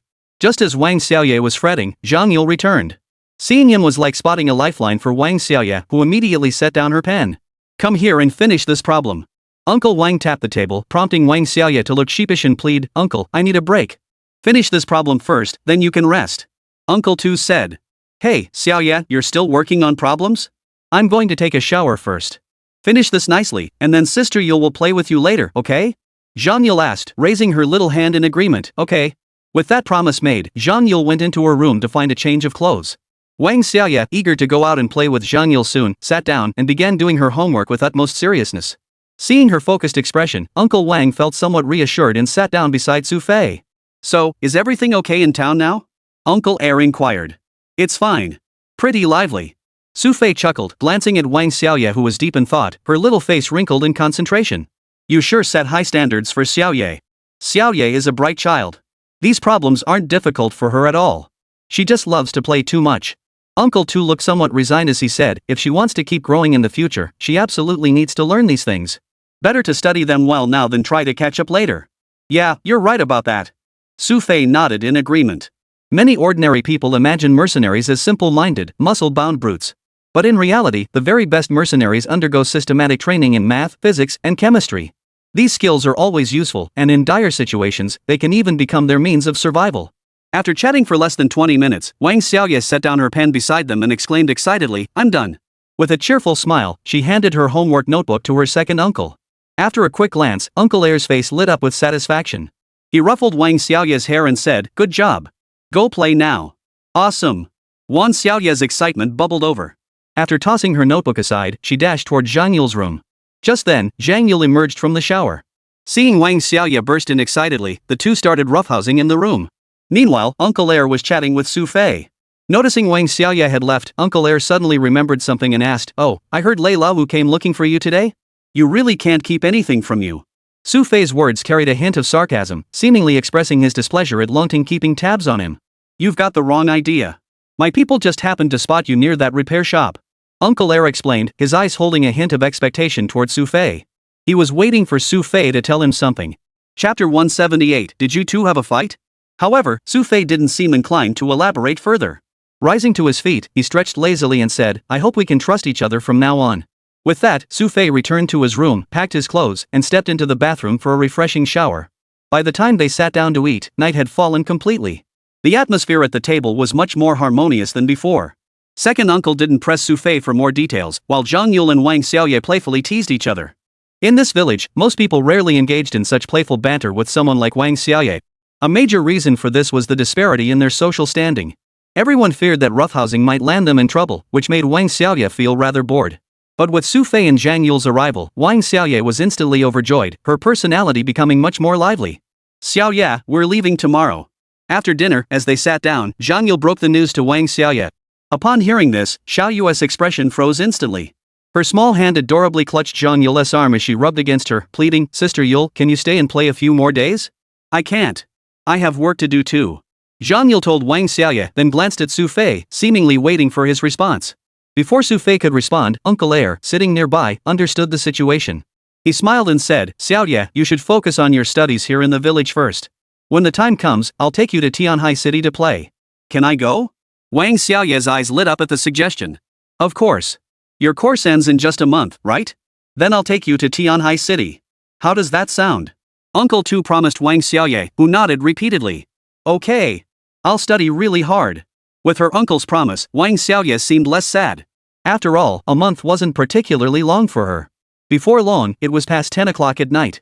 After playing all afternoon, Zhang Yule was finally exhausted. Yawning, she headed toward her room. Wang Xiaoye, who had just come out wearing her pajamas, saw Zhang Yule's state. She paused for a moment, then looked at Zhang Yule with innocent eyes and asked curiously, "Sister Yule, aren't you sleeping with brother Xu Fei tonight?" Xu Fei, who was just about to enter his room, stumbled and nearly fell flat on the floor. Zhang Yule looked slightly embarrassed as she replied, "Xiaoye, you'll understand when you grow up." "Oh." Wang Xiaoye's puzzled expression remained as she scratched her head, muttering to herself with her eyes downcast, "I get it. You two must have had a fight." With that thought, she looked up at the two of them. Zhang Yule was at a loss for words. Staring at the little girl before him, he didn't know how to explain. All he could do was call out to Xu Fei in the next room, "Xu Fei, say something." "Ahem. I think I'll just go to bed first." Xu Fei genuinely didn't know what to say to Wang Xiaoye and slammed the door shut. This only made Wang Xiaoye more certain of her guess. Acting like a little adult, she said earnestly, "Sister Yule, why did you two fight?" "Xiaoye, we didn't fight." Zhang Yule felt a bit helpless as she began to explain. But looking at Wang Xiaoye's expression, Zhang Yule really didn't know how to explain things to such a young child. "But you two didn't sleep together tonight. I may be a kid, but don't lie to me." Xiaoye insisted with unwavering seriousness. Zhang Yule was truly at a loss. "I'll go to Xu Fei's room later," he said helplessly. "You go to bed now, okay?" "Okay." Wang Xiaoye gave a soft "oh," her big, watery eyes darting around as she added, "But you two better not fight anymore, okay? I really hate it when you lose sister and Xu Fei brother argue." "Alright, I'll walk you back to bed," Zhang Yule said helplessly as she escorted Wang Xiaoye back to her room. Only after finally watching Wang Xiaoye tuck herself under the covers did she turn to Zhang Yule and say, "Sister Yule, I'll come find you in brother Xu Fei's room first thing tomorrow morning." Alright. I know." Zhang Yule looked exasperated as she closed the door. At that moment, Xu Fei was lying in bed when the door suddenly swung open. Zhang Yule walked in wearing only her pajamas, startling Xu Fei. He asked, "What are you doing?" "I want to sleep in the bed." Zhang Yule had barely stepped inside before she started yelling at Xu Fei. "Damn it, why? Don't forget I'm the patient here." Speaking of which, Xu Fei immediately held up his injured left hand. Seeing Xu Fei's left hand, Zhang Yule actually hesitated for a moment. She glanced around the room, which didn't seem to have a sofa. "But I don't want to sleep on the floor." Zhang Yule looked pitiful as he said, "The floor in the village is too cold." "You know it's cold, yet you'd make a sick person like me sleep on the floor? How could you bear to do that?" Xu Fei immediately grew displeased at the suggestion. "Well, I don't care. I'm sleeping on the bed." Zhang Yule couldn't be bothered with this. She simply lay down on the bed herself, pulling the quilt closer to her. Her stubborn manner left Xu Fei somewhat helpless. The wound on his hand had healed somewhat over the past day, and Xu Fei was fine. Leaning against the headboard, he found a book by the lamp and began flipping through it. At this hour, Xu Fei couldn't sleep, but Zhang Yule soon began breathing evenly. Late into the night, after finishing the final passage, Xu Fei closed the book. He glanced at Zhang Yule lying beside him, tossing and turning while chewing noisily, seemingly dreaming of eating something. Slap. As Zhang Yule shifted again, she kicked the blanket onto the floor, curling up in her pink pajamas. Her expression was serene. Xu Fei sighed inwardly, picked up the blanket from the floor, tucked it around her, and drifted off into a drowsy sleep himself. The next morning, sunlight streamed in as Xu Fei heard Wang Xiaoye getting up outside the door. His eyes fluttered open slightly. As Xu Fei was about to get up, he suddenly felt something hanging on his body. Xu Fei's heart skipped a beat.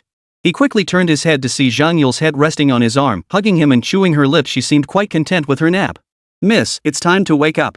Xu Fei called softly to Zhang Yule, but she showed no signs of waking. Instead, she snuggled closer to him, sleeping soundly and contentedly. Chapter 179, Farewell. Xu Fei felt utterly frustrated. He glanced at the blanket on the floor, which Zhang Yule had kicked off again. The way she clung to him made it seem as if she'd mistaken him for a blanket. People often instinctively cling to things while sleeping, and Zhang Yule had evidently treated Xu Fei like the blanket she'd kicked away. As she held him, she even rolled over slightly, her cheeks moving as she chewed. Xu Fei tried to move, but Zhang Yule held him tightly. He carefully attempted to gently pry her hand away from the side.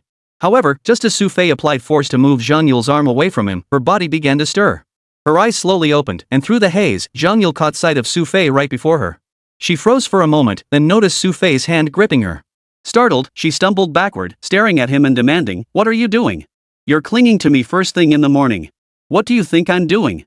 Xu Fei rolled his eyes, complaining after seeing Zhang Yule wake up on her own. Zhang Yule's mind raced back to the moment before waking. She had indeed been hugging something, though she'd assumed it was just her pillow.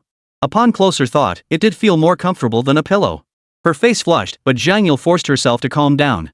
Her tone turned slightly stubborn as she demanded, "Don't you dare say that. You clearly had ulterior motives. Hold on, let's be reasonable. If I had ulterior motives, would you even be alive today?" Xu Fei immediately bristled at the accusation, grumbling, "I should have made my move the day you tackled that robber. Why wait until now for ulterior motives? Who knows what's going on in your head?" Zhang Yule seemed quite reasonable as she said this, then pouted, "Of course, even though you had ulterior motives, this lady here will overlook it this time since we're on good terms. But you're not allowed to bring it up again, got it?" Xu Fei was speechless. Hearing her say that, he suddenly felt like he was the one who'd done something wrong. Zhang Yule, however, seemed perfectly natural. She bounced off the bed and didn't forget to flash Xu Fei a fierce glare, signaling him never to bring it up again. Faced with Zhang Yule's glare, Xu Fei looked utterly speechless. But it was getting late, so Xu Fei didn't press the issue with Zhang Yule. Just as the two were about to get up, a knock sounded at the door. Wang Xiaoye entered with a cheerful smile. Spotting both of them, her face lit up with satisfaction as she teased, "Hee, Yule's sister, you two aren't fighting anymore?" "We weren't fighting in the first place." Xu Fei addressed Wang Xiaoye first. Early in the morning, Wang Xiaoye was full of energy, clearly having woken up very early today. The main reason was that today was the day Xu Fei and Zhang Yule were leaving. At times like this, no matter how old you were, you couldn't help but feel emotional. After breakfast, Wang Xiaoye walked them to the village entrance. Her big eyes brimming with reluctance, she grabbed Zhang Yule's hand and said, "Sister Yule, I'll come visit you guys as soon as I finish my studies."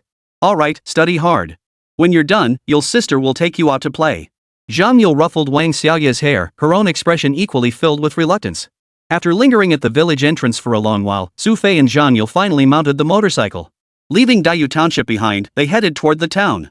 A sedan was already waiting for them in town. Even after getting in, Zhang Yule's heart seemed unsettled. She kept glancing back, her thoughts lingering on Wang Xiaoye. "What's the matter? Still can't bear to leave?" Xu Fei asked with a hint of amusement. Zhang Yule murmured softly. Didn't she say she'd be in Tianhai City next month? What's the rush? Xu Fei tried to reassure her. Oh. Zhang Yule responded with an oh. After about an hour in the car, they arrived at the airport. The moment she boarded the plane, Zhang Yule seemed to recall the previous hijacking incident. She scanned the cabin left and right, as if everyone looked like a criminal to her. Why are you staring at people like that, you suspicious-looking guy? Xu Fei teased Zhang Yule from beside him, earning a disgruntled grunt in response. Who's the one with the shifty eyes? Fine, not shifty-eyed. Then tell me why you're staring at people like that? Xu Fei rolled his eyes. Do you think any of them could be hijackers? Zhang Yule asked in a deadpan whisper. Where would this world even find so many robbers? Xu Fei ignored Zhang Yule entirely, sitting down and closing his eyes to rest. This made Zhang Yule puff out her cheeks, sitting beside him looking rather displeased. Throughout the journey, Zhang Yule sulked in silence, prompting Xu Fei to shake his head helplessly beside him. But after stepping off the plane and breathing in Tianhai City's fresh air, Zhang Yule seemed to regain her energy in that instant. Miss, look at that person over there. Isn't that your sister, Lu Tong? Xu Fei had just stepped out of the airport with Zhang Yule when he spotted a woman standing beside a police car at the exit. Sister Lu Tong? Zhang Yule looked puzzled, following Xu Fei's gesture to spot Tan Lu Tong standing there. Wow, it really is her. Zhang Yule felt a mix of surprise and delight, quickly pulling Xu Fei toward Tan Lu Tong. At that moment, Tan Lu Tong was just about to pull out her phone to call Zhang Yule again. As she looked up, she spotted Zhang Yule and Xu Fei approaching her. Oh, you spotted me so quickly? Tan Lu Tong looked somewhat surprised and put her phone away. Sis Lu Tong, you came to pick us up yourself? He. Zhang Yule grinned as he approached Tan Lu Tong. Xu Fei shook his head helplessly. This isn't about picking us up, she clearly needs our help with something. Stop slandering Sister Lu Tong. Zhang Yule looked a bit displeased beside him. Ask her yourself if you don't believe me. Xu Fei shrugged and glanced at Tan Lu Tong. Upon hearing Xu Fei's words, Tan Lu Tong immediately adopted a righteous demeanor and huffed. Xu Fei, stop slandering me. I genuinely missed Yule and came to pick you up. Is that so? Xu Fei looked skeptical and said, well then, don't come begging me for favors later. Tan Lu Tong's little tricks were no match for Xu Fei's sharp eyes. Chapter 180, I want to get out. But seeing Zhang Yule's cheerful expression beside her, Tan Lu Tong couldn't bring herself to speak up. She could only put on a serious face, pull Zhang Yule toward the car, and say, anyway, I'm just here to pick someone up. You can get in or not. Get in. Why not ride when there's a car? Xu Fei, upon hearing this, promptly climbed into the back seat without hesitation. Throughout the ride, Zhang Yule seemed exceptionally cheerful, chatting and laughing with Tan Lu Tong as if she'd instantly forgotten the sadness of parting in her sulky mood on the plane. However, once they arrived home, they realized it was already past noon. Once they were truly back home, Zhang Yule flopped onto the sofa, exhaled a long breath, and instantly felt like doing absolutely nothing, too lazy even to move a muscle. Miss, stop being lazy. Think about what we're having for lunch. Xu Fei called out to Zhang Yule, then glanced at Tan Lu Tong, seemingly waiting for the latter to offer a good idea. I'm fine with anything. Tan Lu Tong replied casually, then continued, oh, I just remembered something. Xu Fei, you'll need to come with me back to the police station later. Huh? At this, Xu Fei's expression turned wary. Didn't you just say you wouldn't need my help? What do you mean ask for help? This is called cooperating with the investigation. Tan Lu Tong adopted a serious expression.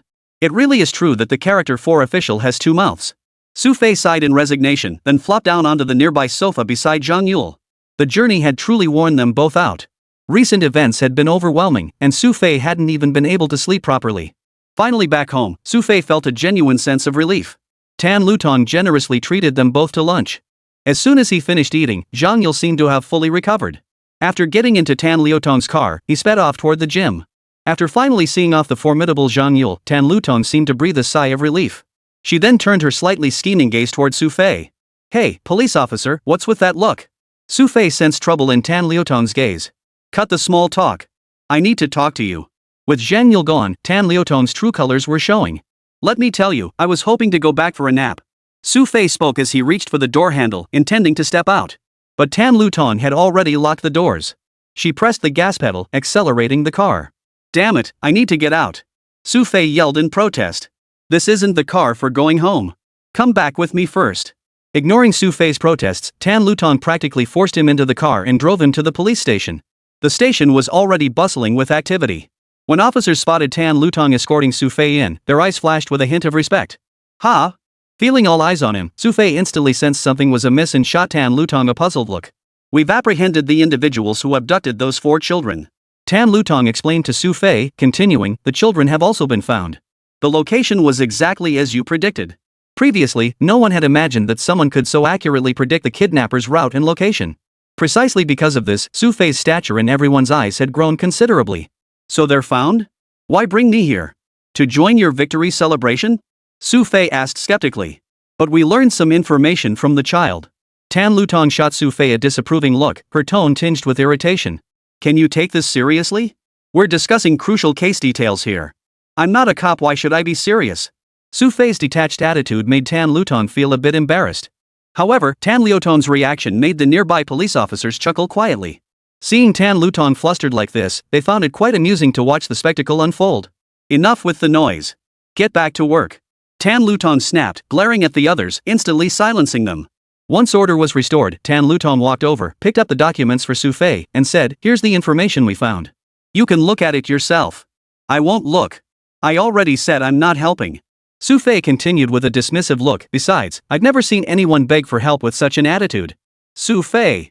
Tan Liutong's expression turned serious. "This concerns future public safety." "Yeah, so this is something you cops should be handling." Xu Fei replied casually. Tan Lutong was momentarily speechless at Xu Fei's retort. Seeing the smirks on the faces of the people around them, she felt her teeth itch with frustration. "Then tell me what exactly would make you willing to help."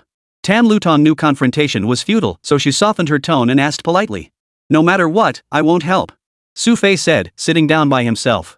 "Is that so?" Tan Lutong narrowed her eyes slightly and whispered something close to Xu Fei's ear. Xu Fei had been gloating, but upon hearing Tan Liutong's words, he jolted upright from his seat. "Fine, I'll help." Xu Fei looked utterly helpless.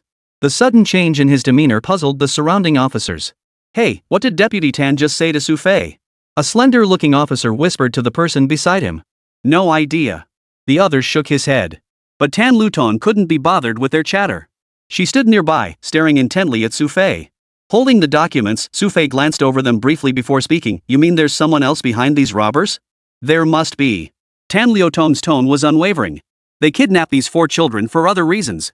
Have you found any clues?" Xu Fei inquired. "Nothing." Tan Lutong sounded disheartened as she spoke, sighing. "I've tried my best to uncover any relevant information, but in the end, I haven't found a single clue.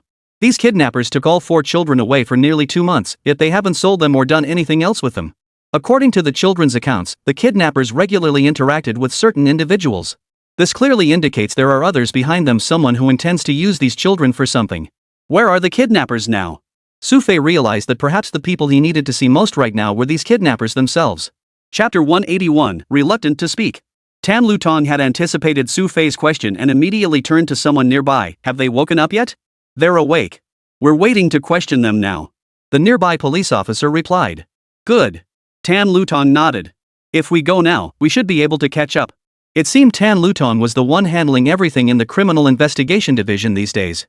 Entering the interrogation room, the robber was already restrained on a chair. There were 3 of them in total.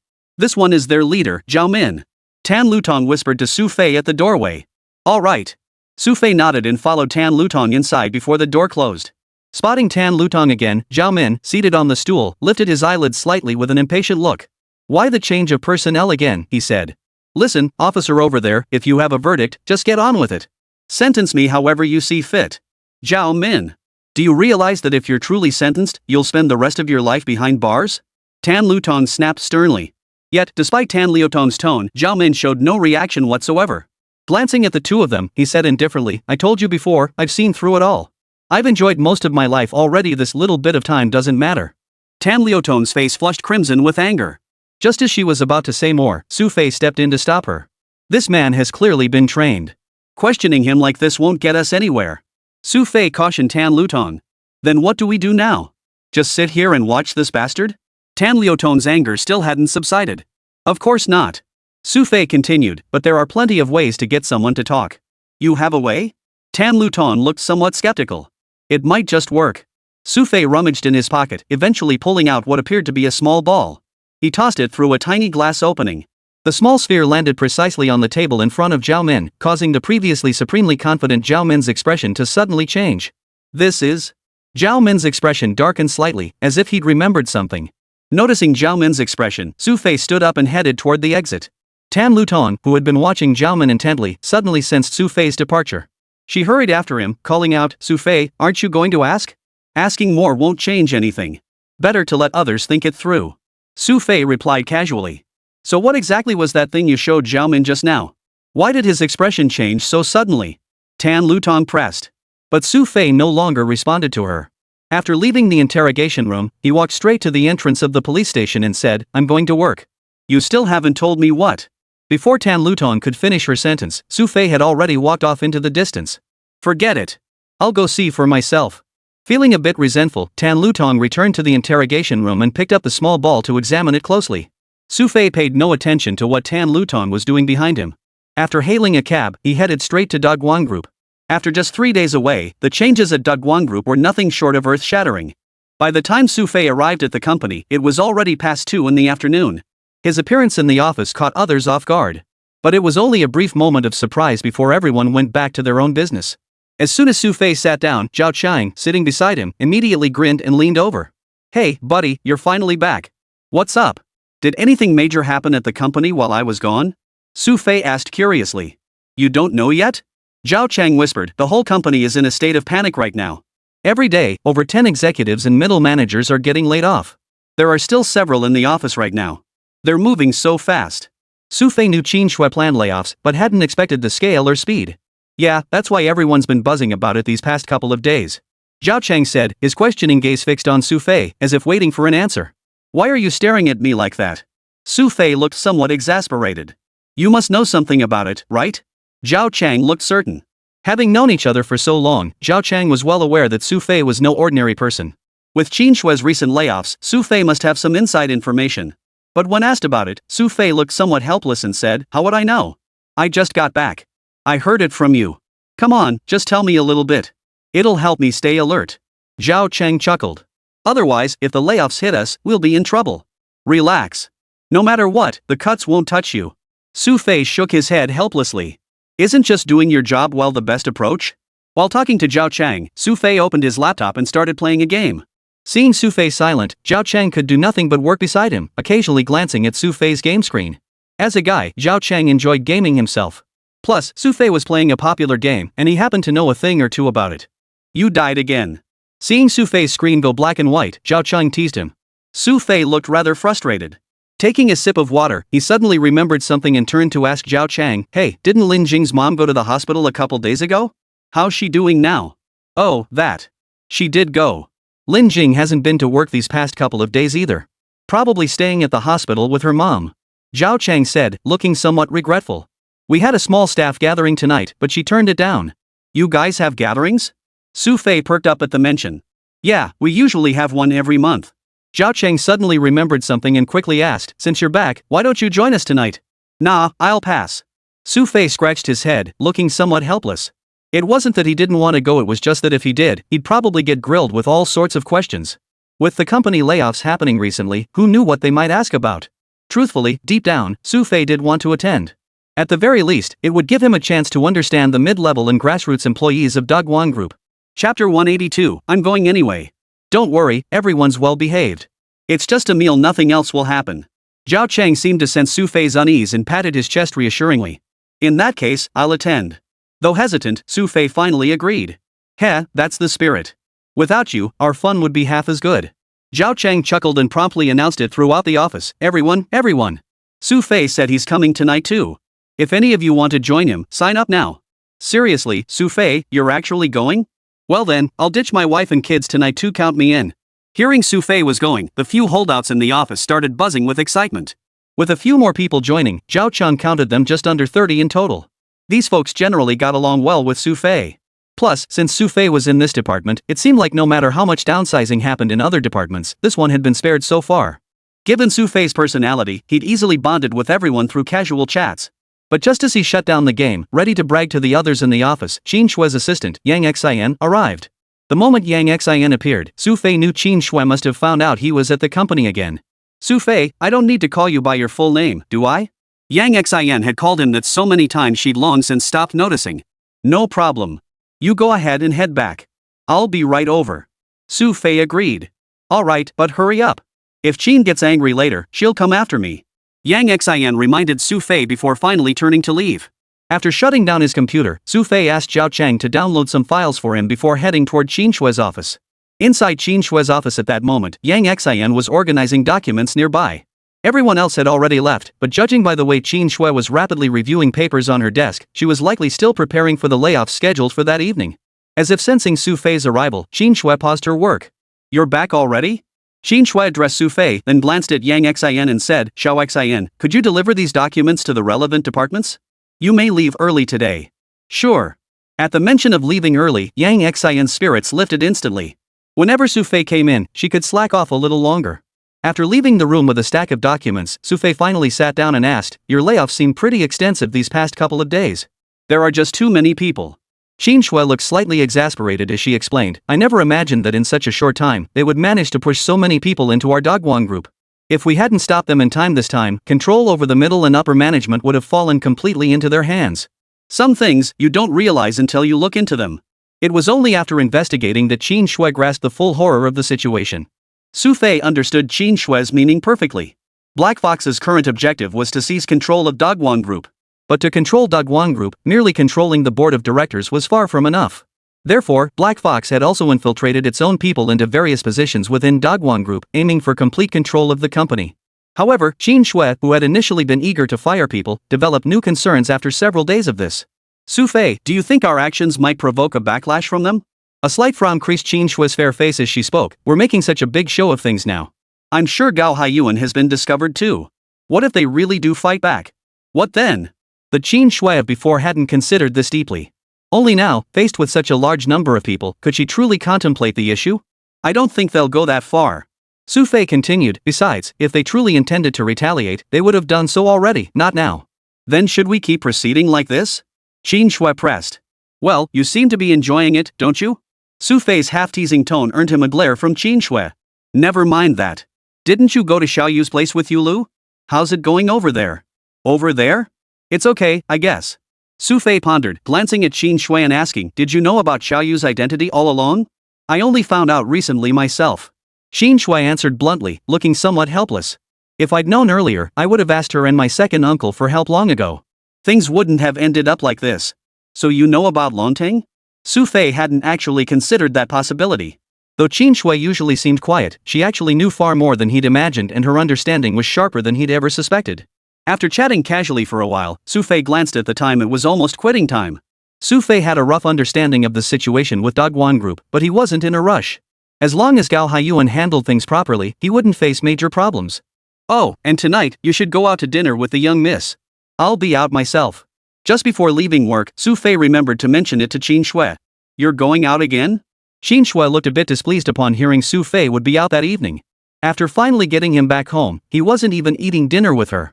No normal person would be happy about that. "Isn't there a gathering at the company tonight with Zhao Chang and the others? I'll go check out their plans for you. You never know, might uncover some unexpected insights from the lower ranks." Xu Fei replied with a smile. But as soon as the words left his mouth, he noticed Qin Shui's expression shift slightly. Boss, you wouldn't be trying to control our personal time too, would you?" Xu Fei couldn't shake the feeling that Qin Shui's expression was off. Did the company really regulate after-work gatherings too? Why would I care about that? Qin Shui looked a bit displeased at Xu Fei's questioning tone. "I was just thinking, since you're going anyway, maybe I should tag along too." "Damn it! Don't be ridiculous." Xu Fei immediately refused. Everyone was just going to have fun, and the atmosphere was pretty relaxed. But if Qin Shui really came along, he doubted anyone would be able to enjoy themselves. But Qin Shui was stubborn by nature. Hearing Xu Fei refuse her only fueled her determination. She fixed him with a determined stare and declared earnestly, "I'm going." Chapter 183, Things Got Awkward. Qin Shui's temperament seemed strikingly similar to Zhang Yule's. The more you forbade her from doing something, the more she insisted on it. Xu Fei stood at the doorway, scratching his head nervously. "Listen, boss, think about it. This is a matter between the lower-level employees. If you go, won't I end up finding out nothing at all? You hang out with them every day. What could you possibly not find out?" Qin Shui pursed her lips, clearly skeptical of Xu Fei's reasoning. "It's not the same as usual." Hearing this, Xu Fei immediately sat down on the desk and began explaining earnestly to Qin Shui. "Think about it. We have a saying in China, truth comes out when drunk. If they get drunk later, won't they spill everything? You're right about all that, but I don't believe it." Qin Shui was dead set on her stance. Seeing Qin Shui's resolute expression, Xu Fei couldn't help but feel a pang of frustration. Originally, if Qin Shui insisted on coming along, he could have just skipped the event. But judging by the situation in the office earlier, it seemed several others had responded to his call and planned to go along. If he skipped the event tonight, those people would surely come looking for trouble tomorrow. The thought crossed his mind, and suddenly, Xu Fei's eyes twinkled. He broke into a smile and said, "Fine, I'll take you. I'll come find you after work. Just wait for me in the office." Oh. Only after hearing Xu Fei's words did Qin Shui look somewhat satisfied. Meanwhile, Xu Fei felt a touch of smugness. Deceiving an innocent girl like Qin Shui wasn't exactly difficult. As long as he slipped away before the end of the workday, any trouble she might try to cause him later would be a problem for another time. Stepping out of the office, Xu Fei returned to his desk and booted up his computer. "Xu Fei, what did Qin Shui want with you just now?" Zhao Chang leaned in from the side, his eyes narrowed in a knowing smile as he studied Xu Fei's expression. "Can't you focus on something a little more normal for once?" Xu Fei shot Zhao Chang a withering look while manipulating the mouse. "Why don't you tell me where we're grabbing dinner tonight instead?" "Oh, that's already taken care of. FA restaurant, our old haunt." Zhao Chang immediately agreed, adding, "Let me tell you, the food there is fantastic, especially the appetizers. They're absolutely top-notch." "Sounds good, but I'm not much of a drinker." Xu Fei preemptively warned Zhao Chang, hoping to avoid getting pressured into drinking later. "No worries. Actually, a lot of us aren't big drinkers either. It's all about having fun." Zhao Chang took a very relaxed approach to this sort of thing, which wasn't surprising considering he'd ended up with Zhang Lele, the ultimate gossip queen. Both were fun-loving types who got along great with everyone at the company. "Oh, and I'll be leaving early tonight. If the boss asks about you guys, just say I've already left." After dying yet again in the game, Xu Fei tossed his mouse down in frustration and turned to Zhao Chang. "Ha? Would President Qin even ask?" Zhao Chang sensed something was off and asked, "Xu Fei, you didn't do something to offend President Qin, did you?" "Bull. Do I look like the type to piss her off?" Xu Fei glared at Zhao Chang and said, "Anyway, when I leave work later, if the boss comes looking for me, just tell her I've clocked out. And you guys, give the same answer. Remember, don't tell the boss where we're going for dinner tonight." As he finished speaking, Xu Fei didn't forget to remind the others around him. Just then, Qin Shui slowed her pace from a distance and approached within 2 meters behind Xu Fei. Hearing his words, she halted abruptly. This caused the expressions of Xu Fei's colleagues to freeze instantly as they stared blankly at him. Even the usually lively Zhao Chan looked awkward now, stammering, Xu Fei, maybe you should just go tell President Qin yourself about this." "Seriously? You guys won't even help me with this?" Xu Fei's displeasure was palpable at the suggestion. "It's not that we won't, but this matter we're keeping from Mr. Qin, it's a bit tricky for us." As he spoke, Zhao Chang made a sly, knowing look that piqued Xu Fei's curiosity. Tapping Zhao Chang's shoulder, he asked, "What's up? Something wrong with your eyes?" "It's not that, Xu Fei." Zhao Chang's tone grew slightly anxious. "Anyway, it's settled. If the boss asks later, that's how you'll respond. I'm off work now." Xu Fei didn't care what these people thought, he simply made the decision. After shutting down his computer, Xu Fei turned around just in time to see a pale face appear before him. Stepping back slightly, Xu Fei finally recognized the figure. "Boss." Xu Fei's smile instantly froze, and he looked awkwardly at Qin Shui standing before him. "What's up? You seem really busy?" Qin Shui's expression remained cold, her clear eyes fixed on Xu Fei. Xu Fei was instantly rendered speechless. He glanced at Qin Shui before glaring at Zhao Chang beside him. Zhao Chang now wore an innocent expression. They had done their best to warn Xu Fei earlier. Who could have known Xu Fei would be so overconfident that he missed all their hints? To the office. Seeing the crowd gathered, Qin Shui refrained from exploding on the spot. After tossing out that single sentence, she turned and strode toward her office. As Qin Shui walked away, the surrounding crowd finally exhaled in relief. The stiff, tense expressions on their faces instantly transformed into schadenfreude. "Heh, hurry up and go, Xu Fei. President Qin's waiting for you." Zhao Chang chuckled maliciously, slapping Xu Fei on the shoulder. Xu Fei flung his hand away in disgust and snapped, "You guys talk big all the time, but when it comes down to it, not a single one of you has the guts to speak up. What good are you? Xu Fei, that's not fair. Even you didn't dare move. If us lowly employees pissed off Ms. Qin, who'd support our wives and kids?" A colleague muttered discontentedly beside him, earning a withering glance from Xu Fei before he strode toward the office. Opening the door, Qin Shui seemed to have packed her things by then. It was already nearly 5 in the afternoon. "Didn't you go out to brag?" Seeing Xu Fei enter, Qin Shui wore a faint, ambiguous smile that made Xu Fei stammer awkwardly, "No way.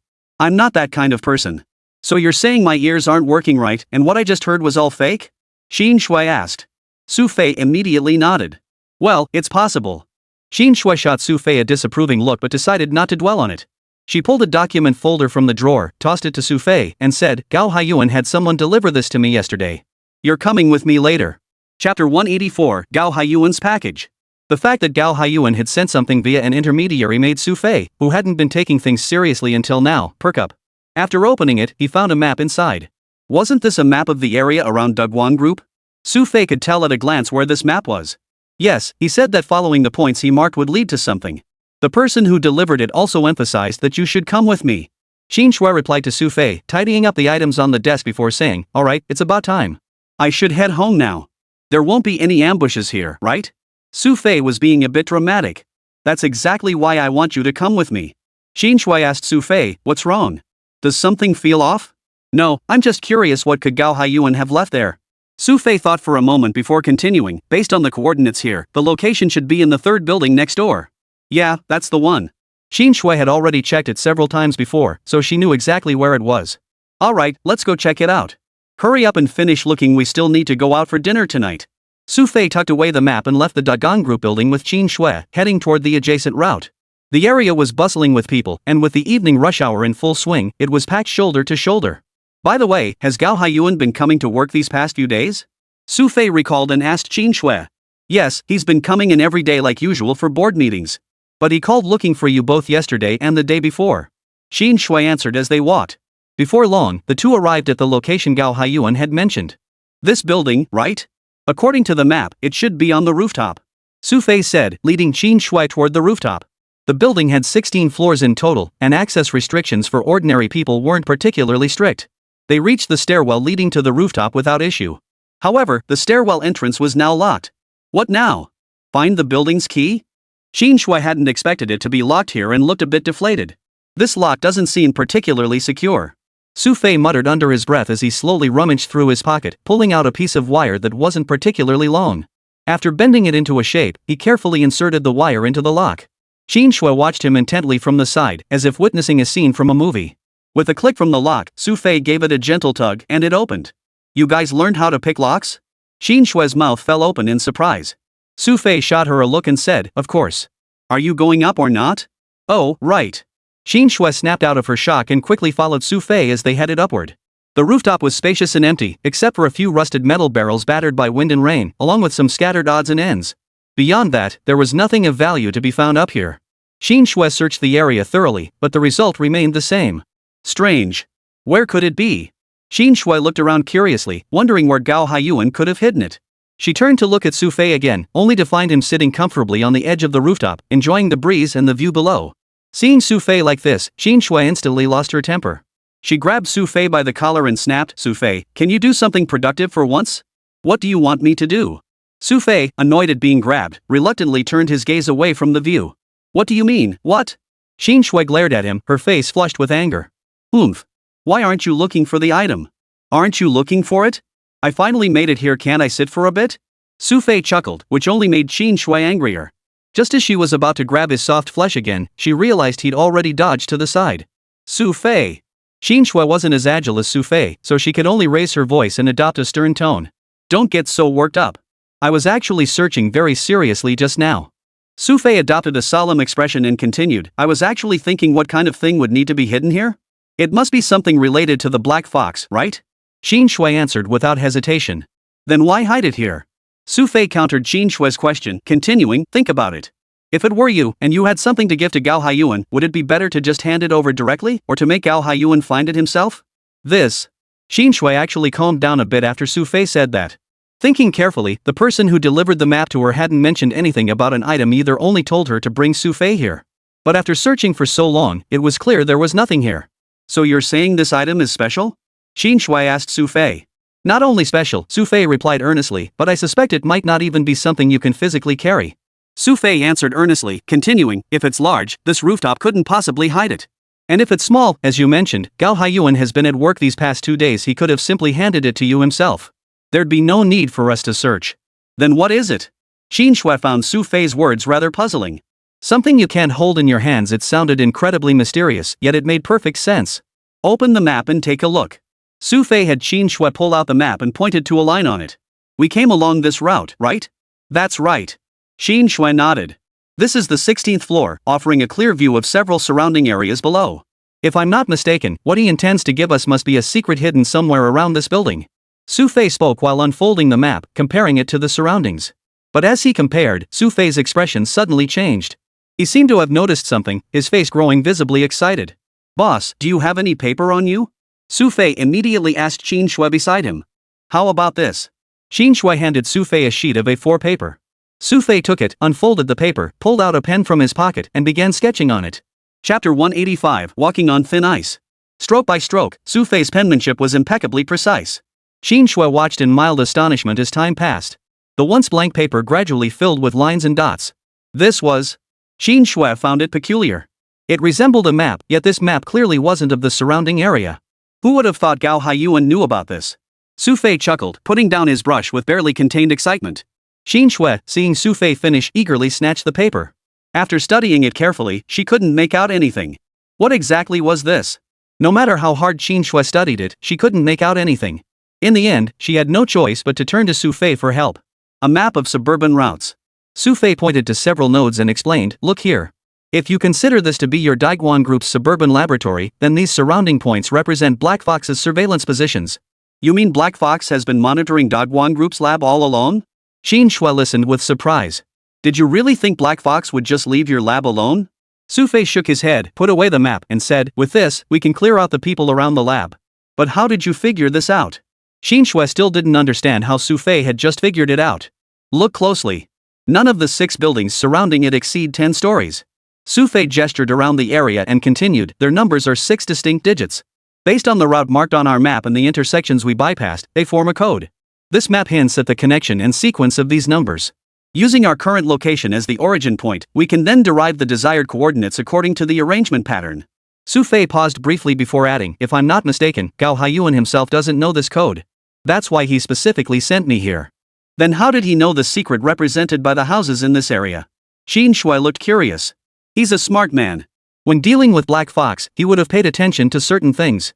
Xu Fei continued, "And this also signifies something else. Black Fox not only controls the lab, but based on this layout, they have operatives in at least 3 of the surrounding houses. Gao Haiyuan wants us to help him with this." "Why?" Qin Shui was a bit confused. "Would you be happy if someone was watching your every move?" Xu Fei asked Qin Shui. "So Gao Haiyuan wants us to help eliminate these people?" Qin Shui finally grasped Xu Fei's meaning. "Yeah, looks like we'll actually have to do him this favor after all." Xu Fei fell deep in thought. Qin Shui didn't interrupt him. After waiting a moment, Xu Fei finally rose from the ground, stretched lazily, and said, "Looks like it's getting late. I should go for a walk." "Where are you going?" Qin Shui immediately grew anxious, fearing Xu Fei might be trying to distance himself. "I'm going to meet a friend." Xu Fei looked somewhat resigned as he asked, "Are you sure you want to come alone?" "Who?" Qin Shui seemed genuinely intrigued. "Someone who might be even more ruthless than Black Fox." Xu Fei's tone was half joking. But after hearing this, Qin Shui seemed to understand. She lowered her head and said, "Never mind then. Come back early. You still have to attend their gathering tonight, right?" "Yeah, I'll go when it's time," Xu Fei said, escorting Qin Shui downstairs before heading toward Gaochen Tower himself. The lobby was bustling with people. Though newly constructed, it was evident that numerous floors had already been leased. Upon arriving at the security company, Xu Fei noticed the atmosphere had changed noticeably. Everyone was on high alert, as if bracing for trouble. "Hey, what's going on with you guys?" Xu Fei grabbed a few people nearby and asked curiously. "Oh, Kirin, you finally made it."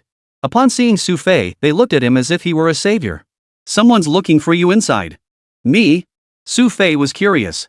Seeing the expressions on their faces, he wondered who could be causing such a commotion.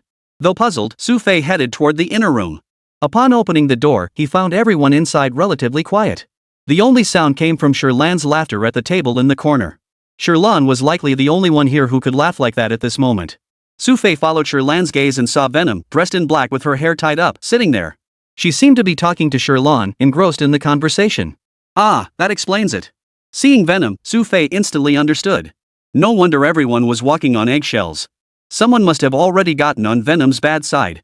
"Monkey, Fox, Black Dragon, what's with you guys? Not a word out of your mouths." Xu Fei called out to the group.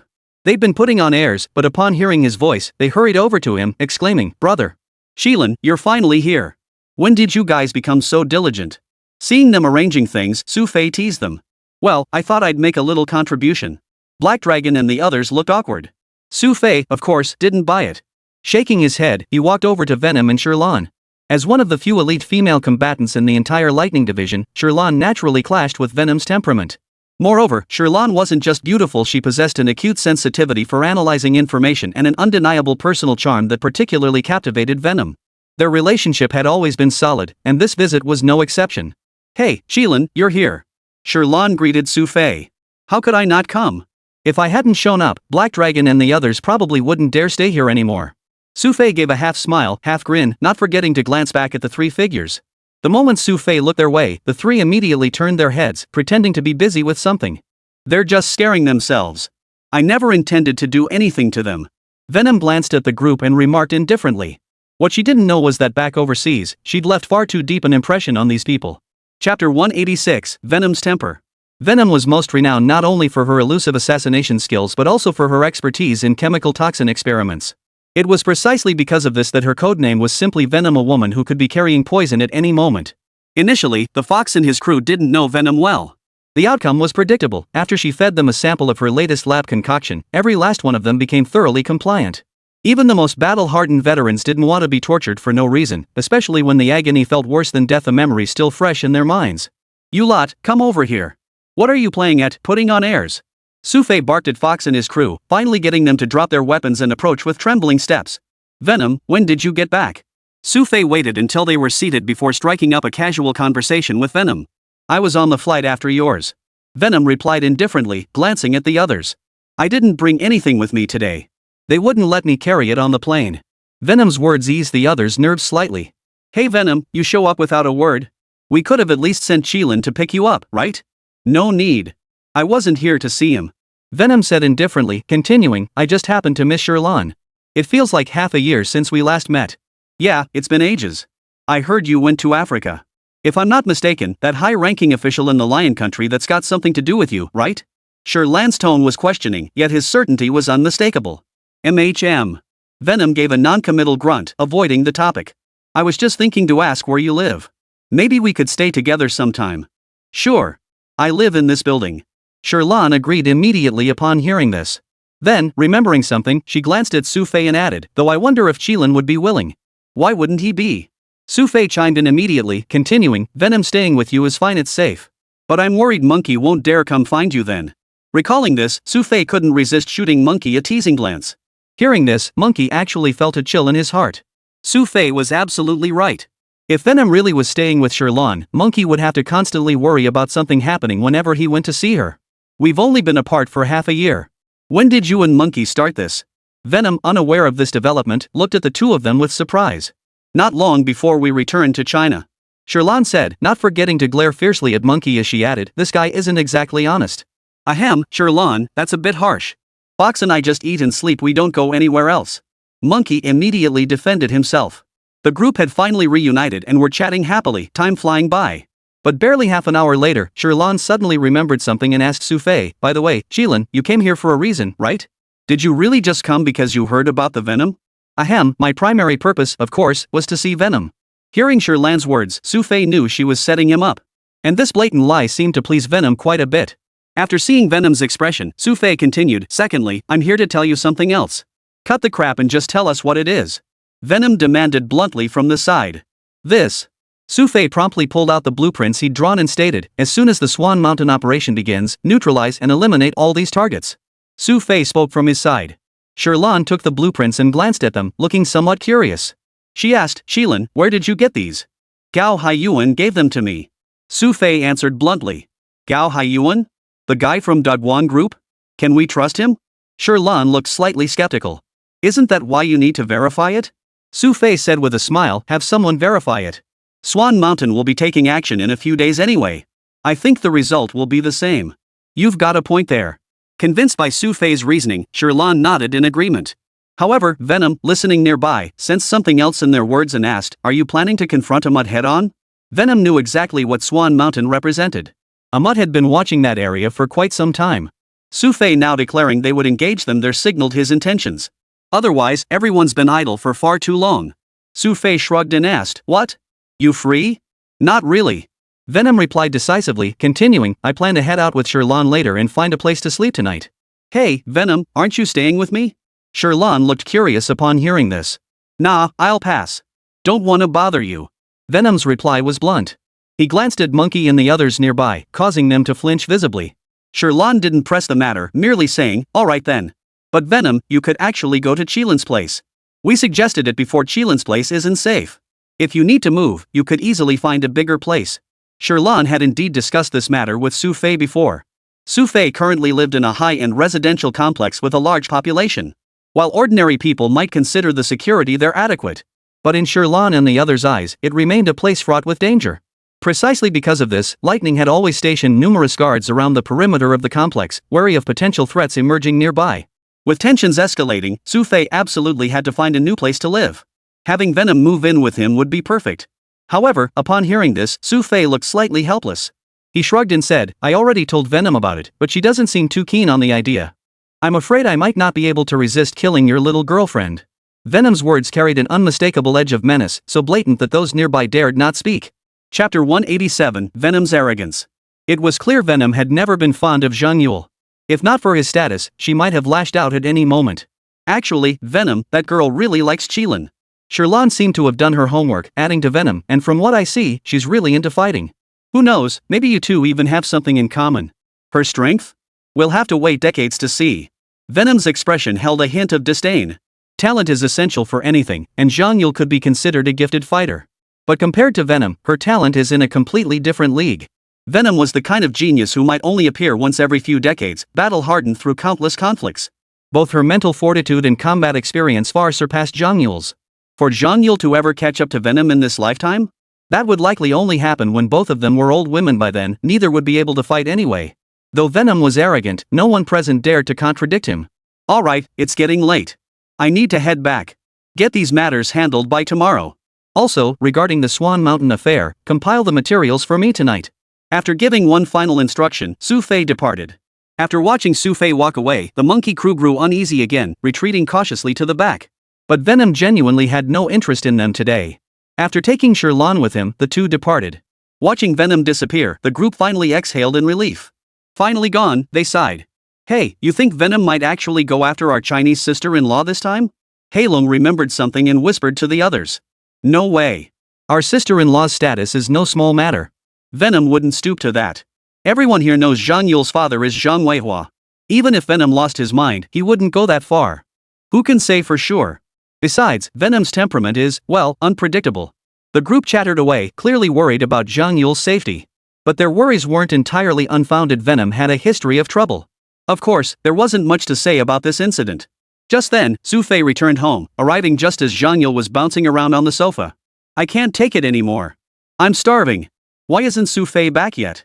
Standing up from the sofa, Zhang Yule's cry of frustration had barely faded when she heard Xu Fei unlocking the door. Hearing that sound, the look of complaint on Zhang Yule's face instantly turned to excitement. She turned around, barefoot, and bounced toward Xu Fei, excitedly saying, Wow, Xu Fei, you're finally back. Why did you suddenly miss me so much? Xu Fei eyed Zhang Yule warily as she approached. Hee, what would we eat tonight if you didn't come back? Zhang Yule chuckled, his eyes crinkling in a way that puzzled Xu Fei. He called out to Qin Shui inside the room, Boss. After Xu Fei called out, Qin Shui emerged from the room and asked, What is it? Didn't you tell the young lady we're going to the dinner tonight? Xu Fei asked curiously, prompting Qin Shui to recall, Oh, that. I was planning to have you tell her. Hearing Qin Shui's words, Xu Fei immediately rolled his eyes, instantly understanding her meaning. Turns out she didn't want to be the bad guy herself, so she planned to dump this responsibility on him. Hey, what are you two talking about? Your company has a dinner party? Zhang Yule sensed something was off and asked the two. That's exactly what it is. Xu Fei answered truthfully, then added, Just a company dinner. I thought the boss had told you. So I'm supposed to be home alone tonight? Zhang Yule looked a bit downcast, as if she'd been looking forward to Xu Fei's return for so long only to end up not having dinner. Well. Xu Fei looked slightly helpless. He glanced at Qin Shui and said, How about you just skip the dinner, boss? Why should I? Qin Shui glared at Xu Fei indignantly. This is our grassroots gathering. You're the boss, after all. Isn't it only natural for you to sit with us? Xu Fei added, patting Zhang Yule's shoulder with a serious expression. Besides, could you really bear to let the young lady dine alone? Now that you mention it. Qin Shui pondered for a moment. Seeing Zhang Yule sitting there alone, she felt a twinge of guilt. Fine, she conceded. I'll go out to eat with Yule. Ha? Is that really necessary? Zhang Yule immediately responded to Qin Shui's suggestion, It's really no big deal. You guys go ahead. I'll just stay home and watch TV. Initially taken aback, Zhang Yule quickly reconsidered. After all, this was an internal gathering. If it fell through because of him, it wouldn't reflect well on anyone. Alright, it's settled. The two of us are going out to eat. Qin Shui agreed, adding, anyway, after we finish eating, we can still go find Xu Fei. A hint of scheming flashed across her face. Qin Shui seemed to be plotting something. The two exchanged a glance, as if suddenly understanding something. This sent a chill down Xu Fei's spine. Still, since Qin Shui was willing to stay, that was good news. At least Xu Fei wouldn't have to worry about having a bad meal. After stepping out the door, Xu Fei walked to a restaurant on his own. The distance wasn't particularly far, just 2 or 3 kilometers, which actually surprised Xu Fei. I never expected their gathering spot to be so close to home, but that's actually good news. If I do get drunk later, getting back will be a breeze. With that thought, Xu Fei quickened his pace and soon arrived at a restaurant. The restaurant wasn't large, only a few dozen square meters in total, with 3 private rooms spread across 2 floors. Business here was booming, though. When Xu Fei arrived, several people were already pointing at the refrigerator in the main dining area, placing their orders. Xu Fei arrived. Just as he arrived, he bumped into some colleagues from the company. Hey, Xu Fei, you didn't bring President Qin with you? Zhao Chang and Zhang Lele approached, glancing around. They noticed Qin Shui didn't seem to have arrived with Xu Fei. In their minds, Xu Fei and Qin Shui were definitely up to something, and surely they'd come together this time. They hadn't expected Xu Fei to actually show up alone. Chapter 188, Sudden Appearance. I told you guys before, there's nothing going on between us. You're just imagining things. Xu Fei felt a bit exasperated the moment he saw the two of them. Whenever these two got together, gossip was the only thing that ever came of it. Pfft, you probably said something to Miss Qin to keep her home, didn't you? Zhang Lele rolled her eyes and pressed on. Xu Fei, if you and Qin Shui actually get married, should we be the ones giving you red envelopes, or should you be giving them to us? After all, we're just regular working folks. The two women's minds raced at an extraordinary pace, leaving Xu Fei shaking his head helplessly. Seriously, you two, can we just have a normal conversation? Oh, Xu Fei's upset now. Zhao Chang teased, shooting a glance at Zhang Lele. Seeing their expressions, Xu Fei shook his head again. Let's decide where to eat first. Downstairs or upstairs? There are only 2 tables. We'll eat upstairs. Zhao Chang suddenly turned serious when he mentioned this.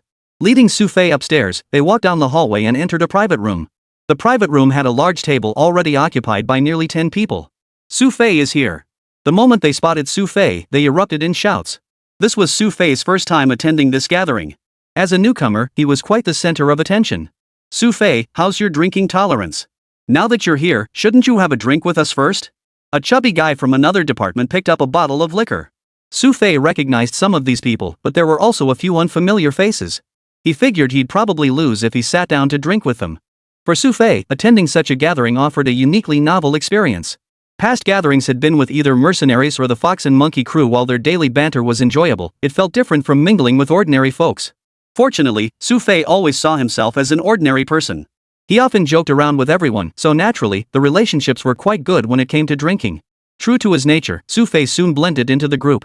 When it came to drinking, he certainly didn't hold back.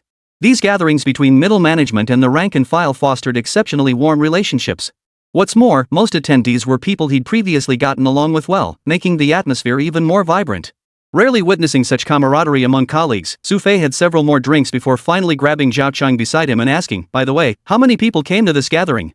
26, I think. Zhao Chang, one of the organizers, knew the details. Has it always been this many before? Are any of them people the old president let go this time? Xu Fei inquired. I don't think so.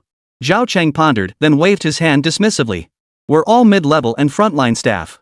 The laid-offs this time were from different departments, and most of them seemed to be recent hires. So everyone here is a company veteran? Xu Fei inquired. Yeah, they've been here a year or 2. Zhao Chang replied, then asked curiously, why are you interested in this? Just asking. Xu Fei smiled and chatted with Zhao Chang and the others about other things. Many things were indeed inconvenient to discuss at the office. But at a dinner table like this, a few close friends formed a small group and started pouring out their grievances. Xu Fei hadn't realized before that some of them actually harbored grievances against certain higher-ups, something they'd never dare mention at the office. Hey, Xu Fei, let's have a drink. The girl seated next to Xu Fei seemed to have finished her conversation with the people beside her. Turning her head, she raised her glass to Xu Fei. All right, let's have a drink. Xu Fei responded readily. This girl appeared to be the bold and generous type. Though her skin was rather dark, she still looked quite attractive overall. Xu Fei got along well with her, though they were just ordinary co-workers. But as they chatted, Zhao Chang nudged Xu Fei's arm again from the side. What? Xu Fei looked up, slightly annoyed at the interruption. Look at the door.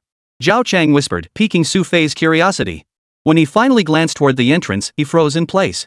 Two figures stood at the doorway, one of whom was Qin Shui.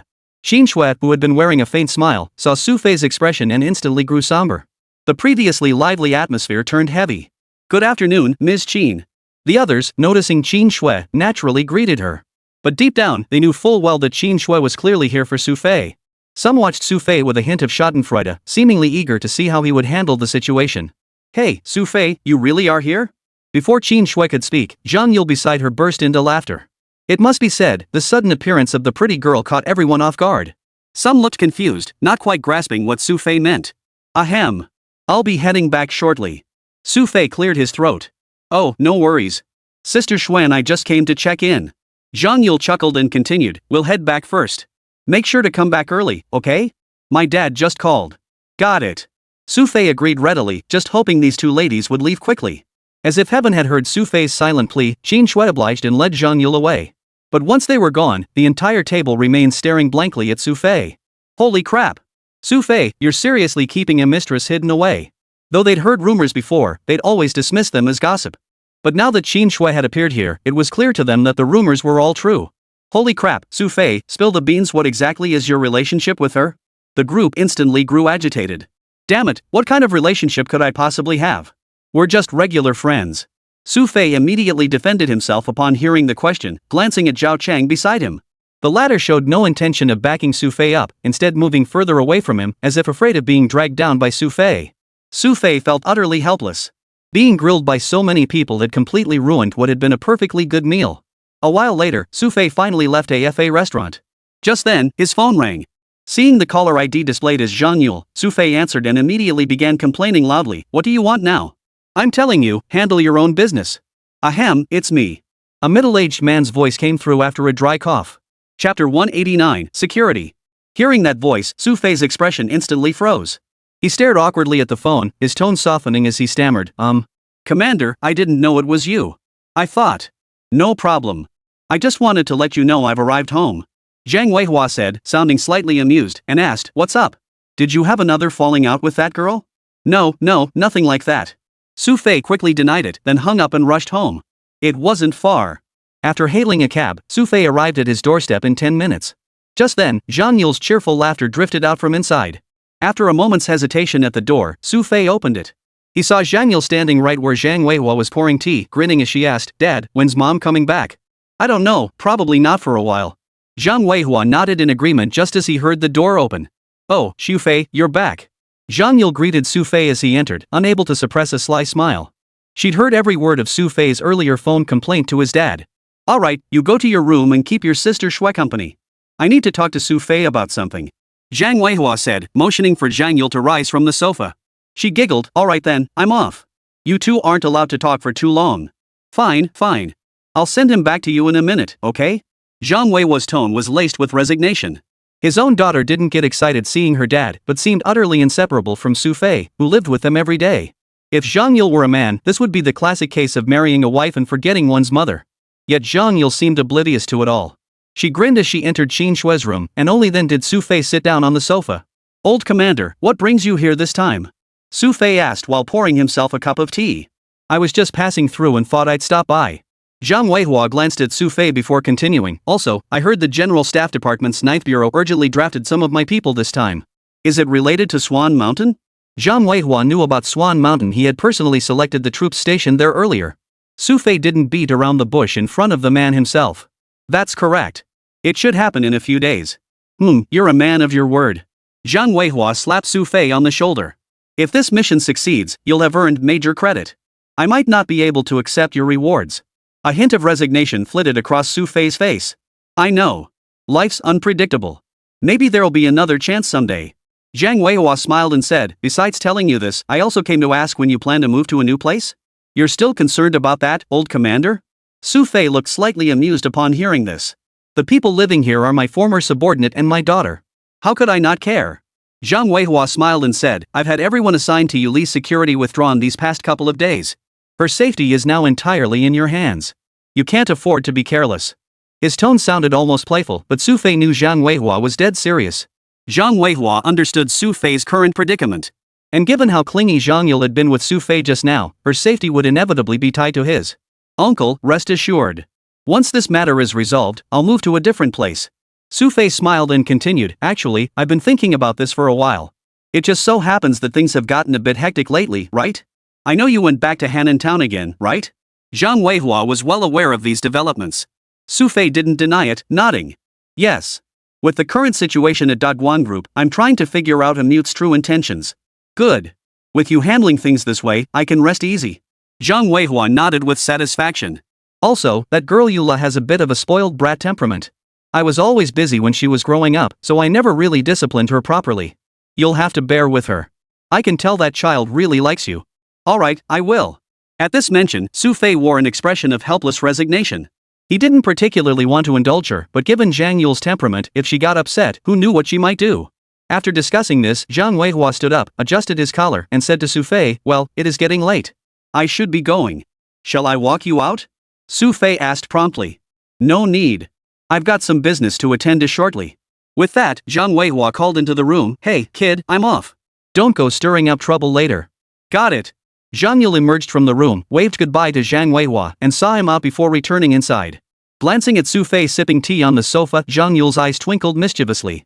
She walked over to Xu Fei with a playful smile and asked, Xu Fei, what did you just say to my dad? About how you're always getting into trouble. Xu Fei answered calmly while sipping his tea. Cut it out, I don't buy that. Zhang Yule pouted, forcefully pushing Xu Fei's teacup down and asked seriously, did my dad not tell you anything else? What else? Seeing Zhang Yule like this, Xu Fei found it a bit odd. What else could it be? It's about us, you know? Zhang Yule's flustered expression made Xu Fei instantly realize what was going on. He tapped her head and said, why would your dad tell me that? What's going through your little head? I don't care. I already told my dad. When my mom gets back, you're coming home with me. Zhang Yule's stubborn streak surfaced again. She waved her little fists and feigned a fierce expression. Listen, my mom has been nagging me forever. If I don't bring a boyfriend home soon, she'll start scheming to find me a match at the military base again. Then go find one. Xu Fei shrugged. The moment the words left his mouth, Zhang Yule truly adopted a fierce expression. She grabbed Xu Fei's arm and glared at him, demanding, say that again? Xu Fei rarely saw Zhang Yule like this. He quickly swallowed the rest of his teasing words and said, nothing, nothing. That's more like it. Zhang Yule released her grip with a hint of satisfaction. Just then, Qin Shui emerged from the bedroom, a water cup in hand. Chapter 190, Climbing Through the Window. Seeing the two of them like this, Qin Shui didn't seem to say much. She walked over to the water dispenser, poured herself a cup of water, and glanced at them curiously. What were you two whispering about so close together just now? Hee hee, just little things. Zhang Yule chuckled, leaving Qin Shui slightly puzzled before she entered the room. Once Qin Shui was out of sight, Zhang Yule finally relaxed a bit. When she turned to look at Xu Fei, she noticed he was still staring at Qin Shui's door. Hey, what are you looking at? Zhang Yule looked puzzled. Nothing, I'm just a little curious. Xu Fei snapped back to attention and asked with a curious look, the boss doesn't seem to like your dad much? Oh, that? No, not really. Zhang Yule seemed to understand when Xu Fei brought it up. Sister Shui's dad and my dad have always gotten along well. In fact, when Sister Shui was little, he met my dad quite a few times. But later, since my dad got so busy, they just lost touch. But I noticed just now that when your dad came over twice, the boss only seemed to acknowledge him with a nod, not saying a word. Xu Fei recalled that during both visits, Qin Shui had indeed seemed rather distant toward Zhang Weihua. My sister probably avoids it to steer clear of suspicion after all, it's government and business. She's always hated her dad dragging her into the company. When she graduated, she wanted to start her own business, but he ended up pulling her into the firm anyway. Zhang Yule was well aware of all this. Xu Fei hadn't realized before that Qin Shui had such strong opinions, though she usually seemed so aloof. Never mind. It's getting late. Let's just go to bed. Tomorrow's the weekend, heh. Zhang Yule casually waved his hand, as if he already had plans for tomorrow. But before Zhang Yule could say anything, Xu Fei slipped into the room first. If he let that young lady keep talking, who knew what crazy ideas she'd come up with? He'd finally caught a weekend off, and Xu Fei wasn't about to let Zhang Yule ruin it. Today had been a relatively easy day for Xu Fei, mainly because after Zhang Weihua arrived, he had hinted at something. The General Staff Department's 9th Bureau had genuinely begun transferring personnel here. If that was the case, then Swan Mountain would be settled in a few days. Leaning against the headboard, Xu Fei lay there, and it was precisely at this moment that he grew increasingly uneasy.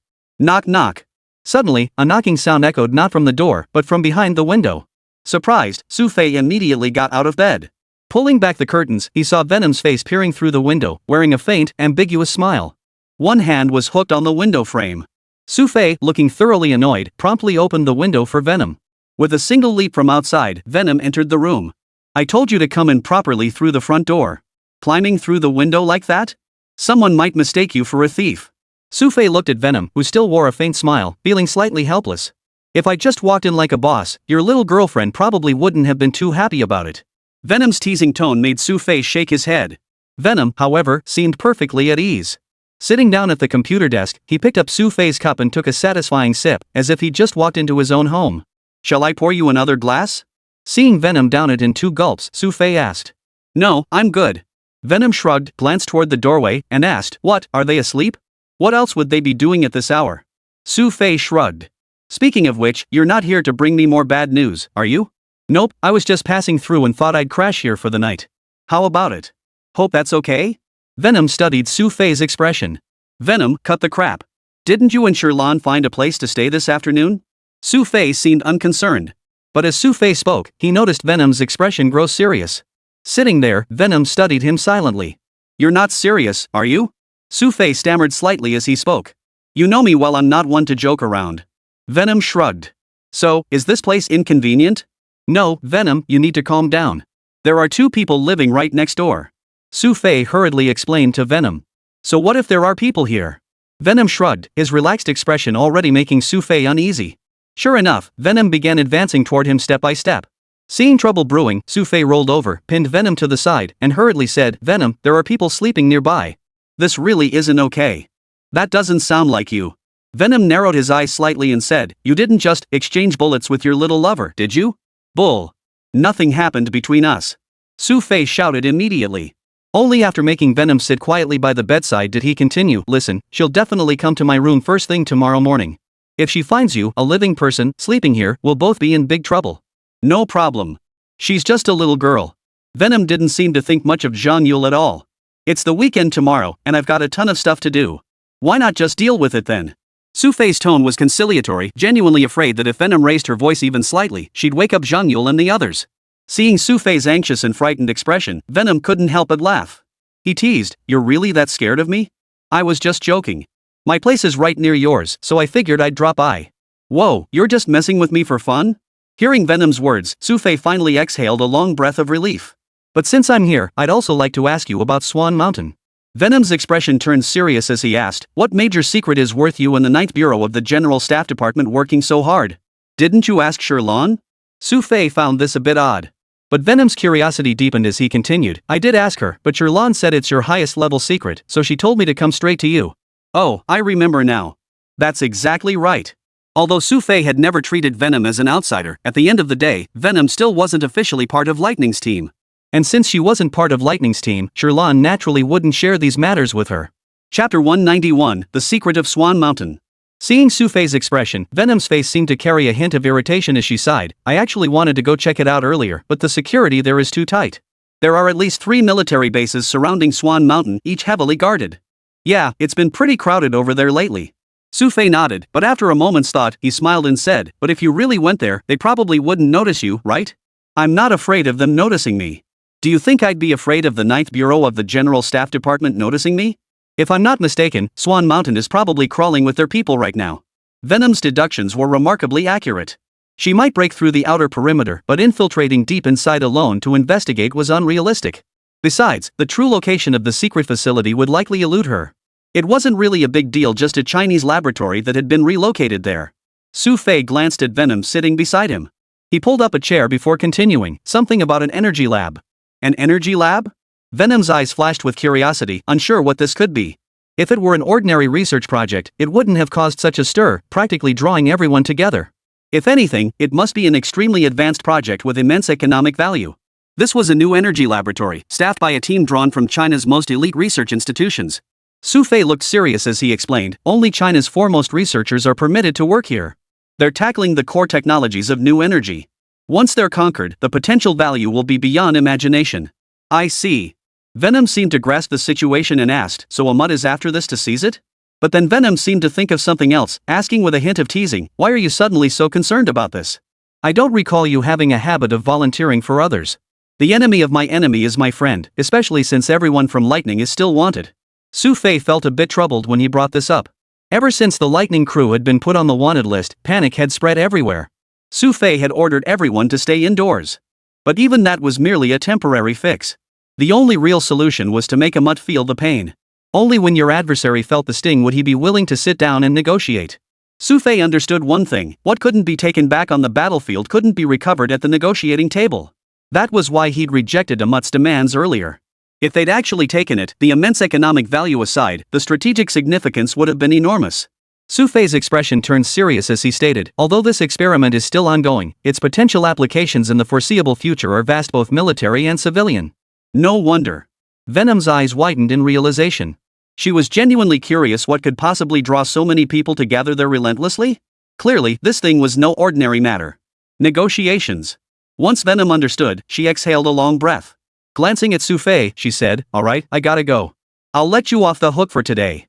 Just don't get too carried away with your little girlfriend." Xu Fei rolled his eyes. Even as she departed, Venom couldn't resist taking a jab at him. The third-floor window posed no challenge for Venom. With a few agile leaps, he vanished from the scene. Only after Venom was gone did Xu Fei finally exhale deeply. Closing the window, he collapsed onto his bed and soon drifted into a drowsy sleep. The next day was Saturday. Xu Fei woke up early, but when he opened his eyes, Zhang Yule, who rarely slept in, was already humming a tune in the bathroom, looking in a great mood. "What's got you so cheerful this early?" Xu Fei followed her into the bathroom. When he picked up his toothbrush, Zhang Yule's face lit up. With her mouth full of toothpaste foam, she teased him playfully, "Xu Fei, you're up too. I'd rather stay in bed, but with you disturbing the peace this early, I had no choice but to get up." Xu Fei couldn't resist teasing Zhang Yule. But Zhang Yule, who had woken him up, showed no sign of remorse. Instead, she seemed rather pleased with herself, chuckling, "Doesn't this just prove how important I am to you?" No sooner had Zhang Yule finished speaking than Qin Shui emerged from the room, yawning as she walked. "What are you two doing so early in the morning?" Qin Shui looked so sleepy she was practically crying, her eyes heavy with fatigue. "Look, you even woke up the boss." Xu Fei couldn't resist taking a jab at Zhang Yule as he looked over. "Yule, did you get up this early?" Qin Shui heard Xu Fei's words and turned her gaze toward Zhang Yule. Under their combined gaze, Zhang Yule's face flushed slightly with embarrassment. He chuckled awkwardly, "Sis Shui, I decided yesterday that the three of us should go out and pick someone up today." "You decided to go out and have fun yesterday?" Qin Shui perked up at this, turning to Xu Fei with curiosity. "What? You knew about this too? If I knew, do you think I'd be wasting my time chatting with her this early?" Xu Fei looked exasperated, turned, and tapped Zhang Yule on the head. "Missy, you haven't got this wrong, have you? I have no plans to go out today." "Me neither. I was planning to stay home and finish up some things." Qin Shui chimed in beside Xu Fei. The two of them refused in perfect unison. But Zhang Yule showed no sign of panic on her face. She chuckled, "Let me tell you, once you actually see it, you won't be saying that anymore." "Huh?" Qin Shui found this odd and asked, "Yule, what interesting discovery did you make?" "Heh, you guys definitely wouldn't know." Zhang Yule chuckled evilly, his sinister gaze fixed on Xu Fei.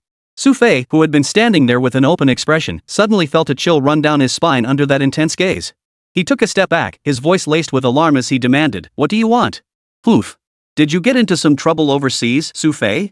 Zhang Yule narrowed his eyes, fixing Xu Fei with a piercing stare, clearly holding some incriminating evidence against him.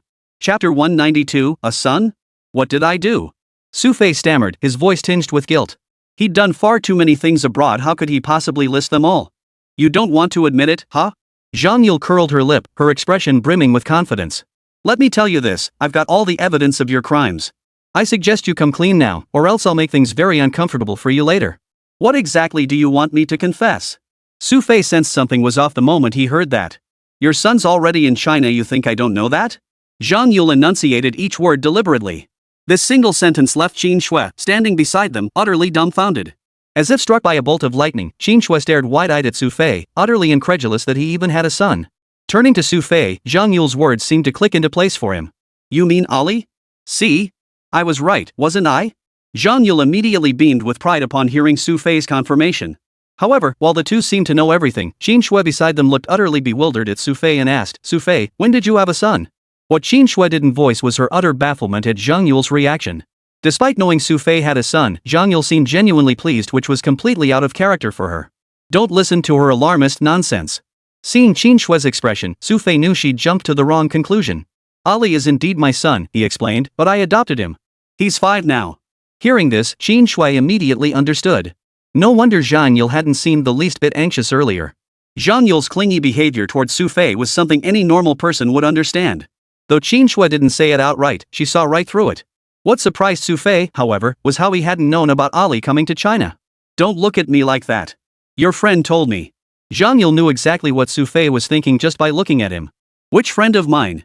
Xu Fei was curious. Sherlan, right? She's your friend, isn't she? Zhang Yule's question instantly made Xu Fei realize so he'd been sold out by Sherlan and her crew after all. He never expected these people, instead of handling the real business, would actually bring Ali to China. Sherlan probably didn't dare tell me directly, so she deliberately told Zhang Yule first. By having Zhang Yule relay the message, Xu Fei wouldn't have taken his anger out on Sherlan. I'm done brushing. I'll pick up your son later. Zhang Yule set down her toothbrush and cup, looking extremely cheerful as she raised one hand high. Qin Shui, too, was intrigued by Zhang Yule's antics. She stopped what she was doing, finished her routine, and changed into a fresh outfit. The three of them drove to a residential complex in the city center, guided by Zhang Yule. This complex was the most exclusive in all of Tianhai City, with prices exceeding 150,000 yuan per square meter. Calling it prime real estate was no exaggeration. Even though Zhang Yule spent a lot of time with Qin Shui, she couldn't help but look around in awe once they arrived.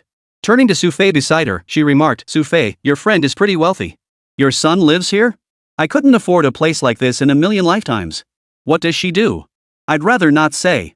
Xu Fei rolled his eyes in exasperation. Did Sherlan give you the exact address? She did. Building 3, Unit 404. Zhang Yule said, and the three of them headed up toward the residential complex. It must be said, this complex was truly impressive. Not only was the landscaping and design well planned, but most importantly, every building looked incredibly comfortable. After locating Unit 404 on their floor, the three pressed the doorbell. Soon, footsteps echoed from inside, hastening toward the door. Creak. The door opened, revealing not Ali, but a middle-aged woman who appeared to be approaching 50. With her blonde hair and blue eyes, she looked distinctly Western. Zhang Yule thought he might have the wrong place and quickly asked, Excuse me, is Ali here? The woman looked at Zhang Yule blankly, seemingly not understanding Chinese. Zhang Yule then switched to English, but even then, the woman seemed unable to understand. Xu Fei seemed to grasp the situation. After repeating the question in a fluent, unfamiliar language, a look of surprise and delight flashed across the woman's face. She began chattering away excitedly to Xu Fei. After chatting for a while, the middle-aged woman's expression grew increasingly excited. She quickly grabbed Xu Fei's hand and led all three of them inside. Only upon entering could they see it was an exceptionally large house, 4 bedrooms, 2 living rooms, plus a small study, totaling over 150 square meters. The sheer size of the place genuinely startled Zhang Yule. After wandering around a bit, she gaped exaggeratedly at Xu Fei and exclaimed, Xu Fei, whose place is this? Based on the prices around here, this place alone must be worth at least 20 or 30 million. Sitting on the sofa, Zhang Yule surveyed the decor and instantly recognized its exceptional quality. Well, this belongs to Ali. Xu Fei thought for a moment before answering, explaining to the others, she's a German woman named Friedel. She's been taking care of Ali all along and came to China with us this time. Oh, you speak German? Zhang Yule looked genuinely surprised. That was something he hadn't expected. Xu Fei, however, seemed utterly unconcerned about it. He waved his hand dismissively. I just happen to know a little bit. She just told me that Ali was picked up by Sherlan and the others. Oh, well then, why don't you tell us about this Ali while we have the chance? Zhang Yule's face brimmed with curiosity. Not just her, but Qin Shui beside her also stared wide-eyed at Xu Fei, as if both were waiting for his answer. Nothing much to say. Xu Fei shrugged, glanced at Friedel, and introduced the two to her. Though they couldn't communicate verbally, it was clear Friedel was extremely hospitable. After pouring tea for everyone, she sat down nearby, smiling. Moments later, the door opened as Sherlan and Monkey entered, leading Ali inside. Upon seeing Xu Fei already present, Sherlan and Monkey's expressions turned slightly awkward. After all, they had secretly brought Ali here this time. They had their reasons, but given Xu Fei's temperament, he absolutely wouldn't want Ali in China. Chapter 193, The Tycoon's Demeanor. Hiding toward the back, Ali emerged just as he spotted Xu Fei. His eyes lit up with delight as he threw his arms around Xu Fei, shouting excitedly in German, Dad. As they stood there hugging, Xu Fei patted his back and asked, Why did you come to China on your own? Sister Sherlan told me to come. Ali immediately pointed to Sherlan beside him. Sherlan nudged Monkey and moved away from Xu Fei, fearing he might cause trouble for them later. Ahem. Well, Ali kept insisting on coming these past few days, and I really couldn't refuse. So I had someone bring him over.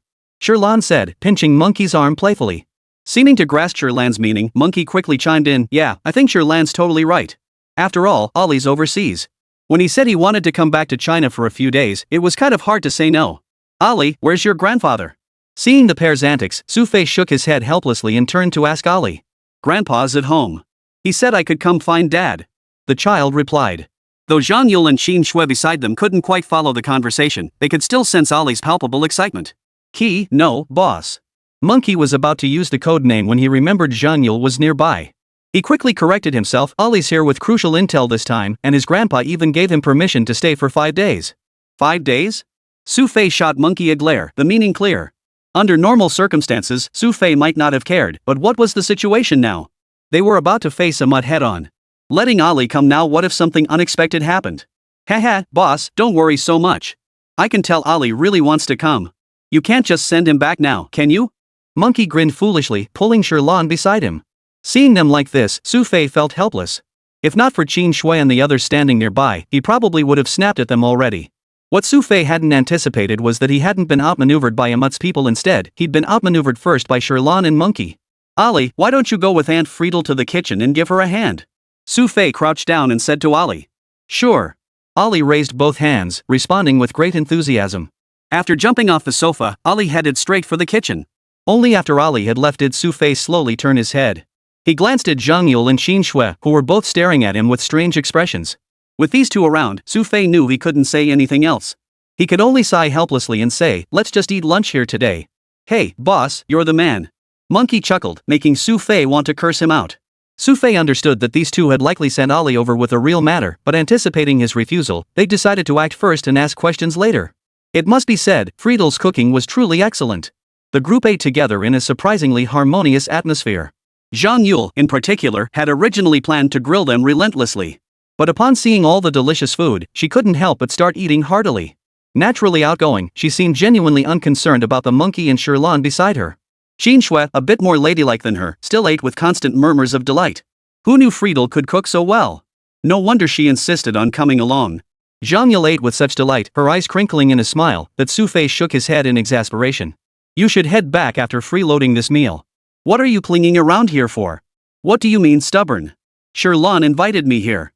Hearing this, Zhang Yule not only put down what she was eating but also started arguing with Xu Fei. However, Sherlan looked slightly embarrassed as she addressed Zhang Yule. Actually, this isn't my house. Not your house? Zhang Yule looked puzzled. Sherlan glanced at Xu Fei before finally explaining, nothing much. Actually, Xu Fei bought this place earlier. It's been empty, so I asked Ollie to come over first. Sherlan's words instantly made Zhang Yule, who was still chewing, widen his eyes in shock.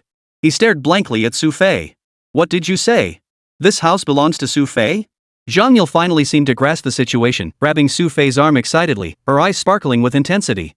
She knew Xu Fei was wealthy, but she never imagined he could be this rich. A house like this, definitely worth over 20 million, and Xu Fei had bought it long ago. Good heavens, Xu Fei, you didn't rob a bank overseas, did you? Zhang Yule's exaggerated reaction prompted Xu Fei to give her a playful smack on the head, teasing, stop talking nonsense. No way. If I'd known you were this loaded, I should have let you pick up the tab for dinner. Zhang Yule felt utterly cheated and began calculating the cost on her fingers. Xu Fei just shook his head helplessly at this and said, alright, we're heading out soon. What about you two? We're going with you. Zhang Yule answered without hesitation. No way. We're taking Ollie out for a walk. Why would you two tag along? Xu Fei glanced at Ollie busily working in the kitchen, a faint smile touching his lips. Besides, Ollie's shy. I doubt he'd be too fond of the two of you. No way. Kids absolutely adore me. Zhang Yule didn't believe Xu Fei. If you don't believe me, call out to Ollie. Xu Fei called out to Zhang Yule. Fine, I will. Zhang Yule, refusing to back down, called out toward the kitchen. But no matter how loudly she yelled, Ollie seemed utterly uninterested in responding. This truly left Zhang Yule feeling profoundly defeated. See what I told you? Xu Fei looked rather smug as he set down his chopsticks and bowl. We're heading out first. You two stay here in this sweltering heat. We'll be back soon. Fine, whatever. Zhang Yule dragged out the last syllable, sounding utterly reluctant. Once Xu Fei, Sherlan, and the others had stepped out the door, Zhang Yule immediately turned to Qin Shui with a serious expression. Sis Shui, I think Xu Fei's got some serious issues. Should we follow them? That might not be a good idea. Qin Shui sat on the sofa, looking somewhat reluctant to get up. But look, Xu Fei owns such a huge property and doesn't even live there. Don't you think something's off? A determined gleam shone in Zhang Yule's earnest eyes. Chapter 194, The Little Bottle. Qin Shui, however, showed no trace of surprise on her face despite Zhang Yule's impassioned speech. This made Zhang Yule feel even more curious. She asked, Sister Shui, you really don't want to know Xu Fei's identity? I do want to know, but I don't think it's right for us to do this. Qin Shui agreed. What she didn't say was that she had long known Xu Fei's true identity. But how could she dare tell Zhang Yule? If Zhang Yule discovered Xu Fei was the Kirin, chaos would surely erupt. But who knows when Xu Fei will return? We can't just sit here waiting forever, can we? Zhang Yule found the situation utterly tedious and was puzzled by Qin Shui's sudden shift away from his side. She recalled how Qin Shui had actively sought her out earlier to investigate Xu Fei's background. Now it seemed she no longer cared much. I just think, with Xu Fei's abilities, even if the two of us followed him, he'd definitely notice. That would defeat the whole purpose. Sensing Zhang Yule's mood, Qin Shui continued explaining, how about this, go explore on your own and find something fun to do? Guess that's all we can do. Zhang Yule looked rather glum. Since he couldn't communicate with Friedel, he eventually returned to the main hall to watch a movie with Qin Shui. Meanwhile, Xu Fei and Sherlan descended the stairs, their eyes immediately locking onto the pair. The moment they saw Xu Fei's expression, they grinned and said, Shilin, you wouldn't really punish us over something like this, would you? What do you think? Xu Fei shot them a withering look, prompting Sherlan and Monkey to adopt innocent expressions. We brought Ali here not just because he wanted to come, he said. Mainly, he brought us crucial information about information his grandfather specifically instructed him to deliver. Ha! Xu Fei actually seemed genuinely curious upon hearing this. He took Ali by the hand and led him into a supermarket. The supermarket looked huge, but curiously, there weren't many people inside. For some reason, the staff seemed reluctant to serve customers. After Xu Fei sat down with Ali at a corner, he stroked the boy's head and asked, Ali, what did your grandfather tell you to bring? Dad, which of those two ladies is my mom? Sister Sherlan told me you're going to find me a mom. Ali sat nearby, his big eyes fixed on Xu Fei with curiosity. Stop listening to their nonsense. Xu Fei rolled his eyes at the remark, shooting Sherlan and the other woman a disapproving look. When he wasn't around, these two were bound to start spreading rumors about him. Oh. Ali was a bit confused. He was still just a kid, after all. After thinking for a moment, he said, this time, my grandpa sent me to tell you that someone he doesn't like has arrived at his place. Also, he told me to give this to you. As he spoke, Ali pulled a small bottle from his pants pocket. The bottle contained a strange colored liquid that swayed inside, piquing the curiosity of Sherlan and Monkey standing nearby. What is this? Monkey took it with one hand and examined the small bottle under the light. The glass bottle felt cool to the touch. Ali seemed unsure of its contents himself, simply telling the three of them, my grandpa said he needs to give me a shot. An injection? Xu Fei froze, not quite understanding Ali's meaning. It's like he wants to draw my blood into that bottle, he explained. Ali spoke truthfully, yet his words still piqued the curiosity of Xu Fei and the others. Sherlan, can you get in touch with Ali's grandfather? Xu Fei knew that if they just let Ali explain it, it might not make much sense. Truthfully, this child was remarkably mature for his age. Though only 5, having grown up amidst the war in the Middle East, Ali understood far more than most children his age. But no matter what, he was still just a 5-year-old child. Shilin, you know his grandfather's temperament. He places great importance on neutrality and has always been reluctant to establish communication channels with us. There's simply no way around it. Sherlan looked somewhat helpless. It wasn't that they were unwilling, it was simply that Ali's grandfather was keeping his distance, and they couldn't force him to join their side. Xu Fei was equally helpless. After pondering for a moment, he addressed the group, how about this, let's take Ali back to the security company first. I think they might figure something out by then. You're coming back too? Sherlan looked a bit surprised, as if she thought leaving Zhang Yule and Qin Shui at home wasn't quite right. Yes. I have a feeling what Ali mentioned might be connected to something I've been thinking about. Xu Fei's eyes flickered with a glint, as if another connection had suddenly formed in his mind. Sherlan said no more. When they reached the entrance, the cashier spotted them and immediately approached, addressing the three, the car is ready. Sherlan nodded in acknowledgement. They walked out together and got into a black sedan. The car headed straight for Gaochen Tower, finally stopping at the entrance. Upon reaching the third-floor security company, they found the place already bustling with people. Shilin. The group greeted Xu Fei, looking somewhat puzzled as if they had spotted Ali. Dad, is this our home? Ali tugged at Xu Fei's hand curiously, his eyes scanning the surroundings as if overwhelmed by the sheer size of the place. No, this is the company. Be a good boy, Ali. I'll take you home soon, okay? Xu Fei stroked Ali's head affectionately. Okay. I want to sleep with Daddy tonight. Ali raised his hands excitedly, leaving Xu Fei feeling slightly helpless. As a child who had survived the battlefield, Xu Fei had adopted him when he was less than a month old. Later, Xu Fei gradually tracked down Ali's grandfather while also caring for Ali abroad. Until his return to China, they had lived together. It was safe to say that Ali regarded Xu Fei as his own father. That's why, having been apart for only a short while, he already missed Xu Fei terribly. Shilin. After arriving here, everyone greeted Xu Fei, but he paid little attention. Pointing to a screen mounted on the wall, he said, Ali, pull up the lab's communication feed. Sure. The woman known as Ali immediately began operating the system. Meanwhile, Monkey beside him looked curious and asked Xu Fei, Qilin, why are you contacting the lab now? Chapter 195, Blood Sample. I just remembered something. I think I might have figured out what a mutt is thinking. A glint of excitement flashed in Xu Fei's eyes. His words undoubtedly stirred Monkey's excitement. If Xu Fei truly understood a mutt's intentions, it would undoubtedly bring immense strategic advantages for their future plans. The lab's communication system was established within moments. Several figures in white lab coats appeared on the large screen. Upon recognizing Xu Fei on the other end, surprise flashed across their faces. Qilin, what's the matter? They asked. Do you remember that thing I asked you to help me with last time? Xu Fei addressed the group. I've taken care of it for you. Several biological experts have arrived from Europe and the matter is progressing. The lab coat in the middle confirmed, and Xu Fei nodded in satisfaction. How's it going now? Nothing unusual so far. It seems like ordinary experimental material. The lab coat answered truthfully, his face seeming slightly deflated as he said to Xu Fei, Qilin, I think this might not lead anywhere at all. There's absolutely no need to waste any more time here.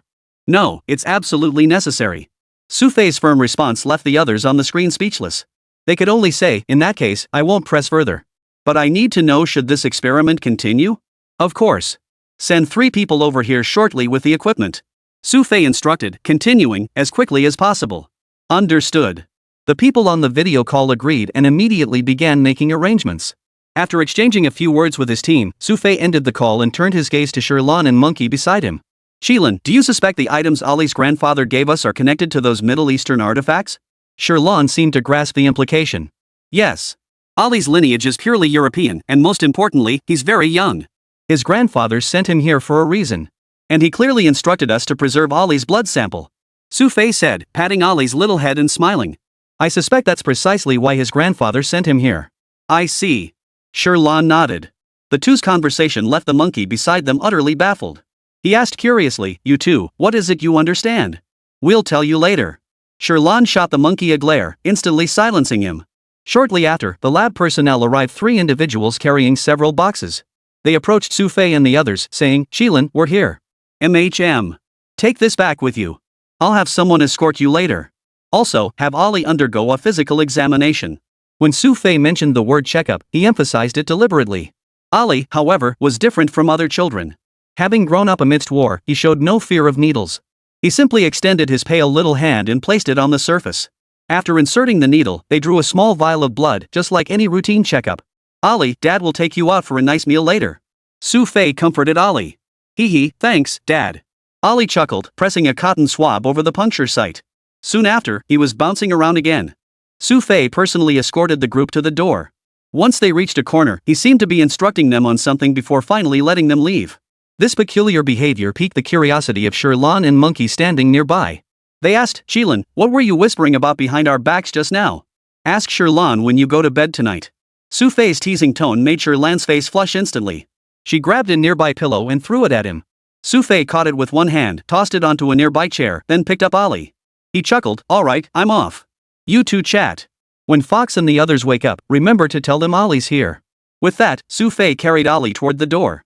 Snuggled in Xu Fei's arms, Ali's fair little face rubbed against his stubble as her curious eyes asked, Daddy, are we going home now? Yes, home. Xu Fei patted his back and said, Ali, how long did your grandpa say you could stay out this time? 5 days. He said I can play here for 5 days. Ali exclaimed excitedly, his enthusiasm actually making Xu Fei feel a bit troubled. Under normal circumstances, Xu Fei would have been overjoyed. But the next few days marked the peak period for Amut's appearances. He himself needed to stay vigilant about his safety, and now Ali was coming here too.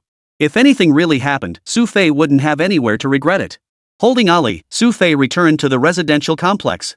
By the time he got home, Zhang Yule and Qin Shui seemed to have settled down, curled up on the sofa, comfortably watching TV. Only when they heard the door open did they reluctantly glance toward the entrance, just in time to see Xu Fei carrying Ali inside. You two are still watching TV? Seeing their expressions, Xu Fei sat Ali down and poured himself a glass of water nearby. What else could we do? There's nothing fun here. Zhang Yule shot Xu Fei a reproachful look and grumbled, why didn't you bring us along when you went out? Didn't I tell you we were handling important business? Xu Fei sighed helplessly, glancing at Ali and saying, Ali, come over and greet these 2 sisters. Okay. Ali walked over from the side. Once he reached the 2 of them, he said sisters in his imperfect Mandarin. In reality, having lived abroad for so long, Ali mostly communicated in German except when people from Shandong spoke to him in Chinese. That's why his Mandarin wasn't very good. Wow, he can speak Mandarin? Zhang Yule looked at Ali with surprise upon hearing this. Just a little. If you scold him, he'll understand, but speaking isn't his strong suit. Xu Fei looked a bit helpless as he mentioned this. He tapped Ali on the head and said, "Didn't I tell you to study standard Mandarin properly? Why are you still speaking like this? But my grandpa never talks to me. No one speaks to me, so of course I can't speak well." Ali looked utterly aggrieved, hanging his head dejectedly as he leaned against the side. That pouty expression immediately prompted Zhang Yule to scoop him up and scold Xu Fei sternly. "Xu Fei, he doesn't have a language environment to begin with.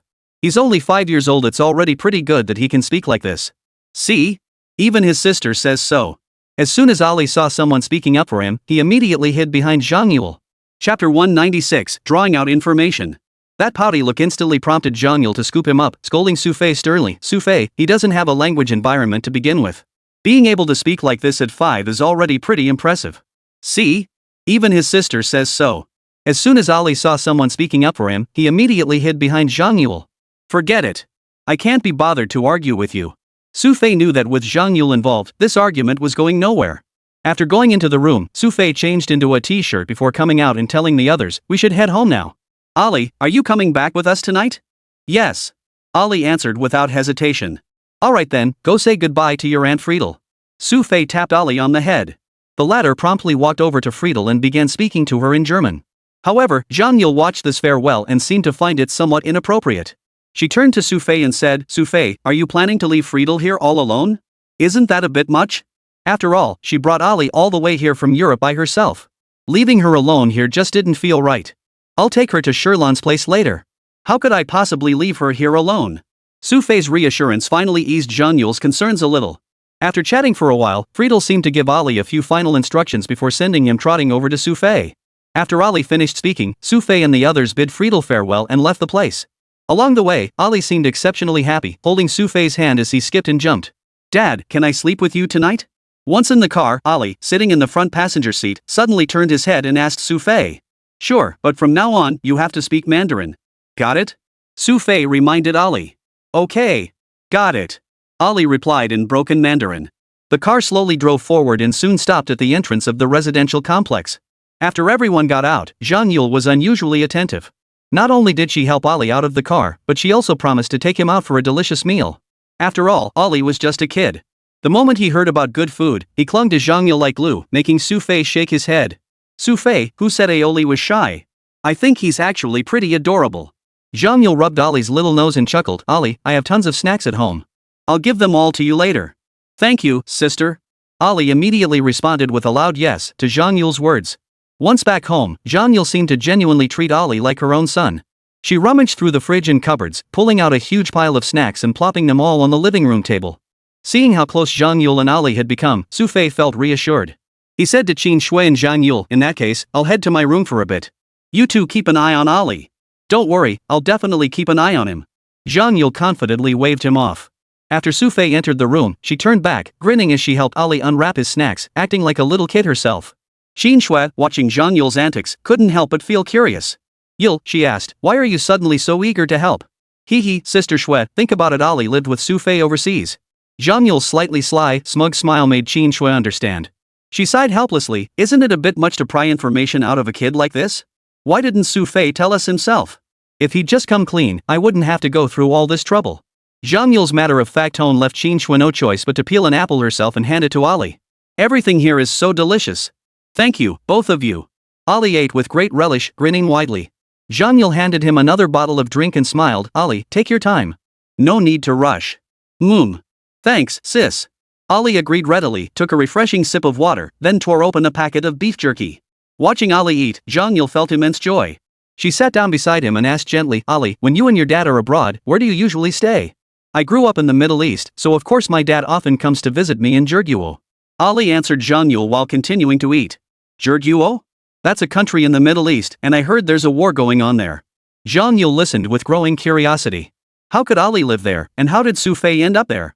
"My dad doesn't visit me every day, just occasionally." Ali seemed a bit down as he spoke about this, saying, "Dad's really busy. He usually visits me once every month or two." "How long is that?" Zhang Yule asked. "Sometimes it's longer, maybe half a month, but other times he leaves after just half a day." Ali wiped his mouth as he spoke. "I usually live with my grandfather." "You have a grandfather too?" Zhang Yule looked utterly amazed upon hearing this. Yes, my grandpa is a great scientist. Ollie's eyes lit up as he spoke. Zhang Yule hadn't expected this kid's background to be so complicated. Then, as if remembering something, she quickly asked, "Hey, Ollie, where exactly do you live?" "Oh, my dad doesn't let me talk about that." Ollie paused mid-bite when the topic came up. Zhang Yule paused too, looking somewhat surprised. "Why can't you tell me?" Dad didn't say why either.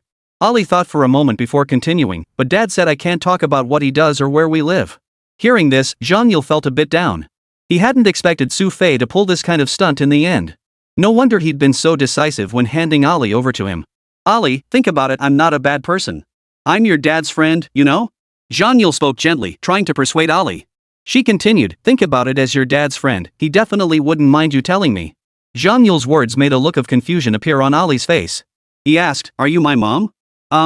Zhang Yule immediately cleared her throat a few times, her face flushing slightly with embarrassment. Chapter 197, A Debt of Gratitude. Ollie's question was simply the innocent inquiry of a child. But upon hearing it, Zhang Yule felt a bit awkward and explained, "I'm not your mom." "Then I can't tell you. Daddy said I can't tell anyone except Mom." Ollie agreed immediately. "No, but think about it, I'm your dad's best friend, and I've given you so many treats. You could totally treat me like your mom." Zhang Yule said anxiously, continuing, "If you tell your sister these things, your dad definitely won't blame you." "No way." Ollie answered firmly. This kid hadn't missed out on a single bite, yet when it came to refusing people, he was unusually decisive. Zhang Yule had hoped the child would be indebted to her for the treats, but it seemed he wasn't giving her any leeway at all. Watching the two of them argue, Qin Shui couldn't help but let a rare smile spread across her face. She turned to Zhang Yule and said, "Yule, I think that's enough. Ollie wants to keep this a secret from Xu Fei. Sis is right." Upon hearing Qin Shui's words, Ollie immediately turned to her. "So all that good food I fed you meant less than a single word from you?" Zhang Yule hung his head in defeat, slumping onto the sofa in frustration. Xu Fei came out from inside and happened to see the group. Curious, he asked, "Hey, what were you guys just talking about?" "Dad." As soon as Ollie saw Xu Fei emerge, he stood on the sofa, still chewing something, and called out, "Ollie, how's it going? Is this stuff tasty?" Xu Fei smiled as he walked behind the sofa and ruffled Ollie's head. "Hee hee, they're delicious. That sister is super nice." Ollie pointed at Zhang Yule. Xu Fei seemed a bit surprised by this and said to Zhang Yule, "That's impressive. Ollie doesn't usually compliment people." "Yeah, in the end, all that's left is that she's really nice." Zhang Yule looked slightly annoyed. Seeing her expression, Xu Fei found it rather amusing. After sitting down next to Ollie, he ruffled his hair and asked, "Ollie, what's wrong with her? She asked me something, and I didn't tell her." Ollie answered truthfully, setting down what he was holding. Xu Fei looked curious and asked, "What did she ask you?" "Oh, it was just..." Just as Ollie was about to speak, Zhang Yule beside him saw trouble brewing and quickly covered Ollie's mouth. He gave Xu Fei an awkward smile and said, "Nothing, nothing. Weren't you in your room? Why did you come out again?" "I came out after my break, obviously." Xu Fei looked at Zhang Yule's flustered expression with puzzlement, then glanced at Qin Shui beside him. Zhang Yule seemed to be grasping at words, immediately adopting a serious tone. "Since you're out, I thought I'd tell you something." "Talk about something? What is it?" Xu Fei looked completely baffled. "How much do you earn annually overseas?" "I looked it up. Even if you really are a vice president at that company, your salary tops out at a few million at most. How could you afford to buy a house with that kind of money after just a few years abroad?" Zhang Yule's eyes widened as she stared at Xu Fei. "Well, I borrowed it from a friend." Xu Fei lied without batting an eye. But Zhang Yule wasn't about to buy that. She pressed him immediately, "Who did you borrow it from? You wouldn't know them." Xu Fei answered, pausing before adding, "That friends overseas. I haven't really kept in touch since I came back." "Oh? Borrowing so much money and not keeping in touch?" Zhang Yule pursed her lips. "He's pretty wealthy. Rich folks are like that, they lend money with no intention of getting it back." Xu Fei replied, then asked, "So, what else do you want to know, miss?" "Forget it. I'm hungry. I'm going out to eat." Zhang Yule knew she wouldn't get any answers, and her anger had already cooled. It was already past 4 in the afternoon, but Ollie showed no interest in listening to the conversation. He grabbed handfuls of snacks and stuffed them into his mouth. Crumbs covered his mouth, prompting Xu Fei to sigh helplessly. He handed him a napkin and said, "Ollie, stop eating. We need to get ready to go out for dinner." "Oh, but I'm full." Ollie hummed in response, rubbing his little belly. He'd just stuffed himself silly, his stomach now completely filled with snacks. It was as if Ollie had never seen so many delicious things before. "You silly dog. There are so many delicious things in China. Stuffing yourself with this junk means you won't have room for anything else later." Xu Fei tapped Ollie's little head, making him look a bit aggrieved. "But these are really delicious. Daddy will take you to eat even better stuff," Xu Fei said to Ollie, picking him up. He then looked at Qin Shui and Zhang Yule and asked, "What about you two?" "I have to stay home. I've been out all day, and I left a pile of work undone yesterday." Qin Shui, who had been silent all along, looked helpless in this situation. "Oh, Snow, you're such a downer. How can you be like this? Let's go out to eat first, then we'll talk about it later." Zhang Yule wasn't about to let Qin Shui stay home alone.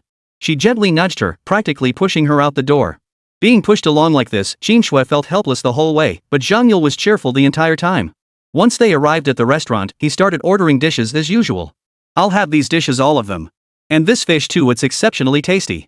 A specialty of Huaxia." When it came to eating, Xu Fei truly felt inadequate compared to Zhang Yule. Besides picking fights, Zhang Yule's second passion was eating. But come to think of it, those two hobbies weren't so bad. After all, once you'd eaten your fill, you could burn it all off through exercise. "Ali, what else do you like to eat?" After ordering 7 or 8 dishes, Zhang Yule turned to ask Ali, who was seated beside him. "I think all of these are delicious." Ali, who wasn't picky, grinned widely. It must be said that the allure of Chinese cuisine is truly powerful, especially for a child like Ali who grew up abroad until the age of 5. Although Xu Fei or Shandian would occasionally cook Chinese meals at home, time constraints usually meant they only prepared simple home-style dishes. But dining at a proper Chinese restaurant like this? Just moments ago, Ali had said he was full, yet now he was stuffing his face like there was no tomorrow. But after eating for just a little while, Ali suddenly seemed to remember something. With his mouth still full, he mumbled indistinctly to Xu Fei, "Oh, I remember. My grandpa told me to ask you for help." Chapter 198, Are You a Rich Kid? After swallowing a piece of meat, Ali continued speaking. Xu Fei quickly poured him a bowl of soup, letting him finish drinking before saying, "Don't rush. Take your time. My grandpa said his research institute moved to another place." Once he'd caught his breath, Ali turned to young Su and continued, "There won't be any war there. He wants you to find him a Chinese chef. He's really craving Chinese food." It wasn't until mealtime that Ali remembered to bring this up. Zhang Yule, listening nearby, looked curious and asked, "What kind of research does Ali's grandfather do? Why would he worry about war? The regions most plagued by conflict worldwide were Africa and the Middle East. Ali is of European descent. Why would his grandfather choose to conduct research in such places?" "Biological experiments," Zhang Yule replied. "He's a very famous scientist in Europe." Xu Fei answered offhandedly. "A biological scientist?" Qin Shui heard this and looked somewhat surprised, asking, "What was his name?" As the CEO of a biopharmaceutical company, Qin Shui naturally took great interest in this. Xu Fei, hearing Qin Shui's question, saw no reason to keep it confidential and stated directly, "Passer." "You mean Passer?" This time, Qin Shui gasped, her eyes widening in astonishment. "Sister Shui, who exactly is this Passer?" Zhang Yule hadn't expected the usually composed Qin Shui to react this way. After a moment of shock, Qin Shui seemed to slowly regain her composure. She turned to Zhang Yule and said, "This Passer is a European. He's one of the world's top biologists." "That impressive?" Hearing Qin Shui use the word most prominent, Zhang Yule knew just how formidable he must be. However, as Qin Shui explained, a hint of confusion flickered across her face. Passer never appears in public. The only times he's been seen were at elite scientific conferences. After that, he seems to have been traveling around those Middle Eastern countries. "Oh, right. Didn't Ali mention earlier that his grandfather was threatened by war?" Zhang Yule recalled that Ali had mentioned this earlier. "If that's the case, then it must be him. This guy is as elusive as a dragon. People have even tried to poach him with 9-figure euro offers, but none succeeded. Who would have thought you, Xu Fei, actually know him?" Qin Shui paused here, her gaze fixed on Xu Fei. She knew Xu Fei's true identity, but she hadn't imagined his connections were this extensive and that his adopted son's grandfather was none other than Passer. While Qin Shui was stirred, Zhang Yule beside her could barely contain her excitement. Pointing her chopsticks at Xu Fei with an almost interrogative tone, she demanded, "Xu Fei, just tell me, what's your relationship with his grandfather? What kind of relationship could there be?" Xu Fei shrugged, acting as if it were no big deal. "How could there not be a connection? For someone like that to willingly let his grandson be adopted by you." Zhang Yule stared at Xu Fei, sizing him up before slowly asking, "You wouldn't happen to be some rich kid, would you?" Xu Fei rolled his eyes, exasperated. "You've seen my records. I'm an orphan, don't even know where my parents are. Where would I get a rich dad?" Now that he mentioned it, it did make sense. Zhang Yule pondered for a moment. But this didn't quite add up either. If Xu Fei isn't a rich kid, there doesn't seem to be much else that makes sense. "Alright, stop asking. You'll end up corrupting Ali."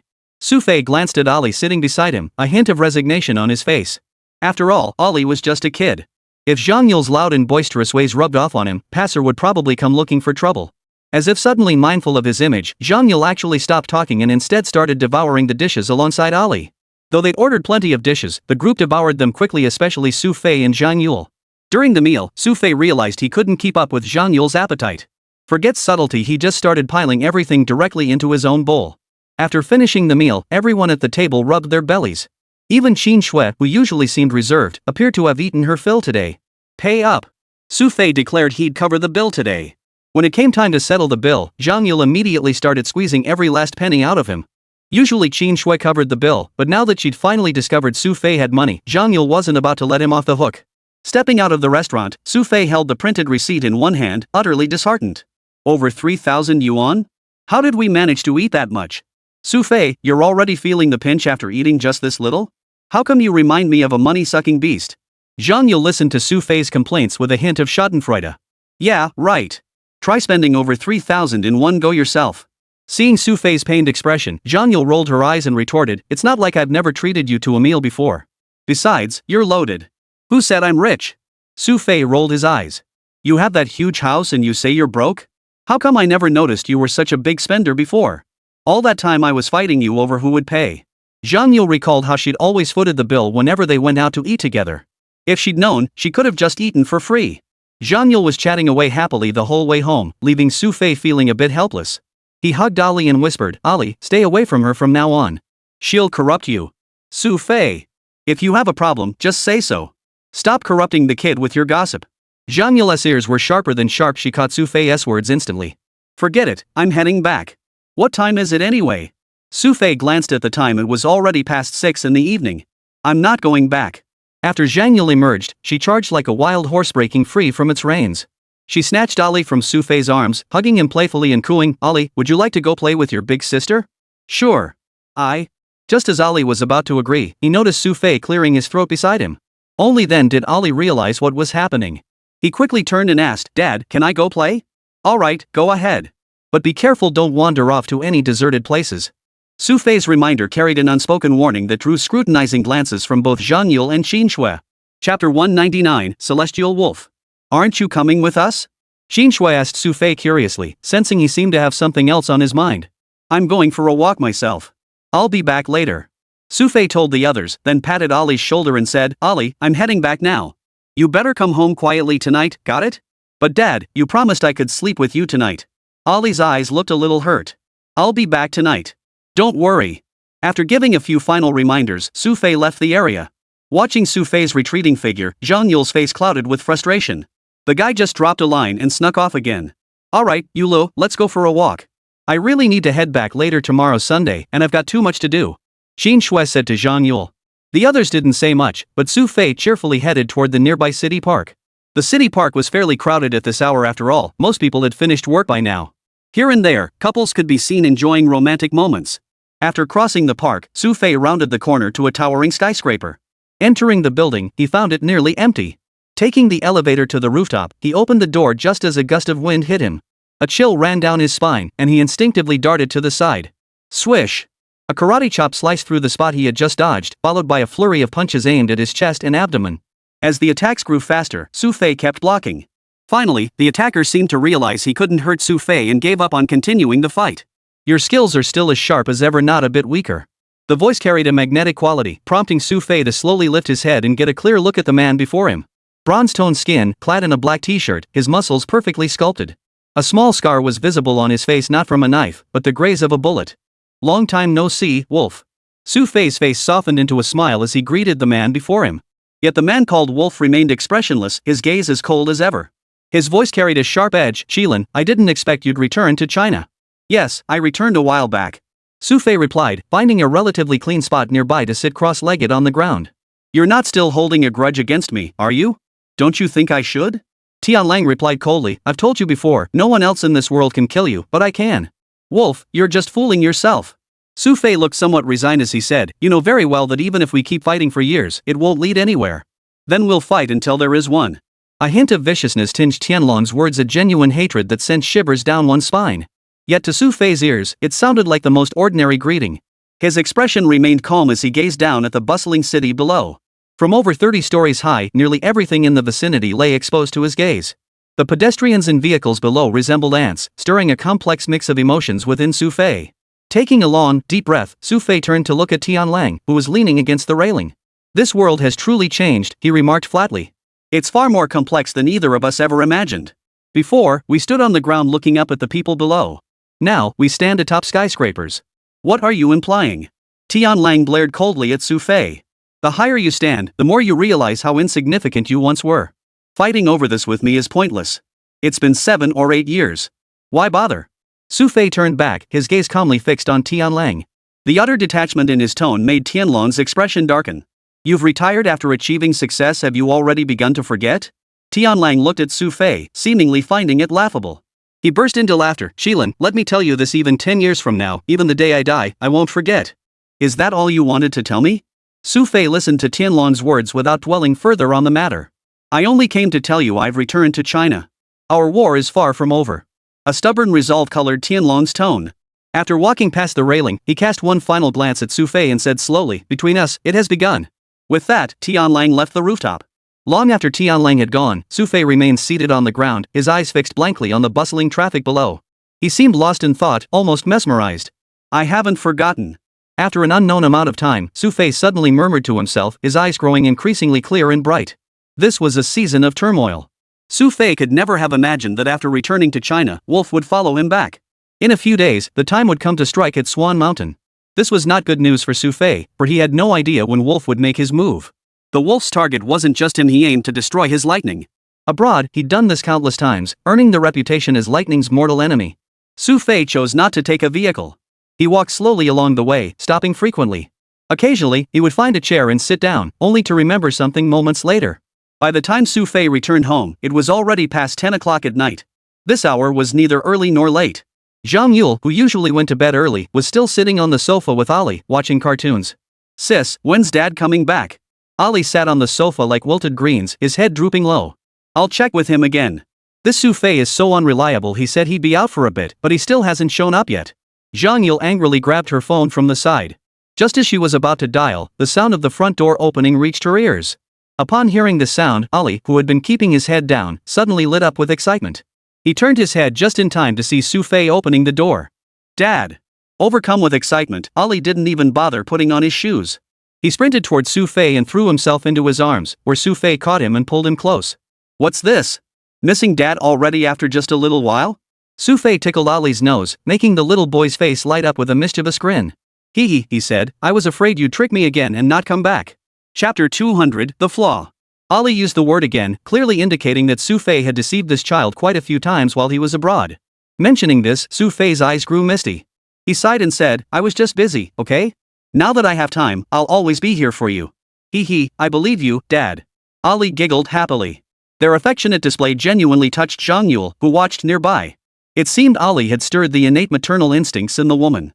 After settling Ali onto the sofa, Xu Fei glanced at Zhang Yule and asked, by the way, where's the boss? Sister Xue said she still had work to do. She went straight into her room as soon as she came back. Zhang Yule nodded, looking at Xu Fei with a hint of suspicion.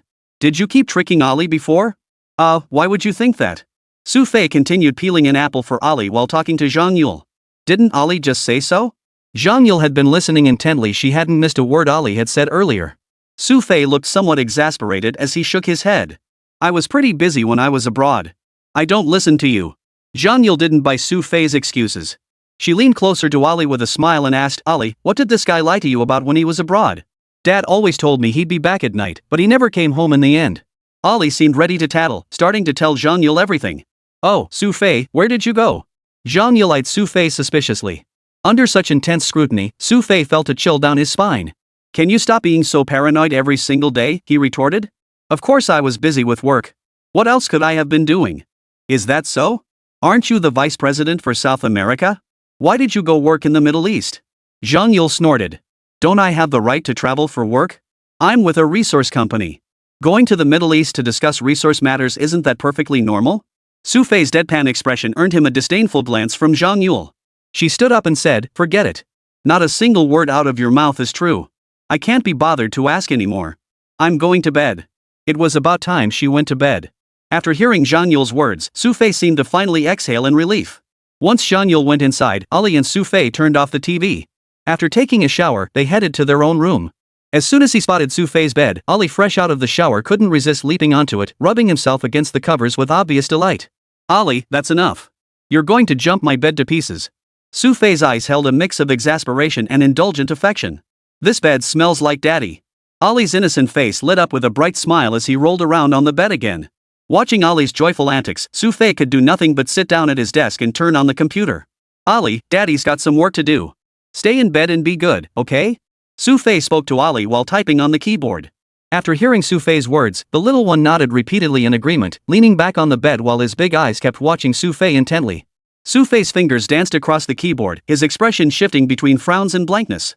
After about half an hour, he finally let out a long sigh of relief. Turning back, he found Ollie still watching him. A faint smile touched his lips. Rising to his feet, he walked to the bedside and asked gently, "What's the matter? Aren't you going to sleep?" "I want to wait for Daddy to sleep with me." Ollie's eyes held a determined look. Xu Fei did indeed have some work left to do, but when he saw the look in Ollie's eyes, it all seemed to matter less. After shutting down the computer and climbing into bed, Ollie immediately broke into a playful smile. Though they hadn't seen each other for just over a month, Ollie had truly missed Xu Fei deeply. That night, Ollie slept soundly.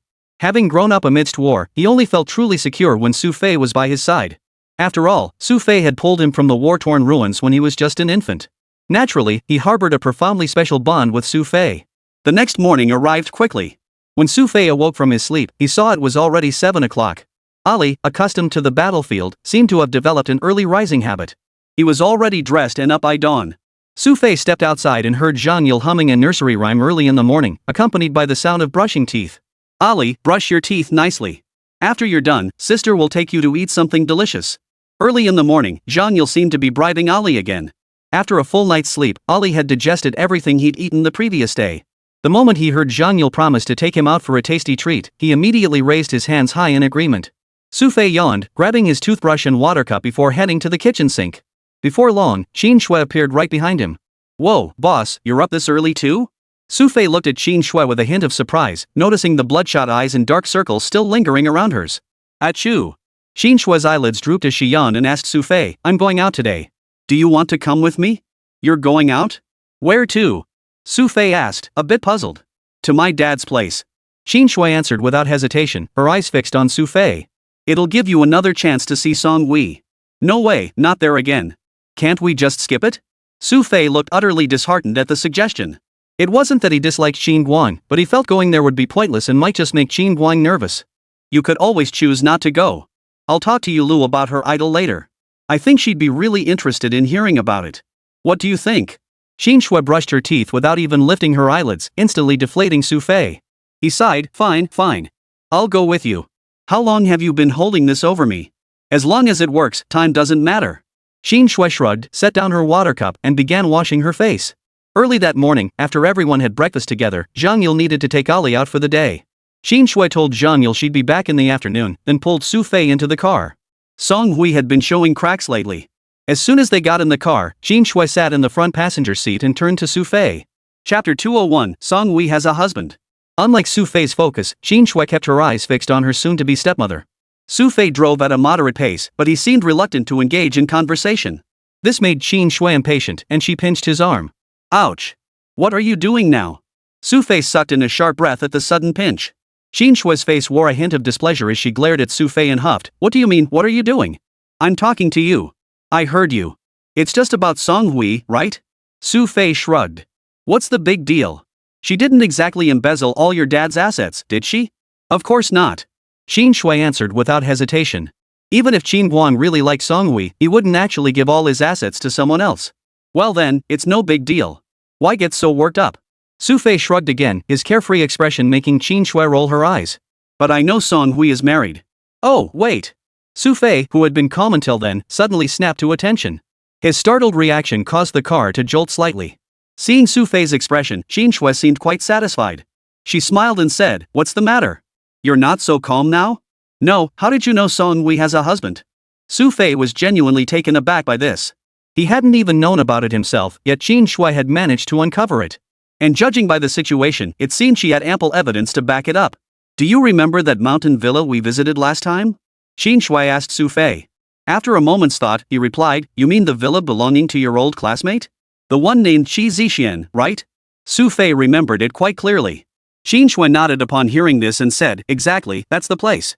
3 days ago, my classmate discovered Song Hui having an inappropriate relationship with another man. I then asked him for that man's information and finally learned that the man is Malaysian, and Song Hui had already married him abroad. So that's how it is. Looks like she went to meet her husband for a tryst? A teasing smile returned to Xu Fei's face, prompting Qin Shui to roll her eyes. Cut the banter, she said. You're the one who needs to figure something out. What can I do? She may have an extra husband now, but she's still the same person. After a moment of surprise, Xu Fei seemed to calm down. However, his assessment of Song Hui had just reached a new level. He'd known her identity from the start, but hadn't expected her to be married, and he couldn't find a single flaw in her background. Ahmad had invested immense effort to fabricate this identity. The question now was, if Ahmad had gone to such lengths, their expectations for Song Hui must be enormous. Placing such a person by Qin Guang's side made Xu Fei ponder other possibilities. Qin Shui watched Xu Fei deep in thought, her expression turning curious. What are you thinking about? Nothing. I was just wondering, when we go to your dad's place for lunch later, you won't go blabbing this news to him, will you? Xu Fei turned back and asked Qin Shui. Wouldn't I tell him? Qin Shui's tone turned slightly annoyed at the suggestion. If I were you, I'd think it's best not to tell him. Xu Fei replied, steering the car onto a nearby suburban road before heading toward the villa. Holding the steering wheel, Xu Fei glanced at Qin Shui in the passenger seat and smiled. Think about it, if you went to tell your dad right now that Song Hui has a husband, how do you think he'd react? Shocked? Heartbroken? Qin Shui answered instinctively. But after hearing her, Xu Fei shook his head. I think his first reaction as a normal person would be to think you're lying to him. No way. How could my dad not believe me? Qin Shui's eyes widened in disbelief. He might believe you about other things, but think about it, you never liked Song Hui from the start. You've been trying to kick her out of the house all along. You go tell him this, and you expect your dad to believe you? Xu Fei's question genuinely startled Qin Shui. She immediately retorted, if my dad doesn't believe me, I can have Qi Zixian testify. Fine. Then let me ask you this, who exactly is Qi Zixian? Xu Fei pressed. She's my classmate. Qin Shui answered casually, but Xu Fei shook his head. You know very well that Qi Zixian is your classmate, not your father's. If your father doesn't even trust you, do you really think he'd trust your classmate? Qin Shui fell deep in thought after Xu Fei's question. Xu Fei was absolutely right. Given her usual attitude towards Song Hui, even if she really did present the evidence to Qin Guang, he'd probably suspect her of fabricating it. And besides, there were so many people in the world with the same name, Song Hui. Her face fell with disappointment and resignation. Qin Shui could only turn to Xu Fei with a pleading look in her eyes and ask, so what do you suggest we do? Simple, Xu Fei replied. Just make Song Hui slip up herself. Xu Fei's casual tone made Qin Shui roll her eyes. She glared at him and snapped, easy for you to say. With how cautious Song Hui is, she only met with her husband once last time for whatever reason, and you expect her to slip up a second time? How is that even possible? Why not? If it happened once, it can happen again. By the time Xu Fei finished speaking, the car had already entered the villa district. After finding a nearby parking lot, Xu Fei parked the car and said to Qin Shui, alright, let's walk in. It'll be a nice stroll. Okay. Qin Shui agreed, unbuckled her seatbelt, and followed him out of the car, walking toward Qin Guang's villa. Let me tell you, it's easy to make someone slip up. All you need to know is what they want. Xu Fei walked along the path, a faint smile on his face. If you put a loaf of bread in front of someone who hasn't eaten in 3 days, what do you think their reaction would be? Xu Fei's words seemed to click for Qin Shui, who walked beside him. You mean you know what Song Hui's scheme is? Exactly. Just place what she desires right before her. I believe she'll rush forward like someone driven mad by hunger. That's when she'll reveal the opening she should have. Xu Fei's words gave Qin Shui some clarity, yet left her with lingering doubts. She asked, but how do you know what she wants? Chapter 202, Covetousness. Qin Shui had always wanted to know what exactly Song Hui was after from her father. No matter how she pondered it, she couldn't find a truly plausible reason. Even when she asked Xu Fei, he never gave her a real answer. This left Qin Shui feeling uneasy, but she knew pressing Xu Fei further would likely be futile, so she didn't insist. Think about it, what does your company do? Xu Fei asked Qin Shui. We're a biopharmaceutical company. Why? Qin Shui froze, not quite grasping the meaning behind Xu Fei's words. A faint smile touched Xu Fei's lips as he continued, since it's a biopharmaceutical company, it means your father possesses something related to biopharmaceuticals. That's what piqued Song Hui's interest. That's impossible. My dad isn't a scientist. How could he have anything Song Hui would covet? Qin Shui immediately wore an expression of disbelief. Xu Fei didn't argue, though. By now, they'd reached the villa's entrance. Behind the massive iron gate, a security guard remained on watch. Spotting Qin Shui and Xu Fei returning, he hurried over and opened the door for them. Is my dad home right now? Qin Shui asked the guard at the gate. Mr. Qin knew you were coming and was waiting at home. However, he and his wife just stepped out. The security guard replied. He noticed Qin Shui turn away, looking somewhat displeased, and walk off to the side. Noticing Qin Shui's expression, Xu Fei found it a bit odd and asked with a smile, what's wrong? Feeling upset because your dad didn't wait for you? No. Xin Shui turned away, sulking to herself. It wasn't about anything else, just the way the security guard had addressed Song Hui earlier had left her feeling extremely uncomfortable. Seeing Xin Shui's expression, Xu Fei seemed to understand a bit, but he didn't say much. After following her inside, he sat down comfortably on the sofa in the lobby. After pouring a few glasses of water, Xu Fei glanced around. It seemed like just a few days had passed, yet the place had undergone significant changes. Looks like Song Hui hadn't been doing nothing after all. At least the surroundings had changed considerably, much nicer than before. When Xu Fei had first arrived here, he'd found the decor far too opulent. Truthfully, Xu Fei's heart yearned to be an ordinary person. For him, the more ordinary things were, the better. If he were to actually live in a gilded palace, he'd likely lose sleep. Xin Shui didn't seem to disagree with this point. After sitting down beside him, she asked with serious intent, Xu Fei, how exactly do you plan to make Song Hui slip up?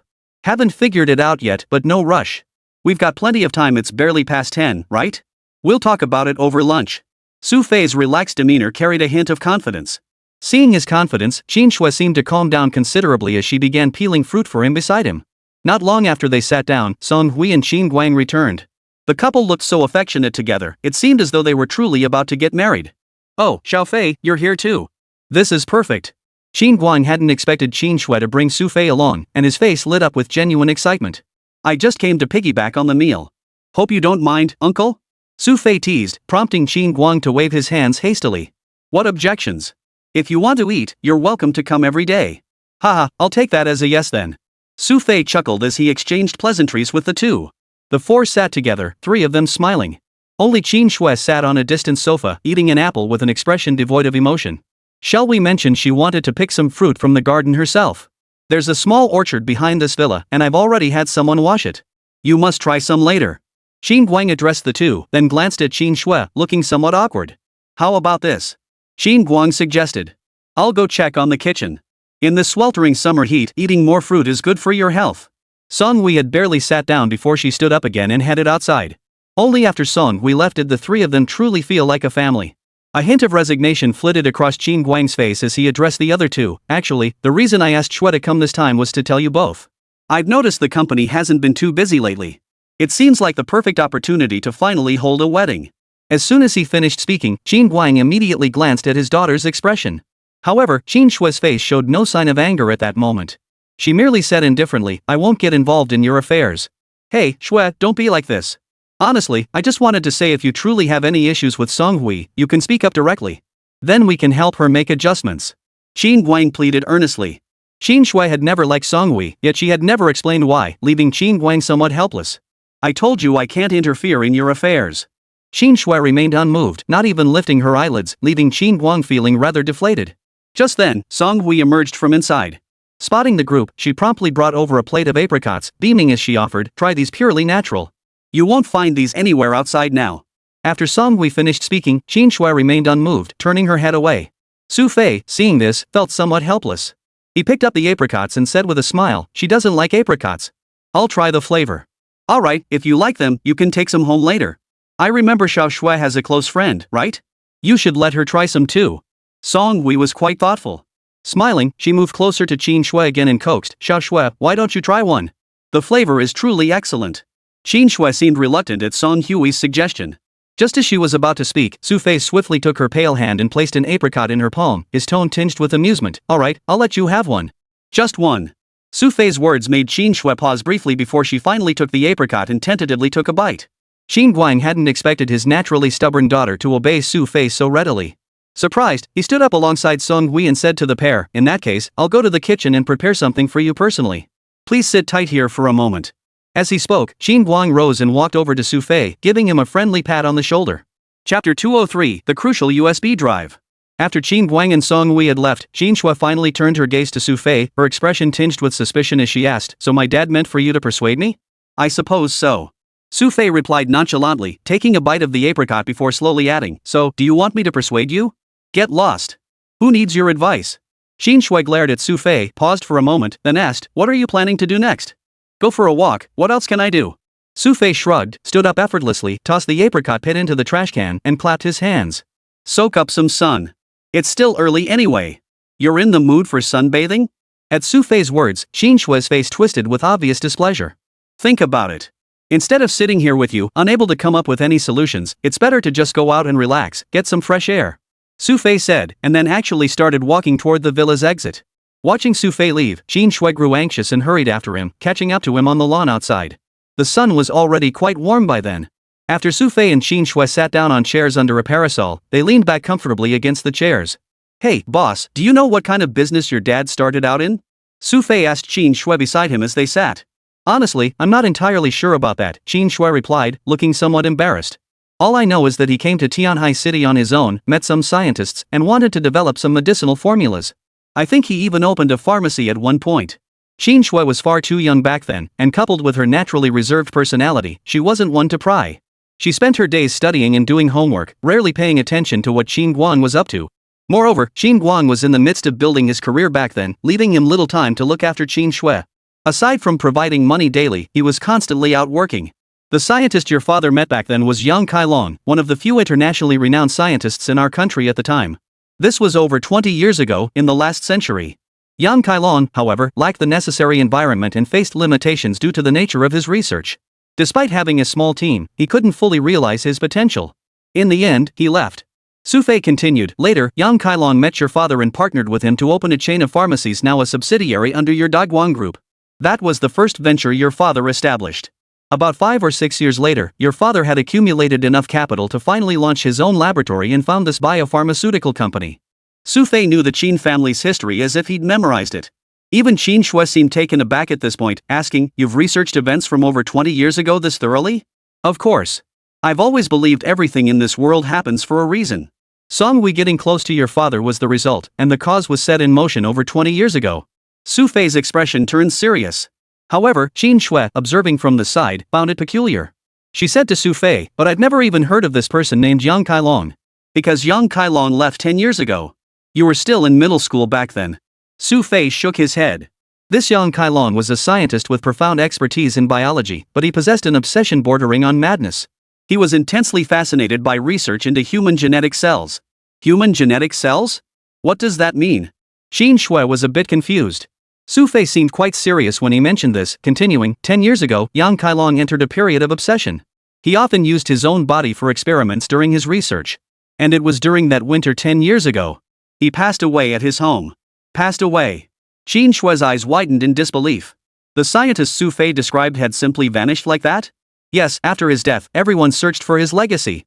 His money was still there, but the one truly important thing had vanished. Xu Fei's eyes lit up with excitement as he continued. According to his diary, all the experimental data from his years of research was stored on a USB drive. But that USB drive mysteriously vanished. "You mean the USB drive my father had all this time?" Qin Shui's eyes widened in realization.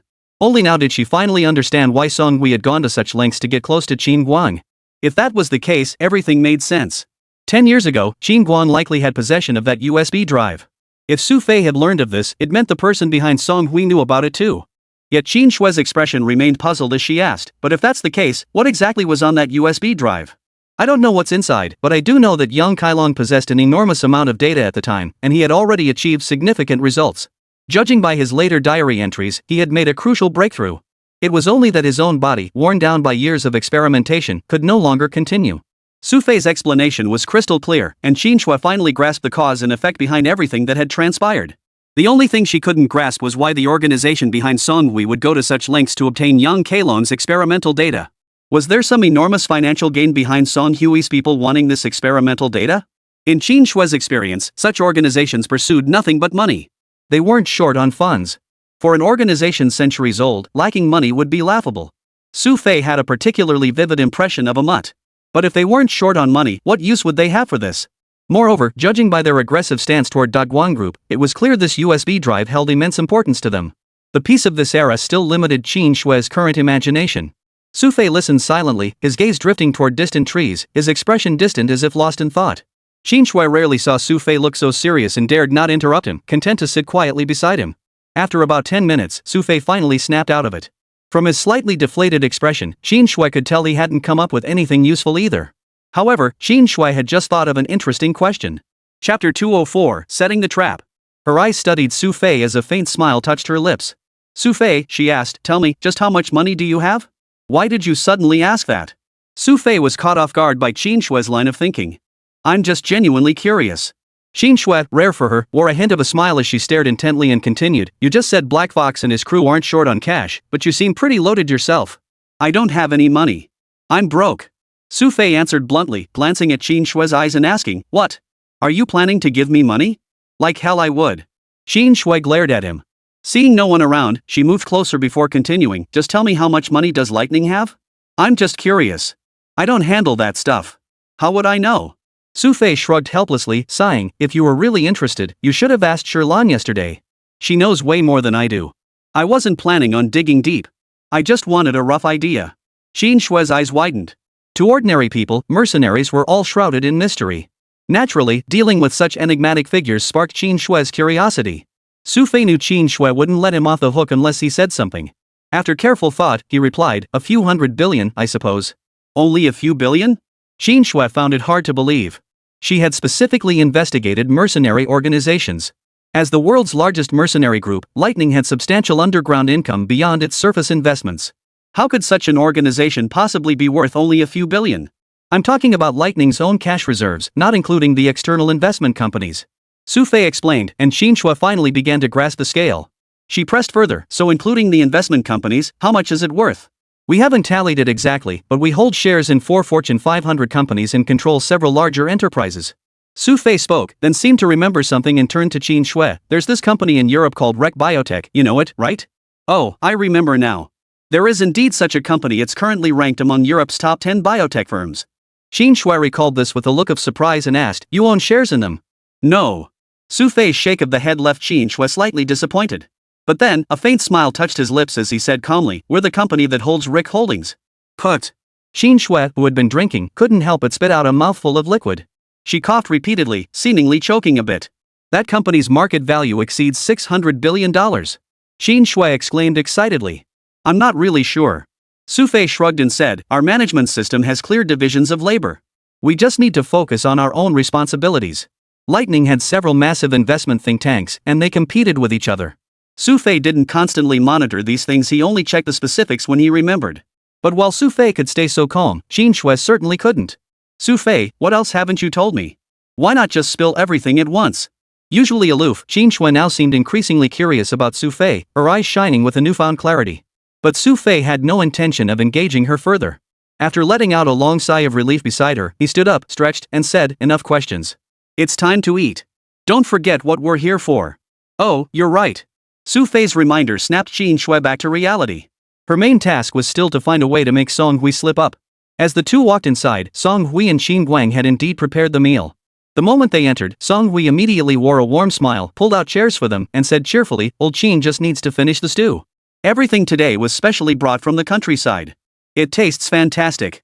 You two absolutely have to try it. Song Hui chattered away enthusiastically, but Xin Shui seemed utterly uninterested. She sat down coldly beside her and shot Xu Fei another glance. Ahem, Xu Fei cleared his throat. These dishes look delicious. I'll try some first. Xu Fei cleared his throat, picked up a piece of meat, and placed it in his mouth before showering it with praise. Inside, Xin Guang saw everyone had started eating. After setting down the stew, he removed his apron and sat down beside them. Song Hui had one remarkable quality: no matter how Xin Shui treated her, she seemed utterly willing to keep pressing her warm cheek against a cold shoulder. Of course, to Xu Fei, all this seemed perfectly normal. He didn't think much of it, just sat beside them, occasionally exchanging a few words, and that was all. Hey, Xu Fei, I take it you're the one who cooks at home? I know Xiao Shui doesn't cook, so it must be quite a hassle for you. Xin Guang seemed to recall something and smiled as he addressed Xu Fei. But Song Hui, sitting nearby, immediately jumped in to defend Xin Shui. I don't think it matters that Xiao Shui can cook. After all, she's a corporate executive. When does she have time to cook? Right? Yeah, she even has to visit the labs occasionally.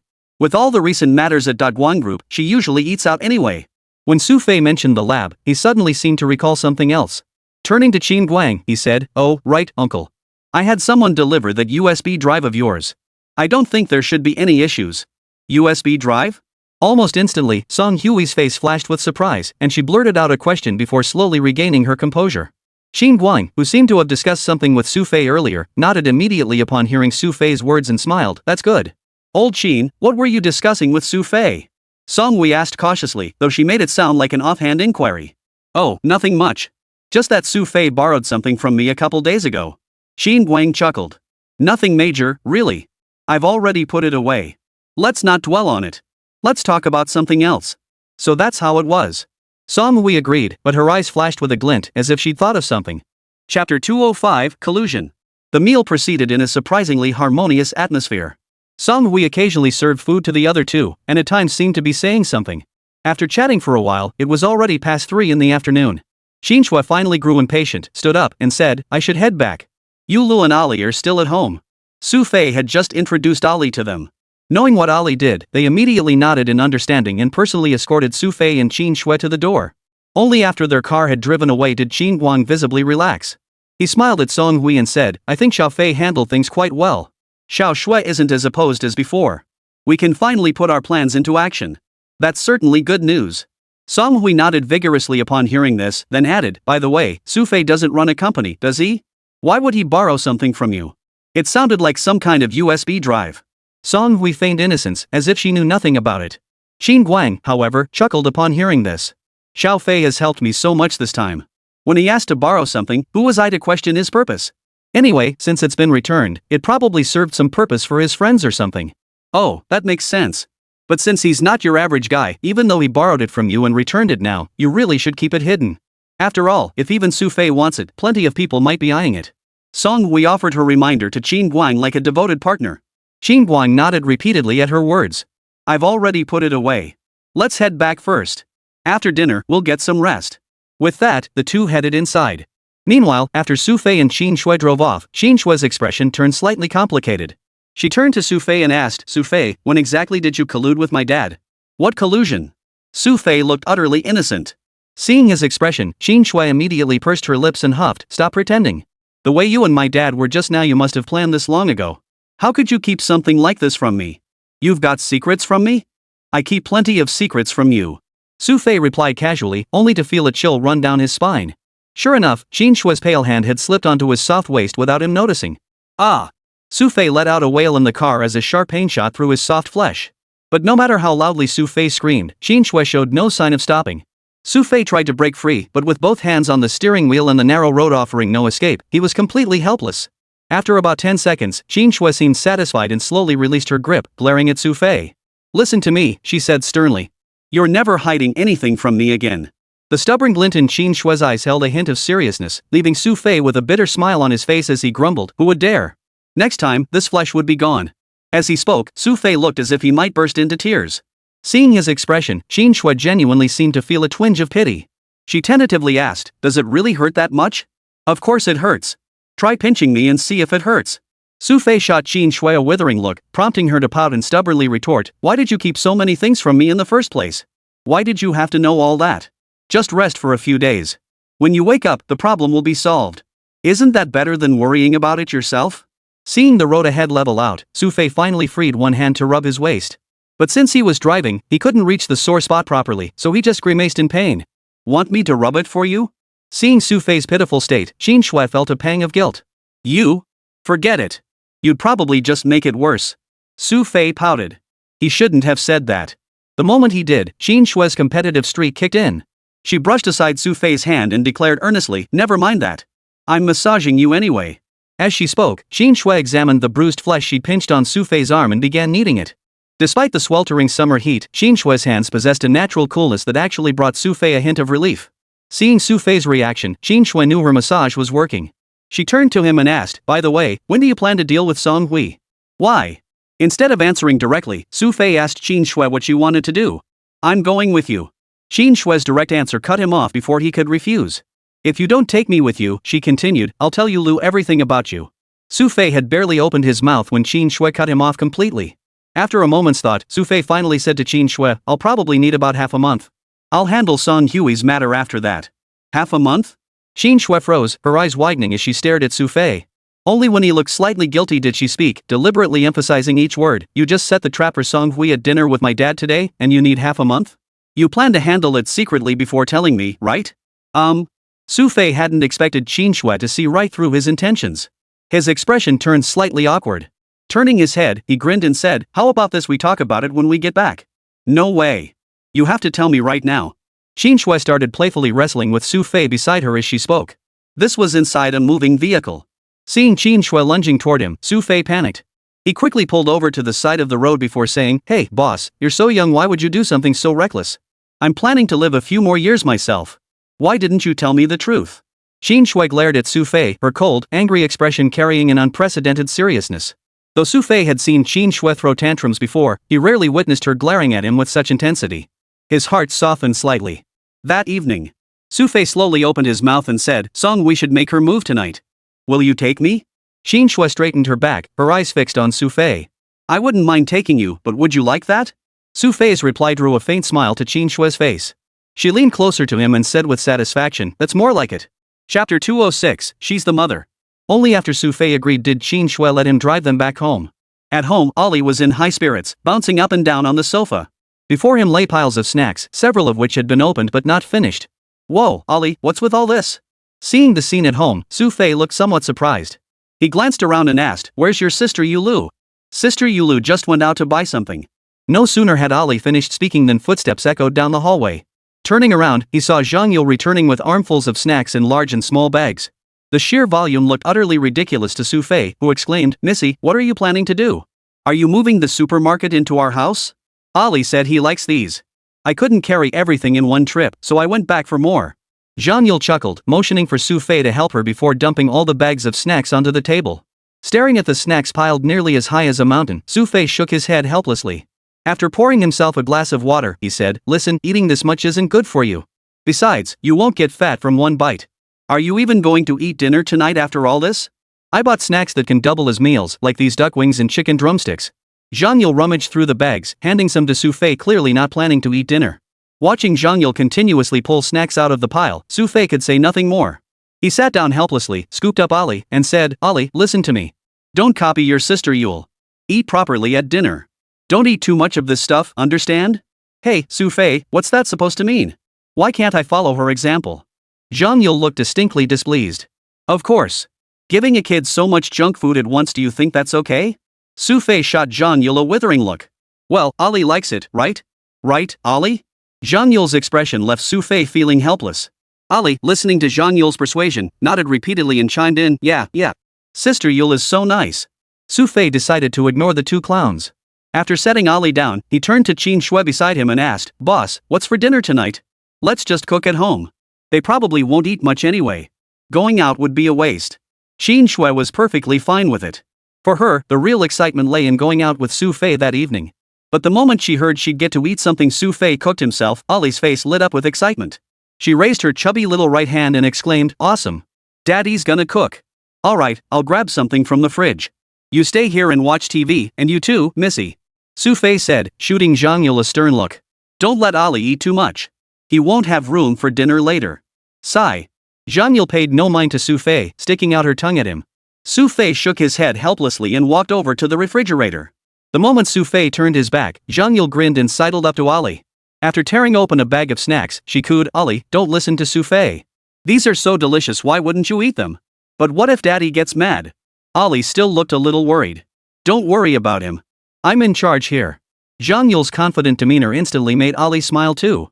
He took the snacks and stuffed them into his mouth. Seeing Ollie enjoying his snack, Zhang Yule seemed to sense the moment was right.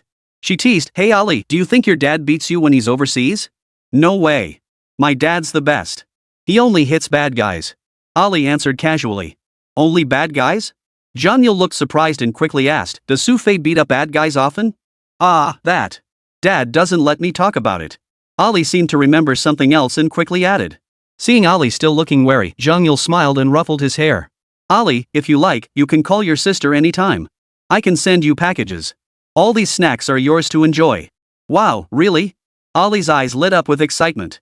Getting to eat so many delicious treats overseas would be the happiest thing ever for Ollie. Seeing Ollie's interest, Zhang Yule nodded eagerly. "Exactly. But think about it, if I'm going to send you things, you'll need to give me an address. Where should I send them?" "An address?" Ollie looked hesitant. Seeing his hesitation, Zhang Yule quickly added fuel to the fire. "Ollie, let me tell you, China has so many delicious things. Besides these, there are tons of things you've never even tasted before. I'll send them all to you." "But..." Ollie's little face showed confusion and helplessness. After about half a minute of internal struggle, he finally seemed to come to a decision. His expression turned serious as he told Zhang Yule, "Sis, I can't tell you my address. My dad and grandpa won't let me. Zhang Yule hadn't expected this child to be so stubborn. Seeing this, Qin Shui, who had been watching the whole time, finally smiled and said, Yule, I think you shouldn't waste your energy. Ali may be young, but he's very principled. This kid is too difficult to deal with. Zhang Yule looked dejected as she glanced towards Xu Fei in the kitchen. Just then, Xu Fei emerged from the kitchen, meeting Zhang Yule's gaze laced with both complaint and hostility. Young miss, what's the matter now? Xu Fei asked with a hint of amusement. What kind of mind-altering potion did you feed Ali? Zhang Yule glared at Xu Fei, but Xu Fei knew immediately what had happened. He tapped her head and said with a smile, look, you'd better stop trying to butter up Ali and get into the kitchen to help out first. Aren't you afraid I'll just make things worse? Better than you stuffing Ali with junk food here. Xu Fei pinched Zhang Yule's cheek, hoisted her off the sofa, and led her into the kitchen. Watching the pair, Ali stared blankly, lost in thought. After a moment, he seemed to suddenly grasp something and exclaimed excitedly, I know. What did you figure out? Qin Shui asked curiously. She must be the mom's sister Sherlan was talking about. Ali's expression betrayed a flicker of excitement. Chapter 207, Enemies Meet. Qin Shui hadn't expected this child to know so much. After Ali said that, she didn't know how to respond. Watching Xu Fei and Zhang Yule splashing water at each other in the kitchen, Qin Shui realized that despite living together daily, she was only now truly noticing how peculiar their dynamic was. Xu Fei seemed genuinely eager to roughhouse with Zhang Yule. Sure enough, moments later, the sound of shattering plates echoed from the kitchen, followed by Xu Fei's exasperated grumbling. I told you to be careful. Is your hand okay? Xu Fei's complaint carried a hint of concern. But Zhang Yule was stubbornly proud. Oomph. It's all because this plate was too slippery. We need to get a dishwasher at home. The two bickered as they carried dishes out to the dining area. With only 4 people dining, and Ali nearly full, Xu Fei hadn't prepared an especially large spread. Yet before long, 5 dishes and a soup were all on the table. Ali, come eat. Xu Fei called out to Ali, who immediately dropped the snack in his hand and trotted over to the dining chair, hopping right up onto it. After handing Ali a bowl, Zhang Yule turned to Qin Shui with a smile. Shui, come eat. Qin Shui responded and walked over to join them. The meal proceeded quite harmoniously. Though Zhang Yule's attempts to probe Ali's feelings repeatedly failed, he remained determined to win Ali's favor. The 5-year-old child, who understood nothing, immediately began giggling and laughing when he saw Zhang Yule offering him food. By the time everyone had finished dinner, it was nearly 7 in the evening. After tidying up, Xu Fei turned on the television. Whenever he had the time, Xu Fei still enjoyed watching the news broadcast daily. For ordinary people, this might not hold much significance, but for Xu Fei, it had become a habit. As Xu Fei watched, Ali seemed to follow suit, sitting beside him and watching the TV with all seriousness. Wow, Dad, look. That's the town we used to live in. Suddenly, Ali seemed to have spotted something extraordinary and burst out excitedly. Ali's loud cry drew Zhang Yule's gaze toward the TV, even though he hadn't been paying much attention. The TV was currently reporting on the Middle East situation, and upon looking over, Zhang Yule immediately noticed the town Ali had mentioned. Isn't that Mar? Zhang Yule's eyes filled with confusion as he continued, that country's been at war for years now. You used to live there? Ali was the one who shouted it out. I happened to be there at the time. Xu Fei casually agreed, giving Ali a light tap on the head. Ali seemed to realize he'd said too much and promptly shut his mouth. But this information was incredibly important to Zhang Yule. The news broadcast ended quickly. After playing around at home for a while longer, Xu Fei glanced at the clock and saw it was already past 8 o'clock. At that moment, a soft knock sounded at the door. Who could be coming at this hour? Zhang Yule looked puzzled as he opened the door, only to find Venom standing there. Venom's face bore a cold, stern expression. Seeing Zhang Yule standing there frozen in place, he looked taken aback. What, surprised to see me? Venom's lips curled into a faint smile, prompting Zhang Yule to roll her eyes in exasperation. Xu Fei, what's going on? Venom? I asked her to come. No sooner had Xu Fei finished speaking than Ali, seemingly spotting Venom, abandoned whatever he was holding and lunged straight into Venom's arms. Most people feared Venom, but no one expected this seemingly ordinary child to have such a close bond with him. Watching them like this, however, Zhang Yule instantly grew unhappy. She glared at Xu Fei with a huff but said nothing. I'm worried it might not be safe tonight, so I asked Venom to come over. Xu Fei replied, watching Ali playfully wrestle with Venom.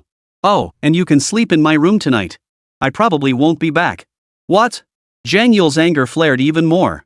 Her eyes widened like a cow's as she shouted, You're letting her sleep in your room? Little girl, if I were you, I wouldn't speak up. Venom's tone carried a hint of disdain as she spoke to Zhang Yule, though in reality, she was only 2 years older than her. This is my house. Why can't I speak up? Zhang Yule snorted coldly. Seeing the two about to erupt into a full-blown argument, Xu Fei felt helpless. He covered Zhang Yule's mouth and pulled her aside before whispering, Listen to me, okay?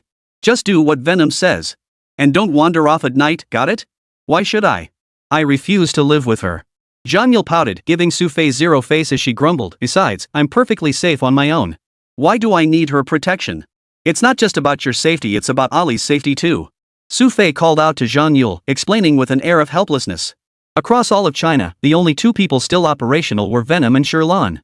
Sending a man was clearly inappropriate, and Sherlan was currently handling the most critical information processing. Her intelligence in 2 days would determine the outcome of the battle against a mutt. Precisely because of this, Venom was now the only woman left capable of protecting this place. If it were a matter of strength, Xu Fei had absolutely no worries. His only concern was that Zhang Yule might lose her temper and cause trouble for Venom. Given Venom's temperament, she had little patience.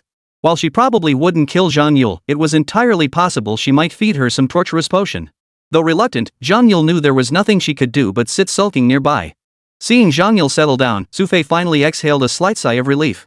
Approaching Venom, he patted her shoulder and said, Venom, you need to calm down.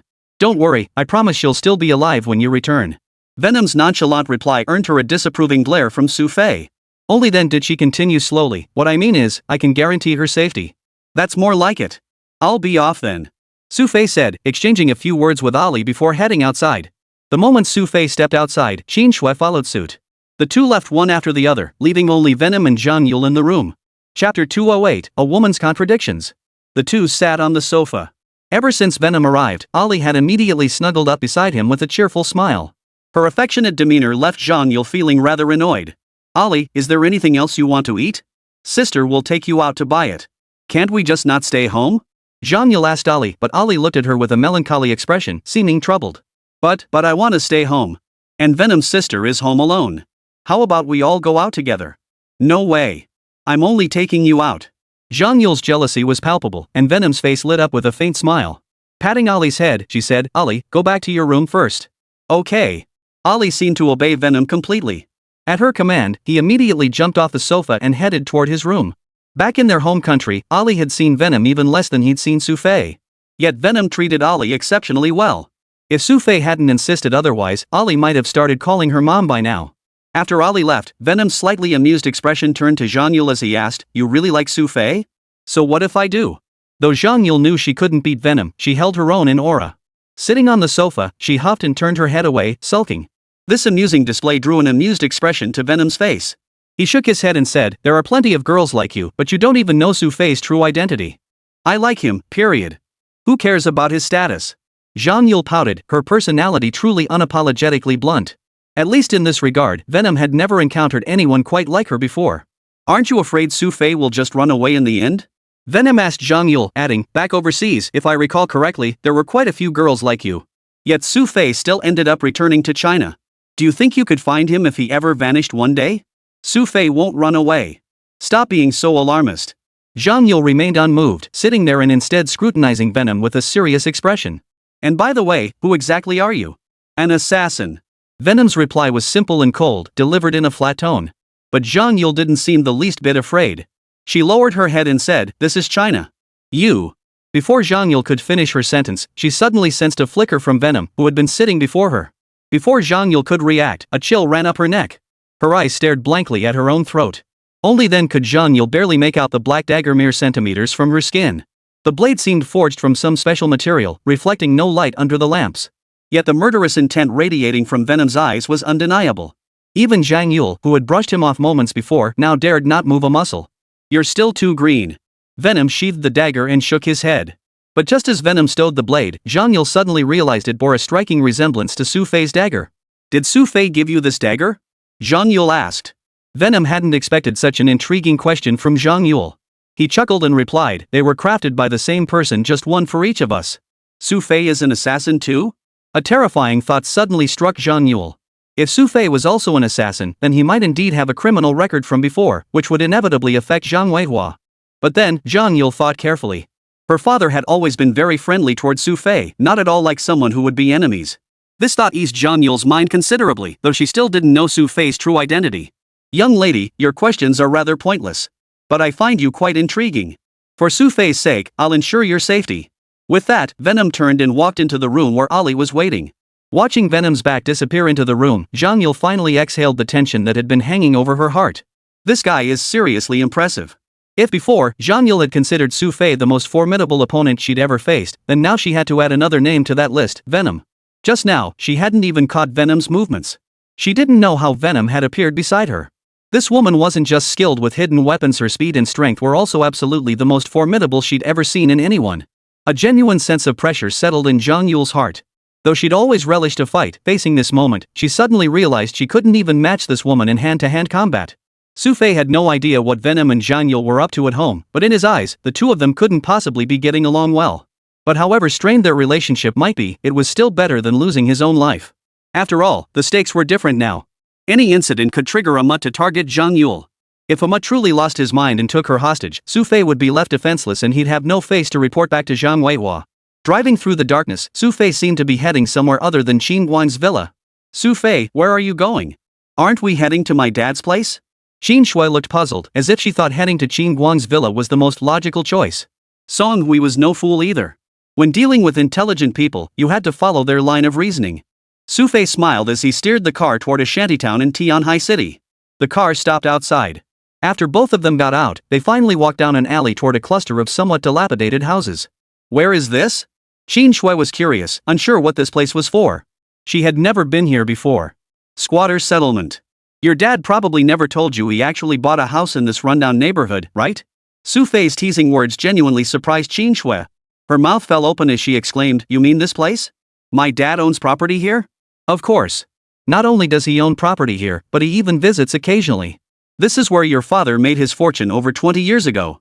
You were still young back then, living in a rented place outside, but your dad stayed here because it was close to home. Xu Fei spoke casually, as if he knew every detail of Qin Guang's past. Qin Shui watched with a startled look. When she looked at Xu Fei again, she suddenly felt that this man's reputation was far more terrifying than she had imagined.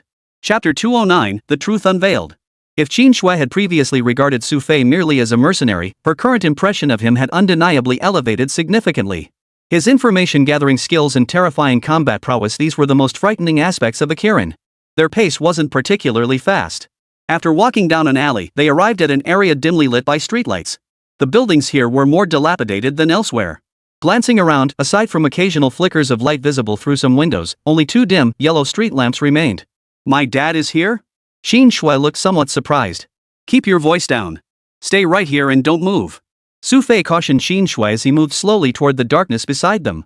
Watching Xu Fei's figure, Qin Shui felt a bit strange. But after a moment, she suddenly heard a thud coming from the darkness. That was... Qin Shui immediately sensed something was wrong. Sure enough, moments later, she saw Xu Fei waving at her from about 10 meters ahead. Qin Shui instantly understood. As she approached Xu Fei, she discovered a person had collapsed unconscious beside him. Who was this person? Qin Shui was startled. At such a distance, under these lighting conditions, how had Xu Fei even spotted someone? The person keeping watch for Song Hui could simply pass by this way. Xu Fei led Qin Shui over the adjacent balcony, landing them directly on the second floor of a building. Crouching down, they heard rustling sounds inside as if someone was searching for something. Just then, the lights in the entire house suddenly came on. What they saw inside were two figures in black bodysuits rummaging through things. Though one was masked, Qin Shui recognized her instantly. It was Song Hui. Beside Song Hui stood another woman around 30, with long hair and eyes gleaming with malice as she glared at the pair. However, both women knew escape or confrontation was impossible in front of Xu Fei, so they dared not make a move first. What a coincidence, Miss Song. Working out here in the middle of the night? Xu Fei's tone carried a hint of mockery as he glanced at Qin Shui, who was visibly agitated beside him. He took her slightly cold hand in his, wary that she might rush forward in her excitement. Surprisingly, Qin Shui remained far calmer than expected.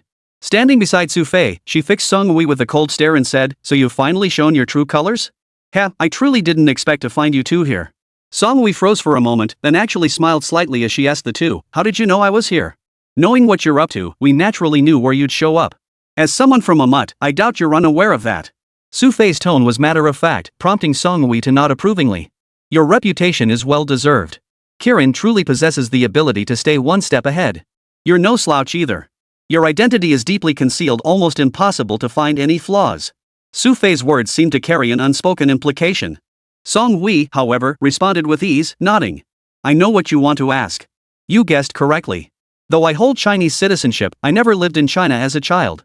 So, of course, you couldn't find any flaws in me through Chinese channels." Song Hui's words gave Xu Fei some clarity.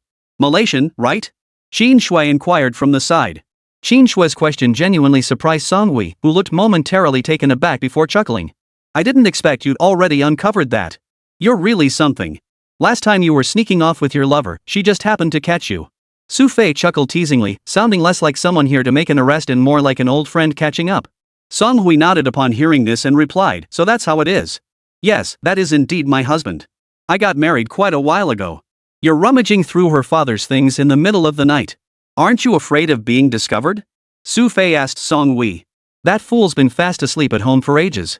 Do you really think someone like me could let him catch me?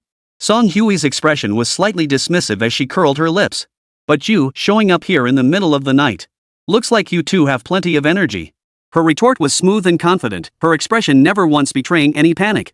This made anger flash in Qin Shue's eyes as she snapped, you still have the nerve to smile? Let me tell you, if I report this to my father, your entire plan is finished. Little sister, your words are even more naive than your usual behavior. Song Hui's smile widened, tinged with mockery, as she addressed Qin Shue. Let me tell you this, that fool won't believe you unless he sees it with his own eyes. If he truly trusted you, you'd have told him ages ago. Why wait until now? Her words carried absolute confidence, not a trace of fear. She continued loudly to the pair, let me tell you, even if you take pictures right now, that fool will just think you photoshopped them. After all, with a big shot like Qilin around, he probably won't believe it's technical trickery. But I trust my own ears and eyes. Suddenly, a booming voice echoed from down the hallway. Upon hearing it, Song Hui's previously smug expression froze almost instantly. Turning toward the stairwell, she saw Qin Guang steadily ascending the steps, his expression carrying a hint of authority as he regarded her. You, how are you here? Song Hui's eyes widened in disbelief. This man, who should have been asleep at home, had suddenly appeared here. You think I wouldn't know you slipped a sedative into my dinner? Qin Guang's voice was cold as ice, his eyes blazing with fury as he glared at Song Hui.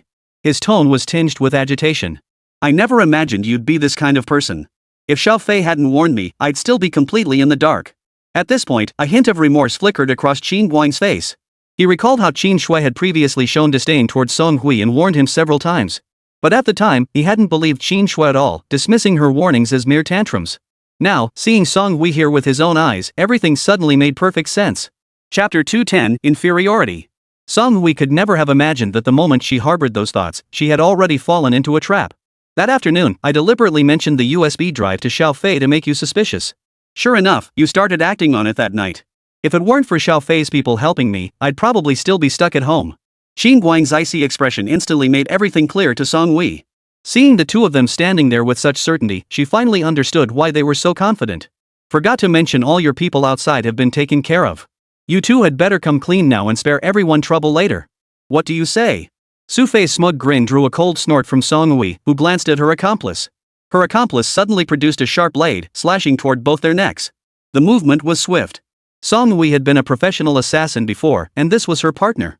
They attacked the three men from front and rear. In their eyes, even if Xu Fei was formidable, he could only block one of them at most. As long as they could take Qin Guang or Qin Shui hostage, they could escape. But in that instant, Xu Fei yanked Qin Shui toward him and seized the accomplice's wrist from an impossible angle. Snap! The accomplice's wrist shattered instantly under Xu Fei's grip. Instantly, Xu Fei caught the dagger and hurled it several meters away. Whoosh! The dagger sliced through the air, startling Song Hui, who had been threatening Qin Guang. Before she could react, the blade pierced her arm. In the next instant, Xu Fei's body was already before her, delivering a heavy kick to her midsection. Thud! Song Hui's body slammed into the corner of the wall. At that very moment, several criminal investigators rushed up from below, led by Tan Lutong. Spotting Song Hui's name tag, Tan Lutong immediately barked sternly to her team, "Send the paramedics up here." "Yes, ma'am." Several officers immediately followed, applied pressure to Song Hui's bleeding wound, and secured the scene completely. Turning back, Tan Lutong approached the two of them, glanced at Xu Fei and the others, and stated, "This is a major case. One of you will need to accompany us to the police station. I suggest Uncle goes. This incident is directly related to her, we're just here to observe." Xu Fei smiled, glancing at Qin Guang. The latter knew he couldn't avoid this. As Xu Fei said, Song Hui had targeted him specifically, making him the most suitable candidate. However, Tan Lutong hesitated slightly as she glanced at the two men on the ground. "But if that happens," she said, "then these two will get all the credit." Xu Fei agreed readily, then teased, "Just don't come looking for trouble with me for no reason next time." "As if I wanted to bother you." Tan Lutong turned her head away. After exchanging a few brief words, they realized it was getting late. Since they were handling a case, Tan Lutong didn't linger with Xu Fei. After leaving the premises, Xu Fei and Qin Shui got out of the car on a wide avenue. The avenue was now deserted, its late-night emptiness casting a desolate air. Boss, you could have just had the police escort you home. Why not let me drop you off alone? Xu Fei looked somewhat helpless. Earlier in the car, he'd repeatedly urged Qin Shui to go home first, but she'd stubbornly refused, insisting on getting out with him here. Where do you think you're going in the middle of the night? Qin Shui stared at Xu Fei with a hint of suspicion, as if she suspected he had some ulterior motive for not going home at night. Where else would I go? Just walking around, clearing my head. Seeing Qin Shui's expression, Xu Fei quickly added, Boss, listen, tomorrow's Monday. You have work tomorrow. Given Qin Shui's temperament, she would never miss work no matter what else she missed. But this time, Xu Fei's tactics seemed to have no effect on Qin Shui. Her eyes remained fixed on him until finally, she slowly said, I want to drink. Xu Fei was at a loss for words. He reached out and touched Qin Shui's forehead, muttering under his breath, she doesn't have a fever. What did you say? Qin Shui glared at Xu Fei angrily. Nothing. I was just wondering why you're suddenly talking nonsense today. Xu Fei smiled and asked, are you just too happy? But you don't seem very happy to me. Yeah, I should be happy. Xu Fei's words made Qin Shui realize she should be happy about getting rid of Song Wei. But strangely, her heart had instead fallen into a different kind of melancholy. Pulling Xu Fei along, Qin Shui spotted a bar around the corner and headed inside. It was a quiet music bar, still bustling with patrons at this hour. Yet everyone seemed engrossed in conversation with their companions, paying little attention to the newcomers. Xu Fei, dragged along, felt a bit annoyed.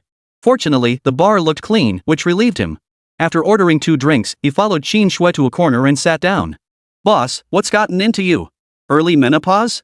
Xu Fei's slightly teasing remark seemed to go completely over Qin Shui's head. She glanced at him, then silently took a sip of her drink. Cough. After just one sip, Qin Shui felt a burning sensation in her throat and started coughing violently. Sis, who drinks like that? Xu Fei finally couldn't hold back. He had no idea what was wrong with Qin Shui today. After a moment, however, Qin Shui took another gentle sip. Seeming to feel a bit better, she set her glass down on the table. Her eyes met Xu Fei's as she spoke slowly. Xu Fei, thank you for this time. Ha? You actually remembered to thank me? Xu Fei chuckled, tapping the table in front of Qin Shui. What, haven't I helped you enough? This is the first time you've acted like this. But this time is different. Qin Shui shook her head, her eyes fixed earnestly on Xu Fei. I never dared to imagine it before. It wasn't until this time that I truly understood why you have so many followers. I also get why Yule keeps mentioning you. You mean the codename Qilin? Xu Fei began to understand. Yes. Only today did I grasp the true meaning of those 2 words. A flicker of light danced in Qin Shui's eyes before fading into a shadow of melancholy. In that moment, Xu Fei glimpsed a hint of self-doubt in her gaze. Most readers probably already know from other authors' comments. Today's chapter may be delayed due to review issues, but I'll release it along with subsequent chapters later. Chapter 211, Intoxication. Seeing Qin Shui's expression for the first time, Xu Fei looked somewhat surprised. He wanted to ask, but didn't quite know what to say. After taking a few more sips of wine, Qin Shui slowly turned her head, her eyes fixed on Xu Fei with a serious expression. Xu Fei, she asked, are you leaving soon? I'd like to, but can I? You're here all alone. Xu Fei looked utterly helpless as he watched Qin Shui down glass after glass. Snatching the wine glass from her hand, he demanded, what's really going on? You haven't been traumatized by something, have you? I have been triggered. Qin Shui answered Xu Fei's question directly for once, her bright eyes fixed on him. Finally, she shook her head and said, I feel utterly useless. Put.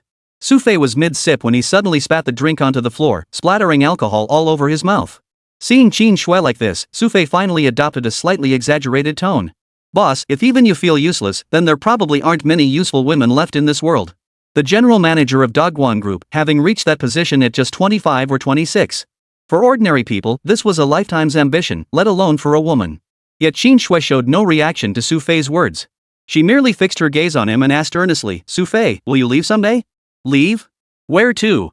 Caught off guard by the abrupt shift, Xu Fei froze momentarily before continuing, Boss, you're not drunk, are you? I'm not drunk. I'm asking you a serious question. Qin Shui shook her head. Seeing the faint blush on her face, Xu Fei didn't press her further. Instead, he took her arm and said, Boss, maybe we should head back first. I'm not going back. Qin Shui shook her head and called out to the bar again, Waiter, bring me another large glass of wine. The waiter responded swiftly, promptly bringing Qin Shui another large glass of liquor. Gulp, gulp. Qin Shui had never seen her drink like this before, as if she didn't care about the alcohol at all. Xu Fei watched with a sinking feeling. He genuinely couldn't fathom why Qin Shui had turned into this today. After downing one glass, Qin Shui was about to order another. But Xu Fei heard her and immediately stopped her, his tone turning serious. Boss, what's going on? You definitely can't drink any more today. With each successive glass, Xu, who never had much tolerance for alcohol, had already consumed quite a bit. Now her face was visibly flushed, and she looked as if she might drift off to sleep any moment. Xu Fei, I've never really paid attention to anyone before. I think, burp. Xu got halfway through her sentence before letting out a loud burp. Seeing Xu was genuinely drunk, Xu Fei sighed in resignation. After settling the bill at the bar, he helped her to her feet. The smell of alcohol on her body made Xu Fei feel a bit depressed. He couldn't help but complain aloud, "Hey, boss, if you can't hold your liquor, you shouldn't drink so much. What's the point of torturing yourself?" After finally resolving Qin Guang's issue, Xu Fei hadn't expected Qin to not only be unhappy but also look so melancholy. At the bar entrance, Xu Fei offered to walk Qin home. But as he turned around, Qin suddenly felt nauseous, her stomach churning violently. Ugh! Qin vomited violently, splattering not only Xu Fei but also herself. Seeing the mess on both their clothes, Xu Fei was about to complain, but Qin had already leaned against him, her eyes closed as if she'd fallen into a deep sleep. Why am I so unlucky? Xu Fei sighed in frustration, scanning the area before finally spotting a hotel about a dozen meters away. In their current state, taxi drivers would likely refuse to pick them up. Besides, if they went home now, Zhang Yule would probably start asking endless questions. With that thought, Xu Fei helped Qin into the hotel. After checking into a room, he guided her upstairs and into the room. Waiter, could you prepare 2 sets of clean clothes for us later? Xu Fei was led to the hotel room entrance by the attendant before he remembered to say to the attendant. Sure thing. The attendant readily agreed. Oh, and could you help her clean up later? Look at her state, she probably can't manage it herself. Xu Fei left Qin on the sofa. Seeing the vomit still on her body, he knew she couldn't sleep like that. But mentioning this seemed to disgust the attendant, who appeared to find it rather unsanitary. Taking a step back, she refused. Sorry, sir, we don't offer that service. Huh? I'll add it to your bill then. Xu Fei was about to speak when the attendant scurried away. These days, people won't even help you for extra money. Boss, how unpopular can you get? Xu Fei sighed helplessly, glancing at Qin lying on the sofa. Qin seemed to be waking up. Her eyes opened hazily, she shifted slightly, then looked at Xu Fei. The waiter soon returned with their clothes and explained, Sir, please leave the clothes you've taken off here. We'll have someone wash them for you. With that, the attendant scurried away. Regardless of Qin state, Xu Fei was determined to take a shower first. Covered in Qin vomit, he slipped into his clothes and headed straight for the bathroom. He had to admit, being able to take a shower on this late night felt incredibly refreshing. But when he changed into clean clothes and walked out to the sofa, seeing Qin left him feeling troubled. Qin was undoubtedly awake now, but lying there in a dazed state, her body weak and limp, gave Xu Fei a headache. After much hesitation, Xu Fei carried Qin into the bathroom. Placing her beside the sink, he used a towel to gently wipe her face and arms clean. Rinse your mouth first and change out of those clothes while you're at it. Xu Fei instructed Qin. After splashing water on her face, Qin seemed slightly more alert. Once she finished rinsing her mouth, Xu Fei guided her back to the sofa. Change your clothes yourself. I'll go into the bathroom. Xu Fei reminded Qin before heading into the bathroom. Chapter 212, Qin drunken state. Qin was already drunk, so changing clothes took her a while. Xu Fei played with his phone in the bathroom for a while. After about 5 minutes, he called out to the outside, Boss, are you done changing yet? Not yet. Qin tone sounded slightly unnatural. Drunk people inherently lack rationality, and their movements become extremely awkward. Xu Fei waited a while longer. Hearing no sound coming from the bathroom, he was about to call out again when suddenly, a shriek erupted from outside. Clang! Along with the scream, Xu Fei heard the sound of someone falling. His heart skipped a beat. He hurriedly opened the door and stepped out to find Qin already sprawled on the floor beside the sofa. Her pale arm had slammed against the ground, now red and swollen, with a patch of skin turning blue. Her pants were on now, but she still wore the tank top, a sight that gave Xu Fei a headache. Seeing Qin lying on the floor, looking pitifully pained, he shook his head and said, Fine, I'll help you change.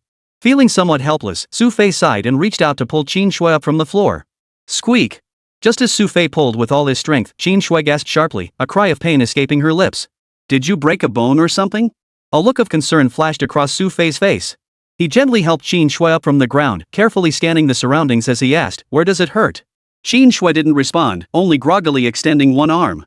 A bruise was visible on her forearm. Xu Fei gently pinched the area, causing Qin to cry out in pain again. Still, Xu Fei felt somewhat relieved. Just a bruise. No broken bones. I think you should change your clothes and get some sleep. Xu Fei reached for the hotel-provided t-shirt beside him. Seeing Qin still wearing her tank top, he hesitated before asking, Boss, should I help you change? Qin seemed unable to speak. Her face was flushed, almost burning hot, though it was unclear whether it was from the alcohol or something else. Xu Fei gently lifted the top of her shirt, turned his head away, and helped her into the hotel-provided pajama top. Only then did he finally exhale in relief. Qin Shui still carried the scent of alcohol, though it had faded considerably. After handling everything, Xu Fei figured Qin Shui couldn't manage a shower at this hour. He simply picked her up from the waist and gently laid her on the bed. The abrupt movement made Qin Shui feel slightly uncomfortable. Her eyes fluttered open occasionally, watching Xu Fei tuck the blanket around her beside the bed. Only then did Xu Fei breathe a slight sigh of relief. Just as he was about to step outside, Qin Shui suddenly grabbed his hand. Her hand was still as icy cold as ever. Qin Shui seemed to be naturally that chilly. "Boss, is there something else?" Xu Fei asked curiously. Qin Shui shook her head, a glimmer of light flashing in her eyes. Her breath reeked of alcohol as she slurred, "You're leaving? What else?" "I'm telling you, sleep here tonight. Once you sober up tomorrow morning, you should be able to go home." Xu Fei told Qin Shui, but the moment the words left his mouth, he felt her grip on his hand tighten. Her eyes fixed on him stubbornly, she said nothing. "Aren't you fine?" Xu Fei looked slightly exasperated, but Qin Shui held on, showing no intention of letting him go. No matter what Xu Fei said, Qin Shui remained silent, her grip unyielding. Left with no choice, Xu Fei sat down beside her on the bed. Only after Xu Fei sat down did Qin Shui seem to feel a little reassured, loosening her grip on his hand slightly. Xu Fei was still too young. To Qin Shui, she wasn't like Zhang Yule. There were many things she wanted to say, but she never took the initiative to speak them. Even now, if she wanted to keep him there, she could only rely on him to guess her meaning. Yet, sitting there like this, Xu Fei seemed somewhat uncomfortable. Being held like this by Qin Shui, he sensed she had something she wanted to tell him. Ugh. Just as Xu Fei was pondering this, Qin Shui suddenly let out another sickening retch. Seeing the situation was bad, Xu Fei immediately grabbed the trash can nearby. After Qin Shui finished vomiting, he unscrewed a bottle of water for her to rinse her mouth clean. After vomiting again, Qin Shui seemed to regain some clarity. Seeing Xu Fei sitting by the bedside, she slowly closed her eyes. Xu Fei had hoped to slip away while she slept, but to his surprise, even in her slumber, Qin Shui clutched his hand tightly. Left with no choice, Xu Fei spent the entire night staring at her in silence until the next morning, when the sun slowly rose. Creak. Still half asleep, Xu Fei felt as if his bones were being scraped against the bedpost. Reluctantly, he opened his eyes. But the moment he opened them, something felt terribly wrong. Qin Shui was clutching him tightly. He had been leaning against the headboard, but now she had pulled him completely onto her side. The two were pressed tightly together. The alcohol fumes on Qin Shui had largely dissipated, but the way she held Xu Fei now, she slept with an unusual stillness. Usually, Qin Shui was decisive and efficient, or perhaps even cold. But now, Xu Fei realized she could also be this serene. But, damn it, how am I supposed to get out? Xu Fei looked troubled, trying to pull away, but Qin Shui held him so tightly he couldn't budge. Wearing a gray short-sleeved hotel pajama set, Xu Fei felt a distinct chill emanating from Qin Shui's body. This woman wasn't just cold on the surface, her body temperature seemed lower than normal, and even on this sweltering day, there was no sign of improvement. Xu Fei felt helpless, yet being held like this by Qin Shui, he couldn't help but feel a stirring within him.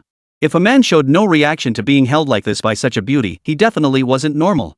Yet Xu Fei seemed to be struggling to hold back. Just then, Qin Shui seemed to slowly stir awake. Her gaze fell on Xu Fei's arm still wrapped around her chest. She froze for a moment before turning her eyes to him. "What are you staring at? Let go already." Xu Fei looked somewhat helpless. A flicker of hesitation crossed Qin Shui's face before she suddenly seemed to realize something. A rare smile curved her lips. She wrapped her arms around Xu Fei, nestled her head against his arm, and said with a hint of smugness, "I feel pretty good about this." Chapter 213, True or False News. Qin Shui must have learned a thing or two from Zhang Yule. Now she was pulling the same tricks. "Boss, I was just being kind yesterday when I brought you here after you got drunk. You're not going to bite the hand that feeds you, are you?" Xu Fei looked rather exasperated, which only made Qin Shui's face glow with satisfaction. She leaned closer to him and said, "I'm still a bit hungover. Let me rest here a little longer." "Wait, boss, I was just about to." Xu Fei was just about to speak when he saw Qin Shui close her eyes again. Leaning against his chest, Xu Fei felt the coolness radiating from her body. Even with Zhang Yule, they'd never been this close. Pressed so close to Xu Fei, Qin Shui truly seemed to drift off to sleep in no time. But this only made Xu Fei feel even more unbearable. As a normal guy, Xu Fei felt he needed to do something. But just then, Qin Shui shifted slightly, resting one foot against him. She smacked her lips softly, looking utterly content in her sleep. After about half an hour of lying like this, Qin Shui seemed to wake up again. Seeing Xu Fei in this state, she appeared to realize something. Her face flushed, and she pulled on her clothes before heading toward the bathroom. Watching Qin Shui finally enter the bathroom, Xu Fei breathed a sigh of relief. If she'd taken any longer, he truly didn't know what he might have done. The sound of water splashing against skin drifted out from inside. Not long after, Qin Shui emerged. Her hair was still damp. After she emerged, Xu Fei hurried back inside, splashing cold water on his cheeks to steady himself. When Xu Fei emerged, he saw Qin Shui had already dried her hair nearby. But today, Qin Shui seemed completely different from her usual self. Boss, I need to head out. Why don't you go back on your own? Xu Fei tentatively asked Qin Shui. But once he sobered up, Xu Fei seemed to revert to his usual silent self, keeping his mouth shut. This left Xu Fei feeling helpless. Forget it, he said. I'll just walk you to your car. Xu Fei felt somewhat helpless. After changing into freshly laundered clothes from the hotel, they walked downstairs to the nearby parking lot. They had parked here yesterday. After escorting Qin Shui to the car, Xu Fei finally said, "You go ahead and head back." Okay. Qin Shui responded with a nod. As Xu Fei turned and took a few steps away, she suddenly seemed to gather her resolve and called out, "Xu Fei." "Huh?" Xu Fei turned back, looking at Qin Shui with curiosity. "Nothing, just be careful on your way home." At that moment, Qin Shui hesitated again. Only after he was far away did Qin Shui finally get into the car, muttering to herself with a wry smile, "Even after drinking, I still can't bring myself to say it." In other matters, Qin Shui seemed decisive and efficient, but when it came to moments like this, she simply didn't know how to speak up. The old her might have handled it fine, but after this incident, Xu Fei had placed too much pressure on Qin Shui. To Qin Shui, everything felt impossibly difficult, yet to Xu Fei, it all seemed effortless. His abilities had even uncovered her father's affairs from over 20 years ago and directly exposed Song Hui's motives. In the past, Qin Shui would never have dared to believe such things. Yet now, it was a stark reality before her eyes. Xu Fei's capabilities surpassed everyone's imagination, and suddenly, Qin Shui felt her own presence dwindle to insignificance in his shadow. The Qin Shui of the past believed that if she spoke to Xu Fei earnestly, he would choose her. But now, she couldn't muster the courage to speak. She was too afraid of rejection, and equally afraid that Xu Fei would look down on her abilities. Xu Fei remained unaware of all this. Perhaps he sensed something, but he never imagined this single matter would weigh so heavily on Qin Shui. By the time she left, it was already 10 o'clock in the morning. Xu Fei checked the time and arrived at the security company right on schedule.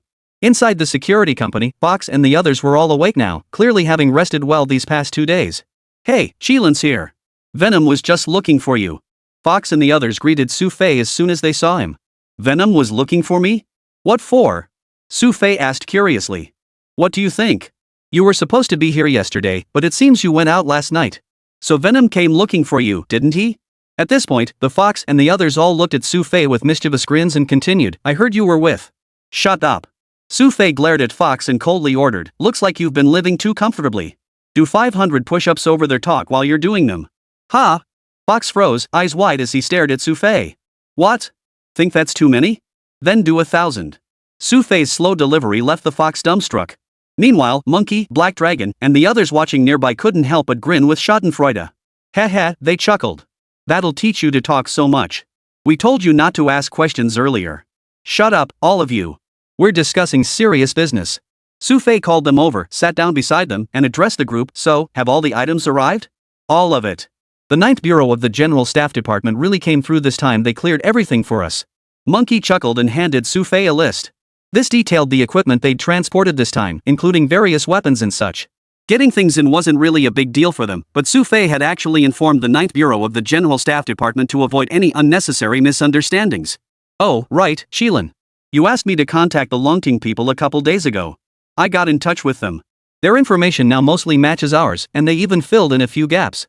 The exact time is tomorrow night at 9 o'clock. Shirlan relayed this to Xu Fei from the side. "Do you think this time is reliable?" Xu Fei asked Shirlan. "I don't think it's reliable. Ahmad wouldn't just casually leak the time to us like that." Shirlan replied decisively, continuing, "I suspect they have ulterior motives. They might even be lying in wait for us." On this point, I largely agree with Shirlan's assessment. Speaking of which, the others around us all agreed with Shirlan's assessment. It seemed they'd already discussed it beforehand. Chapter 214, Ahmad's Mindset. The group exchanged murmurs, causing Xu Fei's expression to grow pensive. After a moment, he finally asked, "Besides this, has Ahmad made any other moves this time?"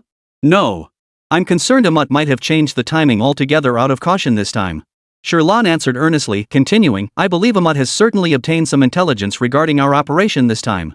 At this stage, both sides were playing their cards openly.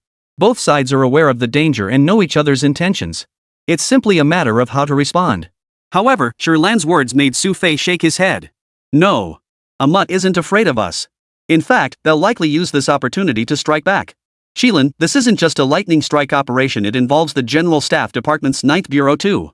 No matter how ruthless Ahmad is, would they dare confront us head-on like this?" Fox looked worried. Amut is formidable, but with the ninth bureau involved this time including Longting, they're a massive headache. Even if Amut wants to act, they wouldn't actually make their move right now. Don't underestimate Amut. They're an elusive organization. Xu Fei shot Fox a glare, silencing him instantly. Sensing Xu Fei's seriousness, the others present dared not voice any further objections. Sherlan displayed a map on the large wall screen. This is the map of the Swan Mountain area. We currently have personnel stationed at several key points, and the 9th Bureau of the General Staff Department will also use modern precision equipment to scan the surrounding area for any potential Amut operatives. Sherlan explained to Xu Fei, but noticed his expression remained largely unchanged as he stared at the map, deep in thought. After several minutes, Xu Fei seemed to slowly snap out of his trance. He picked up a small wooden stick from the side and pointed at several points on the large screen, saying, "Withdraw all personnel from these locations. Relocate them to the cliff on the southwest side. Shilin, this location is a cliff face already covered by surveillance cameras. I don't think deploying more personnel there is necessary. Besides..." Halung was mid-sentence when he caught the seriousness in Xu Fei's eyes, and he immediately stopped speaking. "I'm asking you," Xu Fei pressed, "if you were sent in, could you disable the surveillance cameras?" Xu Fei pressed Black Dragon. "Of course I do." Halung answered without hesitation, causing Xu Fei's tone to abruptly turn icy. "If you have a way, do you think Amut wouldn't have one?" "Yes." Halung agreed, not daring to meet Xu Fei's gaze directly. Xu Fei marked several points and said, "We can also withdraw some personnel from these locations. These were all rugged areas where enemies could easily infiltrate. If we withdraw personnel, might they encounter trouble?" Sherlan and the others looked at Xu Fei with concern. "If it were me, I wouldn't go through these areas because I'm certain someone is stationed there." Xu Fei replied earnestly, continuing, "I think you all know very well that the probability of people appearing in these areas is extremely low. Sending troops there is purely a gamble. But remember, this area isn't under our jurisdiction. Let the 9th Bureau of the General Staff handle it. Our personnel only need to secure the most critical points, not spread ourselves thin trying to protect everything for them." This was the fundamental difference in thinking between Xu Fei and them. For Sherlan and her team, their goal was to deploy lightning operatives to every possible location where Amut might be hiding. Their sole purpose was discovery. Xu Fei's objective, however, was to pinpoint and secure specific locations. With limited manpower, he believed it was more effective to strike at a single critical point rather than spread forces thin across multiple areas. Pointing at the map, Xu Fei began outlining the operational plan with the others. Finally, Fox asked Xu Fei, "So, Kirin, are we taking action ourselves tomorrow?" "Of course, everyone except Sherlan must participate." Xu Fei answered earnestly. However, upon hearing Xu Fei's words, Sherlan shook her head and said, "Shilin, I haven't been up there in a long time. I'll go along too." Although as a top-tier intelligence operative, Sherlan had been handling intelligence matters recently. Deep down, she still yearned for frontline action. After all, she was also a top-tier combat specialist. "Fine. You'll be in Monkey's squad." Xu Fei agreed, and almost instantly, Monkey's face broke into a wide grin. He draped his arm around Sherlan's shoulder and teased, "Sherlan, we're back together again. Get your hands off me." Sherlan shot Monkey a glare, prompting him to sheepishly withdraw his hand. Looking somewhat embarrassed, he mumbled, "I just got a little too excited, didn't I? Alright, I'll be here all day. It's been a while since I've stretched my legs. Who wants to spar with me?" Xu Fei said, shrugging his shoulders and glancing at the group. Hearing Xu Fei's words, evasive expressions flashed across their faces. They turned away, feigning disinterest as they chatted among themselves. "Hey, Fox, look at this beautiful weather. Why don't we go for a walk today? Sherlan, remember what I said yesterday? I'm treating you to lunch today. Let's hit a restaurant." The group chatted as they made their way toward the exit. Watching them leave, Xu Fei immediately turned his gaze to the people around him. Having clearly heard their earlier words, they now looked somewhat helpless as they said, "Shilin, even if we wanted to accompany you, we clearly don't have the strength." Xu Fei glanced at them, feeling rather dejected as he walked out. At times like this, Xu Fei genuinely missed Venom. After all, among this group, only Venom would have readily accepted a challenge, and fighting him hardly required much caution. With no other choice, the frustrated Xu Fei struck the punching bag alone outside, treating it as a way to work up a sweat. It wasn't until afternoon that Fox and the others began trickling back. Spotting Xu Fei still there, they asked, "Shilin, haven't you found anyone yet?" "No. I'm heading out to Swan Mountain this afternoon. Black Dragon, you're coming with me," Xu Fei stated, directly assigning the task. "All right. To clear out Amut's men?" Halung perked up at the suggestion, wondering how such a good opportunity had landed on him. Xu Fei, however, shot him a withering look. "You're overthinking it. I just want to take a look around and needed someone to go with me. I don't want to split up Monkey and Stone Orchid, and Fox needs to handle tomorrow's intel." Chapter 215, Black Dragon's Special Mission. Black Dragon listened to Xu Fei's words, his face filled with helplessness. Come afternoon, Black Dragon really did ride with Xu Fei to Swan Mountain. Even driving at a brisk pace, the journey from downtown took nearly an hour. The moment they reached the mountain's base, Xu Fei stopped moving forward. Shilin, shall we head into the mountains? Heilong asked curiously. No need. Isn't there a scenic area nearby? There's an observation deck over there. Xu Fei said, glancing at Black Dragon, making the latter feel slightly uneasy. Ever since they arrived, Black Dragon had sensed something was off. Xu Fei seemed to be holding back something, and now that feeling only grew stronger. As they climbed upward, Xu Fei frequently scanned the surroundings. To him, this felt more like a leisurely outing. Only when they reached the observation deck at the summit did Xu Fei finally stop. He glanced at Heilong beside him and said, Heilong, I heard that a few days ago, one of your old friends was assassinated? Hearing Xu Fei's words, Heilong froze in place for a moment before nodding. Yes. You want revenge? Xu Fei pressed. This time, however, Black Dragon remained silent. Yet his expression alone provided the answer. Yet Black Dragon knew Lightning's code, absolute obedience to orders was mandatory. He couldn't go seeking revenge alone. So even if Black Dragon had thoughts of his own, he dared not voice them directly to Xu Fei. Xu Fei understood Black Dragon's meaning perfectly. Patting his shoulder, he said, there's no shame in it. You should choose revenge, that's the kind of fiery spirit a man should have. Qilin, you. Black Dragon sensed that Xu Fei was speaking to him. After this, you're the best fit for this mission. Tomorrow, you'll go solo. Tell me what you need. Xu Fei's words amounted to granting Black Dragon full authority. A surge of excitement flashed across Black Dragon's face. Xu Fei seized his hand firmly and said earnestly, alright, go take a walk nearby. Tell them we've arrived. Xu Fei's words carried a deeper meaning as he led Black Dragon downstairs. Meanwhile, in an abandoned factory on the outskirts of Swan Mountain, several figures sat in silence. Tuyin, Qilin has already taken men to patrol near Swan Mountain. I suspect he's scouting for weaknesses in our defenses for tomorrow. Below, a figure reported to those above. Xu Fei had seen this man before. It was none other than Black Wolf. Black Wolf had sought out Xu Fei once before, and at that time, Xu Fei had already recognized him as one of the 8 hidden. Amongst 8 hidden were the innermost circle, heaven, earth, mystic, metal, wood, water, fire, and earth. 8 individuals ranked in sequence. Internationally, the mere appearance of any one of the 8 hidden would paralyze ordinary mercenary companies. They were well aware of the immense power these individuals commanded. What do you all think? Black Wolf, the earth hidden, asked the others below him. They exchanged glances, finally replying, I believe Qilin intends to strike against us tomorrow. However, we've made extensive preparations this time. The outcome remains uncertain. Earthhide, I suggest you consult with higher-ups again. Lightning and the 9th Bureau of the General Staff Department seem to be going all out this time. The failure rate for this mission is extremely high. The group offered their advice. Not only Lightning's team, but even Amut's inner circle lacked confidence in this mission. After all, this meant confronting so many elite fighters head-on. And unlike the Middle East, they had no way to call for backup here. Their only option was a surprise attack. Black Wolf surveyed the group, his expression souring. What's wrong with you lot? Have you lost the courage to even fight them? It's not that we lack courage, one of them replied, but we're not here to throw our lives away. A bolder individual retorted to Black Wolf. Yet as soon as the words left his mouth, several others below nodded in agreement, seemingly finding his reasoning sound. Seeing this, Black Wolf sighed softly. Alright, I know you're all worried. But let me tell you this, we still have men yet to deploy. This operation will succeed. Don't be afraid, he's only human. We still have people? The crowd below the stage lit up with surprise at the news. I can't reveal specifics, but the Qilin has appeared near Swan Mountain. Do you understand what this signifies? Black Wolf asked the crowd below. He wants to handle this himself? Several people exchanged glances before finally offering this response. However, upon hearing this, Black Wolf shook his head solemnly. I've studied Qilin for a long time. He's not the type to let his emotions show. Suchi, are you suggesting he deliberately told us he'd strike tomorrow, but might actually be hiding something else? Hearing Black Wolf's words, the others began to understand. Black Wolf shook his head. I can't be certain. He's unpredictable. But I am certain that the events at Swan Mountain have caught his attention. We must act.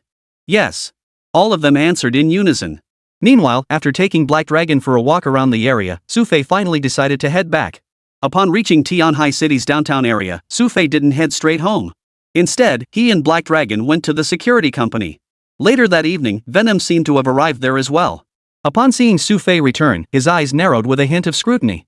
Ahem, Venom, don't stare like that. Xu Fei cleared his throat. Haha, let's grab dinner, Fox. You guys hurry up. Monkey chuckled and led the group toward the exit. Watching them leave, Xu Fei snapped to attention and hurriedly called out, don't go so fast. We're going together. Qilin, we need to talk while walking together. You should stay with Venom and follow behind.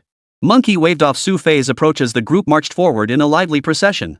Xu Fei trailed awkwardly behind Venom, chuckling, Venom, weren't you at home? Why'd you come out? Someone was watching, so I came over. They should be safe. Venom replied indifferently, then turned his gaze to Xu Fei. His expression turned serious as he asked, I heard you were with that woman last night? Chapter 216, Insight. Venom's words made Xu Fei's expression even more awkward. Clearing his throat, he said, I promise, nothing's going on between us.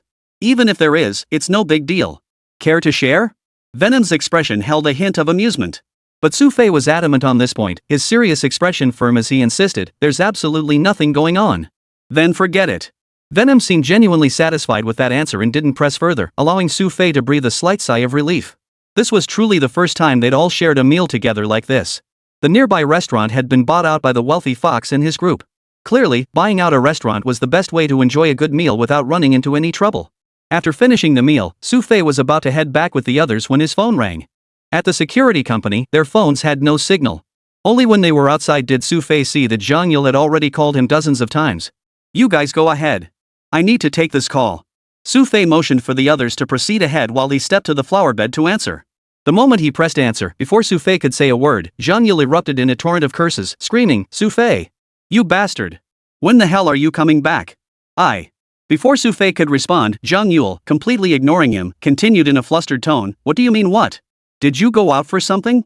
And that woman with the weird name, she bullied people and then just left. The woman with the strange name Zhang Yule referred to was likely Venom. Listening to her, Xu Fei felt helpless. Calm down, Mississippi. I'm busy tonight. Just make do with the boss for dinner. Stay safe. With that, Xu Fei hung up without hesitation. Damn it! That jerk Xu Fei actually hung up on me. Zhang Yule, already in a terrible mood, heard the busy tone and immediately dialed back in a fit of rage. But now, the phone only responded with, The number you have dialed is unavailable. What's going on? Did Xu Fei pick up? Qin Shui happened to be coming out of her room. Hearing Zhang Yule shouting loudly, she asked curiously. Sis Shui, where the hell did that jerk Xu Fei go? Not only did he hang up on me, but now I can't even get through to him. Zhang Yule sat on the sofa, puffing out her cheeks in anger. Seeing Zhang Yule's angry expression, Qin Shui could only smile helplessly. She truly couldn't help with this matter. A look of genuine helplessness crossed Qin Shui's face. She did know a few things, but telling Zhang Yule the truth could cause trouble if she later discovered anything. After hanging up, Xu Fei returned to the security company. Everyone was still gathered in the central control room. It had been a long time since things had unfolded like this. Only now, in this moment, did Xu Fei feel a hint of the sensation he'd experienced back in his days abroad. Before they knew it, deep night had fallen. Venom eventually returned to Xu Fei's residence. Tonight was crucial, and Venom didn't want anything to go wrong. However, when she returned home, she discovered it was already past midnight, and Zhang Yule was still curled up on the edge of the sofa, not asleep. Hearing the door open, Zhang Yule immediately turned her head excitedly. The moment she saw Venom, a look of disappointment flashed across her face. Why is it you? Zhang Yule's dejected look amused Venom a little. She asked, What? Are you still waiting for him? Oomph. It's my business, is it? Zhang Yule and Venom really didn't get along. She pursed her lips, then remembered something and asked, Hey, you know where Xu Fei went, right? I know, but do you really think I'd tell you? Venom countered with a light chuckle, prompting Zhang Yule to turn away again, ignoring him. You should get some sleep, kid. He won't be back tonight. Venom reminded her before entering Xu Fei's room. Watching Venom close the door, Zhang Yule felt boredom wash over her again. She grabbed a potato chip as if it were Xu Fei himself and took a vicious bite. Shortly after, Qin Shui emerged from her room in her pajamas. Spotting Zhang Yule's resentful expression, she set down her glass with a faint smile and sat down on the nearby sofa. Hey, Sister Shui, you're still up too? Zhang Yule looked slightly puzzled as Qin Shui sat down beside her. Yule, maybe you shouldn't wait. Xu Fei definitely won't be back tonight. He might come back tomorrow or the day after. Qin Shui tried to comfort Zhang Yule. But after hearing this, Zhang Yule sensed something was off. She looked at Qin Shui and asked, Sis Shui, do you know something you haven't told me? Huh? What could I possibly know? Qin Shui immediately tried to cover it up. But Zhang Yule had keen insight. Seeing Qin Shui's expression, she immediately said earnestly, You definitely know something. Sister Shui, you're hiding things from me. I trust you the most. This. Qin Shui, caught out, looked troubled and awkward. Then, seeing Zhang Yule's wide eyes fixed on her, she finally sighed helplessly, I do know a little bit. Xu Fei said he has something to do tomorrow, so he won't be home these next couple of days. He specifically asked Venom to come over. Oomph. He sent Venom over to annoy me. Otherwise, what use is her coming? Zhang Yule snorted impressed. What else did Xu Fei say? Nothing else. Qin Shui remained silent. But at this moment, Zhang Yule seemed to have lost some trust in Qin Shui. Her eyes fixed on Qin Shui, she finally asked, Sis Shui, you wouldn't happen to be keeping something from me, would you? Impossible. What could I possibly be hiding from you? Qin Shue's gaze shifted slightly. Their relationship was as close as sisters, otherwise they wouldn't have moved in together. Facing Zhang Yule's direct question, Qin Shue genuinely felt uneasy about lying. Seeing Qin Shue's expression, Zhang Yule understood much already. She pressed on relentlessly, Sister Shue, I truly regard you as my own sister. If you're lying to me about this, I'll be incredibly hurt. Xu Fei forbids me from saying anything. Qin Shue had no choice but to reluctantly admit she did know something. Come to think of it, Sister Shue, you don't seem as curious about Xu Fei's identity anymore. Did you already find out secretly? Zhang Yule recalled how eager Qin Shue had been when she was investigating Xu Fei's background earlier. But lately, Qin Shue's curiosity had clearly waned. Chapter 217, On the Eve of Battle. Pressed relentlessly by Zhang Yule, Qin Shue found herself truly at a loss. Zhang Yule's earnest, persistent gaze fixed on her made Qin Shue look hesitant. Sis Shue, I trust you more than anyone. You wouldn't lie to me, would you? Seeing Qin Shue still hesitating, Zhang Yule immediately spoke up. After hearing this, Qin Shue felt equally helpless. Finally, she relented and said, how about this? Wait until Xu Fei returns the day after tomorrow, and then I'll tell you. How does that sound? Ha? Why wait for him? No way. Zhang Yule looked displeased. She leaned closer to Qin Shue and teased, Sis Shue, just tell me already. What do you know? I'll tell you when Xu Fei gets back. Qin Shue had made the greatest concession she could. Seeing Zhang Yule's eager expression, she added, stop thinking about it. Go home and get some sleep. Staying up late like this isn't good for your health. But I can't sleep. Zhang Yule hummed in response, clearly reluctant. You have to sleep even if you can't. That's final. Qin Shue picked up her cup and walked toward the water dispenser. After filling it, she noticed Zhang Yule still sitting there and said, don't just sit there. Go get some rest. Alright, I know. Zhang Yule reluctantly stood up from the sofa. The two over here finally went to sleep, but Xu Fei, Monkey, and the others were still hanging out in that room. Phew, finally done. After finishing the last map, they finally breathed a sigh of relief. Hey, it's almost 2 a.m. now. Who's treating us to late-night snacks? The moment Fox relaxed, he immediately thought of fleecing the others. This was the moment Qilin should have spoken up. Monkey and the others immediately turned to Xu Fei with grinning faces. You guys aren't treating me to dinner at a time like this? I didn't bring any cash. Xu Fei replied bluntly. Oh, Qilin, don't tell me your wife won't let you keep any stashed cash? If that's the case, we can treat you to a meal instead. Monkey and the others teased Xu Fei with their looks, as if he was the one who couldn't be left out. Just then, the door suddenly swung open and a man walked in grinning. Hey, I knew you guys would still be here. The moment he spoke, everyone knew it was Zhang Hongwei. I knew it. Fire Rat, you're finally here. Spotting Zhang Hongwei, the group immediately greeted him warmly. Monkey even slung an arm around his shoulder, teasing, Fire Rat, what took you so long? Did some woman drag you home along the way? Bull. I've been swamped lately. I only snuck out now because my old man's finally asleep. Zhang Hongwei protested loudly, his excitement evident. Even without Zhang Hongwei explaining, everyone present understood his predicament. His late arrival was undoubtedly because his father wouldn't let him out. After all, he was the family's only son. This mission was extremely dangerous.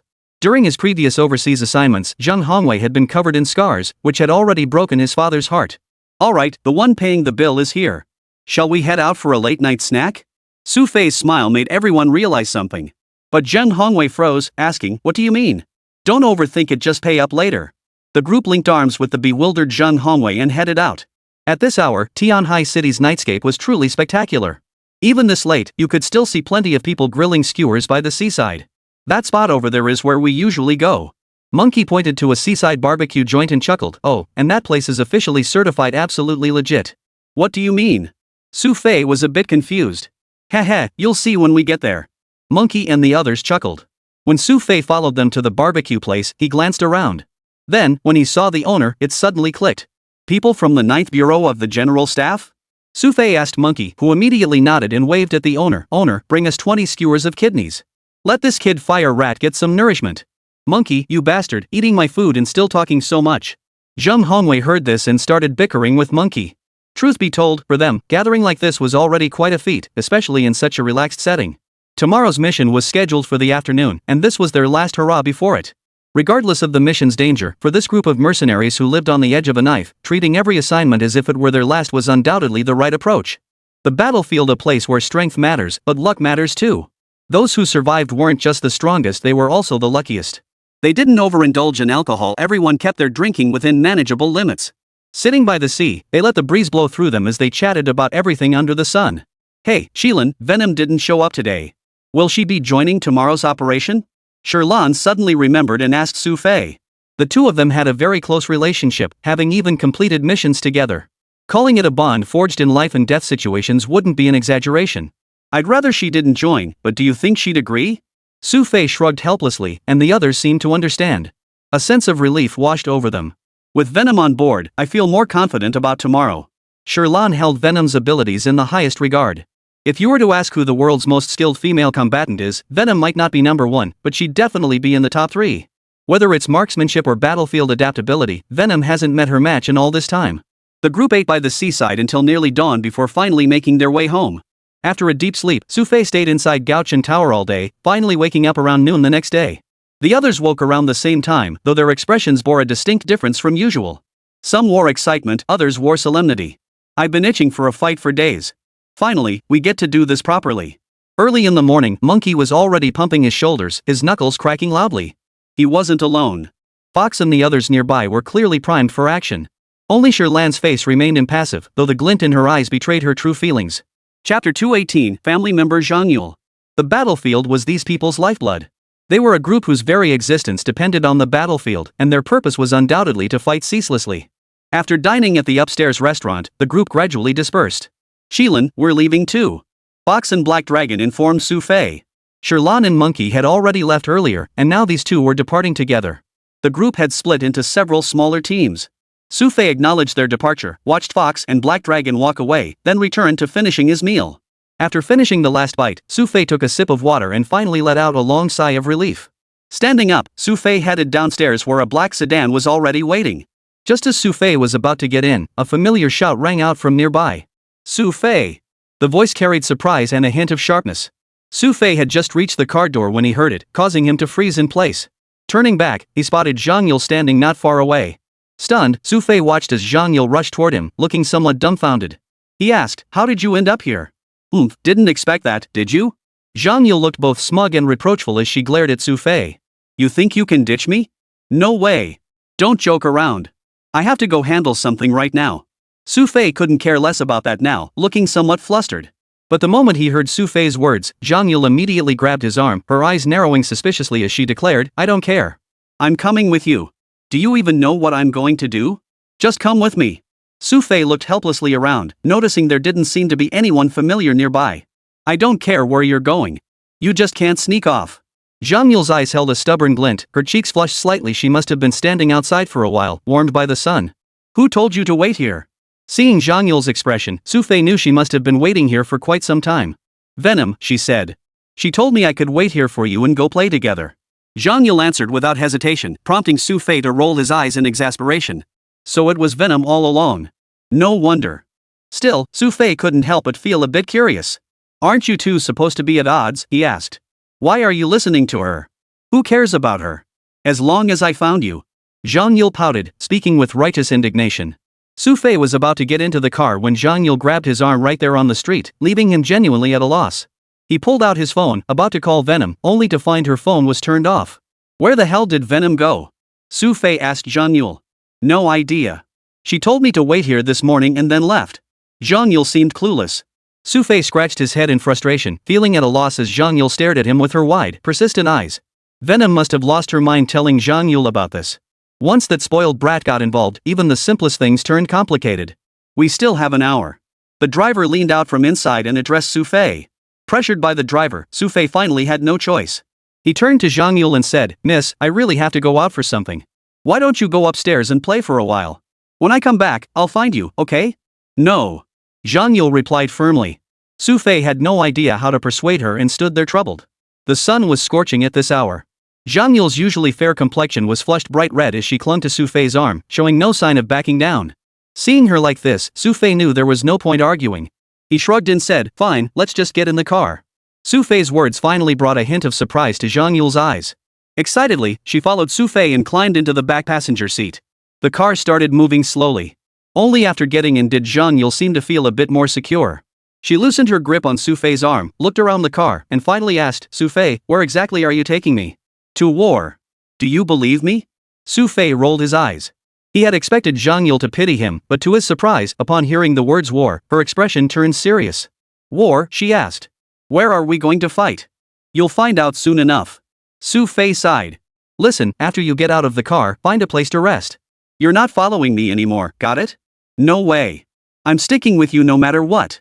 Zhang Yule was already in the car and had no intention of listening to Xu Fei. His head immediately bobbed up and down like a bobblehead, insisting earnestly, I'm going with you no matter what. Even if it's to fight a war, I'm coming. Stop joking around. I've never heard of bringing family along to war. Xu Fei rolled his eyes.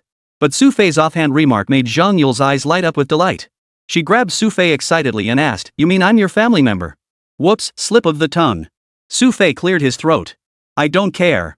I heard it anyway. Zhang Yule beamed at Xu Fei's words, grinning from ear to ear. So I'm your family now. As family, I have the right to know everything. Right, like you'd get any say. If you're still following me later, I'll tie you up. Xu Fei shot Zhang Yule a glare, then refused to engage with him no matter what he said. The car slowly pulled up outside a suburban factory. Zhang Yule kept fidgeting with Xu Fei's arm and shoulder, waiting for him to respond. But Xu Fei seemed determined to ignore her. When the car finally stopped, Zhang Yule felt a bit puzzled and asked, What's going on? Why did you bring me here, Xu Fei? You'll see when we get out. Xu Fei said, opening the car door and heading toward the exit. Seeing him about to exit, Zhang Yule feared he might leave her behind. She grabbed his arm, afraid he'd just walk away. Xu Fei took a step forward, and Zhang Yule followed a few steps behind him. Only when they entered the large hall of the factory did they discover that Fox and the others were already all gathered here. They were all dressed in camouflage uniforms. But when they saw Xu Fei bringing Zhang Yule in, they all stared at the pair in stunned silence. Chapter 219, Compromise. Xu Fei felt his face flush with embarrassment. He walked toward the group and, under their stunned gazes, began to explain. Venom suddenly told her to come along, so she followed. Seriously? Venom's got some twisted sense of humor. Sherlan seemed somewhat surprised upon hearing this, as if she found Venom's actions utterly pointless. I have no idea what's going on either. Xu Fei shrugged. That said, Zhang Yule was now looking around in amazement. Not only were these people wearing camouflage uniforms, but they were also equipped with professional radios and rifles. She'd seen this kind of gear in the military before, but this was the first time she'd encountered it outside of a military setting. What exactly are you guys doing? Zhang Yule asked blankly, suddenly realizing Xu Fei didn't seem to be joking with her earlier. Sherlan. Xu Fei called out to Sherlan. The latter seemed to grasp the situation, her face showing hesitation as she replied, This. What about the rest of you? Xu Fei glanced at the others. Little did they know that under Xu Fei's gaze, they immediately grabbed their belongings and waved urgently at him. Boss, we're heading out first. You stay here and chat with sister-in-law. As they spoke, the four men bolted toward the exit, sprinting straight down a narrow path. Xu Fei hadn't been able to bring himself to act, hoping these men would lend a hand. But judging by their expressions, they clearly had no intention of helping. Suddenly, a cold, fierce aura emanated from Xu Fei as he moved behind Zhang Yule. Zhang Yule's heart skipped a beat. She sensed what Xu Fei intended to do, but before she could react, he had already seized both her wrists. He pinned her against the wall, grabbed a rope nearby, and swiftly bound her hands. In her panic, Zhang Yule tried to fight back, but then felt Xu Fei strike her calf. A sudden numbness washed over her, robbing her of strength. Xu Fei then tied her to a pillar beside the hall. The rope, originally meant for luggage, now held her fast. A stubborn expression remained on Zhang Yule's face as she tried to shift her body, only to find Xu Fei had tied her so tightly that escape seemed impossible. Miss, I really have to step out for a bit. I'll send 2 women to pick you up shortly. When they arrive, you'll just need to go with them quietly. Xu Fei said to Zhang Yule after securing her. Zhang Yule was in no mood to listen to Xu Fei's words. She cursed, Xu Fei, you bastard. You actually dared to tie me up. I'll beat the crap out of you later, you son of a... We'll deal with the future when it comes. Ignoring Zhang Yule, Xu Fei put on a black t-shirt beside her, then slipped into a camouflage outfit. Seeing Xu Fei about to leave, Zhang Yule panicked and began struggling violently. The already thin rope instantly left deep red welts on her arms. Xu Fei turned his head and saw Zhang Yule's state. He immediately dropped what he was doing, rushed over, grabbed her arm, and stared at the red marks she'd inflicted on herself from struggling. He shouted, Are you crazy? This is hemp rope. I'm getting out anyway. Zhang Yule snorted coldly, her stubborn expression showing no sign of giving up. As soon as Xu Fei loosened his grip slightly, Zhang Yule began struggling again. Watching her arms become covered in rope-induced wounds, Xu Fei finally couldn't bear it any longer. With a resigned look, he said, Fine, fine. Just tell me what you're trying to do? I'm going with you. Zhang Yule's eyes fixed on Xu Fei with intense seriousness. Even though she was usually playful, Zhang Yule's expression at this moment was more serious than ever. I told you, I can't take you. If something happens, how am I supposed to explain it to your dad? Xu Fei continued, Besides, this isn't a game. Do you really think this is child's play? I've had professional training in the military and participated in exercises. Zhang Yule replied without hesitation. This is different. This time, the enemy isn't a drill. Got it? Xu Fei reminded Zhang Yule solemnly, but the latter didn't back down at all. Her eyes still fixed on Xu Fei, she said earnestly, I don't understand, but if you don't take me, I'll just keep pushing like this, and I'll burn everything in your house. Xu Fei rolled his eyes at the threat. He fully believed this spoiled princess was capable of doing just that. The two locked eyes for a long moment. Finally, Xu Fei seemed to give in, sighing as he said, fine. I'll take you. The moment Xu Fei spoke, Zhang Yule's face lit up with an incredibly delighted smile. She started shouting excitedly, prompting Xu Fei to quickly cover her mouth. Don't yell, he said. Keep your voice down when you talk, got it? Got it, got it. He. Zhang Yule chuckled, seemingly having completely forgotten how Xu Fei had just tied her up. Even though she was all grown up, Zhang Yule still seemed unable to shake off that childish tendency to remember the treats but forget the scoldings. After Xu Fei untied her, Zhang Yule stretched her body, then turned to him with a mischievous grin. Xu Fei, are you going to get me some gear too? Sure, Xu Fei replied. But listen up, no moving without my orders. Xu Fei reminded her, and Zhang Yule naturally agreed repeatedly. If Zhang Yule hadn't received military training before, Xu Fei would never have taken her alone.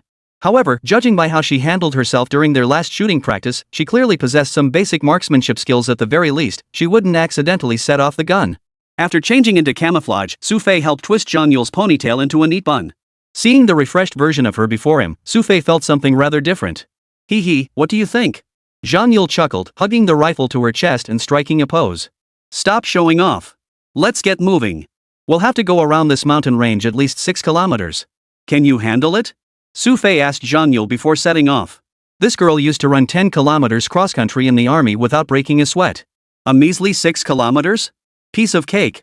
Zhang Yule held her head high with confidence, prompting Xu Fei to tease her with a hint of exasperation. Well, that doesn't sound like bragging at all. Chapter 220, Zhang Yule's goal. Zhang Yule seemed completely unfazed by Xu Fei's teasing. After fully gearing up, she turned to Xu Fei and asked playfully, where are we going? Just follow me. We might encounter Venom soon, and then you follow her. Xu Fei had already calculated everything in his mind. Venom had caused him such a huge headache. If he didn't find something for her to do soon, what would happen?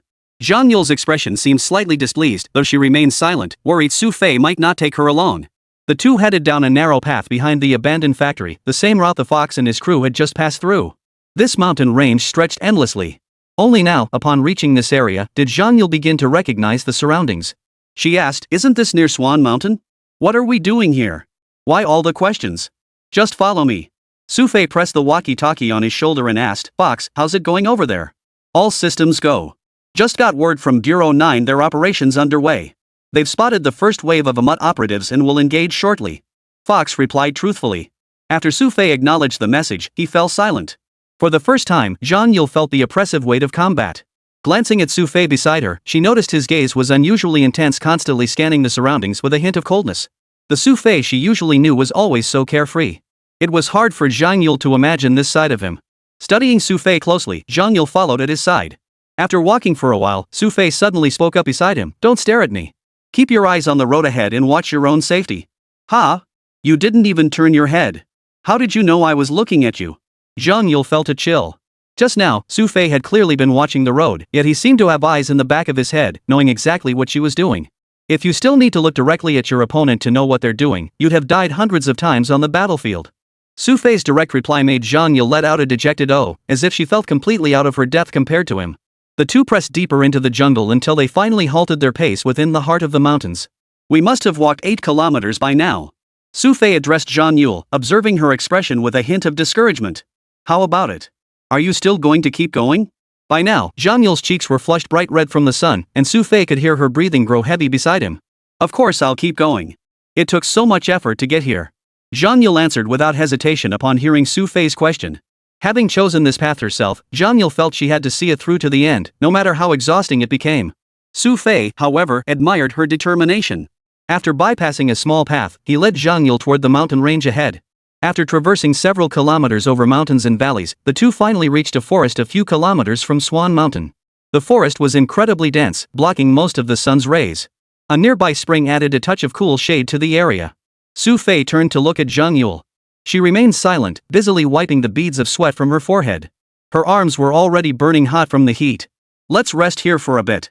Xu Fei's call to halt finally allowed Zhang Yule to breathe a sigh of relief. She looked around, as if searching for something. What are you doing?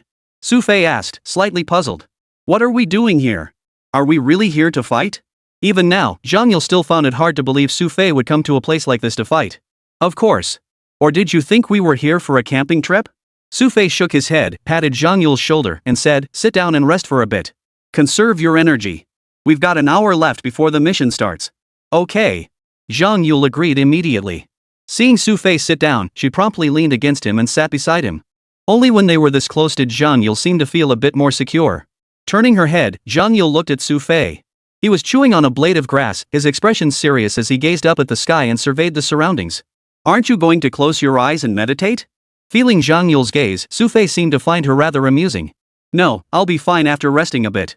Zhang Yule shook her little head. If Xu Fei had previously regarded Zhang Yule as a scatterbrained little girl, he now genuinely held a newfound respect for her. A 10-kilometer armed cross-country run not just for a woman, but even a normal man would likely have collapsed long ago. Yet Zhang Yule not only completed it without a single complaint, something most people couldn't manage. Hey, Xu Fei, do you think I'll become even more powerful than Venom someday? Zhang Yule suddenly remembered something and turned to ask Xu Fei with deadpan seriousness. Do you want the truth or a lie?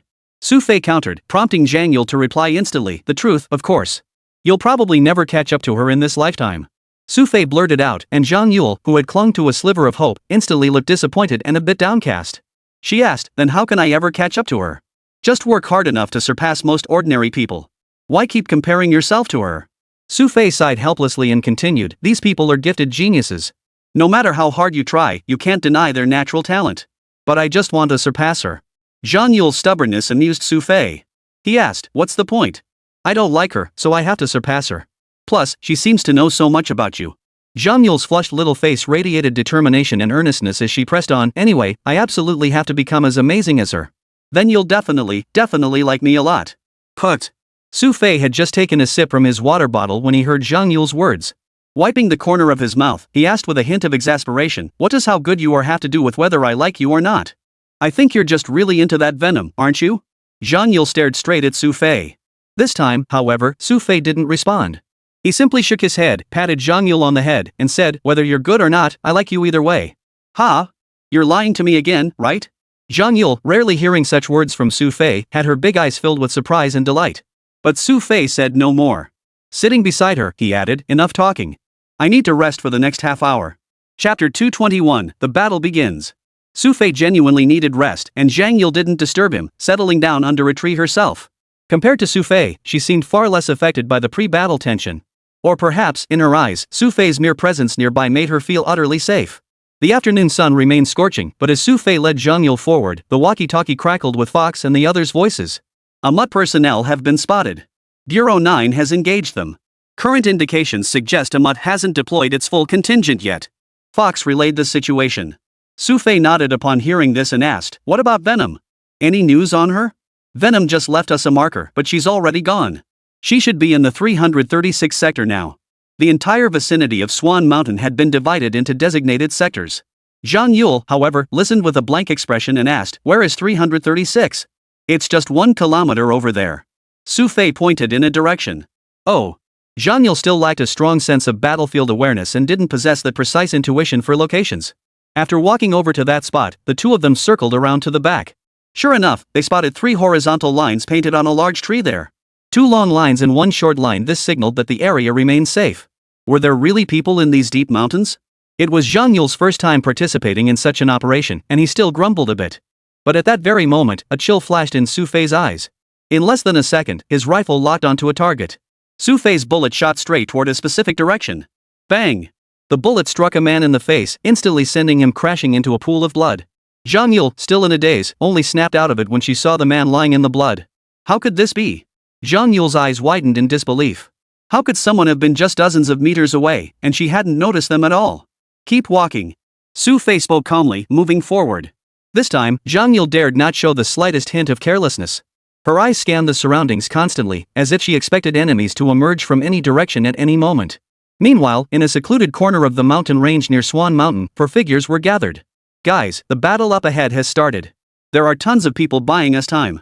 If we pull this off, it's all drinks and feasts from here on out. The leader, his face painted with camouflage, encouraged his companions. This time, the Tsuchi clan's leader has come personally.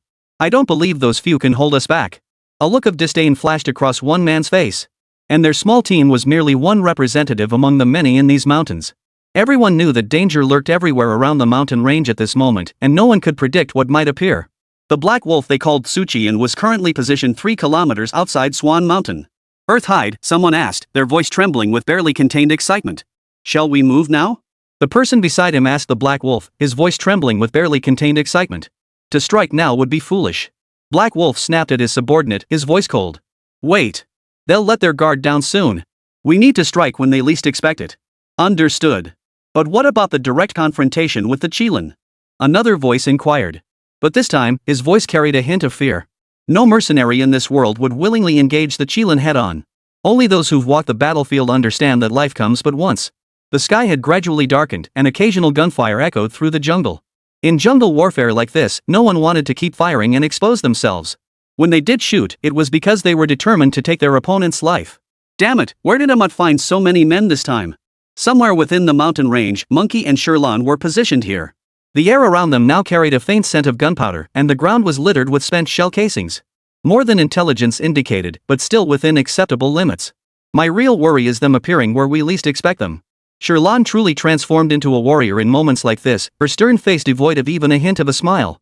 Places we wouldn't expect? I trust Venom and Qilin can anticipate them. Monkey's face radiated trust. Sherlan shook her head with a hint of resignation when the topic came up. Qilin might be able to figure it out, but don't forget he's got someone with him. True enough. Monkey's face darkened slightly as he pondered. Why do you think Venom suddenly screwed over Qilin like that today? How should I know? Sherlan pursed her lips. Aren't you on good terms with her? Monkey's face showed a hint of anticipation. But Sherlan ignored him. After scanning the surroundings, she said, none of our business. Venom probably has her own reasons. Let's focus on the immediate threat. The battle was far from over. None dared slacken their vigilance. Even Xu Fei, navigating the jungle, could only cautiously seek safe paths toward Swan Mountain. Zhang Yule followed Xu Fei the entire way, still lacking the courage to fire her gun, or rather, even if she did shoot, she wouldn't hit anyone. Yet, for the first time, she witnessed a real battlefield up close. She also saw Xu Fei firing his weapon for the first time. Round after round of bullets flew out as Xu Fei encountered his 4th enemy here. Yet no matter how many he encountered, Xu Fei's expression never wavered. To his eyes, these men seemed no different from straw dummies at a shooting range devoid of emotion or pity. It wasn't until they reached the foot of Swan Mountain that Xu Fei sensed something was off. He abruptly halted, scanned the surroundings, and declared, something's off. It's on the other side. What did he mean? Zhang Yule was momentarily stunned. Looks like the person before wasn't lying to me. Xu Fei seemed to have thought of something. He abruptly changed direction and started walking toward that side, as if he knew what lay ahead. Zhang Yule cautiously followed Xu Fei step by step until they reached the rear, where they saw another dense forest nestled within the mountain range ahead. This forest was far denser than the previous one. Upon reaching it, Xu Fei's face finally seemed to show a hint of confidence. Chapter 222, finally exposed. Meanwhile, on the other side, Black Wolf had already led several men past an extremely remote corner at the foot of Swan Mountain. A sheer cliff loomed ahead. Black Wolf and his men halted, crouching low. Suddenly, as if spotting something, Black Wolf abruptly pointed his gun in a specific direction. Bang! The bullet struck a dense tree, causing a surveillance camera to plummet to the ground. From a distance of several dozen meters, Black Wolf's eyesight and marksmanship were both exceptionally extraordinary. Black Wolf, we just received word that Qilin should be heading southwest. We won't encounter him. The man beside him, having just received the update, reported to Black Wolf with a sense of relief. This was the second time Black Wolf had heard this report. His expression instantly turned icy. He glared at the man, grabbed his collar, and coldly declared, let me make this clear: whether we encounter Qilin or not, our objective remains the same: eliminate him. He is our enemy, understand? Black Wolf's icy words sent fear rippling through the group. Not a single person dared to defy him at that moment. After a moment, Black Wolf seemed to calm down slightly. He said indifferently, besides, that Qilin may be formidable, but I will definitely face him in battle. I'll make him understand that I'm no pushover either. Yes, Lord Tsuchi, you will surely triumph. Several people hastily flattered him, easing Black Wolf's mood before continuing forward. In this place, people and surveillance cameras were everywhere, but Black Wolf and his group were different from the rest of Amut's people. This time, everyone near Swan Mountain was here to serve them. The others were merely feigning attacks, while they were the true blade, a sharp dagger piercing the enemy's heart, heading straight for the research facility. The research facility atop the mountain was surrounded by towering trees, with its most critical section located in the basement level below the mountain. Amut had thoroughly mapped out the entire surroundings of this facility. This was a long-planned operation. It seemed there wasn't a single spot here that Amut's tentacles couldn't reach. Black Wolf led his men forward, but when they reached a dense forest adjacent to the facility, he abruptly halted. Something was off. Black Wolf's eyes scanned the surroundings. His gun suddenly pointed in one direction and fired violently. The terrifying bullet swept across a tree, leaving behind the acrid smell of gunpowder. Yet, immediately afterward, the area around the tree seemed utterly still, as if nothing had happened. Suchian, what's wrong? Those around him were puzzled and curiously asked Black Wolf. The moment the words left his mouth, a bullet whistled through the air from the side, thudding straight into his head. Thud! The man collapsed to the ground. The remaining individuals immediately grew alert, scanning their surroundings. They pressed themselves against nearby cover, carefully observing their environment. Could it be we've encountered the Kirin? Someone nearby immediately thought of something. However, Black Wolf's expression darkened as he coldly remarked, if we truly encountered the Kirin, we'd already be lying dead on the ground. Do you think we'd still be talking? This must be a sniper from the 9th Bureau of the General Staff Department, but where did he fire from? The surrounding trees were incredibly dense. If he was too far away, the foliage would have completely obscured his position. But if he was really that close, how could we not have noticed? If I'm not mistaken, they must have used thermal imaging. Black Wolf's experience was immense. One glance at the man on the ground told him the bullet was armor-piercing. It must have passed through at least one small tree before striking. Proceed with plan A as before, flank them from the side. Black Wolf instructed the entire team. At that moment, everyone retrieved specialized clothing from their backpacks, wrapped themselves in it, and began moving around the side. Then, a voice crackled over the sniper's communicator. They had vanished from the thermal imaging.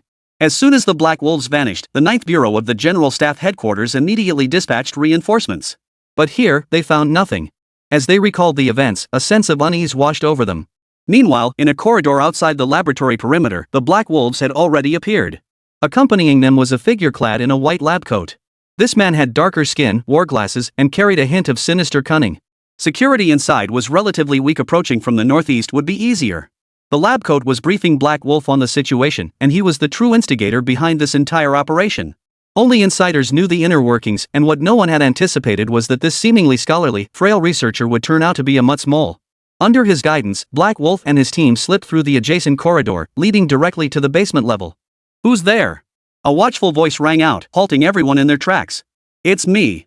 The white-coated figure stepped forward, softening the guarded tone. Oh, it's you. How's it going? Just got back from getting some air? Yeah, just got back. I thought I saw something off outside. You should go check it out. The white-coat's words left the man puzzled. He muttered, something's off? I'll go check it out. As he spoke, he turned toward the corner of the hallway. The moment he turned the corner, Black Wolf and his men suddenly appeared from behind. But just as Black Wolf and his men were about to strike, bullets suddenly fired from the distance. Bang! The bullet pierced through one man's back, hitting his vital organs. Black Wolf reacted instantly, darting toward my side to dodge the shot. But the sound of pursuit grew relentlessly closer. He grabbed the door handle of a nearby room and pulled it open, diving inside. Just as he prepared to fight back, he heard the sound of his own man collapsing outside. A small passageway ran alongside the room. Black Wolf tried to escape through it, but then a familiar voice echoed from outside. Black Wolf, if you think that passage is passable, why would I still be waiting there? Xu Fei's tone carried a hint of mockery, a smugness born from having seen through Black Wolf. Shilin. All you know is these underhanded tricks. Got the guts to face me in a real fight. Black Wolf bellowed from inside, his voice thick with resentful fury. Yet this very anger caused Zhang Yule beside him to widen her eyes. Already astonished throughout their journey, she now stared at Xu Fei in disbelief, exclaiming excitedly, what did he just call you? Only now did Zhang Yule seem to finally grasp it. Everything Xu Fei had done suddenly made perfect sense. Chapter 223, The Lust for Power. But this wasn't the time for talking, as Black Wolf was still hiding inside the room. Xu Fei's words had shattered any hope of escape, yet Xu Fei himself remained outside the hallway, hesitant to enter. After all, Black Wolf was armed with a grenade. Approaching carelessly could easily lead to mutual destruction. No one could predict what desperate measures a man backed into a corner might resort to. Black Wolf, hand over all your weapons and surrender peacefully. Given our past acquaintance, I won't harm you.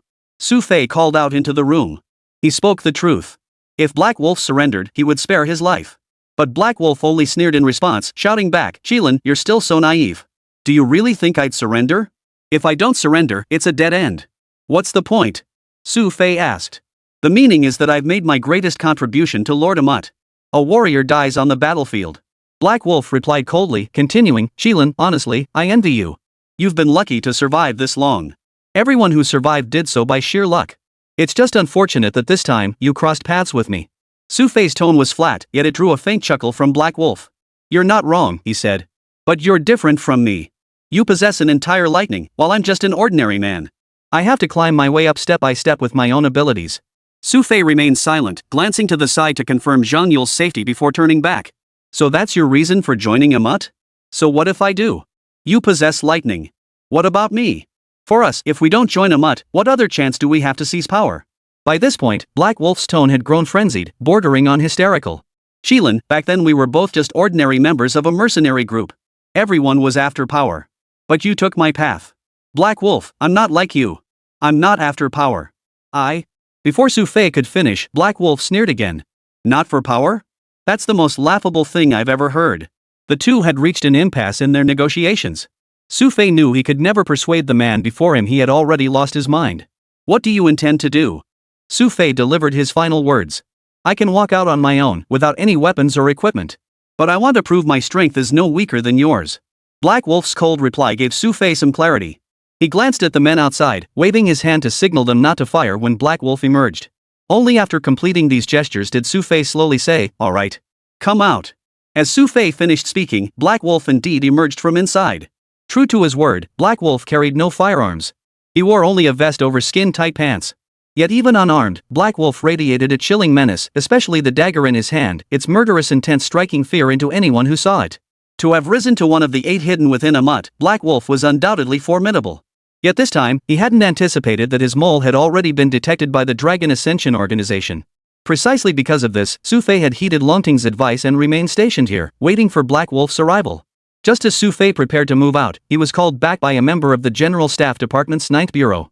Shaking his head, the man said, Shilin, there's no need to take unnecessary risks. These men didn't know Black Wolf's true strength. To them, such a fight seemed pointless. But they couldn't comprehend that for Black Wolf, this fight might be crucial. Perhaps he'd long anticipated the chance to face a true Kirin. Xu Fei stepped forward, halting 4 or 5 meters before Black Wolf. Spotting Xu Fei, Black Wolf's eyes burned with intensity as he fixed his gaze on him, his voice deep and resolute. I will prove myself. The words barely left his mouth before Black Wolf's body surged toward Xu Fei. His speed was astonishing, faster than any opponent Xu Fei had faced in China. The corridor was already blocked off on both sides. The moment these people saw Black Wolf's movement, their hearts skipped a beat. Yet what astonished them even more was that this seemingly unavoidable speed appeared to Xu Fei as if in slow motion. Whoosh!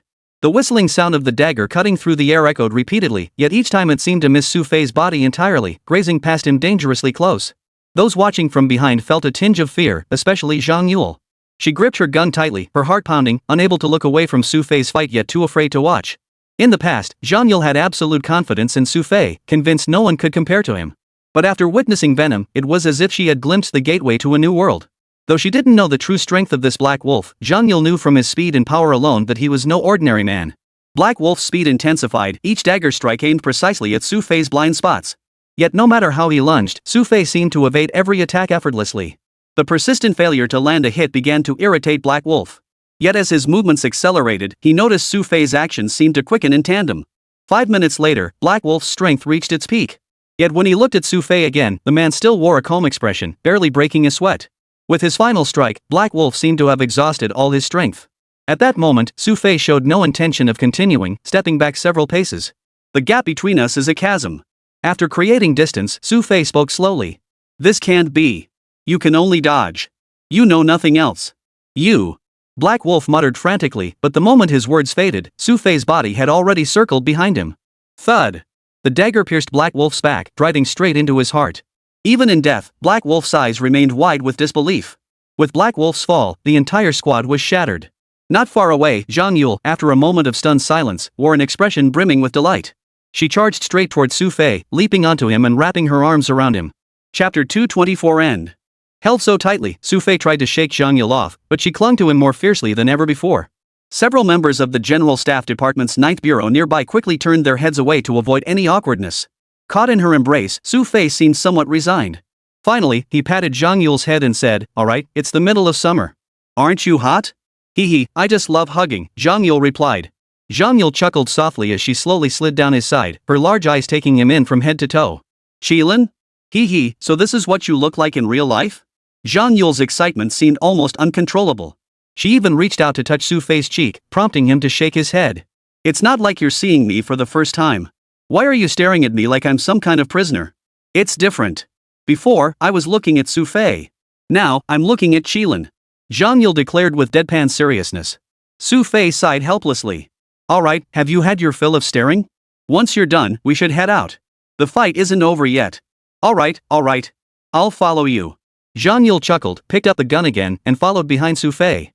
Compared to her usual rowdy self, Zhang Yule was unusually well behaved now, leaving Xu Fei with no choice but to walk toward the group from the General Staff Department's 9th Bureau. Stop pretending. You lot haven't been shy about peeking. Xu Fei called out to the group, instantly bringing a look of awkward embarrassment to their faces. They had indeed been peeking over there the whole time, but hadn't expected Xu Fei to catch them red-handed. Qilin, it's practically done now. Why don't you take Miss Zhang back first? The apparent leader addressed Xu Fei. He knew exactly who Zhang Yule was, and both men before him were major figures. Alright, we'll head out first. Remember to tell Director Wan for me he owes me a big favor. Xu Fei spoke as he walked toward the exit. Zhang Yule followed behind Xu Fei. Only after exiting the basement did he realize it had grown dark outside. Yet tonight, the moon shone brightly, illuminating the forest below. Xu Fei leaned against the wall, pulled out his walkie-talkie, and asked into it, Box, what's the situation? All clear on my end, but Shirlan seems to have run into trouble. Lost contact with her a while back. Fox's voice carried a hint of worry, prompting Xu Fei to immediately try connecting with Shirlan and Monkey. Just as Fox had said, he couldn't reach either of them, which only deepened Xu Fei's worry.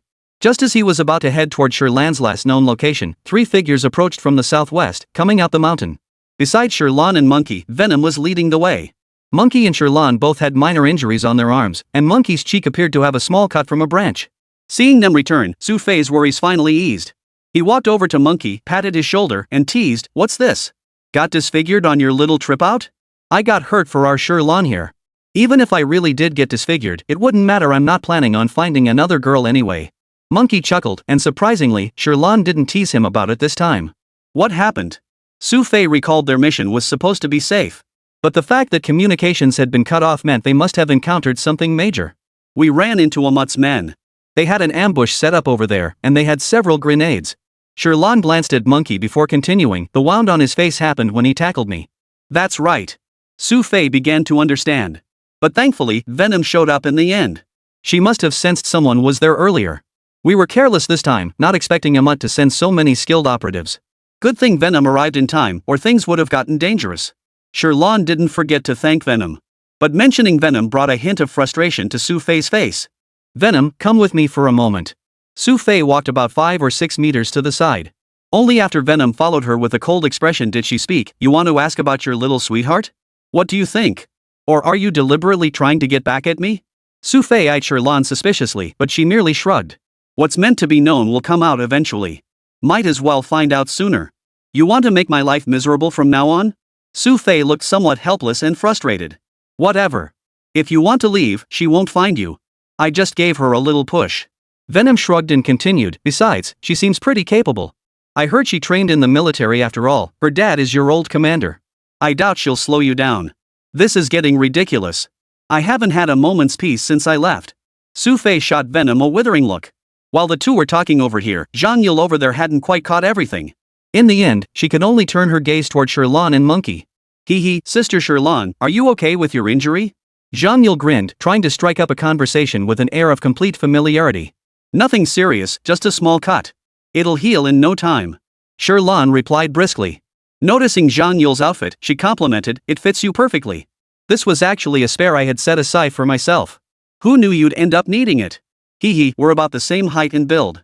Zhang Yule chuckled, then added with a touch of embarrassment, But I'm not as skilled as you guys, so it probably won't be much use. It's fine. You're already more capable than most ordinary people. Moving from that location over here meant at least 10 kilometers of armed cross-country travel. Most people wouldn't have the stamina to make it, let alone be as lively as you are here. Shirlan's words were actually quite true. She truly hadn't expected Zhang Yule to persevere like this. When she heard Xu Fei had agreed to take Zhang Yule along, Shirlan's first thought was that Xu Fei would probably have to carry her the whole way. The women seemed to have more to talk about now, largely thanks to Zhang Yule's naturally optimistic personality. She was chatting happily with Shirlan beside her. But just as the two had been chatting for a moment, Xu Fei and Venom happened to walk back over. The moment Zhang Yule saw Venom, the smile that had graced her face shifted. After studying her for a few extra seconds, she finally spoke slowly, Thank you. Chapter 225, Revenge. That thank you was truly hard-earned. But for Zhang Yule, no matter what, she had to thank Venom for this. Had Venom not instructed her to wait at the building entrance, she would likely still be at home, completely unaware and filled with anxious worry. Venom didn't respond to Zhang Yule. She glanced down the mountain before finally saying to Shirlan, "Let's go out for dinner tonight. Shilin's treating. Awesome. Finally, I can milk Shilin dry." Upon hearing this good news, Monkey was as happy as if it were New Year's, causing Xu Fei to roll his eyes in exasperation. Just then, Fox and Black Dragon arrived from down the mountain. Black Dragon still had blood dripping from his face. Spotting Xu Fei, his eyes lit up with gratitude as he said, "Shilin, thank you." "What happened?" "Black Dragon, what was that just now?" Something seemed off. Black Dragon's battle had been unusually brutal, yet the mission he was on shouldn't have involved such fierce combat. "Just ran into some international brat," the fox explained casually. "He was acting like a cockroach, running around causing trouble overseas. Black Dragon just stepped on him," Fox explained casually. However, after the fox's explanation, nearly everyone present understood the situation. Everyone knew Black Dragon had been in a terrible mood lately because an old friend of his overseas had been killed by Amut's people. Judging by the current situation, Xu Fei must have ordered him to seek revenge personally. Enough with the gloom, the Qilin interjected. "I said I'd treat everyone to dinner tonight, go all out. Pick whatever's most expensive." Monkey, worried the atmosphere was getting too tense, started stirring things up again. "A free meal? Hell yeah, I'm in." Fox immediately slung his arm around Monkey's shoulder and cheered. When these two troublemakers team up, nothing good ever comes of it. This time, they didn't have to drive off-road back. After descending the mountain, they found themselves right on a paved highway. After 2 days away, Xu Fei finally felt a sense of calm and relief once he boarded the vehicle from the General Staff Department's 9th Bureau. But when Xu Fei turned his head, he suddenly realized that Zhang Yule hadn't spoken a word since earlier. Head bowed, Zhang Yule sat beside him, seemingly lost in her own thoughts. Xu Fei found this odd and asked, "Miss Zhang, what's wrong? Tired from the long drive?" "No." Zhang Yule shook her head, looking somewhat melancholy. She glanced at Xu Fei, gathering what seemed like immense courage before finally speaking slowly. "Xu Fei, are your friends also incredibly talented? Are they all friends you made abroad?" "Of course. Just because they seem easygoing doesn't mean they actually are." Xu Fei chuckled slightly as he replied, "Those guys we just saw? Not a single one of them ranks below 50 on the international leaderboards." "Oh." Zhang Yule let out a somewhat dejected "oh." "What's wrong?" Xu Fei grew increasingly certain that something was off with Zhang Yule. But Zhang Yule wasn't Qin Shui. After thinking of something, he blurted out, "I just feel like the gap between me and you guys is too big. It's like we're from different worlds." This statement truly struck a chord deep within Zhang Yule. To ordinary people, mercenaries like Xu Fei were from another world entirely, people they might never encounter in their entire lives. Xu Fei listened, finding the remark somewhat abrupt, but then something occurred to him. Today, Zhang Yule seemed to have absorbed far too much all at once. Even with her family's military background and time in the army, she was genuinely flustered when it came to actual combat. Moreover, Xu Fei had fired repeatedly at Amut's men today. Continued exposure like this would inevitably take a toll on her psyche. Yet, a hint of resignation flickered across Xu Fei's face as he suggested, "I think you should get some rest. Maybe things will feel better later." "MHM." Zhang Yule hummed in response. Noticing her mood, Xu Fei seemed to recall something and asked, "How about we go out for dinner tonight? Will you come with me?" "No, thanks. I'll stay home and keep Sister Shui company." Zhang Yule declined, knowing that environment wasn't suited for her.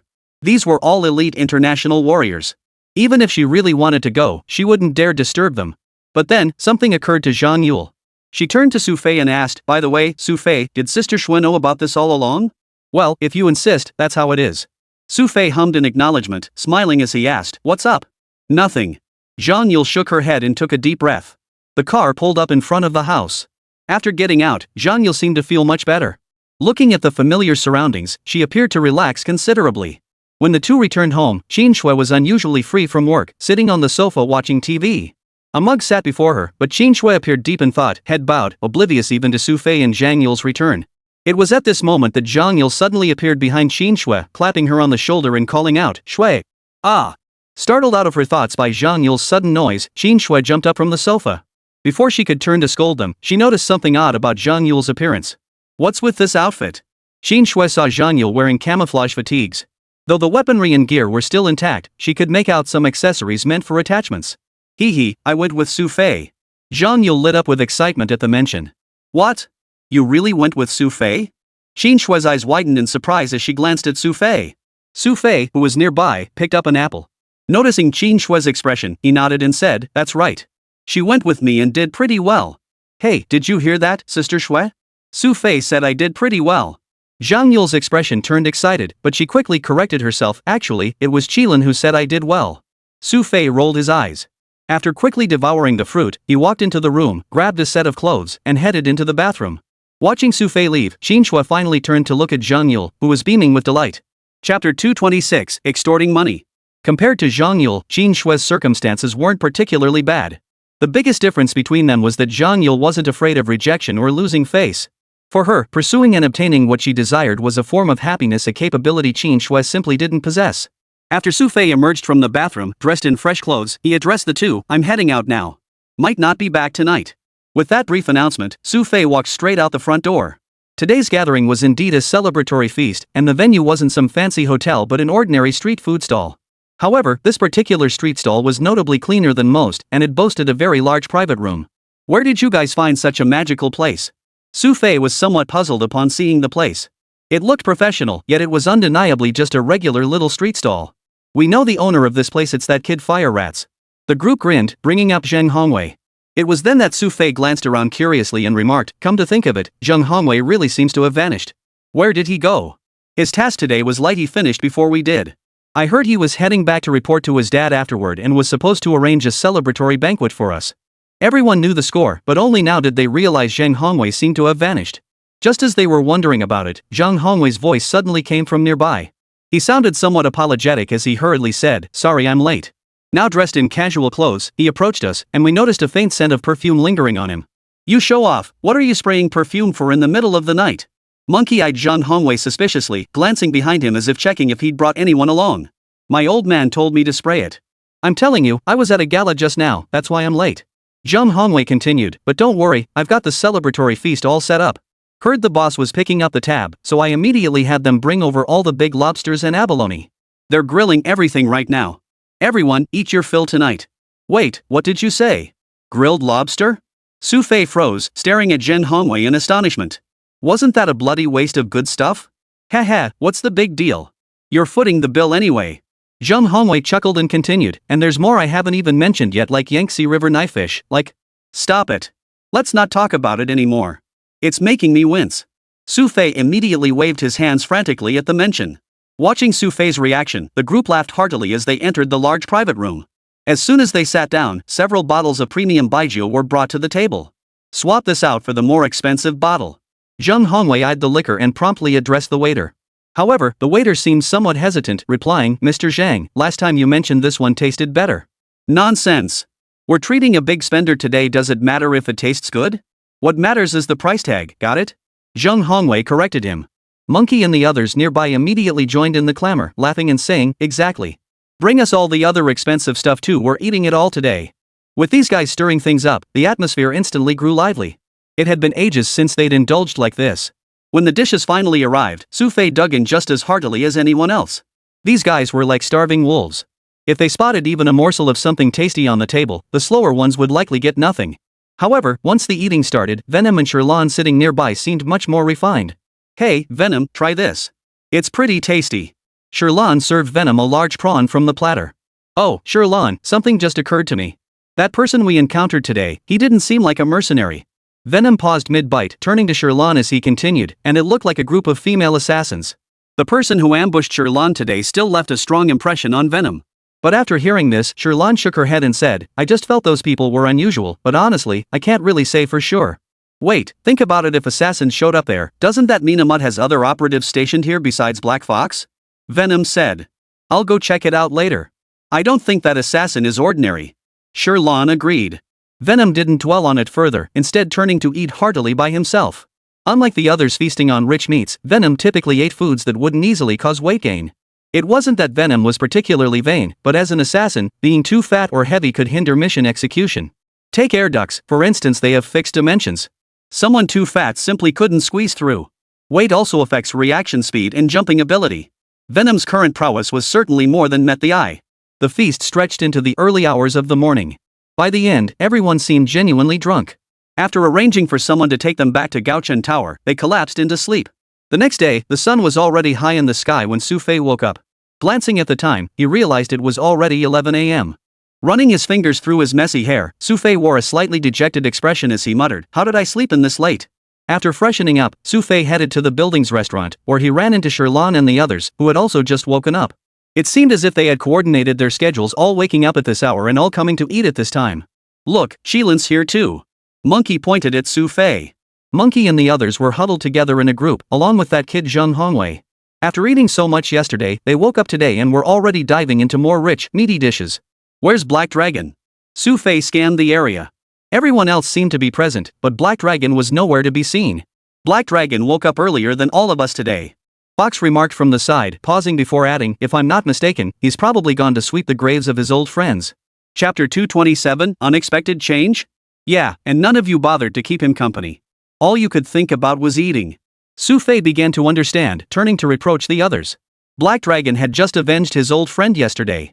Waking up today, this was probably the first thing on his mind. Black Dragon probably has things to say to his friend. It wouldn't be appropriate for us to follow. Fox shrugged indifferently and continued munching on his food. Xu Fei didn't ask any more questions. After sitting down, he casually picked up some meat and began eating.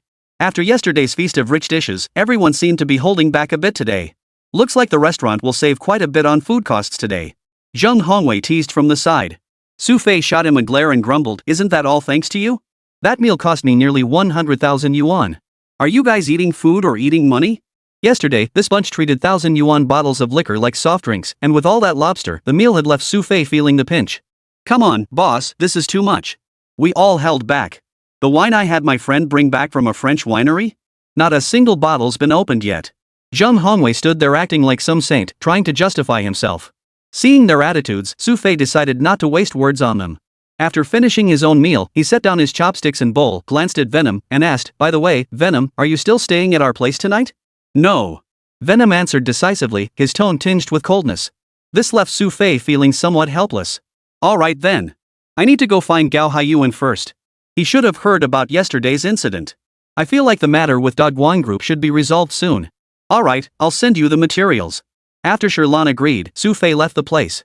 However, the moment Xu Fei stepped out, all eyes immediately turned to Venom. Venom's expression stiffened under their collective gaze. He shot them a glare and snapped coldly, what are you lot doing? Haha, nothing much. The others chuckled and said no more. After exiting Gaochen Tower, Xu Fei glanced around before finally approaching a taxi parked nearby. Once inside, the driver steered Xu Fei toward the main thoroughfare, seemingly taking a deliberate detour toward Dogguan Group. Xu Fei seemed oblivious, gazing around the car until the driver spoke up. Things have gotten messy internally. Black Fox will be making a move soon. They've sensed danger. The driver's voice was low and subdued. Xu Fei nodded slightly and continued, any new faces around here? Yes. Word is Ahmad is sending someone directly from headquarters this time. I think they'll be looking for you soon. The driver spoke, but Xu Fei remained silent.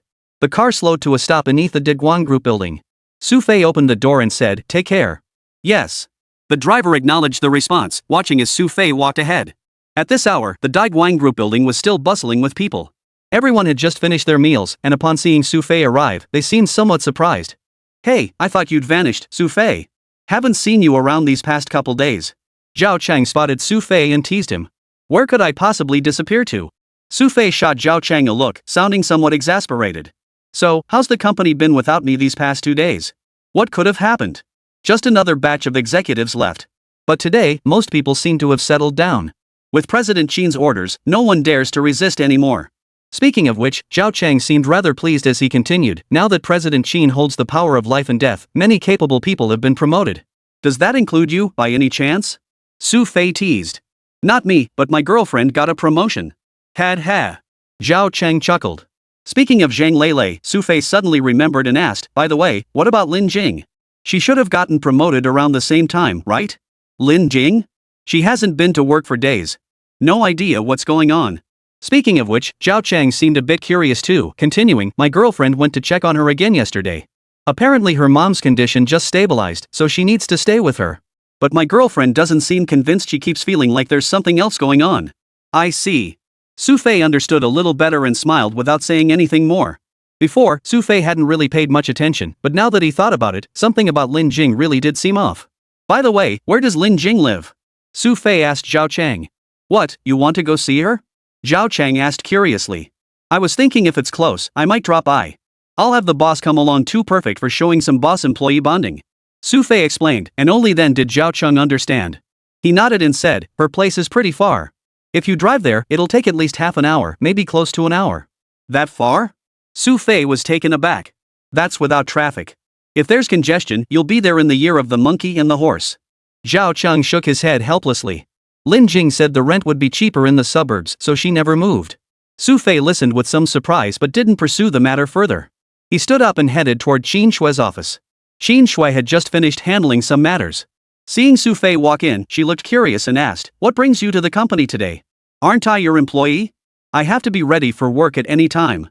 Xu Fei said with a hint of teasing. He poured himself a glass of water without hesitation, sat down in the assistant's chair, and then continued, "By the way, boss, do you know someone in your company named Lin Jing?" Lin Jing? Oh, you mean the one from PR? I was looking at her file yesterday and considering promoting her. She's very diligent and treats people well around the office. Qin Shui had indeed considered this, prompting Xu Fei to nod and ask, "Do you know anything about her family situation?" "Not really." "Why?" Qin Shui was intrigued. "Well, she recently took an extended leave. I was thinking we could visit her tonight. What do you think?" Xu Fei asked Qin Shui, continuing, "You should lead by example and show genuine care for your subordinates. It'll reflect well on you in the future." Chapter 228, Peace Talks. Xu Fei's tone seemed consultative, but Qin Shui showed no interest whatsoever. "I'm not going. If you want to go, you can go by yourself." "Come on, going alone would be a bit awkward, wouldn't it?" Xu Fei looked a bit embarrassed. "You could bring a friend. You're pretty close with that employee next door, right? Just treat it as a colleague's visit. That way, your future performance evaluations will probably be pretty high." Qin Shui teased Xu Fei at this moment, causing him to roll his eyes helplessly. "Forget it, we'll talk about it later. First, tell me about Gao Haiyuan. Did anything change at today's board meeting? How did you know there was a board meeting today?" Qin Shui was still puzzled. Their board meeting hadn't been public this time, and Xu Fei had only just arrived at the company. After yesterday's major incident, it would have been unusual not to hold a meeting. Xu Fei was well aware of this. But speaking of which, Qin Shui genuinely asked out of curiosity, "What exactly did you guys go do yesterday? From the way Yulu was dressed, it looked like she was heading off to war. Put that attitude away. Going head to head with a mute, did you think it was a game of rock paper scissors?" Xu Fei looked somewhat speechless. Rising to his feet, he said, "When it comes to crisis awareness, the young lady clearly has a slight edge over you. She grew up in the military compound, of course she's different from me." Qin Shui sounded slightly annoyed as she added, "Besides, who knew you'd actually take her along? Let's drop this topic and talk about today's board meeting."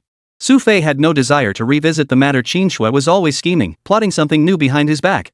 Qin Shui dropped the subject too, saying, "Gao Haiyuan and the others proposed moving the lab closer to Dagong Group. The board is considering it now. My dad asked me to check with you." "Oh? They're starting to sense the danger?" Xu Fei began to understand. Gao Haiyuan was worried that Amut's plans might be disrupted, prompting him to turn his attention toward them instead. That's why they need to relocate now, at least to avoid getting into real trouble with Amut's people. "What do you think we should do?" Qin Shui asked Xu Fei. "I don't think we need to worry. Amut won't make his moves so soon." Xu Fei shook his head. The Swan Mountain incident doesn't strike at their core. At most, it's just a minor setback. "So you're saying Dagwon Group is safe for now?" Qin Shui pressed Xu Fei. "It's safe for now. But before that, Gao Haiyuan must tell me what exactly they're researching." Xu Fei wore a smile on his face, deeply invested in this matter. He had already grasped some of Amut's objectives, yet even so, he still couldn't quite gauge Amut's intentions or determine how far they had progressed. Gao Haiyuan had left work early today. Should he call him back? Qin Shui, seeing Xu Fei's expression, asked. "No need." Xu Fei shook his head, stood up, and sighed in relief. "It's still early, and besides, he's got plenty to do today. Calling him back wouldn't be appropriate." "Oh." Qin Shui replied, but seeing Xu Fei stand up like that, she felt a bit curious and asked, "Are you planning to leave?" "Yeah, it's still early. Perfect time for a walk. Isn't the young miss at work? I'll go see if she's slacking off." Xu Fei smiled. Glancing at his watch, he saw it was only 2 in the afternoon, indeed, quite early. The sun outside was blazing hot. As soon as Xu Fei stepped out of the building, he was about to head towards Zhang Yule's direction. But just then, someone swayed unsteadily toward him from ahead. Before they could react, they collided with Xu Fei. "Whoops, sorry, buddy. I wasn't paying attention." The person apologized profusely after bumping into Xu Fei. Watching his retreating figure, Xu Fei found the whole thing rather amusing. He watched the man's back, then patted his own clothes and chuckled. After turning a corner, Xu Fei arrived at a cafe next to the building. Inside, a few people were flipping through magazines, enjoying the leisurely afternoon. However, since it wasn't the weekend, the place wasn't particularly crowded. Only about 4 or 5 people were there. After scanning the place, Xu Fei walked to a window seat and sat down, asking with a smile, "Is this seat taken?" "Not for others, but you certainly can." The man smiled back at Xu Fei, slowly lifting his head. In his 30s, the man had a slightly tanned complexion and appeared quite ordinary. Yet, no matter how well he hid it, the glint in his eyes neither fully hidden nor fully revealed betrayed him. "You've done a splendid job this time. You've even managed to uncover our entire network and identified our inside man." His tone was neither hurried nor drawn out, yet it drew a smile from Xu Fei's face. "Not exactly brilliant," Xu Fei replied casually, "but when someone's picking a fight with us, we're not going to wait for them to put a gun to our heads before fighting back, right?" Xu Fei asked casually. Upon hearing Xu Fei's words, the man smiled and said, "I am Xu Yin, formerly the direct superior of Su Yin's Black Wolf." "No wonder I felt that sense of familiarity." Xu Fei asked with a smile, "So, are you planning to avenge your men? Or just here to throw around some tough talk?" "Of course not. He was weak. Even if he died, it wouldn't be a loss. For a mutt, it would just mean one less mouth to feed." Xu Yin's words were casual, but Xu Fei shook his head. "You mutts remain as cold-hearted as ever. Of course, we only pursue profit. But I believe when it comes to pursuing profit, we're both the same." Xu Yin smiled and continued, "I have a mutually beneficial deal here. Why don't we discuss it properly?" "Oh? A win-win deal. Now that's something I'd like to hear more about." Xu Fei felt a spark of interest and watched the earth hidden with keen curiosity. Yet even under Xu Fei's scrutiny, Xu Yin showed no sign of flustering. He continued unabated, "This time, we've all tasted the bitterness of conflict. How about this? Let's set aside our immediate grudges for now. At least it would ease the tension for everyone." "Oh? Are you proposing peace talks?" Xu Fei's eyes held a hint of amusement as he looked at the water hidden before him. Chapter 229, Lin Jing's Trouble. But the water-hidden village leader showed no urgency. Smiling at Xu Fei, he continued, "Shilin, you know full well that yesterday's events were but a drop in the bucket for a mutt. They couldn't possibly shake his foundation." "Exactly. Then why bother coming to talk to me?" Xu Fei countered. "I hope things can be a little more comfortable for everyone." Xu Yin continued, "We'll revoke the kill orders on all lightning personnel and abandon certain operations." "Oh? That's quite a price to pay." Xu Fei eyed Xu Yin with curiosity and asked, "What do we need to give in return?" "We have no demands on you personally. We simply hope everyone can calm down. At least for now, it hasn't reached the point where it's a matter of life and death. What do you think?" Xu Yin inquired of Xu Fei. At that moment, Xu Fei seemed completely unfazed by Xu Yin's words. Rising to his feet, he replied casually, "I've always been level-headed. Still, your proposal is sound. I trust you'll honor your word." With that, Xu Fei walked out on his own. In truth, Xu Ying was right about one thing: neither side had reached the point of a decisive battle yet. There was no need to fight to the death just now. Moreover, a mutt's strength far surpassed Lightning's. If they refused to compromise and continued fighting, it would only put Lightning at a disadvantage. If both sides could cool down and refrain from further escalation, he believed they could both accept that outcome. Watching Xu Fei depart, Xu Yin wore a faint smile as he shook his head. "Seems this fellow's more reasonable than I expected." After leaving this place, Xu Fei was about to head toward the gym where Zhang Yule worked. But just as he crossed the street, he spotted a familiar figure in the crowd outside a shopping mall ahead. Lin Jing had just emerged from inside, hurrying along alone as if rushing to catch something. Seeing Lin Jing like this, Xu Fei found it genuinely odd. He followed her and called out to her from behind. "Hey, Lin Jing, you're here too?" Xu Fei's voice startled Lin Jing. She turned around and saw him right away. Her expression looked somewhat awkward. Seeming a bit flustered, Lin Jing forced a smile and said, "Xu Fei, what a coincidence. Yeah, I was just talking about you. I heard your mom got sick and we were planning to visit. How's she doing now?" Xu Fei asked with a smile. Speaking of that, Lin Jing's face lit up with a broad smile. "My mom's illness has improved significantly. She's still in the hospital and I was just about to go see her." "That's good to hear. If you need anything, just let me know. If there's anything I can do to help, I will." Xu Fei offered readily, prompting Lin Jing to nod. "I'll head to the hospital now. We'll catch up later." "Alright, bye." Seeing Lin Jing didn't have any major issues, Xu Fei felt somewhat relieved. After all, they were colleagues, and Lin Jing's unfortunate circumstances naturally stirred Xu Fei's sympathy. However, just as Xu Fei watched Lin Jing walk away, he noticed several people following behind her. His brows furrowed slightly at the sight of them, and he quickened his pace to follow. Just as they approached a park ahead, the figures suddenly blocked Lin Jing's path. "Stop running!" Disdain flashed across their faces as they surrounded Lin Jing, leaving her no chance to escape. Seeing them, Lin Jing's expression instantly changed. Her face drained of color as she cried out, "What do you want from me? Hey, don't play dumb. This was agreed upon earlier. You haven't forgotten already, have you?" They sneered and continued, "Listen, you're coming with us today no matter what. Otherwise, we'll have a hard time explaining ourselves back at the office. I won't go. Lin Jing retorted coldly, snorting, you altered the contract without authorization. I'll sue you. Oh my, did you hear that, guys? This lady's threatening to sue us. The ringleader's words sent the crowd into uproarious laughter.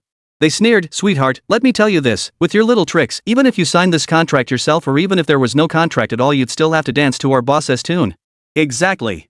Look at yourself. Besides being pretty, what else do you have? Our boss is being kind. If he really loses his temper later, who knows where he'll dump you off in some godforsaken backwater. By then, you won't even have a chance to regret it.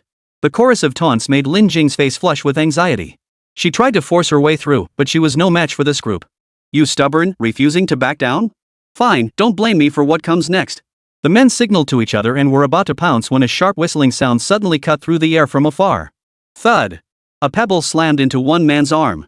Almost instantly, he let out a piercing scream. The excruciating pain shot through his limb, his fist clenched so tightly beads of sweat formed. Damn it, who is that? The ringleader shouted, glancing toward the direction the stone came from. He saw Xu Fei approaching with a smirk on his face. Oh my apologies. My hand just slipped. Though Xu Fei apologized, his face remained unflinchingly cheerful. Only when Xu Fei reached their side did the startled Lin Jing seem to snap out of it, hurriedly asking, Xu Fei, what are you doing here? Oh, I just happened to be passing by.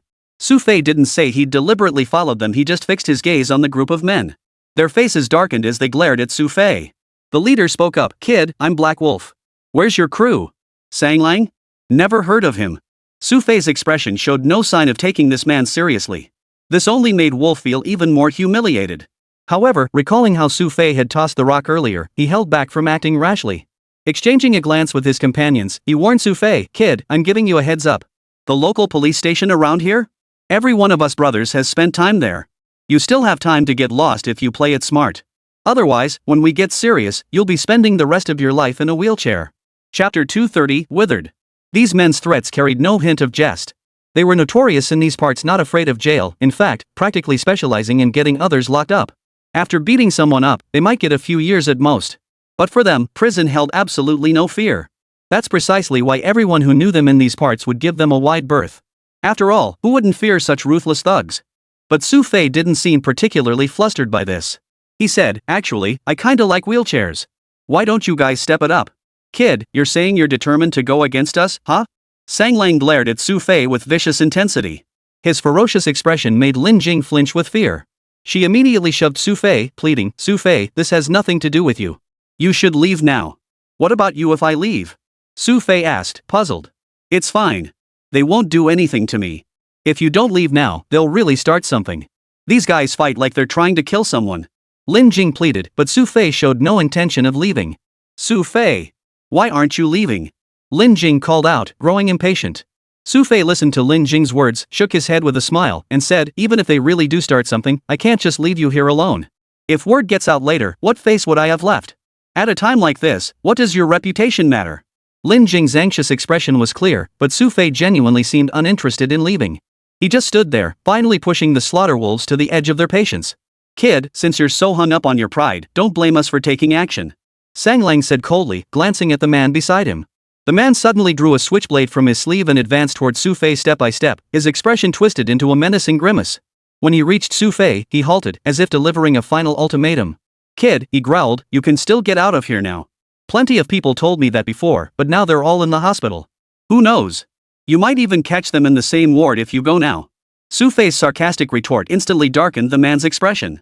With lightning-fast reflexes, the switchblade darted toward Xu Fei's arm. Just as the blade was about to strike, Lin Jing beside him let out a startled cry. As she lunged to push Xu Fei out of the way, she realized he was no longer standing there. Swish! A hand suddenly appeared from the side, grabbing the man's wrist holding the switchblade. With a sudden jerk, the wrist cracked audibly. Thud! The switchblade fell to the ground. Xu Fei narrowed his eyes slightly, then kicked the assailant hard in the chest. The man flew backward, crashing into a park bench before collapsing onto the ground with a thud. Seeing his man go down, Black Wolf's face flushed with rage. With a wave of his hand, he ordered the rest of his men to pursue. These men were skilled fighters, yet before Xu Fei, they seemed like a bunch of children. Xu Fei sidestepped several times, creating some distance before suddenly delivering a kick to the faces of several attackers. After landing that first blow, Xu Fei's momentum became unstoppable as he unleashed a series of attacks. By the end, Song Long could only watch his men fall one by one. When Xu Fei finally turned his attention to him, fear began to rise in his heart. Who are you? When had Sanglang ever encountered someone like this? It was like watching a martial arts movie. What do you think? A faint smile played on Xu Fei's lips as he spoke. So, how about it? If you just tell me everything nicely, I'll let you go? Dream on. Sanglang, enraged by Xu Fei's sarcastic words, charged at him. His speed surpassed all previous opponents, and the dagger was aimed straight for Xu Fei's heart. Xu Fei felt a twinge of helplessness. He grabbed Sanglang's forearm and twisted with all his might. Intense pain shot through his arm. Before Sanglang could even cry out, Xu Fei's knee slammed into his midsection. He lifted Sanglang off the ground, executed a shoulder throw, and tossed him straight into the nearby flower bed. Sanglang landed in the flower bed, his limbs numb. He could only stare blankly at Xu Fei, unable to move. Call an ambulance yourself. Xu Fei addressed the man lying on the ground, still somewhat conscious. Under Xu Fei's gaze, the man shifted his hips nervously backward, afraid of drawing further attention. Seeing their reactions, a satisfied look finally appeared on Xu Fei's face. Turning back, he noticed Lin Jing now staring at him wide-eyed, her gaze filled with astonishment. Since it's still early, why don't I accompany you to the hospital? Xu Fei asked, finally pulling Lin Jing out of her daze. She seemed a bit embarrassed and replied, wouldn't that take up your time? No problem. I was just out wandering around anyway. Xu Fei agreed with a smile. Since Xu Fei had offered, Lin Jing didn't refuse.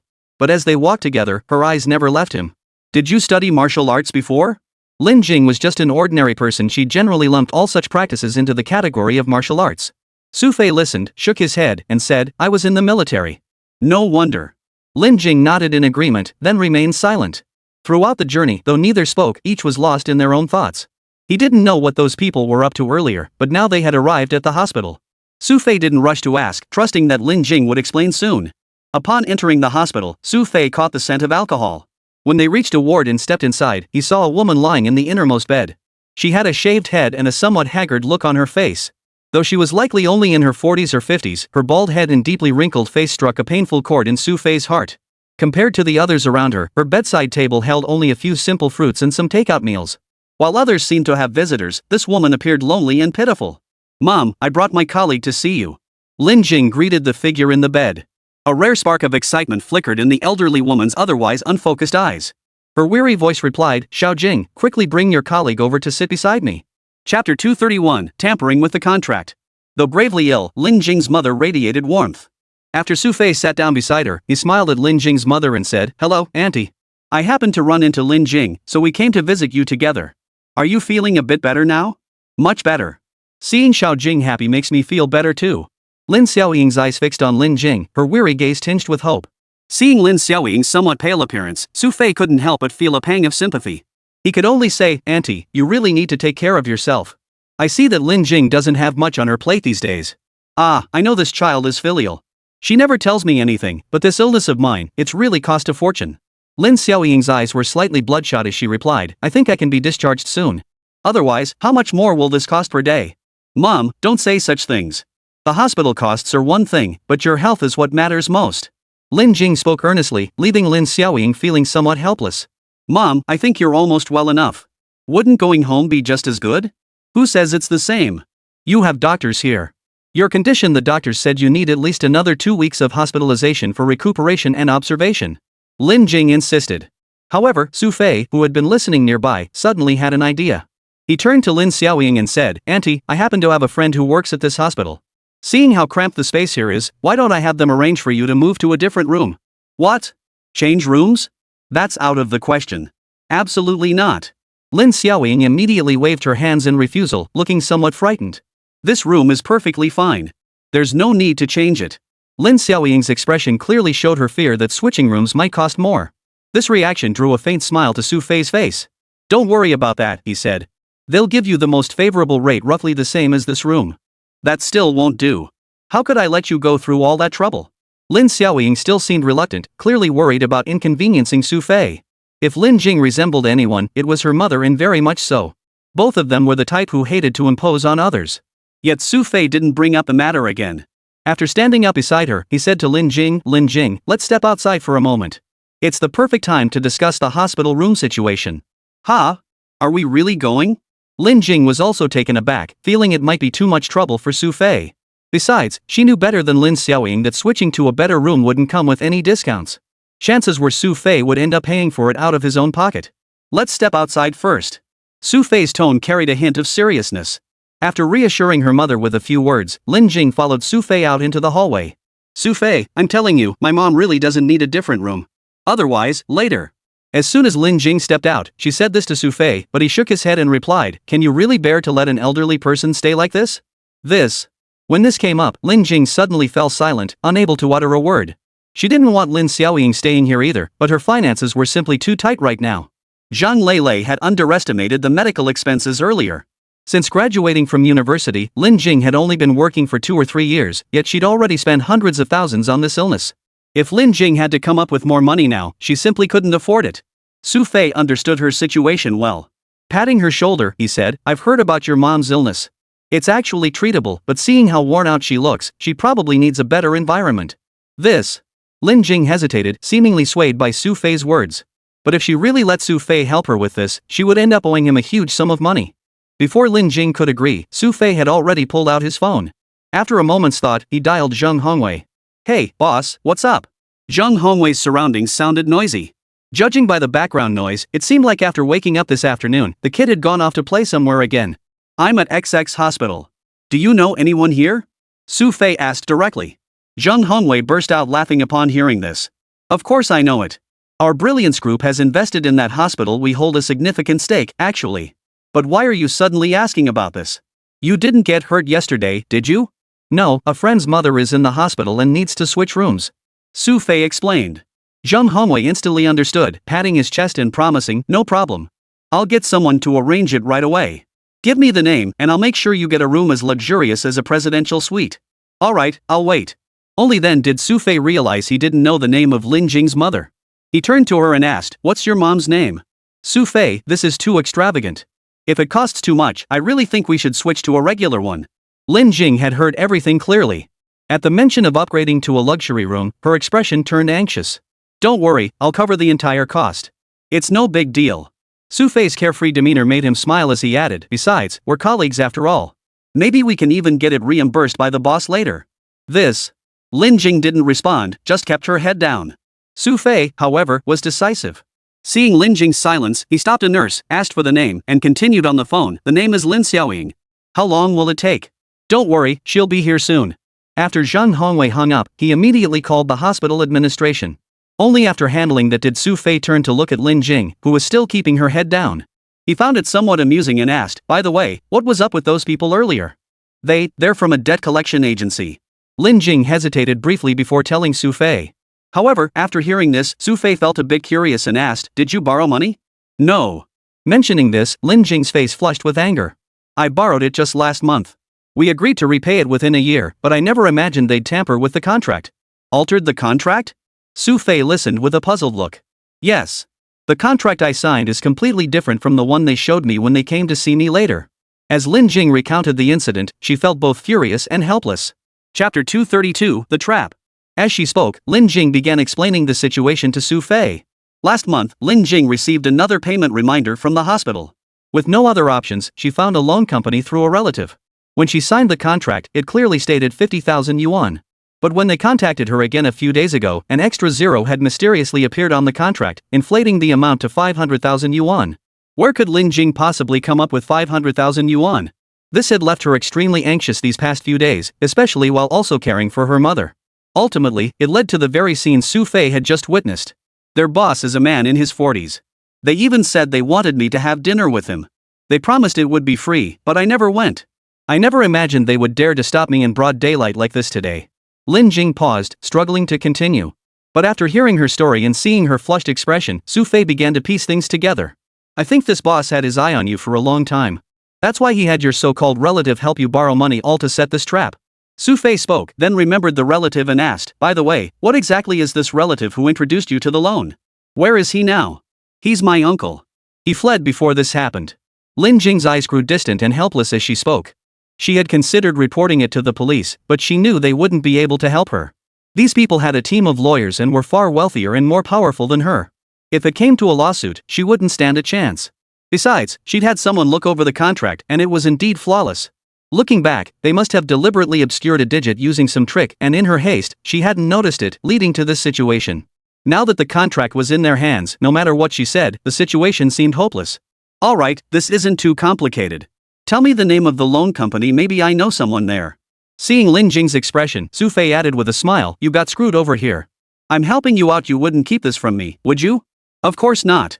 Lin Jing replied, though she hesitated slightly. But the contract is in someone else's hands now. What if? It's fine. Let's just try. Who knows? It might actually work out. Xu Fei agreed readily, which gave Lin Jing a little more confidence. After chatting with Lin Jing for just a moment, Xu Fei's phone rang. An unfamiliar number. After answering, a middle-aged man's voice came through immediately, prompting Xu Fei to ask, may I ask if this is Mr. Xu? This is he. Xu Fei replied. Hello, this is Director Wang from XX Hospital. I'm about to arrive at your friend's hospital room. Wang Longqiang stated. Alright, I'm right here. Thank you for your help. Xu Fei hung up immediately after speaking. Sure enough, shortly after, Wang Longqiang arrived with his team. Spotting Xu Fei, he approached with a beaming face, extending his hand and saying, Hello, Mr. Xu. Yes, thank you for handling this matter. Xu Fei said, glancing at Lin Xiaoying on the hospital bed. At that moment, Lin Xiaoying was genuinely startled. She'd never seen such a scene before, and her body trembled slightly. The nurses, however, were very considerate. After carefully helping Lin Xiaoying into the car, they smiled and said, Don't worry, we'll get you upstairs soon. The nurses' words eased Lin Xiaoying's anxiety somewhat. Xu Fei and Lin Jing followed alongside, taking the elevator up to the 6th floor. The wheelchair slowly rolled to a room door. As it opened, both Lin Jing and Lin Xiaoying's eyes widened in surprise. Zhang Hongwei had boasted it was a presidential suite, which was an exaggeration, but the interior was indeed exceptionally luxurious. The room spanned 30 to 40 square meters, with pristine white walls and a separate bathroom and kitchen perfect for showering and cooking anytime. Outside was a large balcony, ideal for stepping out to breathe fresh air or soak up the sun when feeling stuffy. Seeing this room truly shocked Lin Xiaoying. How much money would this cost? Auntie, don't worry about the money. Everything's taken care of. You just need to rest and focus on getting better. Xu Fei smiled softly, finally relaxing after the nurse helped Lin Xiaoying into bed. Oh, child, if you give me this room, what will I do then? Lin Xiaoying's face was still full of worry. It's fine. I'm good friends with Lin Jing. You can stay here. There's a discount, so it won't cost much. Xu Fei told a kind-hearted lie, then glanced over at Lin Jing. Though somewhat reluctant, Lin Jing turned to Lin Xiaoying and said, Mom, just rest here. Don't worry about the money. You'll recover from this illness soon enough. Oh, you too. Lin Xiaoying sighed. Soon after, a nurse brought in a new hospital gown. However, upon seeing this, Lin Jing seemed quite determined. She said, I'll bathe my mother myself. Alright, if that's how you feel, we'll step out for now. Xu Fei agreed, and after leaving with the others, he turned to Wang Longqiang at the door and expressed his gratitude. Thank you so much. This room is really excellent. No problem. Mr. Zhang has already made arrangements. He'll handle all the expenses. Director Wang replied, prompting Xu Fei to nod and say, then I'll be counting on your continued support. After exchanging a few more pleasantries, Wang Longqiang finally departed. Inside, Lin Jing seemed to have changed her mother into a fresh set of clothes. Indeed, after the bath, Lin Xiaoying's complexion had visibly improved, which brought a sense of relief to Lin Jing. Lin Jing, I think you should stay here and take good care of your mother. It's getting late for me now. If you encounter any issues later, feel free to call me anytime. Xu Fei didn't linger any longer. After all, this was a matter between mother and daughter, and he dared not meddle. But as soon as Xu Fei left, Lin Xiaoying's face softened with emotion. What a wonderful young man, she murmured. Xiao Jing, having a colleague like him, I don't know how many lifetimes of good karma we must have accumulated to deserve such a blessing. Mom, just rest well. Lin Jing said to her mother, noticing the fruit still prepared nearby. She immediately began peeling it for Lin Xiaoying. But just as she finished, Lin Jing's phone rang. Seeing the caller ID, Lin Jing's expression instantly changed, looking rather unpleasant. Chapter 233, The Terrifying Identity. The caller was none other than the CEO of the company that had lent her money. This person had already called her numerous times before, harassing her. After setting down her things, Lin Jing walked out to the balcony before answering the call. Just as she braced herself for another barrage of vulgar insults, an unexpectedly soft voice came through the line, almost pleading.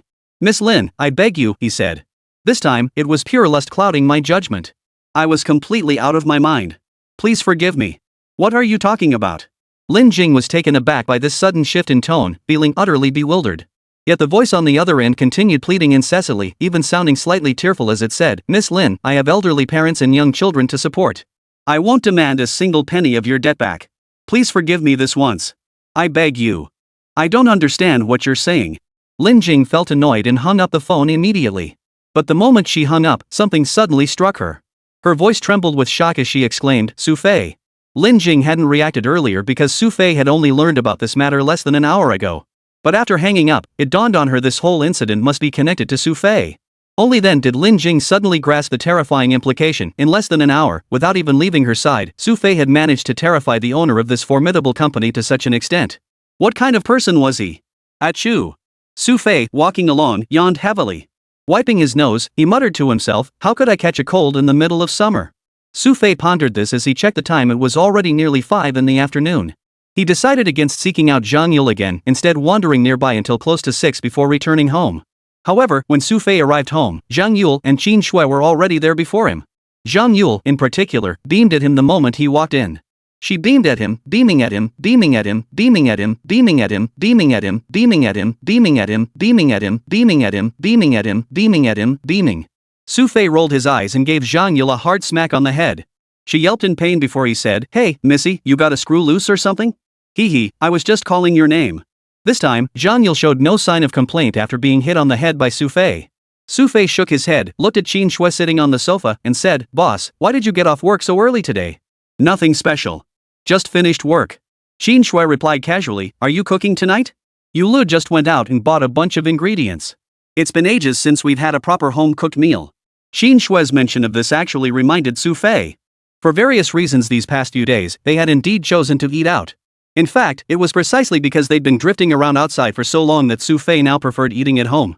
The three of them cooking together in the kitchen was something they rarely did before. But today, Qin Shui and Zhang Yule seemed genuinely interested, and Xu Fei was earnestly teaching them how to cook. Once several dishes were finished and they sat down at the table, a sense of accomplishment washed over them. Both of them had finally managed to cook a dish that was actually edible. Excited, they immediately started tasting it right there. Hey, Xu Fei, you're coming to the gym with me the day after tomorrow. While eating, Zhang Yule suddenly remembered something and blurted it out to Xu Fei, her mouth still burning from the hot food. Can't you just eat your meal properly instead of interrupting? Seeing how scattered Zhang Yule's thoughts were despite his age, Xu Fei felt a bit exasperated. I was just worried I'd forget later. Zhang Yule chuckled and went back to eating. Xu Fei felt a bit helpless, but he also picked up his chopsticks and started eating again, not bothering to ask why. Whatever the reason, he figured Zhang Yule wouldn't let him off the hook anyway. After dinner, Zhang Yule took the initiative to clear the tableware. After loading the dishes into the dishwasher, she even started wiping down the table. Her attentive manner left Xu Fei and Qin Shui sitting on the sofa, momentarily speechless. Did this kid get into trouble somewhere? Why is he suddenly being so attentive today? Xu Fei muttered blankly.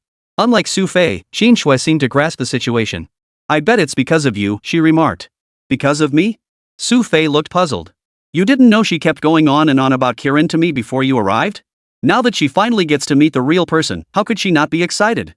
Qin Shui teased. After chatting for a while, Zhang Yule emerged from the kitchen laughing, removed her apron, and sat down on the sofa. Miss, you've been working so hard today, is there something you need from me? Xu Fei asked the moment she sat down. But upon hearing Xu Fei's words, Zhang Yule instantly adopted a serious expression and replied earnestly, do I look like that kind of person? I just genuinely wanted to do some work. Oh, I see. I was thinking that if you really did need something from me, I might agree since you worked so hard. But since that's not the case, never mind. Xu Fei's words caused Zhang Yule's expression to shift. Clearing her throat, she replied, ahem, I didn't actually have anything to ask, but now that you mention it, something just came to mind. You think fast. Xu Fei shook his head. But Zhang Yule, far from being embarrassed by the teasing, countered, Xu Fei, how about you teach me martial arts according to your traditions? Once you've made me really good, I'll challenge you to a fight. I'll pass on teaching you, but I'm game for a fight later. Xu Fei shook his head. No way. If I fought you now, you'd knock me out in one move. Zhang Yule seemed quite self-aware. Still, Xu Fei didn't agree. He glanced at Qin Shui and said, I think you two should just chat here. I'm heading back to my room. Hey, Xu Fei, don't leave. Let's talk it over. Zhang Yule chased him to the door, only to hear Xu Fei slam it shut and lock it. This left Zhang Yule feeling utterly frustrated as he sulked back to the sofa. Once inside his room, Xu Fei immediately fired up his computer and logged into his mercenary website. Chapter 234, The Mysterious Man's Text. The site was already buzzing with activity.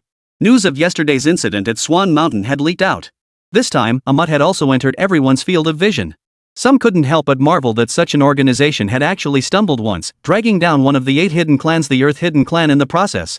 After browsing for a while, Xu Fei began searching for topics that piqued his interest. He wasn't here to read people's praise for lightning. He wanted to know if anything significant had happened recently. A mutt seeking a truce must mean they had other commitments elsewhere. Distracted, they couldn't handle him, so they'd ultimately chosen to temporarily hang up the no-fight sign. However, after searching for quite some time, Xu Fei found no valuable information. Just as he was about to exit the website, a private message suddenly appeared. Xu Fei was puzzled. Most people didn't know his account, and if it were someone like Sherlon, they wouldn't have chosen this method to contact him. Opening the message, Xu Fei saw only 2 lines of text. Congratulations, Shilin. Victory in your first battle. But please pay close attention to Amut's next moves, especially outside of China. Just as Xu Fei was about to reply to this simple message, he suddenly realized the account that had sent it had been immediately deactivated. Who could this be? Xu Fei's eyes narrowed slightly, a sense of unease lingering. This person was highly capable. Not only had they tracked down his account, but Xu Fei could clearly sense from the tone of their message that they possessed other information he was unaware of. Tonight was destined to be a sleepless one for Xu Fei. It wasn't until dawn approached that Xu Fei finally drifted off to sleep. But after barely 3 or 4 hours, he was jolted awake by the noise outside from Zhang Yule and Qin Shui. These two had some strange urge early in the morning to suddenly decide to cook breakfast. But when Xu Fei got up and walked into the kitchen, seeing the trash can filled with blackened, ruined ingredients, he felt a chill run down his spine. Hey, you two, Xu Fei teased them. Do you have any idea how many people in our country still can't afford a proper meal? Wasting food like this, aren't you afraid you'll have nightmares later? Xu Fei teased them. But the moment they saw Xu Fei, they pounced on him like he was a lifesaver. They pulled him over and asked, Xu Fei, come quick. What do you think of this? How does it taste? As they pulled him closer, Xu Fei's gaze fell upon a pancake in the dish that had turned a sickly yellow-black. He took a half step back before saying, you two should just give up. You'd be better off sleeping in during this beautiful morning than wasting food and time like this. No way. We're serious, you know. Zhang Yule and Qin Shui looked a bit displeased. Wait, why are you two even doing this? Xu Fei found this a bit odd. Ali just called to say he's leaving tomorrow. Sister Shui and I decided we absolutely have to cook for him ourselves to see him off. That's why we're learning here. Zhang Yule explained to Xu Fei, who couldn't help but laugh after hearing it. I think we should just give up. At your skill level, no amount of practice will help. Then is there no quick way to learn? Qin Shui tentatively asked Xu Fei from the side. But after hearing this, Xu Fei shook his head and said, maybe for others, but definitely not for you two. I think we should just give up. When the time comes, we'll just have to obediently take Ali out to a restaurant. Xu Fei spoke the truth, but Qin Shui and Zhang Yule both looked somewhat reluctant. Alright, I'll swing by to see Ali this afternoon. I'll tell him we'll grab dinner tonight, and I'll personally drive him to the airport tomorrow morning. Xu Fei was well aware of the situation, but he'd been too busy these past couple of days to visit Ali. They hadn't really expected much anyway. After Xu Fei said that, the two finally gave up on the idea of wasting food. When Xu Fei finished washing up and opened the fridge, he realized that almost everything edible inside had been nearly depleted by the two of them. With no other options, they each grabbed a piece of bread and headed straight out the door. This was Xu Fei's first normal workday in days. Arriving at the office, everyone seemed in good spirits today. But no sooner had Xu Fei sat down than Zhao Chen leaned over. Hey, heard you went to see Lin Jing's mom yesterday? Zhao Cheng seemed to have caught the gossip bug from Zhang Lele and started chatting. Yeah, I happened to run into her, so I stopped by. Xu Fei didn't seem to be avoiding the topic, but he found Zhao Cheng's behavior a bit odd. He asked, what's up? Don't tell me Zhang Lele found out something again and sent you here to probe around? Bro, you guessed it right. Zhao Cheng grinned and asked, my girlfriend said Lin Jing went back to work today and seemed in a really good mood. It's the first time we've seen her this happy in days, so I figured it must have something to do with you. Enough with the gossip. It's just a hospital ward incident, what could it possibly have to do with me? Xu Fei rolled his eyes in exasperation, booted up his computer, and started playing a small game. Before long, over an hour had passed when Qin Shui's assistant arrived again. This time, she didn't even need to speak. Xu Fei knew exactly what he was supposed to do. Closing the game, Xu Fei followed her into Qin Shui's office. Qin Shui seemed to have been waiting specifically for Xu Fei. As soon as he entered, she dismissed her assistant and closed the door behind them. Boss, what's the rush? Why did you call me over? Xu Fei looked somewhat reluctant. His game had only just reached the halfway point. There's a board meeting this afternoon. You need to attend. Qin Shui informed Xu Fei, who froze in surprise. The company's board meeting?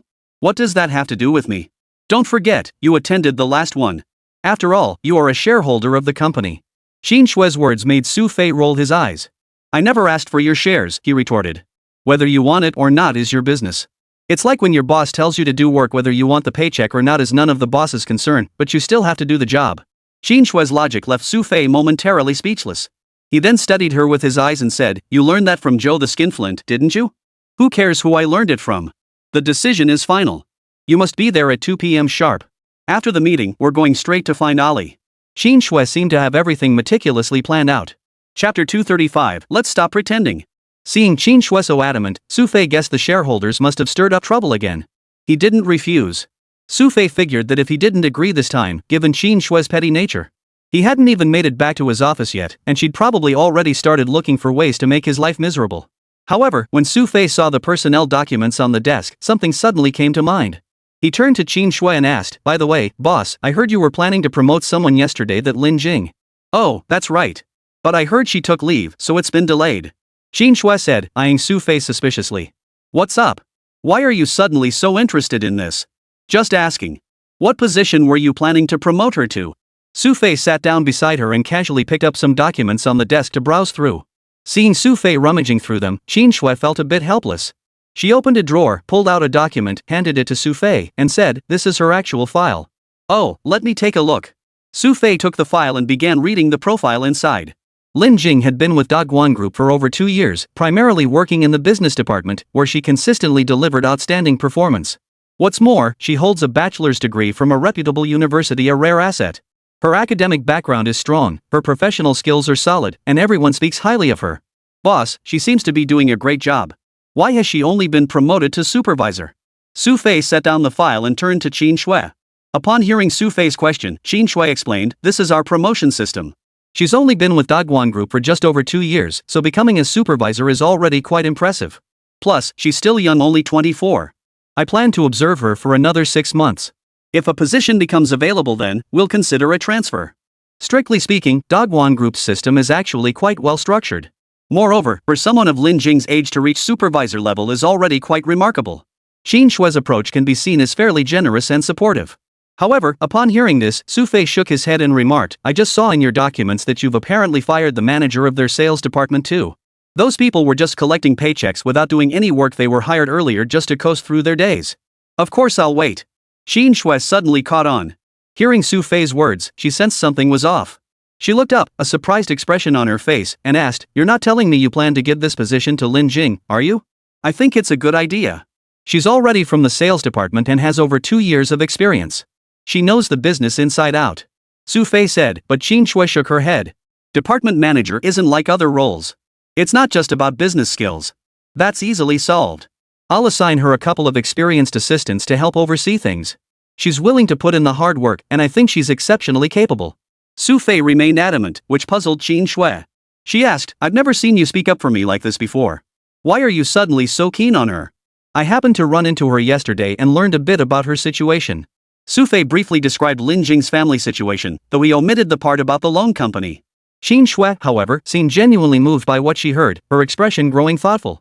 Her character is undoubtedly sound, frugal in her lifestyle, psychologically mature, and exceptionally responsible. Given her capabilities, I think she's worth a try. If she ends up affecting company operations, you can always remove her later. Xu Fei responded readily. Qin Shui remembered that Xu Fei would need to attend the board meeting with her that afternoon, so she didn't press further. "All right," she said. "We'll proceed as you suggested." Though outwardly cool, Qin Shui actually felt sympathy for the girl. So young, yet bearing pressures greater than any of her peers. Giving her a better opportunity could at least lighten some of her burdens and stress. With that thought, Qin Shui promptly signed the documents and instructed her assistant to take them to HR for processing. Once these tasks were completed, Xu Fei slipped out again without a second thought to play games. Time ticked by, and soon it was lunchtime. Zhao Chang stretched lazily, waved at Xu Fei, and teased, "Xu Fei, I'm heading out for lunch. Want to join me?" "Sure, I'm starving too." After shutting down his computer, Xu Fei followed Zhao Chang into the elevator, chatting and laughing all the way up to the cafeteria. The cafeteria was quite crowded at this hour, and Zhao Chang instinctively scanned the area for Zhang Lele. After searching for a while, he didn't spot Zhang Lele, but he did see Lin Jing surrounded by a group of colleagues. They seemed to be chattering away enthusiastically with her. Finally, Zhang Lele appeared from behind, pulling Lin Jing straight out of the crowd and walking toward Zhao Chang and Xu Fei. "Wow, look at you two all sweaty. What were you doing just now? It kinda looked like a celebrity being chased by fans." Xu Fei spotted the two of them and started teasing them. But speaking of which, Zhang Lele's face actually showed a hint of pride as she tugged at Lin Jing's sleeve and said, "It's not just like a celebrity. Little Jing is actually a celebrity now. Sis Lele." Lin Jing looked a bit embarrassed and tugged at Zhang Lele's arm. Seeing the crowd around them, Zhang Lele didn't linger on the topic. She quickly grabbed a tray at the cafeteria, loaded it with food, and then found an empty table nearby. As soon as the four of them sat down, Zhang Lele couldn't hold her tongue any longer. Her expression brimming with excitement, she exclaimed, "Guys, this is absolutely huge news. Today, Xiao Jing broke a record that stood for years at our Dogwon group. Stop teasing us, what happened?" Xu Fei managed to hold back, but Zhao Cheng was getting impatient. Zhang Lele chuckled, glancing at the two before announcing, "Listen up, as of today, Xiao Jing is the youngest department manager in the entire history of Dogwon Group." "No way. That impressive." Zhao Cheng and Xu Fei both wore expressions of surprise and excitement. This made Lin Jing feel even more embarrassed. But Zhang Lele was no novice. Seeing Xu Fei nodding along, she teased him, fixing her gaze on him. "Hey Xu Fei," Zhao Cheng being surprised is one thing, but what are you pretending for over there? Chapter 236, On the Brink of Bankruptcy. Hearing Zhang Lele's words, Xu Fei froze for a moment, feigning ignorance as he retorted, "Who are you calling a poser?" "Cut the crap. I heard about it from Xiao Jing this morning. You went out to understand the people's plight yesterday, didn't you?" Zhang Lele cut straight to the heart of Xu Fei's pretense. Lin Jing nodded in agreement beside her, adding, "Xu Fei, if it weren't for you, I'd never have been appointed manager. But this really isn't appropriate. I don't have much experience yet. So, fine, let's drop this topic, okay? Anyway, I don't know anything about it. If you have any issues, go talk to the boss. I never meddle in company affairs." Xu Fei's stubborn refusal to admit anything left the others feeling helpless. They couldn't possibly have gone to Qin Shui just to ask about this. Still, Lin Jing's face remained troubled, as if even eating her meal felt uncomfortable. Xu Fei understood what Lin Jing was thinking. After taking a bite of her meal, he tried to reassure her, "Look, you don't need to worry so much. If the boss offered you the position, it means he believes in your abilities. Just do your best. If you really can't handle it later, you can always talk to him then." "Exactly. I think Xu Fei's right. An opportunity like this falling from the sky, if you don't take it, you're just wasting it. Plus, after your promotion, Xiao Jing, your workload won't be as heavy either." Zhang Lele's reassurance finally eased Lin Jing's mind. Even so, throughout the entire meal, everyone's eyes kept drifting towards Xu Fei, as if by accident. After the meal, just as Xu Fei was about to return the plates, Lin Jing caught up from behind. Seeing Lin Jing approach, Zhao Cheng and Zhang Lele excused themselves first, leaving Lin Jing and Xu Fei to walk behind. Xu Fei felt a bit puzzled and asked, "Is there something else?" "Xu Fei." Lin Jing seemed hesitant. She followed Xu Fei to a quieter corner of the hallway before gathering her courage to say, "Thank you." "What are you thanking me for? Didn't I say it had nothing to do with me?" Xu Fei looked somewhat exasperated. "It's not about that." Lin Jing shook her head. "It's about that loan company owner." "Oh, that thing." Xu Fei immediately understood what Lin Jing was referring to, not seeming to take it seriously at all. But Lin Jing didn't give up. Her tone turned serious as she continued, "This morning, my uncle rushed back overnight from another province. He apologized to me. And he told me that loan company is about to declare bankruptcy. I was wondering what the fuss was about. Isn't that good news? What's there to worry about?" Xu Fei chuckled, patted Lin Jing on the shoulder, and encouraged her, "Keep up the good work. Spend more time with your mom. I gotta go." With that, Xu Fei walked forward. Watching Xu Fei's relaxed figure disappear into the distance only made Lin Jing feel even more uneasy. This man possessed extraordinary influence. Not only had he located her uncle who'd gone into hiding overnight, but he'd also managed to force a company into sudden bankruptcy in the span of a single night. In the past, Lin Jing might never have believed it. But now, with the facts staring her in the face, disbelief seemed impossible. That said, Xu Fei genuinely didn't seem to think much of it. His mind was still preoccupied with the upcoming board meeting. After enduring Zhao Cheng's persistent harassment for a while longer, Xu Fei finally reached his limit and fled to Qin Shui's office. He grabbed a quick drink before following her to the conference room of Dogwon Group. Everyone in the conference room had arrived early. Once Xu Fei and Qin Shui took their seats, the gathering was complete. Xu Fei's presence, however, shifted the room's atmosphere from its usual dynamic. Several typically talkative individuals seemed hesitant to speak up. Xu Fei, however, seemed equally disinclined to speak. After taking a seat at the edge of the table, he began playing a game on his phone, completely ignoring the conversation between Qin Guang and the others. "Today, I'm here to discuss the technological development direction of our partners." Qin Guang made no attempt to interrupt Xu Fei, instead addressing the assembled shareholders with solemn gravity. He continued, "I believe our current research has become overly aggressive. We should halt all funding for this area and redirect our research efforts back onto a sounder path. Chairman Qin, with all due respect, I believe the human biogenetic technology we're currently researching is essential for future development. This isn't radicalism, it's preparing for tomorrow." A shareholder's face bore a look of determination. His words immediately drew agreement from several others nearby. These individuals persisted in their stance, eventually turning their collective gaze toward Gao Haiyuan and stating, "Chairman Gao, we feel you should perhaps speak up now."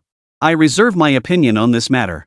Gao Haiyuan slowly opened his mouth, his eyes fixed on Xu Fei, who was engrossed in a mobile game. Xu Fei, engrossed in his mobile game, seemed completely oblivious. Meanwhile, Qin Guang was engaged in a lengthy discussion about the direction of technological development. Though he couldn't fathom why, these shareholders placed immense importance on this gene technology. Their relentless arguments left Qin Guang feeling somewhat overwhelmed. Even after several previous warnings had deterred the board from nitpicking over minor issues. On this particular matter, everyone was unusually persistent and united. Qin Guang, however, seemed unshaken by their opposition. His tone grew serious as he stated, "Over the past year, while our revenue has increased, our technological investments have been too scattered. We must consider cost effectiveness. Otherwise, these projects will become a liability for Daiguan Group. Chairman Qin, we're not a publicly traded company. Our financial reports don't need to consider external pressures. This is precisely the time we should be building our technological foundation. If we wait until we go public and then invest heavily in R&D, the complications we'll face could be far greater than we imagine." Several voices chimed in, arguing against Qin Guang as if determined to keep these projects alive. Yet, no matter how compelling their arguments sounded, Qin Guang's expression remained unyielding as he pressed on. "What purpose do fruitless investments serve? Our core business lies elsewhere, and domestic competitors already outperform us in technological R&D. Continuing down this path is nothing but futile effort." At this point, Qin Guang turned his gaze to Gao Haiyuan and inquired, "As the head of R&D, Director Gao, shouldn't you offer your perspective?" Chapter 237, Parting on Unfriendly Terms. If anyone here had the most authority to speak, it was undoubtedly Gao Haiyuan. As a veteran engineer himself, and the head of the relevant department, no one present understood these matters better than he did. A hint of hesitation flickered across Gao Haiyuan's face. After meeting the expectant gazes of the others, he finally spoke, "I believe this matter can be put on hold for now. The Research Institute has accumulated sufficient technical expertise to monitor the situation closely in the short term. I think Director Gao's suggestion is sound. At the very least, this matter should be temporarily shelved." Gao Haiyuan's words garnered agreement from most present, though they left Qin Guang looking distinctly displeased. He had expected Gao Haiyuan to support him, especially since Gao had been actively backing Qin Guang's initiatives lately. But unexpectedly, Gao Haiyuan now proposed shelving the plan, which was not good news for them. Truthfully, Qin Guang had previously been involved in laboratory management. His former collaborator was a top-tier scientist, so he understood these matters well. "Xu Fei, what's your take on this?" Qin Shui, seeing Xu Fei sitting beside her remain silent, took the initiative to ask. As if startled by being addressed, Xu Fei's hand slipped, causing his in-game character to crash into an obstacle. Dead again. Looking up, Xu Fei noticed the entire board seemed to be staring at him. "Hey, why are you all staring at me? Go ahead and continue your meeting." Xu Fei addressed the group with a puzzled tone, leaving them all feeling rather annoyed. Qin Shui's expression turned serious as she addressed Xu Fei with solemn gravity. "Xu Fei, what's your opinion on this matter?" "Me? My opinion doesn't matter. Whatever you decide is fine with me." Xu Fei adopted a completely detached attitude, as if the matter had nothing to do with him.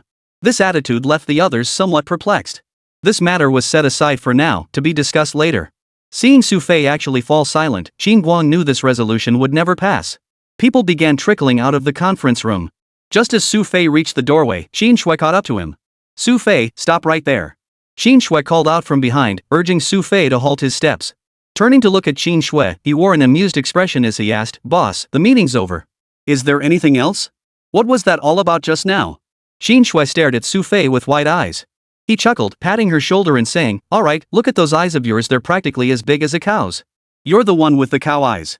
Qin Shui turned away, slightly annoyed. Xu Fei didn't hold it against her. He chuckled, "Fine, I'm a cow's eye.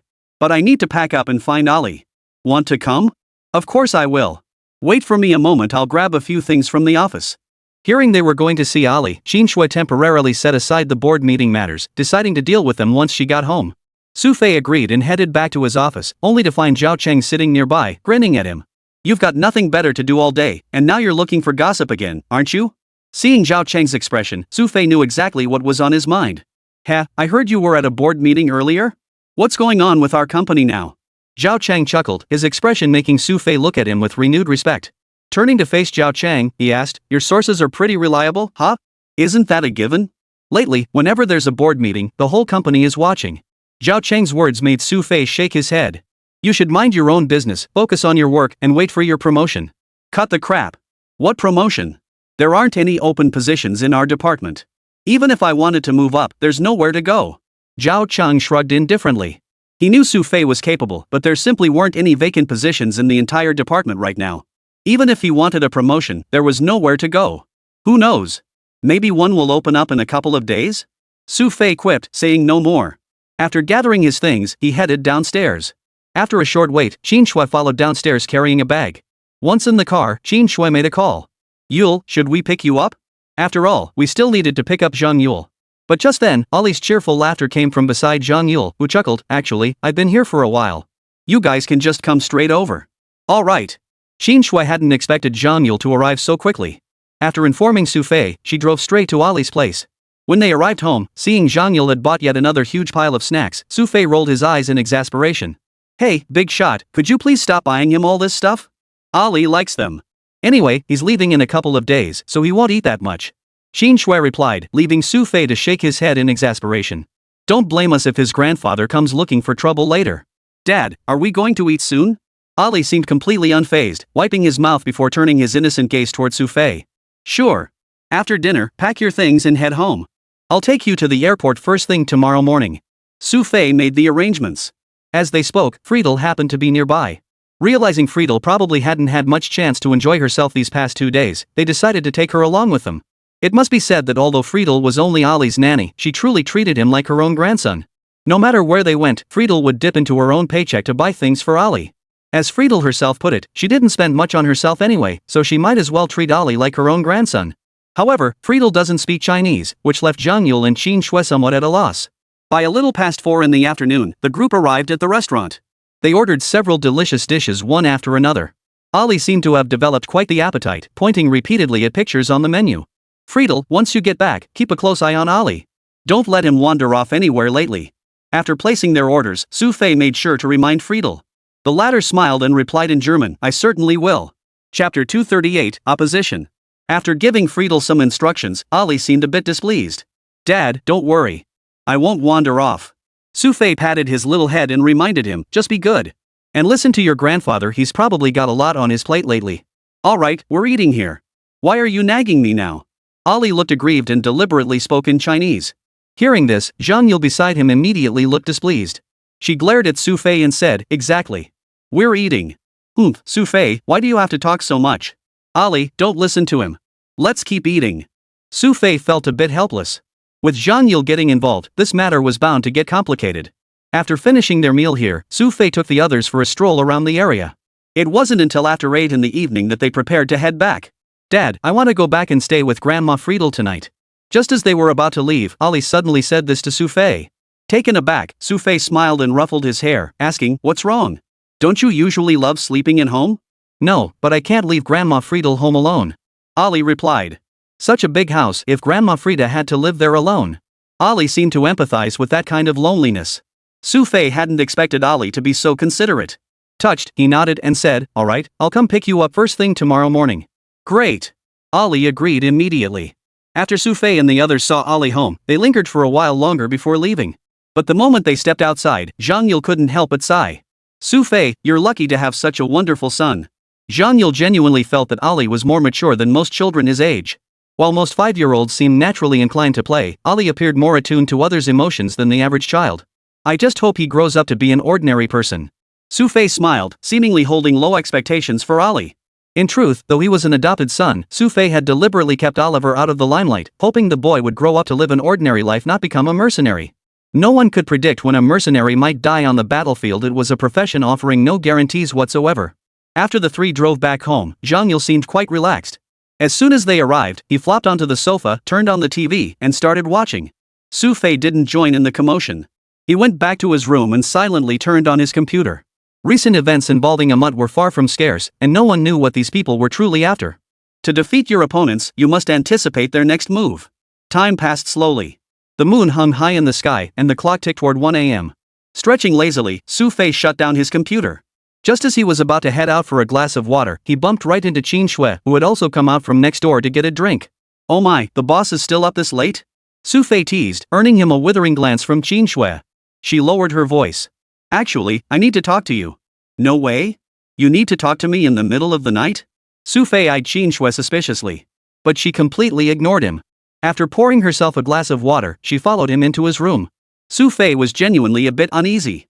Qin Shui showing up in his room in the middle of the night, and she looked dead serious. Ahem, boss, we're at home here. Can we relax a bit? Xu Fei cleared his throat, prompting Qin Shui to relax slightly before he continued, why did you oppose it earlier? Opposed to what? Xu Fei asked, puzzled. What do you mean? The board meeting, of course. Qin Shui glared at Xu Fei and said earnestly, you know those projects were all proposed by Black Fox people, but they're completely unnecessary for the company's development. I know that. Xu Fei shrugged, looking utterly unconcerned. Already irritated, Qin Shui grew even more upset. She glared at Xu Fei and snapped, you're laughing? You could have handled this yourself. Instead, you just went up there to play games? Oh, that game's actually pretty fun. Want me to recommend it to you? Xu Fei's words made Qin Shui, whose face had been tense, burst out laughing. She pushed his shoulder playfully and said, get lost. You're so irresponsible. I'm talking about serious business here. Who says playing games isn't serious? Xu Fei still looked unhappy, which only made Qin Shui more frustrated. She said seriously, I'm telling you the truth. What's gotten into you today? What's going on? I'm keeping my options open. Xu Fei replied decisively. What's the difference between reserving judgment and outright opposition? Besides, Gao Haiyuan also reserved judgment. Did you two coordinate this? Qin Shui looked particularly frustrated. Xu Fei, now reclining against the headboard, noticed Qin Shui's genuinely unhappy expression beside him and chuckled. Think about it, why would Black Fox want to control your company? Didn't you say it yourself? For their research project and maybe to hide something. Qin Shui answered without hesitation. Exactly. Don't you see? When you strike at someone's very foundation, do you really think they'll just stand by? Xu Fei's words made Qin Shui fall into deep thought. She lifted her head and looked at Xu Fei, asking, then what should we do? Just stand by and watch? You have to take things step by step. If you act now, you'll never know what your opponents might do. The only way is to figure them out first, then strike decisively when you're certain. Xu Fei was uncharacteristically calm. He glanced at Qin Shui and continued, what? Are you planning to camp out here? I've said all I need to say. Now get back to your room and sleep. Fine, I'll go back. Qin Shui stood up and walked toward the door. Only then did Xu Fei hurriedly call out, close the light for me. Xu Fei called out, but Qin Shui seemed to ignore him completely. This left Xu Fei feeling annoyed as he had to get up himself to turn off the light and close the door. That night proved relatively uneventful for Xu Fei, as the truce with the mud had at least held temporarily. Little did Xu Fei know, however, that in the basement hall on the other side, several masked figures were having trouble sleeping. Chapter 239, Secret Meeting? A faint glow shone in their eyes, though they seemed troubled. Tianshan Mountain had lost. Amut's men were now on their way. The expression on the face of the man seated at the head of the table was less than pleasant, tinged with melancholy. The others nodded in response. We're currently in a temporary truce. Based on the situation, Qilin shouldn't take immediate action. Yes. I heard Qin Guang from Dagang Group try to reject our research proposal today. In the end, Qilin didn't agree. Another voice chimed in from below the stage. The tone in their discussion carried a hint of resignation and sorrow. However, amidst their discussion, a man under 30 standing nearby looked distinctly displeased. He interjected, no matter how formidable Qilin is, he's still just one person. Why can't we take direct action? That's a nice idea, but do you really think we could pull the trigger now and not have our place raided the very next day? The speaker on stage shot the young man a glare and coldly retorted, even Amut isn't ready for all-out war yet. How could we possibly be? So we're just supposed to stand by and watch? The young man looked unconvinced. Not necessarily. Qilin's security is exceptionally tight now. And given his ruthlessness, he might not truly care about these lives. Don't forget what he's done before. His words indeed plunged the others into deep thought. After a long pause, an older middle-aged man finally spoke up. I think we should find someone to negotiate with Qilin. Us? That doesn't seem quite right. This is Amut's negotiation. If we Black Fox agents step in, what if it displeases Amut? Don't forget, our fates are in their hands. The man voiced his concern. The Black Fox organization sounded formidable, one of Tianhai City's largest groups. But in reality, they were in a truly miserable position, forced to obey Amut's every command while also careful not to offend Lightning too much. Then we'll make secret contact. I think that's far better than us sitting here speculating. The man stated firmly. His words seemed to gain the others' approval as they nodded in agreement.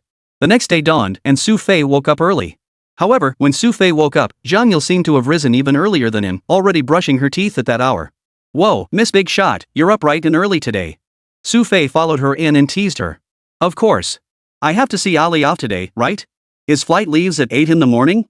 Zhang Yule was quite attentive, but after hearing this, Xu Fei said, I think I'll just go alone. It's quite a distance, probably over 2 hours round trip. No problem. Think of it as a walk. Plus, I can head straight to work when I get back. Zhang Yule was quite persistent. Seeing her like this, Xu Fei didn't say much more. After washing up, the two headed out in Qin Shui's car. Ali and Friedel had also gotten up early. Upon seeing Xu Fei, Ali immediately threw himself into his arms. The airport wasn't particularly far away, but since they were on city thoroughfares, they couldn't drive fast at all. Throughout the ride, Ali chattered away with Zhang Yule. After dropping them off at the airport entrance, Xu Fei and Zhang Yule finally stopped. Looking at Friedel and Ali, Xu Fei said, "Alright, this is as far as we go. Ali, you have to be good when you get back. And tell your grandfather I'll come visit him next month, got it?" "Got it." Ali agreed readily, but at this moment, he still looked a bit reluctant. Only after the airport announcements began did he turn back 3 times to wave goodbye to Xu Fei. It wasn't until he disappeared around a corner that Xu Fei could finally see no trace of him. Watching Ali walk away, Xu Fei exhaled a long breath. He truly didn't want to part with Ali either, but his own situation wasn't exactly safe right now. Besides, Ali wasn't Chinese, and staying would only invite unnecessary trouble. "Xu Fei, we're leaving now." Zhang Yule called out from the side, seeing Xu Fei still hadn't moved to leave. "Yeah." Nodding, Xu Fei then walked out side by side with Zhang Yule. Once in the car, Xu Fei started the engine again and drove back along the same route they had come. Sitting in the passenger seat, Zhang Yule suddenly remembered something. She turned to look at Xu Fei and asked, "Hey, Xu Fei, you just told Ali you were going to visit his grandfather? What about it?" Xu Fei looked at Zhang Yule with some curiosity. "Nothing, I'm just curious. Didn't you say his grandfather is injured, Yule? Where are you going?" Zhang Yule looked genuinely curious. Now, everyone knows Ger country is still at war, and danger lurks at any moment. If Xu Fei goes there now, it's definitely not just about visiting someone. This has nothing to do with you. Just focus on your job. Xu Fei didn't even glance at Zhang Yule as he replied indifferently, causing her to puff out her cheeks again, looking rather displeased. But Xu Fei couldn't be bothered with her. Zhang Yule's enthusiasm would fade in 3 minutes flat. She'd likely forget about it in a couple of days. After dropping her off at the gym for work, Xu Fei drove to Dogwan Group. Since joining Dogwan Group, this was only the second time Xu Fei had arrived punctually for work. Zhao Chang, who arrived later, rubbed his eyes in disbelief, looking as if he were seeing a mirage. "Holy crap, it really is Xu Fei. He actually showed up for work today?" Zhao Chang muttered as he plopped down beside him. Xu Fei shot him a withering look and retorted, "You're in a good mood this morning? Had a romantic night with Zhang Lele? Hey, you actually saw it?" Zhao Chang chuckled. "Of course I did. I saw you two in the park yesterday. When I went out with Ali yesterday, I just happened to see those two." But to avoid disturbing the lovebirds, Xu Fei didn't go over to say hello at the time. "Actually, we went to check on Chen Jing's mom later. That new hospital room you got for her mom is pretty nice." Zhao Chang looked somewhat excited as he quipped, "How about next time I get sick, you arrange something for me too?" "Sure thing. Which bone do you want to break? I'll help you out now, and then you can stay in the room next door. How's that sound?" Xu Fei's teasing made Zhao Chang immediately pout, joking back, "Forget it. I still need to earn money to support my family." Chapter 240, Sympathy? Zhao Chang was indeed an exceptionally cheerful guy. And this early morning, Xu Fei was in a genuinely good mood. After playing games for a while, he started wandering around. The Gong Group's building had numerous floors, and to be honest, Xu Fei still hadn't gotten familiar with the layout. But as he wandered, he somehow ended up at the door of the business department. Peering inside, Xu Fei noticed a bustling scene. Several people were moving things around. Intrigued, Xu Fei stopped one of them and asked, "Hey, what's going on here? Is the business department getting a makeover?" "Oh, no. The new manager's office needs to replace the old stuff. It's what Mr. Qin ordered." The man explained to Xu Fei before resuming his task of carrying items into the inner office. After Xu Fei wandered around the area for a while, it seemed the workers had finally carried the last item inside. Speaking of which, Xu Fei was genuinely curious about this office. Since he was feeling thirsty anyway, he decided to follow them into the business department manager's office. Inside the office, Lin Jing was looking at something with her assistant, her expression sincere.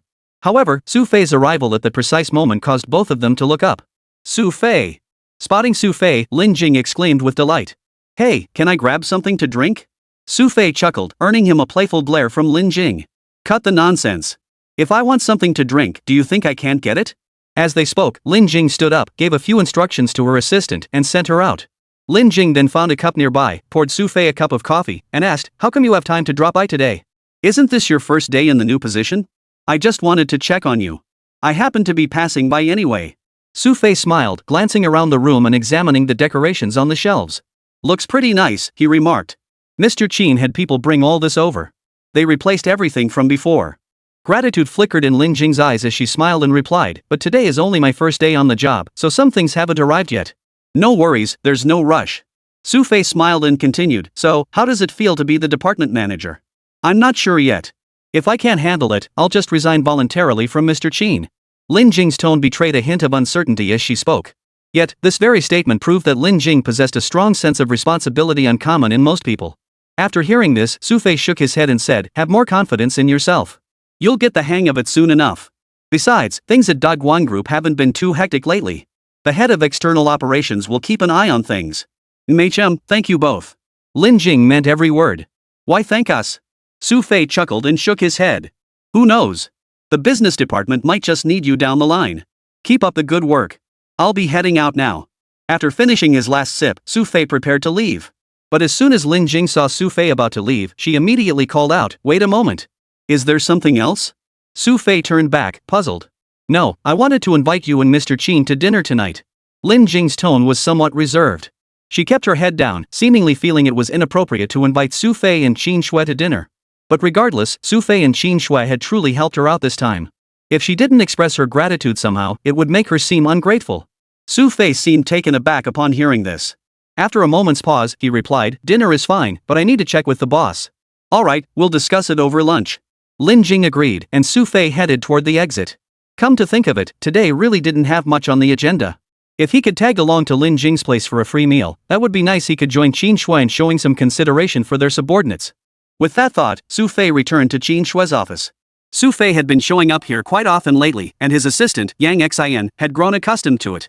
As soon as she saw him enter, she poured them both a glass of water and promptly left the office. You're just hanging around with nothing to do again? Qin Shui looked up from her work when Xu Fei entered. Just dropped by to see you. Also, wondering if you'd be interested in tagging along for dinner tonight. Xu Fei asked teasingly, which sounded odd to Qin Shui. She eyed him suspiciously before asking, crash a dinner? Where? Your business department manager invited us both to dinner tonight. Aren't you planning to go? Xu Fei smiled, sat down beside her, and casually crossed his legs. I bet she's a great cook.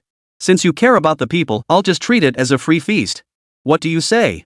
Sounds nice, but I'm afraid I'm not interested. Qin Shui shrugged helplessly. I've got a mountain of work tonight. I've been hanging out with you guys these past few days and haven't gotten anything done. No way, you really aren't going? Such a great freeloading opportunity.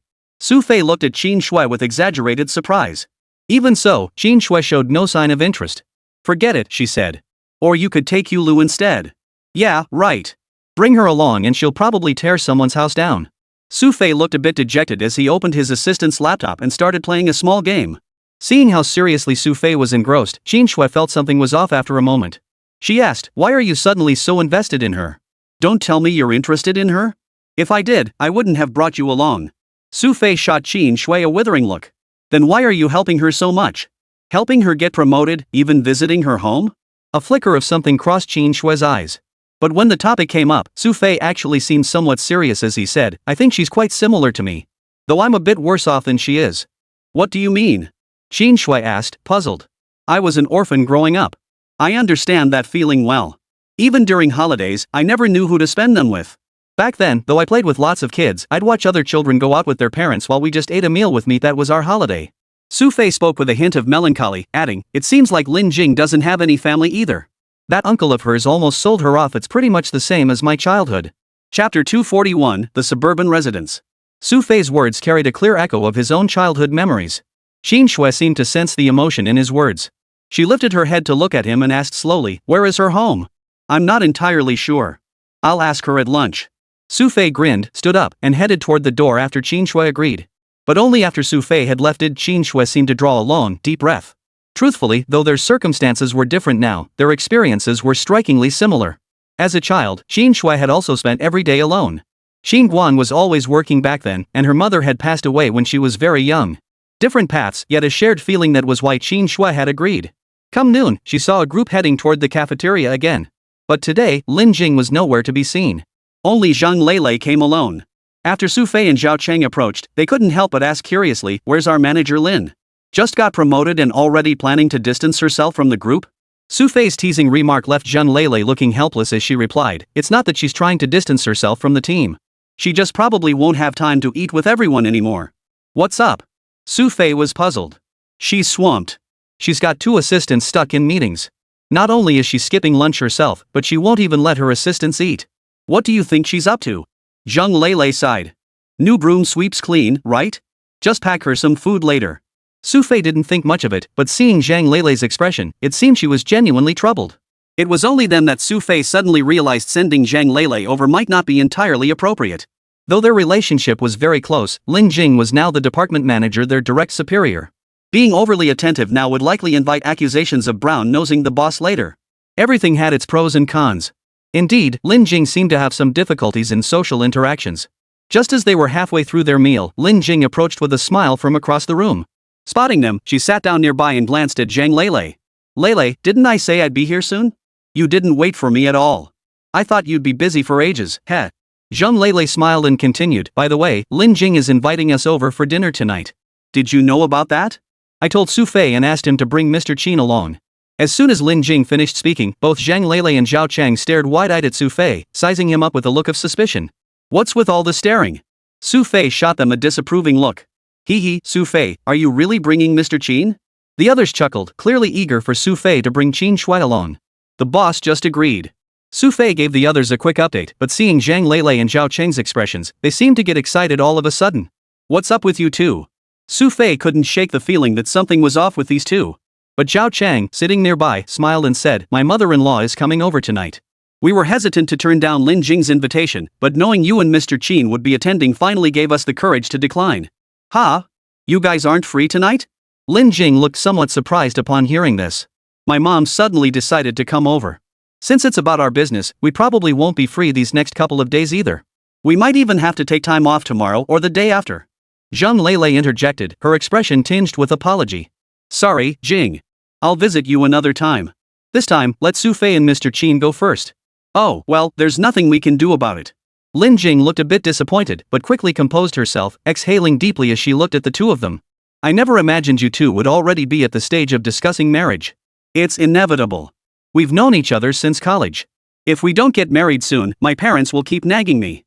I'm even afraid to go home for the new year now, you know? Zhao Cheng wore a pained expression, looking genuinely on the verge of being driven mad.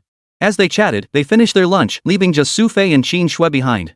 Anyway, it was just dinner, so neither of them had any particular expectations. It wasn't until evening that Qin Shui remembered something and said to Xu Fei, after we finish eating, we should swing by the research institute in the suburbs. What are you going to do at the research institute? Xu Fei felt a bit puzzled as he got into the car. Things have been unsettled these past couple of days. Going there will give us a chance to check out the research projects. Besides, didn't Cao Haiyuan mention he might be there today? Qin Shui said, a determined look on her face. Xu Fei understood what she was thinking. She likely wanted to uncover the purpose behind these research directions. The fact that Ahmad went to such great lengths even scheming to obtain Qin Guang's USB drive clearly demonstrated how seriously they took this matter. So it was clear Qin Shui had her own reasons for being so determined about this matter. Driving slowly, the two gradually exited the suburbs. Following the outer roads, traffic wasn't particularly light at this hour. After driving for about an hour, they still hadn't arrived. This made Qin Shui, who had been patient until now, glance at the time. Xu Fei, isn't this a bit far? It's almost 6 o'clock. Qin Shui, unaware that Lin Jing lived in such a remote part of the suburbs, looked a bit annoyed. It is quite a distance. I was planning to pick up Lin Jing too, but she finished work earlier than us. Apparently, she wanted to go grocery shopping ahead of time. Xu Fei gripped the steering wheel, his tone tinged with resignation. After driving nearly another half hour, the two finally reached their destination. Visiting Lin Jing's place felt as complicated as taking a trip out of town. Oh my gosh, we're finally here. Qin Shui looked at the car pulling over with a sigh of relief. Stepping out, they surveyed the dilapidated houses and cracked roads surrounding them. For Qin Shui, it was hard to believe such a place still existed in Tianhai City. How on earth did she commute to work every morning? Qin Shui murmured in astonishment. Lin Jing didn't have a car, forcing her to catch public transportation daily. There wasn't always a direct route from here to the city center, and the commute likely took nearly 2 hours. What astonished Qin Shui even more was that when she reviewed Lin Jing's attendance records, she hadn't been late a single day. Only now did she grasp how incredibly difficult that must have been. Chapter 242, The Hardships of the Lower Classes. Regardless of her thoughts, now that they'd finally reached the entrance, the two didn't linger. They turned onto a small path and headed deeper inside. Xu Fei had asked for the exact address earlier, but finding it in this area seemed genuinely tricky. Do you even know the way? Are you sure you got the address right? After walking for a while, Qin Shui sensed something was off. It seemed Xu Fei didn't know the way either. Xu Fei looked somewhat helpless as he scanned the surroundings. I think it should be around here, he said. It's supposed to be building 251 on Shinma Road, but it seems a bit hard to find. The area was filled with dilapidated buildings, likely nearing 20 years old. In places like this, it was inevitable that things like house numbering would be chaotic. After wandering around for a while, a head suddenly poked out from a small balcony upstairs and called out to them, Xu Fei. Over here. Lin Jing called out to them from the 4th floor, finally making them realize the building right in front of them was building 251. They followed the entrance and made their way up to the 4th floor. Lin Jing's door was open. Stepping inside, they were met with the sight of dilapidation all around. The floor was bare cement, unadorned by tiles. While some wallpaper covered the walls, a glance at the ceiling revealed just how dilapidated this place once was. Yet, despite its dilapidated state, the place was tidy and organized throughout. Please take a seat over there. I've just finished preparing everything and will start cooking shortly. Lin Jing smiled as she busily poured tea for them, making Qin Shui feel a bit awkward. Her warm hospitality prompted them to help pour tea as well. Xu Fei chimed in, Lin Jing, why don't you go ahead and start cooking? We'll be fine sitting here by ourselves. Hee, okay. Lin Jing flashed a serene smile, set down her things, and headed toward the kitchen. Qin Shui sat down on a bamboo chair, her eyes scanning the surroundings. A one-bedroom apartment with an extremely cramped kitchen. It looked like it was only about 4 or 5 square meters. All told, the place was probably less than 30 square meters, likely renovated later for rental purposes. Boss, feeling the grind of the working class yet? Xu Fei took a sip of tea and said to Qin Shui with a hint of teasing. At that moment, Qin Shui seemed genuinely shaken, a sense of emotion welling up inside her. If she were asked to live in a place like this, she'd likely refuse no matter what. And this was merely the outskirts of the suburbs. Never mind. I'll go in and lend a hand. She probably can't manage everything alone. Xu Fei said, rising to his feet and heading toward the kitchen. Lin Jing spotted Xu Fei looking somewhat flustered and hurriedly said, Xu Fei, why aren't you keeping Mr. Qin company? I can handle things here on my own. It's fine, she can manage. She must be starving from the trip. I'll help speed things up. Xu Fei smiled as he assisted by her side. With an extra pair of hands, the cooking process did indeed speed up considerably. Before long, dish after dish was brought out. The aroma wafting from them truly drew the attention of Qin Shui, who had been sitting quietly. Her eyes scanned the food. Qin Shui watched, feeling as though she'd eaten these dishes before, yet never experienced such an enticing aroma. Our local market doesn't have anything particularly special, so I just bought some ingredients for soup and some seafood. Lin Jing said to Qin Shui with a slightly shy expression. After listening, Qin Shui shook her head and said, just looking at this meal, you can tell it's delicious. At least it's better than what Xu Fei makes. With my temper, you've eaten plenty of my cooking before. Now you're complaining it's not good? Hearing Qin Shui complain after eating his food, Xu Fei immediately protested loudly. However, their argument left Lin Jing, who was nearby, staring at them in disbelief. Shocked, she blurted out, you two are living together now? Don't get the wrong idea. We just happen to live in the same house. There's actually another person, but I didn't dare bring her today. Xu Fei realized Lin Jing had jumped to conclusions and quickly clarified. But Lin Jing just chuckled and said, what's the big deal? You can bring her next time. We'll talk about that another time. Lin Jing, these shrimp you made are really delicious. Not only is there no fishy taste, but they have a tender, fresh seafood aroma. Xu Fei and Qin Shui didn't hold back, digging in with big bites. Especially Qin Shui after the long journey, she was famished. Seeing all this delicious food, she couldn't hold back her appetite. I marinated these shrimp in rice wine and old ginger from my hometown, so the flavor isn't overpowering. The cooking time was just right today. Hee. Lin Jing chuckled. You should eat too. Don't treat her like the boss, just think of her as a friend coming over for dinner. She doesn't seem to act like a boss anyway. Xu Fei shot a glance at Qin Shui. At that moment, Qin Shui truly abandoned any pretense of executive dignity and dug right in. After several bites, she finally felt her stomach fill and slowed down. Lin Jing promptly served her another bowl of soup. After taking a sip, Qin Shui finally showed a hint of satisfaction.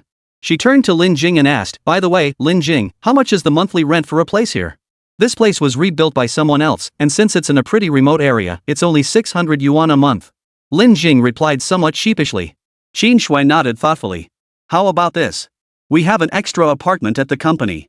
I can clear one out for you. You're the sales manager now, and commuting from here is too far and inconvenient. Miss Qin, I'm perfectly fine staying here. Having you free up another unit would just create unnecessary hassle. Lin Jing felt a bit awkward accepting it. She knew full well how expensive housing was in downtown Tianhai City these days.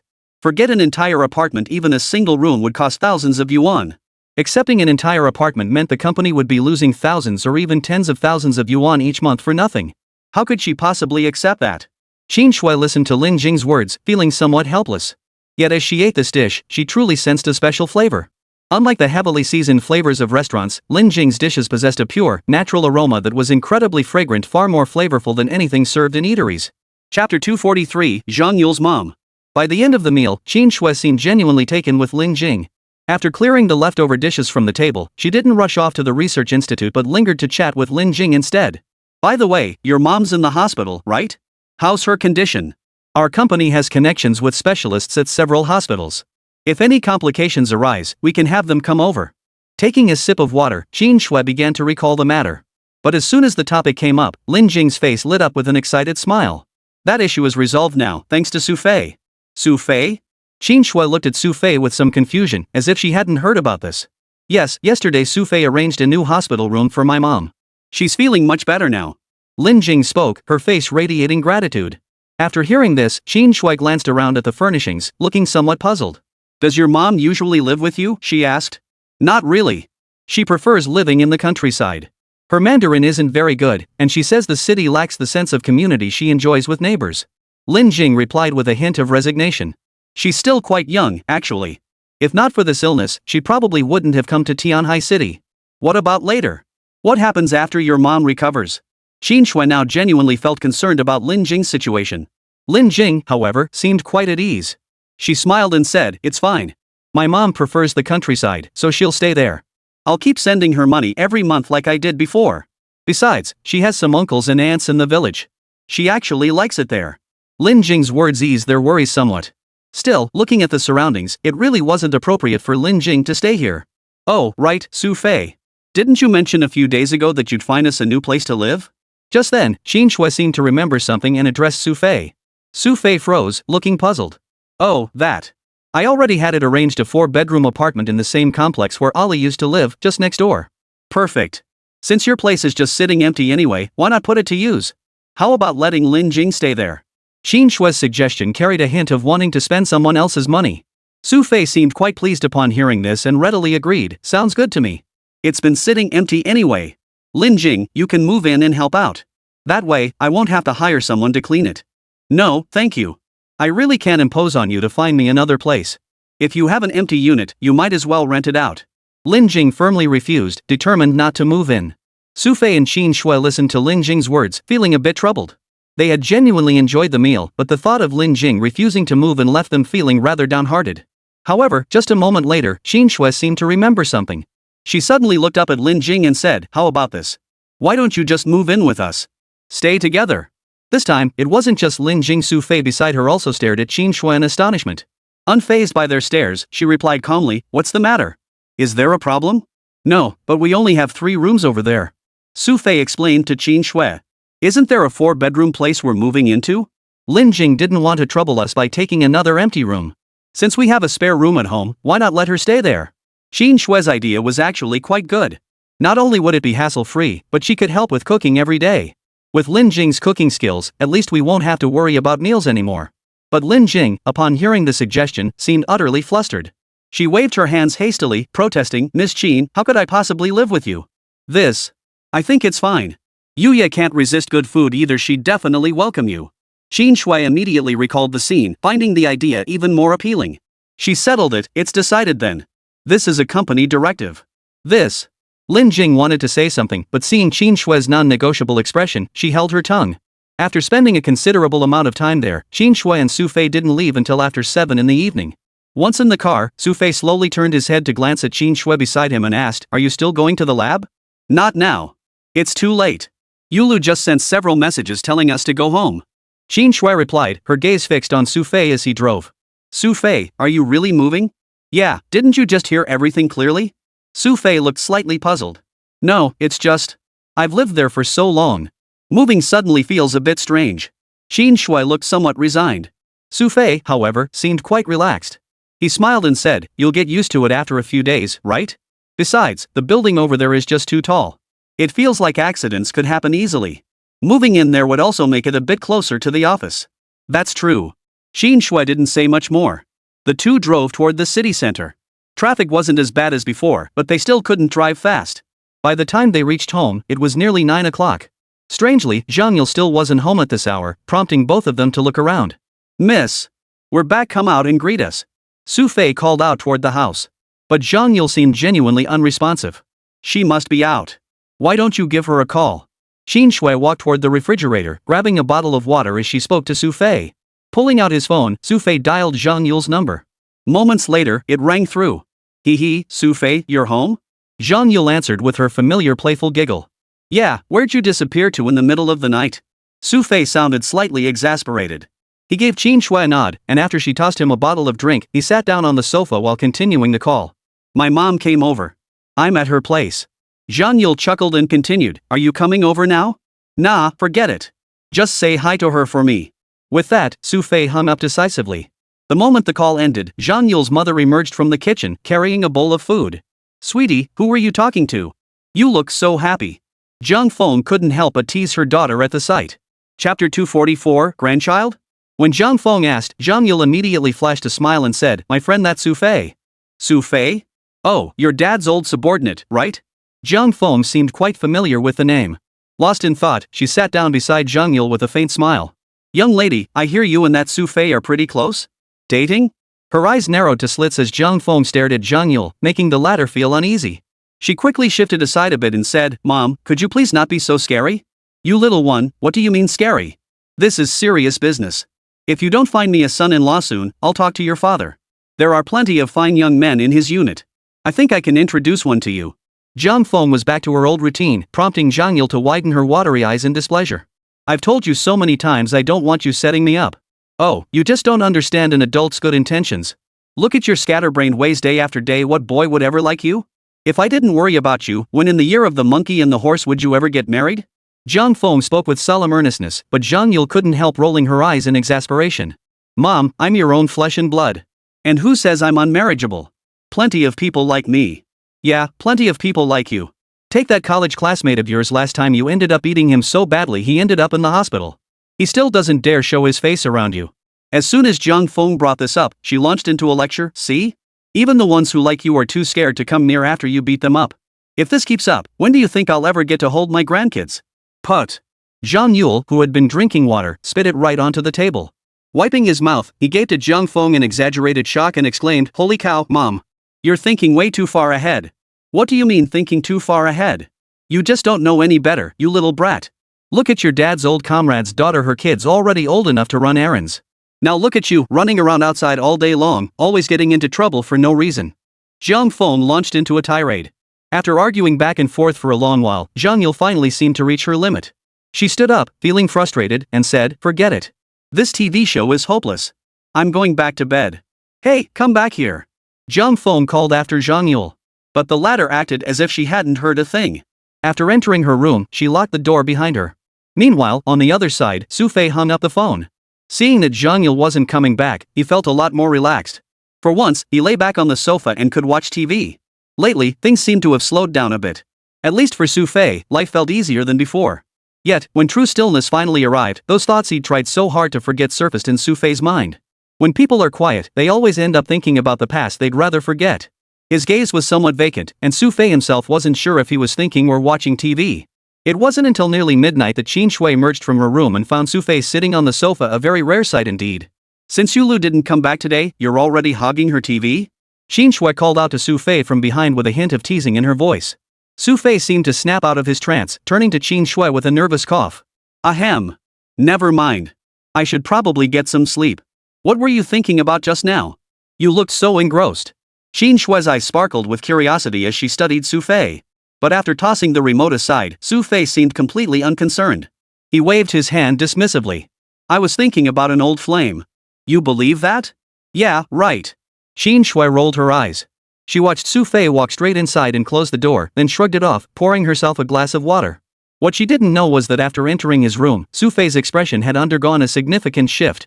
He hadn't been joking earlier, he'd spoken the truth, a truth he found incredibly difficult to voice. The night passed quickly. When morning came, Qin Shui slept in late, likely because she'd stayed up so late the night before. Xu Fei rose early, prepared a light breakfast, then called out to the room, Boss, wake up. Time to get up. As Xu Fei's words faded, Qin Shui emerged from the room wearing pink pajamas, her eyes still heavy with sleep. Can you wash your face first? Xu Fei stopped Qin Shui, guiding her toward the bathroom before settling down beside her to tidy things up. It must be said that Qin Shui possessed natural beauty. Even without a trace of makeup in the morning, she showed not a single flaw. Just as Xu Fei was about to compliment her, Qin Shui sat down, glanced at the food on the table, and muttered with a frown, I feel like your cooking isn't as good as Lin Jing's. Damn it, if you don't like it, don't eat it.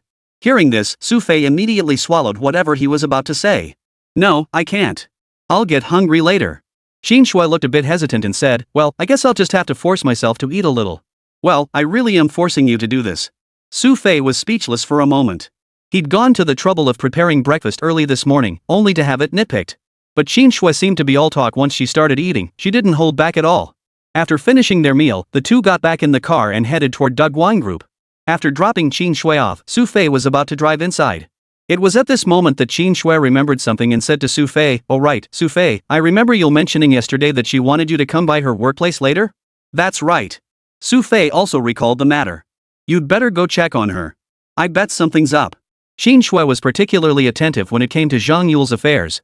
The distance was quite short. After parking his car, Xu Fei walked for about 10 minutes and arrived. It was already nearly 10 in the morning. Most people who should be at work were already there. However, when Xu Fei arrived, he didn't see Zhang Yule. Instead, he ran into another familiar face, Tan Lutong. Tan Lutong seemed to have come early for her workout too. Wearing a tank top, she was kicking a heavy sandbag. The heavy-looking sandbag swung wildly with each kick from Tan Lutong's leg.